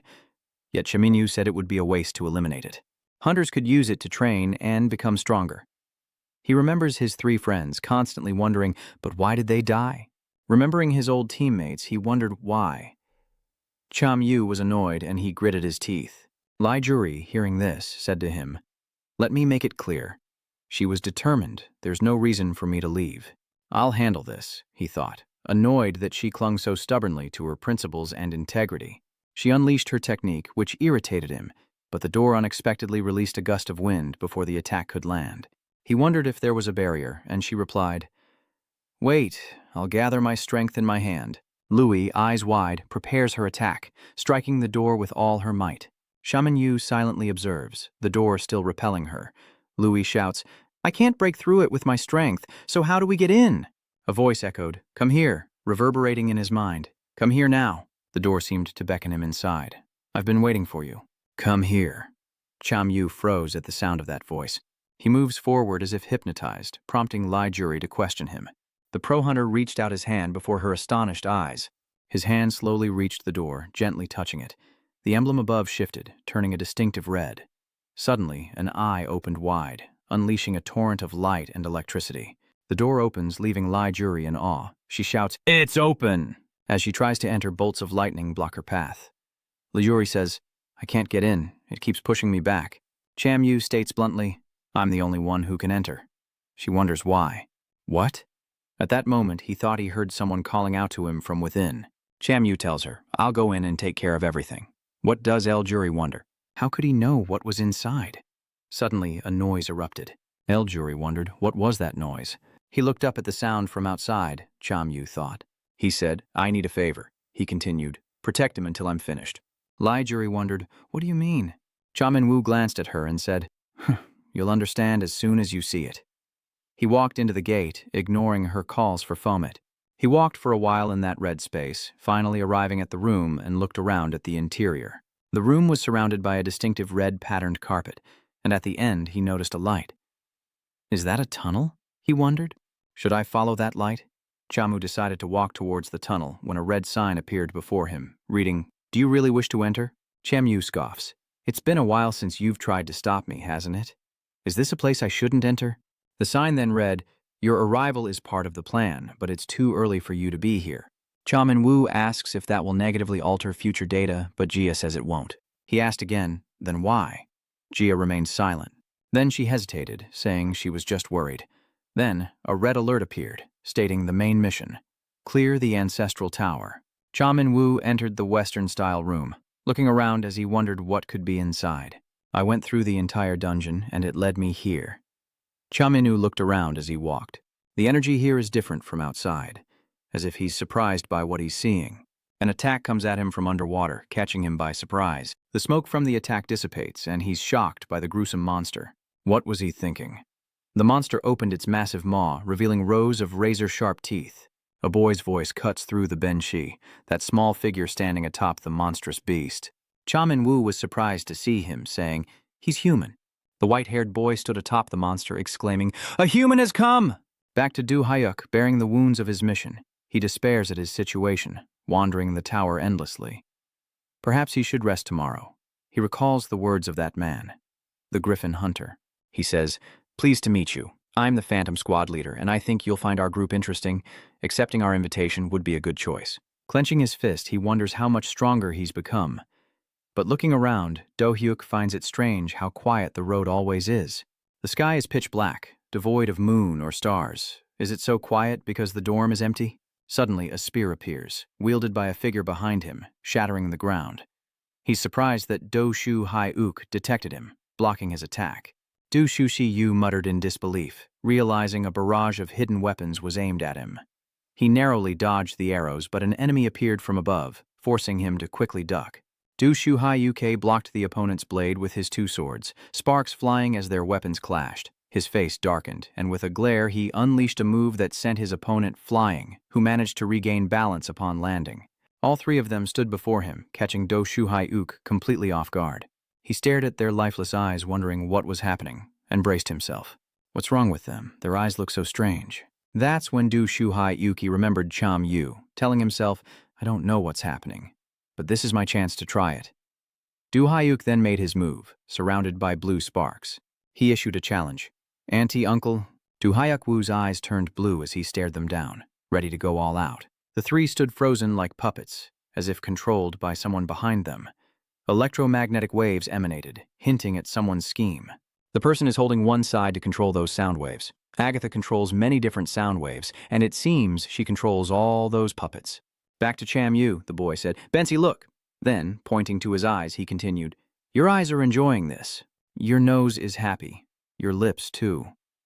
While Cham Yu is angry, he pinches the boy's ear, and the boy says, and your ears are different from mine. So definitely. Hey, my ear.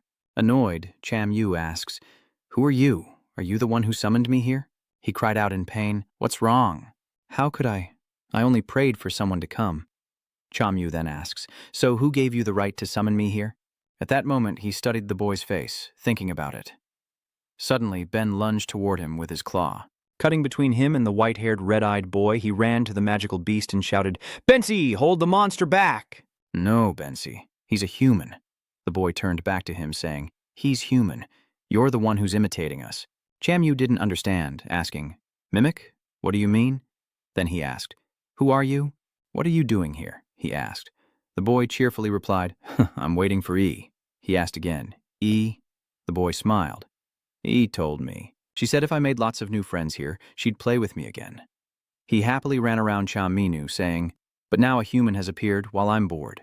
I'm so lucky, he thought as the man questioned him, still struggling to understand what the boy was saying. Hey, you said you made friends with trained magical beasts. What does that mean? He grins and says, Magical bee eyes? Is that what humans call my friends? Anyway, I don't care what people call my friends. He continued to run around, cheerfully saying, Let's start playing now. I'm so excited. This is the first time a human has ever set foot here. Can you tell me a story? You just keep talking. Since you're a man, there must be women there, right? Cham Yu thought, annoyed. He's lost his mind, rambling on and on. He continues, Are there flowers and trees there too? Cham Yu says, Besides the similar appearance, you saying that suddenly makes you and him have nothing in common. With a scowl, he growls, How do you know her? Then he continues, I am her groom, emphasizing each word. Chaman Wu was taken aback by what he just heard and asked, What?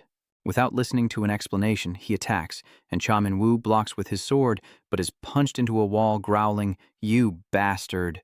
Standing over Benny, eyes wide with rage, he demands, Tell me, how do you know her? He yelled, Tell me, how do you know her? Cham Yu was taken aback by his attitude, wondering why he was suddenly so angry. He assessed the situation as the boy continued, Yeah, I don't care how you know her. He clutched his head, saying, All I have to do is eliminate, eliminate, eliminate. Seeing this, Cham Yu realized the boy's emotions were unstable. One of his eyes turned gold as he said, Eliminate false data. Cham Yu was startled as the boy's normal arm transformed into a grotesque limb. Overwhelmed, he watches as Cham Yu leaps toward him, their combined power warping reality itself. A notification appears stating the main quest, Eliminate the creator god of E's pets. He sprouts two wings, one black, one white. Wrinkled, he stands there, glaring at him. Cham Yu was bewildered. A creator god, a pet? He wondered what it all meant when the boy pointed to the sky, then directly at him, uttering two words, Eliminate. Then beams of light shot toward him. He held the slightly cracked sword in front of him, the same sword Cham Yu used to block the boy's attack. Suddenly, the sword awakened, crying out, That hurts, man, I can't take it anymore. The weapon seemed to have a mind of its own, but beyond the pain inflicted by its user, could a sentient weapon feel other kinds of pain? He relentlessly attacked Cha Min-woo, forcing him to retreat, witnessing his every move, pointing and declaring, "Eliminate that technique around Cha Min-woo." This did not escape his notice. He kept saying, "Eliminate," while the other wondered what was wrong with him. Beams of light shot out as he said it. He dodges the attacks, wondering how, but he's certain the kid's power is something else. And the boy keeps repeating, "Remove." Cha Min-woo dodges, wondering what kind of power this is, like the kid can actually eliminate his soul. As he pondered, he found himself unable to move as he wished and exclaimed, "What's this?" The boy descended behind him. Cha Min-woo turns to see Cha Min-woo materializing the attacks he points at. His finger aims directly at him, and he says, "Eliminate." His weapon vanished, and he said, "Hyung, I'm sorry, I don't want to disappear." Cha Min-woo angrily retorted, "What the hell?" The sword vanishes before him, and now the techniques are too close to evade. They strike, creating a massive explosion. He silently stared at the scene before him, startled by Cha Min-woo's voice, who declared that he was unharmed. Cha Min-woo stared blankly at himself, saying it didn't do any damage at all. The boy's eyes widened in disbelief as he continued, "Eliminate." Then a massive explosion erupts as he repeats, "Eliminate." The explosions continue. Eliminate. They all targeted Cha Min-woo. "Eliminate, eliminate," he repeated, hoping to inflict damage. "Eliminate, eliminate." His face darkens ominously as he continues to chant, "Eliminate, eliminate." He screamed, "Eliminate," when suddenly a slash wound appeared on his face. Cha Min-woo unleashes his power, saying, "I don't know why your power has no effect on me, but it seems mine works on you." Cha Min-woo has regained the upper hand, saying, "Ready for round two?" Cha Min-woo recalls Min-soo saying, "Fomet, listen closely," before continuing, "I know you possess immense demonic power, and your host is Javen, but Javen uses his power for enhancement skills." Cha Min-woo asks, "What are you trying to say?" Min-soo explains, "You can become stronger using Javen's techniques, but wouldn't that be a waste? Why couldn't he just get to the point?" The boy explains, "Magic is the convergence of supernatural forces. You can create the mystical," he says with a playful expression, "or you can bring destruction as a harbinger of doom. Magic is a romantic force that lets you create your own universe." So, did he interrupt him? "Mister, I haven't even made my main point yet." Cha Min-woo replied, "You want me to become a mage, right?" He challenged, "You want me to become a weak mage with a frail body waving one hand to cast spells? No way." The grumpy boy immediately retracted his statement. "Do you know how much effort we've put in? Magic requires finesse and skill, unlike mindless brawling." He retorts, "My techniques are brilliant too. I'll kill anyone who says otherwise." M retorted, "Compared to what we've done, you're just average." He then threw a slipper at him as he ran away. A moment later, Cha Min-woo, cradling his face, said, "Anyway, I never intended to become a mage, and you told me I needed magic that could help me in battles." The boy replied, "But regarding that," Cha Min-woo said, "I've already learned something that can help." Oh well, that ends the flashback as he stands there, surprised by the technique rushing towards him. Seeing this, he says, "Isn't that just ordinary magic?" Suddenly, Cha Min-woo dashed behind him and landed a punch, sending A crashing to the ground. His face flushed as he glared up at him. He followed up with a kick, but A dodged it. Cha Min-woo glances at him, and he grits his teeth in fear, saying, "You're too arrogant, human." He raises his hand and commands, "Destruction." But Cha Min-woo was unscathed, prompting him to ask, "Why aren't you dead yet?" Then, a massive explosion erupted, filling the air with smoke. Cha Min-woo emerges from the smoke, setting up a barrier as he says, "Perhaps I'm not as strong as I once was." He continued, "You said my strength couldn't do anything to you, right?" He writhed in pain as Cha Min-woo was slashed by his wings. He noticed the damage inflicted by the blow, landed, and thought, "He's too weak." He grimaces, while our hero realizes he lacks combat skills, relying solely on raw power he can't even control. Then Cha Min-woo commands, "Inventory, provide weapons." He raised his sword to finish him, but the giant arm blocked him, spinning him around before throwing him far away. He frowned, knowing it wouldn't work, and spoke urgently. He desperately calls out for salvation, recalling the words, "Enhancements, huh? These are just ordinary spells to support hunters in battle," he continued, reading aloud, bravely. Cha Min-woo recalled that laugh, saying, "Those are the words of someone who knows nothing about the true power of enhancement. Your sword seems to be enhanced." He says sword enhancement is determined by the strength of its owner. Those words were like an engraving. The stronger the owner, the more effective the fight. An easy rule to understand, right? Cha Min-woo laughs at his own power, and his opponent fears his laughter. He tried to attack, but the man before him vanished. Chamyu slashed, severing one of his wings and sending him staggering. He slashed the other side, severing that wing as well, and then unleashed a flurry of blows upon him. Mouth agape, he realizes the man sees nothing. As he falls to his knees, clothes tattered, he collapsed to the ground, groaning in pain. He fearfully glanced at Chaminyu, who was slowly approaching, his sword dragging behind him. Chamyu speaks, saying he's curious about the outside world, isn't he? While you were building towers here, those outside were constantly finding ways to grow stronger. How does that make you feel? How does it feel to be helpless? Chamyu says sarcastically. What?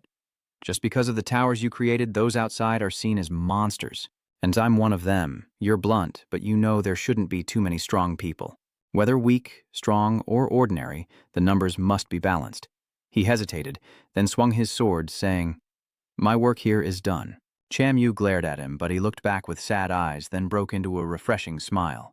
He asked, How dare a creature like you speak to me that way? Who are you? His hand suddenly became sinewy as he reached out to him, saying, Who is it? Chanyu's face darkened. You're really angry, he says. I'll cut you to pieces. He dazedly called out Benny's name as Chamyu stood there, watching fragments fall from his arm. Then he answered the foe hunter, and Chamyu swung his sword, striking him again. He gasped, seeing a familiar figure. Why did he see Chamyu's silhouette? Looking again, he thought to himself, I thought she said she was on our side. He recalls his past with Jia. How could she betray their beautiful love? Jia speaks, Hello, I'm E, the one you loved most. You die, and this space collapses. A red alert appears, stating the main quest to eliminate L's pet is complete, followed by text indicating a new skill has been awarded.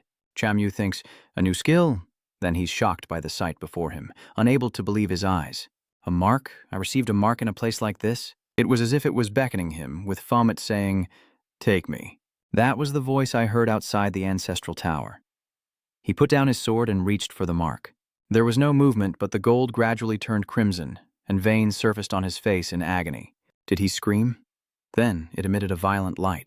The light's intensity shook Lai Juri outside, and as she turned back to the nest, worry consumed her thoughts. She couldn't enter the nest. She had to trust Hunter Fomet. But what did he mean by that?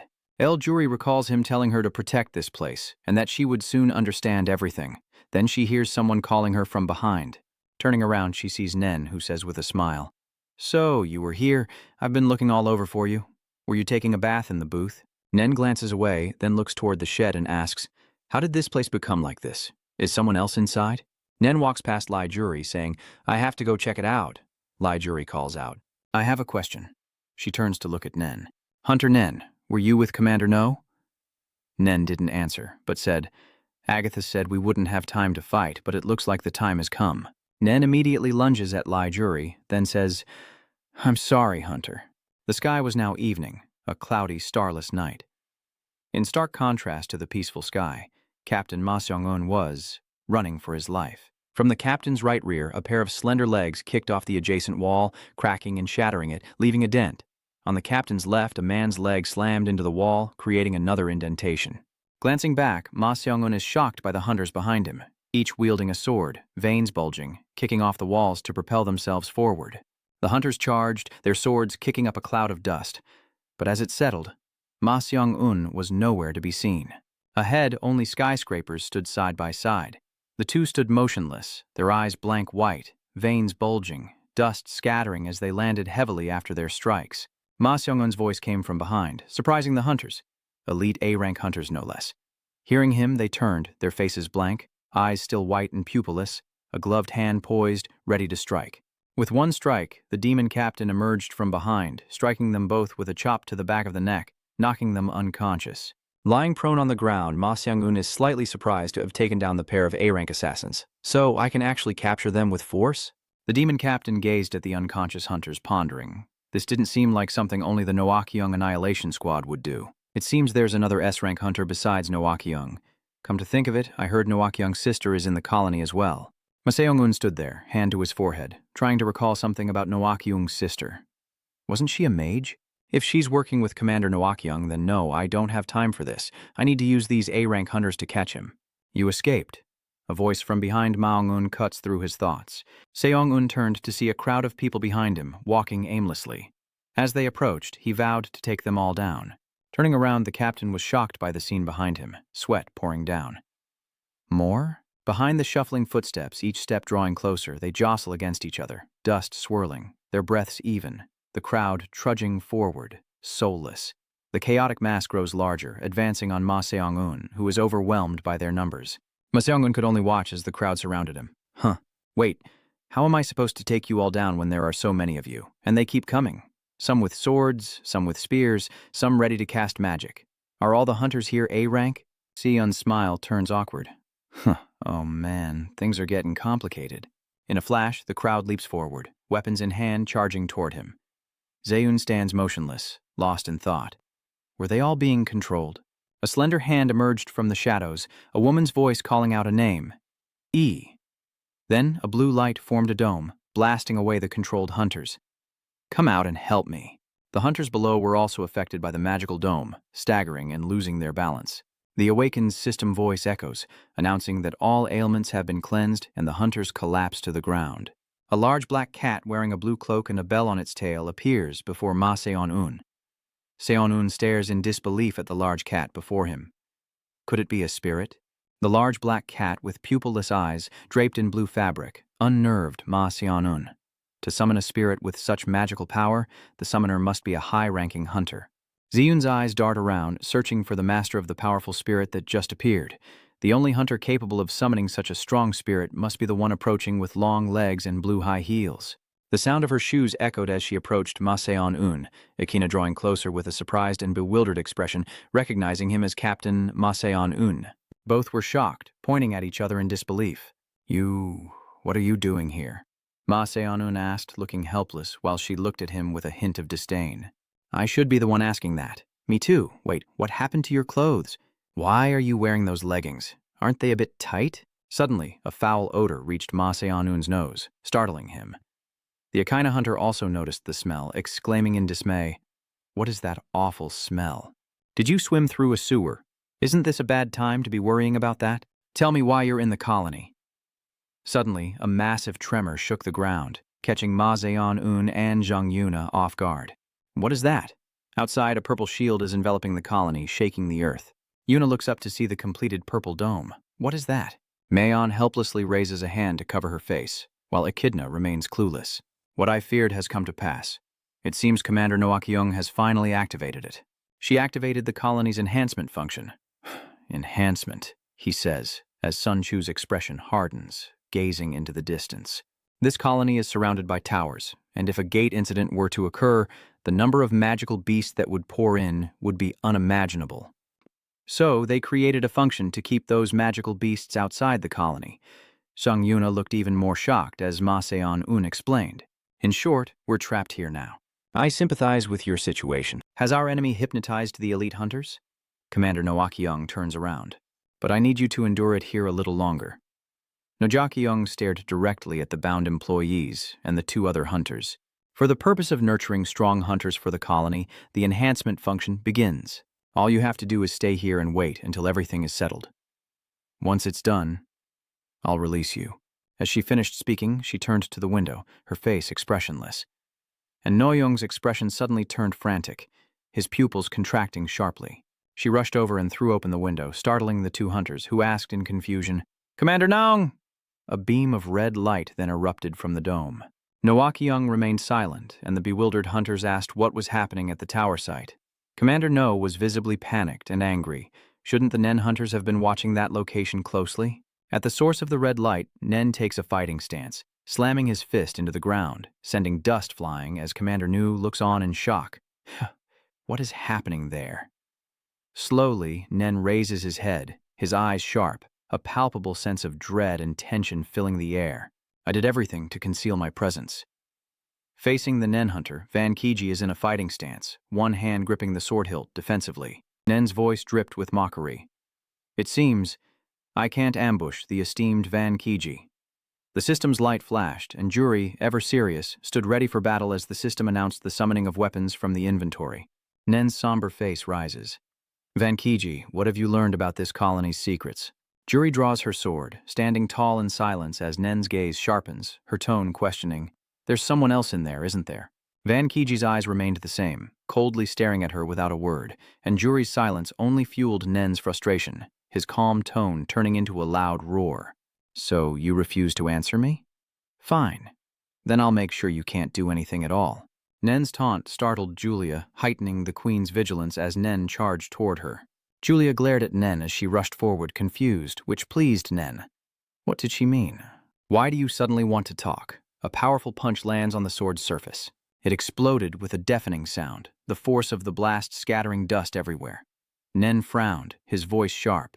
"No matter who's inside, they can't go any further." Van Kai struggled under the weight of the sword, confirming Nen's fears. "No, you're wrong. He's already inside." Hearing that, Nen's eyes widened in surprise. "What?" Another punch came flying towards Van Kai, Nen throwing punches as he asked, but this time Van Kai dodged. Evading Nen's attack, Van Kai circles around like a snake, retaliating with her sword against the armor on Nen's arm, followed by a direct strike. Van Kiji's eyes lock onto her opponent with resolve, but Nen dodges her blue light attack. Nen scoffs, and Van Kiji's expression turns to shock at his words. Not bad for a sword prodigy. While blocking Van Kai's attacks, Nen brings up Julia's past trauma once again. "I heard you missed your chance to become a national representative." Unwanted memories of Julia flood her mind. Her eyes are filled with fear. Number 16. Li Du has been disqualified for violating the rules. The awakened system. Window appears. Still in her combat gear, her sword and helmet now lay discarded. She had been confirmed as an awakened, disqualifying her from the competition. Julia panics, her eyes widen, her pupils shrink and become lifeless, and she sweats profusely as the awakened system notification appears. "Congratulations, you've been chosen to be an awakened one." And then, the whispers about her grew louder. "I heard she's an awakened, possessing supernatural powers. No wonder she's so good at swordsmanship. She entered the tournament knowing this? She's despicable." Those comments made Julia hate being an awakened one. It wounded her deeply. Back in the present, Julia is shaken by the unwanted memory, while Van Kai's face is filled with terror. Nen dodges attacks while seeking an opening. She must be exhausted. A single punch splits a massive tree in two. Luckily, Julia jumped away just in time to dodge a deadly blow, as Nen stomped the ground, sending large shards of rock flying into the air. "I know how that feels." She hurls the large rocks at Julia, talking about how she understands Juri's feelings. "I experienced that during the gate shock." Julia deftly dodges the large rocks, slicing them in two as Nen continues to lecture about the feeling of helplessness and being ostracized from society, standing there solemnly making a major decision. "I will no longer comply with Commander Noah Kung's demands." A brilliant golden light like electricity surrounds her. "I'm simply acting on my beliefs," Nen shouts, her power erupting and scattering the rocks, creating an illusion. A ferocious white tiger appears above Nen, her hair gradually turning white as she unleashes her beastly reincarnation.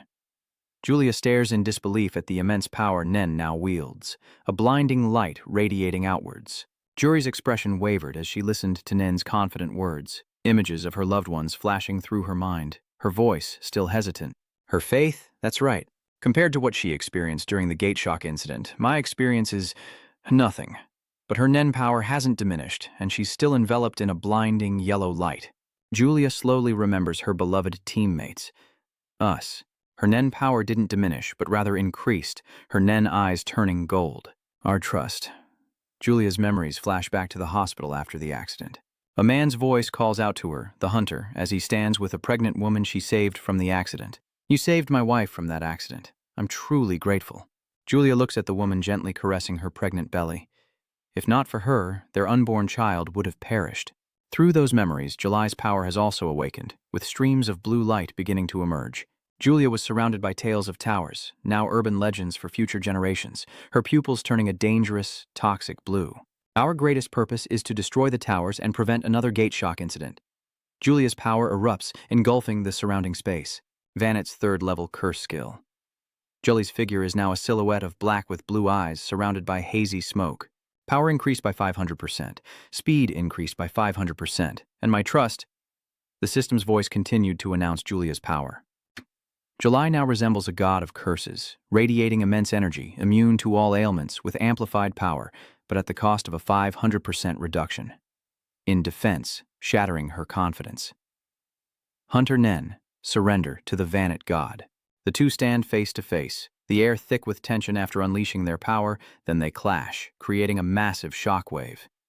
In a white room, only Nen stands there. I knew it. The rumors were true.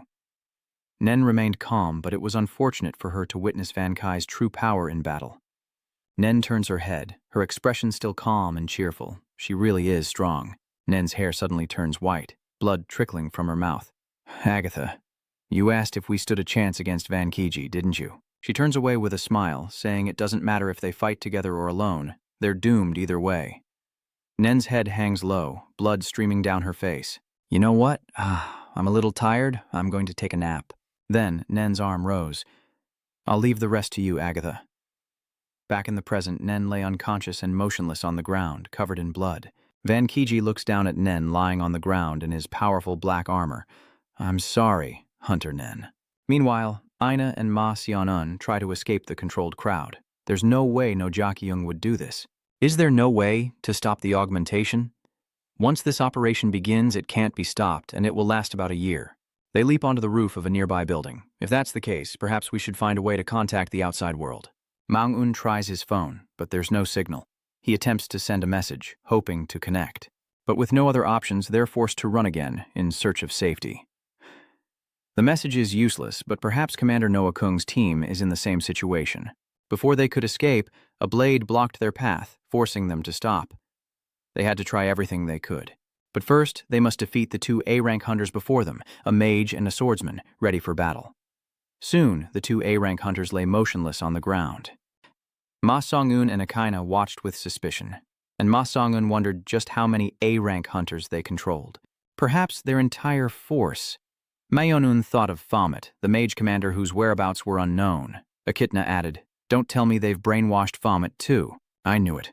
Fomet is also in the colony. Yes, Fomet is here. How did you know he was here? Echidna hesitated, unable to answer. Well, I still find you very suspicious. Maseonon steps closer, looking at Echidna with suspicion.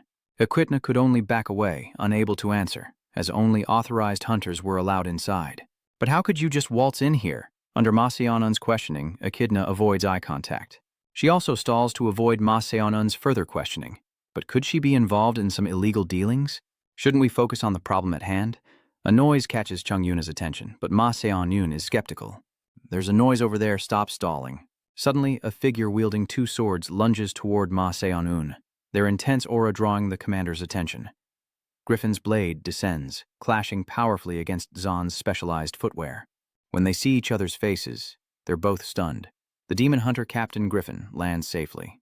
Griffin glanced over to see Dozu Kayuk standing there, looking distraught, and asked if he was all right, but received no response.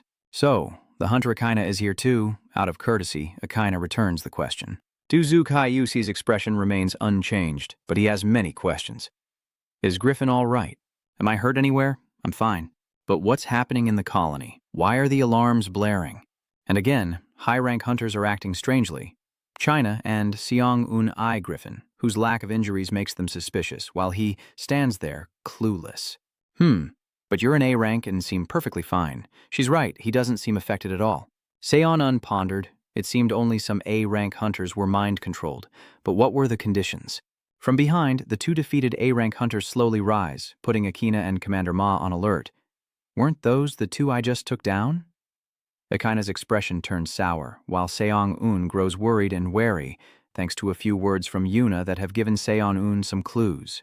These undead will likely keep attacking until their leader is eliminated. Gazing at the soulless A-rank hunters, Seong-un realizes why Griffin wasn't affected like them. He only arrived a few months ago, but why would they do this? Maseon-un wondered, what's the purpose of creating this army? Commander Ma, looking serious but still bewildered, says, Kona, trace the flow of magic for me. We'll find who's controlling these A-rank hunters. Meanwhile, Agatha, a woman with dark hair, is the one controlling the undead A-rank hunters.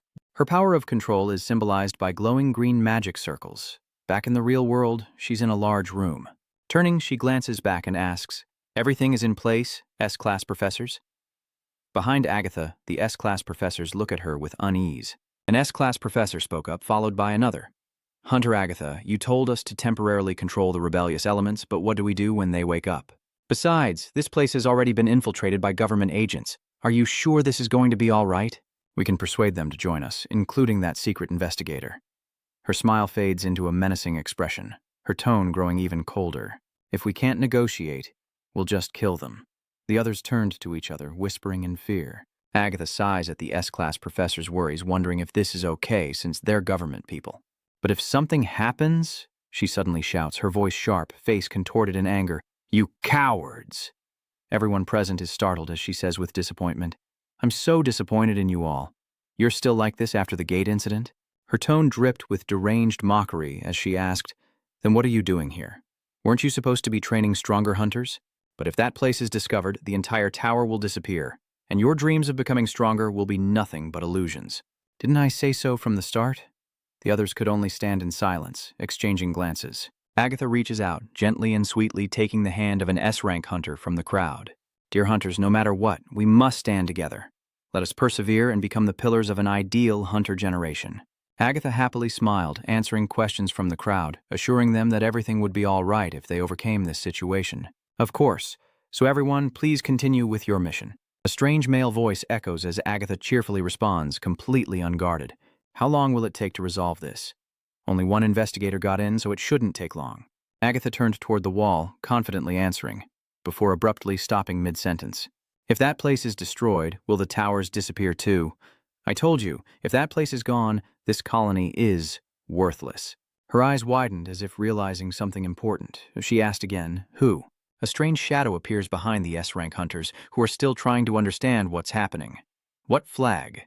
An explosion erupts, unleashing a blinding light, and the group coughs, startled by the dust and blast. Griffin kneels, ready to fight, while the cold Yuna's hand remains poised from shattering the wall with magic. As the S-rank hunters panic at the trio's sudden entrance, Maseon-un still clutching Agatha's neck. The S-rank hunters shouted, their voices trembling, "Who are you?" They were terrified by Akaina's question. "Who are you?" I should be the one asking that question. With a calm, cold expression, Maseon-un asks the S-rank hunters, "What are S-rank hunters doing here? Are you siding with these traitors?" Agatha's face is filled with fear and pain as Maseon-un grabs her neck and lifts her high. "Hunter Agatha, you're Commander Jung's sister, aren't you? So you turned those A-rank hunters into pawns?" Maseon-un's expression grew colder and more menacing. "It seems Commander No also approved of this. You went this far to shift the attention to the A-rank hunters, helping her escape. But one thing still puzzles me. Commander Ma still hasn't released Agatha's neck. I understand you used them to buy time, so why haven't you let them go?" Agatha's expression shifts from pain to a sinister smile, still caring for the guild's hunters despite No-Jakyung's crimes. Did No-Jakyung really give that order? Agatha suddenly screamed, "What are you waiting for? Kill him! He's a government dog sent to ruin our plans." Zhongun was furious, and the demon commander's grip tightened, causing Agatha to cry out. Manhwa gritted his teeth, finally understanding everything. "Hunter Agatha, so you were behind all of this." The S-rank hunters charged towards the demon commander, shouting, "Release her, even if you're with the government." As the S-rank hunters finally took their battle stances, Ma Seong-un slowly turned his head, still holding Agatha aloft, and calmly surveyed the rabble, noting that they too had 5 S-rank hunters. 5 against 1, what can you possibly do? Hearing that, Griffin realized something. Something important as Ma Seong-un's voice continued to boom. Griffin turns, his voice hesitant. "There's been a rumor going around lately. The Akaina hunter? My energy?" Only then did Aina realize her energy was evaporating, and she panicked. "Is this mana combustion?" The demon squad commander tightened his grip on Agatha's neck as he spoke, watching as his and everyone else's mana evaporated. She also guessed that a certain S-rank hunter had personally killed 7 others of his rank. Could the demon commander be that hunter? The S-rank hunters panicked as they saw their own energy gradually disappearing. "Should I test the rumors? My mana." The demon commander's tone grew increasingly serious and cold, causing the S-rank hunters to freeze up. Those who voluntarily confessed and surrendered would be shown leniency, of course. Agatha's expression grew increasingly unpleasant as the air refused to enter her body.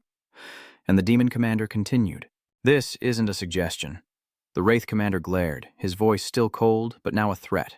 Turning to No-Jakyung, 2 A-rank hunter zombies lumbered towards them, one with a bow, the other with a fence. Kang Haru and Kim Miru swiftly take down the 2 undead. Commander Noakio approaches the motionless bodies, then walks toward Haru and Mu. "You 2 only knocked them out, right?" "Yes. But what's going on? Why don't these A-rank hunters recognize the commander? They met you before. What did Hunter Agatha do to them?" Faced with Haru and Mizu's questions, No-Jakyung remained silent, looking away. He was in shock. Not recognizing him was one thing, but why were they wandering around aimlessly like this? Nodang, what have you done? The air is silent, and none of the three say a word. Suddenly, Kao spoke up, pointing towards the pillar of light. Commander, the red light from the forest is gone. Nojaki looked worriedly toward the forest, wondering if Nen had taken care of things. I can't reach Nen. The enhancement system is blocking all electronic signals. From behind, a familiar pair of assassin's shoes approaches, unnoticed. First, to the cabin to assess the situation, then check on Captain Ma Sang-gun. Suddenly, a familiar large shadow slowly approaches Commander Nojaki-young, who turns around in shock to see a look of panic. Kang Haru and Kim Miju turn around in surprise, only to find that the dark figure is Fomet. It was Fomet, but his eyes were hollow, and he moved silently, like the living dead. He slowly approached Nojaki-young and the others. The three could only watch his every move in silence, as Kangu and Kim Miru relaxed their guard, ready to attack. But Nojaki-young remained worried and uneasy. It seems Agatha has also taken control of Fomet's mind. We'll handle him. Nojaki-young quickly noticed something was wrong, but it was too late. Was Fomet under a spell? It doesn't need time or conditions to work, and before Nojaki could stop them, they were already running towards Fomet. Wait! Their hands still gripping their powerful weapons, they charged forward with incredible speed. Wait, hold on! Commander No shouted, but it was too late. No, don't get near him! 2 slashes, too fast for the eye to see. Before Haru and Mu could react, they each lost an arm and fell to the ground in agony. Uhomet, he slowly called out, and Commander Nojak Hyper-Fomet spoke a familiar name that shocked Noyakung, his eyes widening. Kang Haru and Kim Miru lie on the ground, clutching their severed arms, which are strangely bloodless. Uti, Commander. Jack Cole, why did you kill them? Foe's cold, terrifying gaze fell upon Nojaki-young. Is it because of the tower base? Nojaki panicked. How did you know about that place?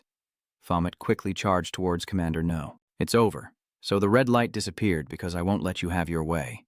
Do you know how much effort I put into protecting it? Now everything's ruined. I destroyed it. Hearing Fomet's last words, Nojaki's eyes changed. The slave commander's eyes are filled with murderous intent. What's this?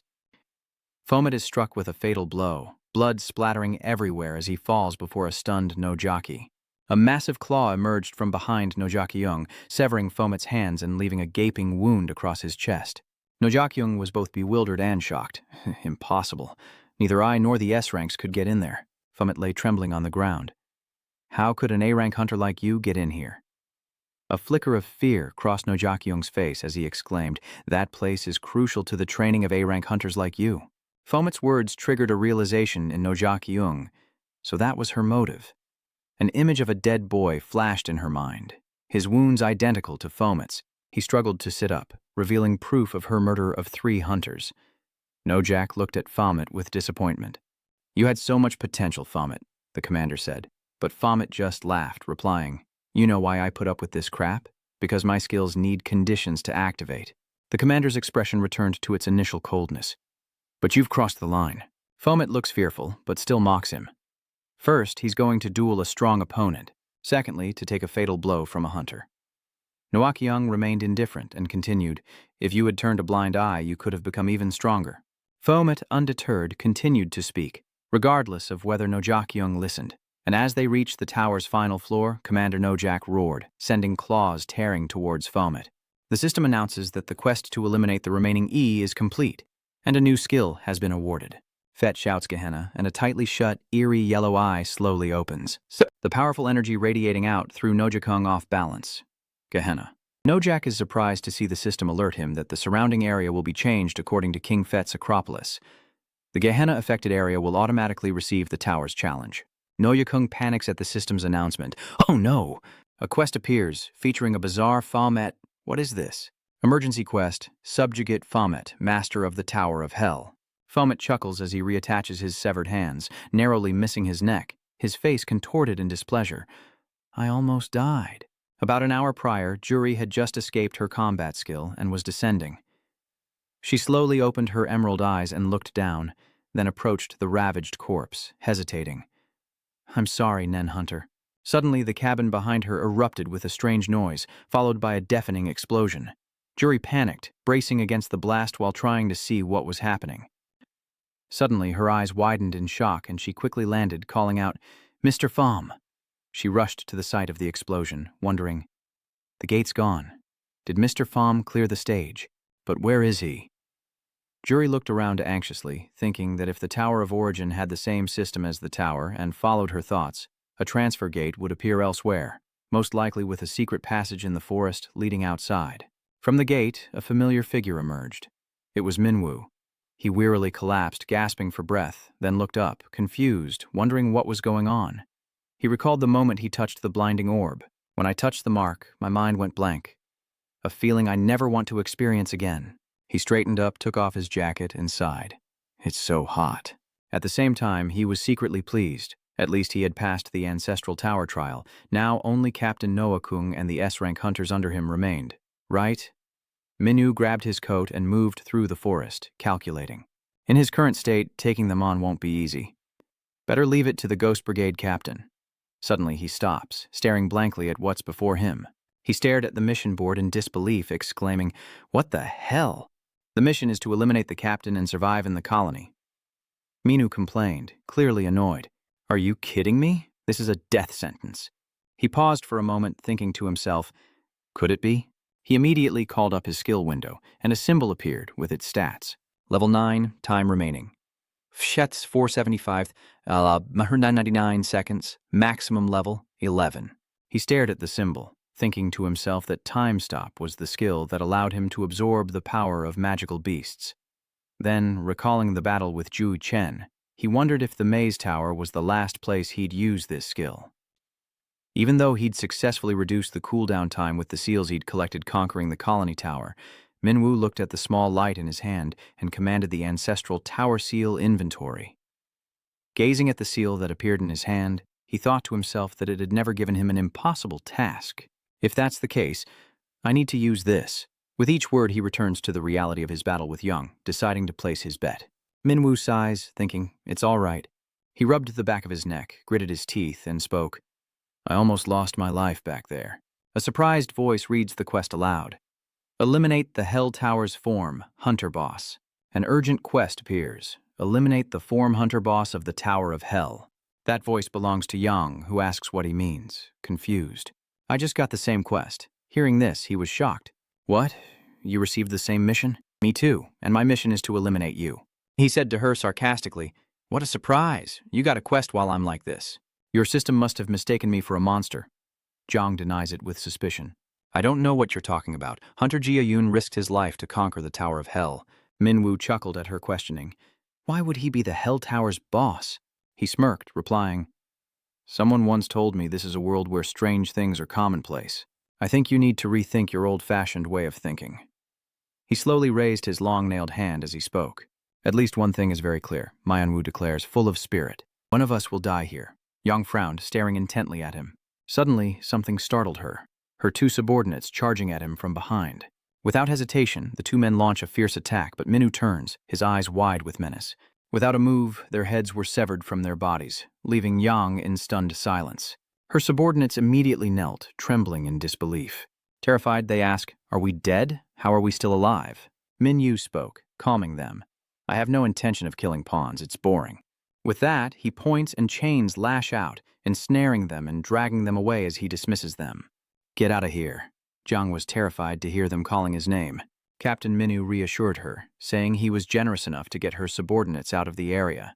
He put his hands on his hips and said to her, I'm only targeting their captain, not them. Then, he glanced at her and uttered a word. Stand down. He immediately dashed in front of Jia. Just as she was about to be hit, two masked figures suddenly appeared, blocking the attack, leaving him to wonder, summoning magic? One masked figure shifted left, the other right, as he deftly evaded their attacks. Leaning back, he suddenly noticed something, and Minwoo immediately kicked the masked assailant's arm. He then slams him into the ground, just as another assailant descends from above. Without a wasted movement, he grabs the man's face and drags him across the ground. Minwoo then hurls the masked man into the air, raises his hand, and a magic circle appears. Chains erupted from the circle, piercing the masked man he'd thrown. After killing them both, Minwoo muttered, I knew it. Then he felt something surge within him, his light body overflowing with energy. Just then, where did these horned wolves come from? He looked at the pack of wolves surrounding him, wondering, what's going on? The wolves bared their fangs menacingly, and soon they lunged, snapping their sharp teeth at him. Minwoo remained still, watching them calmly as a system notification appeared, announcing that Jihena's passive skill had activated, displaying a symbol that limited all skills by plus or minus 20%. Another symbol appears, protecting all resistance attributes plus or minus 20%. Minyu's eyes widen in surprise, then he smiles with amusement. So it seems. He looked at the wolf and exclaimed, "A weapon with memories." Immediately, chains appeared and sliced the wolves in two. One by one, the wolves were cut down until only one remained, when suddenly a sword pierced its head. It wasn't a sword, but an axe. He cleaved the wolf in two and charged towards Jakyung. Filled with murderous intent, Minwoo rushes toward her, and she stands frozen, a hint of anger in her brow. A wave of astonishment washes over him. What is this power? That sound came from the axe in his hand. Is this the true extent of my brother's power? He stared at the axe in his hand, wondering, a sentient weapon? The axe groaned uncomfortably, a terrible, wonderful feeling. The axe in Minu's hand has now changed shape, and it laughs with delight. That's the stuff. So good. With his new weapon, he confidently turns back to her, asking, "Do you want—" He slowly utters each word, but as he excitedly asked, a monster's hand reached out to protect her. Something even better? Behind the monster's claws, she stares directly at him as Minwoo questions her, annoyed. "You're killing the mood. How annoying. Aren't you going to bring it out?" Suddenly, the ground beneath them cracks. A dinosaur appears behind him, and he says with annoyance, "Not this one." The dinosaur tilted its head back in confusion, and before it could attack, it was slammed to the ground, followed by Minwoo's sinister grin and raised fist. His punch tears the skin on its neck, exposing bone, but as he remains in his striking pose, a monster behind him hurls a weapon. Fortunately, he dodged it, but two more monsters appeared behind the attacker. Minwoo raised his axe, which transformed into a blade, effortlessly slicing through the monsters. Yang continues to summon more monsters, but they're quickly cut in half. She doesn't stop, summoning more. These octopus-like monsters rush towards him, but Minwoo immediately jumps high, his sword transforming into a spear. As three octopus monsters converged, he hurled his spear through them, and another wave appeared. Wielding curved blades, they surrounded him, but he wasn't afraid. Instead, he smiled with delight. That smile grew more manic, his face filled with pleasure and satisfaction, his bloodshot eyes full of bloodlust. Minwoo was beyond excited, screaming like a madman. "That's it. That's what I'm talking about." One by one, the monsters were summoned, only to be effortlessly dispatched. Another dragon was summoned, roaring loudly, but before it could attack, he immediately leaped forward. With one kick, he sends the dragon's head flying. Minwoo glides past the corpse, staring intently at the figure before him, then hurls his chain blade, shouting, "Don't hide! Come out now!" The chain blade wasn't aimed at her. It passed by her, lunging into the darkness behind. The chain tightened as if something in the black void had seized it. A hand with sharp claws and blood-red eyes appears, and the monster he's been waiting for finally reveals itself. Its jaws opened wide, revealing rows of razor-sharp teeth, prompting Minwoo to smile with amusement. What followed was a void of darkness, as a monstrous arm slowly fell. That arm, along with three others bearing wounds, plummeted as a familiar pair of shoes appeared. He and his blade descended upon the monster's body, and Minwoo frowned, glancing down before his eyes widened in shock, a soft but sharp sound escaping his lips. "Die." With that, he pressed his hand against the monster's corpse. In the deadly space, blood gushes from the monster's body, as Jakyung suddenly appears in another universe. Standing in the cosmos, gazing at something in the vast expanse, a monster's corpse suddenly appears before her, but she isn't afraid. Then, a figure wielding a blade emerges, Po, tilting his head and smiling at her. Calmly, she reaches into her pocket, pulling out a cigarette and a lighter. Nojaki lights the cigarette, takes a drag, and exhales a plume of white smoke. She spoke. "It seems you weren't lying. I can't believe Po became immortal." He casually replied, "I told you, you need to let go of those outdated ideas." His nonchalant expression fades, replaced by seriousness as he asks, "One last question. Why did you kill Hyper and the others?" Her lips curled into a sneer as she burst into laughter. "Ha ha ha ha, how ridiculous. Are you really shocked by the death of a mere commander? Don't tell me you had feelings for them. Who would have thought a monster could be so sentimental? Could it be that you fell for a human?" You say nothing, even as she continues to speak? Is that why you transformed into a human? She smoked and spoke. Why did I kill him, you ask? I don't particularly like confiding in a demon. She took the cigarette from her lips. She said, "Hyper, no. Jun was the first survivor I rescued from the dungeon outbreak. He was surprised and listened to her story. Before then, hunters like them had never enjoyed the treatment they received now. In a city, two voices converse. Is the food there really that good? Apparently, there's always a long line at lunchtime. Ha and Da-jung discuss the delicious restaurant as they walk. It would be nice to skip the line since I haven't eaten yet, rushing to the tower like this. I'm starving. When they arrive, they see a sign that says hunters are not allowed. The two stood silently before the inscription as she recounted how hunters were once treated like a festering plague. The fact that everyone avoids us proves that hunters don't harm society, so why do people still believe those baseless rumors? Back home, they cooked a feast, and Da-jung, resting her chin on her hand, said, "It's strange. We were born normal people." The two were silent, but Hati spoke first, breaking the silence. "Let's eat. Oh, I really want to try that dish." Haiti walks along the road, her mind preoccupied with what to cook for dinner. Fried or braised tofu? I don't think I can cook anything else. She's tired of that food already. She glances over, lost in thought. I wanted to cook at home on my day off, but maybe I should just order takeout. She paused to take a look. Isn't this the restaurant Da-jung wanted to try the other day? It's not mealtime yet, so there aren't many people. She looks at the board and thinks they don't deliver at this hour, but they do offer takeout. The sign says takeout is available from 2:30 to 4:30 p.m. She glances at her clothes, thinking she looks normal enough that they won't recognize her as a hunter. She looks up, deciding to order from here today. But something suddenly startles her. She looked up at a monster that had crushed the restaurant. What was that all about? Suddenly, she sensed the presence of a monster, and then the dungeon outbreak began. Cries for help echoed everywhere. "Help us!" Perhaps deep down, I'd always longed for this day to come. People screamed and desperately cried for help. "Hunter, please save us." That's all it took to fill me with pride. Right before my eyes, she screamed in terror. "Are you okay?" She sat next to the boy, a look of fear on her face as she looked at him. From then on, Hyper Hunter Kim Dae-hyun appeared, a tall and muscular man. "You want to suggest going back there? Weren't all the survivors already rescued?" Those around him spoke of the boy. His grandparents and sister were all buried under the rubble. Really, then there's probably no hope of rescuing them. Her captain and teammates spoke, but I had no choice. I've been assigned to the next sector, the red zone. Apparently it's sustained heavy damage, and so far only 2 survivors have been found, and that's where I'm headed. "But what about you guys? If he's not going, we're not either," she said. "I want to help with the rescue." A young man looked at her and their teammates, saying, "Hey, without the captain, what do we do?" She replied, "We have the location. If we go in, rescue them, and leave immediately, I don't think it'll be too dangerous." As she spoke, a hand landed on her shoulder, but Deng Shu casually draped his arm around her and said, "Go wherever you want." She looked at him as her teammate scoffed. You useless guy." He looked at her, smiling despite his teammate's words, willing to do anything for his girl. A moment later, he lay on the ground, eyes wide, as she trembled beside him, calling his name. His teammate said, "Damn it, I told you not to come." Her eyes widened, tears welling up as she heard her teammate say it was all her fault, that he died because of her.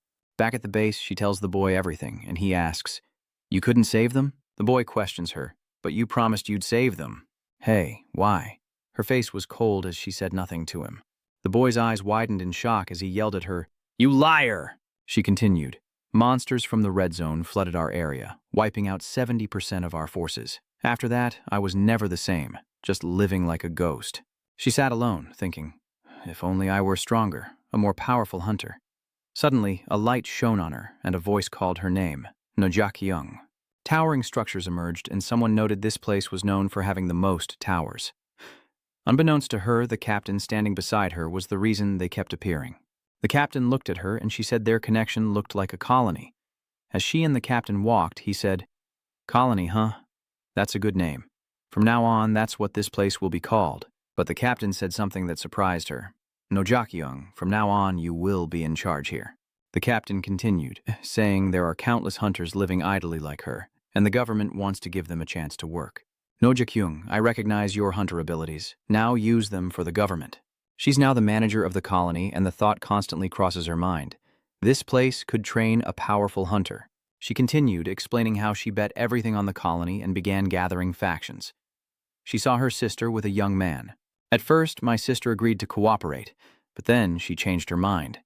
She looked away, took a drag of her cigarette, and ignored me. However, it posed no threat to the colony. Everything was going according to plan, if only we hadn't discovered the tower's nest.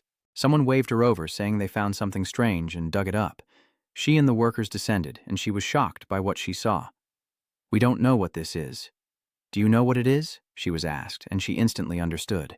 This is the reason behind the tower's appearance. The two workers turned away and spoke, surprising her and causing her to turn back. "But we have to report the entire construction process. I'll call someone from the government." She thought to herself, report it to the government? They won't let this go. She turns back with a terrifying look and stares at the two men. Then the colony's existence must silence them. Darkness descends as someone asks who else knows about this place. The workers replied, "Yes, just the two of us and a few workers outside." But why does she ask? The mysterious girl raises her hand, commanding the monster to attack the workers behind her. "I've done things I shouldn't have to hide that place." He silently listened as she spoke. "I built a mansion on top of it as a disguise, avoiding prying eyes, and thought we'd be safe if the hunters involved, including myself, kept quiet." Suddenly, Nojakyung's face changed as she said, "But Jiun knew about the nest from the moment he arrived at the colony." She recalled how she'd accidentally met Jiun back then, and he glanced at her. Kim Jae-hun. So Noakyung and Ji talked for a while, catching up after a long time. "I never expected to see you here. If I knew you'd become a hunter, I would have brought you back." But Jen remained silent. Knowing she was wrong, she didn't dare say anything more, and simply admitted, "I owe you an apology. If only we could have saved your family back then." Seeing her hesitate, Dae-hyun cut to the chase. "The reason behind the tower's appearance lies within the forest, doesn't it?" Turning away from her, he asked, "How did you know? And you just left it there? You haven't reported this to your superiors, have you?" "That's illegal." He glanced at Nojakyung and whispered, "Didn't you say you owed me an apology?" He leaned in close and whispered, "Let's make a deal." She went on to explain Ji's condition, that citizens visiting the colony transport a special drug. He turned away as she said, "When I asked why, he said," Ji-hyun turned back cold, "because all useless humans must die." Nowaki is saddened. I don't know what's going on in his head, but he's not the child I once knew. She looked at her hands helplessly. I can't kill him. How could I lay a hand on the child I once saved? As if knowing her intent, he said, "So you want to use me to kill him?" Heartbroken, she clenched her fists and confessed, "Yes, I wanted to involve you in eliminating Ji." He remained silent. How ironic. "How could you ruin my plan? Did Jaeun say she wanted to use Fomet to kill me?" Nojakyung remained silent and calm despite his harsh words. Out of respect, I didn't plan to go this far. But there's no turning back now. Does she know the government has planted people in the colony? Though outwardly cold, she thinks I knew this would happen sooner or later. June cries out, realizing she's about to take all the blame. She wondered, how did Jun know? She looks at him, thinking it's strange he even knew about the hideout. He laughs awkwardly. I reported it. With that said, June leaves Nojakyung screaming, but Kim Ji-hyun stops. Why would you do that? Why have you changed so much? Jiun glances back at Nojakyung with a cold look. What is he thinking? His words hit her like a splash of cold water. If she had saved his family then, he wouldn't have become like this. Suddenly, a pool of blood splattered, startling Jiun as his body slumped against the nearby wall. Someone cried out, "Huh?" The two young men standing nearby asked, "Commander Hyper, what's going on?" Nojaki, still with an icy expression, remained silent, then turned to the two with regret. You shouldn't have come here. And with that, she killed the two others. This is the truth you wanted to know. Fomet asks him, what do you think? Far from being sad, he wore a bizarre smile, saying, how disgusting. Noakyung chuckled. Should I take that as a compliment? Her smile vanished as she tossed away her cigarette. The cigarette falls as she says, you're right, I'm a disgusting human. But then she challenges, if I die, shouldn't it be as a hunter? She prides herself as a hunter who slays monsters. He closed his eyes, preparing for battle as Fomet braced herself, a slight smile on her face. Thank you, she said. Fomet Nojakyung touched his chest and clenched his fist as she began the ritual. The summoning point is within her own body. A blinding light erupts, and as he watches with excitement, a strange form emerges from her white coat, now fluttering in the wind. She has become a Ben. She summons several beasts, saying, you're too strong. Fomet excitedly replies, as expected of an S-rank hunter, don't disappoint me. He excitedly shouts, entertain me, as the monsters charge forward. A serene morning dawns upon a towering building, marred by signs of a recent, fierce battle. Within its walls, hunched figures shuffle about. These are definitely not humans. They're grotesque zombies staring into the distance. One of them raises a bloody human arm, a trophy from the recent battles, and proudly shouts to its brethren, Suddenly, a giant foot descends from the sky, crushing the monster into a bloody mess as the zombies look up in terror and scream. It was a massive, bull-headed monster wearing nothing but white briefs, its eyes blazing with savage hunger as it glared down at the zombies. As it roared, cuts suddenly appeared all over its body. In its dazed, half-dead state, it caught a glimpse of a girl walking with a wild beast. The rhino monster behind Nelia charges forward as she watches them die without regret, her eyes indifferent and unthinking. Nelia stood there, gazing up at the faint light illuminating the building as the scene shifted to another location where someone was absorbing energy into their body. He muttered something trivial. Even flowery words spoken in the galaxy's den of iniquity sound beautiful within the domain I created. It smiles, satisfied with how things are unfolding, as a long, writhing orb covered in sharp mouths hangs above, bound by chains. He asks if that's the case, and Fett's chains lash out at Jezebel, as if to kill her. But unfortunately for him, Jezebel was one step ahead, tightening the chains around Pommet, causing him immense pain. Jezebel scoffs at Fett, calling him sentimental, as a large man descends from the sky with a cursed sword aimed at Jezebel. He lunged forward, intent on ending Jezebel's life with a single swing, but despite the powerful blow hurtling towards her, Jezebel remained calm. Black ribbons emerged from nowhere, forming a sturdy wall to shield Jezebel, but the sword's power was greater, piercing through the wall. A massive explosion erupted, leaving their fates unknown. Chaminu silently observes the situation, his eyes widening as he grits out to Jezebel, "You're right, I am sentimental." Jezebel not only dodges the blow, but turns around and yells, lecturing him. "That's why our sister always said I wasn't fit to be a hunter." An orb of power glows brightly as ribbons lash out at Fomet. He calmly glances at Jezebel, a scornful smile on his face. "Is that so?" Fomet dodges the attack and retorts, "But isn't it a waste for you not to be a hunter?" He leaps onto the monsters, using them as leverage to swing his sword. Daraben scoffs, "And here I thought you were so talented." He nonchalantly wipes the blood from his blade. Using his hands and whatever he could find, Jeben tried to block the attack, but it was too late. He was slashed across the body. Still dazed, Jezebel stared at him for a long moment as he slowly fell. Seeing that it wasn't dead, he jumped up, raised his two small blades, intending to strike again, and swung them down close to Jezebel's face. The powerful strike tears through the earth as Jezebel bleeds from her hands, but he presses on, swinging his sword again, only for her to block it. But the attack only injured Jezebel's palms. Not giving up, he continued to swing his sword, and this time, small cuts began to appear on her body. Seizing the opportunity, he thrust his sword with all his might, finally injuring Jezebel's leg. To finish it, he unleashes a flurry of blows, creating a web of inescapable strikes, then kicks Jezebel to the ground. Unable to resist, Jezebel fell to the ground, sending dirt flying. He landed as well, cautiously retreating a few steps. With a sinister grin, he sneered at it and charged forward once more, but Jeben, refusing to yield, conjured magic with his hand. A twisting ray of light hurtles toward him. He watches it slow for a moment, then dodges just as a massive black tree erupts from the ground. Fomet raised his hand, ready to strike again, and brought it down with incredible force. Suddenly, something appears, catching him off guard. It's the monster's lifeline, deflecting the sword's blow. The beast thrashes as if trying to speak, then slowly rises, letting out a piercing roar. Then, the monster swung its long, sharp horn, but sensing its intent, he sliced it clean off. But at that moment, another sword was placed on his shoulder from behind.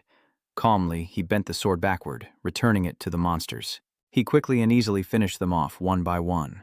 Brains are split, bodies are severed, and the main monster can only watch in dismay, wondering how he could do such a thing. Without hesitation, Fomet rushes the leader and strikes it down with his sword, as Jezebel silently observes. Fomet glared at Jezebel, who felt a terrifying aura emanating from him. The giant monster then stomped on him with its massive feet, mouths opening wide within its soles, but before they could do anything, he sent it straight to hell. The light from his blade pierced the towering galaxy as he leapt past the massive monster, bisecting it in an instant, and hurled it toward Jezebel. Seeing this, Jezebel jumped high to dodge, and quick as the wind, he circled behind and swung his sword. The two powers collided, creating a massive burst of light. Jezebel was hit, injuring his left shoulder, and tendrils like chains shot out from somewhere to attack him. Fomet swiftly dodged every lash of the whips, and seizing his chance, raised his sword, the blade nearing Jezebel's neck. Its eyes widened in horror as blood splattered, its arms severed from its body. Jezebel laments, "I knew I never stood a chance against you." Without mercy, he simply replies, Let's end this. Jezebin mustered his last bit of magic to fight him, but Pommet unleashed his massive dark wings in response. The clash of powerful magic illuminates the sky, as Jezebin's white robe is torn to shreds before him. He stared at it indifferently. The tree was furious. The remnants fall away. Without mercy, he wields his sword, wings carrying him swiftly toward it. Unbeknownst to him, the people below are in an uproar. The young man is disturbed by something he's seen, and above, chains are tightly binding the strange tree. Van Kaidi leaps forward, his gaze fixed on the heavens. His heart is cold as ice, showing no mercy to anyone as he rushes towards his only remaining target, Jezebin. Looking at that neck, Jezebin is slowly turning around. He was a beat too late. Amelia stared silently upward, then chuckled as a fierce gash appeared on her neck. At the same moment, he sliced off Jezebin's head, sending it flying as the moon shone brightly in the sky. "The moon is beautiful," Nelia complimented as a commanding voice echoed, demanding his name and code name. Fomet crossed his arms and nonchalantly replied, "Cham Minu Fomet." The voice echoed once more. "What's your name and how did you get to the lair?" Griffin answered each question calmly. "I am an A-rank hunter. I came to the lair on the captain's recommendation." But the voice continued. "Hunter Akina, you weren't on the list of invitees to the lair. How did you get here?" Akina, angered by the question, retorted, "I already told Captain Ma everything. I simply returned the way I escaped the lair in the first place. And how much longer must I remain here? I'm quite busy." But the questions didn't stop there. "Hunter Veneri, I heard you joined as a mentor. Did you notice anything unusual about the other named mentors?" In response to the questions, Van Kai simply offered a knowing smile, and the exchange continued. "Captain Masanju, could you please explain what happened at the lair, especially anything involving Captain Nojakyung?" Mayon calmly replies, "I believe I already submitted a report on the incident. Please read it first." I have read it, but there are some parts I don't quite understand." The man continued. "In your report, you mentioned eliminating Captain Nojakyung, but the autopsy suggests otherwise." Mayon, slightly unnerved, turned away, replying softly, "I'm quite sure I wrote more than that. I made it clear that I didn't know who did it either." "That's precisely what I'm curious about," the voice retorted. "The only ones capable of defeating Captain Nojak are the Vankiri and the Hunter, but their fighting styles wouldn't cause these wounds, meaning a third party is involved." Mayon crossed his arms, his face clearly annoyed. He said, "Is that so?" "I don't care," he muttered as the other called out to him. "Captain Ma, the illegal path the Hunter Aina used to enter the lair became our escape route. How long are you going to keep this up? Who killed Noyoung, not giving in?" Mayon roared in anger. "I already told you!" "I don't know how I'm supposed to write a report about something I have no information on." He couldn't hold back any longer. Mayon slams his hands on the table, yelling at the man, "Are you serious right now?" "Captain, we're a team, aren't we? I only went to the lair under orders." The employee quickly reassured him, "Calm down, I'm just following procedure. I'm not accusing you of anything, am I? You were the one who raised your voice at me first." Akina says, "You want to know how I got into the colony? It was an old sewer so ancient even the hideout staff didn't know it existed. That old card was the only area where the enhanced security program wasn't activated." The brown-haired man in the cloak and glasses said, "Hunter, you're done." Before he could finish, a hand stopped him, and he asked in bewilderment, "What's going on?" Startled, Hunter Akina turns away, quietly replying, "I'm sorry. I promised to visit you in prison." Hunter Akina used him to deliver the drugs to Hunter Hyper, a voice echoed in the colossal corporation's courtroom. "Sir," the man sobbed, flailing his arms and legs in a desperate attempt to justify himself. "I swear, I didn't know it was drugs. I was just doing someone a favor by picking it up," the man continued. "I'll tell you everything, even describe what he looked like back then." Outside, Ma Seung-un carefully observed every action. Suddenly, someone approaches and calls out to them, and the officer continues to speak. "We requested a fingerprint verification on the man, and it turns out he's just a night hunter." His words shocked Ma Seung-un, who asked in disbelief, "A name thief? A mere name hunter couldn't have orchestrated all of this alone. Does that mean he's telling the truth, and someone used him as a pawn?" Ma Seung-un pondered, realizing things were about to get complicated. Aside from their past connection, Hyper and Captain Nojakung had no further interaction. Then, the two entered the elevator. Looking tense and serious, Maonun shelves the Nojakung case, his mind still racing. "I wonder how Hyper is doing." Maonun doesn't show it, but his mind is racing. Since he's a rank A hunter, it doesn't seem like he's dealing drugs for money. So, if Fett's statement is true, he's distributing those drugs out of contempt for humanity. So, he's just been a monster all along, doing whatever it takes to satisfy his desires, Ma Seung-un thought as he walked. This isn't good. We have to locate the narcotics that Hunter Hyper distributed. However, a more pressing concern was how to restore these A-rank hunters to their former selves. Ma Zhong-un observed the vacant and dejected faces. Most of the A-rank hunters at the den were in a state of severe delirium. They were like lifeless husks, muttering incoherently. Suddenly, someone held up a bag containing a small but terrifying insect, saying, "This is the root cause." The doctor continued, explaining that the A-rank hunters' mental breakdowns were caused by these parasites within them. A woman with long hair, face obscured by a cloak, continues to speak. An S-rank hunter codenamed Agatha, is it? The hunter's ability allows them to control these parasites, Sia explained seriously. These insect manipulation techniques were initially used to inflict harm and control magic beasts, but she used them on hunters. The thought alone disgusts me. Mayon asked again, wondering if there was no way to cure them, as Fome and Griffin listened intently. She sighed, continuing that these parasites cause severe damage to the body and brain, so even if they are cured, she's not sure it will matter. Now all we can do is wait for their cells to repair themselves naturally. The infected hunters were also quite lucky. Otherwise, they would have all died. Mayomet wondered, then why are Griffin and I completely unaffected?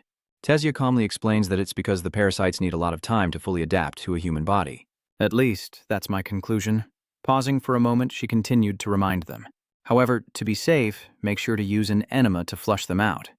Hearing this, the two scream, "What?" She calmly advised them that everyone knows the intestines are this parasite's favorite place to lay eggs.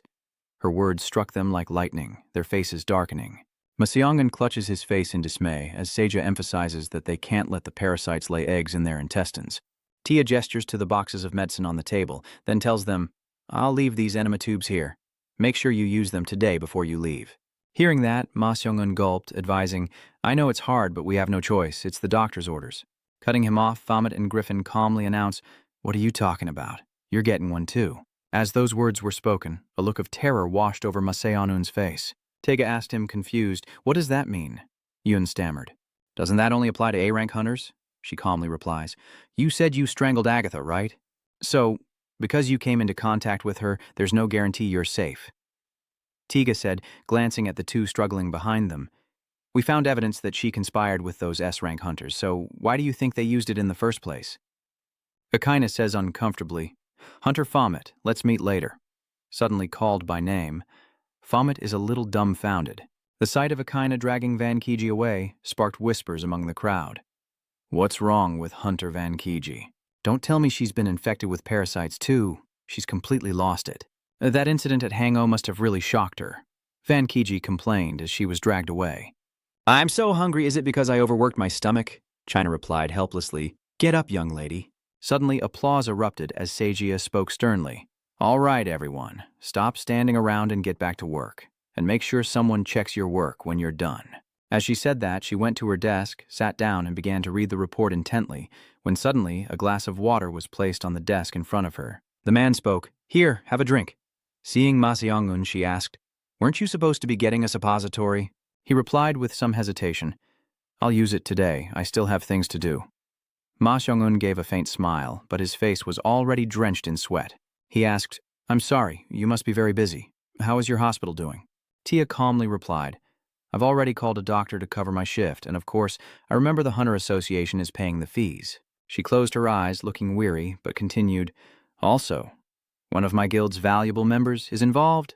Of course I'm here. I, too, have a strained relationship with the government because of that past." Mayon was silent for a long time before continuing, "That strained relationship started because of me." Tijia's voice lowered slightly. "I was also partly responsible for that incident." She recalled the bound woman and continued, "Instead of wasting time here, why don't you go ask that woman how to turn those parasite-infected hunters back to normal?" Agatha chuckled, her eyes showing helplessness, and whispered, "Oh dear. It seems I have a young inspector this time," she said, amused, staring at the boy in front of her. "Even so, you calmly state that Agatha won't be able to use her powers in this facility. In any case, if you try to use your powers, the collar around your neck will explode, even if you manage to disarm the detonator." Agatha smirked, interrupting him mid-sentence. "Countless lasers around us will pierce your body. Is that what you're trying to say?" With a bright smile, she continued, "Inspector, you already explained it to me. Because you were a little shy, Inspector, you cleared your throat." He pointed at her and said, "All right, I'll begin then. Agatha's eyes gleamed with amusement as if she'd discovered something. Not letting the inspector continue, she put on a sympathetic face and quickly asked, "Oh no, Inspector, did you just break up with your girlfriend?" A voice calls out, asking if they're interrogating the hunter Agatha in there. Seeing Ma Seon-un arrive, the man quickly asks about the hyperhunter case, wondering if any leads have been found. Ma Seon-un puts his hands in his pockets and calmly replies, "Not sure yet, things are still unclear. Guide Taigang to interrogate the famous hunters and those related to them." The man continued, "Are you talking about the hunter Jiao selling drugs?" Ma Seon-un sits down elegantly, listening calmly to every word. "Yes, I've been thinking a lot like you. If you think your case is so important, why don't you try to solve mine as much as you're trying to solve yours? Who exactly killed Captain Nojakung?" Ignoring the question, Ma Seong-un casually replied, "I told you, I don't know." "What are you trying to hide?" the man persisted. "Are you trying to protect someone?" To end the conversation, Ma Seong-un quickly changed the subject. "Did Amma get any information from the hunter Agatha? Like any way to turn those A-rank hunters back to normal? It's like she's used to this." The man said helplessly, "Are you trying to change the subject again?" "We still don't have any leads." Ma Seong-un asked, puzzled. "What is it?" "Then what have you guys been doing this whole time?" Suddenly, the interrogation room door opens, cutting off their conversation and drawing both their attention. The inspector ran from the room, shouting, "I don't think I can continue this interrogation. I'm sorry." He ran, wiping away tears, startling Ma Seong-un, who asked, "What's going on?" Contrary to his panic, the man next to him seemed used to it, calmly saying, "Not again. That's the fourth inspector who's run out crying." In disbelief, he asked, "What?" The man calmly explained, remembering the woman's innocent face despite her outward composure, and continued. "Every time she opens her mouth, venom spills out. Ma Seon-un confidently stands before Agatha, glasses on and face resolute. Upon seeing him, she cheerfully says, 'Oh my, look who it is. If it isn't the Demon Squad captain.' She smiles faintly, welcoming him with amusement. 'I was really looking forward to seeing you again.'" Ma Seon-un chuckled at her words. "Me? I didn't know I was your type," says Hunter Agatha. She continued, "The feeling you left on my neck. I can't forget it." Ma Seon-un's smile remained unchanged. "He'll probably say you're into rough stuff," Ma Zong-un said calmly, crossing his arms. "So, you're the type who likes talking to Captain Nokyung, aren't you?" Agatha answers without hesitation. "She may seem tough, but my sister is actually very gentle. Since you two have spoken, you must have noticed, right?" Hearing this, he chuckled with amusement. "The inspector didn't tell you?" Mangun slowly emphasized each word. "Captain Nojakyong is dead." The word startled her, her eyes widened, and she stammered, "My sister..." Not wanting to be passive, she quickly changed her demeanor. "I see, so that's what happened." Maong-un continues, questioning if the death of her own sister doesn't sadden her, as Agatha silently lowers her head. She admits, "Of course I'm sad, but do I need to cry to prove it? It's just that I foresaw this ending. I wouldn't be surprised if my sisters died at any moment." She recalled past memories and continued, "No, the truth is my sisters actually died in the gate incident 10 years ago. The nest is the only thing that's kept her alive all this time." Agatha's voice was barely a whisper, as was mine. Suddenly, she turned to him and asked, "Ghost Captain, do you feel the pain of being seen as worse than scum by the very people you work to protect?" A sign on the glass read, "Hunters Not Welcome." She was lost in her memories, recalling the sight of people fleeing from the destruction, surrounded by cruel eyes. She asks about the feeling of betrayal, and suddenly a tear appears in Agatha's eye. She continued, her voice filled with resentment. That hate was one thing, but in the end he felt like killing them all. He heard every word, sighed softly, and asked, "Is that why you turned all those A-rank hunters into your puppets so they wouldn't betray you?" Suddenly a faint smile appeared on Agatha's lips as she regained her composure and replied, "It seems the reason those 7 hunters didn't want you to betray them was the same." Agatha continued, "I looked into those 7 S-rank hunters you killed, the captains. I heard you were colleagues and very close ones at that. How would you feel if those colleagues of yours came back to life now?" Ma Jong-un pushed up his glasses, listening intently. "If I were in their shoes," she paused, studying his face, then emphasized each word, "I'd crawl out of my grave to kill you." Inject him with the truth serum. Agatha's words didn't deter him. Instead, he confidently threatened, "Once we're done with you, you'll rot in solitary for the rest of your life." Mason leans in close, his smile turning dangerous as he says, "Seems like no one will be listening to that blabbering mouth of yours." Agatha chuckled. "Oh dear, did I strike a nerve?" The dark sky was utterly empty. Why, with faint clouds drifting, creating a sense of tranquility and mystery, Voices echoed through the space. All right, shall we head to the concentration camp? All right, we've gathered all the information we need from that woman. Agatha was tightly bound in the vehicle, her eyes covered, only able to hear the sounds of the conversation. Then let's depart. The door slammed shut. Mayan watched the vehicle depart, then raised his phone to his ear, saying, Hey Yun, we found a way to turn those rank A hunters back to normal. Griffin, looking exhausted with dark circles under his eyes, sat next to Famet, who was in a similar state, both wondering what the heck was going on. He wondered where Ma, the team leader, had gone. He wanted to ask if he knew anything about this. Suddenly, a noise snapped them back to reality. Famet trembled, muttering, Damn it, weren't they all gone? He jumped up and ran. Griffin watched, puzzled, when suddenly he noticed a piece of paper with a strange pattern. He wondered, What's this? The staff member said to Kang Tang, You mean the personal files of the registered hunters, right? He nodded in agreement as the other person continued. I made a list because the demon squad leader requested the ranks, right? Kang Ti Yang replied. We're investigating, so we'd appreciate even the smallest clue. The clerk answered while typing.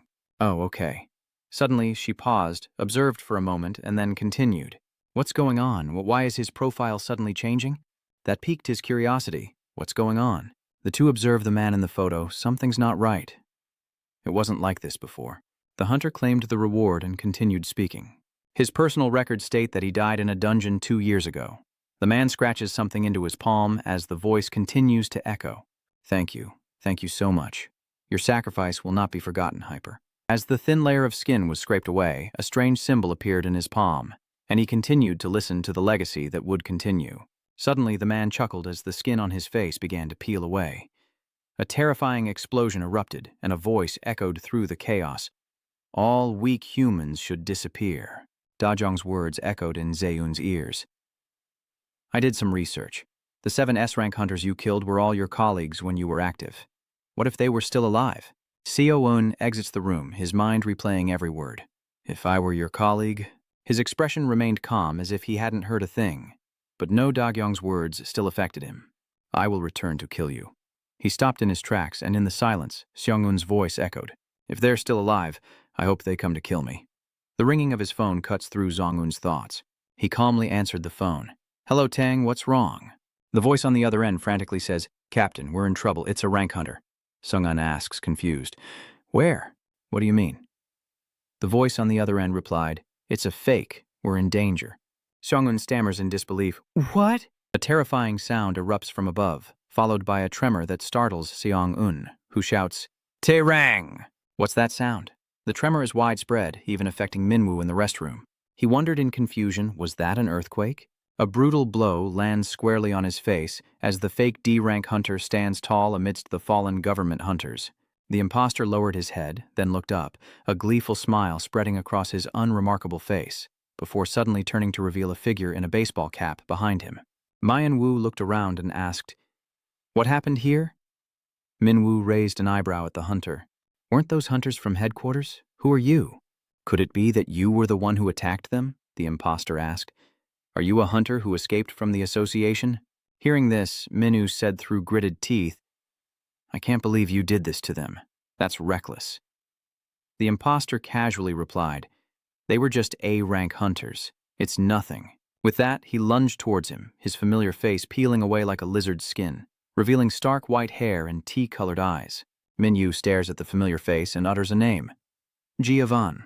The imposter, with Giovanni's face, lunged towards him, but Minwoo remained motionless, frozen in shock. Then he lowered his head, rubbing his neck and sighing, Ha ha, this bastard. His eyes flashed crimson as he gritted his teeth. You've crossed the line.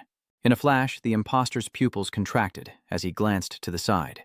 Minung, a speed demon, had already passed him, severing the imposter's right arm. Enraged, he asks, How dare you impersonate him in front of me? Another tremor strikes. Xi-UK watched, puzzled as the headquarters hunters rushed off when he suddenly heard someone calling for Hunter Griffin.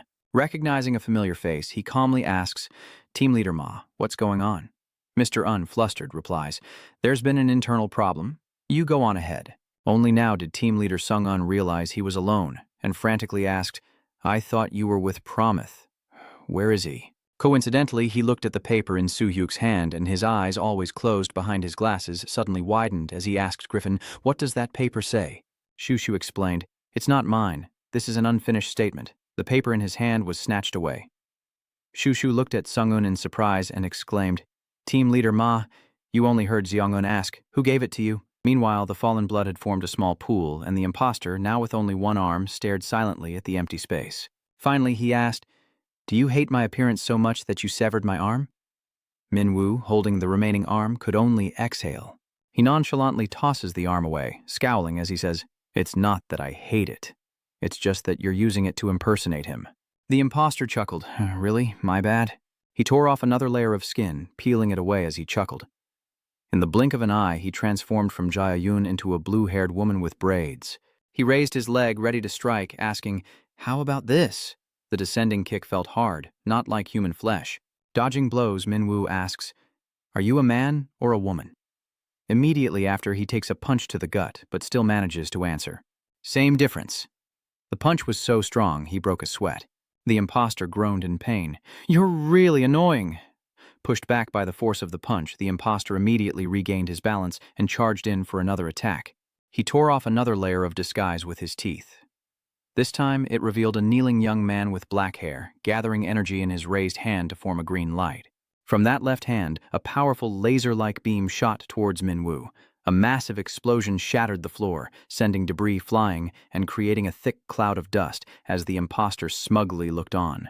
Unbeknownst to him, Minwoo, unscathed, instantly lunged forward, kicking him in the face. The force of the blow sent the imposter flying, slamming him into the wall, creating a gaping hole. The imposter is terrified by Minwoo's incredible speed and power as blood splatters from his face. He slumps, seemingly defeated. Minwoo looks down and asks, "What face are you going to show me this time?" The imposter suddenly smiles. Minwoo is shocked by this revelation as Mr. Tran says, "This body?" The imposter marvels, "You're strong? Are you really just an A rank? What's your code name?" He looked up at Minwoo with dark eyes, asking if he was a Fomet, as Zongun rushed over, calling for the Fomet hunter. Minwoo, surprised by the newcomer, exclaimed, "Demon Squad leader." The imposter chuckled, "You've arrived." Zongun is shocked as the imposter suddenly declares, "My mission is complete." Xiangun frantically shouts for the Fomet hunter to stop him. Minwoo was confused. Huh? But he quickly realized Sungwook's intention and turned back to the imposter, who smiled, bit a piece of paper with a strange symbol and said, "I just need to make an impression." Minwoo thought, shocked, "That imposter is like a puppet with a missing eye, so miserable." He tore the paper, smiling, and said, "See you again, Fomet."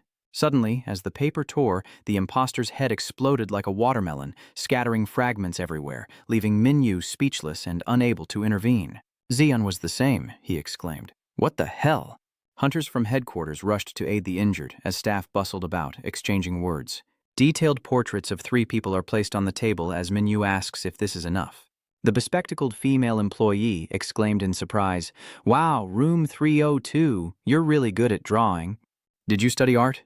Minwoo replied, resting his chin on his hand. "When I was in the tower, if I wasn't fighting, I was drawing." The female employee gasped. Mr. Yoon takes the paintings and orders Tairang to compare them to the hunter profiles. The man replied seriously, "Yes." Minwoo witnesses this and says bluntly, "I wonder if this investigation will do any good." The female employee asked what was wrong, and he looked at Songun, who was busy, saying he felt like he was wearing clothes that were too big. That body was a little strange. I think there's a separate host. He recalled the fake vision self-destructing, and pondered. His last words were, "See you again." Fet Songun agreed with Minwoo, saying that if it was really his body, he wouldn't have given up his life so easily. He turned and said, "Yoon Runseong, can you examine the body?" Runseong grumbled upon hearing this. "The whole body? Is that really necessary?" Un didn't give her a chance to refuse. He just told her, "Then I'm counting on you." With that, the only girl in the room left, leaving the 2 men behind. Un and Minwoo were silent until Minwoo suddenly spoke up. Then he says frankly, "I want to ask you something. Do you think this incident is related to it? I thought I put it in my pocket, but where is it?" Xion asked, placing the paper with strange symbols on the table. "You mean him?" Minwoo asked in surprise. "Did I drop it?" Zayun interrupts suddenly. "Hunter Palm," he said. "I think we need to talk." Mr. Un began to tell his story. 15 years ago, I was a hunter.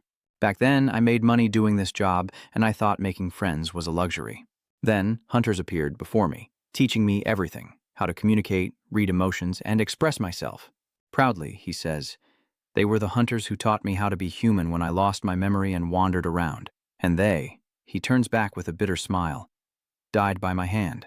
Zeon held up the piece of paper in front of Minwoo, saying, all because of these bastards. The two stood facing each other in front of the wide doorway. Mr. Un tells him, let's go inside. Inside were enormous glass tubes containing a glowing rectangle, and rows upon rows of similar test tubes.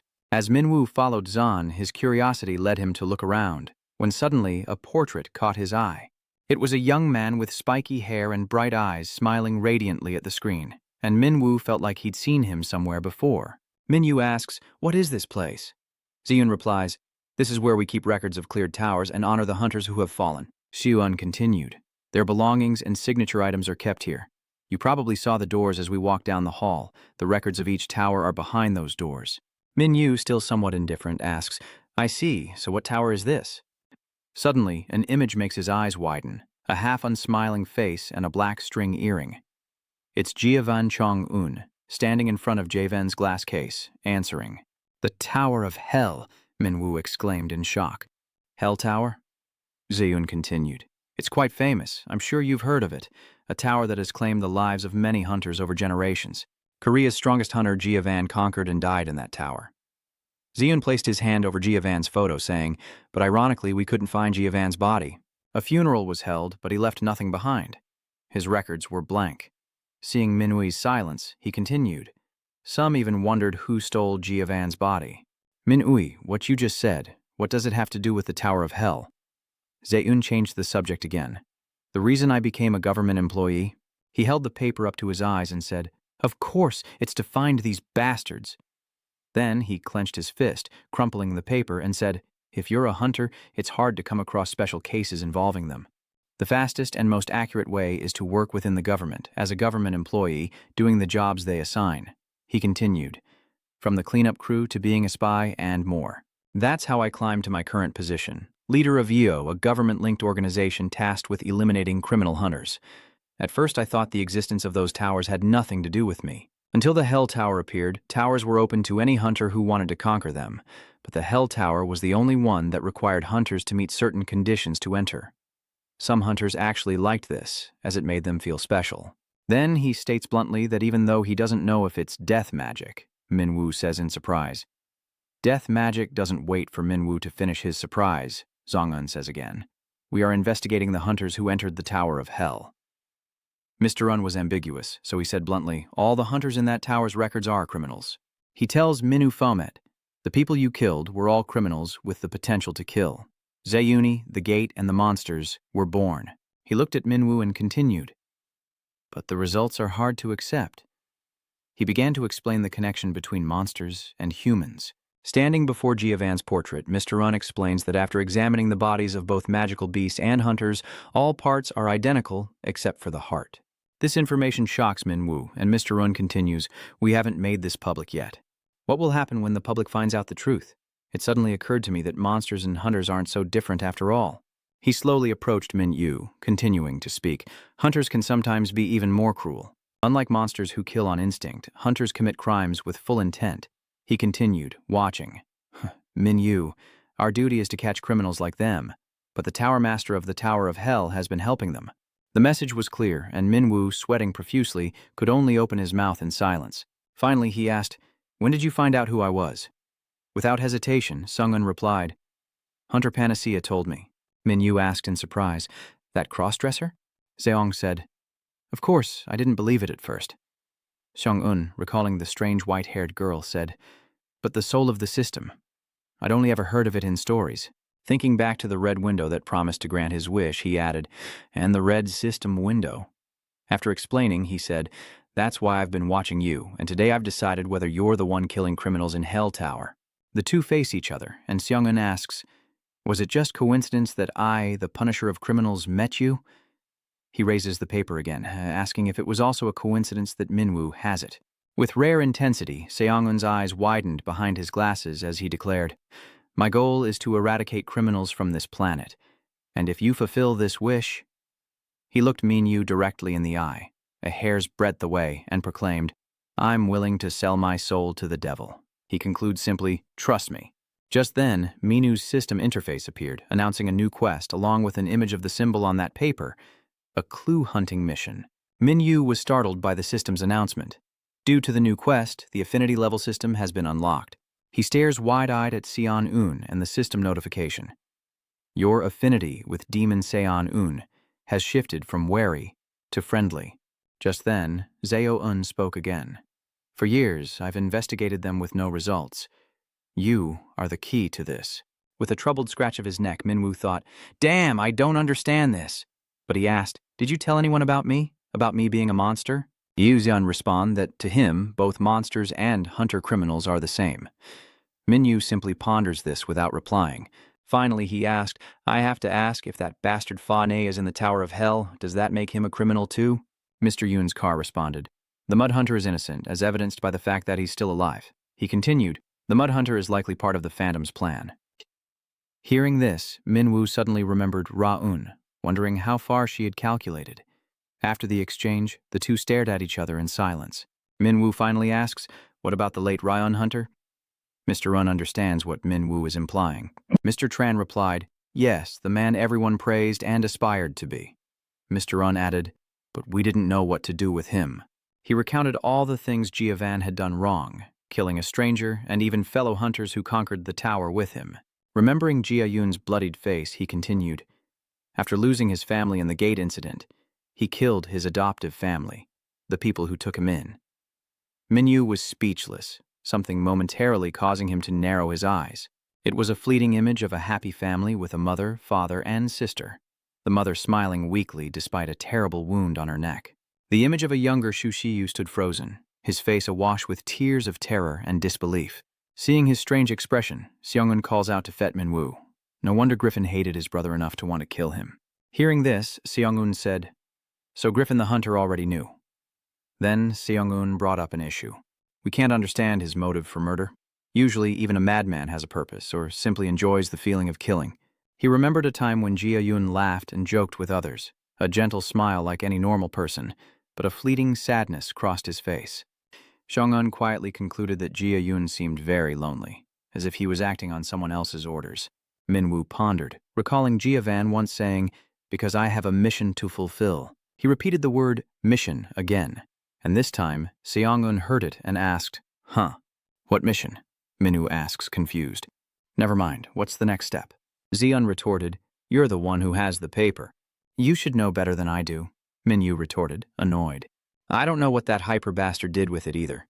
Zeon summarized thoughtfully, "The hyper hunter and another hunter attacked headquarters. The unidentified hunter said they wanted to make an impression, right?" Zeon asked. Minwoo replied, "Yes, it's too strange to come all this way just for that." Zeon agreed that it didn't make sense. Minwoo speculated, "Could there be another reason?" Zeon agrees, "That's possible, but we've already gained something." He calmly analyzes their purpose, their hatred for humanity.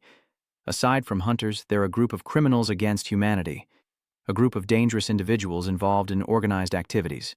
Perhaps they're gathering hunters who share their views. Zeon, suddenly realizing something, quickly turns around. Minwoo, confused, called out, "Captain Ma Seong-un didn't even explain, just said the signal here is jammed, so we can't call. We have to go outside." Minwoo, still not understanding, asked again, "What? Why do we have to go outside?" Un's car replied cryptically, "It's not a coincidence. I'm trying to escape to divert attention over there." Minwoo chases after him, shouting, "Speak plainly." But then Un's car mentions someone who shocks Minwoo. An Agata hunter, a still black sky. The transport vehicle has overturned, bodies strewn all around. Nutarang, tightly bound, slumped over when she suddenly heard someone mention the Agata hunter. The man continued, displaying a negative attitude toward ordinary people as Da Jung, still hanging, wondered about the car. The man continued, "If you remember," his words resonating with Da Jung, her form and abilities. A man in a suit was thrown before her, the commotion startling her as she asked, "What's going on?" With a loud crash, Da-han was freed from her restraints and fell to the ground, as the stranger asked, "Are you all right, Hunter Agatha?" Da Jung's blindfold is removed, and the man says, "Sorry for the rough handling. We had no choice in this situation." Da Jung scrambled up, fearfully asking the cloaked figures, "Who are you?" One of them replied, "Us?" He glared and said, We hate the useless. He continued. We hate those who demand rights without power. He stared at Dajong and said, We hate those who need to be eliminated. He continued. We hate vermin like them. His emotions rising, he yelled, all of them must be destroyed, even humans who can't be recycled. Then, laughing, he asked, Don't you think so, Hunter Agatha? Dajong stared at him, wide-eyed and silent, as he held out his palm, revealing the familiar blue symbol, saying, Yes, we are those people. Jia thought to herself, Could they be? He then asked her, Do you want to fulfill this dream with us? Dajong parted her lips, and suddenly she smiled. With hollow eyes, she smiles and asks, When do you plan to wipe them all out? The other thinks to himself, gloating that he's recruited her. At headquarters, Gong-un stood before the door and said, I'll be in touch after I've taken care of things. Then he slowly walked away. Min Yu suddenly asks, Ghost Captain, do you really trust me? He continues, I wasn't originally on humanity's side. What will you do if I take everything and go mad? It'll be too late to stop me then. Mr. Un calmly replied, You think I haven't considered that? I have my ways. He casually replies, If it comes to it, I'll stop you myself. Isn't that what you want? Then he gives a faint smile. With that, he waved his hand, saying, Well, that's, before being interrupted by the sudden appearance of Lai Juri. Team leader. Un, shocked, turned back and asked, What kind of hunter are you? El Juri suddenly knelt before him, startling Seon-un, who recoiled and exclaimed, What's wrong with you? She said, Please arrest me. Seon-un was understandably confused. Huh? Louis knelt there, head bowed, and confessed, I killed an S-rank hunter. I'm a murderer. Arrest me. Seon reluctantly said, I told you it was unavoidable. You had no choice. Suddenly Li Juri shouts, I used that skill without thinking it would kill Sun Nen. You remember that day explaining that Vanity's protection is a terrifying skill that risks the user's life, but there's a way to survive. Take the target's life. Juri says, I took the life of a hunter. I'm a murderer. Minwoo frowns at her and suddenly speaks up. San Nen targeted you to kill you, Luri asks, startled. Huh? He continued, saying that Hunter was only acting according to her purpose. She was just unlucky to run into a strong opponent. He then asked, You mean she died in vain? Ah, Luri hastily retorted. No, She suddenly fell silent, then calmly said, I thought I was doing everything I could to stop the Nen Hunter, but if the future she sought was right, then maybe preserving the guild isn't the right thing to do. Sadly, she says, perhaps I destroyed a brighter future. Seung-un, who had been listening, doesn't respond. He chuckled, raising his hand. That's too ambitious. It's true that strong hunters are produced when the association is preserved. He then recounted a story from not long ago when he had visited. Seung-un had seen 2 men and women leading an elderly person being stopped by staff, who told them they couldn't enter. Seeing this, he asked, What's going on? The employee nervously replied, They want to join the association? The middle-aged woman spoke, This is my grandmother's hometown. The man explained, We heard the association will soon be a place where ordinary people can live. My grandmother said she wanted to come here one last time before she passed. The old woman worriedly asked, Young man, can't you grant a dying person's wish? Upon hearing this, Zhan-un froze, unsure how to respond, but back in the present he chuckled and said, The hunter's top priority is people. If we just maintain the association, no one will have any hope. Tears suddenly fell as he continued, unaware. So, Ms. Vanaji, what you did? El Juri suddenly burst into tears. Sung-woon and Minwoo are stunned as Juri sobs and asks, Did I do the right thing? Shi-yoon instinctively responded, Yeah. El Juri puffed out her cheeks and took a breath. She suddenly burst into tears, startling the other two, crying and screaming. This is great, just great, Mr. Un muttered to himself, raising a hand to his forehead. Hunter Palm. With that, he used his fastest speed to run away, leaving those words behind. I have to go, something urgent came up. I'm leaving the Vaniji Hunter to you. Minyu reached out in vain, yelling, Team Leader Ma, hey, Team Leader Ma, you bastard. El Juri continued to cry. Minyu glanced at her, flustered, as El Juri continued to sob even louder. Growing impatient, Minwoo finally snaps, grabbing her hands and yelling, Stop crying. Startled, Juri stops crying, and Minwoo thinks he's succeeded, but as expected, tears well up in her eyes again. Minyu's eyes went blank with despair as El Juri continued to wail. Minyu panics, clutching his head and screaming, What am I supposed to do? That day, Fumit faced the greatest challenge of his life, as the two continued to rummage. After finding information on those affected, they quickly concluded that 3 were dead, and 1 was alive. Unable to find the information he wanted, Mr. Un asked, What about the hunter, Agatha? His colleague responded, "We found no trace of her. It'll take some time to find her." Mr. Un sighed. "Is that so?" As if recalling something important, he immediately inquired, "I heard a strange story while investigating Captain No. Do you know anyone who worked under her?" After a moment's thought, the assistant recalled the figures of two people in black suits. He also said something true. "I don't know their names, but it's a man and a woman, right? I know they both had contracts with Captain No, but what's so interesting about them?" And so he began to spread unconfirmed rumors, despite Zan's face growing cold with displeasure.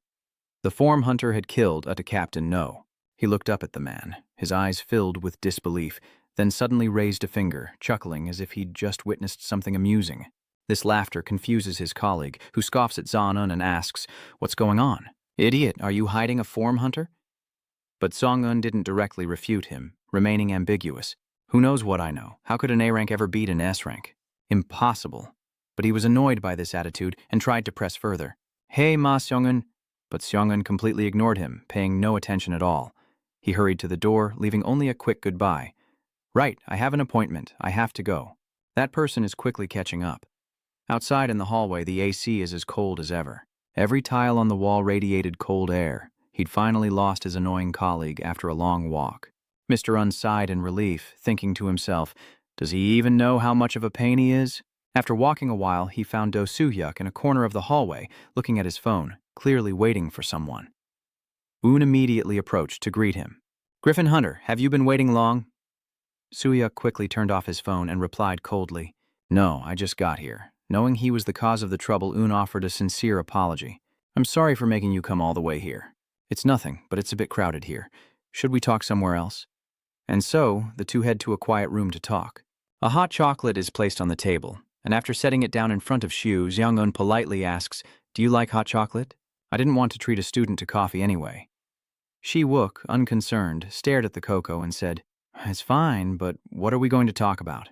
Not one for beating around the bush, Mr. Seo immediately cuts to the chase. "I couldn't tell you about what happened at the central branch. Can you tell me more about what happened at the association?" Shiyu seemed unsurprised by the question and agreed. "If it's about that, then yes, I'll tell you." After recounting everything, he asked, "Is that all?" Unexpectedly, Sung-woo smiled warmly, saying something incredibly touching. "I want to be your friend.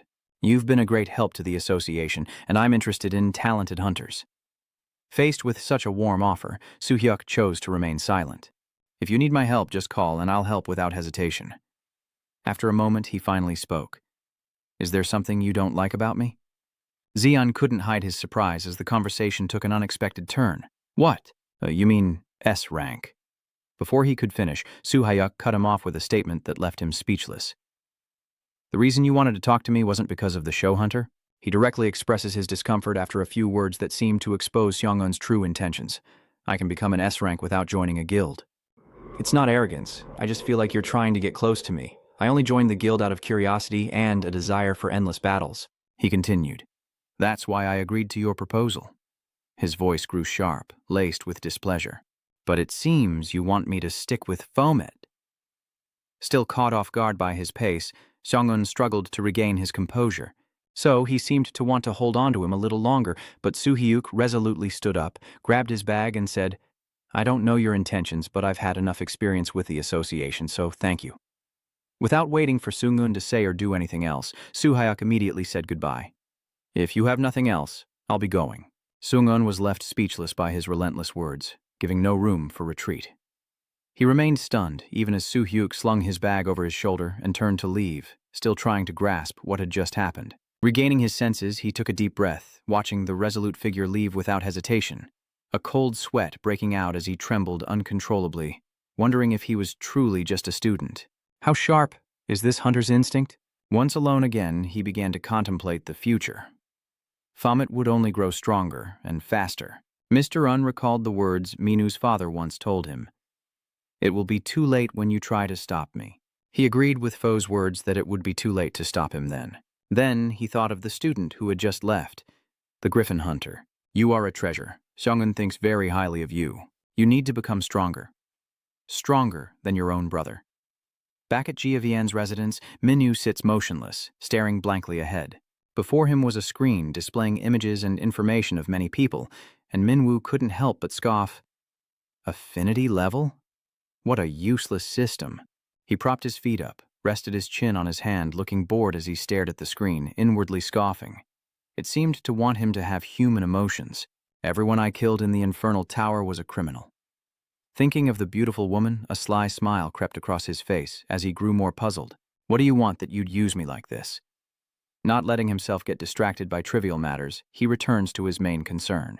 Above all, I'm the only one who knows they're criminals. Is it just people connected to me in the system? As he pondered this and scrolled, Minu suddenly saw a picture of a boy, someone very familiar to him. Ba-Anzeb was here too.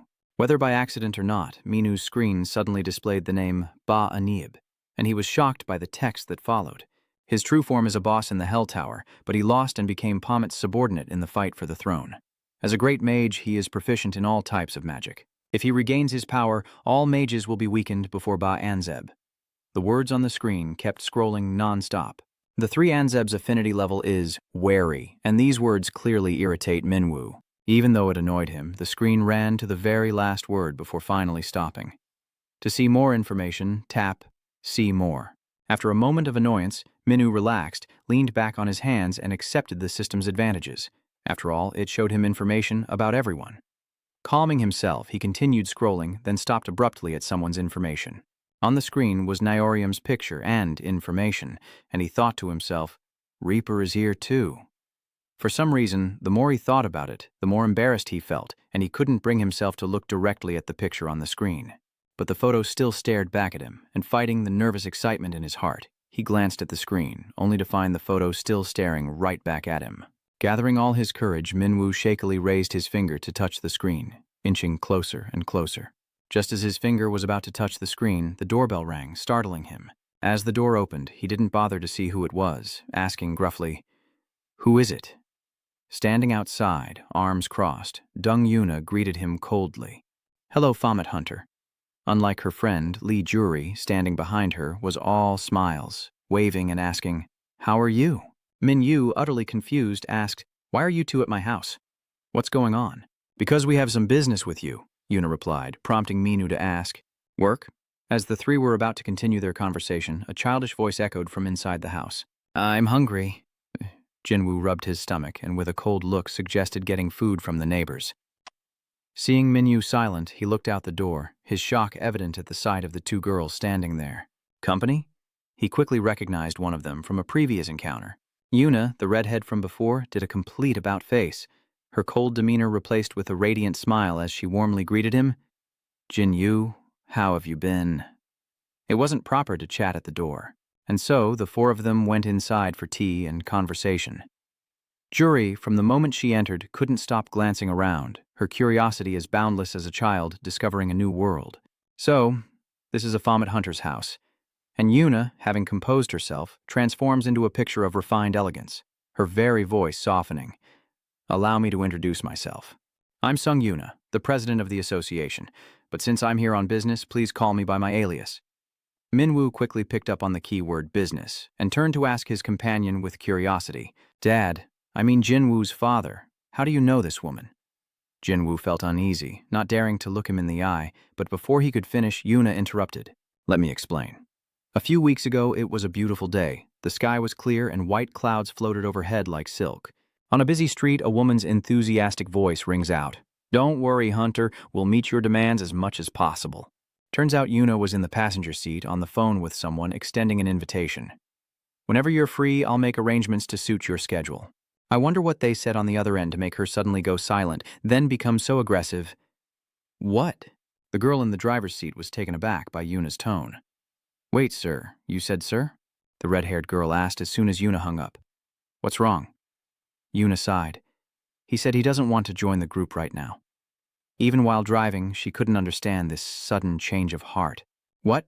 Yesterday's conversation went so well. Yuna sighed again, explaining that he didn't like how many female members the villain association had. The red-haired girl couldn't believe her ears. What? These words were offensive to her, and despite being behind the wheel, she flew into a rage. "Who does he think he is?" she roared. "Does he know nothing? A hunter swayed by rumors?" How absurd. The red-haired girl was about to explode with anger when Yuna cut her off. "He's very meticulous," she continued to explain. "The image we've built is holding us back. You shouldn't send Lai Jury to the association and recruit him yourself. She has motivation. In her mind, she pictured Jury smiling brightly and waving to everyone. I'll be back, she said. But Yuna didn't think so. She's only there because she likes it there. What can someone so indifferent even do? The more she talked, the more her head ached. She had to find a gem and make it shine.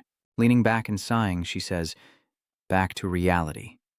Suddenly, Yuna notices something outside, commenting on the unusual buildings and asking, are we on the wrong road? We're already on the hill. The red-haired girl finally realized her mistake and quickly apologized. Oh no, I got lost because I was talking too much. I'm heading back. Yuna waved her hand, unconcerned. It's okay. Wandering around is fine too. Meanwhile, on the pedestrian bridge, a boy strolled along as usual, unaware of the girl chasing after him. Getting close, she pleaded with him to walk home together, or perhaps even hang out. Jinwoo immediately refuses. But why? I'm busy. But the girl wouldn't give up, and she retorted, I heard you're going to see Haeon. She told me. Jinwoo reluctantly explained, I'm only going because her mother said she'd give me a good meal. The girl immediately brags about her mother and sends a signal, my mom cooks well too. He still refused and quickened his pace. I can't. Today is an important day, the neighbor's barbecue party. The little girl behind him is persistent, wanting to stay close, which annoys him, and she keeps whining, accusing him. It's not fair. Play with me. He really couldn't ignore her anymore. Jinwoo takes a few steps, then stops at a step quite a distance from the ground, forcing the girl following him to stop, utterly confused. And before the girl's very eyes, Jinwoo leaped from the stairs to the ground without a scratch. Turning back, his face was a mask of annoyance. Annoyed, he warned, don't follow me. But unexpectedly, she wasn't scared and even said, hey, I can do that too. Jinwoo was officially stunned. Huh? Without hesitation, she stood at the edge of the stairs and jumped. Anyone else would have fallen flat on their face. Perhaps because that's the norm, no one dares to do it. But today, Jinwoo is shocked to see someone so reckless. He shouted, what are you doing? He couldn't bear to see her fall, so he quickly used his powers to catch her. After she landed, she stumbled forward, leaving him no choice but to catch her again. And she fell right into his arms. Once they were both steady, Jinwoo immediately asked, are you all right? The girl responded shyly. Yes. Jinwoo was still breathing a sigh of relief. With everything settled, the screech of tires suddenly made him jump, and Yuna, who had witnessed everything from inside the car, shouted, I see you, precious. And so began another overly friendly greeting from Yuna. Your name is Cha Jinwoo? She smiles brightly again, looking admiring, acting in a way that seems so cute. She continues, Goa, what a beautiful name. It would be perfect if you became a hunter. Are your parents at home? Jinwoo was a bit speechless, but still politely replied, I don't have parents. I have a brother, but he's at the guild after receiving an offer. Yuna picks up on a key point and asks, a guild? Are you and your brother hunters? Jinwoo nods as Yuna hatches a perfect plan, ready to be put into action. If he's a hunter in the guild, he must be talented. If I'm lucky, I can recruit his brother too. She immediately inquired about the brother's identity. Really? Do you know his nickname? Jinwoo said it was Famet. She unconsciously repeats, oh, Famet. Before she could finish, an eerie silence fell. Time seemed to stand still. It took a moment for the red-haired girl to regain her senses, shocked by this unexpected twist of fate as she muttered, wait, that can't be him. Yuna's motivation suddenly shifted, her expression changing so drastically that even Jinwoo was taken aback. Back to the present, after telling her story, Yuna concludes with a very polite statement. That's why I met Jinwoo, Jury mumbled absent-mindedly. So you were in the association. Myoyu immediately grasped the crux of the story, turning to accuse the person next to her, why did you use magic? Jinwoo knew he was wrong, but still had to defend his actions. So what should we do? If I hadn't used it, we'd be in trouble. Yuna suddenly became serious. I'll cut to the chase. She slides a packet of documents to them, making her offer. I want your brother to become a student at the Hunter Training Academy, she began to explain. 10 years after the gates appeared, the age limit for hunters was lifted, and the government wanted to foster young hunters. After a moment, she tapped the file folder, implying its importance, and continued. The Hunter Training Center is where talented children gather and are trained from a young age.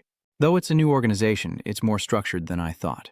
With that, Yuna immediately stated the purpose of her visit. I want to invest in your brother. We'll cover everything he needs at the academy, including tuition. But after graduating, he must become a member of the Mage Guild. At this, Yuna became extremely excited, praising him and promising on her honor that his brother would become the world's greatest hunter mage. I'm already a great mage. After her enthusiastic speech, the two brothers remained silent. Just as Yuna was wondering whether to speak up, she heard Minu say, "That's it?" she asked back in surprise. "What?" Minu's next words were like a ticking time bomb, revealing her true intentions and causing her to break out in a cold sweat. "You want to groom my brother to be one of yours? Isn't that too little for what you're getting?" Minu retorted furiously at the unfair trade. "Who kills the goose that lays the golden eggs?" Yuna is unnerved by his unyielding attitude as she contemplates how to deal with Fomet, but soon realizes the reason for his resistance. He still harbored resentment from what happened at the lake. Having vented his anger, Minyu returned to his seat. He crossed his arms, ready for a battle of wits with Yuna, but was cut short. Jinwoo, out of options, had to whisper the answer. "It's not too late. It's never too late to say the whole sentence, even after 10 years. Faced with the girl's silence, Minwoo reveals his plan for his brother. "I can send him to school under protection and tear off her mask myself. I won't listen unless you tell the truth." Hearing this, Yuna knew what he wanted, and with a soft laugh, she said, "I knew it would come to this." With that, she tossed the briefcase aside, letting it fall to the ground with a thud. Under the dumbfounded gaze of the siblings, Yuna quickly laid out a series of undeniable benefits. Lifetime VIP membership at a luxurious resort. Before them, a vast and opulent airplane cabin. She continued, lifetime VIP membership for an airplane, and a luxurious hotel that looks like it's straight out of a movie. She continued, lifetime VIP membership at a 5-star hotel. Yuna paused dramatically, drawing out her words to pique their curiosity. And she confidently adds another benefit that would melt anyone's heart. A penthouse overlooking the Han River. After listing the benefits, Yuna, facing their skeptical gazes, reveals, "Of course, I've prepared much more." Though outwardly indifferent, they are inwardly wavering, finding it hard to refuse. Minu glanced at his brother, lost in thought, and a phrase came to mind. "I didn't want to be human, but I became one for you." He remembered every word Jinwoo had said in frustration. "Because I'm not a hunter like you, I can't use magic freely. If you want me to become human, you should let me enjoy life as one." With this in mind, he finally understood, his eyes looking down as if carefully contemplating. And then, under Yuna's delighted gaze and Jinwoo's disbelieving eyes, he nodded in agreement. "All right, let's do it." Jinwoo could hardly believe his ears. "Really? Is it true?" Minyu nodded, making another offer. "Since I'm a hunter and very busy, give everything you mentioned to my younger sibling. He's made up his mind. He'll earn money by climbing the tower himself." Jinwoo is shocked, inwardly protesting. Overwhelmed, he stammered, "Ah, yes." Then, in a burst of emotion, Jinwoo stood and declared, "I will obey from now on." He was deeply moved by Minyu's sincerity and made a promise in return, "I will obey you for the rest of my life." Yuna struggles to process his final words, obedience. Jury applauded the happy ending, while Jin, for some reason, kept lunging forward, determined to hug his brother despite Minu's protests. The image of Jinwoo on the system that Minyu constantly criticized changed from a serious photo to a smiling one, along with the words, "trust," for the three Anbu's level of intimacy. It wasn't until the afternoon that everything was settled and the neighborhood remained quiet. Not too lively, Jury happily tells Yuna, who is confirming something with Jinwoo, "This is good for you, brother." With that, she offered him a bright smile of comfort, as it's usually difficult for ordinary people to survive awakening. Minyu agrees, "Yeah." As they were about to leave, Jury suddenly turned back to confirm something important with Minyu. He hadn't forgotten their promise, had he? Minyu asked in return. "A promise?" she lamented with regret. "Did you forget?" But she didn't dwell on it, simply suggesting a date. Jury tucked her hair behind her ear, offering a shy but beautiful smile, and said with determination, "You promised you'd go on a date with me." One evening, in a deserted neighborhood, Jury sat sobbing under a silent awning. She cried and cried, tears falling endlessly, wiping them away but still soaking her sleeves. Just then, footsteps approached from afar. Chamyu approached her and dumped all the snacks and sweets he was carrying onto the seat next to her. After realizing what was next to her, she asked, confused, "What's this?" Minyu replied, equally confused, stating the obvious, that they were sweets and snacks. Under Minu's uneasy gaze, Jury asked her question. "Why would you?" He honestly replies, "I heard sweets help relieve stress." Hearing this, Jury stopped, staring wide-eyed at him, tears still clinging to her lashes. Suddenly, she burst into tears, deeply moved that the pro-hunter had bought her sweets, but Minyu panicked, not knowing what to do, and helplessly asked why she was crying again. After a while, Jury finally stopped crying. chewing on the candy as she sulked, saying that candy is only for comforting children. Minyu, a little flustered, scratched his head and awkwardly asked, "Really?" Juri finished her candy, lost in thought, before admitting, "I know a way to stop crying." But Minyu looked at her and asked, "Is there a way?"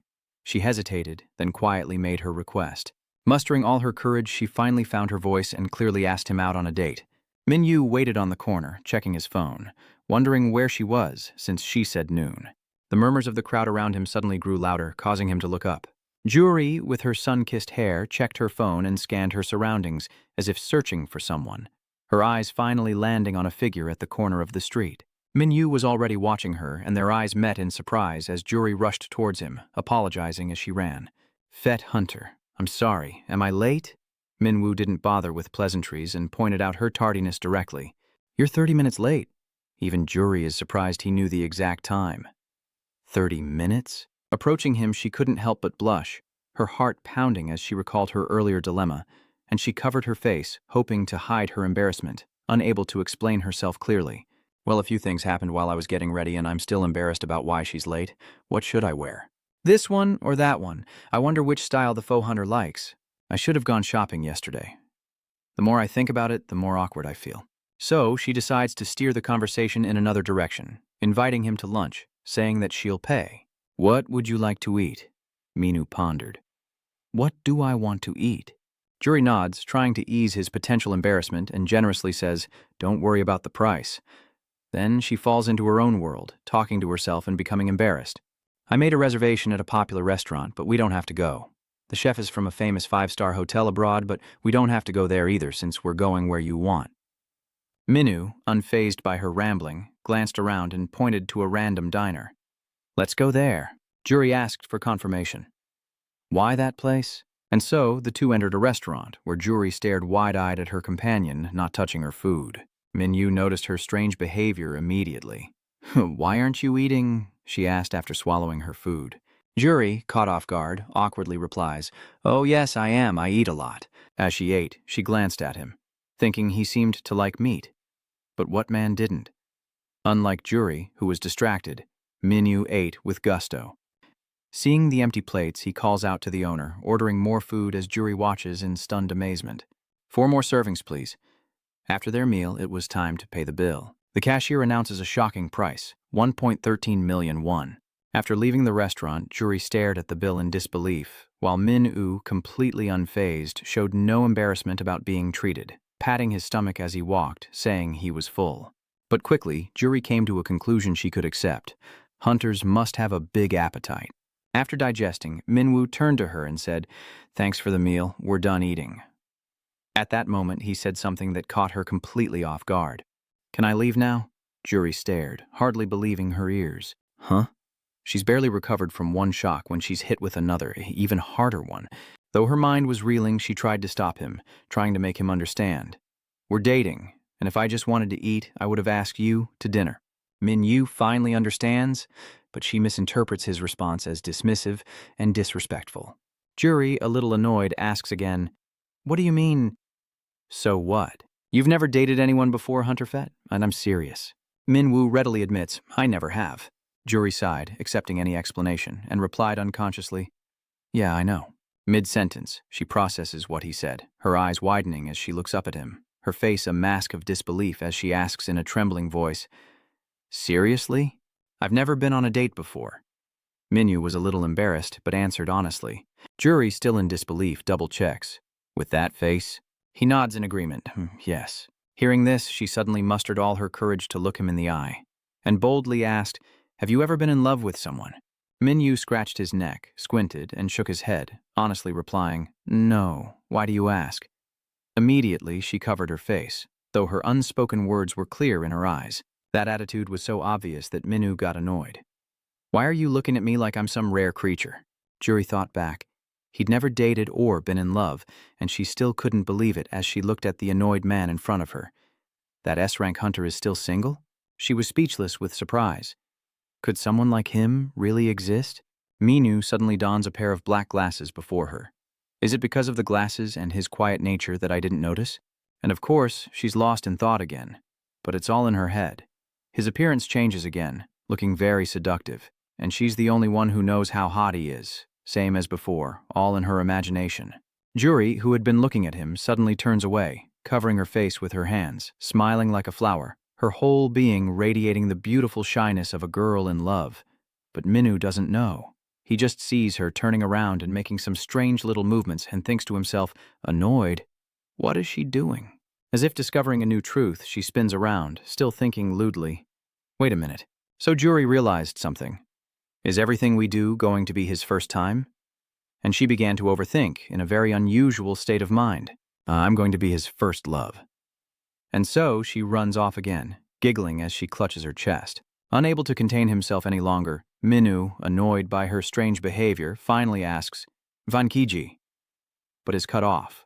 Louis stands before him, bashful as a schoolgirl, and softly says, call me by that name, not my code name.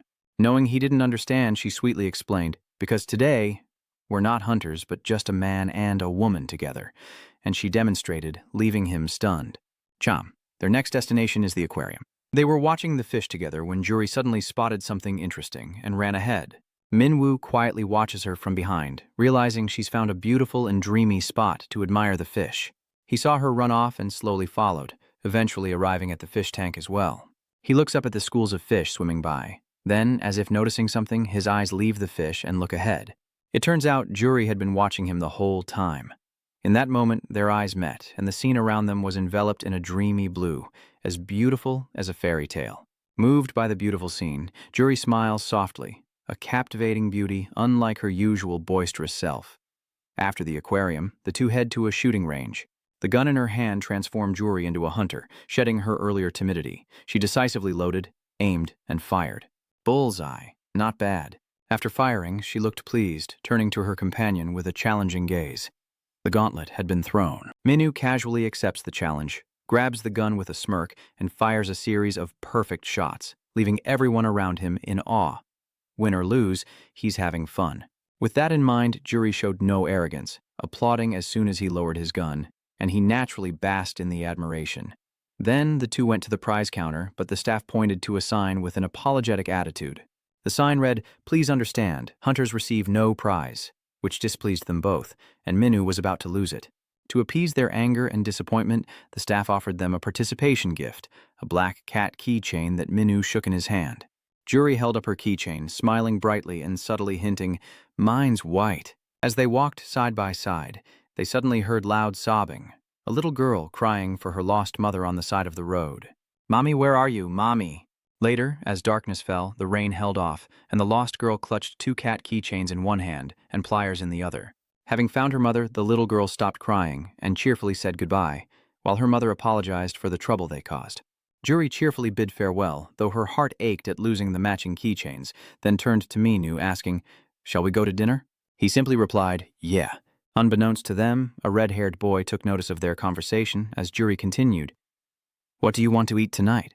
Minwoo honestly replied, short and sweet, "I don't know." "Meat," the red-haired boy said, turning to the girl beside him.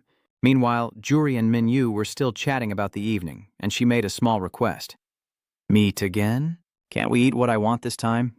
Without hesitation, he agrees. "Anything you want?"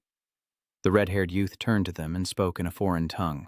"Hello, is that a foreigner?" Minwoo wondered to himself. Juri quickly responded, "Sorry." She smiles brightly, dispelling Minwoo's confusion, and says, "My English isn't very good." After saying goodbye to the others, Juri begins to tell him about her family. "My family immigrated when I was little." She then took out her phone to show him a photo and bragged, "This is my family." She pointed to each person in the photo and introduced them. "This is my father, this is my mother, and this is my sister. My parents are farmers back home and my sister lives with me." Juri continued, gazing at the family photo. "My father remarried and my mother was very weak, so she passed away when she gave birth to me." As she said this, her eyes looked sad. She looked at the screen, thinking of her late mother, and revealed her name to him. "My English name is Julia, and my nickname is Julie. So, my Korean name is Lai Juri." With that, Juri continued her family story. "My father loved my mother very much, and his loneliness grew, so he decided to live in a foreign country to forget her. Watching a loving couple stand close together, she said, then my father met my stepmother and they got married." She looked up at the sky, thinking about her situation and expressing her pride. "I've always wanted a mother and a sibling, so I'm very happy every day." She closed her eyes, savoring the moment, and said, "That's why?" Opening her eyes to the bustling crowd, she vowed to hold on to this happiness. Then, watching families play and couples in love, she felt the positivity and said, "And people who like happiness aren't sad."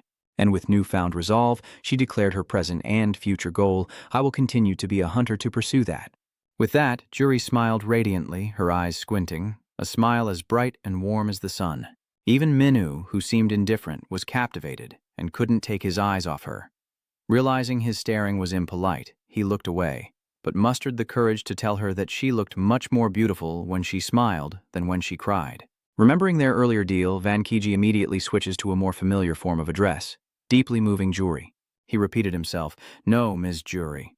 Juri was probably blushing furiously, too embarrassed to move. To break the awkwardness, he turned and walked away, saying, "I'm hungry. Let's go eat." "Where's this restaurant you mentioned?" He'd already walked a ways, and she still hadn't followed. Turning back, he saw she was still standing there, so Minhu called out, "Hey, are you listening? I asked where the restaurant was." Juri overheard him, steeling herself. Mustering all her courage, she turns and shouts at his back, "I like you." Then, shyly, she asks, "Could you—" Before his surprised gaze, she finished, "Could you be my boyfriend?" But Minhu turned his back and looked at Juri. After a moment of silence, he continued to stare at her, so Juri cautiously spoke. After a moment, Minhu finally spoke. "Like someone?" He asked a question that left her dumbfounded. What was that supposed to mean? Juri was truly speechless, unable to describe her feelings, and began her tirade. "Shaman, are you living under a rock? I'm confessing to you." "And that's your response?" Minhu couldn't process a word and just asked her to repeat herself. She didn't seem to know how to handle it either, and Juri sighed. She began to list the things that made him unique. He'd never loved, never dated. She spoke, unaware of the smile that had crept onto her face, while he didn't even know what it felt like to like someone. "You're quite interesting, Minhu. But these aren't just empty words." Juri remained focused, trying to find the right answer for him. She hesitated. "Well, the feeling of liking someone, it's hard to explain, but—" She tried to make the bewildered Minhu understand. He doesn't want to think about that person, but they're always on his mind. He wonders what they think of him, and unconsciously he looks at them. The more he listened, the more frozen he became, his eyes wide with incomprehension. While Juri continued her answer, "Isn't constantly thinking about what someone says what it feels like to like them?" After a long, winding explanation, she comes to a conclusion that, of course, has no clear definition. But Juri takes this opportunity to express her true feelings and sincere heart to him. "Those are my complicated feelings for you."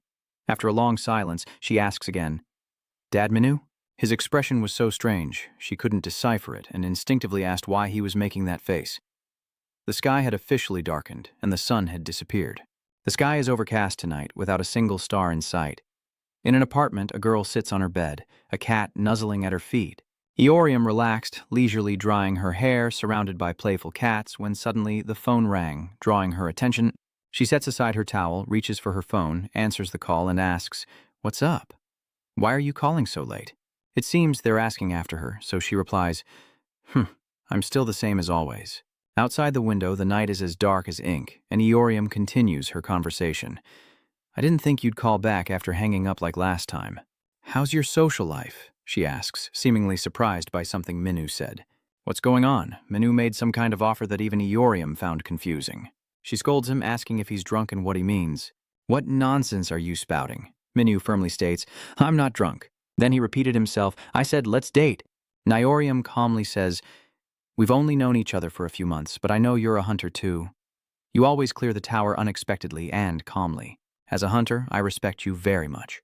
Her eyes sparkled with anticipation. "So I've been very curious to see what you're like outside the tower. That's why I accepted your offer," but the more she spoke, the more frustrated she became. "Who knew we'd meet here?" Cham, with bandages on his cheek, stared blankly. He lies in the hospital bed, hooked up to an IV, as Eorium sits beside him. A piercing scream echoes through the hospital. Who expects to end up in the hospital on a date? Hours earlier, at a cafe, a young woman sips her drink. Eorium crossed her arms, lost in thought. 10 minutes had passed since the appointed time. Was she too early? Uneasy, she checks her makeup in the compact mirror. Does she look okay? He asked her out so suddenly. She closes her compact, lost in thought, then regains her composure. "That's right, this is an investment in the future." Fed is getting stronger. He'll be the best mercenary I can hire. She judged the tea as decent-looking, but not the personality. 10 minutes later, Eorium remained upright, arms crossed, maintaining her serious posture. 25 minutes later, she impatiently scrolls through her phone. Adorium's face darkens with displeasure, ignoring the calls of the crowd. There's been an accident at the intersection. Someone's hurt. 40 minutes later, her patience wearing thin, she explodes. "Why aren't you here yet?" Suddenly, a voice calls out, "Hello, Miss Naorium." She rushed over to Cham Yu, angrily demanding, "What happened to you? Why are you so late, and why didn't you answer my calls?" It was then that she noticed the wound on his cheek. "What happened to your face?" Minwoo turned away, vaguely hiding his injury. "I slipped." He held up his shattered dead phone, adding that it was broken. Eorium wondered what could have possibly broken an A-rank hunter's phone like that. She stared at him for a moment, then pretended nothing was wrong. "All right, let's go." Minwoo was doubtful. "Where to?" she asked, her tone knowing. "I already booked the movie tickets knowing you wouldn't prepare anything. And here, take this." Eorium was about to ask what he was doing when Minwoo handed her a flower, a fresh rose wrapped in clear paper. Minwoo, covered in dirt and sporting a few cuts, stared intently. Eorium, bewildered, hesitantly accepted. "Thank you," she says, and the two head to the movie theater. On screen, a couple argues as Eorium watches, seemingly embarrassed. She's distracted, finding it hard to focus on the film. Fomet did something completely out of character. She glanced at Minwoo, realizing she'd underestimated him. Fomet is sleeping, and she can only stare in disbelief. Asleep? How ridiculous. She sighs in relief, resting her chin on her hand. Okay, so Minwoo slumps, resting his head on Eorium's shoulder, and she notices something on his forehead. A stream of blood trickling down. She loudly calls Minwoo's father at the emergency medical center. Minwoo lies there, emotionless, as Eorium bombards him with questions. A collision, being hit by a car 3 times. He was trapped in a truck. She chides him, saying any other person would be dead. "Why did you lie and say you slipped?" Minwoo, ignoring her, sits up, removes the bandage from his head, and says calmly, "I feel better now. Let's go watch the movie." Eorium coldly replies, "Don't ignore me." And the movie's over. She advised, "Let's put this off so you can go home and rest. We can always go another time." Minwoo cuts her off. "I knew you'd say that, so I didn't mention it." He quietly says, "There's one more thing I want to check today." She wonders what it is. "Check what?" As they spoke, 2 pairs of feet, one male and one female, hurried closer. A man in a suit shouted from behind her, with Eorium standing next to a woman who appeared to be his secretary. Minwoo and Eorium turned to the newcomers as she exclaimed, "Uncle!" The man trembled with rage. He is... Then he pointed at Minwoo, angrily demanding, "Is he your boyfriend?" At the luxurious Paradise Hotel, the lobby boasts a modern European design. Inside the office, a cabinet displays fine wines as a voice echoes. "I was surprised when Director S suddenly called, saying you were in the hospital." Eorium's uncle strokes his chin, looking at the information on the tablet his secretary holds out, and continues, "So, your name is Chaman, codename Fomet, an A-rank hunter. Well, if you're going to date my Eorium, you should at least be this good." He suspiciously asks Eorium, "Don't tell me you didn't come home yesterday because of this kid. How long have you two been dating?" Annoyed, she retorts, "I was at your hideout yesterday, and why are you looking into his personal information?" He casually replies that he does the same with her personal information. She sulks and tells him to leave her alone, prompting him to frown and gesture. Ms. Lai. Hearing this, the secretary nodded. She approached Eorium to report, "Ms. Eorium, I'd like to discuss renovating the hotel lounge with you." Eorium is confused. "What? Why discuss that with me?" The secretary insisted that it had to be her. "Eorium," she asked, "what? Right now?" The secretary remained firm. "That's right, she's still uneasy right now. In this situation, the secretary is resolute." "That's right, in this situation." Minwoo silently watches as the hesitant Eorium is ushered away by the secretary. "Hold on a moment," her uncle spoke, drawing his attention. "Now that she's gone, let's be frank." He slid over an envelope and sternly commanded, "Take the money and stay away from my Eorium." Minwoo grimaced as if he'd stepped in something unpleasant. "I knew I'd seen this scene in a movie before," he thought. He started to explain. "It seems you've misunderstood something. But Eorium's uncle cuts him off, saying that if he were just a regular person, he wouldn't care who she dated, as she's free to date whoever she wants. With a slight pause, he continued, "Except for hunters, you'll bring harm to Eorium." These words stunned Minwoo. Thinking of the Heaven Hotel's logo, he considers Iorium as the heir who will take over the hotel in his stead.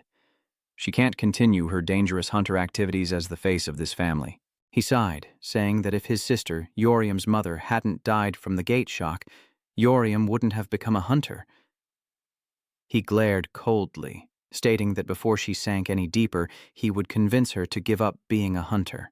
Minyu scoffed, needling him, saying it depends on whether she wants to continue being a hunter or not.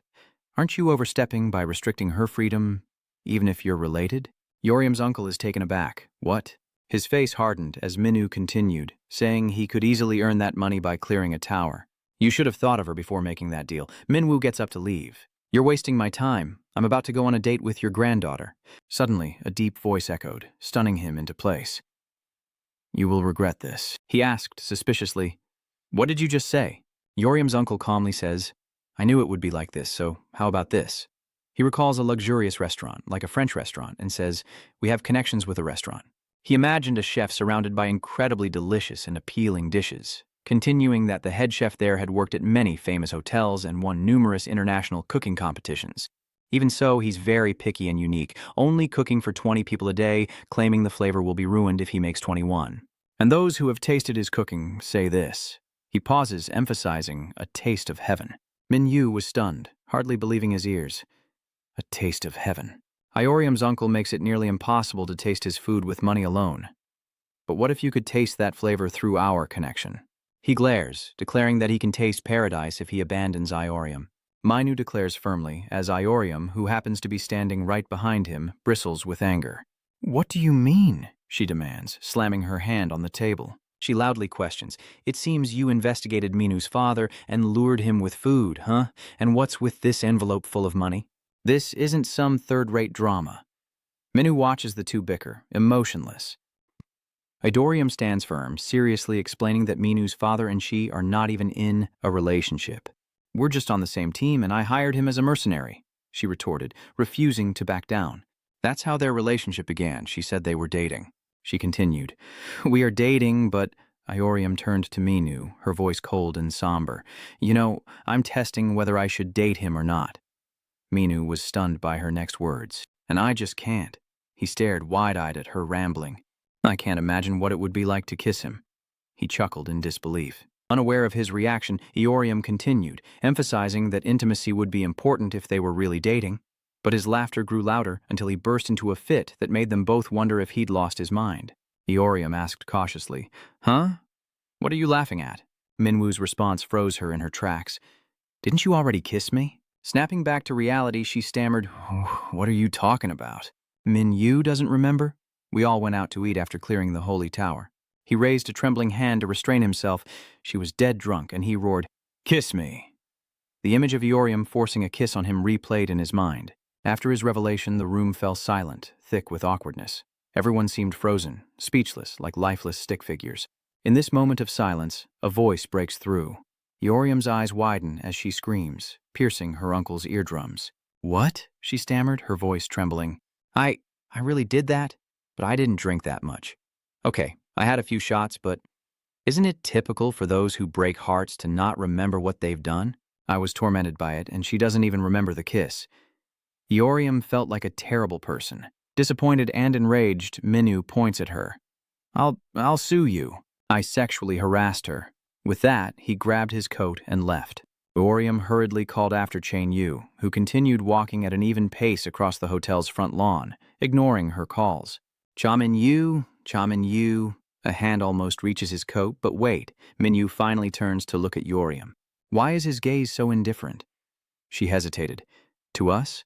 She suggested. How about we go see a movie now? He indifferently replies, Okay. Then she suggests they go eat. He immediately refused, and the indifferent Minwu paid her no mind. After a moment, he clarified, I was just talking nonsense about suing you. Iorium was silent, unsure what to say, as their shadows stretched across the ground. She hesitantly apologized. I'm sorry. The setting sun peeked through the trees. Minyu didn't answer, instead pulling out her phone and tapping away as he looked on, unconcerned. Seeing he wasn't paying attention, Iorium asked, What are you doing? Minyu casually called a taxi. He was dubious. What? What are you trying to say? Well, she wrings her hands nervously. I was just wondering, are you asking me on a date? Eorium scratches her cheek and gives an awkward smile, wondering if she's interested in me after that kiss. Then, her eyes widen with anticipation. She stares at Minu, anxiously awaiting his answer, but he remains silent. As she's about to ask his father, a taxi arrives behind him. The taxi pulled away, leaving Eorium standing in silence. Her figure looks so lonely. A voice echoes as the city sparkles with a beautiful high-up view. Is this the view for those at the top of society? A mysterious figure at the window says, I think I finally understand why humans strive for success. He laughs mysteriously, a loud, malicious laugh, as if plotting something sinister. Suddenly, the lights come on, revealing the mysterious figure to be Cha Jin-woo. He turns to confront Cha Min-woo, who is clapping on the chair. What are you doing? Things are really heating up, aren't they? Did you come here to cause trouble because you're still upset about being dumped? Min-yu coldly replies, I heard there was a clap-on function for the lights, so I was just testing it out. As if reacting, what did Jin-yu say? He threatened through gritted teeth. What nonsense are you spouting? Do you have a death wish? Unafraid, Jin-woo mocks him. You sure know how to enjoy yourself. Fumit didn't expect to fall for a human. He denies it, saying he was just curious. He mimicked, when did I do that? I was just curious. Are you threatening to make next year your death anniversary? Minu angrily shouts, and how do you know I got dumped? Jin-woo casually replies that he was just curious and had a demon servant follow him. Normally, you would have noticed. But this time, you didn't even realize it. He recalled Min-yu standing in front of the flower shop, hinting. While Min-yu was wondering if he should bring flowers to the date, a truck came rushing in. Thinking of this, he mocks Min-yu's madness and being hit by a car as Jin-yu sits down with a glass of wine, seemingly nonchalant. There's a saying in the human world, love blinds reason. He mocked, I can't see the beast within you anymore. You've become human, inside and out. Min-yu sighed in response. That's not it, shut up.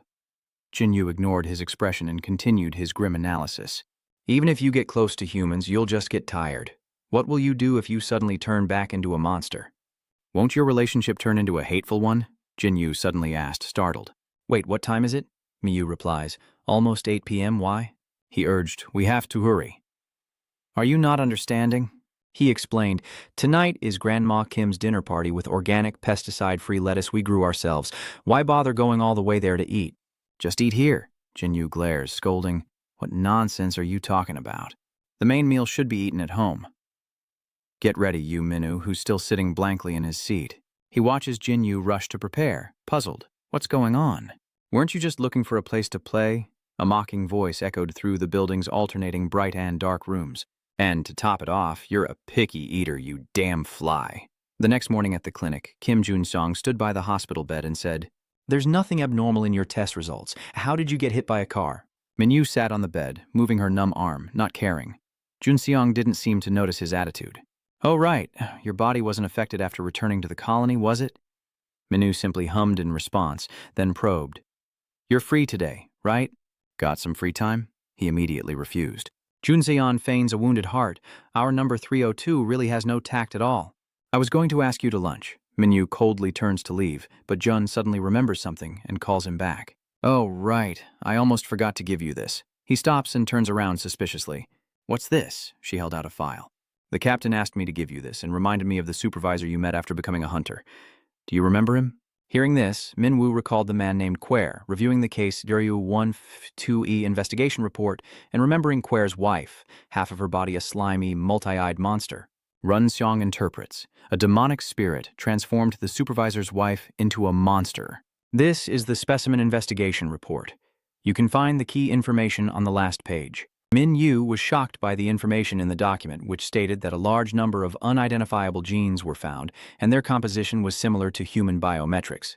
Jun-seon asks, Do you understand what this means? Minu speculates, so that grotesque body was made by piecing together the bodies of many people. Jun-seon paled, clutching his trembling arm. Exactly. Reading the results gave me goosebumps. She deduces that this must be the work of a deranged magic hunter.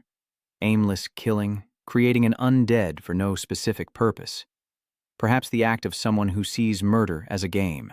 Min-yu silently examines the report, thinking about the monster's gaping maw with 100 eyes inside. Is that why he only felt disgust when looking at that monster? Runzong pondered. It seemed even the ghost captain was troubled by this. Some missing hunter cases were linked to this psychic hunter, but there was no proof it was the same person. Minwoo holds the report and replies, "She said something similar before, but the fact that the captain has no leads proves he's more careful than we thought." Junzong no DS, saying he's right, but wonders why he gave the file to number 302.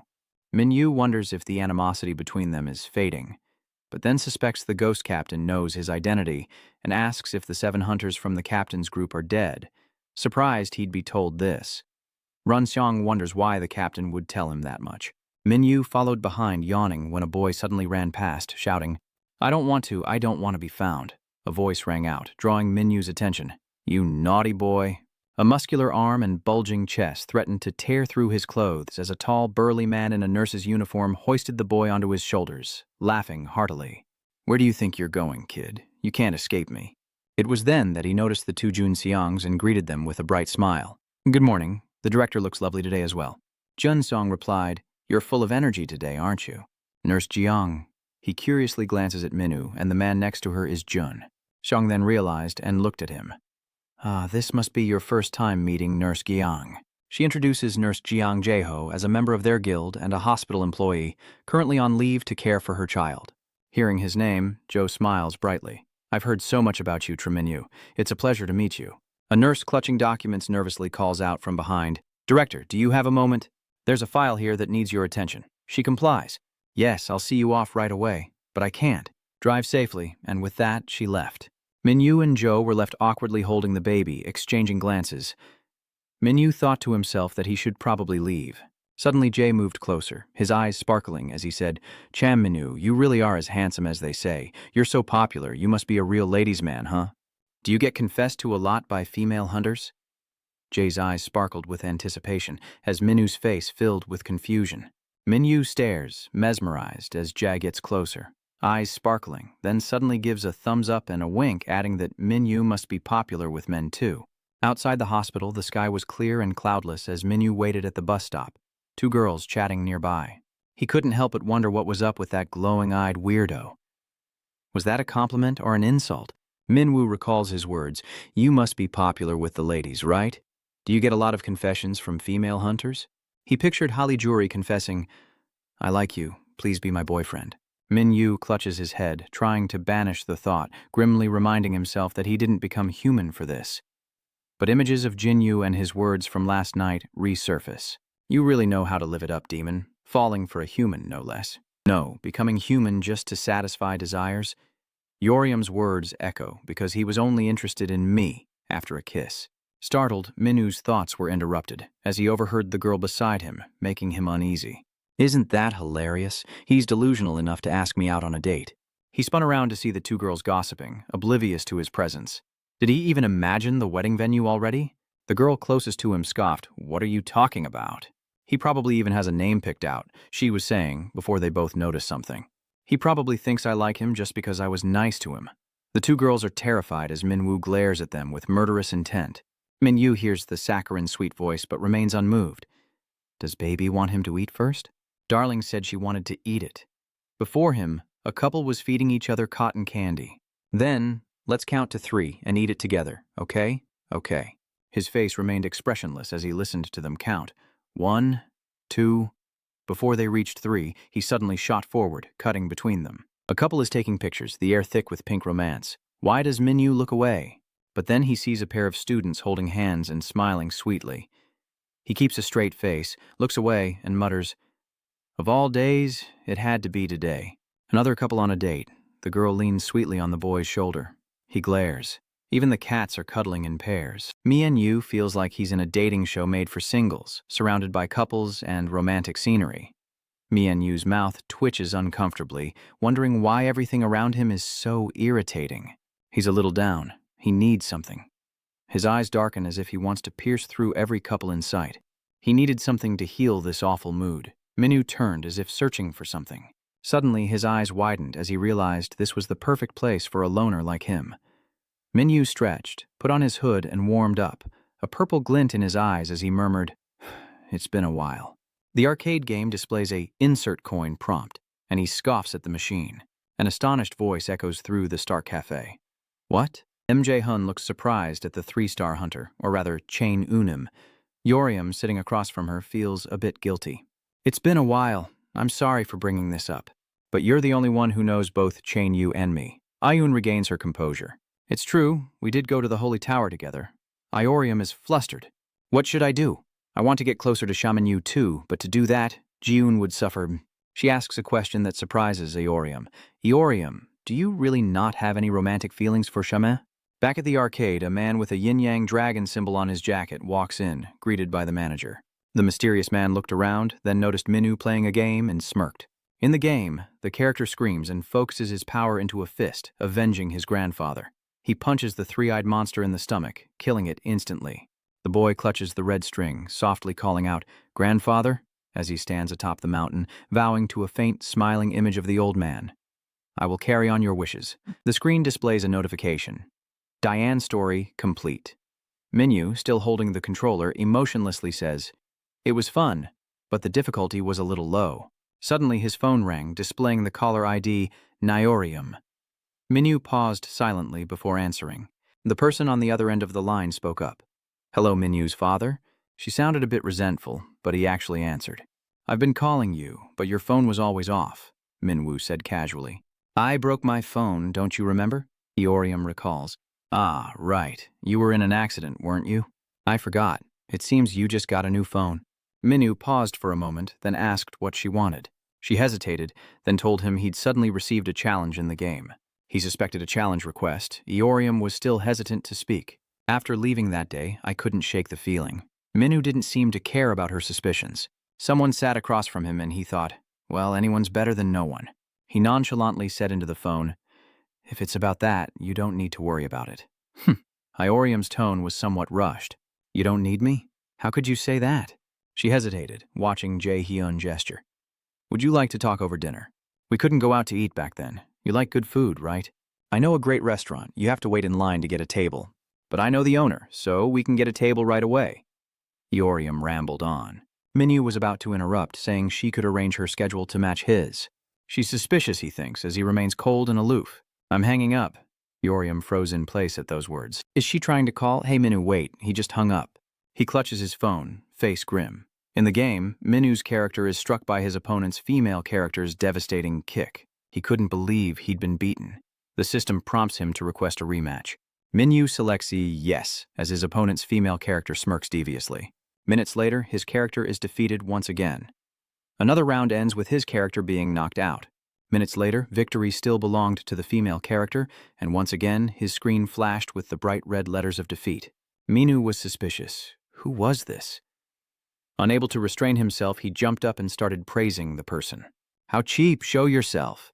Then he saw the mysterious man from before sitting across from him. The man's face was hidden by a hat, but Minwoo recognized him as a hunter, who then said, "I've heard a lot about you." "I am the leader of the Stellar Stream Guild Moon Go," the man introduced himself. A flicker of surprise crossed Minwoo's eyes, then he looked up slightly and smiled, extending an invitation. "Would you like to join our guild?" Louie's eyes remained glued to her phone screen. Standing beside her, Dung Yuna impatiently spoke up. "Why have you been staring at your phone this whole time? Do you think Sunform will come just because you asked?" Yuri panicked, insisting that he was in a good mood. Lost in her rose-tinted delusions, Yuri recalls Sunform complimenting her smile, exclaiming, "He even said I look pretty when I smile." Yuna coldly retorted that he was probably just flattering her and that he didn't like her. Yuri retorted, annoyed, "Why are you being so passive-aggressive?" "It's not my fault you've been lonely for so long." This hits a nerve with Dung Yuna. Annoyed, she pinched Yuri's cheek, scolding her for saying whatever she pleased. The force of the pinch made Yuri double over in pain. With a huff, Yuna turned and walked away, leaving Yuri to ask a question. "But why would the government want to meet with us? Nothing bad is going to happen, right?" Yuna replied nonchalantly, "I don't recall doing anything illegal. They probably just want to borrow our guild's strength."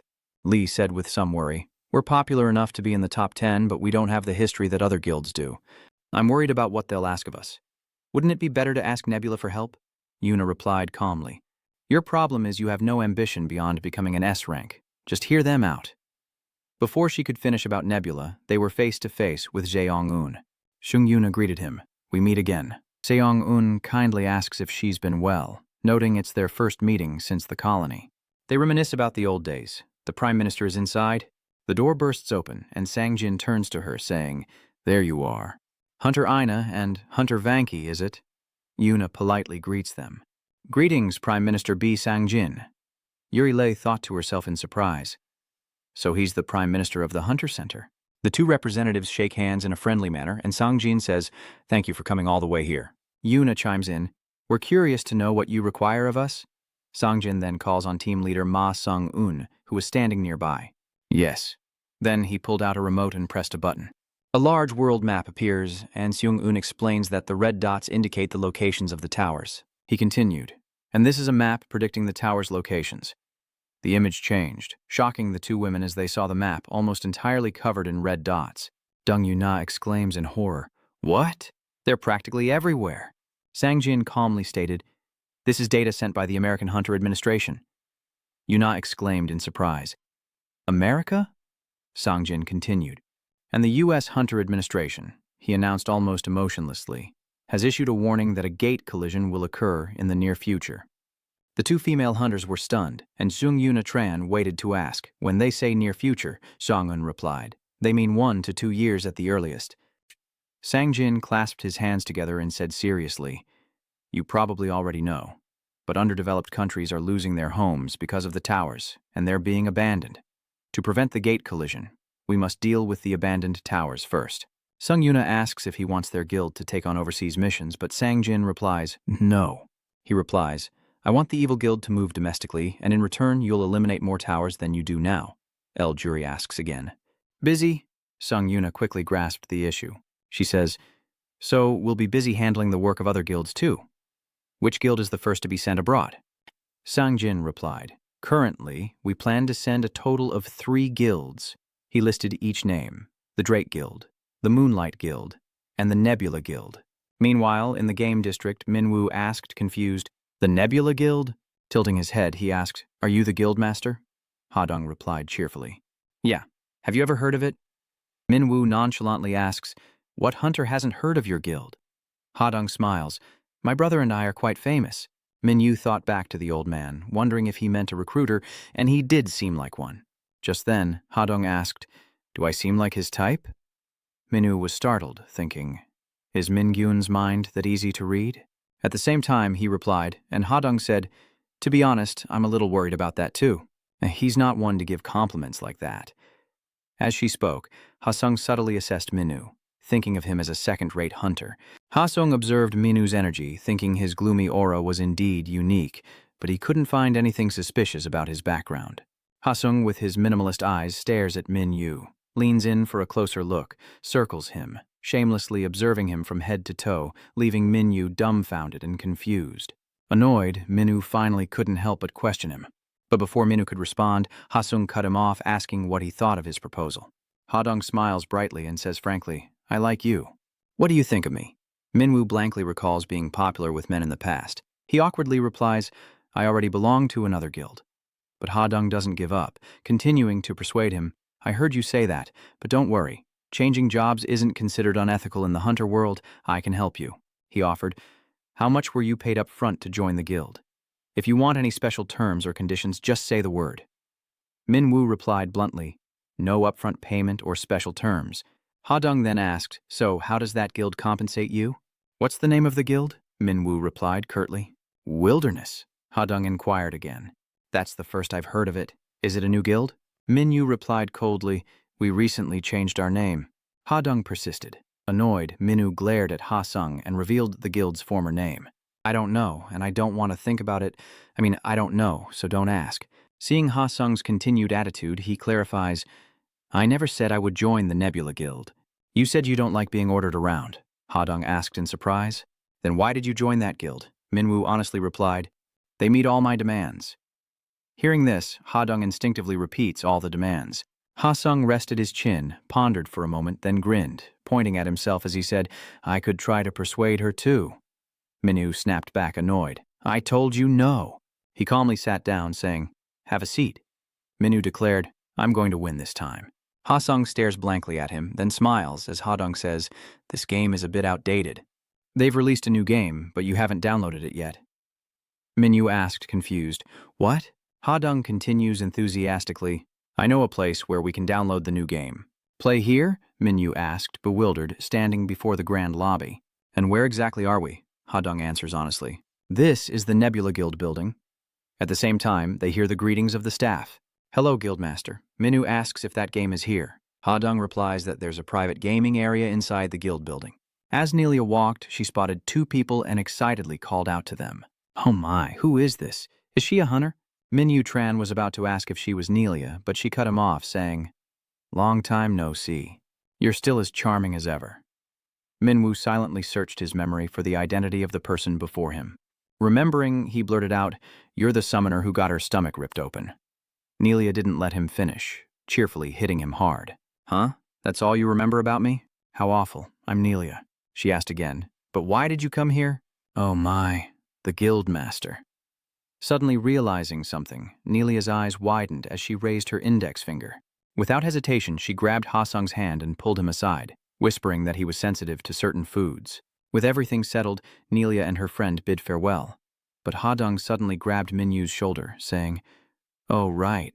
He smiles and asks, Now that you're here, is there anything you'd like to eat? And just like that, a huge feast is quickly laid out. Hadong humbly says, It's really nothing much. Minwoo stares intently at the food.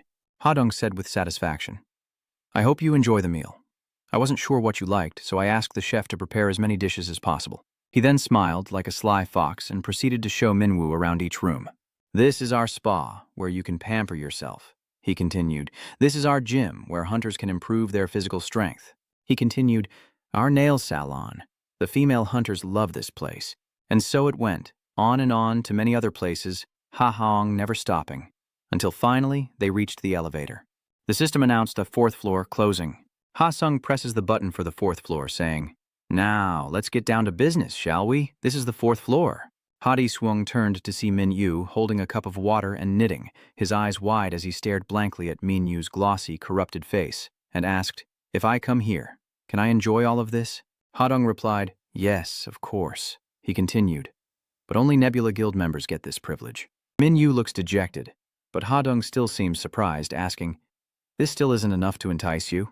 The system announces the destruction of the B floor and the ascent to the 20th floor, as Minwoo wonders, What are you? And Hadong replies, I'm thinking of something more interesting than the game. He glances at Minwoo, still smiling, and says, You're going to love this. On the 20th floor, made of wood, a powerful fist comes down, the muscular man punching the floor with such force that the air vibrates. Hanga nimbly leaps back, perfectly dodging the blow, and without hesitation she powers up and launches a kick. The man quickly braced himself, managing to block the blow as Hanga stared intently, and he returned her gaze. They countered simultaneously. The man forcefully flexed his bicep to throw off Hanga's leg, but she gracefully spun away, instantly blocking his follow-up attack with a punch. They exchanged blows relentlessly, the fierce impacts creating shockwaves. The man smirked, lowered himself, gathered his strength, and charged at Hang-A like a cheetah. Unfazed, Hang-A calmly said, I told you, if you just wait, an opportunity will arise. In a flash, her foot shot up from below, striking her opponent's chin. Hang-A's high kick strikes a vital point, sending her opponent flying before crashing to the floor, right in front of the newly arrived Minwoo. Hanga retorts, displeased, saying he's good at everything except controlling his temper. She trails off, her eyes widening in surprise. She blurted out, Hadong, I mean the guildmaster. Hadong greeted her back, saying, So you're training. Standing by, the river god asked with his hands on his hips, Are you here to fight too? Hadong then asks, Is that the same for you? Haba replies, I'm just here to watch. Then he raises an eyebrow, silently observing the person next to Hadong. Tran says, You're standing next to him. Hadong readily admits, He must be Hunter Foe. The two are shocked, thinking of the promising A-rank Hunter Chu mentioned. Hadong dutifully introduces Hack and Hang-A from the left, and soon, the hunter on the ground. Hang-A says amiably, Nice to meet you. I've heard Hunter Chu talk about you a lot, but why are you here with that hunter today? Hadong then asks, What do you think? Hunter Fomet will fight. Minwoo, still confused, asks again. Fight? Hanga asked again. Who would fight him? Me? The ferryman next to her chimed in. If two A-rank hunters fought, would you kill the weaker one? Hanga then asked, So, would you be okay? The river god denies it, annoyed. I'm a magic hunter, not a martial artist. Hanga turns to the crying man and says, You can ask that guy. Habik stated bluntly that he had already lost, while Ha-sung chimed in, asking what everyone was talking about. With a dangerous smile, he declares, "I'll be the one to fight Fomet." This time, Hung-ah is stunned, sweating as she thinks to herself that even Haba was stunned, wondering if this was going too far. But Minwoo, unfazed, simply glanced at Huang. Casting off his jacket, Ha Jung says, "Let's bet. If I win, you join the Nebula Guild. If you win," Hong, now with her hair down, removes her jacket and hat, turning her back to Minwoo as she declares, "Then I'll do whatever you want." He turns to Minwoo, his eyes dangerous, and asks, "What do you say?" His words barely audible over the rising murmur. "So that kid's the youngest son of the Nebula Group?" "Yeah, I heard the chairman dotes on him." Of course, he's got the looks and the talent, born with a silver spoon in his mouth. Hadong overheard everything. "So, the stellar group will belong to this kid one day." A strange voice approached. "Hello, I'm Dung Subin. I didn't expect to find someone my age here." She knew she had to make a good impression, and with a bright smile said, "It's a pleasure to meet you." She reminded herself. Her mother told her to befriend him. Her mother watched from behind, a triumphant smile on her face, thinking, "Excellent, my daughter. This is our chance to partner with the stellar group. We could even become the owners of the Qingyun Corporation." Obeying her mother, the girl innocently leaned towards Hong and asked, "Isn't it boring here?" The girl said, "How about we go for a walk?" Hadong spoke at the same time, finishing her sentence. "Let's go for a walk," she said, startled and crying out. "Huh?" Did Hajung just repeat that exactly? This bizarre turn of events leaves the young girl frozen in fear as Ha Kyung leans in close and whispers, "Did I scare you?" "How cute." Despite the intense pressure at such close range, Ha Dung calmly says, "But what can I do? You're not my type. Tell your mother to give up on you becoming the head of my corporation." Having successfully scared her away, Ha Dung smiled faintly. Inwardly, he chuckled, his silver eyes widening as he mused, "I hate boring people the most."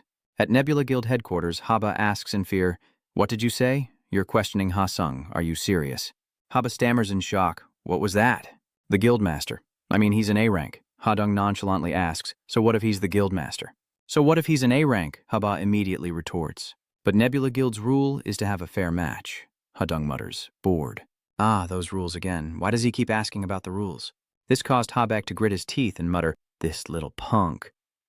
In the end, Ha Sung conceded, saying, all right, how about this then?"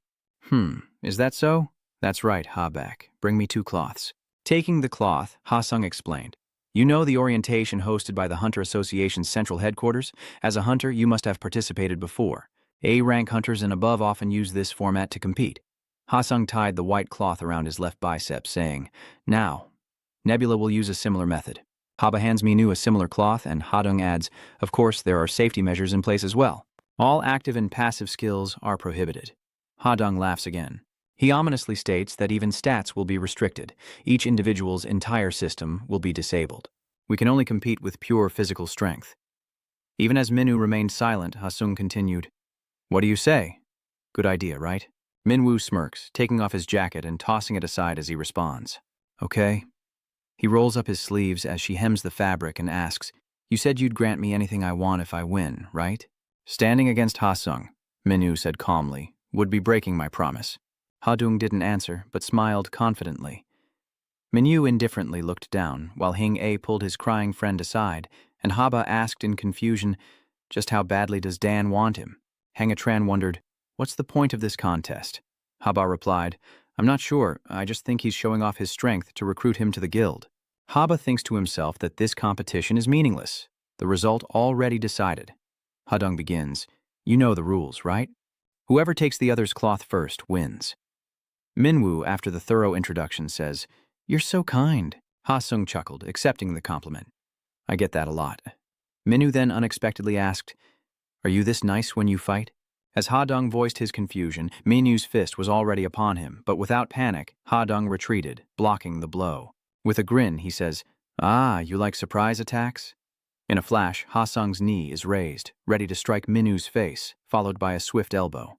Minwoo raises both hands to block, but Ha-Sung targets the fabric on his hands, giving him no chance to react before launching a powerful kick. Ha-Sung laughs with excitement, and Minwoo grins, clearly thrilled. They charge at each other, throwing simultaneous punches that collide, creating a powerful shockwave. No sooner had their fists parted than Minwoo launched a flying kick aimed at Ha-Sung's head. but Ha-sung reacted in time, blocking the blow. Minu's attack didn't stop there. He spun around, unleashing a powerful double kick to Ha-sung's face. Minu was shocked to see Ha-sung casually block such a swift and unpredictable strike, even smiling and exhaling. Suddenly, Ha-sung grabs Minu's leg and throws him into the bar. Minu is sent flying, still staring in shock when a gust of wind blows past. Using the momentum, Minu pushes off the wooden wall and charges at Ha-sung, throwing another punch aimed at his face, but Ha-sung blocks it once again. Sensing something, Minwoo recoils, creating distance. But Ha-sung still manages to block another skillful high kick. Each of Ha-sung's attacks were blocked just in time, as if predicted. It all happened so fast. Minwoo retreated, keeping his distance from Ha-sung, thinking, "This bastard's movements." Ha-sung still smirks confidently. Minwoo thinks to himself how strange it is. Minwoo crouches, launching another attack on Ha-sung, whose eyes lock onto him. Minwoo realizes with a start, his high kick is blocked once again. Minwoo thought, instead of reading my movements as if he already knew them. The river god's subordinate spoke, "Vangogo can't control that thing." Hanga responded, "Indeed, it's both a blessing and a curse." Meanwhile, the other two continued their intense battle, as Hengi observed, penetrating the depths of another. Hengi and Minwoo both exclaim, "Mind-reading." Minwoo looks directly at the indifferent Ha-sung and asks, "Isn't that right?" Ha laughs again, and without hiding anything, Ha-sung speaks candidly. "You knew right away as expected. You really do have an eye for talent. I've had this ability since before I awakened." "It's a unique ability, separate from a hunter's power," Ha-sung says, his silver eyes widening. "From it, I can see everything with my own eyes." He continued, "You're just like me." As if reliving the past, Ha-sung tells Minwoo, "If you want something, you have to have it. And if anything interferes, you'll eliminate it at any cost."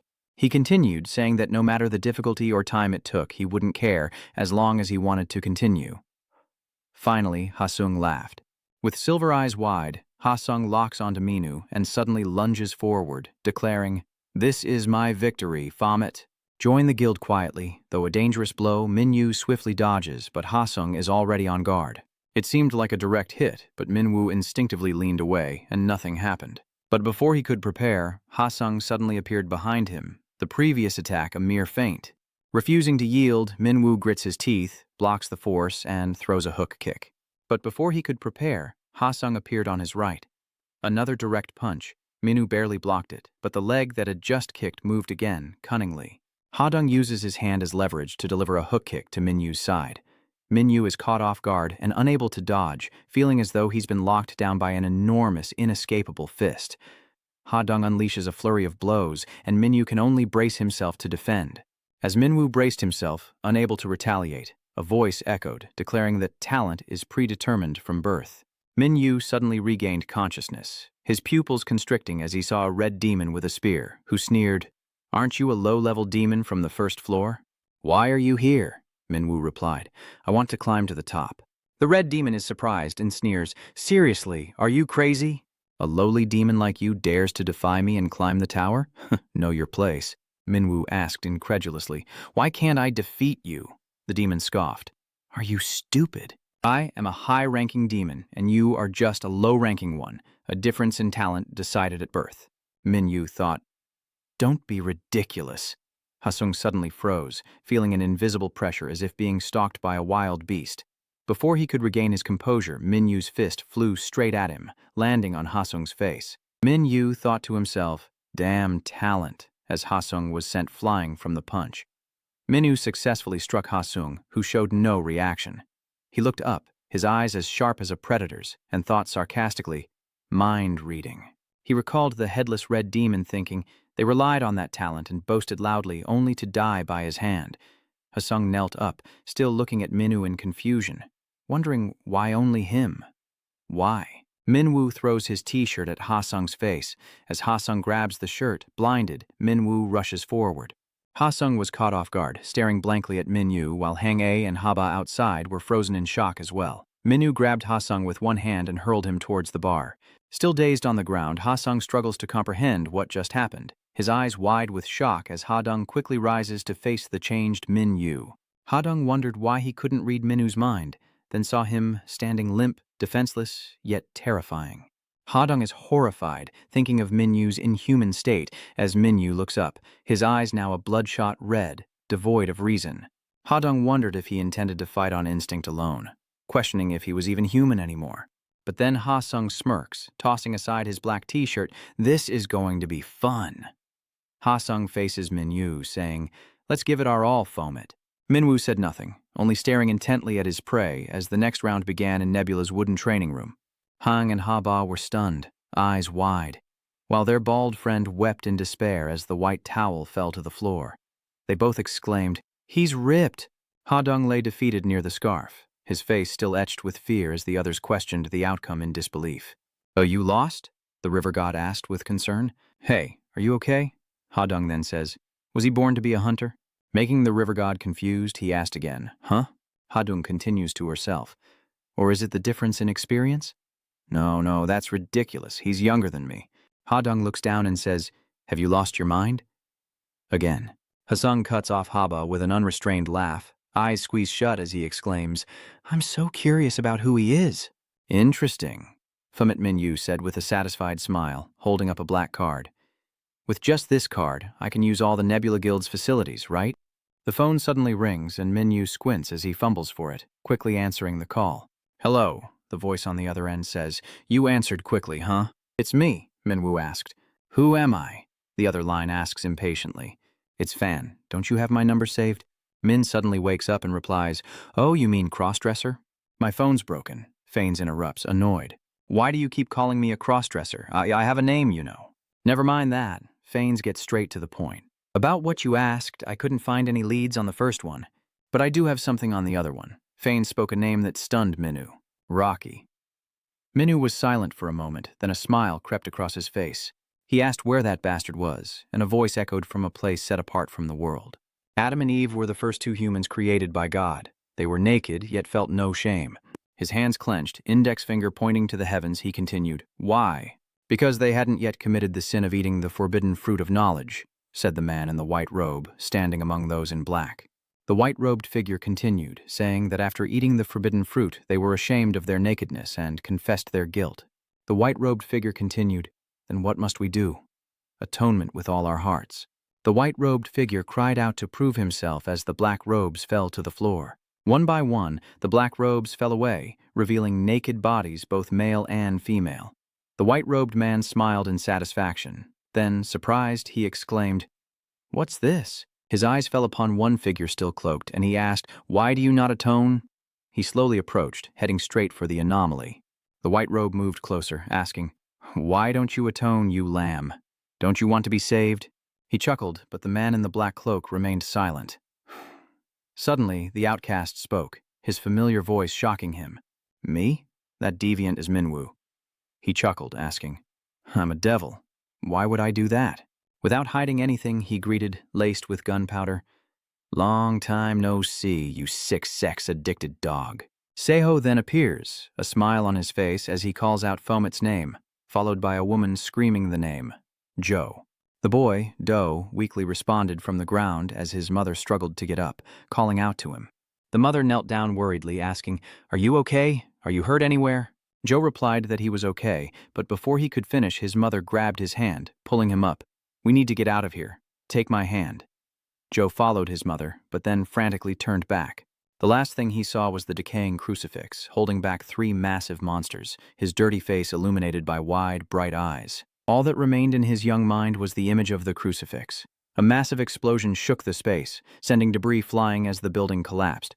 A gleaming white apple bursts from the rubble as Seho braces himself. He looked up, a smirk playing on his lips as Minwoo emerged from the rubble, clad in black and wielding his sword. Seho speaks up. "Still as bloodthirsty as ever, I see." Seeing Minwoo's cold stare, he asks, "How did you know I was here? Were you following me?" He then casually chuckled. "Go Hua, I didn't realize you missed me so much." Without hesitation, a fierce sword stroke severed Seho's head, not allowing him to utter another word. Minwoo retaliated, noticing white petals and a familiar voice from behind, moving too hastily. Without a hint of surprise, Su Dui-ho chuckled. "Care to talk?"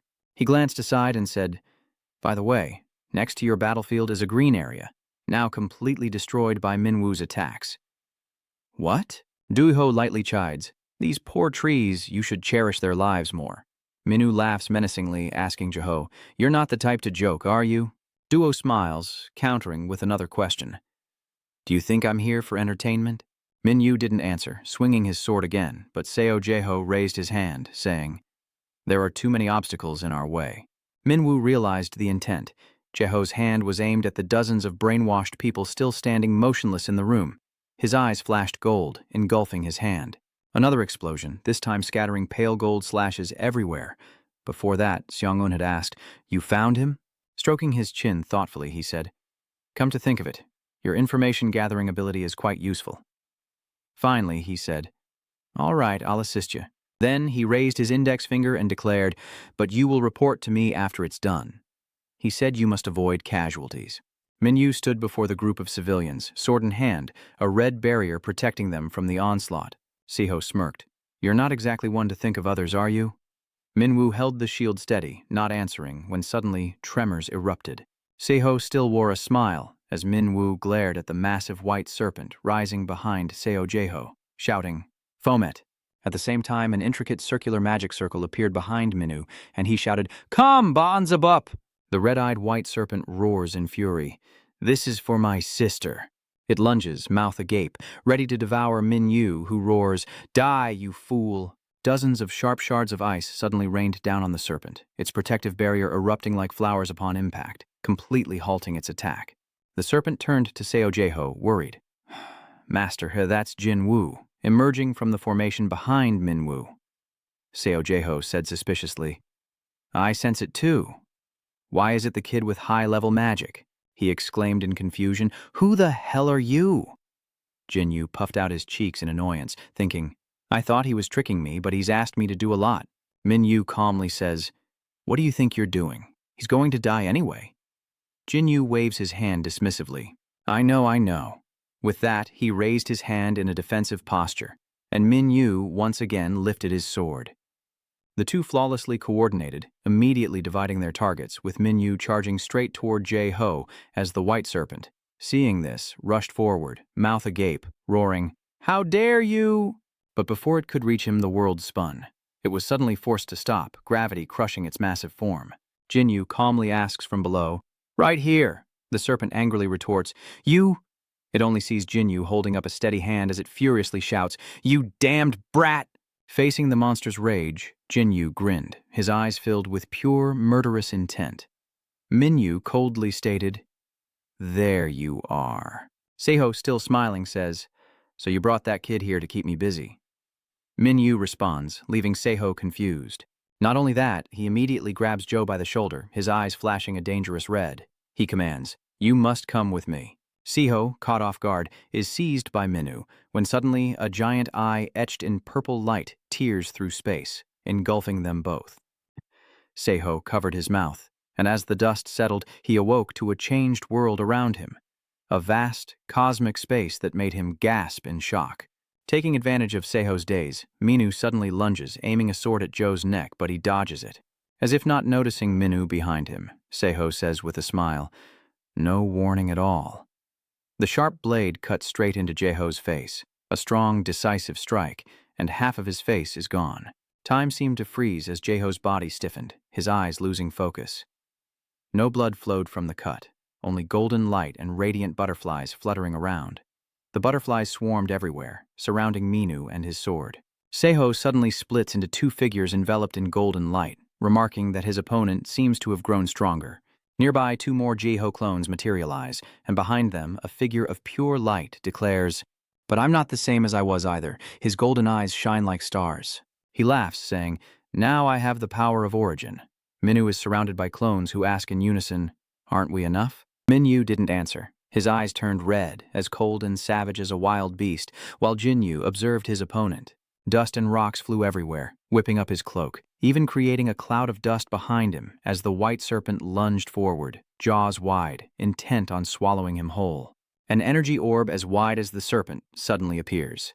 Weighing it down as Jinyu remarks, Your attack was too easy to read. The serpent hissed, You little brat, and lunged with its massive head and body. The destruction shatters the earth, but the serpent is puzzled by a strange feeling. Jinwu stands before its eyes and raises his hand. Where are you going? I'm right here. The snake coiled, trying to ensnare Jinwu, but he leaped away.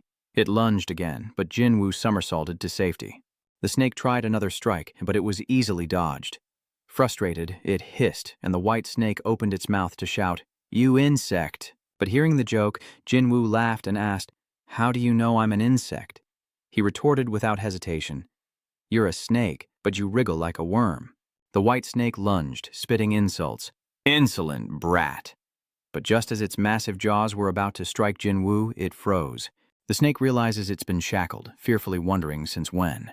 Jinwoo calmly stroked his chin, tilting his head as he said, "Since when?" "Well, I have been fighting for a while now." But the snake glared arrogantly, saying, "My blood still boils a little, even when fighting weaklings like you." He then asked, "Now, how should I deal with you? Hey worm, you're a demon slave, right?" He casually continued, "I wonder what a serpent demon tastes like. I wonder if my demons will like it. They'll eat you alive." With a smirk, he continued, "At first it'll sting a bit until your whole body is chewed clean." Jinwoo's eyes turned blood red as he spoke. "I'm picturing you writhing in agony. It's a beautiful sight." The snake suddenly screams, "No!" Suddenly, two girls with pitch-black eyes appeared, biting Jinwoo's arms as soon as he finished speaking. "What do you mean?" "No. Blood splatters shocking Jinwoo." He quickly used wind magic to blow away the two interlopers, and the two girls in white retreated to the white snake, glaring at Jinwoo with hatred. Jinwoo collapses, clutching his shoulders as if gravely wounded. He looks at his trembling hands in horror. "They're covered in blood," he exclaimed in shock. "Blood!" The two girls anxiously touched the giant snake's head, crying, "Sister, the white snake also said it's too dangerous for me to be here." The two girls teared up and cried out, but Jinwoo stood up, suddenly asking, "Who are they? Can he create more demon slaves?" He continued to mutter, "The only time I've bled in battle was when I fought Vomit in the Tower of Hell, and that was a long time ago." Jinwoo's body trembled violently. He said, "I can't believe I'm feeling pain from someone as weak as you." Amidst the snake's fury, Jinwoo roared, humiliated as a crimson aura of malice erupted from his childlike body. His face now demonic, eyes veiled in blood and a third eye piercing his forehead. Gritting his teeth, he declared, "I will obliterate you all." The giant white serpent, witnessing this, cried out in fear, "No." In that space, Seo Jaeho's clones were being slaughtered one by one. Minyu stood amidst the carnage, cleaving with his sharp blades, killing all those around him. A clone tried to attack from behind, but Minyu swiftly cut it down, cleaving it in two. Yet they were endless, as more and more advanced. Minyu's pupils contracted as three dark star formations appeared in the sky, creating similar formations that unleashed pure black chains, piercing through the clones who died instantly, unable to resist. As for the surviving clone with 9 lives, Minyu stomps it in the face, a grim reaper with twin blades, stepping over the corpses, his face hidden in shadow, revealing only bloodthirsty red eyes fixed on Seo Jaeho. Seo Jaeho remained suspended in the air, then suddenly chuckled as Minyu leaped to finish him off, only for Seo Jaeho to erupt in a blinding light that tore through his white robe. As withered butterflies fall, he braces himself with both hands and says, "How surprising." Fomet. From his hands, he conjures a blinding sphere of light and says with a grin, "Looks like I shouldn't have been so nice." Duo's eyes suddenly turn white as he says, "Taste this!" Then, without hesitation, he throws the energy ball at Minyu, screaming. With a smirk, Minyu, overflowing with energy, suddenly impales the smug Seo Jaeho with a blade. Minwoo grins, his eyes now reptilian slits, strange white patterns appearing on his face as he says, "Die." With those words, he raised his blade, and Zuki's white eyes lost all focus. At that moment, an image of Zuki appeared with a mysterious thought that I recognized the instant I saw him. That image cracked along with the confidence of that thought. My power could completely surpass him. Back in reality, the sword's master thought to himself, "But this is..." Minyu slings his sword over his shoulder, muttering, "What a boring end." Annoyed, he scolds, "Why did it take so long to find him, only for it to end this quickly? What a waste of time." Suddenly, something comes to mind. Come to think of it, he recalls the mission board regarding the punishment of the Lust Apostle. Immediately, Minyu raised his hand to his chin, thinking... A quest appeared the moment he met him. Suddenly, his eyes widened in shock as he stared at his hand, a strange feeling washing over him. "Something's happening to me." Minyu glances up. He had seen the mission system intact before, and now he cried out in astonishment. Why wasn't it complete? Seeing this, he turned his head worriedly. "Don't tell me." But JKI's corpse is still intact, Nothing's changed. Minyu stared at the corpse, thinking to himself, no, he's definitely dead. I definitely cut him in half. Suddenly he stopped, his face twitching as he wondered, could there be an error? Then, with stubbornness, Minyu desperately called out to the system. The mission window? Oh, mission window. The quest window. After a moment, he furiously tapped at the system. Why is it still the same? Come out here and fix it. Suddenly, the system displayed a strange, unfinished notification, causing Fomet to freeze in his tracks. What? Just then, something hurtled toward Minyu from behind, and he immediately turned to intercept it. As he turned to counterattack, a familiar feeling washed over him. A massive explosion erupted, and Joki's color began to change as the system appeared before Minyu. The mission has changed, and a warning has appeared. There's an error in the system eliminating the surrounding monsters. Minwu exclaims in surprise. What? The system vanished, and he looked up at what was before him. Minyu stared blankly, then gasped at the butterfly-like monster. What is this, and where is that strange voice coming from? What do you think? An unidentifiable figure smiles eerily. The voice continues, asking if he thinks there is no existence. The white figure kept that eerie smile on its face as a soft voice echoed. The child butterfly monster with the sorrowful face spoke slowly. Non-existent. Then it unleashed a burst of blinding energy, hurtling towards Min Woo, who stood frozen, watching it approach. Suddenly, a loud voice called out to Joe as the stunned boy stared in disbelief at what was happening. The person shielding the boy was sliced in two, and another immediately scooped him up and fled. Just as the cloaked girl set him down, another person rushed over, calling out his name, Joe. The cloaked girl pulled something out, urging them. Get him and this out of here now. The blonde girl took the device, trembling, and asked, What is this? The cloaked girl explained, It's a device that detects magical beasts and guides you to the safest route or the nearest shelter. Joe is startled as the girl says, I wanted to give you the teleportation device, but I already gave it to someone else. If you use it, you might meet a hunter. Seeing the cloaked girl stand, the blonde asked, What about you? The hunter immediately rose, stepping in front of them. She thought of her fallen comrade, saying, I can't abandon my teammate. Facing the terrifying monster, she turned her head and hesitated. Though pale with fear, the hunter assured them, With my current strength, I can only hold it off long enough for you to escape. Immediately, she screamed, urging them to go. Please, just go. The boy, Jae-ho, is pulled away, still looking back at the huntress. Then he closes his eyes, turns and grits his teeth as he runs after the blonde girl. Suddenly, Minu's hazy, bewildered face appears, his ghostly figure drifting past the boy in confusion. Looking around at the desolate scenery, Joe wondered, what's going on? Is this his memory? Inside a ruined, desolate city.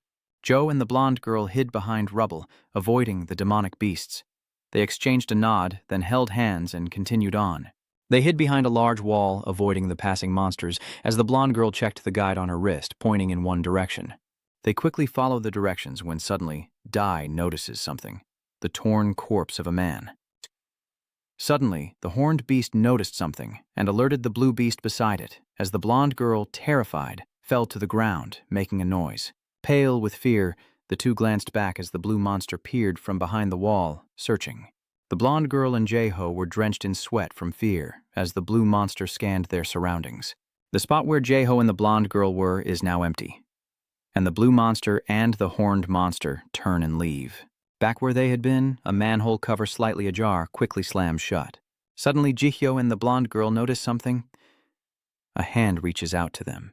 Before them stood three men, and the one reaching out asked, Are you two all right? His face etched with worry, he exclaimed, Thank God! In a heartbeat, Jay and the blonde girl were rescued, and the man offered a quiet thanks. They appeared before us thanks to the grace of God, and then a bustling scene unfolded before their eyes. This is the underground shelter. As you can see, everyone here has escaped from the monsters, just like you two.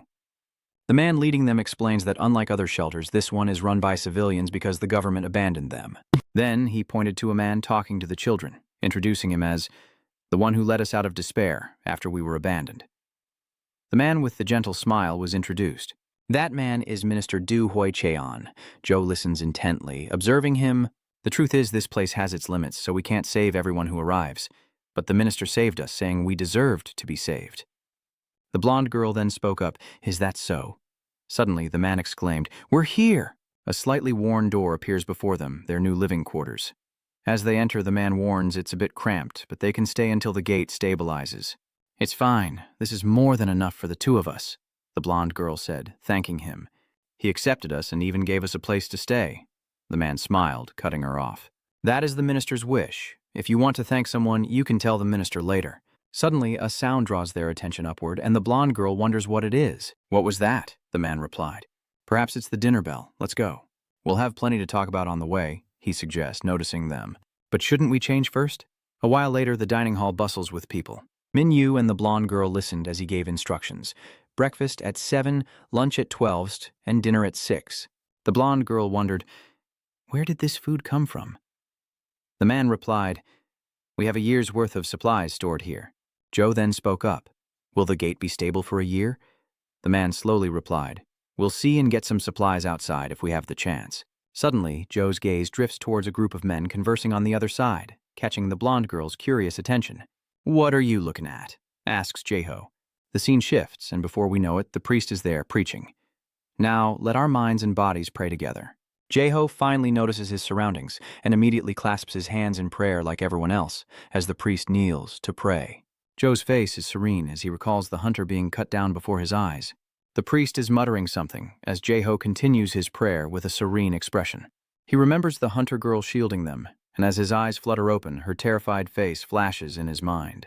A sudden light catches his eye, emanating from behind the priest, and Jeho stares in stunned amazement. The priest was now radiating a brilliant aura, and a smile suddenly bloomed on his lips, as Jeho's face seemed to be completely wiped clean. A mysterious voice echoes softly. Long ago, when God created the world under the dim light, that sound was steady and even. He spoke, and light appeared, allowing all things to be seen. Without pause, he decreed that light and darkness would alternate in the world, creating day and night. That voice, full of enchantment, spoke again. Let us create beings in our image, granting them the wisdom and strength to rule the skies and the seas, to become the apex predators of the world. God used that very day as a model for us. The person slowly recounted, but he divided us into women and men, and he blessed us. Jehovah peered into the book, intently reading the final passages. He granted us the ability to procreate and increase our numbers so that we might become the strongest species, ruling the earth. As the boy finished reading, applause suddenly erupted, the teacher on the podium clapping enthusiastically in praise.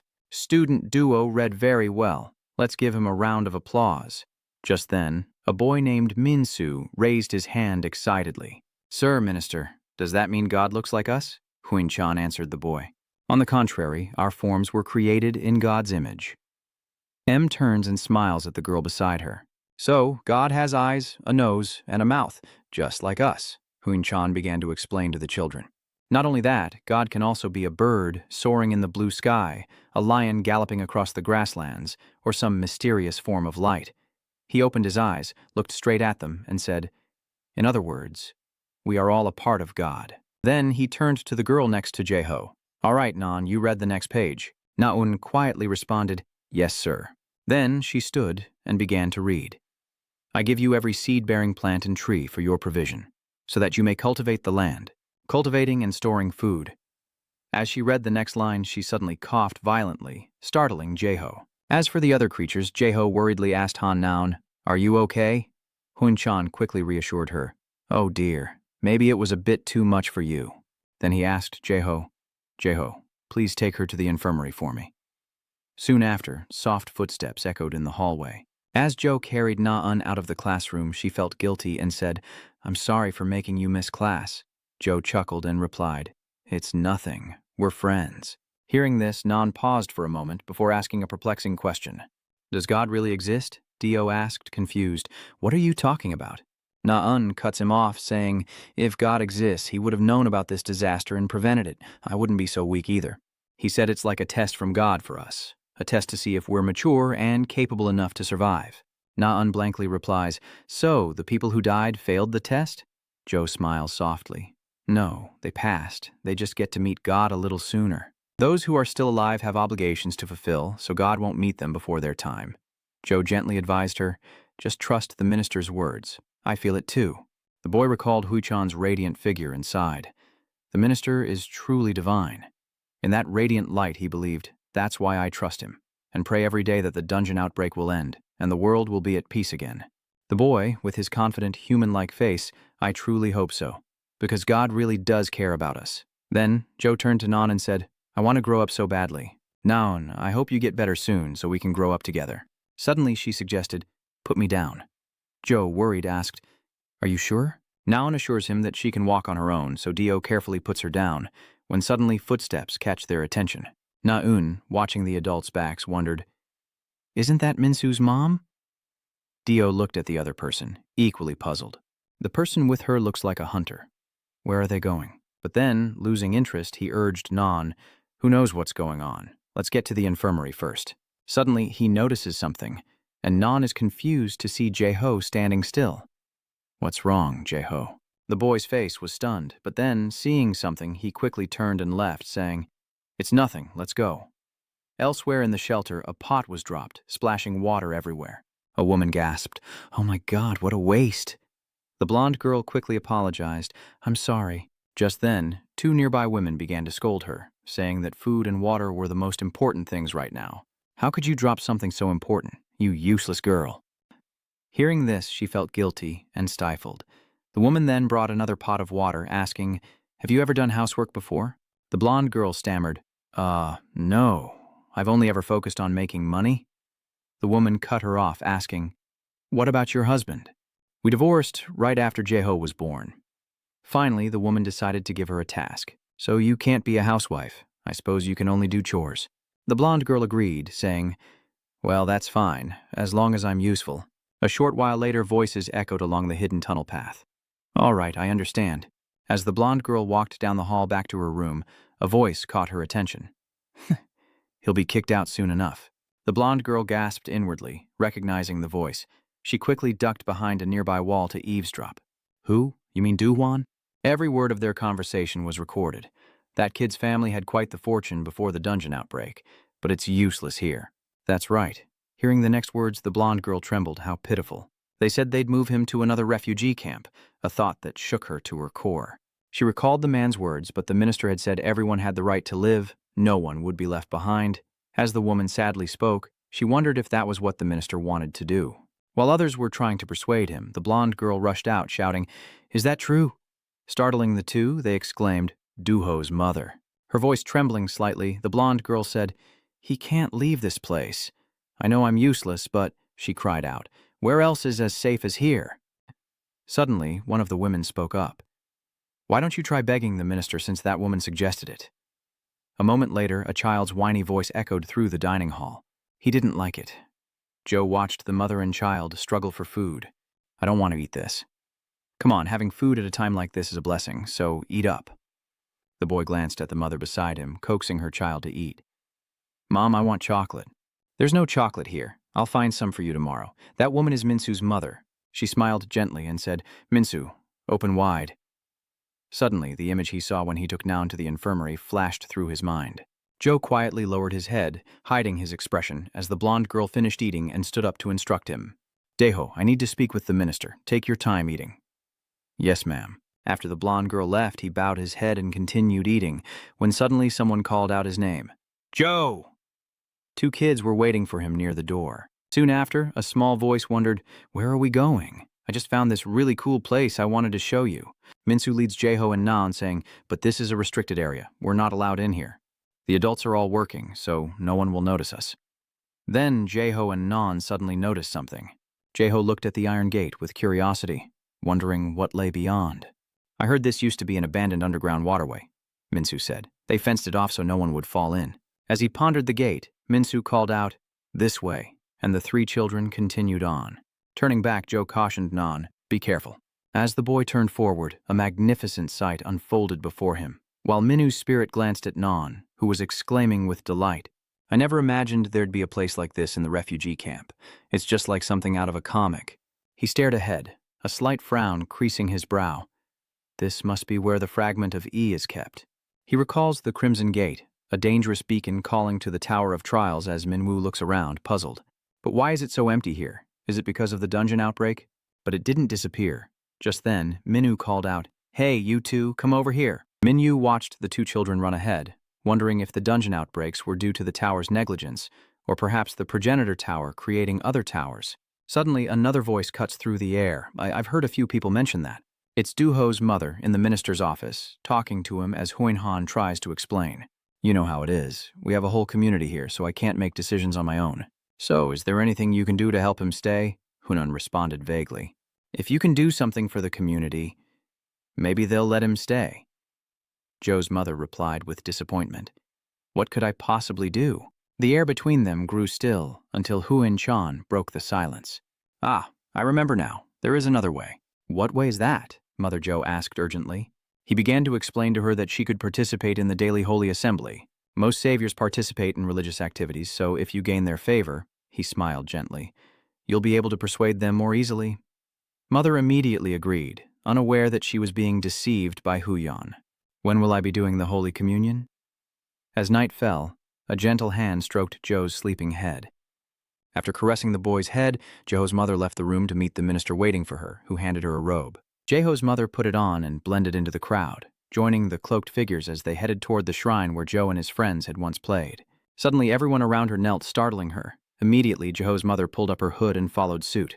She frowned slightly, a bit worried. On the high platform, a figure in a red robe appeared. It was Hui Cheon. He smirks deviously as the sun rises, and Minsu cries out in surprise. Huh? Where's Joe? Nayeon shook her head. I don't know, Minsu said with a hint of worry. Don't tell me he went back to that place again. Confused, Naan asks, which place? Minsu quickly explains. That shrine. Night falls once more, and the full moon shines brightly. Her face was etched with worry as she frantically searched for something. Where has he gone? It's so late and he's not back in his room. Suddenly a cloaked figure appeared and called out to her, Doe's mother, what are you doing here? Hurry and prepare for the ceremony. But Dewey's mother frantically refused. No, Joe is missing. I don't think I can make it today. The man reassured her, he's missing? He's probably just playing around here somewhere. You'll find him soon. But today is the most important day of the ceremony, and as they urge her on, she turns and retorts, I'm sorry, but I want to find him first. She paused, noticing the tense atmosphere surrounding the two cloaked figures, and felt a pang of anxiety as one of them warned her that even 1,000 successes could be undone by a single failure, a sentiment shared by many. With that, the two cloaked figures departed, and Madame Zhou, watching them leave, paled as she recalled Minister Hui Cheon's words. She could join the sacred society and win the favor of the saviors.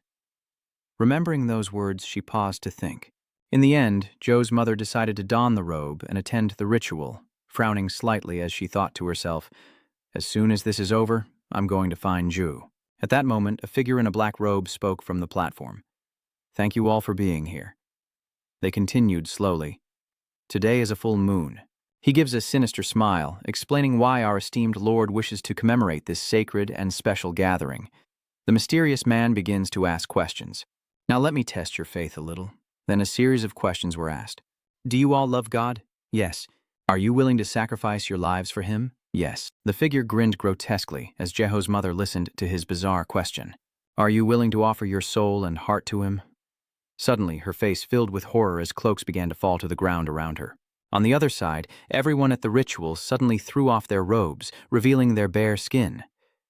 Jeho's mother looked around in horror. What's going on? Suddenly she stops as everyone turns their strange gazes upon her. Jay's mother paled as she was questioned. Hadn't she offered her heart and soul to the Lord? Don't you love God? Didn't you volunteer to sacrifice for him? A hand emerges, pointing directly at her, and the crowd surges forward, chanting. She's a traitor. Mother Joe, terrified, ran away screaming. She looked to the side and noticed something, a vacant stare amidst the crowd. She thought to herself, Minsu's mother? Then, as Mother Joe turned around, she spotted Huin-chan standing there. Minister, she cried out in desperation, they're so strange, it's like… Suddenly, he cuts her off, asking if she wants to stay in the refugee camp. If you want to, you'll have to gain their favor. Huin-chan's fake smile was now gone. His face contorted in a terrifying expression. He boomed, With your body! Joe's mother froze, feeling as if her world was collapsing. Behind her, many hands reached out. In the distance, above the altar, a dark figure trembled. It was Joe, cowering behind it. The boy witnessed everything, his eyes brimming with disbelief, wondering why. An image of the child appears as the story unfolds. Minsu always ate chocolate, and looking at the outstretched hand, he said, But then he shared that chocolate with us. The voice revealed, because there was no chocolate among the food we were given. He recalled asking Minsu where he got it, and Minsu innocently replied that his mother had given it to him. A vision of Minsu's smiling mother appears, her voice softly calling, Minsu's mother, And then a vision of Minsu's mother leaving with the hunter. All of that was memories flashing back as he huddled in the corner. But then, a sound caught his attention. Diho silently watched the woman enter the room, thinking, "It's my mother." Diho's mother smiled and called his name. She kneels before him, offering her hand. "I helped a lot of people today, and these are little candies in my hand." They gave her chocolate in return. "I like chocolate, don't I?" In his mind, Jay was screaming. After that day, his mother started giving him cocoa. The boy stared at the candies before him, and then Jay smiled strangely. He then spoke to his mother. "Mom, Those small lips moved slightly, as if the boy was sharing a secret with his mother. After listening, she paused for a moment, then smiled and nodded. In the pitch-black space, soft sounds and footsteps echo. "This way, Mom. I heard there's a drainage pipe down here." A small hand is enveloped in a large one as Gio and his mother stand before a cliff, and a calm voice echoes. "It would be better if we left this place." Then, the two figures vanished, followed by a series of jarring crashes. In the end, only silence remained, and beneath the cliff lay two ancient corpses. In despair, Joe cried out, "I died that day." A look of sorrow crossed his young face as he slowly spoke. Then, on a full moon night, it all began again. 3 nights later, a system suddenly appeared next to Joe's corpse. That light illuminated the area around his corpse, and Gio's eyes suddenly snapped open, a sense of danger rising within him. "I've been reborn." The boy recalled his desperate prayers, and now it seemed laughable that they sensed divinity from a human. Jojo remembered his desperate prayers and scoffed at himself. Perhaps Na-un was right. If the gods cared, why did the dungeon outbreak happen? Sweat beads on his brow, the boy, Long, denies it. "No, if he truly cared, my mother and I wouldn't have suffered so. I mean, even if he did care. There's no way he'd listen to my prayers." Jeho suddenly chuckled weakly. "I prayed to God to kill that con man pastor." His smile turned sinister as he said painfully, "He really doesn't exist, does he?" Tears streamed down his enraged eyes. "God is not real." Dio, kneeling before the holy tree, roars in anger. It was like this from the start. Return to reality. A surge of power envelops Jeho, lifting him to his feet. He threw his head back, inhaling deeply as he felt his body return to normal. His eyes now changed, golden pupils filled with coldness. Joe averted his eyes and approached his mother's disfigured corpse, immediately raising his hand to use his power. A surge of immense energy erupts, creating a shocking sound as flesh tones mix within the golden light. 2 female bodies began to form within, and a pair of hands reached out. The 2 demonic figures embraced their seductive aura and spoke. "It's a pleasure to meet you, Master. We are your demon slaves, and we assure you, we will do anything you ask." Joe repeats their words with a dark expression. "Anything? You will obey my every command?" The 2 demon slaves, with matching expressions, replied in unison, "Of course." The boy's voice echoed in the air, and he turned to the 2 demon slaves with a dangerous smile, saying, "Let's go kill that bastard." Under the dim light of the hidden bunker's lamp, 2 women search around as they talk. Did she really see them? It's true. Zhu and his mother really did head this way, and then they vanished 3 days ago. The short-haired woman clenches her fist, blaming herself. "Why did we say that?" The short-haired woman's companion quickly scolded, "What are you saying?" The short-haired woman, recalling their conversation in the hallway, retorted that she had spoken deliberately, knowing the mother could hear. She recalls the moment her mother questioned them, and as she clenches her fist, she scolds herself. If it weren't for her troubles, the short-haired woman immediately shouts, "So what? Otherwise that group of lunatics would target us." The short-haired woman hesitated, but the other woman loudly questioned her. "We had an agreement, didn't we? You're making me sound like the bad guy." Suddenly, Jay appears, asking for help. The 2 women turn in shock, recognizing the boy. Joe, the boy clutching his arm, pleads for help to save his mother. Soon after, 3 figures arrive at the edge of a large hole. The 2 women looked down, horrified, as the short-haired woman turned to ask again. The boy sobbed, "Yes, she slipped and fell. Please save her." The 2 women looked down and discussed the situation.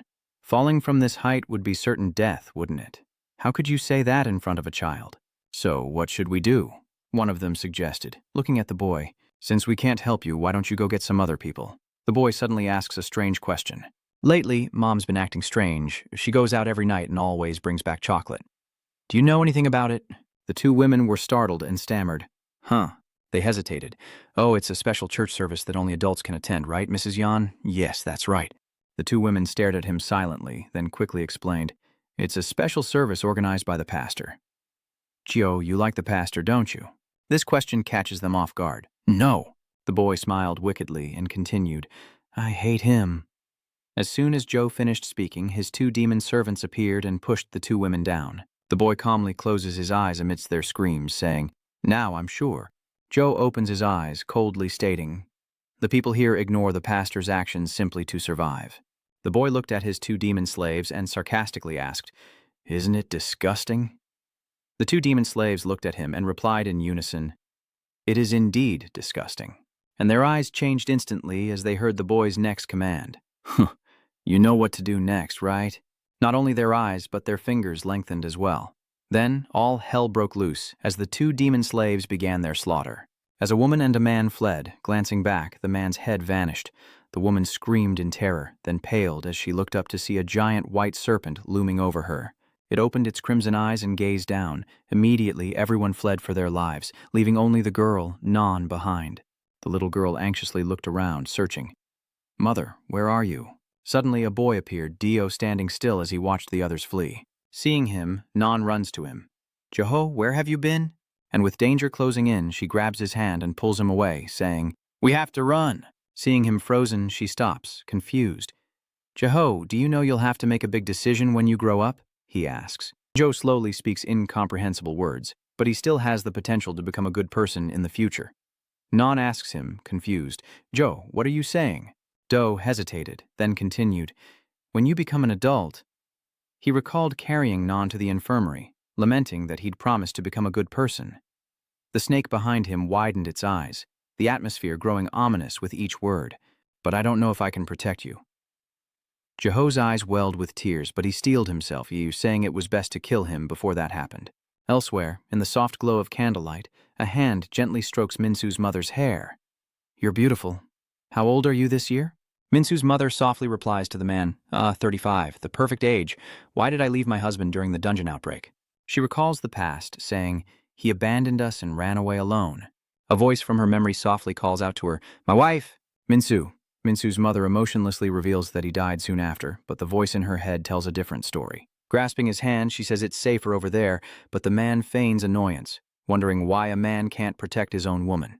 Minsu's mother chuckled seductively, Yes, he was a terrible husband. Then glancing up with a bewitching smile, she asked, But you're different, aren't you, Pastor? With hidden intent, Minsu's mother asks, You can protect Mitsu and me, can't you? Huin-chan affirms with certainty, Of course. Then, with a sly grin, he requested, But in return, you must do something for me. Outside the church gates, someone suddenly runs in, startling Huin-chan, who asks, What's going on? The person urgently reports, We're in trouble, Father. Something just came from behind and impaled him as he was speaking. The man was quickly cut to pieces by the two demon slaves, causing both Brother Chan and Mother Minsu to scream in terror. What is going on? Suddenly, a system notification appeared before their bewildered eyes. Beware of that deceiver. A small pair of feet enters the metaphor, approaching in sheep's clothing.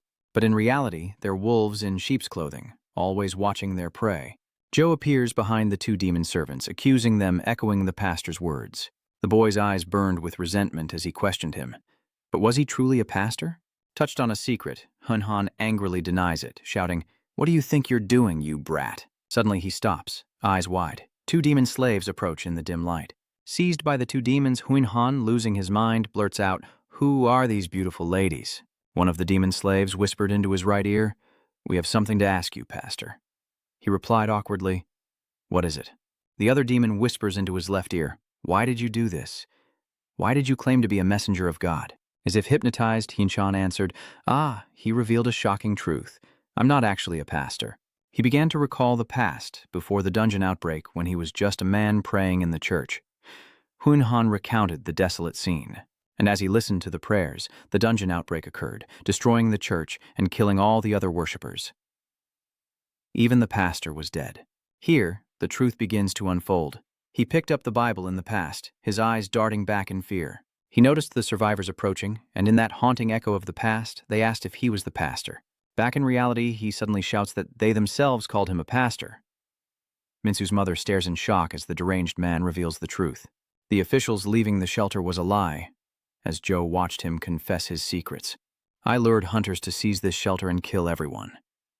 Hyun-han frantically confessed everything. It was a natural disaster anyway. Who would ever find out? No one. Then he stopped, as if returning to his senses, wondering why he had confessed. Instantly, blood splattered into the air as the two demon slaves pierced him with his own weapon. He gritted his teeth, veins bulging, unable to speak, as the two demon servants withdrew their hands with sinister smiles. Minsu's mother covered her mouth in horror as a sinister smile crept across Dia's face, filled with malice and triumph. "You are a heretic." As one of the demon slaves withdrew his hand, bright red blood splattered. Minsu's mother watched in horror as the remaining demon slave withdrew its hand, splattering blood, while Joe watched from afar with a satisfied smile. As each spurt of blood erupted, Hui Cheon's fingers twitched in agony. And amidst Minsu's mother's screams, Hui Cheon was torn apart by the two demons. With a satisfied grin, Joe glanced sideways, saying mockingly, "Now even an ordinary human like me can manipulate you like toys." After killing Hui Cheon, the two demon slaves approached Minsu's mother. Terrified, she trembled, backing against the wall and pleading, "Spare me! I'm a victim too. If he hadn't done anything, I wouldn't be here." In utter terror, she screams, "I have a child at home. Without me, my child will—" She stopped short, noticing Jojo's lack of reaction in the distance. Then, the boy glanced up and said, "Don't worry. Minsu died a long time ago." His words stunned Minsu's mother, leaving her bewildered. Her voice seemed to lighten. "I see." Her eyes were hollow, accepting despair. "So just kill me already." Back outside the hidden cellar hallway, another person has been killed. The fleeing people are being killed off one by one. A sharp sound cuts through the air, and through the hole in the man's face, a shadowy figure can be seen, gaping. The hunters stared in shock at the spray of blood, then turned their horrified gazes to Luo Li's corpse. What happened here? Why is everyone dead? Just then, a strand of hair appeared, fluttering in the wind, as they wondered about the demon slave who had just committed murder. "And who is she?" As they asked their foolish questions, a familiar figure approached. "Why is she completely naked? Is there some kind of special service today?" It's Jia, approaching with that vacant smile as the boy greets them. "Greetings, esteemed hunters." The archer was immediately perplexed by the boy. "A kid?" Yao Hu suddenly realized something and sneered dismissively. "Well, it's too late now, but I can't call you scum hunters." The archer hunter grumbled in annoyance. "What the hell is that kid saying?" the dangerous boy wondered. "It doesn't matter if you don't know, because you're all going to die anyway. Now, demon, finish them." Just as the demon's sharp claws were about to reach the archer, a massive shock wave erupted, filling the air with dust, and Duiho stared blankly as the dust settled. Suddenly, the boy's eyes widened in shock amidst the hunter's nonchalant cries. What was happening? They pinned the demon minion to the ground, and the archer, with his foot on its head, sneered, "She came at me like she wanted to kill me, but she's pathetically weak." A cunning glint appeared in his eyes. He then lifted the demon slave's face, sizing her up. "You're beautiful, and your measurements are perfect." His words revealed his disgusting nature. "You're not like the other employees I've worked with." At that moment, Duiho cried out in a panic, "Don't!" The archer hunter and the other two sneered, "How scary." The kids calling for backup. Then their smiles suddenly fade. The archer hunter then charged forward, kicking Do-hoon in the gut as the boy clutched his stomach in pain, met with the hunter's scorn. "You should have known your limits. I hate slow, loud-mouthed brats like you the most." With that, the two hunters behind him started talking, drawing his attention, but there was something strange about that kid. Why couldn't I sense any awakened energy from him? What is going on? From that kid? He thought about it. Then they looked at the demonkin lying on the ground and talked. "She's strange too. She's not human. Could she be a demon slave?" The archer hunter scoffed in disbelief. "An awakened one and a demon slave at that age. Don't tell me this kid killed everyone here." He then grabbed Ho's hair, pulling it up to show off. What a mischievous little brat. "Even if you're strong, kid, don't act like you're all that. The greater the power, the greater the price. As your senior, I feel I should teach you a lesson. But first, let's have some fun with that demon slave, as that archer hunter clearly has ulterior motives." Jay's eyes, filled with an unreadable emotion, listened to his words. "Open your eyes wide and watch." In the boy's memory, the image of the crowd rushing toward his mother resurfaces. His face blank as the sound of footsteps echoes. "I don't know how you got a demon slave." All the boy could picture were hands reaching for his mother. As the archer hunter spoke of his plans, even though she was a demon slave, she still had the form of a human. But then, laughter cuts him off. Confused, he turns to Joe. "Are you laughing?" The boy's next words startled him. "I knew from the start that I couldn't win against a hunter." The dangerous boy reveals, "Then I'll have to use that." As Joe finishes speaking, a terrifying sound echoes. The cloaked hunter wondered, what was that sound? As the rock and earth above crumbled away, a massive white serpent appeared, jaws open, descending upon the archer. He reacted quickly, leaping away from the giant snake, as the others panicked, wondering what it was. Just then, the slave demon whispered, "We've successfully lured them into our trap." Then, she widened her eyes, staring at the giant serpent bursting through the shelter's roof and out into the open. The hunters stared in disbelief. What did that ghoul do to the snake? They're escaping. They're going through the ceiling? Just then, Duyaho's voice echoed. Do you know the name of the archer? The hunter suddenly wondered. Was that kid talking just now? The boy then asked them how strong the hunter was. Suddenly, a massive foot stomped down. With a slight smile, Duho recounted, "Before I came to this shelter, a hunter saved my life." The familiar silhouette of the monster appears above the hole, as the boy recalls thinking she seemed quite strong. The boy's smile widened as he said, "But while saving me, that monster immediately jumped down into the shelter." Dueho looked at the monster and introduced it. This thing killed her. The hunters began to fear, much to the boy's delight. What will become of you all? A massive explosion erupts as the boy wonders if they'll make it out alive, followed by an eerie silence, then a soft voice. Those hunters? Joe recalled the scene and spoke. Dead. The boy calmly recalled the faces in the shelter, saying, "Everyone is dead." The boy then recalled collapsing on the road, saying, "After I collapsed from exhaustion, the hunters found me and saved my life." Joe recounted the scene. They asked me a few questions, but the boy sat silently amidst a barrage of questions. "What's your name? Where are your parents?" The boy smiled as he was asked, "Are you sure the monsters killed everyone at that shelter?" Dio's smile vanished as he replied, "I don't know. I can't remember anything." In his heart, he cried out, "I won't tell them the truth. Though I've awakened, I won't become a hunter. Of course, I have to use my powers sometimes to survive as an orphan." Joe affirmed silently, "And I have no intention of becoming a hunter because I've already had my revenge." Years passed, and he became an adult. As he strolled through the city, he thought, "Of course I'd end up in a place like this, a haven for unregistered awakeners like me." Suddenly, a girl appeared and started talking to him. "Hey, handsome," she said. "I'm Mir." Later, in a brightly lit high-rise, Mir, seemingly having enjoyed her time with Jojo, lies in bed and asks, "Hey, do you have a nickname?" He asks, puzzled. "A nickname? I'm not a hunter." She immediately retorted, "But I can't just keep calling you Hey or you. I have a nickname too. I'm known as the Bringer of Peace." Fresh from his bath, Goat retorts, saying that the title doesn't suit her at all. Hearing his words, Mako didn't respond. What did he mean? "It suits me perfectly. I bring peace by resolving problems for my clients." He smirks. "My meaning and yours are quite different." Then she offers, "Well, if you can't think of a nickname, I'll help you out." Dream thought for a moment. It should mean something or be similar to her nickname. Then she exclaimed a name that caught Ju's attention. "Loki, what do you think?" Mo then explained the namesake. "He's a god from Greek mythology." Ju immediately agreed. "Okay, but why?" Mako watched him lower his eyes and give a bewitching smile as he explained, "It's because you have the ability to make people feel like you're welcoming them. But it's only on the surface, right? Loki is known as a deceiver and a trickster." She admired his retreating figure. "It suits you perfectly." After drying her hair, she sat on the bed and coldly remarked that it wasn't bad. Mega giggles with amusement. "Of course, right? I'm great at naming things. From now on, I'll call you Loki." Cute Loki. Suddenly, she asks him, "I'm curious about something." "Loki, why don't you use your powers to satisfy your greed?" Loki asked, puzzled. "What do you mean?" she asked alluringly. "Everyone else does it, including me. Everyone uses their power to satisfy their greed, but I don't see you doing that." Her words echoed through the night, a bewitching question hanging in the air. "Perhaps you don't yet understand yourself, or know what you truly desire?" After leaving, Jay wondered what she meant. He did accomplish his revenge, didn't he? Suddenly, a voice calls out, stopping him in his tracks. A cute boy asks. An elderly couple smiles, sizing him up. "You're quite handsome, but we're just ordinary people." A brilliant light then erupted, and a man on the platform spoke into a microphone. "Everyone here will receive a great blessing, for we have waited a long time for this day."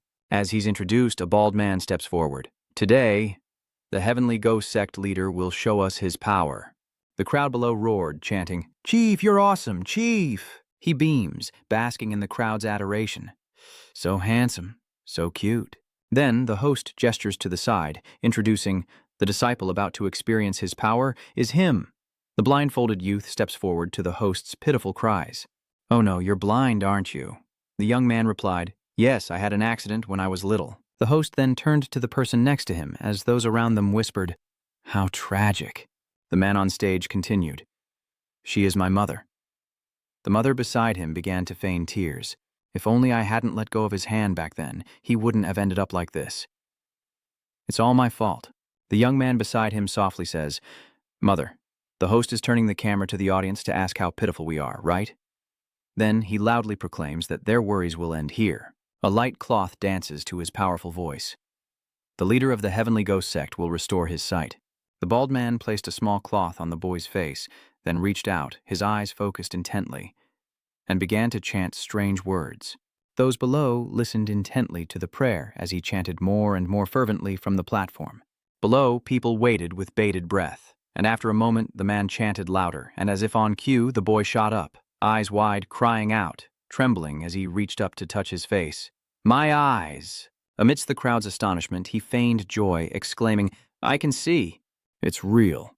As he spoke, the people around him erupted in cheers. Sect leader! Sect leader! The bald man grinned, basking in the cheers of the crowd. This is the power of the heavenly demon sect leader. The sect leader. He smirks, basking in the adoration as they chant his title, Divine Sect Leader. The sect leader. Suddenly, a snicker rippled through the crowd, growing louder and louder. A voice cuts through the crowd's excitement, saying, I only came because the old man told me to. In this day and age, are there still people doing such foolish things? The voice questioned. Can he really perform miracles? The man questioned, pointing at the elder's bald head. If he could, why is he bald? The host, frozen in place, glanced at him. Then he hastily defended as the questioner approached. Because the sect leader isn't the type to perform miracles for his own gain, it's not that he can't, it's that he won't. Is that so? That familiar figure teleported in front of the bald man. The host urgently asks, but who are you? He frantically questioned him. Where did you come from? Duho ignores his question and proposes, then revive him. Immediately, he blows the fake blind man's head off, leaving the bald man and the host stunned. The crowd below panicked as the boy fell amidst their screams. The two men putting on an act of fear turned pale. You, what are you waiting for? The ram immediately interrupted. Hurry and save him, he taunted with a maniacal grin. You should show me a miracle, shouldn't you? Those around him fell silent. Then they all clamored, so he's going to perform magic. Of course he can save him, right? Sect leader, meanwhile, didn't notice the mother turning to flee. So he spoke up to stop her. Where are you going? Your son is dead, the old woman retorts. Son, my foot, I'm not even married. She points at the bald man in a panic, accusing, we just met today. That old man paid me to put on this act. Miracles are a load of bull. Diho sneers sarcastically. I knew it. I was right all along. Only fools would believe this. Then he looks down at them and asks, what do you think? The feeling of being deceived. Suddenly he stopped, his eyes widening. He looks at the people below, their eyes filled with a terrible, questioning gaze. Was it all a lie? He said there was magic, but was everything they showed us just a lie? Looking into their disappointed eyes, Joe saw the eyes of the betrayed. He recalled that shocking moment, exclaiming, just like me. Suddenly, he froze, and as hurried footsteps and angry shouts echoed, Joe lowered his head and pulled his hat down. You scammers, you're trying to trick us. He lowered his head further as the others approached. You took a lot of money from us, and then he collapsed, trembling. He wasn't crying, but laughing uncontrollably. Jay's face was the picture of pure, unadulterated glee.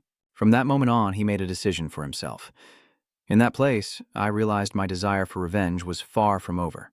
Sometime later, in a certain place, two masked figures in handbox danced, drawing closer and closer. A commotion erupts as someone appears and knocks the two dancers to the ground. Beneath them, a girl cried out, Sect leader! The others echoed her, overcome with emotion, some even falling to their knees in tears. Master, he thought gleefully, so praise this god. He rose to his feet amidst their cheers. Sect leader, he exclaimed, feeling everything. Praise me with all your heart and soul. Beneath the cloak was a demonic mask, from which a Loki Aka, overflowing with sin, was born. In his thoughts, I am filled with despair, and then I will deny the existence of the holy god, and you will sink into despair, just as I once did. Beneath the last row of the crowd, a masked figure stood, a familiar silhouette appearing beside them. Minyu's face, pale as a ghost, appeared calm, then returned to normal with a dazzling light. He opened his eyes, and it seemed everything was back to reality. Minyu stared at the glowing butterfly monster as the system notification appeared. Eliminate the sin of lust. The message continued, urging him to free the sin of lust from his sins. Minwoo immediately jumped back, dodging the monster's tendrils, cursing the little pest. He roared, full of fury, "Are you done yet?" He wondered to himself, watching the butterfly monster unleash its vines, why it had become a monster at all. Minwoo swiftly dodged its attack. Suddenly, he recalls what the demon squad leader once said. He remembers Zhang-un saying that after examining the bodies of demons and hunters, all parts had the same properties except for the heart. That's why I think beasts and hunters aren't that different. But what is the relationship between humans and beasts? At that moment, the monster unleashed more vines, snapping him back to reality. Minwoo immediately sliced through its tendrils, effortlessly severing the first and then the second. But in that moment of pause, more tendrils attacked from behind, only to be sliced away by a swift strike. With eyes burning red, Minwoo moved, leaping atop the monster's head. He then raised his sword, brimming with deadly intent, and said, "Die!" He brought it down in a powerful strike, cleaving the beast from head to toe. The monster's face was split in two, and Minwoo stared silently at it. Suddenly, skin began to fuse the monster's face back together, and he gasped in disbelief as its vines instantly reconnected. He quickly leaps away from the approaching tendrils, but then Minwoo notices something. The severed tendrils are changing. He watched in disbelief as the tendrils returned to normal. It was healing? Then, the monster's antennae began to gather power, unleashing a massive beam of light towards Minwoo, leaving only dust and smoke in its wake. Suddenly, something shoots out from the dust cloud, chains that pierce the monster. As the smoke clears, Minwoo says, "So, you can self-heal." He used the power of Famet to summon those chains, saying with a flourish, "You're a complicated bastard." Immediately, more chains shot out toward the monster, piercing and cursing it, one chain even creating a hole in its body. But almost immediately, the hole healed as if nothing happened, and without pause, Minwoo charged at the monster, axe in hand. He seized the chain on his axe, whipping it around to slash the monster, then followed up with a flurry of blows, tearing it to shreds. He confidently tells it, "Even if you can heal yourself." Looking at the monster's head floating in the air, Minwoo shouts, "Surely you know that tearing you apart like this will kill you, right?" No sooner had he spoken than he cleaved the beast's head in two, only for it to instantly regenerate. He stared in disbelief, then chuckled wryly, disgusted. After healing, the beast opens its mouth wide, gathering power once more, unleashing a sonic wave towards Minwoo, who instantly activates his protective sphere. Sheltered within the sphere, he wondered if it possessed infinite regeneration. He was being suppressed. At this, something occurred to him, and he paused. Restraint?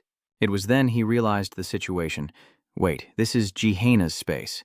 So, Minwoo softly uttered, "Skill." Just then, golden orbs appeared in the sky as the monster prepared to attack with countless spheres. The golden orbs hurtle towards him, but Minwoo stands motionless, unfazed. A deep voice echoed, "Explode with fire!" and a massive flame erupted, blocking the golden spheres. The powerful flames repel the demon beast's attack, and as the fire flashes, the beast senses something. Its wing has been burned. Minwoo watched the scene with glee, exclaiming, "That's quite a surprise." He smiled faintly, uttering an enigmatic phrase, "An advantage." He recalls the image of a circle with an eye in the middle, revealing that in towers of legendary rank or lower, all monsters' information will be revealed. His bloodshot eyes coldly stared at the monster, thinking to himself, "Gehenna seems like a tower." A system circle appears, analyzing the monster's traits. Infinite regeneration when attacked, but weakness to magic damage. Minwoo decides to lock onto all targets, including the monster. With his blade raised and wreathed in flames, a fire now blazes upon his sword. The monster silently watches the roaring flames as Minwoo powerfully launches himself into the air. His eyes filled with dread, he growled, "Let's end this." He aimed straight for the beast and descended, the distance closing rapidly. Just then, dust particles emanated from it, flying towards him, shocking Minwoo. He's transported to another space, stunned by the sight before him. A young Loki standing right in front of him. His blade was still aimed at the smiling boy, and as it reached his neck, the boy gave a blissful, innocent smile and said, "Thank you." With a swift strike, Minwoo exclaimed in shock, "What? Back in the real world, I managed to cut off the demon beast's head." A massive explosion followed, and the charred remains of the butterfly monster fell from the inferno. In the pitch-black space, Loki's true form also falls as the bisected corpse fades into the flames. Loki also fades into the darkness as Minwoo remains frozen as the monster's corpse falls into the flames. The system then announced that the Apostle of Lust had been freed from his sins, when suddenly a strange sound echoed. Jaina has vanished. The spatial wall opens and Jin Yu rushes forward, calling out. Fumet slowly approaches him, asking, "Are you done?"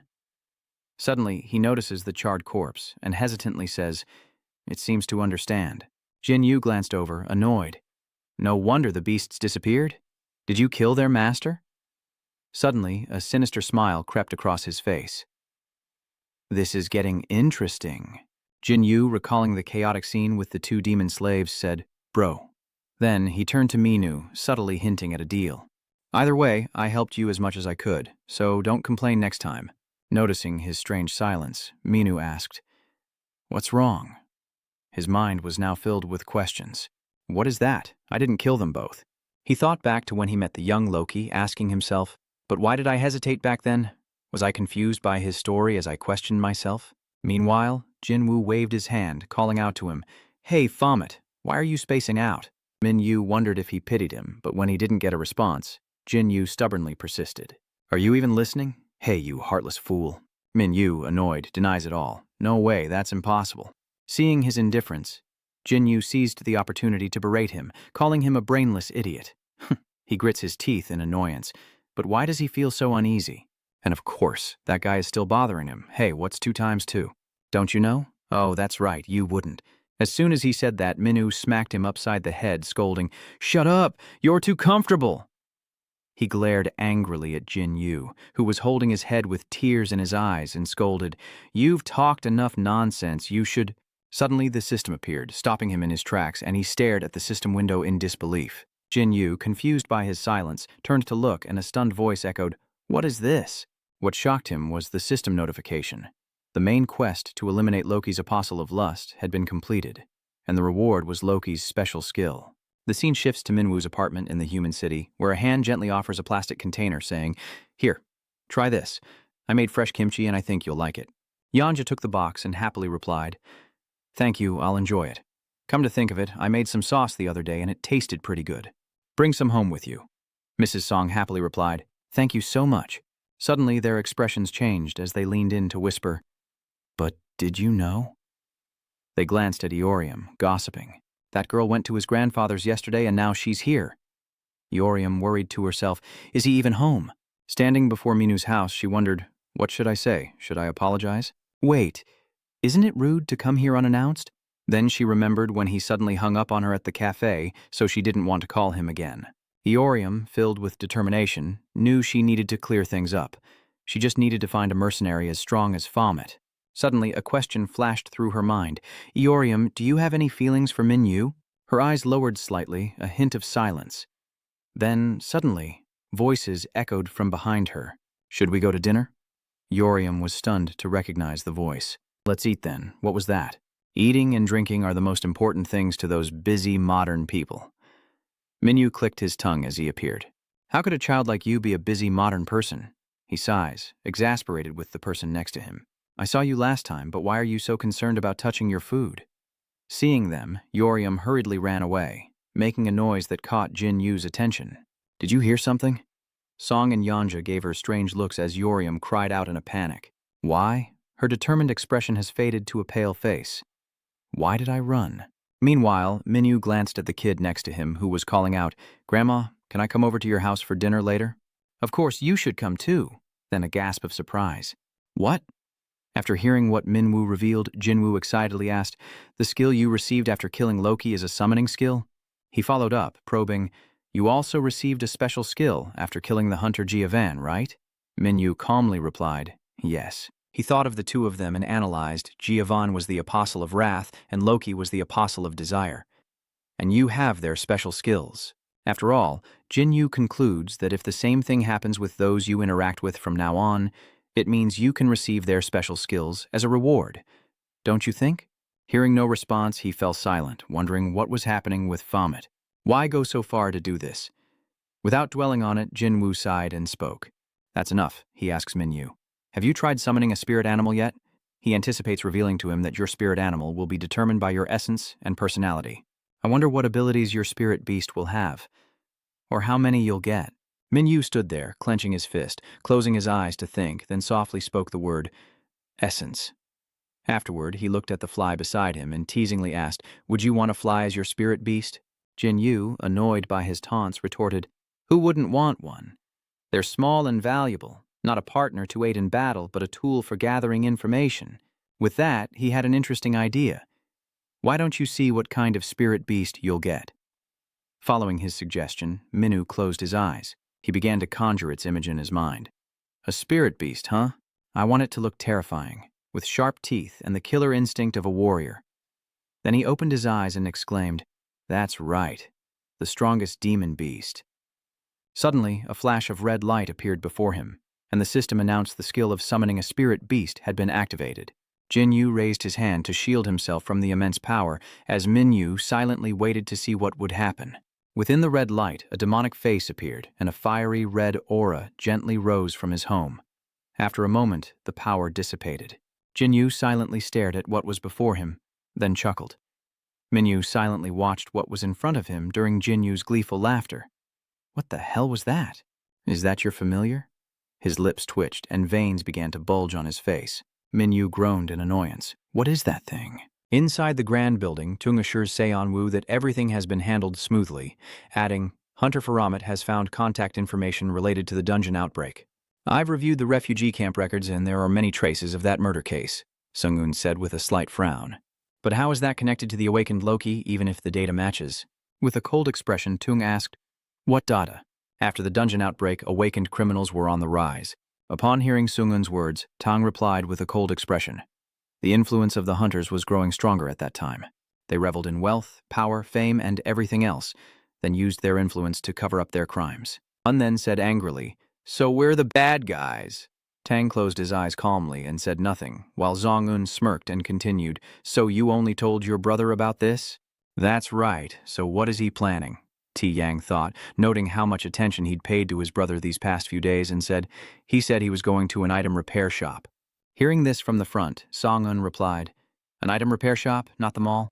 He stroked his chin thoughtfully, saying with a hint of doubt, "I'm pretty sure he only has normal A-rank hunter items.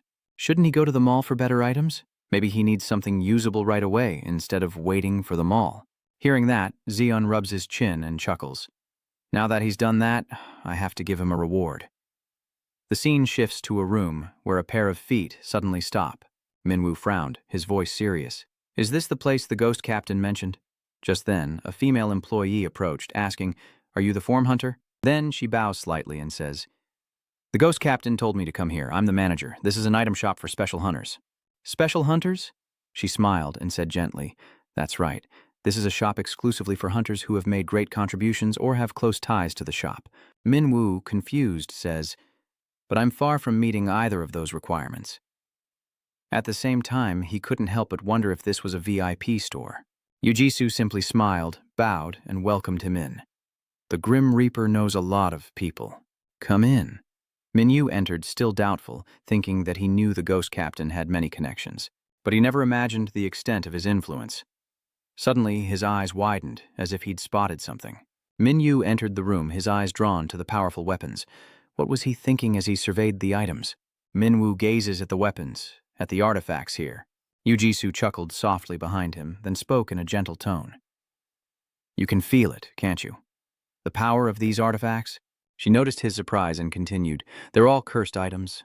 She introduces the cursed items, objects that grant power to their owners but also erode or even destroy their minds. That's why hunters can't trade evil artifacts. Minwoo watched intently as Jisoo-dong smiled. They're only sold in VIP stores where the government buys them from hunters and resells them to select individuals. Yujisu smiles, but wonders if the demon captain brought an A-rank hunter here. Even S-rank hunters avoid this place because of the item's power. What is the ghost captain thinking? Bringing an A-rank hunter here? Thinking this, she continued forward, guiding him. "This place isn't really suitable for you, is it? Let's move on to the other rooms." But Pinyu coldly replies, "I sense a powerful killing intent here." She was shocked to hear him say that. "What?" His body radiates a deadly aura, his tone suddenly cold as he says to continue on.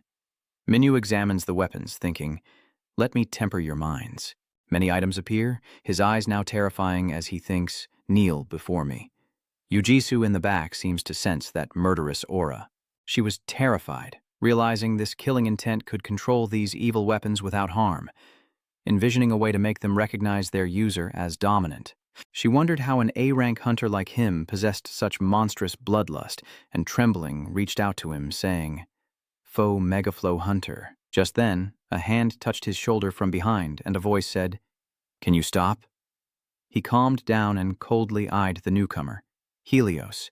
He smirked, looking at him, and said, "Don't you see the manager is in a difficult position?" Minwoo frowned at him. He had stopped him. Helios chuckled. "We know each other, don't we?" Minwoo replied with a displeased tone. "Is that so? Then who are you?" Just as he said that, a shout came from the side. "You." Vager, in a fit of rage, asks, "How dare you speak to the Helios Guildmaster like that? Have you forgotten the party hosted by the Hidden Society?" Minwoo asked, his face twisting in displeasure as he looked at the two men. "And who are you two again?" Vager was shocked and angrily retorted, "This guy!" Minwoo smirked and coldly said, "I remember your ugly mugs now." With a contemptuous smirk, he asks, "Aren't you the hunter Niorium rejected?" Vager was shocked to hear that he too had been rejected. Minwoo continued, "Then I injured your arm because you attacked me." Vager's face contorted with rage and a hint of fear, recalling the day his arm was severed, filling him with dread. His hand trembled, clenching the arm Minwoo had once slashed, and he muttered fearfully, "Damn it." In the tense atmosphere, Helios suddenly spoke. "Guild members, we've made a mistake. Allow us to properly introduce ourselves. I'm Helios, and this is Vager," he continued. "You're a form hunter, right? From the same guild as Seja." "Which Seja?" "Kim June and her vehicle. Isn't she your guild master?" "Don't tell me you don't know her code name," Helios continued, sounding surprised. "So you don't know just how skilled a hunter she is?" He looked at him, puzzled. Moments later, Helios speaks with another agent, exchanging pleasantries. "We've prepared the equipment you requested," Minwoo said with a displeased tone. "What? All he had to do was tell them what he needed?" Yuju then approached with an awkward smile, saying, "So, what do you want to do? Should we go somewhere else?" He looked at her and said calmly, "No, I'll look at the things here. I was going to look at some ordinary items, but now I'm interested in these cursed artifacts." And with that, his eyes suddenly widened in surprise, as if he'd seen something. Minwoo's eyes were fixed on the item the employee brought to Vager, who presented it, saying, "Hunter Vager, this is the weapon we showed you last time." The weapon was a gauntlet with sharp blades. Surprised, he blurted out, "That's—" Yuju, noticing his distraction, asked the hunter. It was then he realized, turning to say, "Yes, show me the daggers, battle axes, and swords, and I'll show you some suitable weapons. Please wait for me a moment." As soon as he finished speaking, she went to get the weapons for him. Minwoo wandered around, his eyes landing on a display table where he spotted a book. Just then, Yuju returned and asked, "We've finished preparing. Would you like to see it now?" Suddenly, he says, "Wait, what is this? I can't sense any killing intent from it at all." Yuji-su replied, "Are you talking about this cursed book? We can barely control it, so we've placed it here for the time being." "Hard to control?" Seeing his question, she continued, "This book is sealed. You couldn't even examine it if you wanted to." Minwoo calmly says, "If it's a demonic book, why not have magic hunters undo the seal? We've tried, but no one can." She saw his serious expression and continued, "If it's unsealed, it'll be moved to the restricted area for cursed weapons to ensure safety." Minwoo looked at the book on the table. Then the scene cuts to the men's restroom.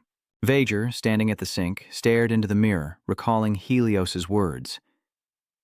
"I have high expectations for you, and so does the vice president." His face hardened with resolve. "Yes, I can do this, I can." As he pondered, a voice echoed from behind. "You'd better not use it." The speaker is Minwoo. Startled, he turns around and asks, "What?" "Minwoo, don't just stand there and say that with such a cold voice. I've seen it before. You're thinking of using that cursed weapon, aren't you? That weapon is beyond your current abilities. It will devour you." Hearing this, his face contorted in rage. In the next instant, he brushed past him, saying with an angry tone, "Whether it tears me apart or not is none of your concern. Get lost." Hearing this, he remained calm and replied, "Your lies are so poorly crafted." He then added, "You used to deceive her like that too? Bragging about a date you never promised?" Startled, he glares at him with murderous intent, then says, "I never lie." Niorium was just playing innocent. Surprised by his words, he turned back with wide eyes and asked him in a puzzled tone, "Huh?"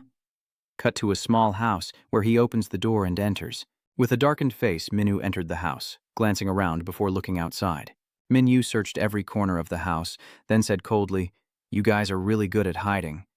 He put his hands in his pockets and added, "Come out." As soon as he said that, they jumped out. A skull-headed monster shouted, "You're back! We've been guarding the house just like you told us to." The three monsters appeared at once, chanting, "Master." Minyu looked at them, sighing at their eagerness. "Loyal, we pledge our eternal loyalty to you." They looked at him with gleaming eyes, and he sighed, "Yang Do." Immediately, the items materialized before them. One of them asked him curiously, "What are these?" He frowned slightly and said, "Weapons for you all. Take a look." One of them chose an axe, one took a sword, and the last one grabbed a staff. The one holding the sword then stepped forward and asked him, "All right." But as he looked at them, he couldn't help but think of the items as his own. He wondered if the system's restrictions would apply to these items as well. Thinking this, he said, "What do you think of them?" They replied, "We sense dark energy. It seems they're whispering something." They said that, and then one of them said, "But no matter, we're far more evil than they are." Minwoo was shocked to hear that, and then he said, "Okay, let's go now." One of them curiously asked, "Where are we going?" Then he commanded, "Everyone, gather around." He put his hands in his pockets, turned and left with the others following behind. When suddenly a noise came from behind them. The monsters, confused, asked, "What was that sound?" But he spoke with a calm demeanor. "Never mind, there's a girl passed out at the bottom of the stairs." The evening sun cast a golden hue as they stared blankly at what lay before them. They said to him, "Master, this place isn't ready for them yet, but you've already cut off access to a tower. We want the full strength of those inside." They fearfully asked, "A strength test?" "You don't need to destroy the tower," he replied. "I just want to see how you fight." He looked at their fearful faces and added, "I am the standard for this test. If you don't catch my eye, I'll kill you myself." Hearing this, they were terrified and went into battle mode. In the next moment, they charged in, slashing wildly, their faces filled with savage intent. They slashed and screamed, "Die!" Minyu, arms crossed, smiled with satisfaction, then happily declared, "I can use them now. You've passed the test." Inside the Tower of Trials, they relentlessly slaughtered monster after monster, their attacks swift and precise. Minyu watched from afar when a voice suddenly spoke beside him. "Their fighting style is like a second version of you." Minyu glanced down at the source of the voice, startled. "When did this happen? I told you not to enter the tower whenever you feel like it." Jinyu, still calm, said coldly, "You know I'm a young awakened now, so I can enter the tower from now on." Arms crossed, he mocked, "Right, how's school life?" At this, Jinwoo frowned and shuddered, prompting Minwoo to ask, "What's wrong?" Instantly, Jinyu shouts, "I hate that place." Minyu, confused, asks, "What do you mean?" "But you were all smiles last time. I thought it would be the same." Seeing the anger on his face, he continued, "What happened?" Jinwoo's voice trembled. As they spoke, he suddenly shouted, "Their standards are too low." The three monsters were startled and turned to look, thinking, "Us?" With a pained expression, Jinwoo says, "Today we had a test, and you know what we had to do?" Jinyu recalled his teacher holding up a spoon and announcing, "Today we'll be tested on spoon bending." He was stunned. He was so shocked he couldn't say a word, hardly believing what he was hearing. The other students took turns bending spoons and being praised by the teacher. That girl was praised, and so were you, XON. There was even a child who bent 2 spoons at once. The teacher showered praise, marveling at the child who bent 2 spoons at once. Truly astonishing. Finally, it's his turn, and the teacher calls him up. "Lastly, we have the new transfer student." Jin thinks, "Damn it, I have to bend some spoons again." Suddenly, he saw Chung Yuna standing outside the door, watching him, and he was terrified, thinking, "What the hell? Why is that woman still here?" Her eyes were so intense. "Why is she looking at me with such expectation?" he thought, but Fomet had said, "Control your power. If you reveal it to them, you risk exposure." But seeing Yuna's gaze, Jinwoo felt uneasy. How could he possibly meet the expectations of his benefactor? He remembered Minwoo, but he couldn't disobey Fomet. Then he looked into Seo Yuna's eyes, but thinking of Minwoo only made him more conflicted. His face now covered in sweat, vision blurring, he angrily shouted, "Whatever!" Then, the spoons around him began to float, and the other students stared in wide-eyed shock. Even the teacher was stunned as the intact spoons floating in the air suddenly bent, and Yuna, watching from outside, couldn't hide her astonishment and joy. Binyu, now enraged, turns to him, demanding, "So, you've revealed your powers?" Jinwoo scratches his head, saying, "I'm powerless. I've received too much from that woman already." He says with a helpless expression, "I didn't know controlling my power would be this difficult, even more so than high-level magic." Minyu snaps his fingers, saying, "You need to rest." Immediately, a white cloth falls from the sky and other demons appear. Jinyu lay in the lap of a female demon and closed his eyes, while another demon massaged his legs. Minyu added, "You're being a pain." Just then, as if remembering something, he said, "That's right, this thing summons items?"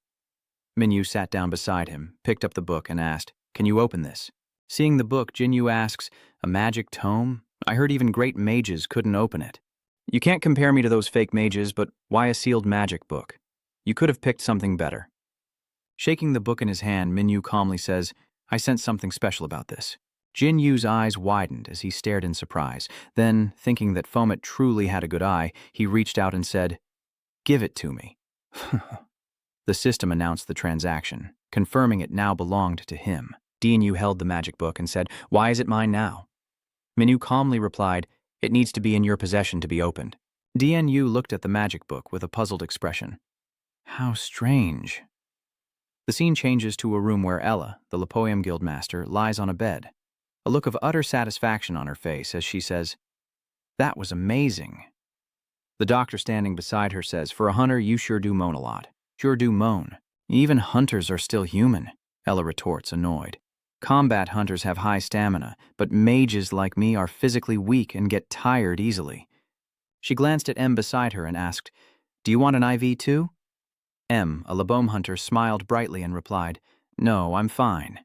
The doctor chimed in, "A young girl like you doesn't need an IV. That's for old people." Ella, lying in bed, was furious, retorting, "Sorry for looking old. That's a bit harsh coming from a teammate." Kim Jun-seong looked her up and down, then said coldly, "So this is the hunter you're pushing." Hearing that, Ella replies, "Didn't you meet her at the Hidden Society party?" "What do you think?" "Pretty, isn't she?" Ella lies in bed, grinning smugly. Van Kai is nothing more than an influential figure now. Hearing this, Jun-song retorts, "Van Kai, my foot." She immediately smoothed her hair and said confidently, "I would have outshone her in my youth." But Ela quickly doused her with a cold dose of reality. "I know your past, so what are you so confident about?" Meanwhile, Mi quietly listens to their argument. "What do you mean? I had confessions coming out of my ears when I was younger. The same happened to me. 2 guys even fought over me once. But the more they talked, the more heated it became." "Meow, you were a little worried, but it was all your fault." "Oh my gosh, what are you saying? Those 2 were arguing fiercely right here, don't you remember? That guy who approached you, he was after me, but he used you to get close to me." At that moment, Meow suddenly said, "I'm a buffer." Junsong turns to her in disbelief. "A flag?" La then calmed down, saying she wanted to meet you when I mentioned coming here, so we came together. Junseong looked at her, muttering, "A buffer, huh? That's a tough choice. She won't be able to enter the tower alone. She can't even swat flies because she's scared." Junsong looks at her and ponders for a moment, noticing the aura radiating from Mu. He realizes that the aura he senses from her is likely passive, not to show off her strength, but to lower her opponent's guard. She possesses a calmness that other battle-hungry hunters lack. She was born to be a buffer. With the right team, they could achieve unparalleled synergy. As they continued their conversation, he asked if her guild members had said anything. "About what?" "If you favor one member too much, the others might leave the team." The 2 of them continued talking as they walked. "You really don't know anything, do you? I care for each and every member with love, like a star who will promote our guild to the world. Shouldn't you be more worried about yourself?" "Why would I do that? What? Why not? You have that hunter in your guild, don't you? That handsome hunter who acts like a thug, him. That man will tear off that vagrant hunter's arm." Hearing this, Meow looked worried, wondering if someone had actually torn off another person's arm. "Who is it?" Run Seong asked. "Are you talking about number 302? She calmly explains, "He's the only active member of our guild." Ella follows up. "No wonder you brought him to the party to make such a big impression." She continued, "That's right. I saw that handsome hunter outside." Jun Hyuk asked in a calm tone. "A pawn." Upon hearing her question, E replied, but after hearing her words, he froze, then screamed in terror. "What? When? When did you see him? A few days ago?" "I think so. He's very friendly," Ella said. Hearing this, Junsong trembled with fear. "Friendly?" Ella recalls the time and says, "I saw the Nebula Guild leader trying to recruit him." Remembering his terrifying smile, she adds, "While he was like a bee stalking its prey." Ella's words struck her like a knife. "Frankly, I know you only created your guild for tax breaks.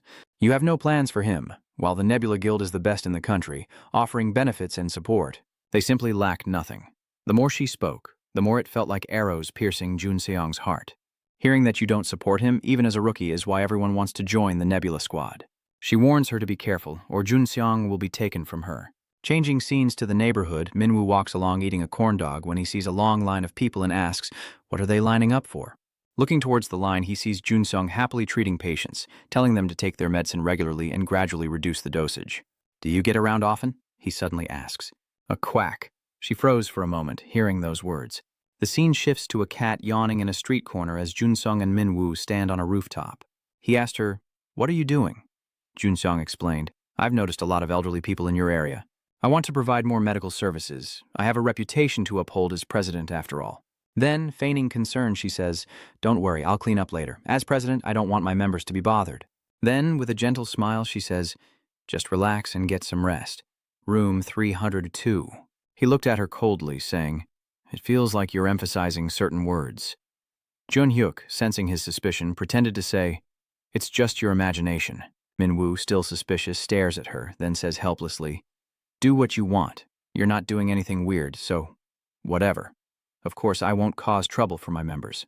Why do you keep talking like that? He continued. You're emphasizing things. Before he could finish, a jar fell on him, covering his head. Run. Seong watched in stunned silence. She glanced at the pot and saw a cat sitting on the roof, meowing happily. Meanwhile, Minwoo, fresh from the shower, complained, what was that? I suddenly got a soy sauce bath. Just as he said that, a noise came from the bathroom and a voice called out, why is there no hot water? I messed up the settings. The hot water is on the right. Got it. Minwoo sat outside, thinking that the cold water was fine. He closed his eyes, seemingly enjoying it, then opened them again, his gaze now icy. The sky is clear, and someone stands outside the gate, knocking, drawing Minwoo's attention. He opens the door, surprised to see Nayeoryum. Hi, she said, waving and forcing a smile. Long time no see, huh? She realizes Minwoo isn't wearing any clothes and awkwardly asks, why are you running out of the house yelling 302? Minwoo turned back in surprise, continuing, is this the only shirt you have? As she walked out, wearing his shirt and drying her hair. It's a bit big, she said, as Jun Seon suddenly realized who was standing before her. Oh dear. Jun Seon looks at Eorium and says, we've met before, haven't we? Nayeoryum freezes and Jun Seon continues, at the hidden party. Nayeoryum looks Jun Seon up and down, noticing her wet hair, smooth skin, and her boyfriend's romantic shirt. She couldn't help but think, Minwoo was also half naked. It was as if... Jun Seon remembered her previous words. You have no feelings for Minwoo? Naori tried to calmly say, it must be a misunderstanding, I thought you liked me. Hearing this, his face is filled with shock. What did you say? She sadly continued, sorry to interrupt your good time. Immediately after, she turned and ran away. Seeing this, Minwoo called out to her, but she walked away. Jun Seong peeked out from behind, looking surprised. What should he do? Minwoo's face went pale. She's got the wrong idea about us, Minwoo thought, gritting his teeth as he ran. Damn it, why am I doing this? His mind raced with thoughts. Let her misunderstand. Minwoo searched for her in every corner of the street. Where are you? I've looked everywhere. Where did you go? He gritted his teeth, searching everywhere for her, Nayeoryum. Seeing Minwoo running around, an old woman asked if he was looking for the girl with the braids. The two women watched him run past, puzzled, their eyes following him. In a flash, Minwoo raced back to the two women, asking, do you know where she went? Elsewhere, anti-bite strips are tangled in a corner of the street as a car arrives, and someone's foot appears. Seon-un gets out of the car, one hand in his pocket, and asks, is this the place? As he steps out, a man approaches and asks, are you team leader Ma Seon-un? The man shakes Seon-un's hand. It's a pleasure to meet you. I'm Senior Inspector Kim So-hoon from the Mapogu Police Station, and I contacted you because this case is outside our area of expertise. Having heard enough, gets straight to the point. I understand. Where's the body? I'll take you there, the inspector replied. As the sun began to set, Jong-un surveyed the scene while Taeyang began his analysis. Captain, behind the banner lies a mutilated corpse, missing its head and an arm, and scattered around the victim's body are strange, purple eyes. T.Y. believes the state of the corpse suggests it wasn't done by a human, a sentiment echoed by Jeong-un. That's right, no human could have done this. And the eyes are whispering. I'm so hungry, Yeo said to the inspector. You've called the right people. We'll take it from here.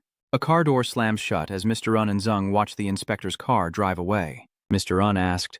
I know we need to investigate first, but this was caused by that thing, right? TY agrees, replying, yes, it certainly was. Mr. Yoon's face turns serious as he guesses the culprit, a necromancer. Kuo's image appears as Zeon reflects on the last trace from the necromancer.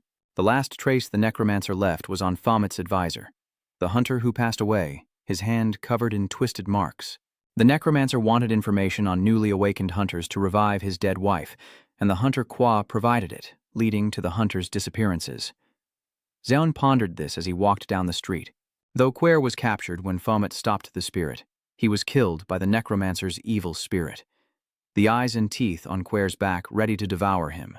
Before dying, Quasar only said, "Good luck, Captain," before blood splattered, so I couldn't find any more clues about the necromancer. But then this corpse appeared, and finally something clicked. Seo unstroked his chin, puzzled. But why? Officer Un wondered. He hadn't left any traces. This corpse is strange. Mr. Un has a bad feeling about this. Please, no, something's happening. A purple eye appears, surrounded by a red, murderous aura. Her eyes widened as if tracking something, the red aura around her flowing to a girl's back, drawing ever closer.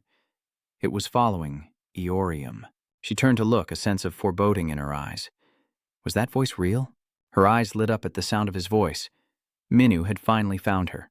He stood behind her and asked, "Why did you run off alone like that?" Eorium simply turned to look at him. Minyu was speechless, gazing at her in silence as Eorium turned away. Startling Minyu, he awkwardly scratched his head. Relenting, he knelt down on one knee and asked, "What are you doing?" Eorium replied, "I'm looking for a four-leaf clover." He followed up, "What are you going to do with it?" He suddenly stopped, noticing her glare. Streetlights illuminated the dark night as Eorium silently gazed at the ground. Seeing this, Minyu tries to say something, beginning to defend himself. "Hey, I don't know why I have to explain this to you, but Eorium just cut him off earlier. I get it, it's common for the president and a member of the club to have that kind of relationship." He frantically explained that they weren't like that he didn't have that kind of relationship with the quack. Eorium responded with silence. Seeing she remained seated, Minyu asked, "Don't worry about it, it's late. Aren't you going home?" Eorium calmly replied, "I'll leave once I find a four-leaf clover." Suddenly, Yori turned to him and said, "Would you like to talk to me until then?" Minyu paused, then replied, "Sure, it's getting late." Eorium's hand continued its search for a four-leaf clover. She watches him, the man beside her, as he speaks with passion, telling Eorium many stories. Eorium listened silently, while also glancing over to observe him, her eyes drawn to Minyu's lips. She stared intently. Minyu notices her staring. Why is she looking at me like that? Eorium is startled, as if caught red-handed. Ugh, what does he mean? "I wasn't looking at you." Minyu closed his eyes to clarify the situation. "Whatever, that's how it is. I just couldn't let her get drenched in soy sauce." "I know it's hard to believe a cat did this," he said, turning to her. "Do you believe me?" Eorium said tersely. "I believe you. Cats can be like that." Eorium recounted a time when he had a cat. "I know what cats are like, because I had one too. They'll stare at you, scratch you, and push things over for no reason. If they weren't so cute, they'd be extinct." Eorium stroked his chin, feigning seriousness. But that cat was strange indeed. Why would it knock over a whole container of soy sauce? Did it awaken? Minyu chuckled softly at her jest. Eorium continued. "By the way," Minyu's hand reached for the clover. She asks, "Why are you explaining this to me? What do your affairs have to do with me?" As Minyu clutched the clover, she retorted, "What about you?" He posed the very same question to Eorium. "Why are you sulking? You have nothing to do with me, do you?" Eorium looks down for a moment, then answers, "I do." Eorium leans in, bravely asking the question every girl struggles to voice. "Do you like me?" Hearing her question, Minyu couldn't hide his surprise, his lips parting slightly in astonishment. Silence enveloped the park, now shrouded in the darkness of the late night, with only the streetlights still shining. Looking at Eorium's slightly flushed face, Minwu quietly replies, "What if I said yes?" Eorium suddenly stands up, refuting Minwu's words. "Why would you like me?" Minwu was confused by her words. "What?" Eorium's voice is laced with annoyance. "There are plenty of men like you. Men develop feelings after climbing the tower with them." Minyu is confused by her contradictory words. "I've never been interested in them because they're just colleagues to me." "But why are you like this? Why do you like me?" Eorium paused, then, clenching her fist, confessed with her head down. "Why do you make me feel things I've never felt before? You hesitated after hearing her words. Minyu was about to say, "Hey," but Eorium interrupted him. "You know." Embarrassed, Eorium blurts out, "I've never been on a date before." An awkward silence hangs in the air until he smirks and bursts into laughter. Startled, Eorium asks, "What are you laughing at?" While Eorium was still embarrassed, he spoke first. "It's getting late. I'll take you home." The night is dark, but some buildings in the city are still lit. Minyu has brought Eorium home. "I live here," she says, as Minyu gazes up at the building. "Isn't this the most expensive apartment in the area? It's all yours?" She denies it, gesturing only to the building itself, and Eorium politely bids farewell. "I'm going in," Eorium said, to which Minyu simply replied, "Okay." She looked slightly disappointed as she turned to walk inside. Suddenly, Minyu calls out her name, "Hey, Eorium," and he proactively asks her out. "Want to watch that movie we missed last time?" Minyu asked her seriously. Yori turns to him and flatly refuses. "Not interested." Minyu is flustered by her rejection. "What?" She continues, saying the theater won't show that movie. She can't see that movie anymore. The rejection was just a joke. Yorium reluctantly suggests, "How about a musical? I have some tickets." Yorium looked at him as if asking, "Will you go?" A strange feeling stirred within him. Minyu quickly agreed, surprising Yorium, who didn't expect such a swift acceptance. Yorium smiled, revealing his perfect white teeth. Yorium smiles happily as love seems to blossom between them, romance unfolding under the city lights. The next morning, in an alleyway, a question echoes. "Is this it?" Zeon stood before a door, confirming this was the location where the body was discovered yesterday. "Yes, this is the residence of the informant who discovered the corpse attacked by the necromancer." Zeon then asks, "They're not responding?" Tae replies, "That's right." Staring at the silent door, Tae-hung asks, "If no one answers, does that mean no one's home? What should we do?" With no other choice, Jong-un resigned himself to waiting. "We have no choice but to wait."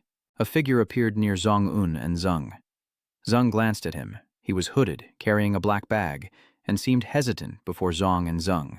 He seemed frightened to see them, immediately dropping the bag and running.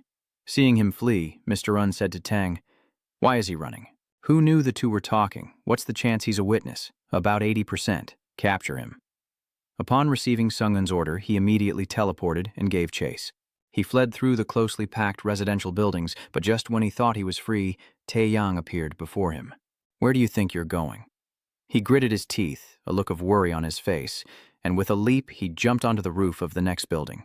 Tae-yang watched him go, unsurprised. He landed on a rooftop and immediately kept running. Suddenly, a hand appears before him, startling him.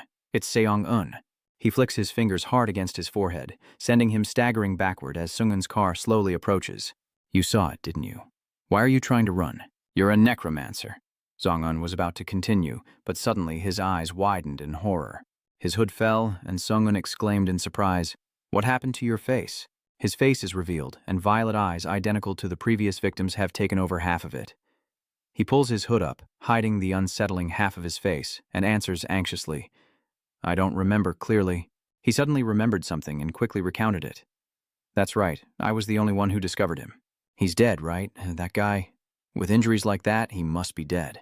Clutching his head in despair, he asks why he's still alive. "Shouldn't I be dead too?" He seems to be losing his composure. He should have died by that man's hand. Sitting before Sung-un, the memory made him tremble with fear. Humph. Sung-un and Tang have found his identity records. His name is Se-hun-min, codename Sado, a rookie hunter who went missing a year ago. Tang continues, explaining that the body Sado discovered was also a rookie hunter. All evidence now points to the necromancer. Se-un stroked his chin, thinking, it seemed Sado knew the whole truth. He glanced over at Sado, who was separated by a pane of glass. Se-un was at a loss. "But in this state, what can we even do?" Zung asked. "So, what do we do now?" Sado worriedly sat on the other side of the glass. Mr. Yoon's car answers Zung's question. "Sado is the only victim the necromancer tried to assassinate, but failed, so we must find a way to restore this hunter's memory." Meanwhile, at Minu's place, English echoes as he prepares to leave, phone in hand, wondering if he should catch a movie or another play. Yoriam's voice echoes from the phone, reminding him that he slept through the entire musical last time. She nagged over the phone. How could he have fallen asleep like that? It was adapted from a masterpiece. He half-heartedly agreed, saying he would have stayed awake if there had been a battle scene. Eorium immediately retorted, "Is that all you ever think about? You really are a gorehound." Eorium mentions their next appointment. Just do as you wish the day after tomorrow. Minwoo finds something strange. Something feels off. She retorts that she'll agree if he can stay sharp during the whole charade. Minwoo found it strange to hear her say that, and as he left the house he wondered, weren't they planning for her? Naeorium abandons her plan, but never mind. Minwoo says, I didn't mean to. A frustrated scream cuts their conversation short, and Eorium, hearing it through the phone, asks, what was that? Minwoo, looking towards the source of the noise, said, it's probably nothing, but I'll call you back later. Minwoo said, hey Anbu, but when he went outside, he found Anbu lying face down on the ground, pinned by a book, with his prison demon standing around wide-eyed. Anbu, he trembled, looking up at Minwoo for help. Save me, there's a marked book on my back. Anbu begs Minwoo to remove the book from him, as it presses against his cheek outside the house. The book flies up, emitting a sense of adoration as it clings to Anbu, who is powerless to resist. Minwoo says, that book? No, this is the cursed book I gave you, isn't it? I knew something was off about you. No witch could ever break the seal on this demonic book. He clutches his head, laughing, then mutters, not even the great witch Anbu could break a seal like this. Speak up. How could you revive a demonic book like this? Minwoo asked, what is going on? The Akashic Records? Minwoo, unsure of what that meant, asked, what Akashic Records? As if understanding Anubis's words, the book responded, you called, so I shall show you. This demonic tome. As the book opened, a blinding light filled the room, forcing Minwoo to shield his eyes. And when he dared to peek, bookshelves appeared, the book transforming into a building filled with thousands of neatly arranged volumes. Minwoo and Anzeb stand in a magnificent, ancient building, a beautiful, sparkling scene filled with books like a giant library.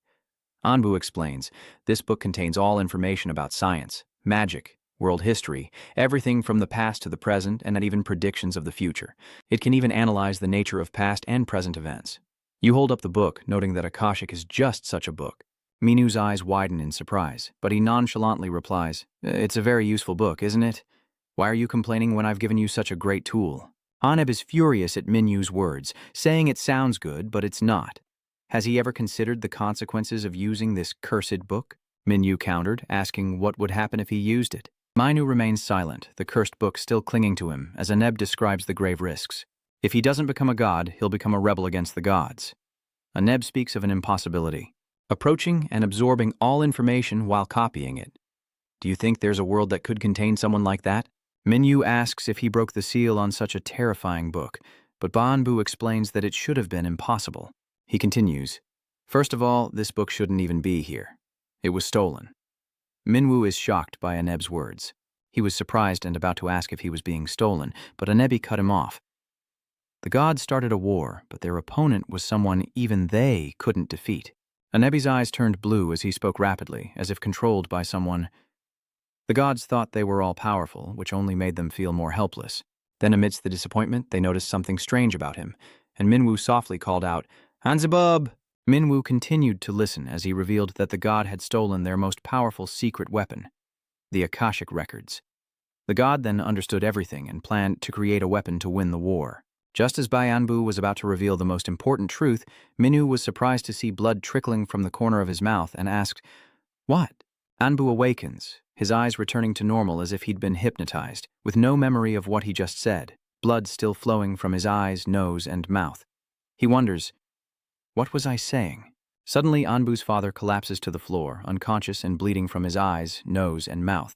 Minwoo quietly asks, Anbu is back at the house, so you understand what Aneb was saying now, right? Anabi says, this cursed book is an incredibly dangerous weapon.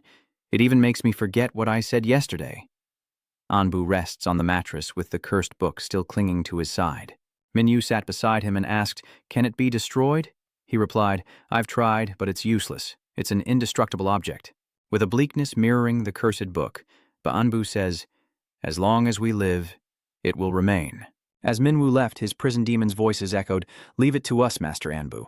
Before leaving, Minwoo reminded his prison demons, If anything happens, contact me. The prison demons answered his command. As they watched Minwoo leave, they asked each other, Do you know where Master is going? I don't know. If he were clearing towers, he would have taken us with him. Silence. Such matters are not for us to decide. The leader sternly emphasized their primary duty. Our mission is to protect Master Aneb within the house and prevent enemies from entering. One jailer demon decides to split the task. but protecting this place is enough for me alone. It gathers the remaining 2 dungeon monsters, assigning them their task. From now on, your mission is to protect our master. Unbeknownst to Minu, 2 hellhounds follow him into the city streets, acting as his protectors. 2 prison demons silently lurk in the shadows, protecting Minyu as a voice calls out his name. Facing him is the beautiful Naorium, dressed in a frilly white dress, smiling softly as she sees Minyu at a PC cafe. "This is the place you were talking about?" Eorium asks, surprised to be sitting in a gaming chair at an internet cafe. The brand new computer screens shimmered, and Eorium's eyes sparkled right along with them.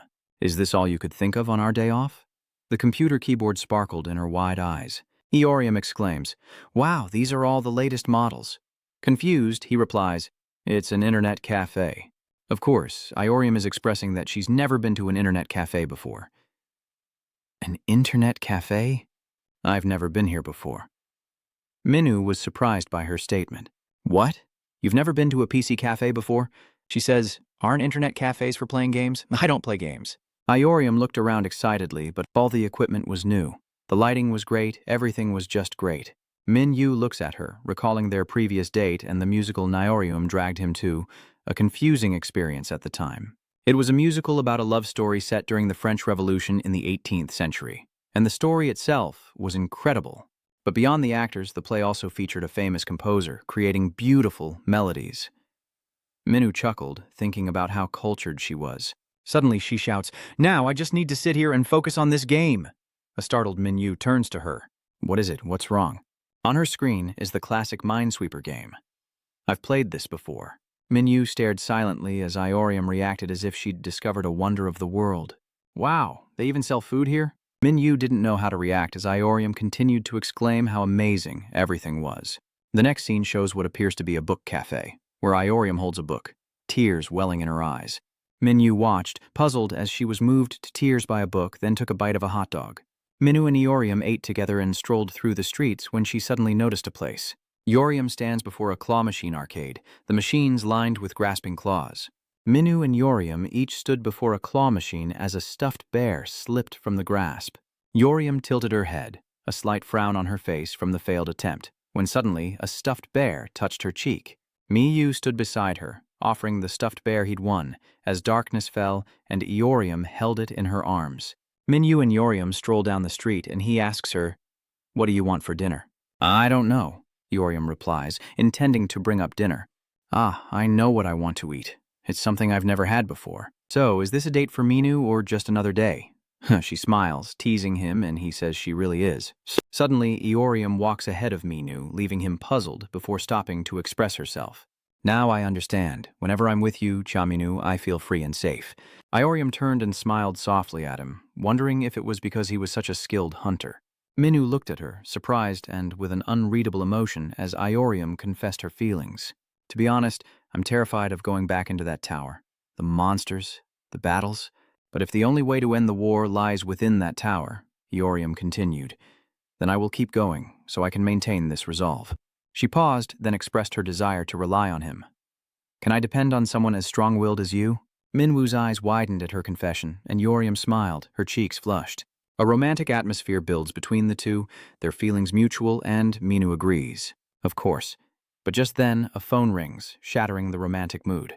Minyu was furious. Who could be interrupting at a time like this? Eorium was also silent, angry that Sion-un was the one who interrupted at such a crucial moment. He waves, apologizing for calling so late, and urges the F-rank hunter to hurry over. Minwu approaches, glaring daggers at Sion-un, who wonders why he looks so menacing. Annoyed, Minyu replies, "I'm busy. This better be worth my time." Sion-un cuts to the chase. "We need your help." The Fomet hunter retorts, "If you need my help, what do you need me to do?" Xiong-un then whispers something into Minwu's ear. Surprised by Sungun's words, Minu learns they found a survivor from the necromancer and asks Eorium to wait for him. "I'll be right back." Eorium agrees. Minyu follows Ixan inside, and the two discuss the situation. "A survivor was found, and we haven't even found a body yet." Sion replied, "Luckily, we found a survivor and a body. I want you to meet the witness." Minyu questioned, "The survivor? Why?" Zun explained. "You're the only one who's fought the necromancer's subordinates, so we thought meeting the survivor might give us some leads." Minwu wondered, "Is it really necessary to meet them?" Does that survivor know what the necromancer looks like? Seong-un continued to clarify. Ah, his subordinates made them forget the necromancer's face and name. Minwoo realized that would make finding the necromancer very difficult. Huh? Then Seong-un clearly states his wish. Yes, that's why we're hoping something different will happen if they meet you. Pamit Seong-un is suddenly surprised by something. Minwoo and Seong-un stood dumbfounded at the door, finding only an empty bed. Seong-un exclaimed, The witness isn't in the room. Where did he go? Meanwhile, Sato was kneeling face-to-face with Eorium, apologizing profusely. Sorry, did I bump into you? Where am I? Eorium could only focus on one thing, those eyes staring back at him. In a panic, Sato stammered before Eorium, I'm sorry, it was just an accident. I'm sorry, it was just an accident. Please, no, I don't want to die like this. Eorium is shocked by the eyes on Sato's face, eyes she's seen before. Eorium recalls the memory of her mother surrounded by those bewitching eyes. The eyes of the monsters that killed her, as she stares at the creature with those eyes on half its face. An image of parasitic eyes covering a body flashes before her, and Eorium stares in stunned disbelief. The haunting purple eyes resurface in her memory, and the teddy bear slips from Eorium's grasp. The sound of footsteps echoes as Minwoo and Seong-un rush to find Sato. Running, he demanded to know what kind of work they were doing, Seong-un explained. Vice Manager Kong was watching him, but had to leave and asked another employee to cover. Minwoo and Seong-un finally found Sato in the hallway. Seong-un rushed over to Sato, asking what was going on as the hunter turned to face the captain, clutching a teddy bear. Seong-un asked about Sato's situation, saying they had been looking for him everywhere. Why are you standing here? Minwoo looks over at Sato. He apologizes for going out on his own, saying it was a bit stuffy inside. He looks at Sato, half of whose face is covered in purple eyes. Is this the one who survived the necromancer? Minwoo suddenly realizes something, mentioning the stuffed bear. This teddy bear? Sato replies. Oh, this? A woman dropped it earlier. She must have been startled when she saw my face. As Minwoo's celestial aura turned dark, a cell phone lies on the floor, ringing. Someone's calling. It's Eorium's phone, but she ignores it. Instead, Eorium rummages through a box, sweating, and then suddenly gasps. Eorium found a drawing of purple eyes, the symbol of a necromancer, if she wasn't mistaken. Those eyes, they're the same as the monster that killed my mother. Window lights flicker from the high-rise buildings. Sato lies in bed as Sungwoo's voice echoes. That zombie ate one of his eyes and then integrated into a part of his brain. Maybe that's why he can't remember the necromancer's appearance. Seong-un asks for his opinion. What do you think? Do you remember anything? Minwoo replied, Of course not. Perhaps that zombie swallowed part of this hunter's body, but he still survived. Minwoo thought back to his encounter with the necromancer. I used to smell the stench, but now it's gone. Minwoo asks about restoring Sato's memory as he rests in bed. Is there really no way to restore his memories? Even Mr. Un is at a loss. We've tried many methods, but he can't even remember yesterday, so it'll take time. It's a miracle he's even alive. Mr. Un could only sigh in defeat, making today's meeting fruitless. Minwoo suddenly asks about something. Earlier you said they found a survivor and a corpse at the same time. Mr. Un explains the situation. That's right. This hunter found and reported the body of another hunter killed by the necromancer. How strange. We've never found a body or any traces before. Zaeun continues to explain the possible scenarios. So, there are 3 plausible explanations. 1, something happened to the necromancer, causing him to stop. Secondly, the item used to dispose of the bodies malfunctioned. And thirdly, Seong-un gestures, presenting the third possibility. Both the first and second scenarios occurred simultaneously, preventing them from disposing of the body. Minwoo questions the second scenario. I understand what you're saying, but what about the second case? What item? Un's car brings up the former hunter. Do you remember your guide, Hunter Go? Here's Go before he was killed by the necromancer. Where was killed by the necromancer's yang poison right in front of me and Deputy Manager Kong Chung-sung. Sung-il continued. Did those minions devour Quare's body without a trace? No. There were still some body parts left. Minwoo asks, couldn't they easily dispose of the remains by burning them or using magic? Minwoo was surprised by the answer. If that were the case, the necromancer would have been caught long ago. Seo-ung clarifies his doubts, reminding him that they aren't inside a tower or dungeon. Seo-ung continues to clarify, asking if he thinks they only catch those criminal hunters on a blue moon. If it wasn't fire or magic, there must be traces left behind. And if there are traces, no matter how small or vague, we'll find them. At this rate, they'd be catching truckloads of hunters. Minwoo then asked him how they were dealing with it. So, Seong-un stroked his chin, figuring they must have something to clean up the corpses. probably an item easily obtained by awakeners. Minyu is surprised to hear about an item that can erase all traces. An item that can completely clean up any evidence. Are you skeptical? Xiong'un explains the reason for Kang's absence. That's why Manager Kang is absent. If they bought the item through normal channels, there would be a record of the purchase. So now, Manager Kang is helping with the search through purchase history. Minwoo silently listens to Seong-un. To be honest, I don't have high hopes. If they're unregistered hunters, they could still buy items through illegal channels. Anyway, Seon-woo suddenly changed the subject, covering his mouth and teasing Minwoo. Was the girl with you earlier a Reaper hunter? Are you two dating? Minwoo retorted irritably. Leave me alone. Suddenly, Zong-un tells him he's not kidding. As Xiong-un turned to leave, he reminded Minwoo, love is blind, offering a word of advice. You're becoming more human. It's not necessarily bad, but we need to be clear about things. Minwoo silently listened to Sung-woon's reminder of his true identity, never to forget the beast within. Minwoo's face fell. The human heart is weak, so when they raise their swords to fight, sometimes their blades lose their edge. Remember that. The next morning, Eorium stood alone, turtleneck pulled high and face hidden beneath a hat. She glanced at her phone as Minwoo called, but Eorium lowered her eyes and declined the call. Excuse me. Just then, a short-haired woman in a suit approached and called her Eorium. And that's Jihyun. The two of them meet at a restaurant. Jun and Eorium sit across from each other, talking. What's the occasion? You suddenly invited me out to eat? Eorium responds. I was just passing by and thought of you. I also wanted to thank you for your advice last time. Jun tells her not to worry about it, then asks Eorium. So, what's going on with Sham and you? Eorium answers hesitantly. Well, we went on a date. Jae-hyun expresses her joy and congratulates her. Oh, really? Congratulations. Eorium responds, thank you. Eorium offered Jae-hyun a meal. Feel free to order whatever you like. It's my treat. But Jae-hyun refuses. You treated me last time. It's my turn now. Jihyun jokes that I'm lucky she's treating me today, since the captain's busy and I almost had to eat lunch alone. She just gave an awkward smile as Eorium looked at Jihyun, as if trying to figure something out. Jun, in good spirits, picks up the menu. What should we eat? Suddenly, the system chimes, announcing the flexible copy skill. And while Jaun isn't paying attention, Eorium's eyes glow purple as she uses the skill on her. The system chimes again, scanning its target, a very virtuous person. The conditions to temporarily copy the target system settings have been met. The system asks if you want to apply this skill. In his mind, Eorium apologizes to Ms. Jae-hun, then says, apply.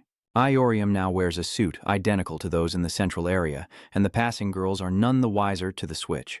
Be careful, Eorium says casually as she walks by. Yes, you too. Eorium successfully infiltrated the center. She presses the elevator button for her floor, and Eorium strides down the hall. The system chimes, synchronizing.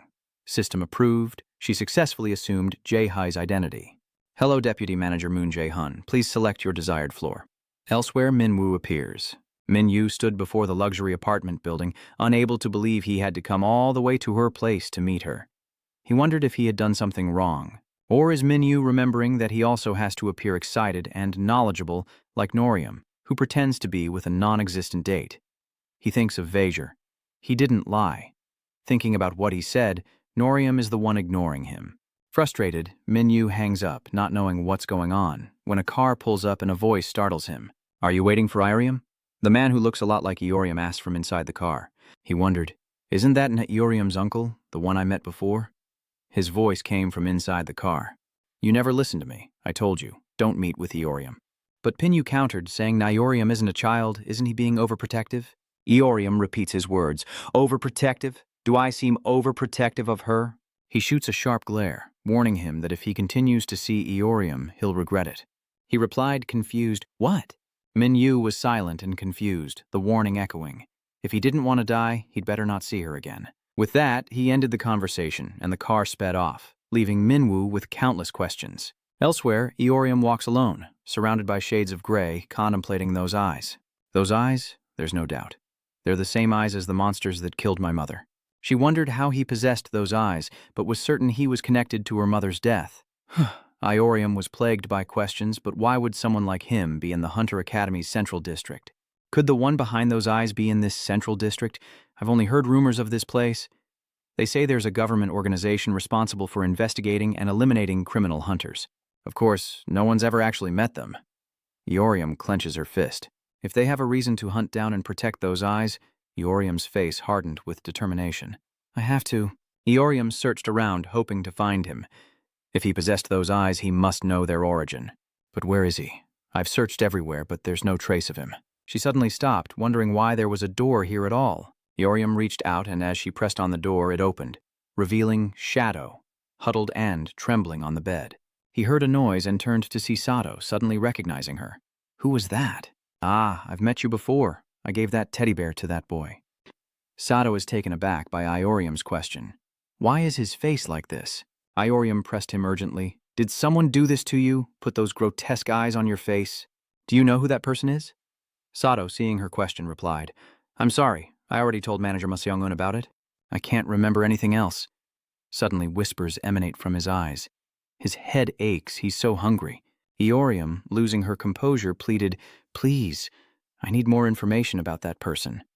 Sato clutches his head. I'm sorry. I'm useless.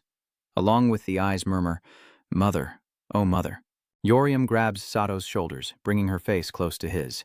I need to find that person and kill them. Suddenly, Sato loses consciousness. His eyes turn white, and a part of his eye protrudes from the other half of his face. An eye pops out, looks at Eorium and says, Mother, die. Eorium stared in horror as the eye bulged further, revealing teeth as it repeated, No, Mother can't die. Don't die. Please don't. Eorium collapses to the ground, stunned. She was too shocked to react, but a hand from behind blocked the eye before it could reach Eorium, a Reaper hunter. Seon-un arrived just in time to block the attack, then turned to Eorium and asked, What are you doing here? That night, Minwoo rushed in, his eyes landing on Seon-un and Eorium standing in the center. Minwoo calls out Eorium's name as the city lights ignite the night. Minwoo looks at the message Seon-un sent him not long ago. Your girlfriend's here. Come pick her up. Minwoo turned to look at her, sitting silently in the Eorium chair, head bowed, replaying Minwoo and Seon-un's conversation. Reaper knows about necromancers. Seon-un replied that she didn't understand everything completely. She only knows about those eyes. Seon-un tells Minwoo. During the dungeon outbreak, the Reaper's foster mother was killed by someone with those eyes. It seems the culprit is the necromancer. Sato's image then appears, lying in bed, calmed down. Seon continued, seeking more information about the culprit. She had secretly infiltrated this place and provoked Sato, driving him into a frenzy. He's unconscious now, but Minwoo remembers Seon-un's words from before. He questions Eorium, startling her. Why? Why didn't you tell me? Minwoo turns to confront Eorium. Is that why you weren't answering my calls? What were you thinking? Suddenly, a drop of water fell. Eorium's tears streamed down her face, surprising Minwoo. He sighed, acting as if nothing had happened, and Minwoo gently told Eorium, I'll take you home. On a rooftop corner, Zung appears, drinking water with a look of utter exhaustion. Mr. Un told Zung about the incident, which happened while he was digging through transaction information. Tang wonders if that might be a good thing. Isn't this actually a good thing? If the Reaper hunter knew something about the necromancer, Seon replied that she had no useful information. She's only focused on revenge. Seon reflects on how terrified he must have been to suddenly go berserk and attack the Reaper hunter. Suddenly, Seong-un fell silent, causing Tang to turn and look at him, puzzled. Tang asked, What's wrong? Seong-un suddenly felt something, like he was waiting for something. Seong-un had a bad feeling. Something was making him anxious. Meanwhile, at a luxury apartment complex, Minwoo looked up and asked Eorium, Weren't we heading to your place? Where are we? She asks. My usual hiding place, she replies. Minwoo brought Eorium home, then turned to leave, saying, All right, get some rest. Suddenly, she calls him back. Chaminu Eorium is asking, Do you want to come in? The house lights flicker on, and Minwoo follows her inside. Minwoo looked around as Eorium invited him in. Come in for some tea. I've already prepared a cup. Minwoo and Yori sat on the floor next to the bed, sharing their thoughts. I've told you before, remember? My dream is to become a famous archaeologist. Before I became a hunter when I was just a child. Minwoo listened quietly. The real reason I entered the dungeon was because I thought I could do something to prevent another dungeon outbreak. I'm not a talented hunter, so I thought if I could find a way for humans and monsters to coexist peacefully, no more endless fighting, that's enough. Eorium is emotional, but perhaps it's just a way for her to forget reality. The truth is, my mother was killed by someone with those eyes during that dungeon outbreak. Eorium continued to confide in him. Everything she tried so hard to forget came flooding back the moment she saw those eyes. She wanted revenge on the eyes that killed her mother. Eorium defeated.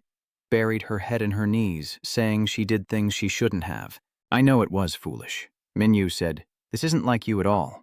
He says she's stuck in the past, crying for revenge, but Minwoo says these things don't suit her at all. Yoriam is taken aback by Minyu's next words. He will take revenge for her. She blushes, touched by his encouragement. So just keep being yourself like you always have. In the still of the night, only their voices could be heard. Minyu listened as she said, "Do you remember what I said before? About the most important thing in love and dating?" Suddenly, Yoriam leans in, cups his cheek, and whispers, "I want to test something." Minyu is taken by surprise by Yoriam's kiss, and she pulls back slightly, as if to gauge his reaction. Overwhelmed, Minwoo takes her hand and they move closer once more, sharing the same emotions, embracing each other in love. That night was filled with romance. A new day dawns and a voice calls out, "Is Kang Tae-yang here? He's in a meeting." Ji-hyun looks on, a guilty expression on her face. Tae-gang sits working, looking up at Ji-hyun indifferently, and greets her casually. "Hello, Miss Moon-jun," Ji-hyun awkwardly replies. "Hello, I'm sure you're very busy." Tae-yang gets straight to the point. "What brings you here?" June apologizes, saying she heard about the Reaper Hunter and everyone blames her. Yang types as he replies, "That's right, but that was Reaper's decision, not your fault." Moon-jun continued to apologize, saying if she had been more careful. June pulled up a chair and mentioned the task that Tyung had to handle. "I'm here to help you too. You're looking for an item that can handle all the corpses, right?" Kang agrees to let Jaeun help, saying, "Yes, thank you. We need to determine if any related items were traded by hunters, but who told you about this?" Jae-hyun answers honestly, "Mr. Ma told me." TYA, with an indifferent expression, listened as she said, "The central system has also approved my participation in this transaction information search program. Let's work hard together to find it." Tang asks, "Are you sure it's okay for you to help me like this? Our captains don't get along." Jae-hyun confirmed it's okay since my captain is abroad on business. It's fine." Meanwhile, in another area of the center, the staff are chatting amongst themselves. Inside the room, Zong-un sits beside Sato's bed, watching over him, a nagging feeling weighing on his mind, as if he'd forgotten something. A noise echoes. "Hyuk," Seo-ung said. "Sato, you're awake?" He woke up and asked, "Hyung, what happened?" Sato sat up. "What happened to that girl?" Un checks on him, asking, "Do you remember anything?" Sato replies anxiously, "Just vaguely. I think I attacked her." Mr. Un, sitting next to him, reassured him, telling him not to worry, that nothing had happened, but Sato was still anxious. "Can you walk now?" A greeting echoes through the therapy room. "Hello, Mr. Sehoi-min." Junsong, holding a clipboard, asks Sato about his health.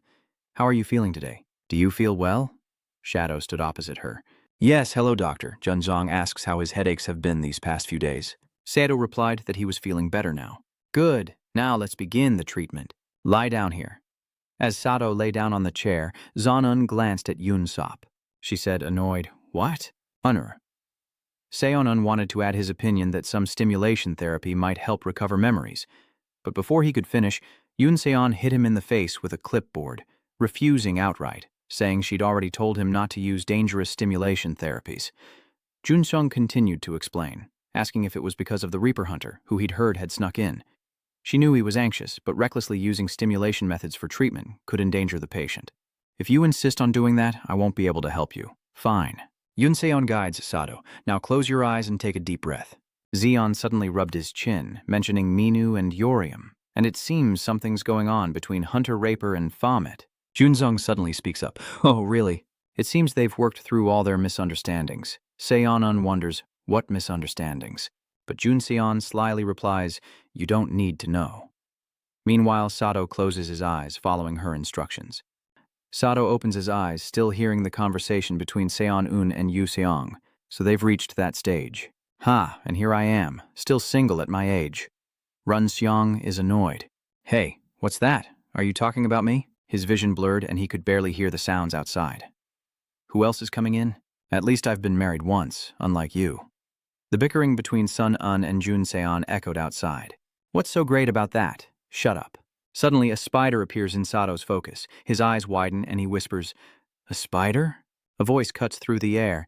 "Are you angry?" Back with Zeung, in response to his question, Jun asks, Say that again. I'm saying Reaper used you to sneak in here." Jetty Hun replies, "At first I was surprised, but then I understood why she did it."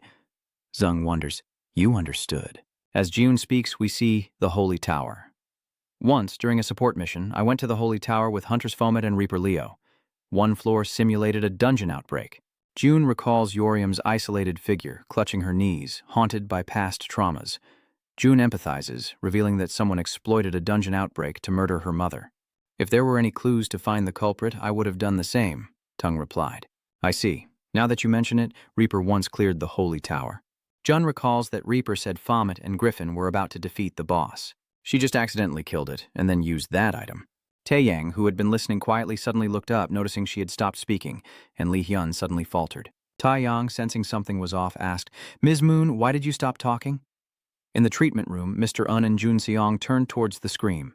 They both exclaimed, Shadow Hunter! Hun Min Sato is collapsing to the ground, clutching his head and trembling. Zayun approached him, asking worriedly, What's wrong? Sato, trembling and clutching his head, muttered, Dangerous, so dangerous. Zongun and Junzong listened in stunned silence. That girl. An image of a girl's back appears, along with a dangerous aura. That girl, Sato said, trembling. It will become dangerous. The image of that girl becomes clearer and clearer. Unconfused, asked him, Who's in danger? Sato continued to mutter to himself, If it's that girl, then definitely. Sato suddenly becomes fearful, swallowing hard. An aura of murderous intent appears, and Zeon asks another question. Are you saying the Reaper Hunter is in danger? Sato fell silent, then looked at Zeon. Dazed, Sato muttered, No, I mean that girl is dangerous. At the same time, had Taeyang also realized it? What did you say? Xun also heard the answer that the possessor of the mysterious Cubin who can wipe out all life is. The necromancer everyone's been searching for is here under the bright moon as blood splatters everywhere. Minu is stunned, blood trickling from his mouth. Parasitic eyes appear and surround his midsection as Iorium reveals himself with violet eyes and a sly grin. The search is over. The Ripper Hunter has been found. Outside the towering building, voices echo. No, I just got here myself. The girl and the boy chatted happily as they walked. Are you hungry? What do you want today? Suddenly, her eyes noticed something. She clung to his arm, looking over to see something strange emerging from a man's stomach. Horrifying eyes emerged from his stomach. His eyes widened in disbelief. What was this? Since when did this thing crawl inside me? Her hand caresses his face. Do you want to know? She leans down, embraces his head, and kisses him. His eyes widen, sweat beading on his face. The moon is full and bright tonight, the sky clear. Two figures stand silhouetted beneath the moonlit sky. He leaned back in his chair as she stood, both gazing at the building, the moonlight above creating a romantic scene. Her hair danced in the wind as her lips met his, then parted, revealing the eye he had swallowed moments before. She pushed him away, a sinister smile spreading across her face. She stood up, smoothed her disheveled hair, and looked down at him with a smile. Do you understand now? He lay sprawled on the ground, a look of discomfort on his face as he looked at her. Who are you? She asked, brushing her long hair aside. What are you saying? You don't even know who I am? A pair of eyes appears on her forehead, and she declares she is Jap. He lay helplessly on the ground as she stood tall, taunting him. Are you having fun playing love games with me? I usually don't get involved, but I'm tired of this. The person behind them witnesses the shocking scene. We need to report this to the police. Payne, phone in hand, looks distraught. He needs to call the police immediately. Oh, did you know a black cat wrapped around your legs means you save the best for last, making the delicious even more so? The appearance of these cats is the reason for everything. They approach, ready to devour his essence. A gathering of people surrounded by cats will be a delicious feast. She clasped her hands behind her back, tilting her head to reveal a smile in her eyes, which sparkled as she asked, How many are there? The cat's eyes gleam as they advance, transforming into terrifying monsters. Baring her teeth, she says, Eat your fill. He stares at the monster in horror, gritting his teeth, speechless. They merged, becoming a massive, multi-eyed monster, and he could only stare, his head tilted back to follow its enormous gaze. What? She turns her back. Her face, hidden beneath long hair, revealed only a slight smile, while behind her, the giant, multi-eyed monster attacked. Having foreseen this, she covered her mouth, giggling, her laughter growing louder as her eyes narrowed with glee, one foot pressing down on Foe's neck. Beneath the building, her foot pressed firmly against him as she propped her head up, saying, I suppose it's time for a meal? As skyscrapers fade into the night, a voice echoes in the therapy room. What did you just say? Sung-woo hangs his head in anguish. Is that so? Asks the hunter. Sung-un knelt beside him as Sato cradled his face. Yes, I remember everything now. The monster that did this to me. In the blood-red dungeon, Sato's face reveals terrifying eyes. It all began back in that dungeon. I'm just a hunter who's fresh on the scene. Are you a rookie? The beautiful woman approached him, greeting him. Her violet eyes sparkled on her exquisite face, captivating him. He glanced at her suspiciously. She hired me. And I slowly grew to like her. They embraced, sharing a passionate kiss during which she transferred something to him. Little did I know that kiss would drag me to hell. He clutched his head in anguish, his body controlled after he'd just escaped her, but my body was already consumed by the murderous spirit. Who knew she'd find my hiding place? It was that strange feeling again. The murderous spirit within Sato Hunter was raging and attacking, and she leaned to one side to dodge. He's running towards the attack, but it's not aimed at Jab Hunter. Unclenches his fists, his face contorted with rage as he yells at Tara, who stands frozen in place. Jap, that's all for now, I understand. Hunter Sato, focus on recovering, for now. Her eyes flashed with suspicion as she looked up at Seon-un, calling out to him to wait. So, that means patient 302 is in danger, and I know the form hunter was tricked too. Contact them. One side of his face is a clone of the Grim Reaper, his face becoming lifeless. Taija and Seon-un grimace in pain. The spirit warrior's pupils widen, cracks appearing. How dare you betray me? Your mother? His head is consumed by the spirit, and it's enraged. Die. Its sharp eyes cover everything. Please save me. Song-un watched in horror as the demon squad leader Mate-ra reached for her mouth. Wait, no. In a classic scene, his head is devoured. She fell to the ground before Sung-woon and Tae-gai, her face frozen in disbelief. Sung-woon's shadow loomed large as he stood headless. Both of them clasped hands, turning away from his desperate plies. Song-woon's blood-smeared face stammered, "How could she be so cruel?" He sighed, removing his glasses with a blood-soaked hand. After killing the Quaz hunter, she's now killed the shadow hunter right before my eyes. He gritted his teeth in pain, his face a mask of resentment and suffering. Hunter, Sung Jinwoo. In the darkness, his muscular body glowed with light, his eyes closed on his pale face. His eyes flutter open, dazed. What's going on? Tejia desperately calls out to the patient, who was found in the square. There's also the essence of a murderous spirit within him. Patient 302, can you hear me? Above, the hospital room's lights flicker on the ceiling. Tega and the nurse are worried about his condition. Thank goodness. The evil spirit hasn't completely taken over his body yet, but what can we do now? Many of his organs have already been consumed. T and the girl continue to discuss how the evil spirit has been invading Seo Hyun-min's body for too long, and that he can't be saved. But there's still hope for patient 302. Don't tell me you're going to use that power. There. Light streams through the doorway as she dons her surgical gown and raises her hands. Patient 302, we've removed the organs consumed by the evil spirit's entity, and now we'll create new ones for you.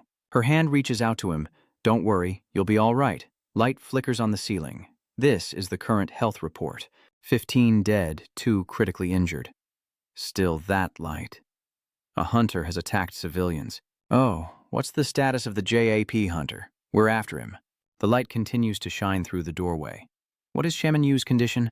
His strong body is revealed, his face restored to life. The doctor says the treatment went well and recovery will depend on his will. His eyes fluttered open. Shemin-yu sat in the darkness, back turned, head tilted back, eyes fixed on something, his crouching figure revealing a perfect profile. His body hunched forward as he walked, revealing rippling six-pack abs, his face intense, his mouth slightly open as he called out, "Nail rum."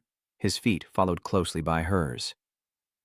He listened as Reaper cheerfully asked, "You seem very familiar with the tower. I guess you've snuck in here before, but that can't be right, can it?" "Do you remember me?" she asked, tilting her head and taking off her glasses with a smile. "I'm JAP." He stares at her, bewildered. She clasped her hands together, excitedly continuing. "There's no information. Just a few clues to investigate." "How interesting." She crossed her arms in a huff. "Oh, but when we're out like this, just call me by my name. Don't use the code name. Nam." She turns to him again. "Sleep well." "Isn't that hilarious?" She giggles, covering her mouth with her slender hands. A top 3 hunter in the guild with no name. She wears a cute clip in her hair, and even a minor injury could have major consequences. She raises her hand to her mouth again, rambling on. "No way! I can't imagine myself kissing Father Min." She ties her hair back and stands sideways. "How about going to a musical? I got some great tickets." She hugged her teddy bear, thinking, "Can I lean on you, a man of strong will?" She turned serious, wanting to confirm one more time. She said seriously, and the vomit version of her called out to him again, "Chaminu." He faced different versions of her, confronted by her invitations and calls. Famet Chaminu, he fell to his knees. Famet Chaminu. He collapses completely. He screams, Famet Chaminu, alone in the vast expanse. Get lost. He hangs his head, his eyes glinting with danger. Fool, the beast within you is awakening, reveling in this newfound freedom. You'll soon lose your mind. I've never caused this much trouble before.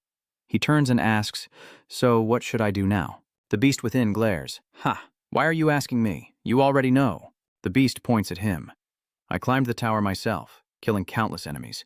With every swing of my sword, I held nothing back. A hidden dragon, perhaps? That doesn't suit me. His eyes glowed red. Killing as cruelly as your hatred from this betrayal. His eyes are as still as the way I kill. Such were the enemies who stood in my path. He lies in a hospital bed, wearing an oxygen mask. This is Fote. Suddenly, his little finger twitches. On the ceiling, eliminate the apostle of gluttony. On the ceiling, eliminate the apostle of gluttony. He awoke a second time, eyes open, vowing to kill. Lights flickered in the hallway as the boy's footsteps echoed in the silence. Minsu opened the door, his eyes fixed on him, struggling with the restraints, and warned, don't take them off. He turned to see the boy. They stood in the room, staring at each other. What happened? You know, the Sandpaper crafter lost her mind and attacked you. When you were at death's door, your confidant appeared and saved you. It seems the spirit has completely left your body. He yanks the IV line. You've been unconscious for quite some time. Are you leaving? He tilted his head. Anyone who saw you would think you were a lunatic who escaped from the asylum. That's why I brought you clothes. His voice echoed through the room. Go get changed. He walked down the hall, his figure hunched over as he moved through the empty corridor. His eyes look up. Where are you going? Sung-il crosses his arms, reminding him that his body hasn't fully recovered, a thoughtful look on his face. Hunter Fum, you already suspected, didn't you? That Hunter JAP is the necromancer. Minwoo watches Sung-un leaning against the wall. Why does he think that? I heard from Mun Ji-hyun, the hunter from headquarters who entered the Holy Tower with you. An unnamed cube, a legendary auction item. His eyes betray a certain calculation, used to cleaning up messes, as I'm sure you know. Well, what good does it do to interrogate you like this? Minyu glances over at Sanjap's uncle, the director of the Hyona Hotel, who committed suicide sitting in his luxury car. Him? Is he so overprotective that he makes me look like this? He parted his lips. You'll regret ever meeting Arium. You better stop if you don't want to die.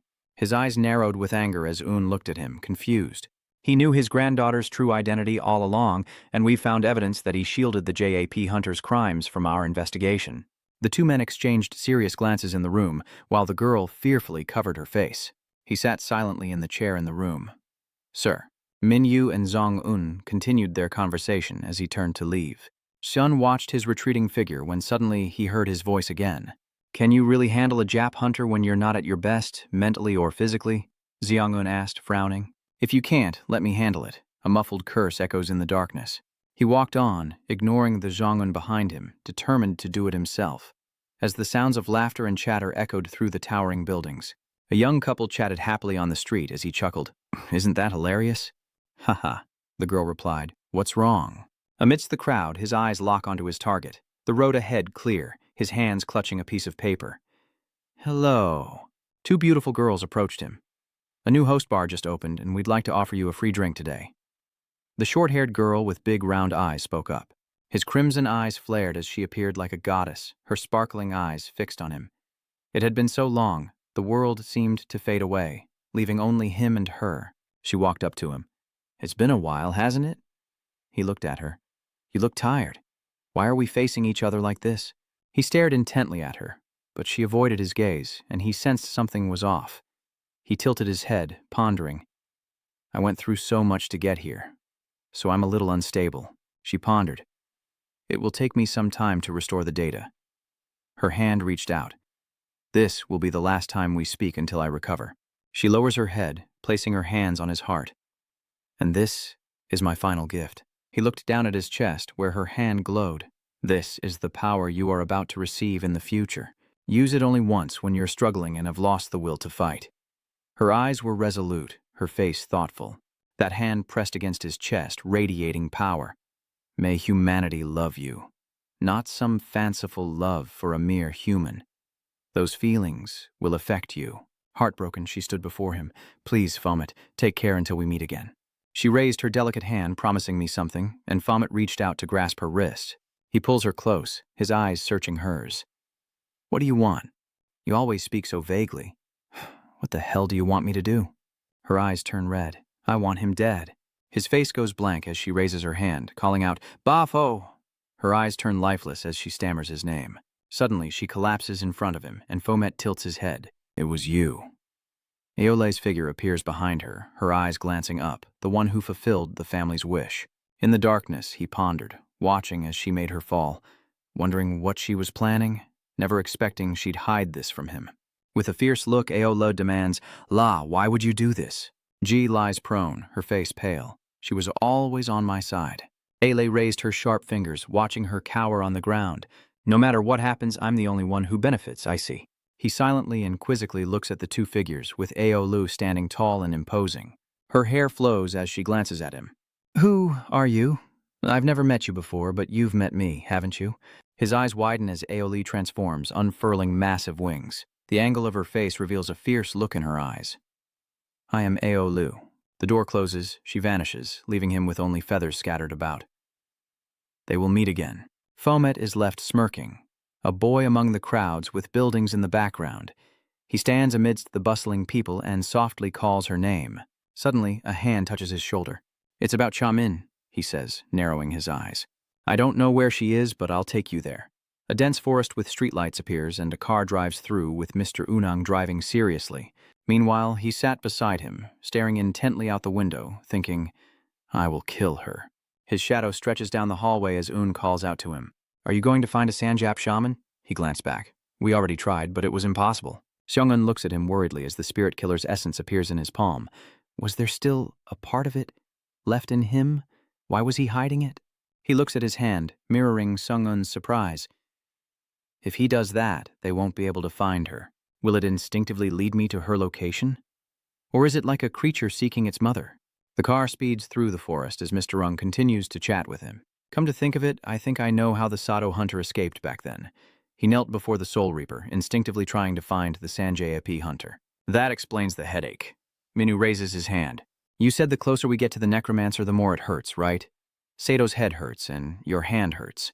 He looked up at the sky, his cold eyes piecing things together, making everything even more chilling. The two stood in the gloomy forest, before towering trees that seemed to reach the heavens. Mr. Run watched him, puzzled.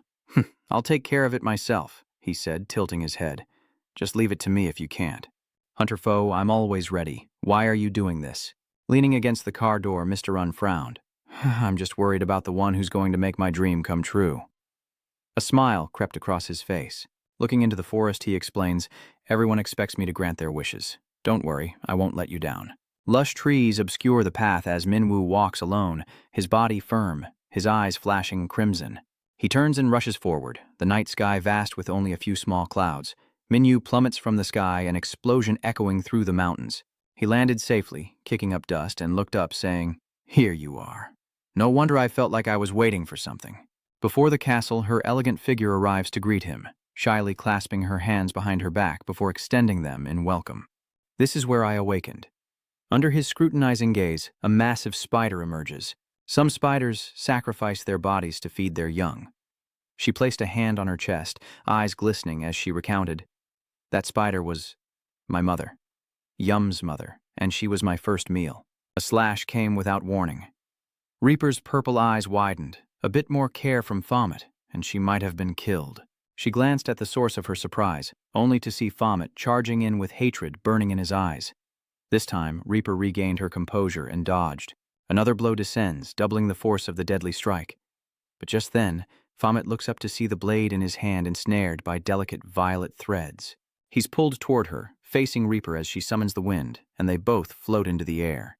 His sword is held firm by the threads, bringing him face to face with her. Reaper revels in Fomet's burning hatred, ready for the fight. The powerful wind she commanded brought shards of purple crystal to his back, and as they gathered, a brutal explosion erupted, obscuring everyone from view. With her left arm concealed by the wind, Reaper glances at her opponent, a wicked smile creeping across her face. Instead of a shattered corpse, Foe stood unharmed, protected by a barrier of red chains. He was indeed powerful. She couldn't help but marvel. her gaze sharpening as she spotted the one controlling the chains glaring at Reaper. At that moment, the chains flew menacingly toward her, but her thin purple threads were not easily defeated. They clashed, sparks flying in the chaotic atmosphere, accompanied by deafening sounds. Then, in a moment of chance, Creeper burst into gleeful laughter, a stark contrast to Fomet. He craves to be drenched in her blood, awaiting the moment without time for exclamations. Suddenly, he leaps toward her, forcefully pulling the red chain. Creeper realized too late that the chain was connected to an axe hurtling towards him. She commanded her silk threads, halting the axe's advance. Coming right back with a red light in the opposite direction, she quickly followed with her eyes. With a sticky shield revealing grotesque eyes, they helped her evade another axe. But as it neared Reaper, she realized what was coming. Another earth-shattering explosion, with her as the target.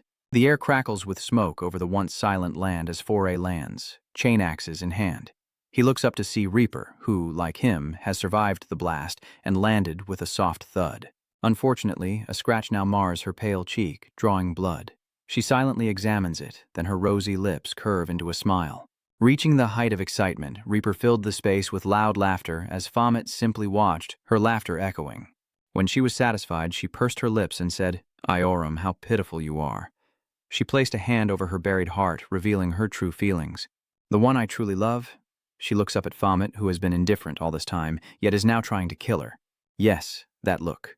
An expression filled with love and hate. A dark aura emerges, revealing a grotesque monster behind Reaper as she speaks. "Fomet, do you know what the most delicious thing in the world is? It's human flesh. As for me, the most delicious human flesh is that of those who look at me with affection.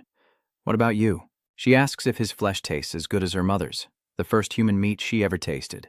Her face contorted grotesquely as veins bulged and took over her body. "Show me. Show me all of your power, Fomet," she screams. As Reaper's words faded, the tendril raced toward Fomet, who, caught in a moment of realization, berated himself. Why was he resisting? He leaps away, narrowly avoiding the surprise attack, gripping his chained axes as his mind races with questions. While his mind was a mess of red chains, phoenixes, and a sea of flames engulfing them both, a voice screamed, "Fomet, kill her!" How long has the black heart been hiding in his chest? Yes, there has always been a small Reaper cowering in the stifling space of his mind. There, she looked up and whispered, "End me." Fomet slowly rose, and she repeated it once more. Fomet's wandering feet led her back to the source of a tyrant. The day it all began. Lost on the road, she couldn't tell how many cars had passed by as the purple-haired woman spoke into her phone. "Ah, hello, Director Kim. I heard there was nothing wrong with you taking leave. But the thing is, I'm on vacation right now. Yes, I've been wanting to go on vacation with my family, but I've been too busy." A hand reached out, reminding the woman to end her conversation. "Yoram, I told you not to put your hands out the windows. It's very dangerous," Yoram replies in a panic. "Oh, sorry, Mom." Her mother continues her phone call. "Yes, I'm on vacation. But to talk about the hotel breakfast," Yoram muttered, beads of sweat forming. "Mom scared me." The scene shifts to Eoram, or Reaper, sitting quietly in the departing car, sulking at the driver. "Driver, don't you think my mom is being overbearing?" He replied, "It's because your mother cares about you." She drew out a dissatisfied sound as the driver said, "Oh, IUM, buckle your seatbelt." And so, Eoram sulked even more. The long drive continued, and she remained obediently seated with her seatbelt fastened as instructed. After a while, she looked out the window thinking how beautiful the day was, while her mother, who was a little slow getting into the car, said, "Thank you so much for the ride." The driver replied that it was no problem, as he was planning to go home for vacation anyway. "A good thing your vacation spot isn't too far from my hometown." Yoram suddenly noticed something in the distance. "Should you be driving a car, ma'am?" "No, the bus is fine, or maybe a rental car." Gazing at the strangely structured high-rise, she wondered if it was a tower. Time passed until the moonlight emerged, blanketing the city and the hotel in a deep embrace. The driver bowed his head and said, "Well then, I wish you a safe and pleasant vacation." Yoram's mother replied, "Yes, you too." Driver, why? As the car disappeared from sight, the mother bent down to her daughter's level, who was smiling. "Let's go, shall we?" Inside the luxurious room, Yoram's mother makes a call. "They say this area has a lot of relics, and they take very good care of the royal tombs. Mom, I want to go to the museum tomorrow." But instead of a reply, her mother was more interested in the hotel's bath products. "And it smells nice, too. Should our hotel switch to this product?" She abandons Yoram, who's helplessly lying in bed. Did Yoram really speak her mind out of frustration? We're on vacation, not working, the mother replied. I'm sorry, my daughter. It's just a professional habit. She sits next to Yoram, asking where she wanted to go earlier. The museum. I want to see those sacred relics with my own eyes. They also said there are many ornaments of ancient nobles and tools of commoners. Her mother asked if she liked it that much. Hearing this, Yoram smiled brightly and replied, Yes, it was so much fun, Mom. She felt as though she were living in that era, like riding in a time machine. Her mother smiled gently, understanding her daughter's heart. It's late. Go to sleep. Okay. Suddenly, Yoram sits up. Oh, right. Before going to sleep, let's talk to Dad. A moment later, Yoram stands before a photo of her father, his face obscured by shadows. Father, can you see me and Mom? She smiles as she confides, Thank you, Dad, for protecting Mom and me again today.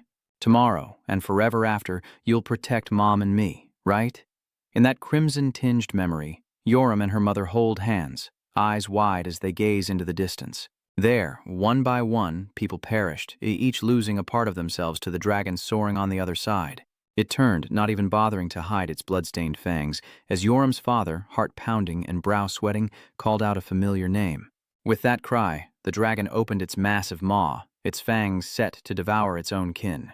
Amidst the city's crumbling buildings, desperate screams echo, and Yoram's eyes widen in terror. The little heart beats faster and faster. Save us! Monstrous creatures tore apart any human that crossed their path, piling corpses upon corpses. Amongst the reptilian monsters were goblins with bloodthirsty blades, violently piercing the fragile bodies of the unfortunate. Yoram could only watch in stunned silence as the horrific scene unfolded. Trembling, she asked her mother, Mom, why are there monsters here? Before she could finish, a hand reached out and pulled her away. Startled, Yoram saw her mother trying to lead her to safety. Her mother turned back and saw a bizarre, floating monster hurtling towards them. She screamed at her daughter to run.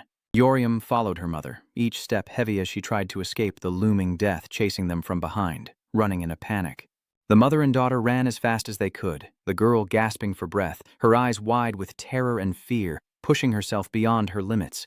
The mother and daughter ran as fast as they could, until Iorium's mother stopped, halting before a massive wall. Iorium and her mother, frozen in fear, uttered, We're trapped. The menacing glares behind them sent shivers down their spines. Its fangs bared, a smile of cruel delight spread across its face. Slowly, they turned to look behind them, hands clasped tightly, and then the gaping maw lunged. A tear welled in Yoriam's eye like a lifeline as the man revealed himself, clutching a fire extinguisher and unleashing a blast of foam upon the beast. The mist filled the empty space as Yoriam and his mother huddled together, shielding themselves. And as it cleared, they looked up in astonishment at their savior. Hey, come over here, they can't get in here, the shadowy man urgently called out. The man yelled, Hurry! Immediately, the mother grabbed Yoriam's hand and they ran as fast as they could. Before them stood a large, sturdy door like the gates of paradise, ready to shelter two poor souls. Quickly, they seized their chance to escape death. After reaching their destination, the mother and child collapsed and instinctively looked up at the sound of a voice. Are you two all right? Before them stood a middle-aged couple in convenience store uniforms, and the man with the fire extinguisher had become their savior. Time passed as demonic beasts roamed below, and above, they soared through the ruins of fallen buildings. In a quiet corner, Iorium huddled in worry, her vacant eyes lifting slightly at the sound of her name. Are you hungry? The landlady asked softly, sitting beside her and loosening her grip just enough for her to take the pastry. This is a new flavor. It's delicious. Despite the danger, the kind woman reassured the girl with a gentle smile. Yoriam gratefully accepts the treat, saying, Thank you. In the distance, her mother anxiously watches the situation unfold, then bows slightly to the shopkeeper, thanking him for saving them. He waves his hand and smiles, saying it's nothing, as long as they're not hurt. She asked if there were any casualties, and he replied that there weren't, not yet. Perhaps it's because the only way to reach the convenience store is through this building. He worriedly told her that she and her daughter could stay there for the time being, away from those monsters. They have good eyesight, but can't break through or go through walls. They'll still be wandering around here. Thank you for letting us stay here, but how do you know so much? Footsteps echo as a young girl's voice calls out, and Uncle Su Yong sighs, seeing the girl in the green coat who called his name. The scene shifts to a young man clutching a bandaged wound on his abdomen as Shu Dong kneels beside him, asking worriedly, Sumin, what's wrong? Wake up! His pained groans were his only reply. The landlady wondered what to do. He needs to get to a hospital immediately. That's when an explanation was offered. This is our employee Sumin's brother. He was attacked by those monsters, which is how we learned their characteristics. It's a disaster alert, so the phones still work. We should call him. Cutting off Yoriam's mother, a message appears on the screen. An emergency disaster alert. Warning of a monster invasion due to a dungeon outbreak. All citizens are advised to stay indoors or proceed to shelters and avoid going outside. Hunters are rescuing people. Please do not lose hope. Dungeon outbreak. Panic ensues, and they wonder if they have to wait for the hunters to arrive. Meanwhile, Eorium receives the message and is shocked, remembering the Reaper's memories of that day. The dungeon break. What is it? Her hollow eyes stared back at her past, where she trembled in fear of that doomsday. A voice echoes, "We tried to call for help, but no one answered." The power's likely to go out soon, so keep an eye on the food that needs to be frozen. When things outside calm down, we'll head to the shelter together. They discussed their options, but it would be better if a hunter found them. Yoriam's mother, with a hand over her chest, offered her heartfelt gratitude, thanking them profusely. "I don't know how to thank you enough," one of them said, speaking for both. "We're all struggling, so we have to help each other. But I can't guarantee this place will remain safe." And with more people injured, they couldn't delay any longer. As everyone discussed it, the shop owner simply smiled gently at Yoriam. "Yes, I'll do everything I can to help everyone. Okay, let's take turns keeping watch." The story continues. Thanks to the kind shop owner, my mother and I stayed there. Yes, I should cheer them on. They're so kind. I'm too young to help you much, but I can still do my part. I dream of becoming an archaeologist. That's great, as long as I'm able.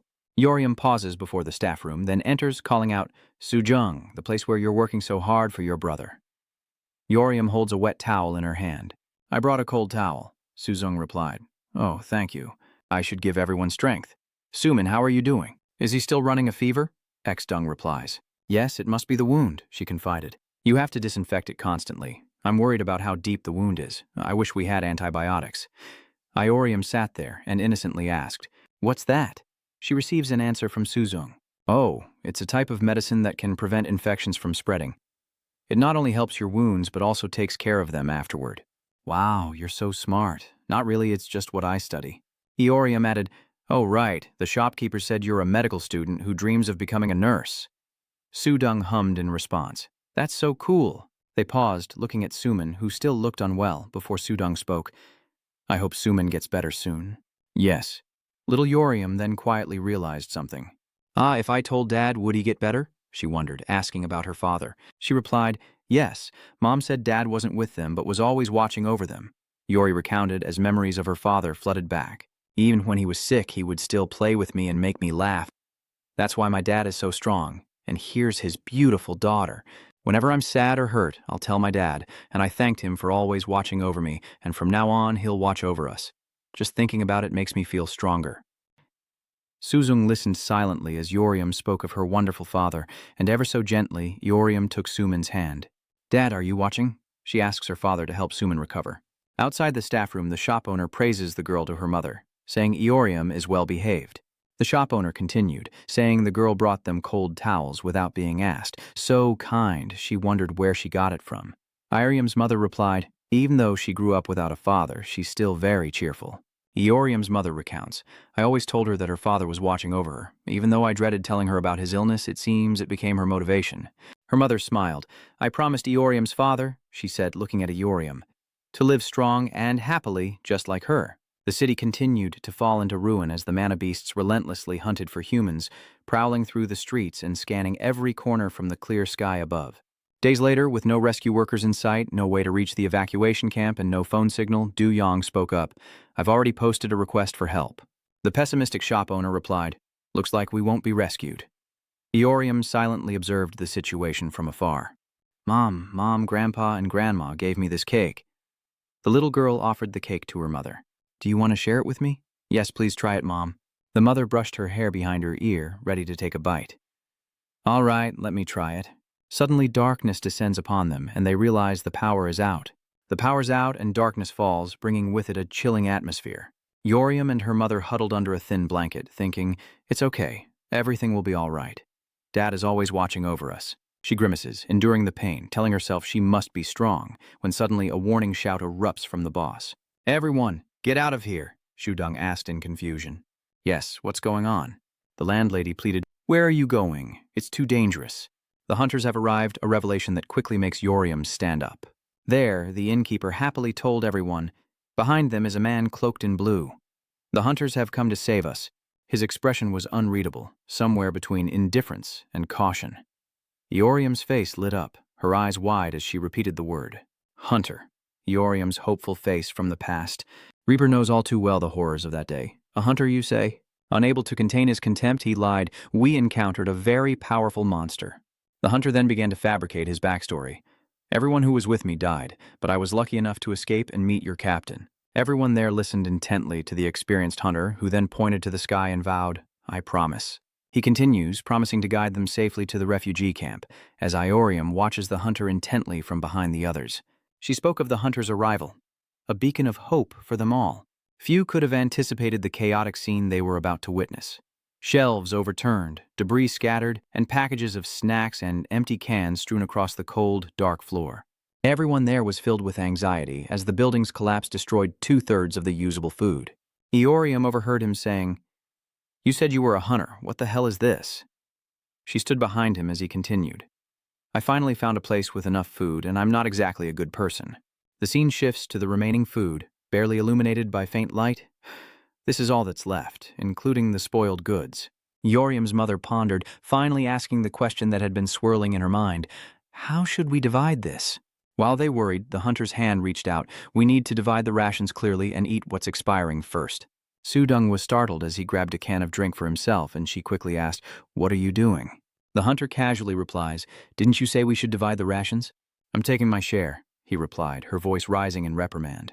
We still have hope of escaping without you. But if you take all the food, we're doomed. Yet the hunter simply sneered indifferently, letting out a loud, lazy hum. He put his hands on his hips, mocking Sudung with arrogance. Then why don't you find your own way out? Or is it that you can't? He added. There are injured people here, so I'm the only one capable of it. Before Shurong could protest, the shop owner intervened, making a unilateral decision. All right, take what you need. He looked troubled, caught between a rock and a hard place. But listen, you have to promise me. He continued, saying that the boy would take them to the refugee camp at all costs, as Eorium watched worriedly from a corner of the ruined shop. The woman quickly bandages her head and lies down, struggling to breathe. Eorium asks, Auntie, are you okay? She recalls the moment the shop owner pushed her out of the way, saving her from a speeding rock, and how she was injured protecting her. I'm okay. Do you remember what I told you? I once had a son, probably about your age. Going back to the untold story, on Eorium's first day seeking refuge at the convenience store, the owner told her that his name was Dung Hyun. She smiled sadly, saying he had been sickly and passed away very early. Eorium listened in silence. The aunt seemed devastated by his loss. But then her husband comforted her, and they've relied on each other ever since. Eorium listened intently to every word of the tragic story. She briefly thought she was like her mother, returning to where the pitiful mistress lay exhausted on the floor. Don't blame yourself. It's only natural for adults to protect children. Eorium's eyes widened, tears welling up as she urged her aunt to keep fighting. We'll reach the refugee camp soon. At that moment, they caught a glimpse of the chaotic scene of the shop, where the owner sat huddled in a cold corner, nearly broken. X has been by Eorium's side the whole time, and now, a sigh of relief. Luckily, this place hasn't completely collapsed yet. He suddenly rushes in, shouting, Mother! The owner was startled and stared at her. Everyone gathered around the unconscious landlady. She had fallen into a coma. The boss asked in a panic, Do you know why this happened? Durong recalls his medical knowledge and speculates that she likely has a head injury. She continued, The wound isn't bleeding, so if it's internal bleeding, the situation will be dire. Hearing this, he frowned, extremely worried, unable to utter a word. Then suddenly, he shot up and rushed away in the opposite direction. Hey! He was going to find the hunter, shouting, Hunter! He pleaded with the apathetic man with his hands in his pockets. Please save my wife. She needs to be taken to the refugee camp for intensive treatment. He said, but there are too many magical beasts out there. I'm afraid I'll... Before he could finish, the man made a hasty decision. Then I've decided I'll go with you.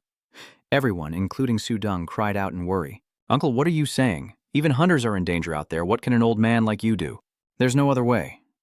Dung, you want your brother to be healed, don't you? Yes, that's right. But he went on to say, if we can find a way out of here, then your brother will be saved. And so, for the first time, the two argued back and forth, neither willing to yield, but this was far too dangerous. What if someone got hurt? Eorium's mother frowned, lost in thought, glancing aside as she recalled Eorium's father's promise from years ago. My dear, promise me. Her husband's image appeared in her mind. She then looked at Eorium no matter what happened and thought of her husband. Protect our child. At this point, Eorium was helplessly crying, please, protect our child completely. After a long moment, Eorium's mother hesitantly spoke. I'll go too. The ruined buildings were shrouded in darkness. Just then, Eorium cried out in a panic, asking if her mother couldn't go. With unwavering resolve, the mother crouched down, telling her, stay here and wait, I'll find a way out soon. The girl wanted to protest, but her mother cut off her instructions, turning to Sudong for help. Sudong, could you lend me some clothes and sneakers? It's hard to move around like this. Sudong nodded. Oh, I have some of those. Let me go get them for you. As one hands over the items, Dung speaks up. Do you really want to go? It's very dangerous out there. But the mother was too determined to change her mind. I have to go. There's no other choice. The hunter advised them to bring raincoats, and so they set off under the cold, rainy night sky. It's raining heavily, and the footsteps of Eorium's mother, the convenience store owner, and the hunter leading the way echo through the night. Suddenly, he spoke up. I've confirmed this area is relatively safe. The fewer people, the less attractive it is to monsters. Then someone asked, why do monsters eat people? It's their instinct, he says. They'll attack any creature that encroaches on their territory. They attack when we enter gates or towers because it's their territory. Eorium's mother listened anxiously. But why would they attack our city? Because they see this place as their territory too. This phenomenon is called a dungeon outbreak, right? When will this end? Only when all the monsters here are dead? I see. And so the three continued to trudge through the pouring rain. Suddenly, the hunter stopped without a word, prompting the boss to ask him why. His face darkened. Why did he stop? It's still raining. In the cold of that day, he posed a cryptic question. You two won't regret coming with me, will you? What was that? The hunter seized the opportunity, turning back with a wide, predatory grin. Don't you two feel anything? To their surprise, he suddenly takes off, running at full speed. The two bosses and Eorium's mother were startled by his strange behavior as he yelled at them to run, while their eyes were still wide with surprise. But hearing the order, the boss hurriedly told Eorium's mother, no matter the reason, run. Huh? Okay, hasty footsteps echoed, blending with the heavy rain. They ran for their lives, not knowing why, desperately following the hunter, the rain blurring their vision.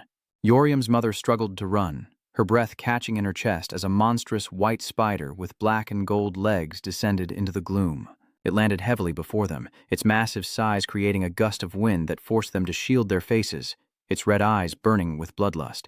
The shop owner screamed, "A monster!"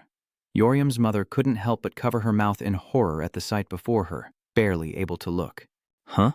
Yet his body was already covered in spider silk that had appeared from nowhere. Spider silk was everywhere. He clicked his tongue, a smile playing on his lips. Nowhere left to run. Back in the dark, ruined shop, a white candle burned like the only light in a chaotic world. Beside her were Suman and the severely injured shop owner, who needed to stay put so Eorium and Suzung could care for them. Suzung then noticed the rain had stopped. She glanced at Eorium, who had been sitting huddled up for who knows how long, and soon they were sitting together. Ixdung reassured her, placing a hand on her shoulder. Don't worry, they'll be all right. Eorium paused for a moment, then spoke her heart. I thought I could take care of myself. She continued, but it seemed it would still be a long time. Ixdung questioned the obvious weakness of a child who wasn't yet mature. What do you mean? You're still just a child? Eorium looks towards her master. That's what she told me too. She said sadly, I blame myself for not being strong enough. I want to become an adult who can take care of herself. Without warning, a sound echoed from outside the door. What was that sound? Eorium couldn't help but notice. Then, before their eyes, a figure collapsed to the ground, seemingly devoid of life. Eorium cried out, Mother! As she and another person rushed towards her. Her mother's purple hair was a mess, mirroring her thoughts as Eorium knelt before her, asking, Are you hurt anywhere? Eorium's mother utters, A spider. Yori didn't understand Min's mother's trembling whisper. Huh? Spider? Dung's smile falters with a hint of unease. Have they already found an escape? That was fast. She paused, then asked, But where's Uncle? Meanwhile, Eorium's mother collapsed next to the hunter, who was clutching his arm in pain, glancing to his right, beads of sweat betraying his exhaustion and fear. Eorium's mother trembled, her words barely coherent. We couldn't do anything. I'm sorry. The image of my child appears. If it weren't for him, he wouldn't have... She thought of the master running from the monster, but ultimately failing to escape. For a moment, Suzung gaped in astonishment, as did Yoriam. They remember a kind uncle who always had a smile. What did she just say? Everyone immediately turned toward the voice. It was the landlady, staggering forward with bandages wrapped around her brown hair. What happened to him? With all the shock, the three lost their ability to stay awake. A chorus of worried cries erupted as she collapsed once more. Later that night, the rain fell again, each drop heavy with sorrow for someone's fate. The buckets are on the floor. We have enough water for everyone. From across the way, Yoriam watched the lone hunter clutching his likely broken arm, sweat beading on his cheeks. The hunter was injured, and his aunt is devastated. Ever since hearing about her brother, she's been lying motionless. Yoriam then looked at his mother, devastated by the death she had witnessed, mumbling in a small, trembling voice. We can't escape. They'll kill us all. We're going to be stuck here for the rest of our lives. Her eyes were lifeless. Just then, a spider crawled near Yoriam's mother's foot. Its brown color was burned into her mind, and its small size only amplified her terror. She jumped up and screamed. Startled, Yoriam rushed over. What's wrong with Mom? She's acting strange. The dark night lulled the city to sleep, and Yoriam held her mother's hand tightly as they shared a thin blanket. The little girl watched her mother finally drift off to sleep, realizing she must be sick as well. Yoriam encouraged herself to take good care of her mother, closing her eyes as she thought of her father. A dreamlike slumber soon overtakes Yoriam, suspending her in a space of violet and black. Gradually, her eyes flutter open. Yoriam's eyes widened as a pure white spider, illuminated by an unseen light, appeared to her right. A spider? She wondered. Yoriam straightened up and slowly followed the spider as it seemed to lead the way. Where are you going? Let me come with you, she said, her footsteps slow and measured. She stopped, and the spider spun a web, lowering itself to her level as Yoriam stared in a daze. At that moment, her eyes widened in sudden horror, for standing before her was the landlady who had hanged herself. As darkness recedes, eyes that never had a chance to close in death are revealed. What horror does Yoriam behold?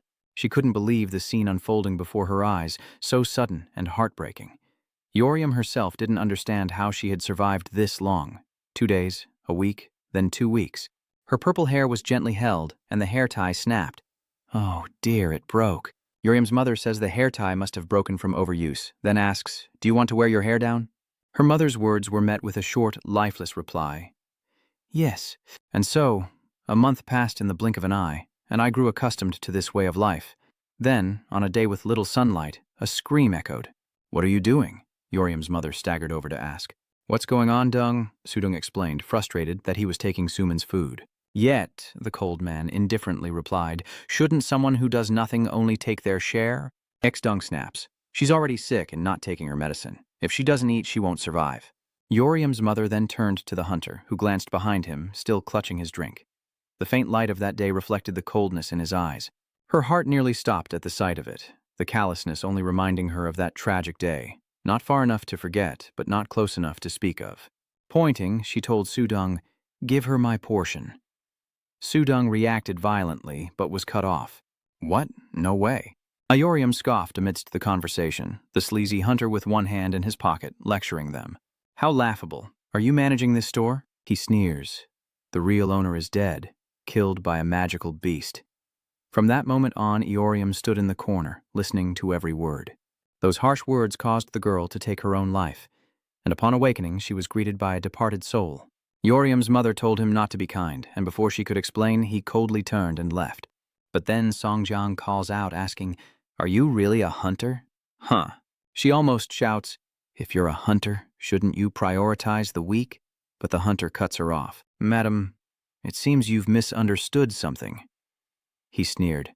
Hunters aren't chosen for their character, but for their ability to survive. And as she said, everyone froze, realizing the terrible truth about hunters. That's how ordinary people see them. You only seek us out in times of trouble. How strange. The hunter's large frame loomed over Suzung, a threatening presence like a proud bear. Do I look like I care about your problems? You should be worrying about me. His sharp glare fell upon Suzung and Mother Yoriam, causing their hearts to skip a beat. What would you do if I killed you all for your food? Every future seemed decided with his words. What did he just say? Someone cried out in fear. Suddenly, for the first time, the hunter wore a gentle smile. Turning his back, he said as he left, "I was just kidding. Why are you all so tense?" His muscular arm froze, his eyes darting to the source of the pain signal that had just reached his brain. Clutching his shoulder, he lamented the wound inflicted by the spider. Iorium's mother could only watch helplessly, unable to find the right words to improve the situation. And Iorium would forever hate that hunter. She remembers his cold, arrogant demeanor as everyone entrusted their lives to his leadership, toying with her, as this was no time for such dismissals. A bright day dawns as the city continues its slow decay. A few days later, Suman recovers, finally able to sit up and eat a few bites of cold rice.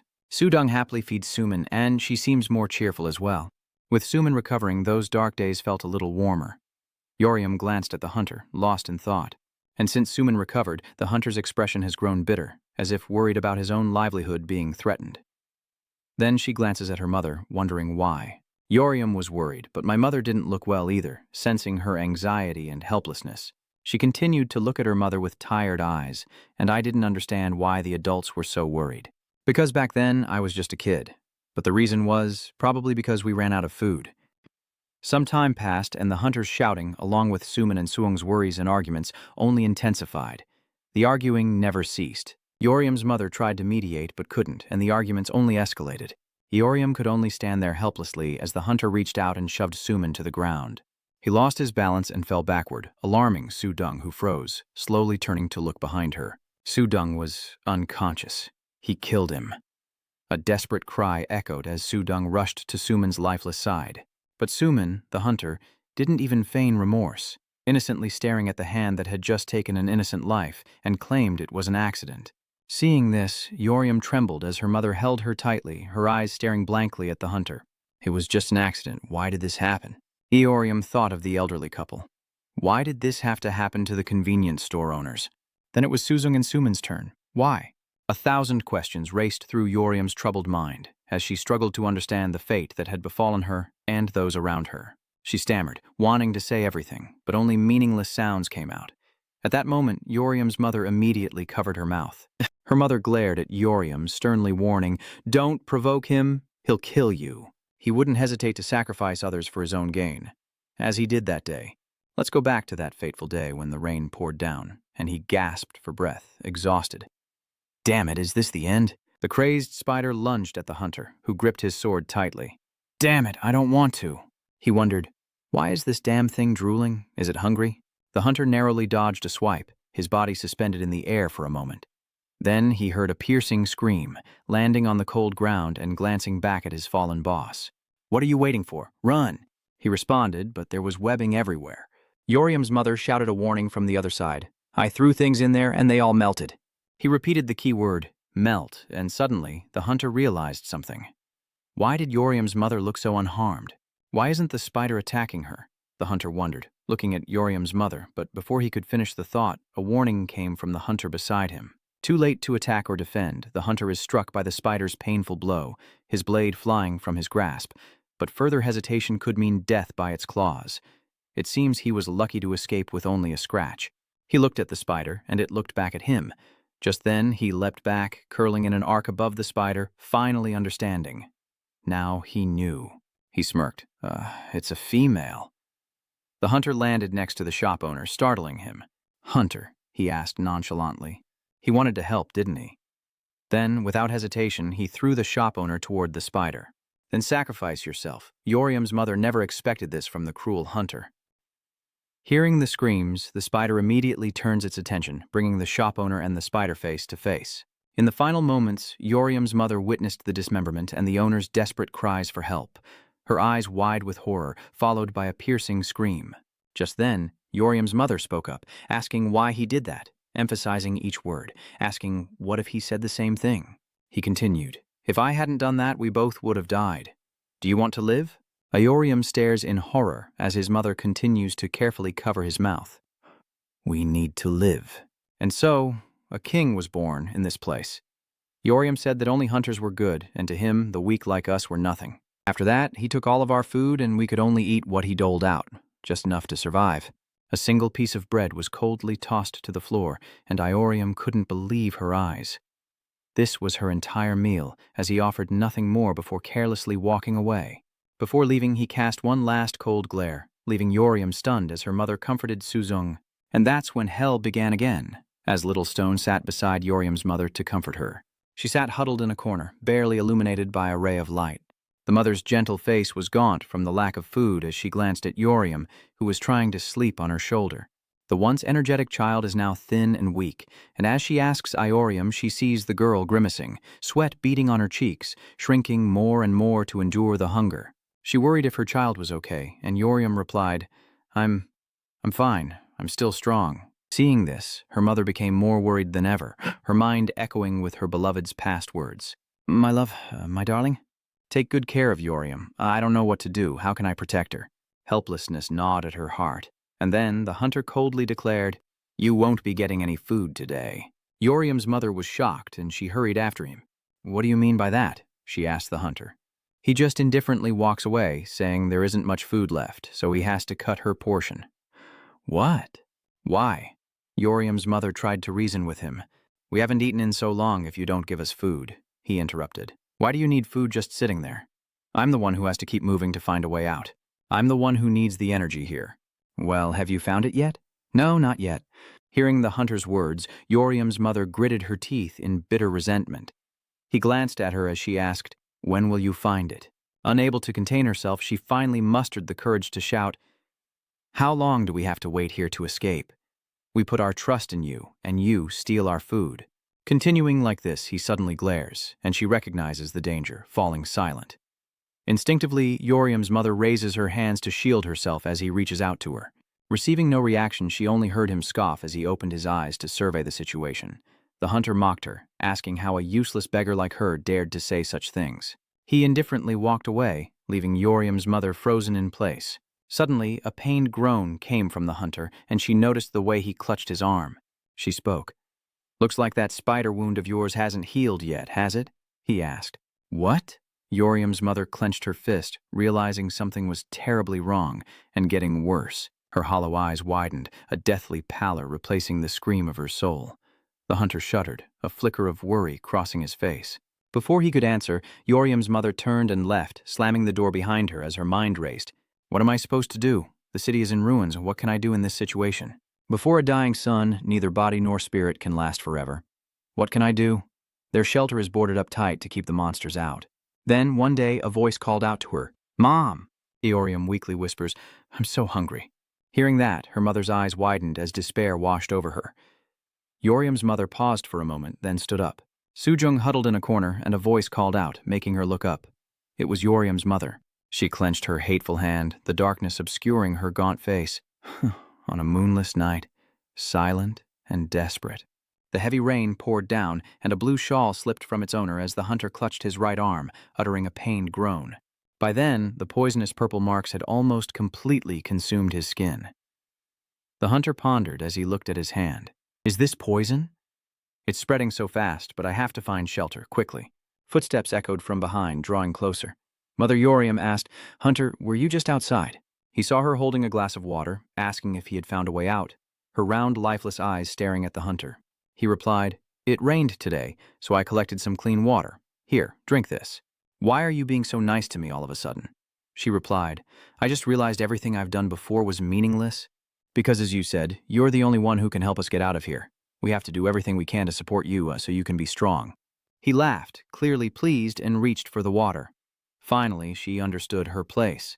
The hunter drank as he spoke. Yes, that's exactly what she should do. Sit tight and wait. He took a drink, and Mother Yoriam watched his every move until finally she asked, Hunter, do you remember what you once told us? He asked, What about it? She reminds him of his words, that since the dungeon outbreak, monsters have been constantly invading our world. Even though this isn't their territory, he nodded. That's right, I did say that. Suddenly, a wave of dizziness washes over the hunter, blurring his vision. His vision blurred as he heard Mother Yoriam speak. Wasn't he doing the same thing?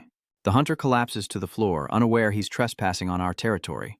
And so, Yoriam's mother smiled, watching the hunter finally succumb to sleep, the sleeping draft spilling from his hand onto the floor. She looked at him, then immediately turned and called Estung. After a moment, the two looked down at him. Did the drug work? Sujung replied, Next is Yoriam's mother. You of all people should understand that. Sujung, I don't know much about pharmaceuticals either. I just mixed in some sleeping ingredients. Sujung wondered aloud, Are we really going to kill him? Yoriam's mother tightened her grip on the rope, saying, Suzung, why are you hesitating? Don't you want revenge for your brother? Suzung helps Yoriam's mother, knowing her brother died because of this hunter, whether by accident or not. And if things continue, they might die too. Let's just wait for another hunter to come, she says, as they both stare at the hunter slumped unconscious in the chair, a rope around his neck. Another hunter will come and save us. Yoriam's mother signals to stop. And so the rope was pulled tighter, with Mother Yoriam on one side and Suzung on the other. The two frail women used their last bit of strength for this revenge, slowly hoisting the hunter into the air. And there he hung, as the two women gritted their teeth and pulled with all their might. The hunter was lifted higher, and unfortunately, the demon's sharp eyes turned to Suzung and Yoriam, those beggars. Moments later, the rope loosened, and Suzung and Yoriam fell, unable to keep their balance. The hunter clutches his fading eyes, his legs unsteady, forced to play the villain. He grits his teeth, resolving to kill them. Exdung trembled, wondering what to do. Yoriam's mother calmly rose from the floor, saying, "I foresaw this, but he awoke sooner than expected." What? It would have been better if we had acted sooner. He heard her speak, proving he was a true hunter. She clenched her fist, already devising a backup plan, but he's still dizzy, isn't he? He roared at her to shut up. With that, the hunter lunged forward without hesitation, his hand reaching for Yoriam's mother's face. Suzung was startled, and as a scream echoed, something struck the hunter's eyes at the critical moment, sending him rolling across the floor, clutching his face in agony, yelling, "My eyes!" Quickly, Yoriam's mother grabbed the iron bar and approached him, swinging it with a vengeance. His body seemed incredibly sensitive. Could it be the spider wound? Perhaps he's been poisoned. Without hesitation, Yoriam's mother brought the rod down on his head, as Exdung could only watch in horror, covering her mouth. "Die!" She swung the staff down mercilessly. "Die!" she screamed relentlessly. "Die." Moments later, the hunter's hand twitched, and he was swimming in a pool of his own blood. Suzung stammered, gesturing, "He's really dead." Yoriam's mother corrected her, saying he was still breathing. Suddenly, she handed the iron rod to Suzung, shocking her. "I've heard hunters heal much faster than normal people," she explains. "If we leave him like this, he could recover without us even knowing. And he could very well attack us," she continued. "Why don't you avenge your brother yourself?" Exdung trembled, but sensing her hesitation, Yoriam's mother nearly screamed an order. "Do it now!" And so Suzung finally picked up the stick, standing over the hunter, raising it high. But then she remembered Suman's warm voice from the past. "Sister, Suman, put the stick down." The rusty staff clatters to the floor, and her sobs echo through the air as Yoriam's mother gently picks it up. Big sobs. Why did this have to happen to me? This time, Yoriam's mother steels herself to kill again, but her target is none other than the pitiful Suzung. "I'm so sorry, Suzung, but I have no other way to protect Ioriam. Little Ioriam, fast asleep on the web." She lay still as death. There, Ioriam slowly opened her eyes. The spider slowly opened its eyes. A familiar voice calls out, "Yoriam," and as she sits up, she sees her spider eyes reflected in her mother's. Her mother kept offering her delicious boxes of pastries, saying, "Are you hungry? Eat up." Her mother still had more food in her hands. To the ravenous spider child, the origin of the food mattered not. Ioriam ran to her mother, so she ate and ate. She devoured everything the next day, and the next, and the next. Ioriam guarded the food as if someone would steal it, as if someone would hurt her. Ioriam ate without rest. She just kept eating and eating. But then one day, the food ran out. A clear blue sky appears as a hopeful wish echoes, hoping a hunter will come to save them. In the ruined city, they thought they could survive until then. In a dark place with only a hole above, they've already run out of food. Yoriam's mother reassured her, deciding that it was all right. With a warm face, she gently spoke after cutting off her own arm, offering it to Ioriam as food. "Here I am, a mother who offered her very body to her child." But numbers of every color flashed in the darkness as she walked barefoot, lost in a sea of whispers. "Not my eyes, I won't be able to see you. Not my ears, I won't be able to hear you." She continues walking. "Not my mouth, I won't be able to scream for help." Suddenly, she stopped. She kept walking and walking, unaware that a giant monster had appeared behind her. But what about the other parts? Her steps falter and she tilts her head back, her eyes vacant. Suddenly, slashes of energy tore through the monster. A girl with long black hair appeared, cutting the beast to pieces, blood spraying everywhere.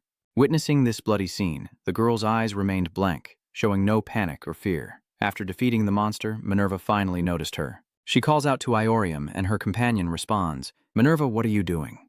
Then he noticed the little girl as well. "Huh? A survivor?" Soon after, the girl was taken to the city's refuge, where hunter guilds were assisting the disaster's victims, when suddenly a commotion arose at the camp. Oh my, what a surprise. There's still a survivor there?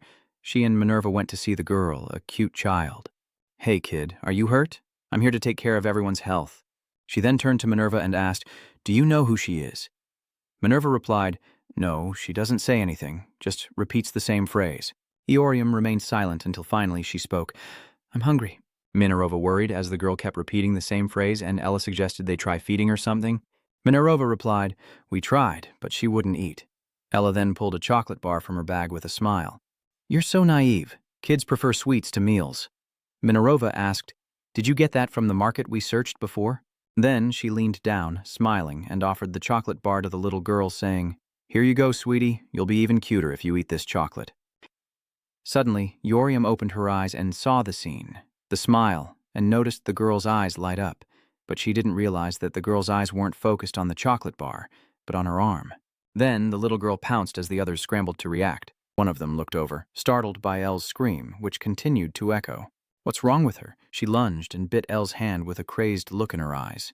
Hey, stop her. Eorium continues to bite wildly. She bit me, and one of the witnesses recognized her as Eorium.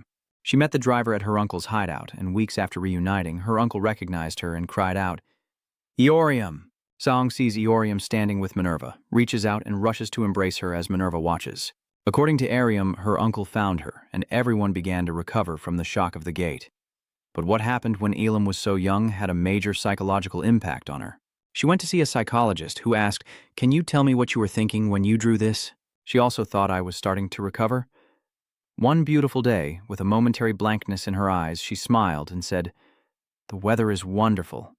Behind her, someone called out, while Arium was still exclaiming that she needed to have fun in weather like this. Death was a few steps away when some hunters approached, one recognizing her and calling out, Are you the Grim Reaper hunter? I heard you were looking for a hunting party at the hunter's office. She watches them impassively. In Elrium's memory, I became a hunter. She slaughtered countless monsters alongside her comrades, encountering diverse hunters and individuals from all walks of life. Then, a voice echoes as a monster is struck in the head. I decided to become a hunter, so Eorium was the one who shot. She turns to see a black-haired warrior in battle, then rushes toward him, cutting to a towering building where Eorium lives with others, and where I met many hunters. The scene is warm, filled with people chatting in groups of all kinds. And then a young man speaks up. So you decided to become a hunter?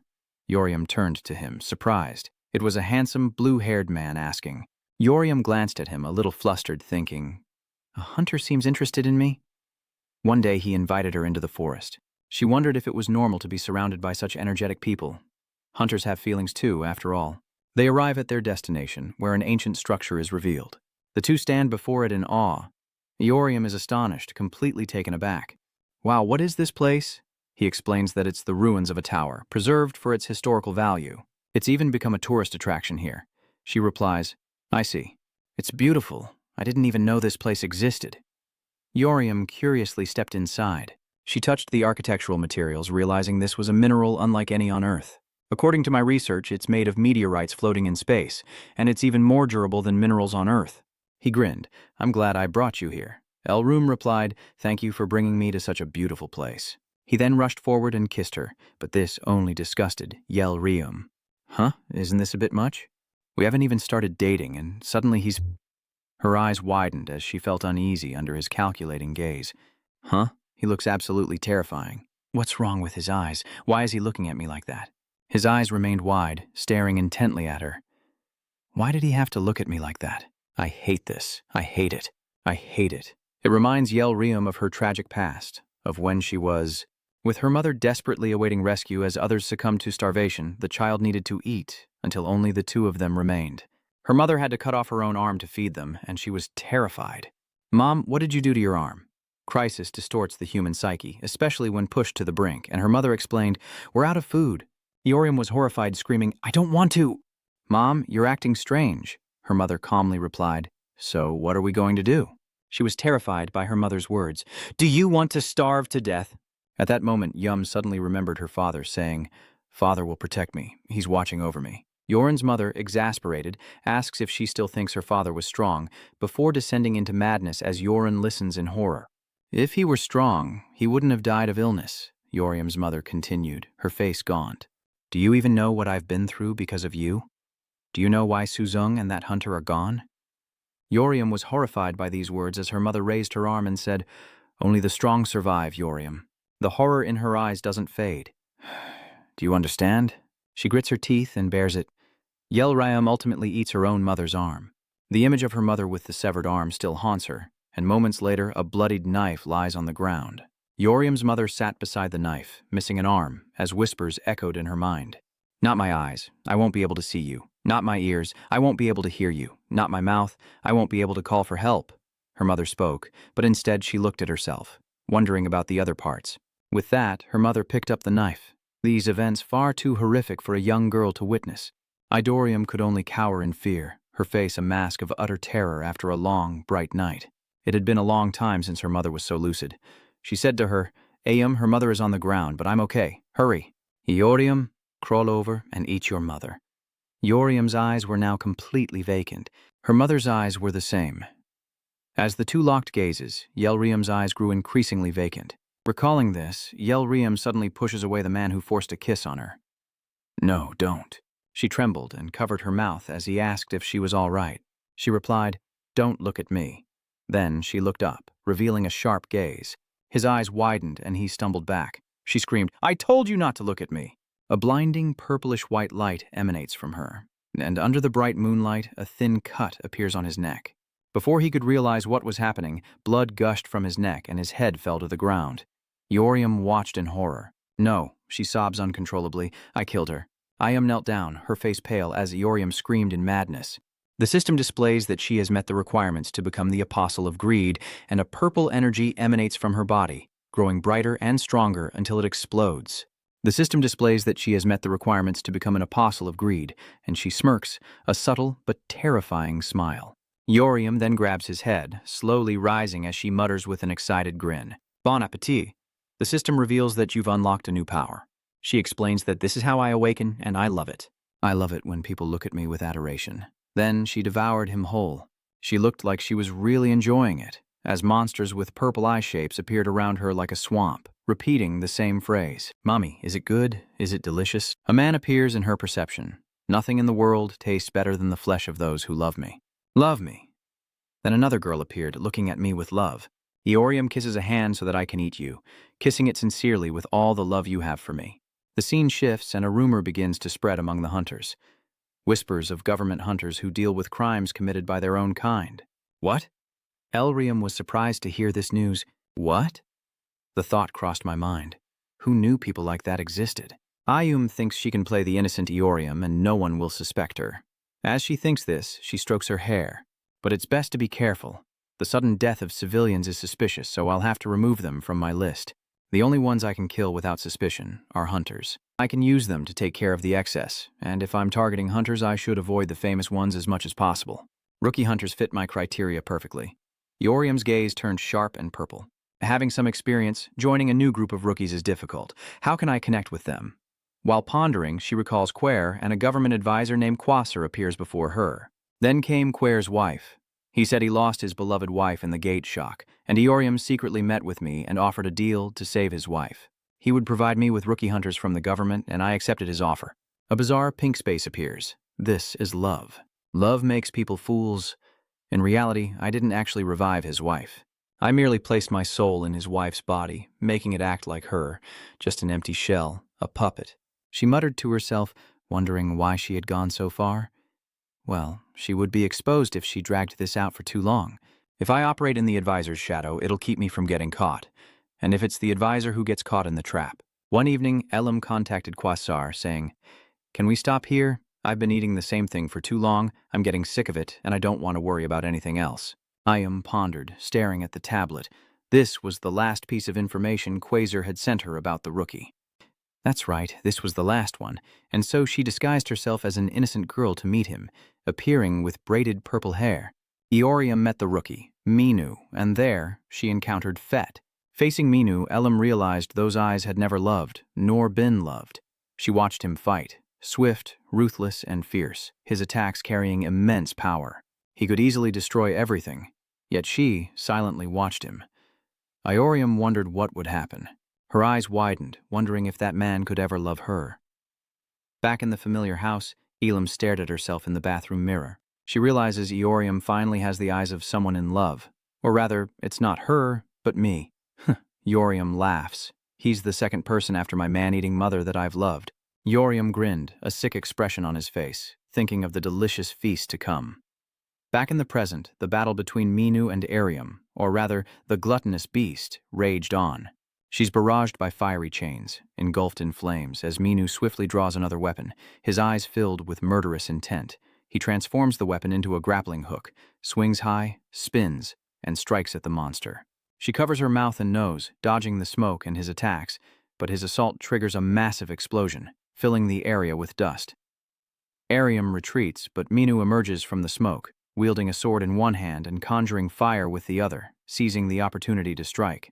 The relentless attacks filled Arium with dread, and she frantically tried to shield herself, her eyes wide with terror. He struck again, the scythe slamming into the stone wall with a resounding crash. When the dust cleared, Elrium was stunned. She looked at her severed arm, the cut charred black, then froze in shock as a sharp sickle attached to a chain spun towards her. At that moment, Minwoo, like a grim reaper, slowly approached, wielding his deadly weapon. He raised it high, then hurled it with great force towards Eorium. The force of the blow rattles her, and Eorium's remaining arm is also injured. Finally, he appeared behind Eorium as she was still disoriented. It hurt, and she suddenly noticed him. At that moment, Minwoo unleashed a flurry of fiery red slashes, leaving Eorium defenseless against the relentless assault. Finally, she falls and can't get back up. Eorium sits on the ground in shock, then laughs blankly. Minwoo slowly approaches as Eorium realizes her end is near. "Stay away from me." But Minwoo ignored her reaction, and the weapon in her hand transformed into a long sword. "I told you to stay away from me." Eorium trembled on the ground, overwhelmed by pain. Minwoo didn't care and continued to conjure his blade. "I told you it hurts." Seeing his lack of reaction, she's terrified, pleading for him to stop. He transforms the sword into a scythe of death, his eyes glowing red as he coldly says, "Let's end this." Death raises his weapon, ready to strike. Eorium opens her eyes in horror as the weapon stops mere centimeters from her face. Her face filled with shock, she muttered, "It hurts. I told you it hurts." Suddenly, she called out Chamyu's name, tears streaming down her face. This sight gives him pause, but the greedy monster seizes the chance to strike Minwoo, grabbing him and throwing him against the wall. Minwoo remained frozen, unreacting, before slowly collapsing to the ground. Minwoo lands hard, but instead of attacking, the monster circles Eorium, anxiously asking if she's okay. Eorium speaks, "You have..." All the while, the monster still asked, "Does it hurt? Does it hurt?" At this moment, Elam falls into a semi-conscious, semi-mad state, her eyes half purple, half gray. Slowly, she looks up at Minwoo and asks, "Are you really going to kill me?" Eorium looks at him. "Of course you will. I'm trying to kill you after all, but what is this feeling?" Yelrium smiled through her tears. The despair of knowing her beloved could kill her overwhelming. She wondered desperately if this was how everyone she killed had felt, and then, tearfully, if she shouldn't have. She stares at the multi-eyed mud monster, asking, "Who am I?" Minwoo lay defeated on the ground, watching Yelrium ranting madly, "What the hell? Why am I doing this?" From Arium's body, pustules emerge, as if something wants to tear her apart and burst out. An immense power radiates from her. She screams as the power lifts her into the air, radiating a purple light. Minwoo struggled to his feet, speechless at the sight, while the multi-eyed monster cried out in alarm. Yelrium's eyes opened wide, turning pure white. Before they knew it, 2 legs sprouted from her back, and the system announced that the Apostle of Death had gone berserk. The legs pierce the demon beast's body, and it cries out in terror, "Mother!" The legs drain its energy, ignoring its fear. What's this? As time passes, the monster weakens until it's drained dry. Arium's severed arm regenerates, and her body gradually transforms, losing its human form. Her clothes changed, and her hair turned white, long, and spread out like a spider web. Arium now looked like a human, fused with a spider. The scene was utterly bizarre, and then Arium slowly opened her eyes, now a distorted, deep violet. From above, she smiles eerily at Minwoo, seductively suggesting they merge together, as Eorium's threads wrap around his legs, binding them for eternity. His hand was also touched by a strand of white hair in a place unknown to anyone. Minwoo's body had been brought to a place that looked like a spider web. That's right. Inside the nest, he lowered his head and asked, "Forever?" she replied. "Yes, forever." When Minwoo looked up, his eyes seemed vacant. He asked, "Together?" she replied. Yes, together, she continued, because I love you and you love me. Minwoo's expression darkened. This is the only way for us to be together. Let's build a nest where no one knows us. Then, a faint smile crept across his face. If you love me, Minwoo suddenly mocked, is that what it looks like to you? Yum is surprised. When Minwoo looks up, his dazed expression is gone, replaced by an angry smile. Does this look like love to you? She doesn't understand what you're saying, Minwoo explained with disdain. Ah, right. I only saw you as pathetic. Minwoo scoffed. Your desperate trembling to survive is so pathetic, even to me. His words stun Yum, then turn her to anger. Love? I never wanted that. You're the one who craved it. He continued. I was just playing around for a while. So end it now, Yum angrily shouts. No, she's furious. How could you lie? Do you love me? Yoriam screamed. Say you love me. Say it. But Minwoo denied it all. I've never felt anything like that. Stunned and hurt, she lashed out at Minwoo, her hair turning to threads, her feet to claws. You're lying, Minwoo said quietly, remembering his first encounter with Aum. Lost in thought, Yoriam's image lingered in his mind. Then a realization struck him, and he muttered the words, use them. By now, the surroundings were ablaze, but Yoriam remained standing. The codename Three Darlings' real name is Cha Minwoo, the same age as us. She listened quietly, then showed interest, muttering, considered an irregular hunter, as she looked at the information on the screen. Proficient in many weapons, though she only recently became a hunter, considered an irregular hunter, with the potential to become an S-class hunter. Interesting. Then she smirked and left, leaving her wondering, why is she so excited?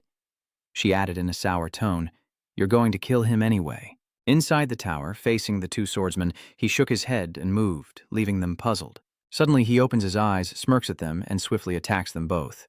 She stares in stunned silence. If it were him, she thought, watching his graceful attacks. Yes, if it were him, she affirmed, he was on the path to victory, his target easily defeated. As the fight ends, she bandages his wounds, gently advising, a hunter must always be at their best. We never know when another dungeon break will occur. Even small wounds can lead to big trouble. She then showered him with praise, saying he had brilliantly completed the Hell Tower mission. And what's more, he's strong. Bovo stood to the side, thinking darkly that it still wasn't enough. He needs to become even stronger. Strong enough that no one can kill her. Kill me. She spoke those words emotionlessly then, but now she screams them in her heart. Save me. Her face contorted with boundless rage. Liar, she spat, lashing out with her tentacles, all aimed at him. He stood there silently, a figure appearing to remind him, remember when you have no will to fight left. Use it. He whispered the activation.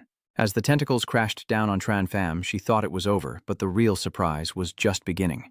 Something terrifying was descending upon the city. Inside a small shop, the polite clerk says, here's your drink. Aljuri takes the drink and says, thank you.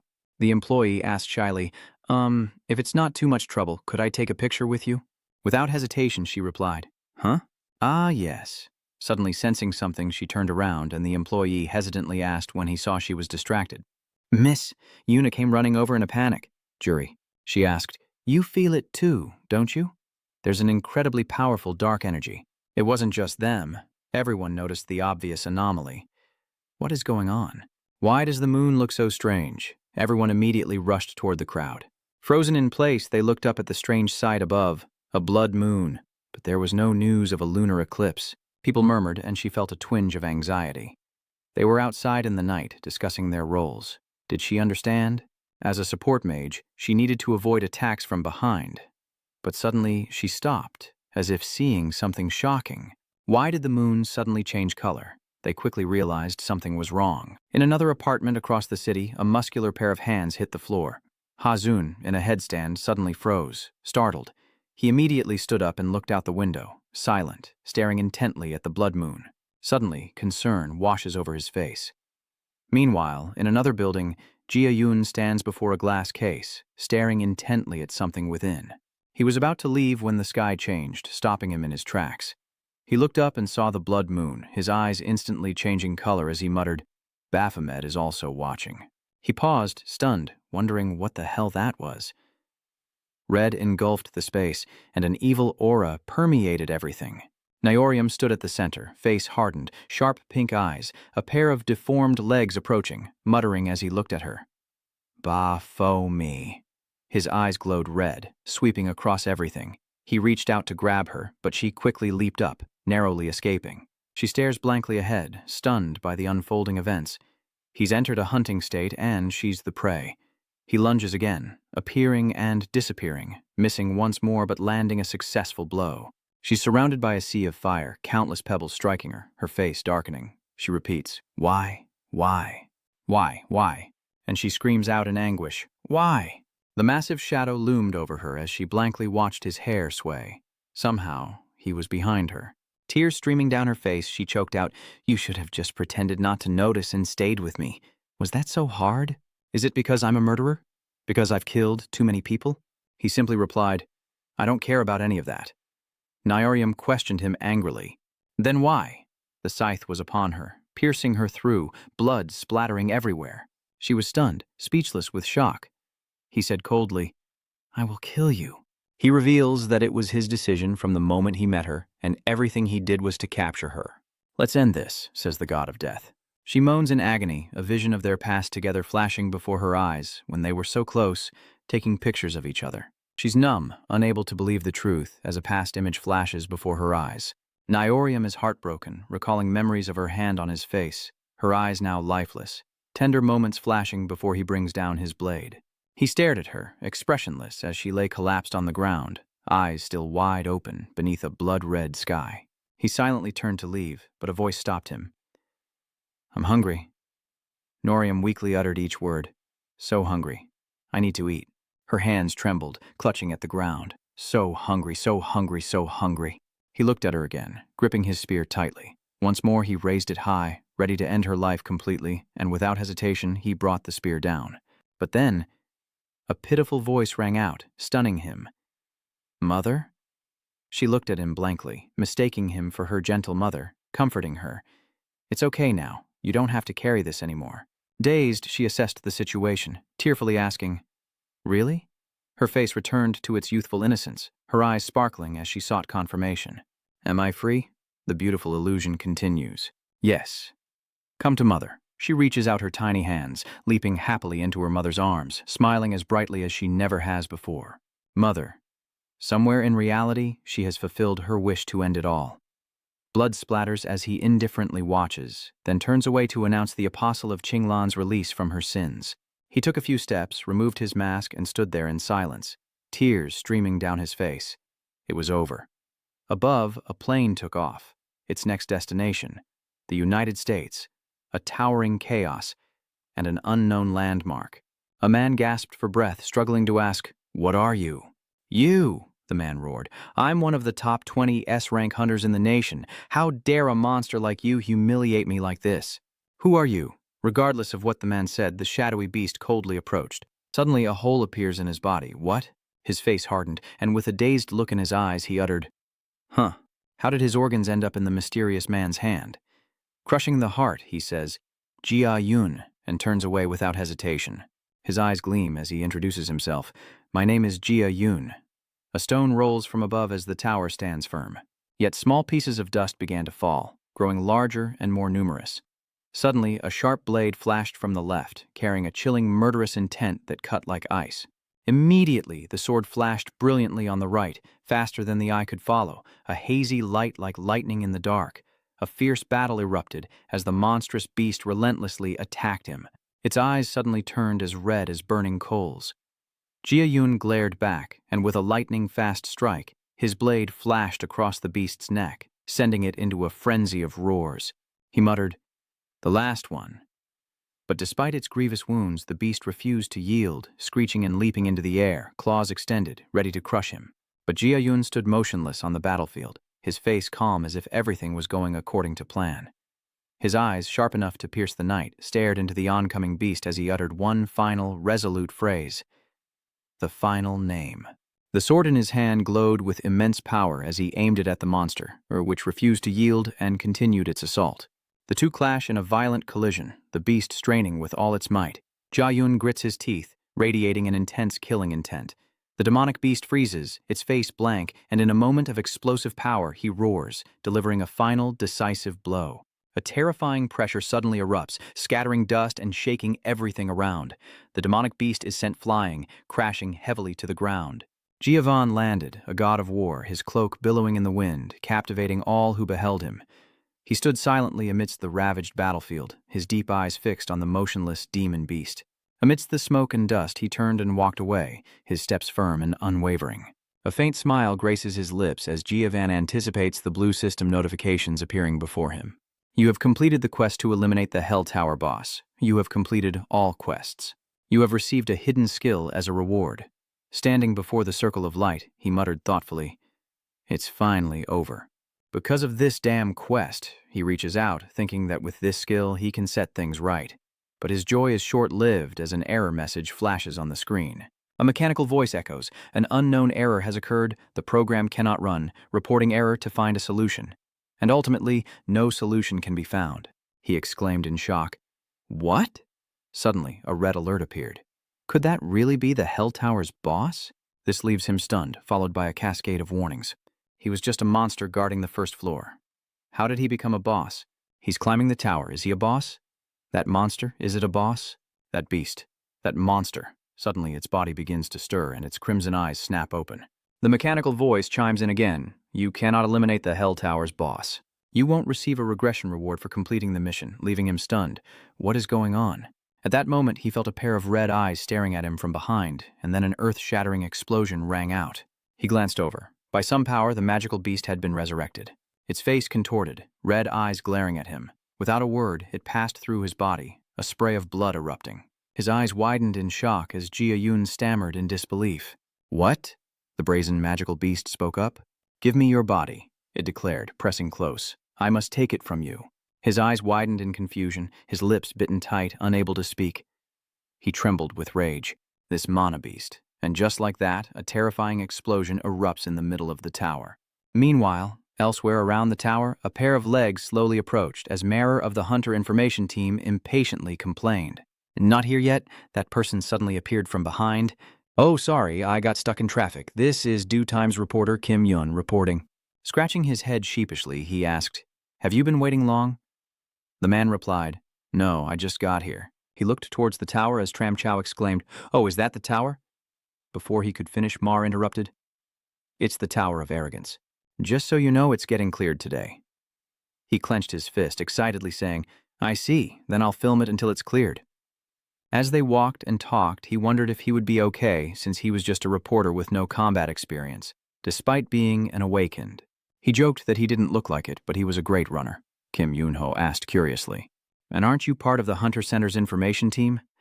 I thought their role was to investigate the tower's status before other hunters could enter. He replied seriously, As a reporter, you probably know, but we've been too busy lately to monitor the state of this tower. The boy exclaimed, Oh, is that why? The protection project was initiated to prevent another dungeon outbreak, approved by the World Hunter Association based on an investigation by the U.S. Hunter Center. Learning that the dungeon outbreak was progressing rapidly, they requested help from hunters of every nation, directed by each country's governing association.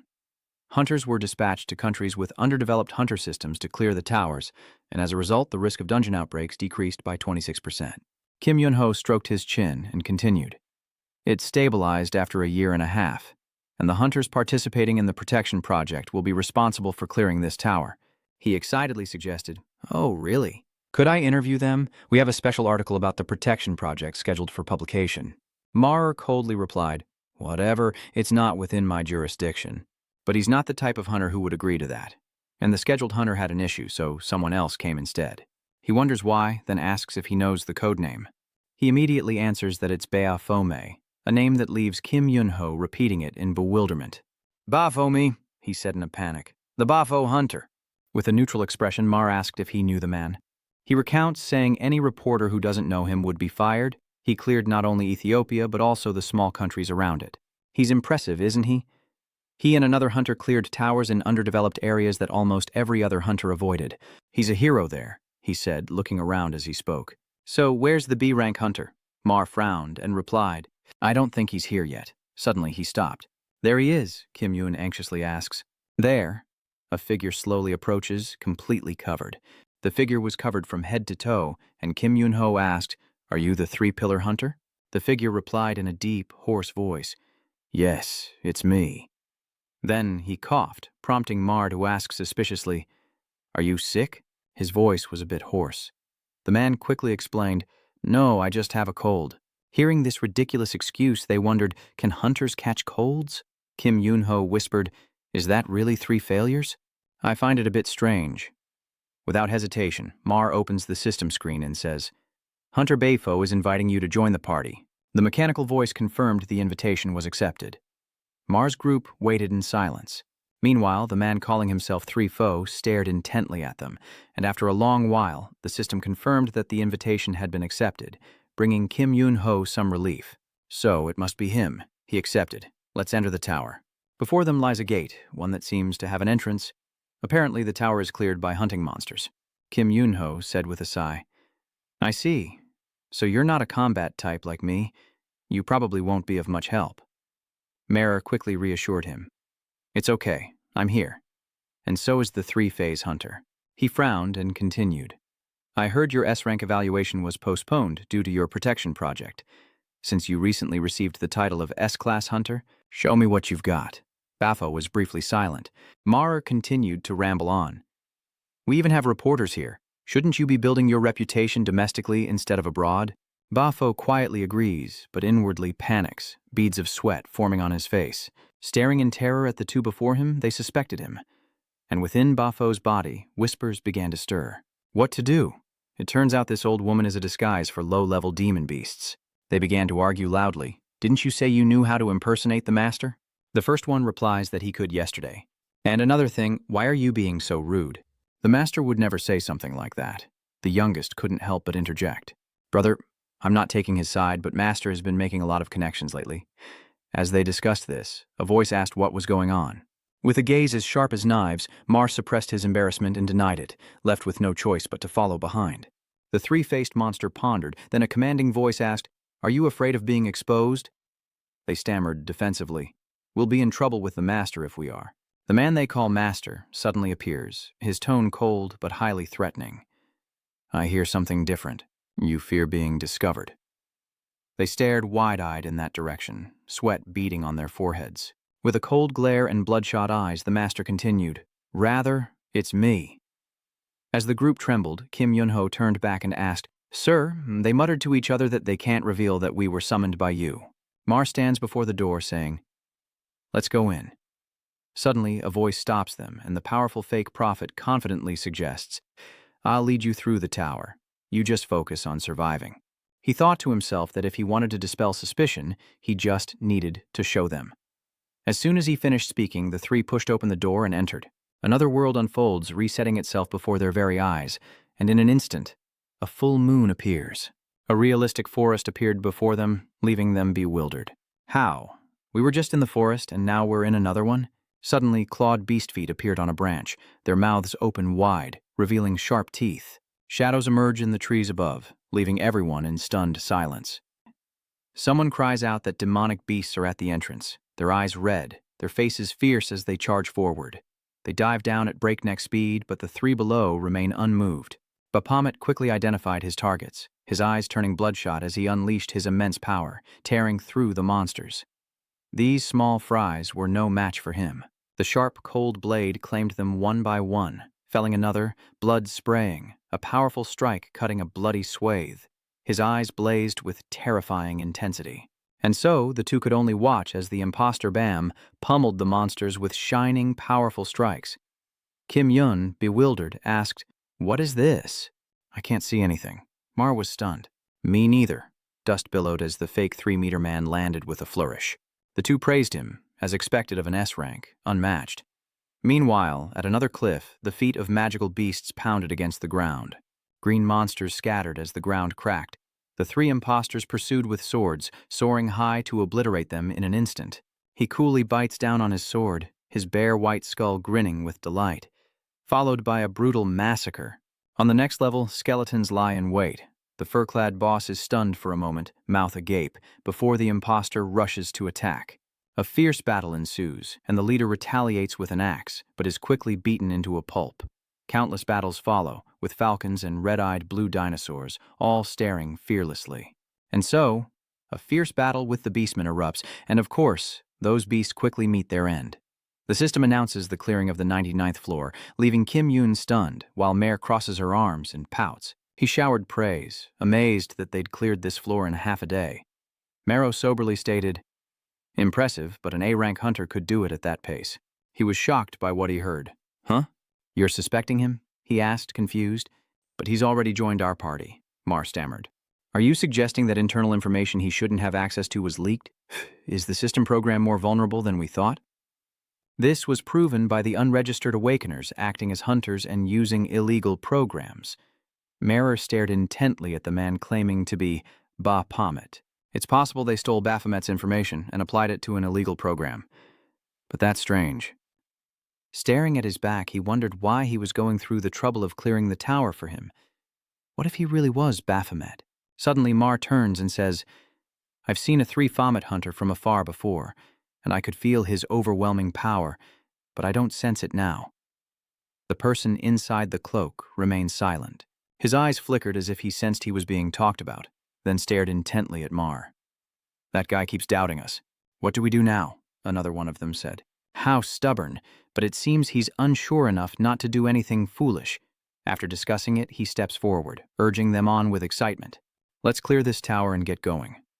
His black hand reached out and touched the door, but after waiting for what seemed like forever, nothing happened. "Too quiet," he remarked. "Kim Yoon-ho believes there's a special way to open this door." Suddenly, a Bagua diagram appears before them, covered in strange symbols. Just then, Mac pulls closer, staring intently. There are 4 other devices that look just like this one. Suddenly, 3-Fakes seems to realize something. He noticed the hole in the center and pondered, as if something could be inserted there, glancing around for a long while, using the entrance as a reference. 2 devices are in a pentagonal structure. Activating them in sequence will likely open the door. He wonders what to attach to them. Thinking this, he turned to the others and said, "I think we can use this." As soon as he finished speaking, he reached out and grabbed the stone in front of him, his heavy hand reaching out and dropping the stone. It nestled perfectly in the center of the circle, and almost instantly, a violent light erupted, creating a barrier around Mar and his group, scattering rays of light everywhere. It pointed straight at the closed door, and then, unexpectedly, the door opened. Kim Yoon-ho was stunned, realizing that the device activates when magic stones are inside the beasts. Suddenly, a force startles the imposter, quickly snaking outwards and ensnaring Kim Yoon-ho, pulling him inside in an instant, leaving the others in shock. Mar stares in disbelief as he's pulled in, drawing his sword to strike, only to be met with a blinding light and a horrifying slime. The 3 imposters were stunned. Had he really been pulled inside that gate? 2 blurry figures appeared at the doorway, and after what seemed like forever, they were thrown inside, landing heavily on their feet. Taking a breath, Macker says, "So, this is the gateway inside." Kim Yoon-ho replies, safe and sound. "Are you 2 okay? I thought I was a goner." Before he could finish, Mar anxiously asked, "Are you okay?" They looked up and saw 2 beast-like monsters, like dragons and phoenixes, dancing in the air, looking incredibly terrifying. "Where is this place?" Suddenly a growl sends shivers down their spines. He spoke, saying, "So, you lowly humans have made it this far." A blinding red aura emanated from him as he arrogantly threatened them. "You'll pay for desecrating my sanctuary." As he spoke, the sky erupted like a volcano, his mouth opening wide to reveal rows of sharp teeth. A horned beast with magnificent wings glared down at them, its blood-red eyes menacing as it unleashed a devastating beam of light. The 3 below stood frozen as an earth-shattering explosion erupted, their faces paling in horror.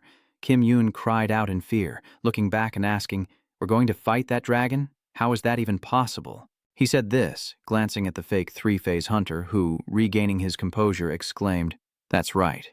The 3-Phase hunter will clear the tower. We have nothing to worry about, right?" Hearing this, he fell silent, then reluctantly replied, "All right, I'll take care of it." Kim Yoon excitedly exclaimed, impressed by the 3-Phase meter hunter, but the man was breaking out in a cold sweat. We're done for." The brothers began to anxiously question each other. "Brother, is this right? Why did the difficulty suddenly spike?" The eldest brother reassured them, "The 3 of us can do this." But one of the underlings was already crying in fear. "Brother, The eldest is still saying we can't disgrace our master's orders. We have to do everything we can to defeat the boss. As soon as he finished speaking, they rushed toward the dragon like moths to a flame. One long chain shoots out, then a second and a third, binding its legs, the dragon's wings rendered useless. The eldest brother's eyes widened as he commanded the attack, and the intense battle began. 3 against 1 is a fight no one can walk away from unscathed. The dragon beast was quickly bound by chains, and one attacker was followed by another. Among them, one swiftly unsheaths his sword and leaps into the air, gripping the blade tightly as he slashes down upon the dragon beast, triggering an earth-shattering explosion. The 2 below could only shield their eyes, but he suddenly asked, as if realizing something was wrong. It felt like his strike hadn't landed. Before he could react, a golden orb hurtled toward him. He broke out in a cold sweat as it approached, oblivious to the danger. Suddenly, the golden orb unleashed a cataclysmic light, startling him and blasting him to the ground with a thunderous crash. Dust fills the air, stunning Kim Yun-ho's group, and he cries out, "A 3-phase hunter? I have." But before he could finish, he suddenly stopped, horrified. "Hey, why do you look like that?" He's half dead, gasping for air. "We've been exposed." Kim Yun crumbles completely, and before he can collect himself, 2 powerful beams of light erupt. His face contorts in a second wave of panic. Seeing the 3 demon beasts beaten to a pulp, he couldn't accept what he was seeing. Where were the 3 masters? While he hopelessly searched the ruins for someone, Mark casually found a place to rest, saying, "I knew it was a fake." One of the weakened magical beasts asks what they should do now, only to be told that this is beyond their capabilities. They know who we are. If we can't handle this ourselves... Kim Yun-ho listened, his teeth grinding in fear, when suddenly someone ordered, "Quick, hornless demons, call for reinforcements." He blurted out, "What?" Mo finally turned around just as a pair of crimson eyes stared intently at them. "No, it can't be. I can't believe you need reinforcements because of me. Looks like you're in a bit of a bind." He looks around in a daze, wondering where that sound came from. A figure emerges amidst an ethereal blue glow. Good, because this is getting interesting. The strange figure stepped forward, scepter in hand, and declared, "To witness your downfall, I couldn't help but curse you, you bastards." Then they asked, "Anyone else?" "Perhaps I should introduce myself. I'm one of my master's summons, specializing in odd jobs." He suddenly flinched, as if sensing danger. Its mouth gaped open, revealing a dazzling golden orb, and the dragon beast unleashed a relentless barrage of light upon them. As he dodged, he stole glances at the figure raising their staff against the power, seemingly protecting them. A demonic beast rose, applauding. Impressive protection magic. He understands immediately. "So this is the rabble that's been giving you trouble?" He acknowledges the strong enemy, then says, "I should teleport the master here." The other demon quickly interjected, "Wait, I didn't call for help because of that." He paused, confused. They explained that if their master knew they had botched the order, they summarized the situation. "You mean to eliminate this worm without informing our master?" They helplessly replied, Yes, you understand." They continued to converse. "Okay, I've been thinking as usual, but having you in the middle is confusing. What's going on?" Suddenly, the dragon beast spoke arrogantly, startling Kim Yo-eun-ho with its pride. It soared through the sky, daring to be so brazen before him. Die, and then a fierce attack follows. The blinding light leaves everyone in stunned disbelief, seeking to break the barrier. They relentlessly target the sphere, while the dragon beast dominates the skies. After what seems like an eternity, it grits its teeth, its red eyes glaring down. As the dust settles, the orb remains standing, and a crack opens to reveal a sharp red eye. The summoned iron goat appears, weapon in hand, charging into close combat with the dragon beast, and another fierce battle erupts. The dragon beast marvels, its eyes narrowing in praise, truly unexpected. Meanwhile, the other guy quickly understood.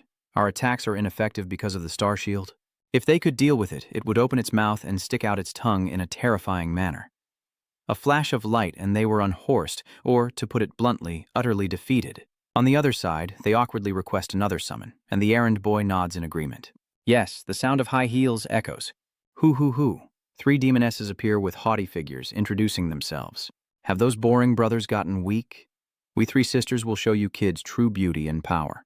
The sounds of battle echoed as the lackey was stunned into silence, and the trio suffered a crushing defeat, heels overhead, legs trembling. The summoned beast roared, "Again!" Another summoner appears, riding a demonic beast with imposing grandeur, laughing gleefully. Ha. Bring honor and joy to your master." He spoke, then charged forward at the speed of light, arrogant to the very end. You must be eager to taste blood. Another battle ensues, and a flash of light streaks across the scene, sending rocks and debris flying. He laughs confidently. Ha ha ha, I'll show you what I can do. Before he could finish, he was sent flying. The demonic beast is completely defeated. Aha, why isn't anyone doing anything worthwhile? At this point, we have to overwhelm them with numbers. But the lackey pours cold water on the idea, saying that even if they all charged in, they couldn't break the barrier or harm the boss. Of course, he knew that already. Damn it, what am I supposed to do now? He was determined. I'll teleport Master here, the other man shouted in protest. What? No way. Always begging. Wait, Mars Group is dumbfounded by their conversation. There's still a chance, but the monster is ravenous, ready to strike with ease. Suddenly, he raises his hand to summon, but the other guy flinches, begging, please. But the errand boy didn't care. Remaining in the same position as a portal opened in an instant, and a commanding voice asked from within the blue circle. Oh, what's going on? Kim Yoon asks, stroking his chin thoughtfully. Is that a man's voice? Maru said coldly, mid-sentence. Don't tell me he's busy chatting. He's asked if he's busy, and in the middle of a battle he dares say, Understood. Apologies for contacting you while you're busy. There's an issue with the tower you entrusted to us. Then came the sarcasm. I don't recall entrusting any tower to you, leaving the errand boy speechless. Before the other man burst into laughter. Ha ha, those three fools. They listened intently when their names were mentioned, so the errand boy continued. Can the master come here right away? He received a curt reply. I've just started fighting the boss, which terrified Mars Group. Then he heard, I'll finish this first, so teleport me in 10 seconds, surprising them both. The moment of life and death begins. 10, 9, 8, 7. Hearing this, the trio of Demon Beast brothers knelt to the ground, their bodies trembling with fear. Then came the countdown. 6, 5. The dragon beast in the sky still awaited battle. 4. Its eyes narrowed, its red pupils sharp. Next, at 3, the errand boy remains posed with one hand outstretched toward that blue door. 2. Something shifts within. And at the final second, 1. The monster has gathered enough rage. The dragon beast's eyes glowed red with alarm as it somersaulted through the air, unleashing a golden shockwave to attack, resulting in a devastating explosion and a cloud of smoke. The dragon beast waited silently, bound by chains, wondering, who's next? Listen up. What are you looking at? It looked around him in surprise, and before its eyes a pair of cold eyes stared back. From below, Kim Yoon could only see a silhouette through the intense light. Staring at him, he wondered, is that person really the Bahamut? He coldly looked down and glared at the 3 demon brothers, roaring. You worthless trash, he roared, as the monsters cowered in fear. The dragon beast heard I was dealing with family matters. Not only did you fail at a simple task, but you also summoned me here. He coldly ordered that when it was over, the 3 would undergo hellish training, including any summons that helped them. The monsters lamented, What? Us too? How dare you call me thing? He roared, his arrogance fueling his rage, while Minu's father remained calm, grinding his teeth in fury. You know me? He interrupted, bored, confidently challenging them. Why so chatty? Hurry up and come at me. He grew even more enraged, and the 2 of them charged at each other, trading blows. The power is now too intense, illuminating the entire area, and a beam of light surrounds him. He nonchalantly says, You seem fine. The blade pierces a rock, relentlessly thrashing and carving countless marks into the cliff face behind it. A summoning circle appears behind the dragon beast, and from it a sword hurtles toward him. In that moment, he wielded a sword in one hand and a spear in the other, bracing against the massive blade, cracks forming at its tip. He defended impassively, glancing at it, when suddenly a flicker of surprise crossed his face. He struggled to hold on, followed by a devastating explosion, and then casually remarked, Not bad. He coldly replied, You managed to block that? The shield is breaking. As he spoke, his wounds rapidly healed. He marvels at the self-healing, then taps his finger on the table, charting a course of attack, his eyes flashing with murderous intent. He declares he must deal with the nuisance first, adding another layer of chains around him, immobilizing him. Tit for tat, he says as he throws a punch, clenching his fist, using the death fist technique on the reddening shield. The shield, once normal, slowly contracts. Is he trying to break it by shrinking it? He wonders anxiously. The dragon beast gritted its teeth, its voice ringing with defiance. My shield won't break so easily. The greater your resolve, the greater your failure. Cracks appear in the shield, and he cries out, Damn it, how could you break my shield so easily? A hook swings, striking true and hitting the dragon beast's head. What is he so shocked about? A scream echoes through the mountains as the dust settles, revealing the dragon beast ensnared in chains. He calmly states, "You're not very nimble, and your body is as weak as cotton. You're good at attacking? I had to clear a floor in 10 seconds to get here. If this is boring, then all that effort was for nothing, so try to entertain me." He was completely provoked and raged. "Entertain you? You're the one still playing around. I should be the one saying that. Don't be arrogant. This is my tower, and the chains have been completely broken." He indifferently asks, "Your tower? Are you sure about that?" He stood silently in the void as Minu's father mercilessly brought his sword down. He watched coldly as lightning filled the sky, and a familiar voice emerged from the vortex. "You're quite strong. I didn't expect to resort to this form, the ancient dragon racy." He hovered in the air, asking with satisfaction, "Are you ready to sacrifice yourselves?" Kim Yun cried out in fear. He turned to Ma Ge and asked, "What was that? Is the three-phase hunter okay?" He remained silent, his face grim, thinking of his 3 buffs. The scythe above glowed with power, the dragonic beast looking fierce as the 2 sides clashed in a furious assault. He was quickly surrounded by his attacks, and as the scythe neared, the mustached hunter was blasted away, leaving cracks in the ground. And then, a ray of light appeared, but Chamyu remained calm. He effortlessly dodges the scythe, one or many, it matters not, and stands coolly amidst the fray, before unleashing a somersaulting, finishing blow. But as he charges, he sees something, smirks with amusement, and lands lightly on his feet. He glides across the water as a waterfall rushes upwards, using its force to break the chains. He and his foe stand as opposing forces, staring each other down. Water swirls around him, his eyes as sharp as ever. His enemy mocks, "Still so arrogant?" A seal is formed and countless firestones fly towards a place where flames flicker. He surges forward through the heat, strolling casually, a sly grin creeping across his face as roots suddenly erupt from the ground, rapidly growing and expanding. Within every space, countless red eyes glared, surrounded by dissipating dark energy. The dragon demon stared intently, silent, its bloodshot eyes sharp, before finally cursing, "You bastard." He glared back from below, while Cham Yu, surrounded by countless doors, cursed his fate. Blasts of golden light rained down relentlessly, carving deep trenches in the earth. He slid to a halt, finally stopping. The first word, death. He surged up, cleaving a mountain in 2. The second death pronouncement sees him appear right behind it, as hooks sprout from its hands and swing swords at him. The third death allows him to escape, his sword breaking a hill. The fourth death, meteor fragments fall as a swirling vortex forms. The fifth death, he soars right through it. The sixth death, a new series of seals, a blinding, deadly light.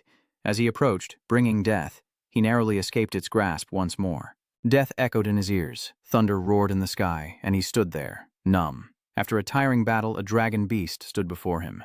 He frantically asks, Why isn't he dead?" "Death, death, death. Don't struggle, I'll win this battle regardless. This is my tower. Every life and every spell within it grants me limitless mana.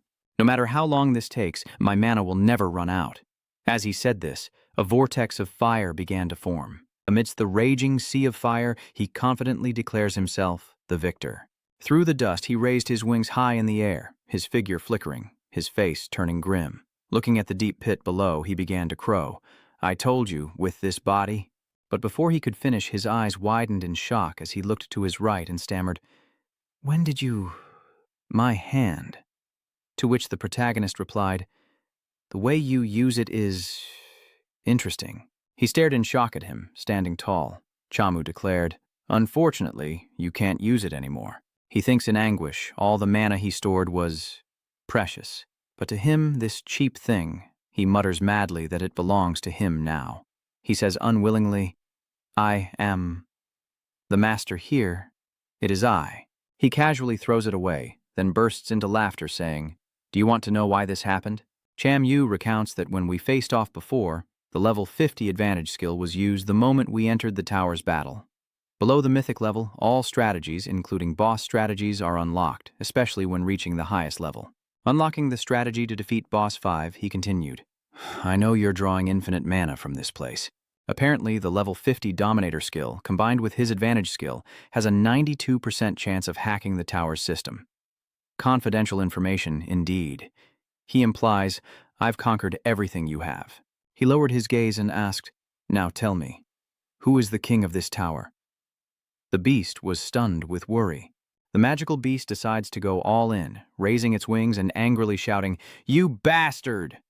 As soon as the words leave its mouth, it creates a burst of lightning and controls the surrounding stones, attacking him. With a hint of pity, he presses, it's harsh, but it's the truth. His face full of confidence, he declares, you will lose. Because he paused at the right moment, the skills he's using now include a level 50 burst skill, a level 50 target skill, and a level 50 weapon mastery skill. He's confident that he's a tower expert. He hurtles towards him, spear aimed high, piercing the water barrier, shattering the shield, and thrusting straight through, into his core, his very center, as he cries out in despair. A shocking explosion erupts, and the rock face, overwhelmed by the force, begins to tremble violently and explode into a cloud of dust. Behind their shields, they witness it all, as Kim Yoon exclaims, a three-phase hunter, that power is unbelievable. Mar mused, now I see why he conquered all the towers. I don't understand it, but he can teleport between them. He has a summon that can use that ability. If he wanted to, he could destroy any boss with that terrifying power. The more Mar thought about it, the more he sweated in astonishment. He looked at Cha Min-woo's handsome face, cooler than a gourd, and exclaimed, you've returned to your peak. Fresh, delicious potatoes were scattered all over the ground. Potatoes? Potatoes here, potatoes there. Even my inventory is full of potatoes. Notifications appear, telling him he's cleared the tower, and a warp gate will be created momentarily.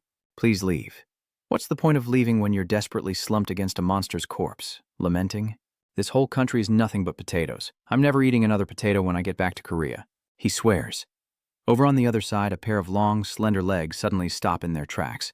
Han Yudong asks Gun if she's uploaded the file, and Gun immediately replies, yes, you're reminding me again. Are you all prepared? We can't afford to make any mistakes. This time, the target is an elite S-rank hunter. All respond in unison, yes, we will be careful and focused. Team leader Han suddenly collapses in pain, and Gun stammers, calling out to her in alarm. She reflects, hardly believing she's a team leader. She thought, everyone will probably forget me, but I am Han Yudong, and I used to be a member under team leader Ma Sang-gun, who was in charge of the Hunter Management Center.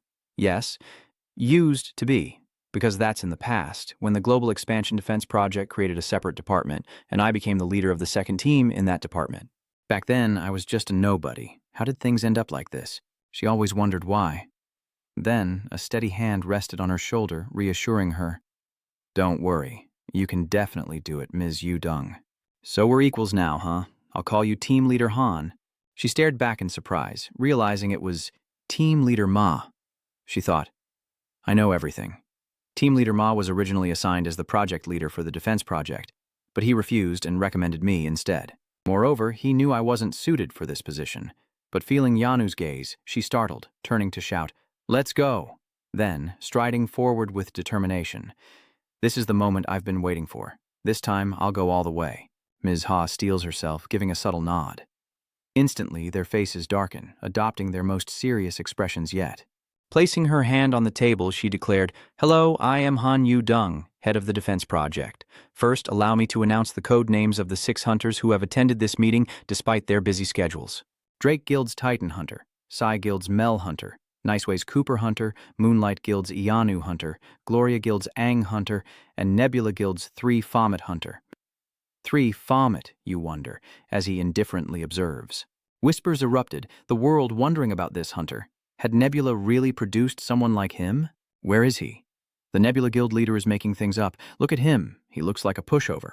The Nebula Guild master is known for his ridiculous antics and mockery, and no one's ever heard of this guy.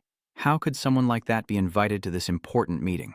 The air thickens as she calls out to Gun, requesting preparations. Yes, Gun replies. She expertly navigates the computer, projecting a presentation onto the screen behind her.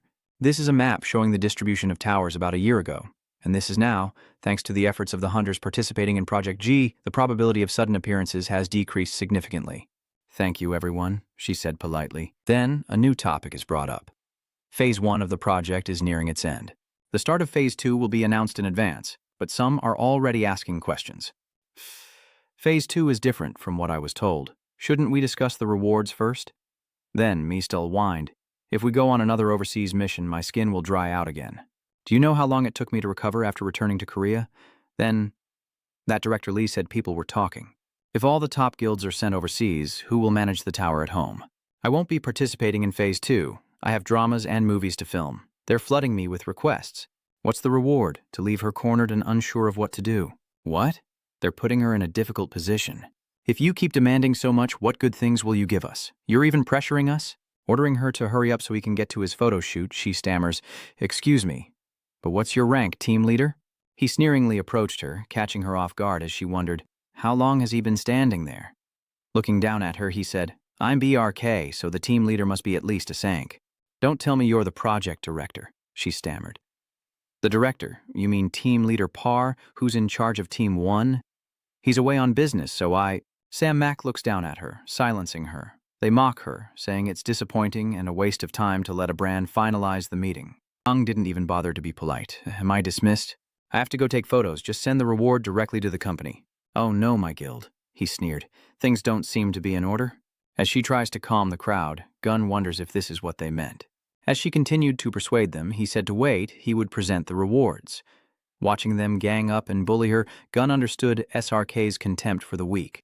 They continued to act superior. "What about Team Leader Park? Is he an SRK? We can talk." Suddenly, the usually silent Mo speaks up, telling them that they are the ones wasting time. They glared at him with obvious contempt, but he remained indifferent, prompting them to snap, "What is it? Explain it quickly."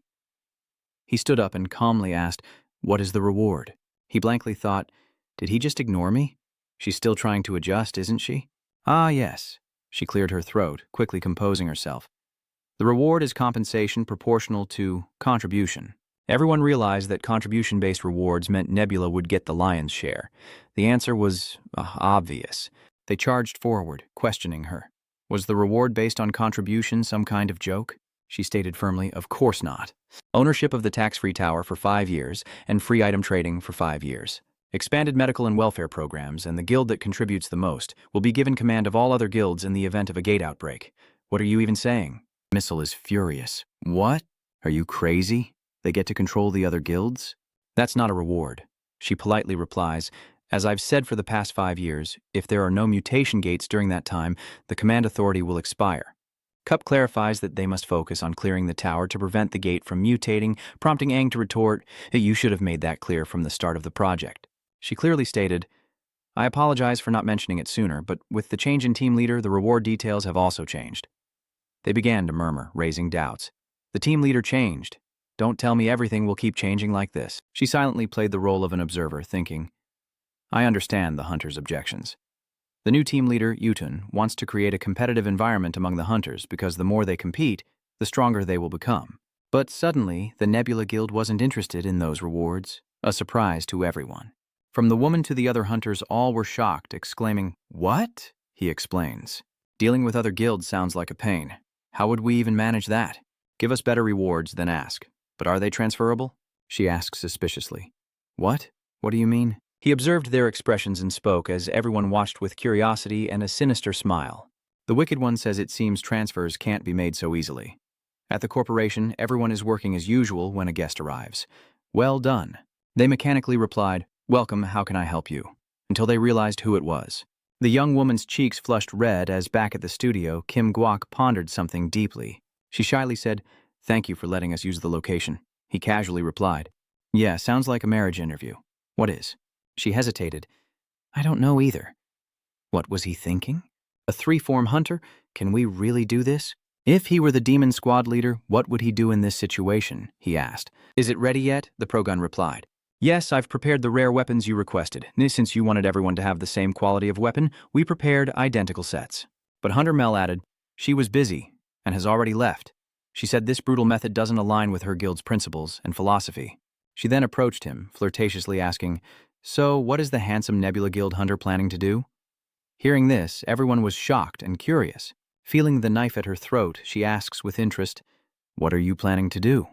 Do you know this rare weapon can't even scratch a single muscle fiber?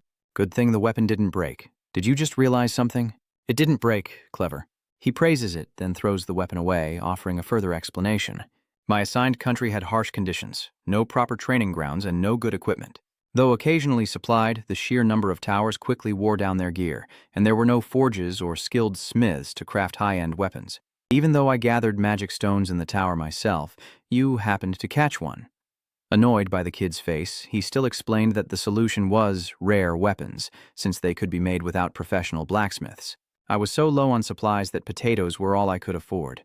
I thought I was going to lose all my muscle. He then coldly looked at them, demanding, "You can only use martial arts, no skills, and I'll transfer the reward to any hunter who can leave a scratch on me." They protested in unison, calling it unfair. They hadn't trained like that. He beckoned them over, saying arrogantly, "Then come at me all at once. I doubt any of you can even leave a scratch on me."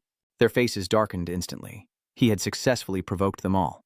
From Cooper and Ianu to Titan and Mistel, all were provoked, and they commended his spirit.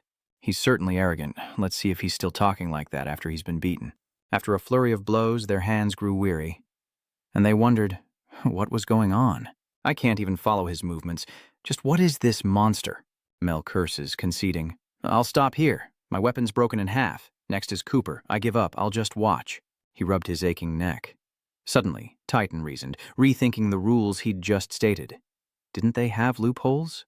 "If I don't use a weapon, it won't break, so I still have a chance. The Sunang artisan's weapon is still here, meaning there's no rule against using other weapons, right?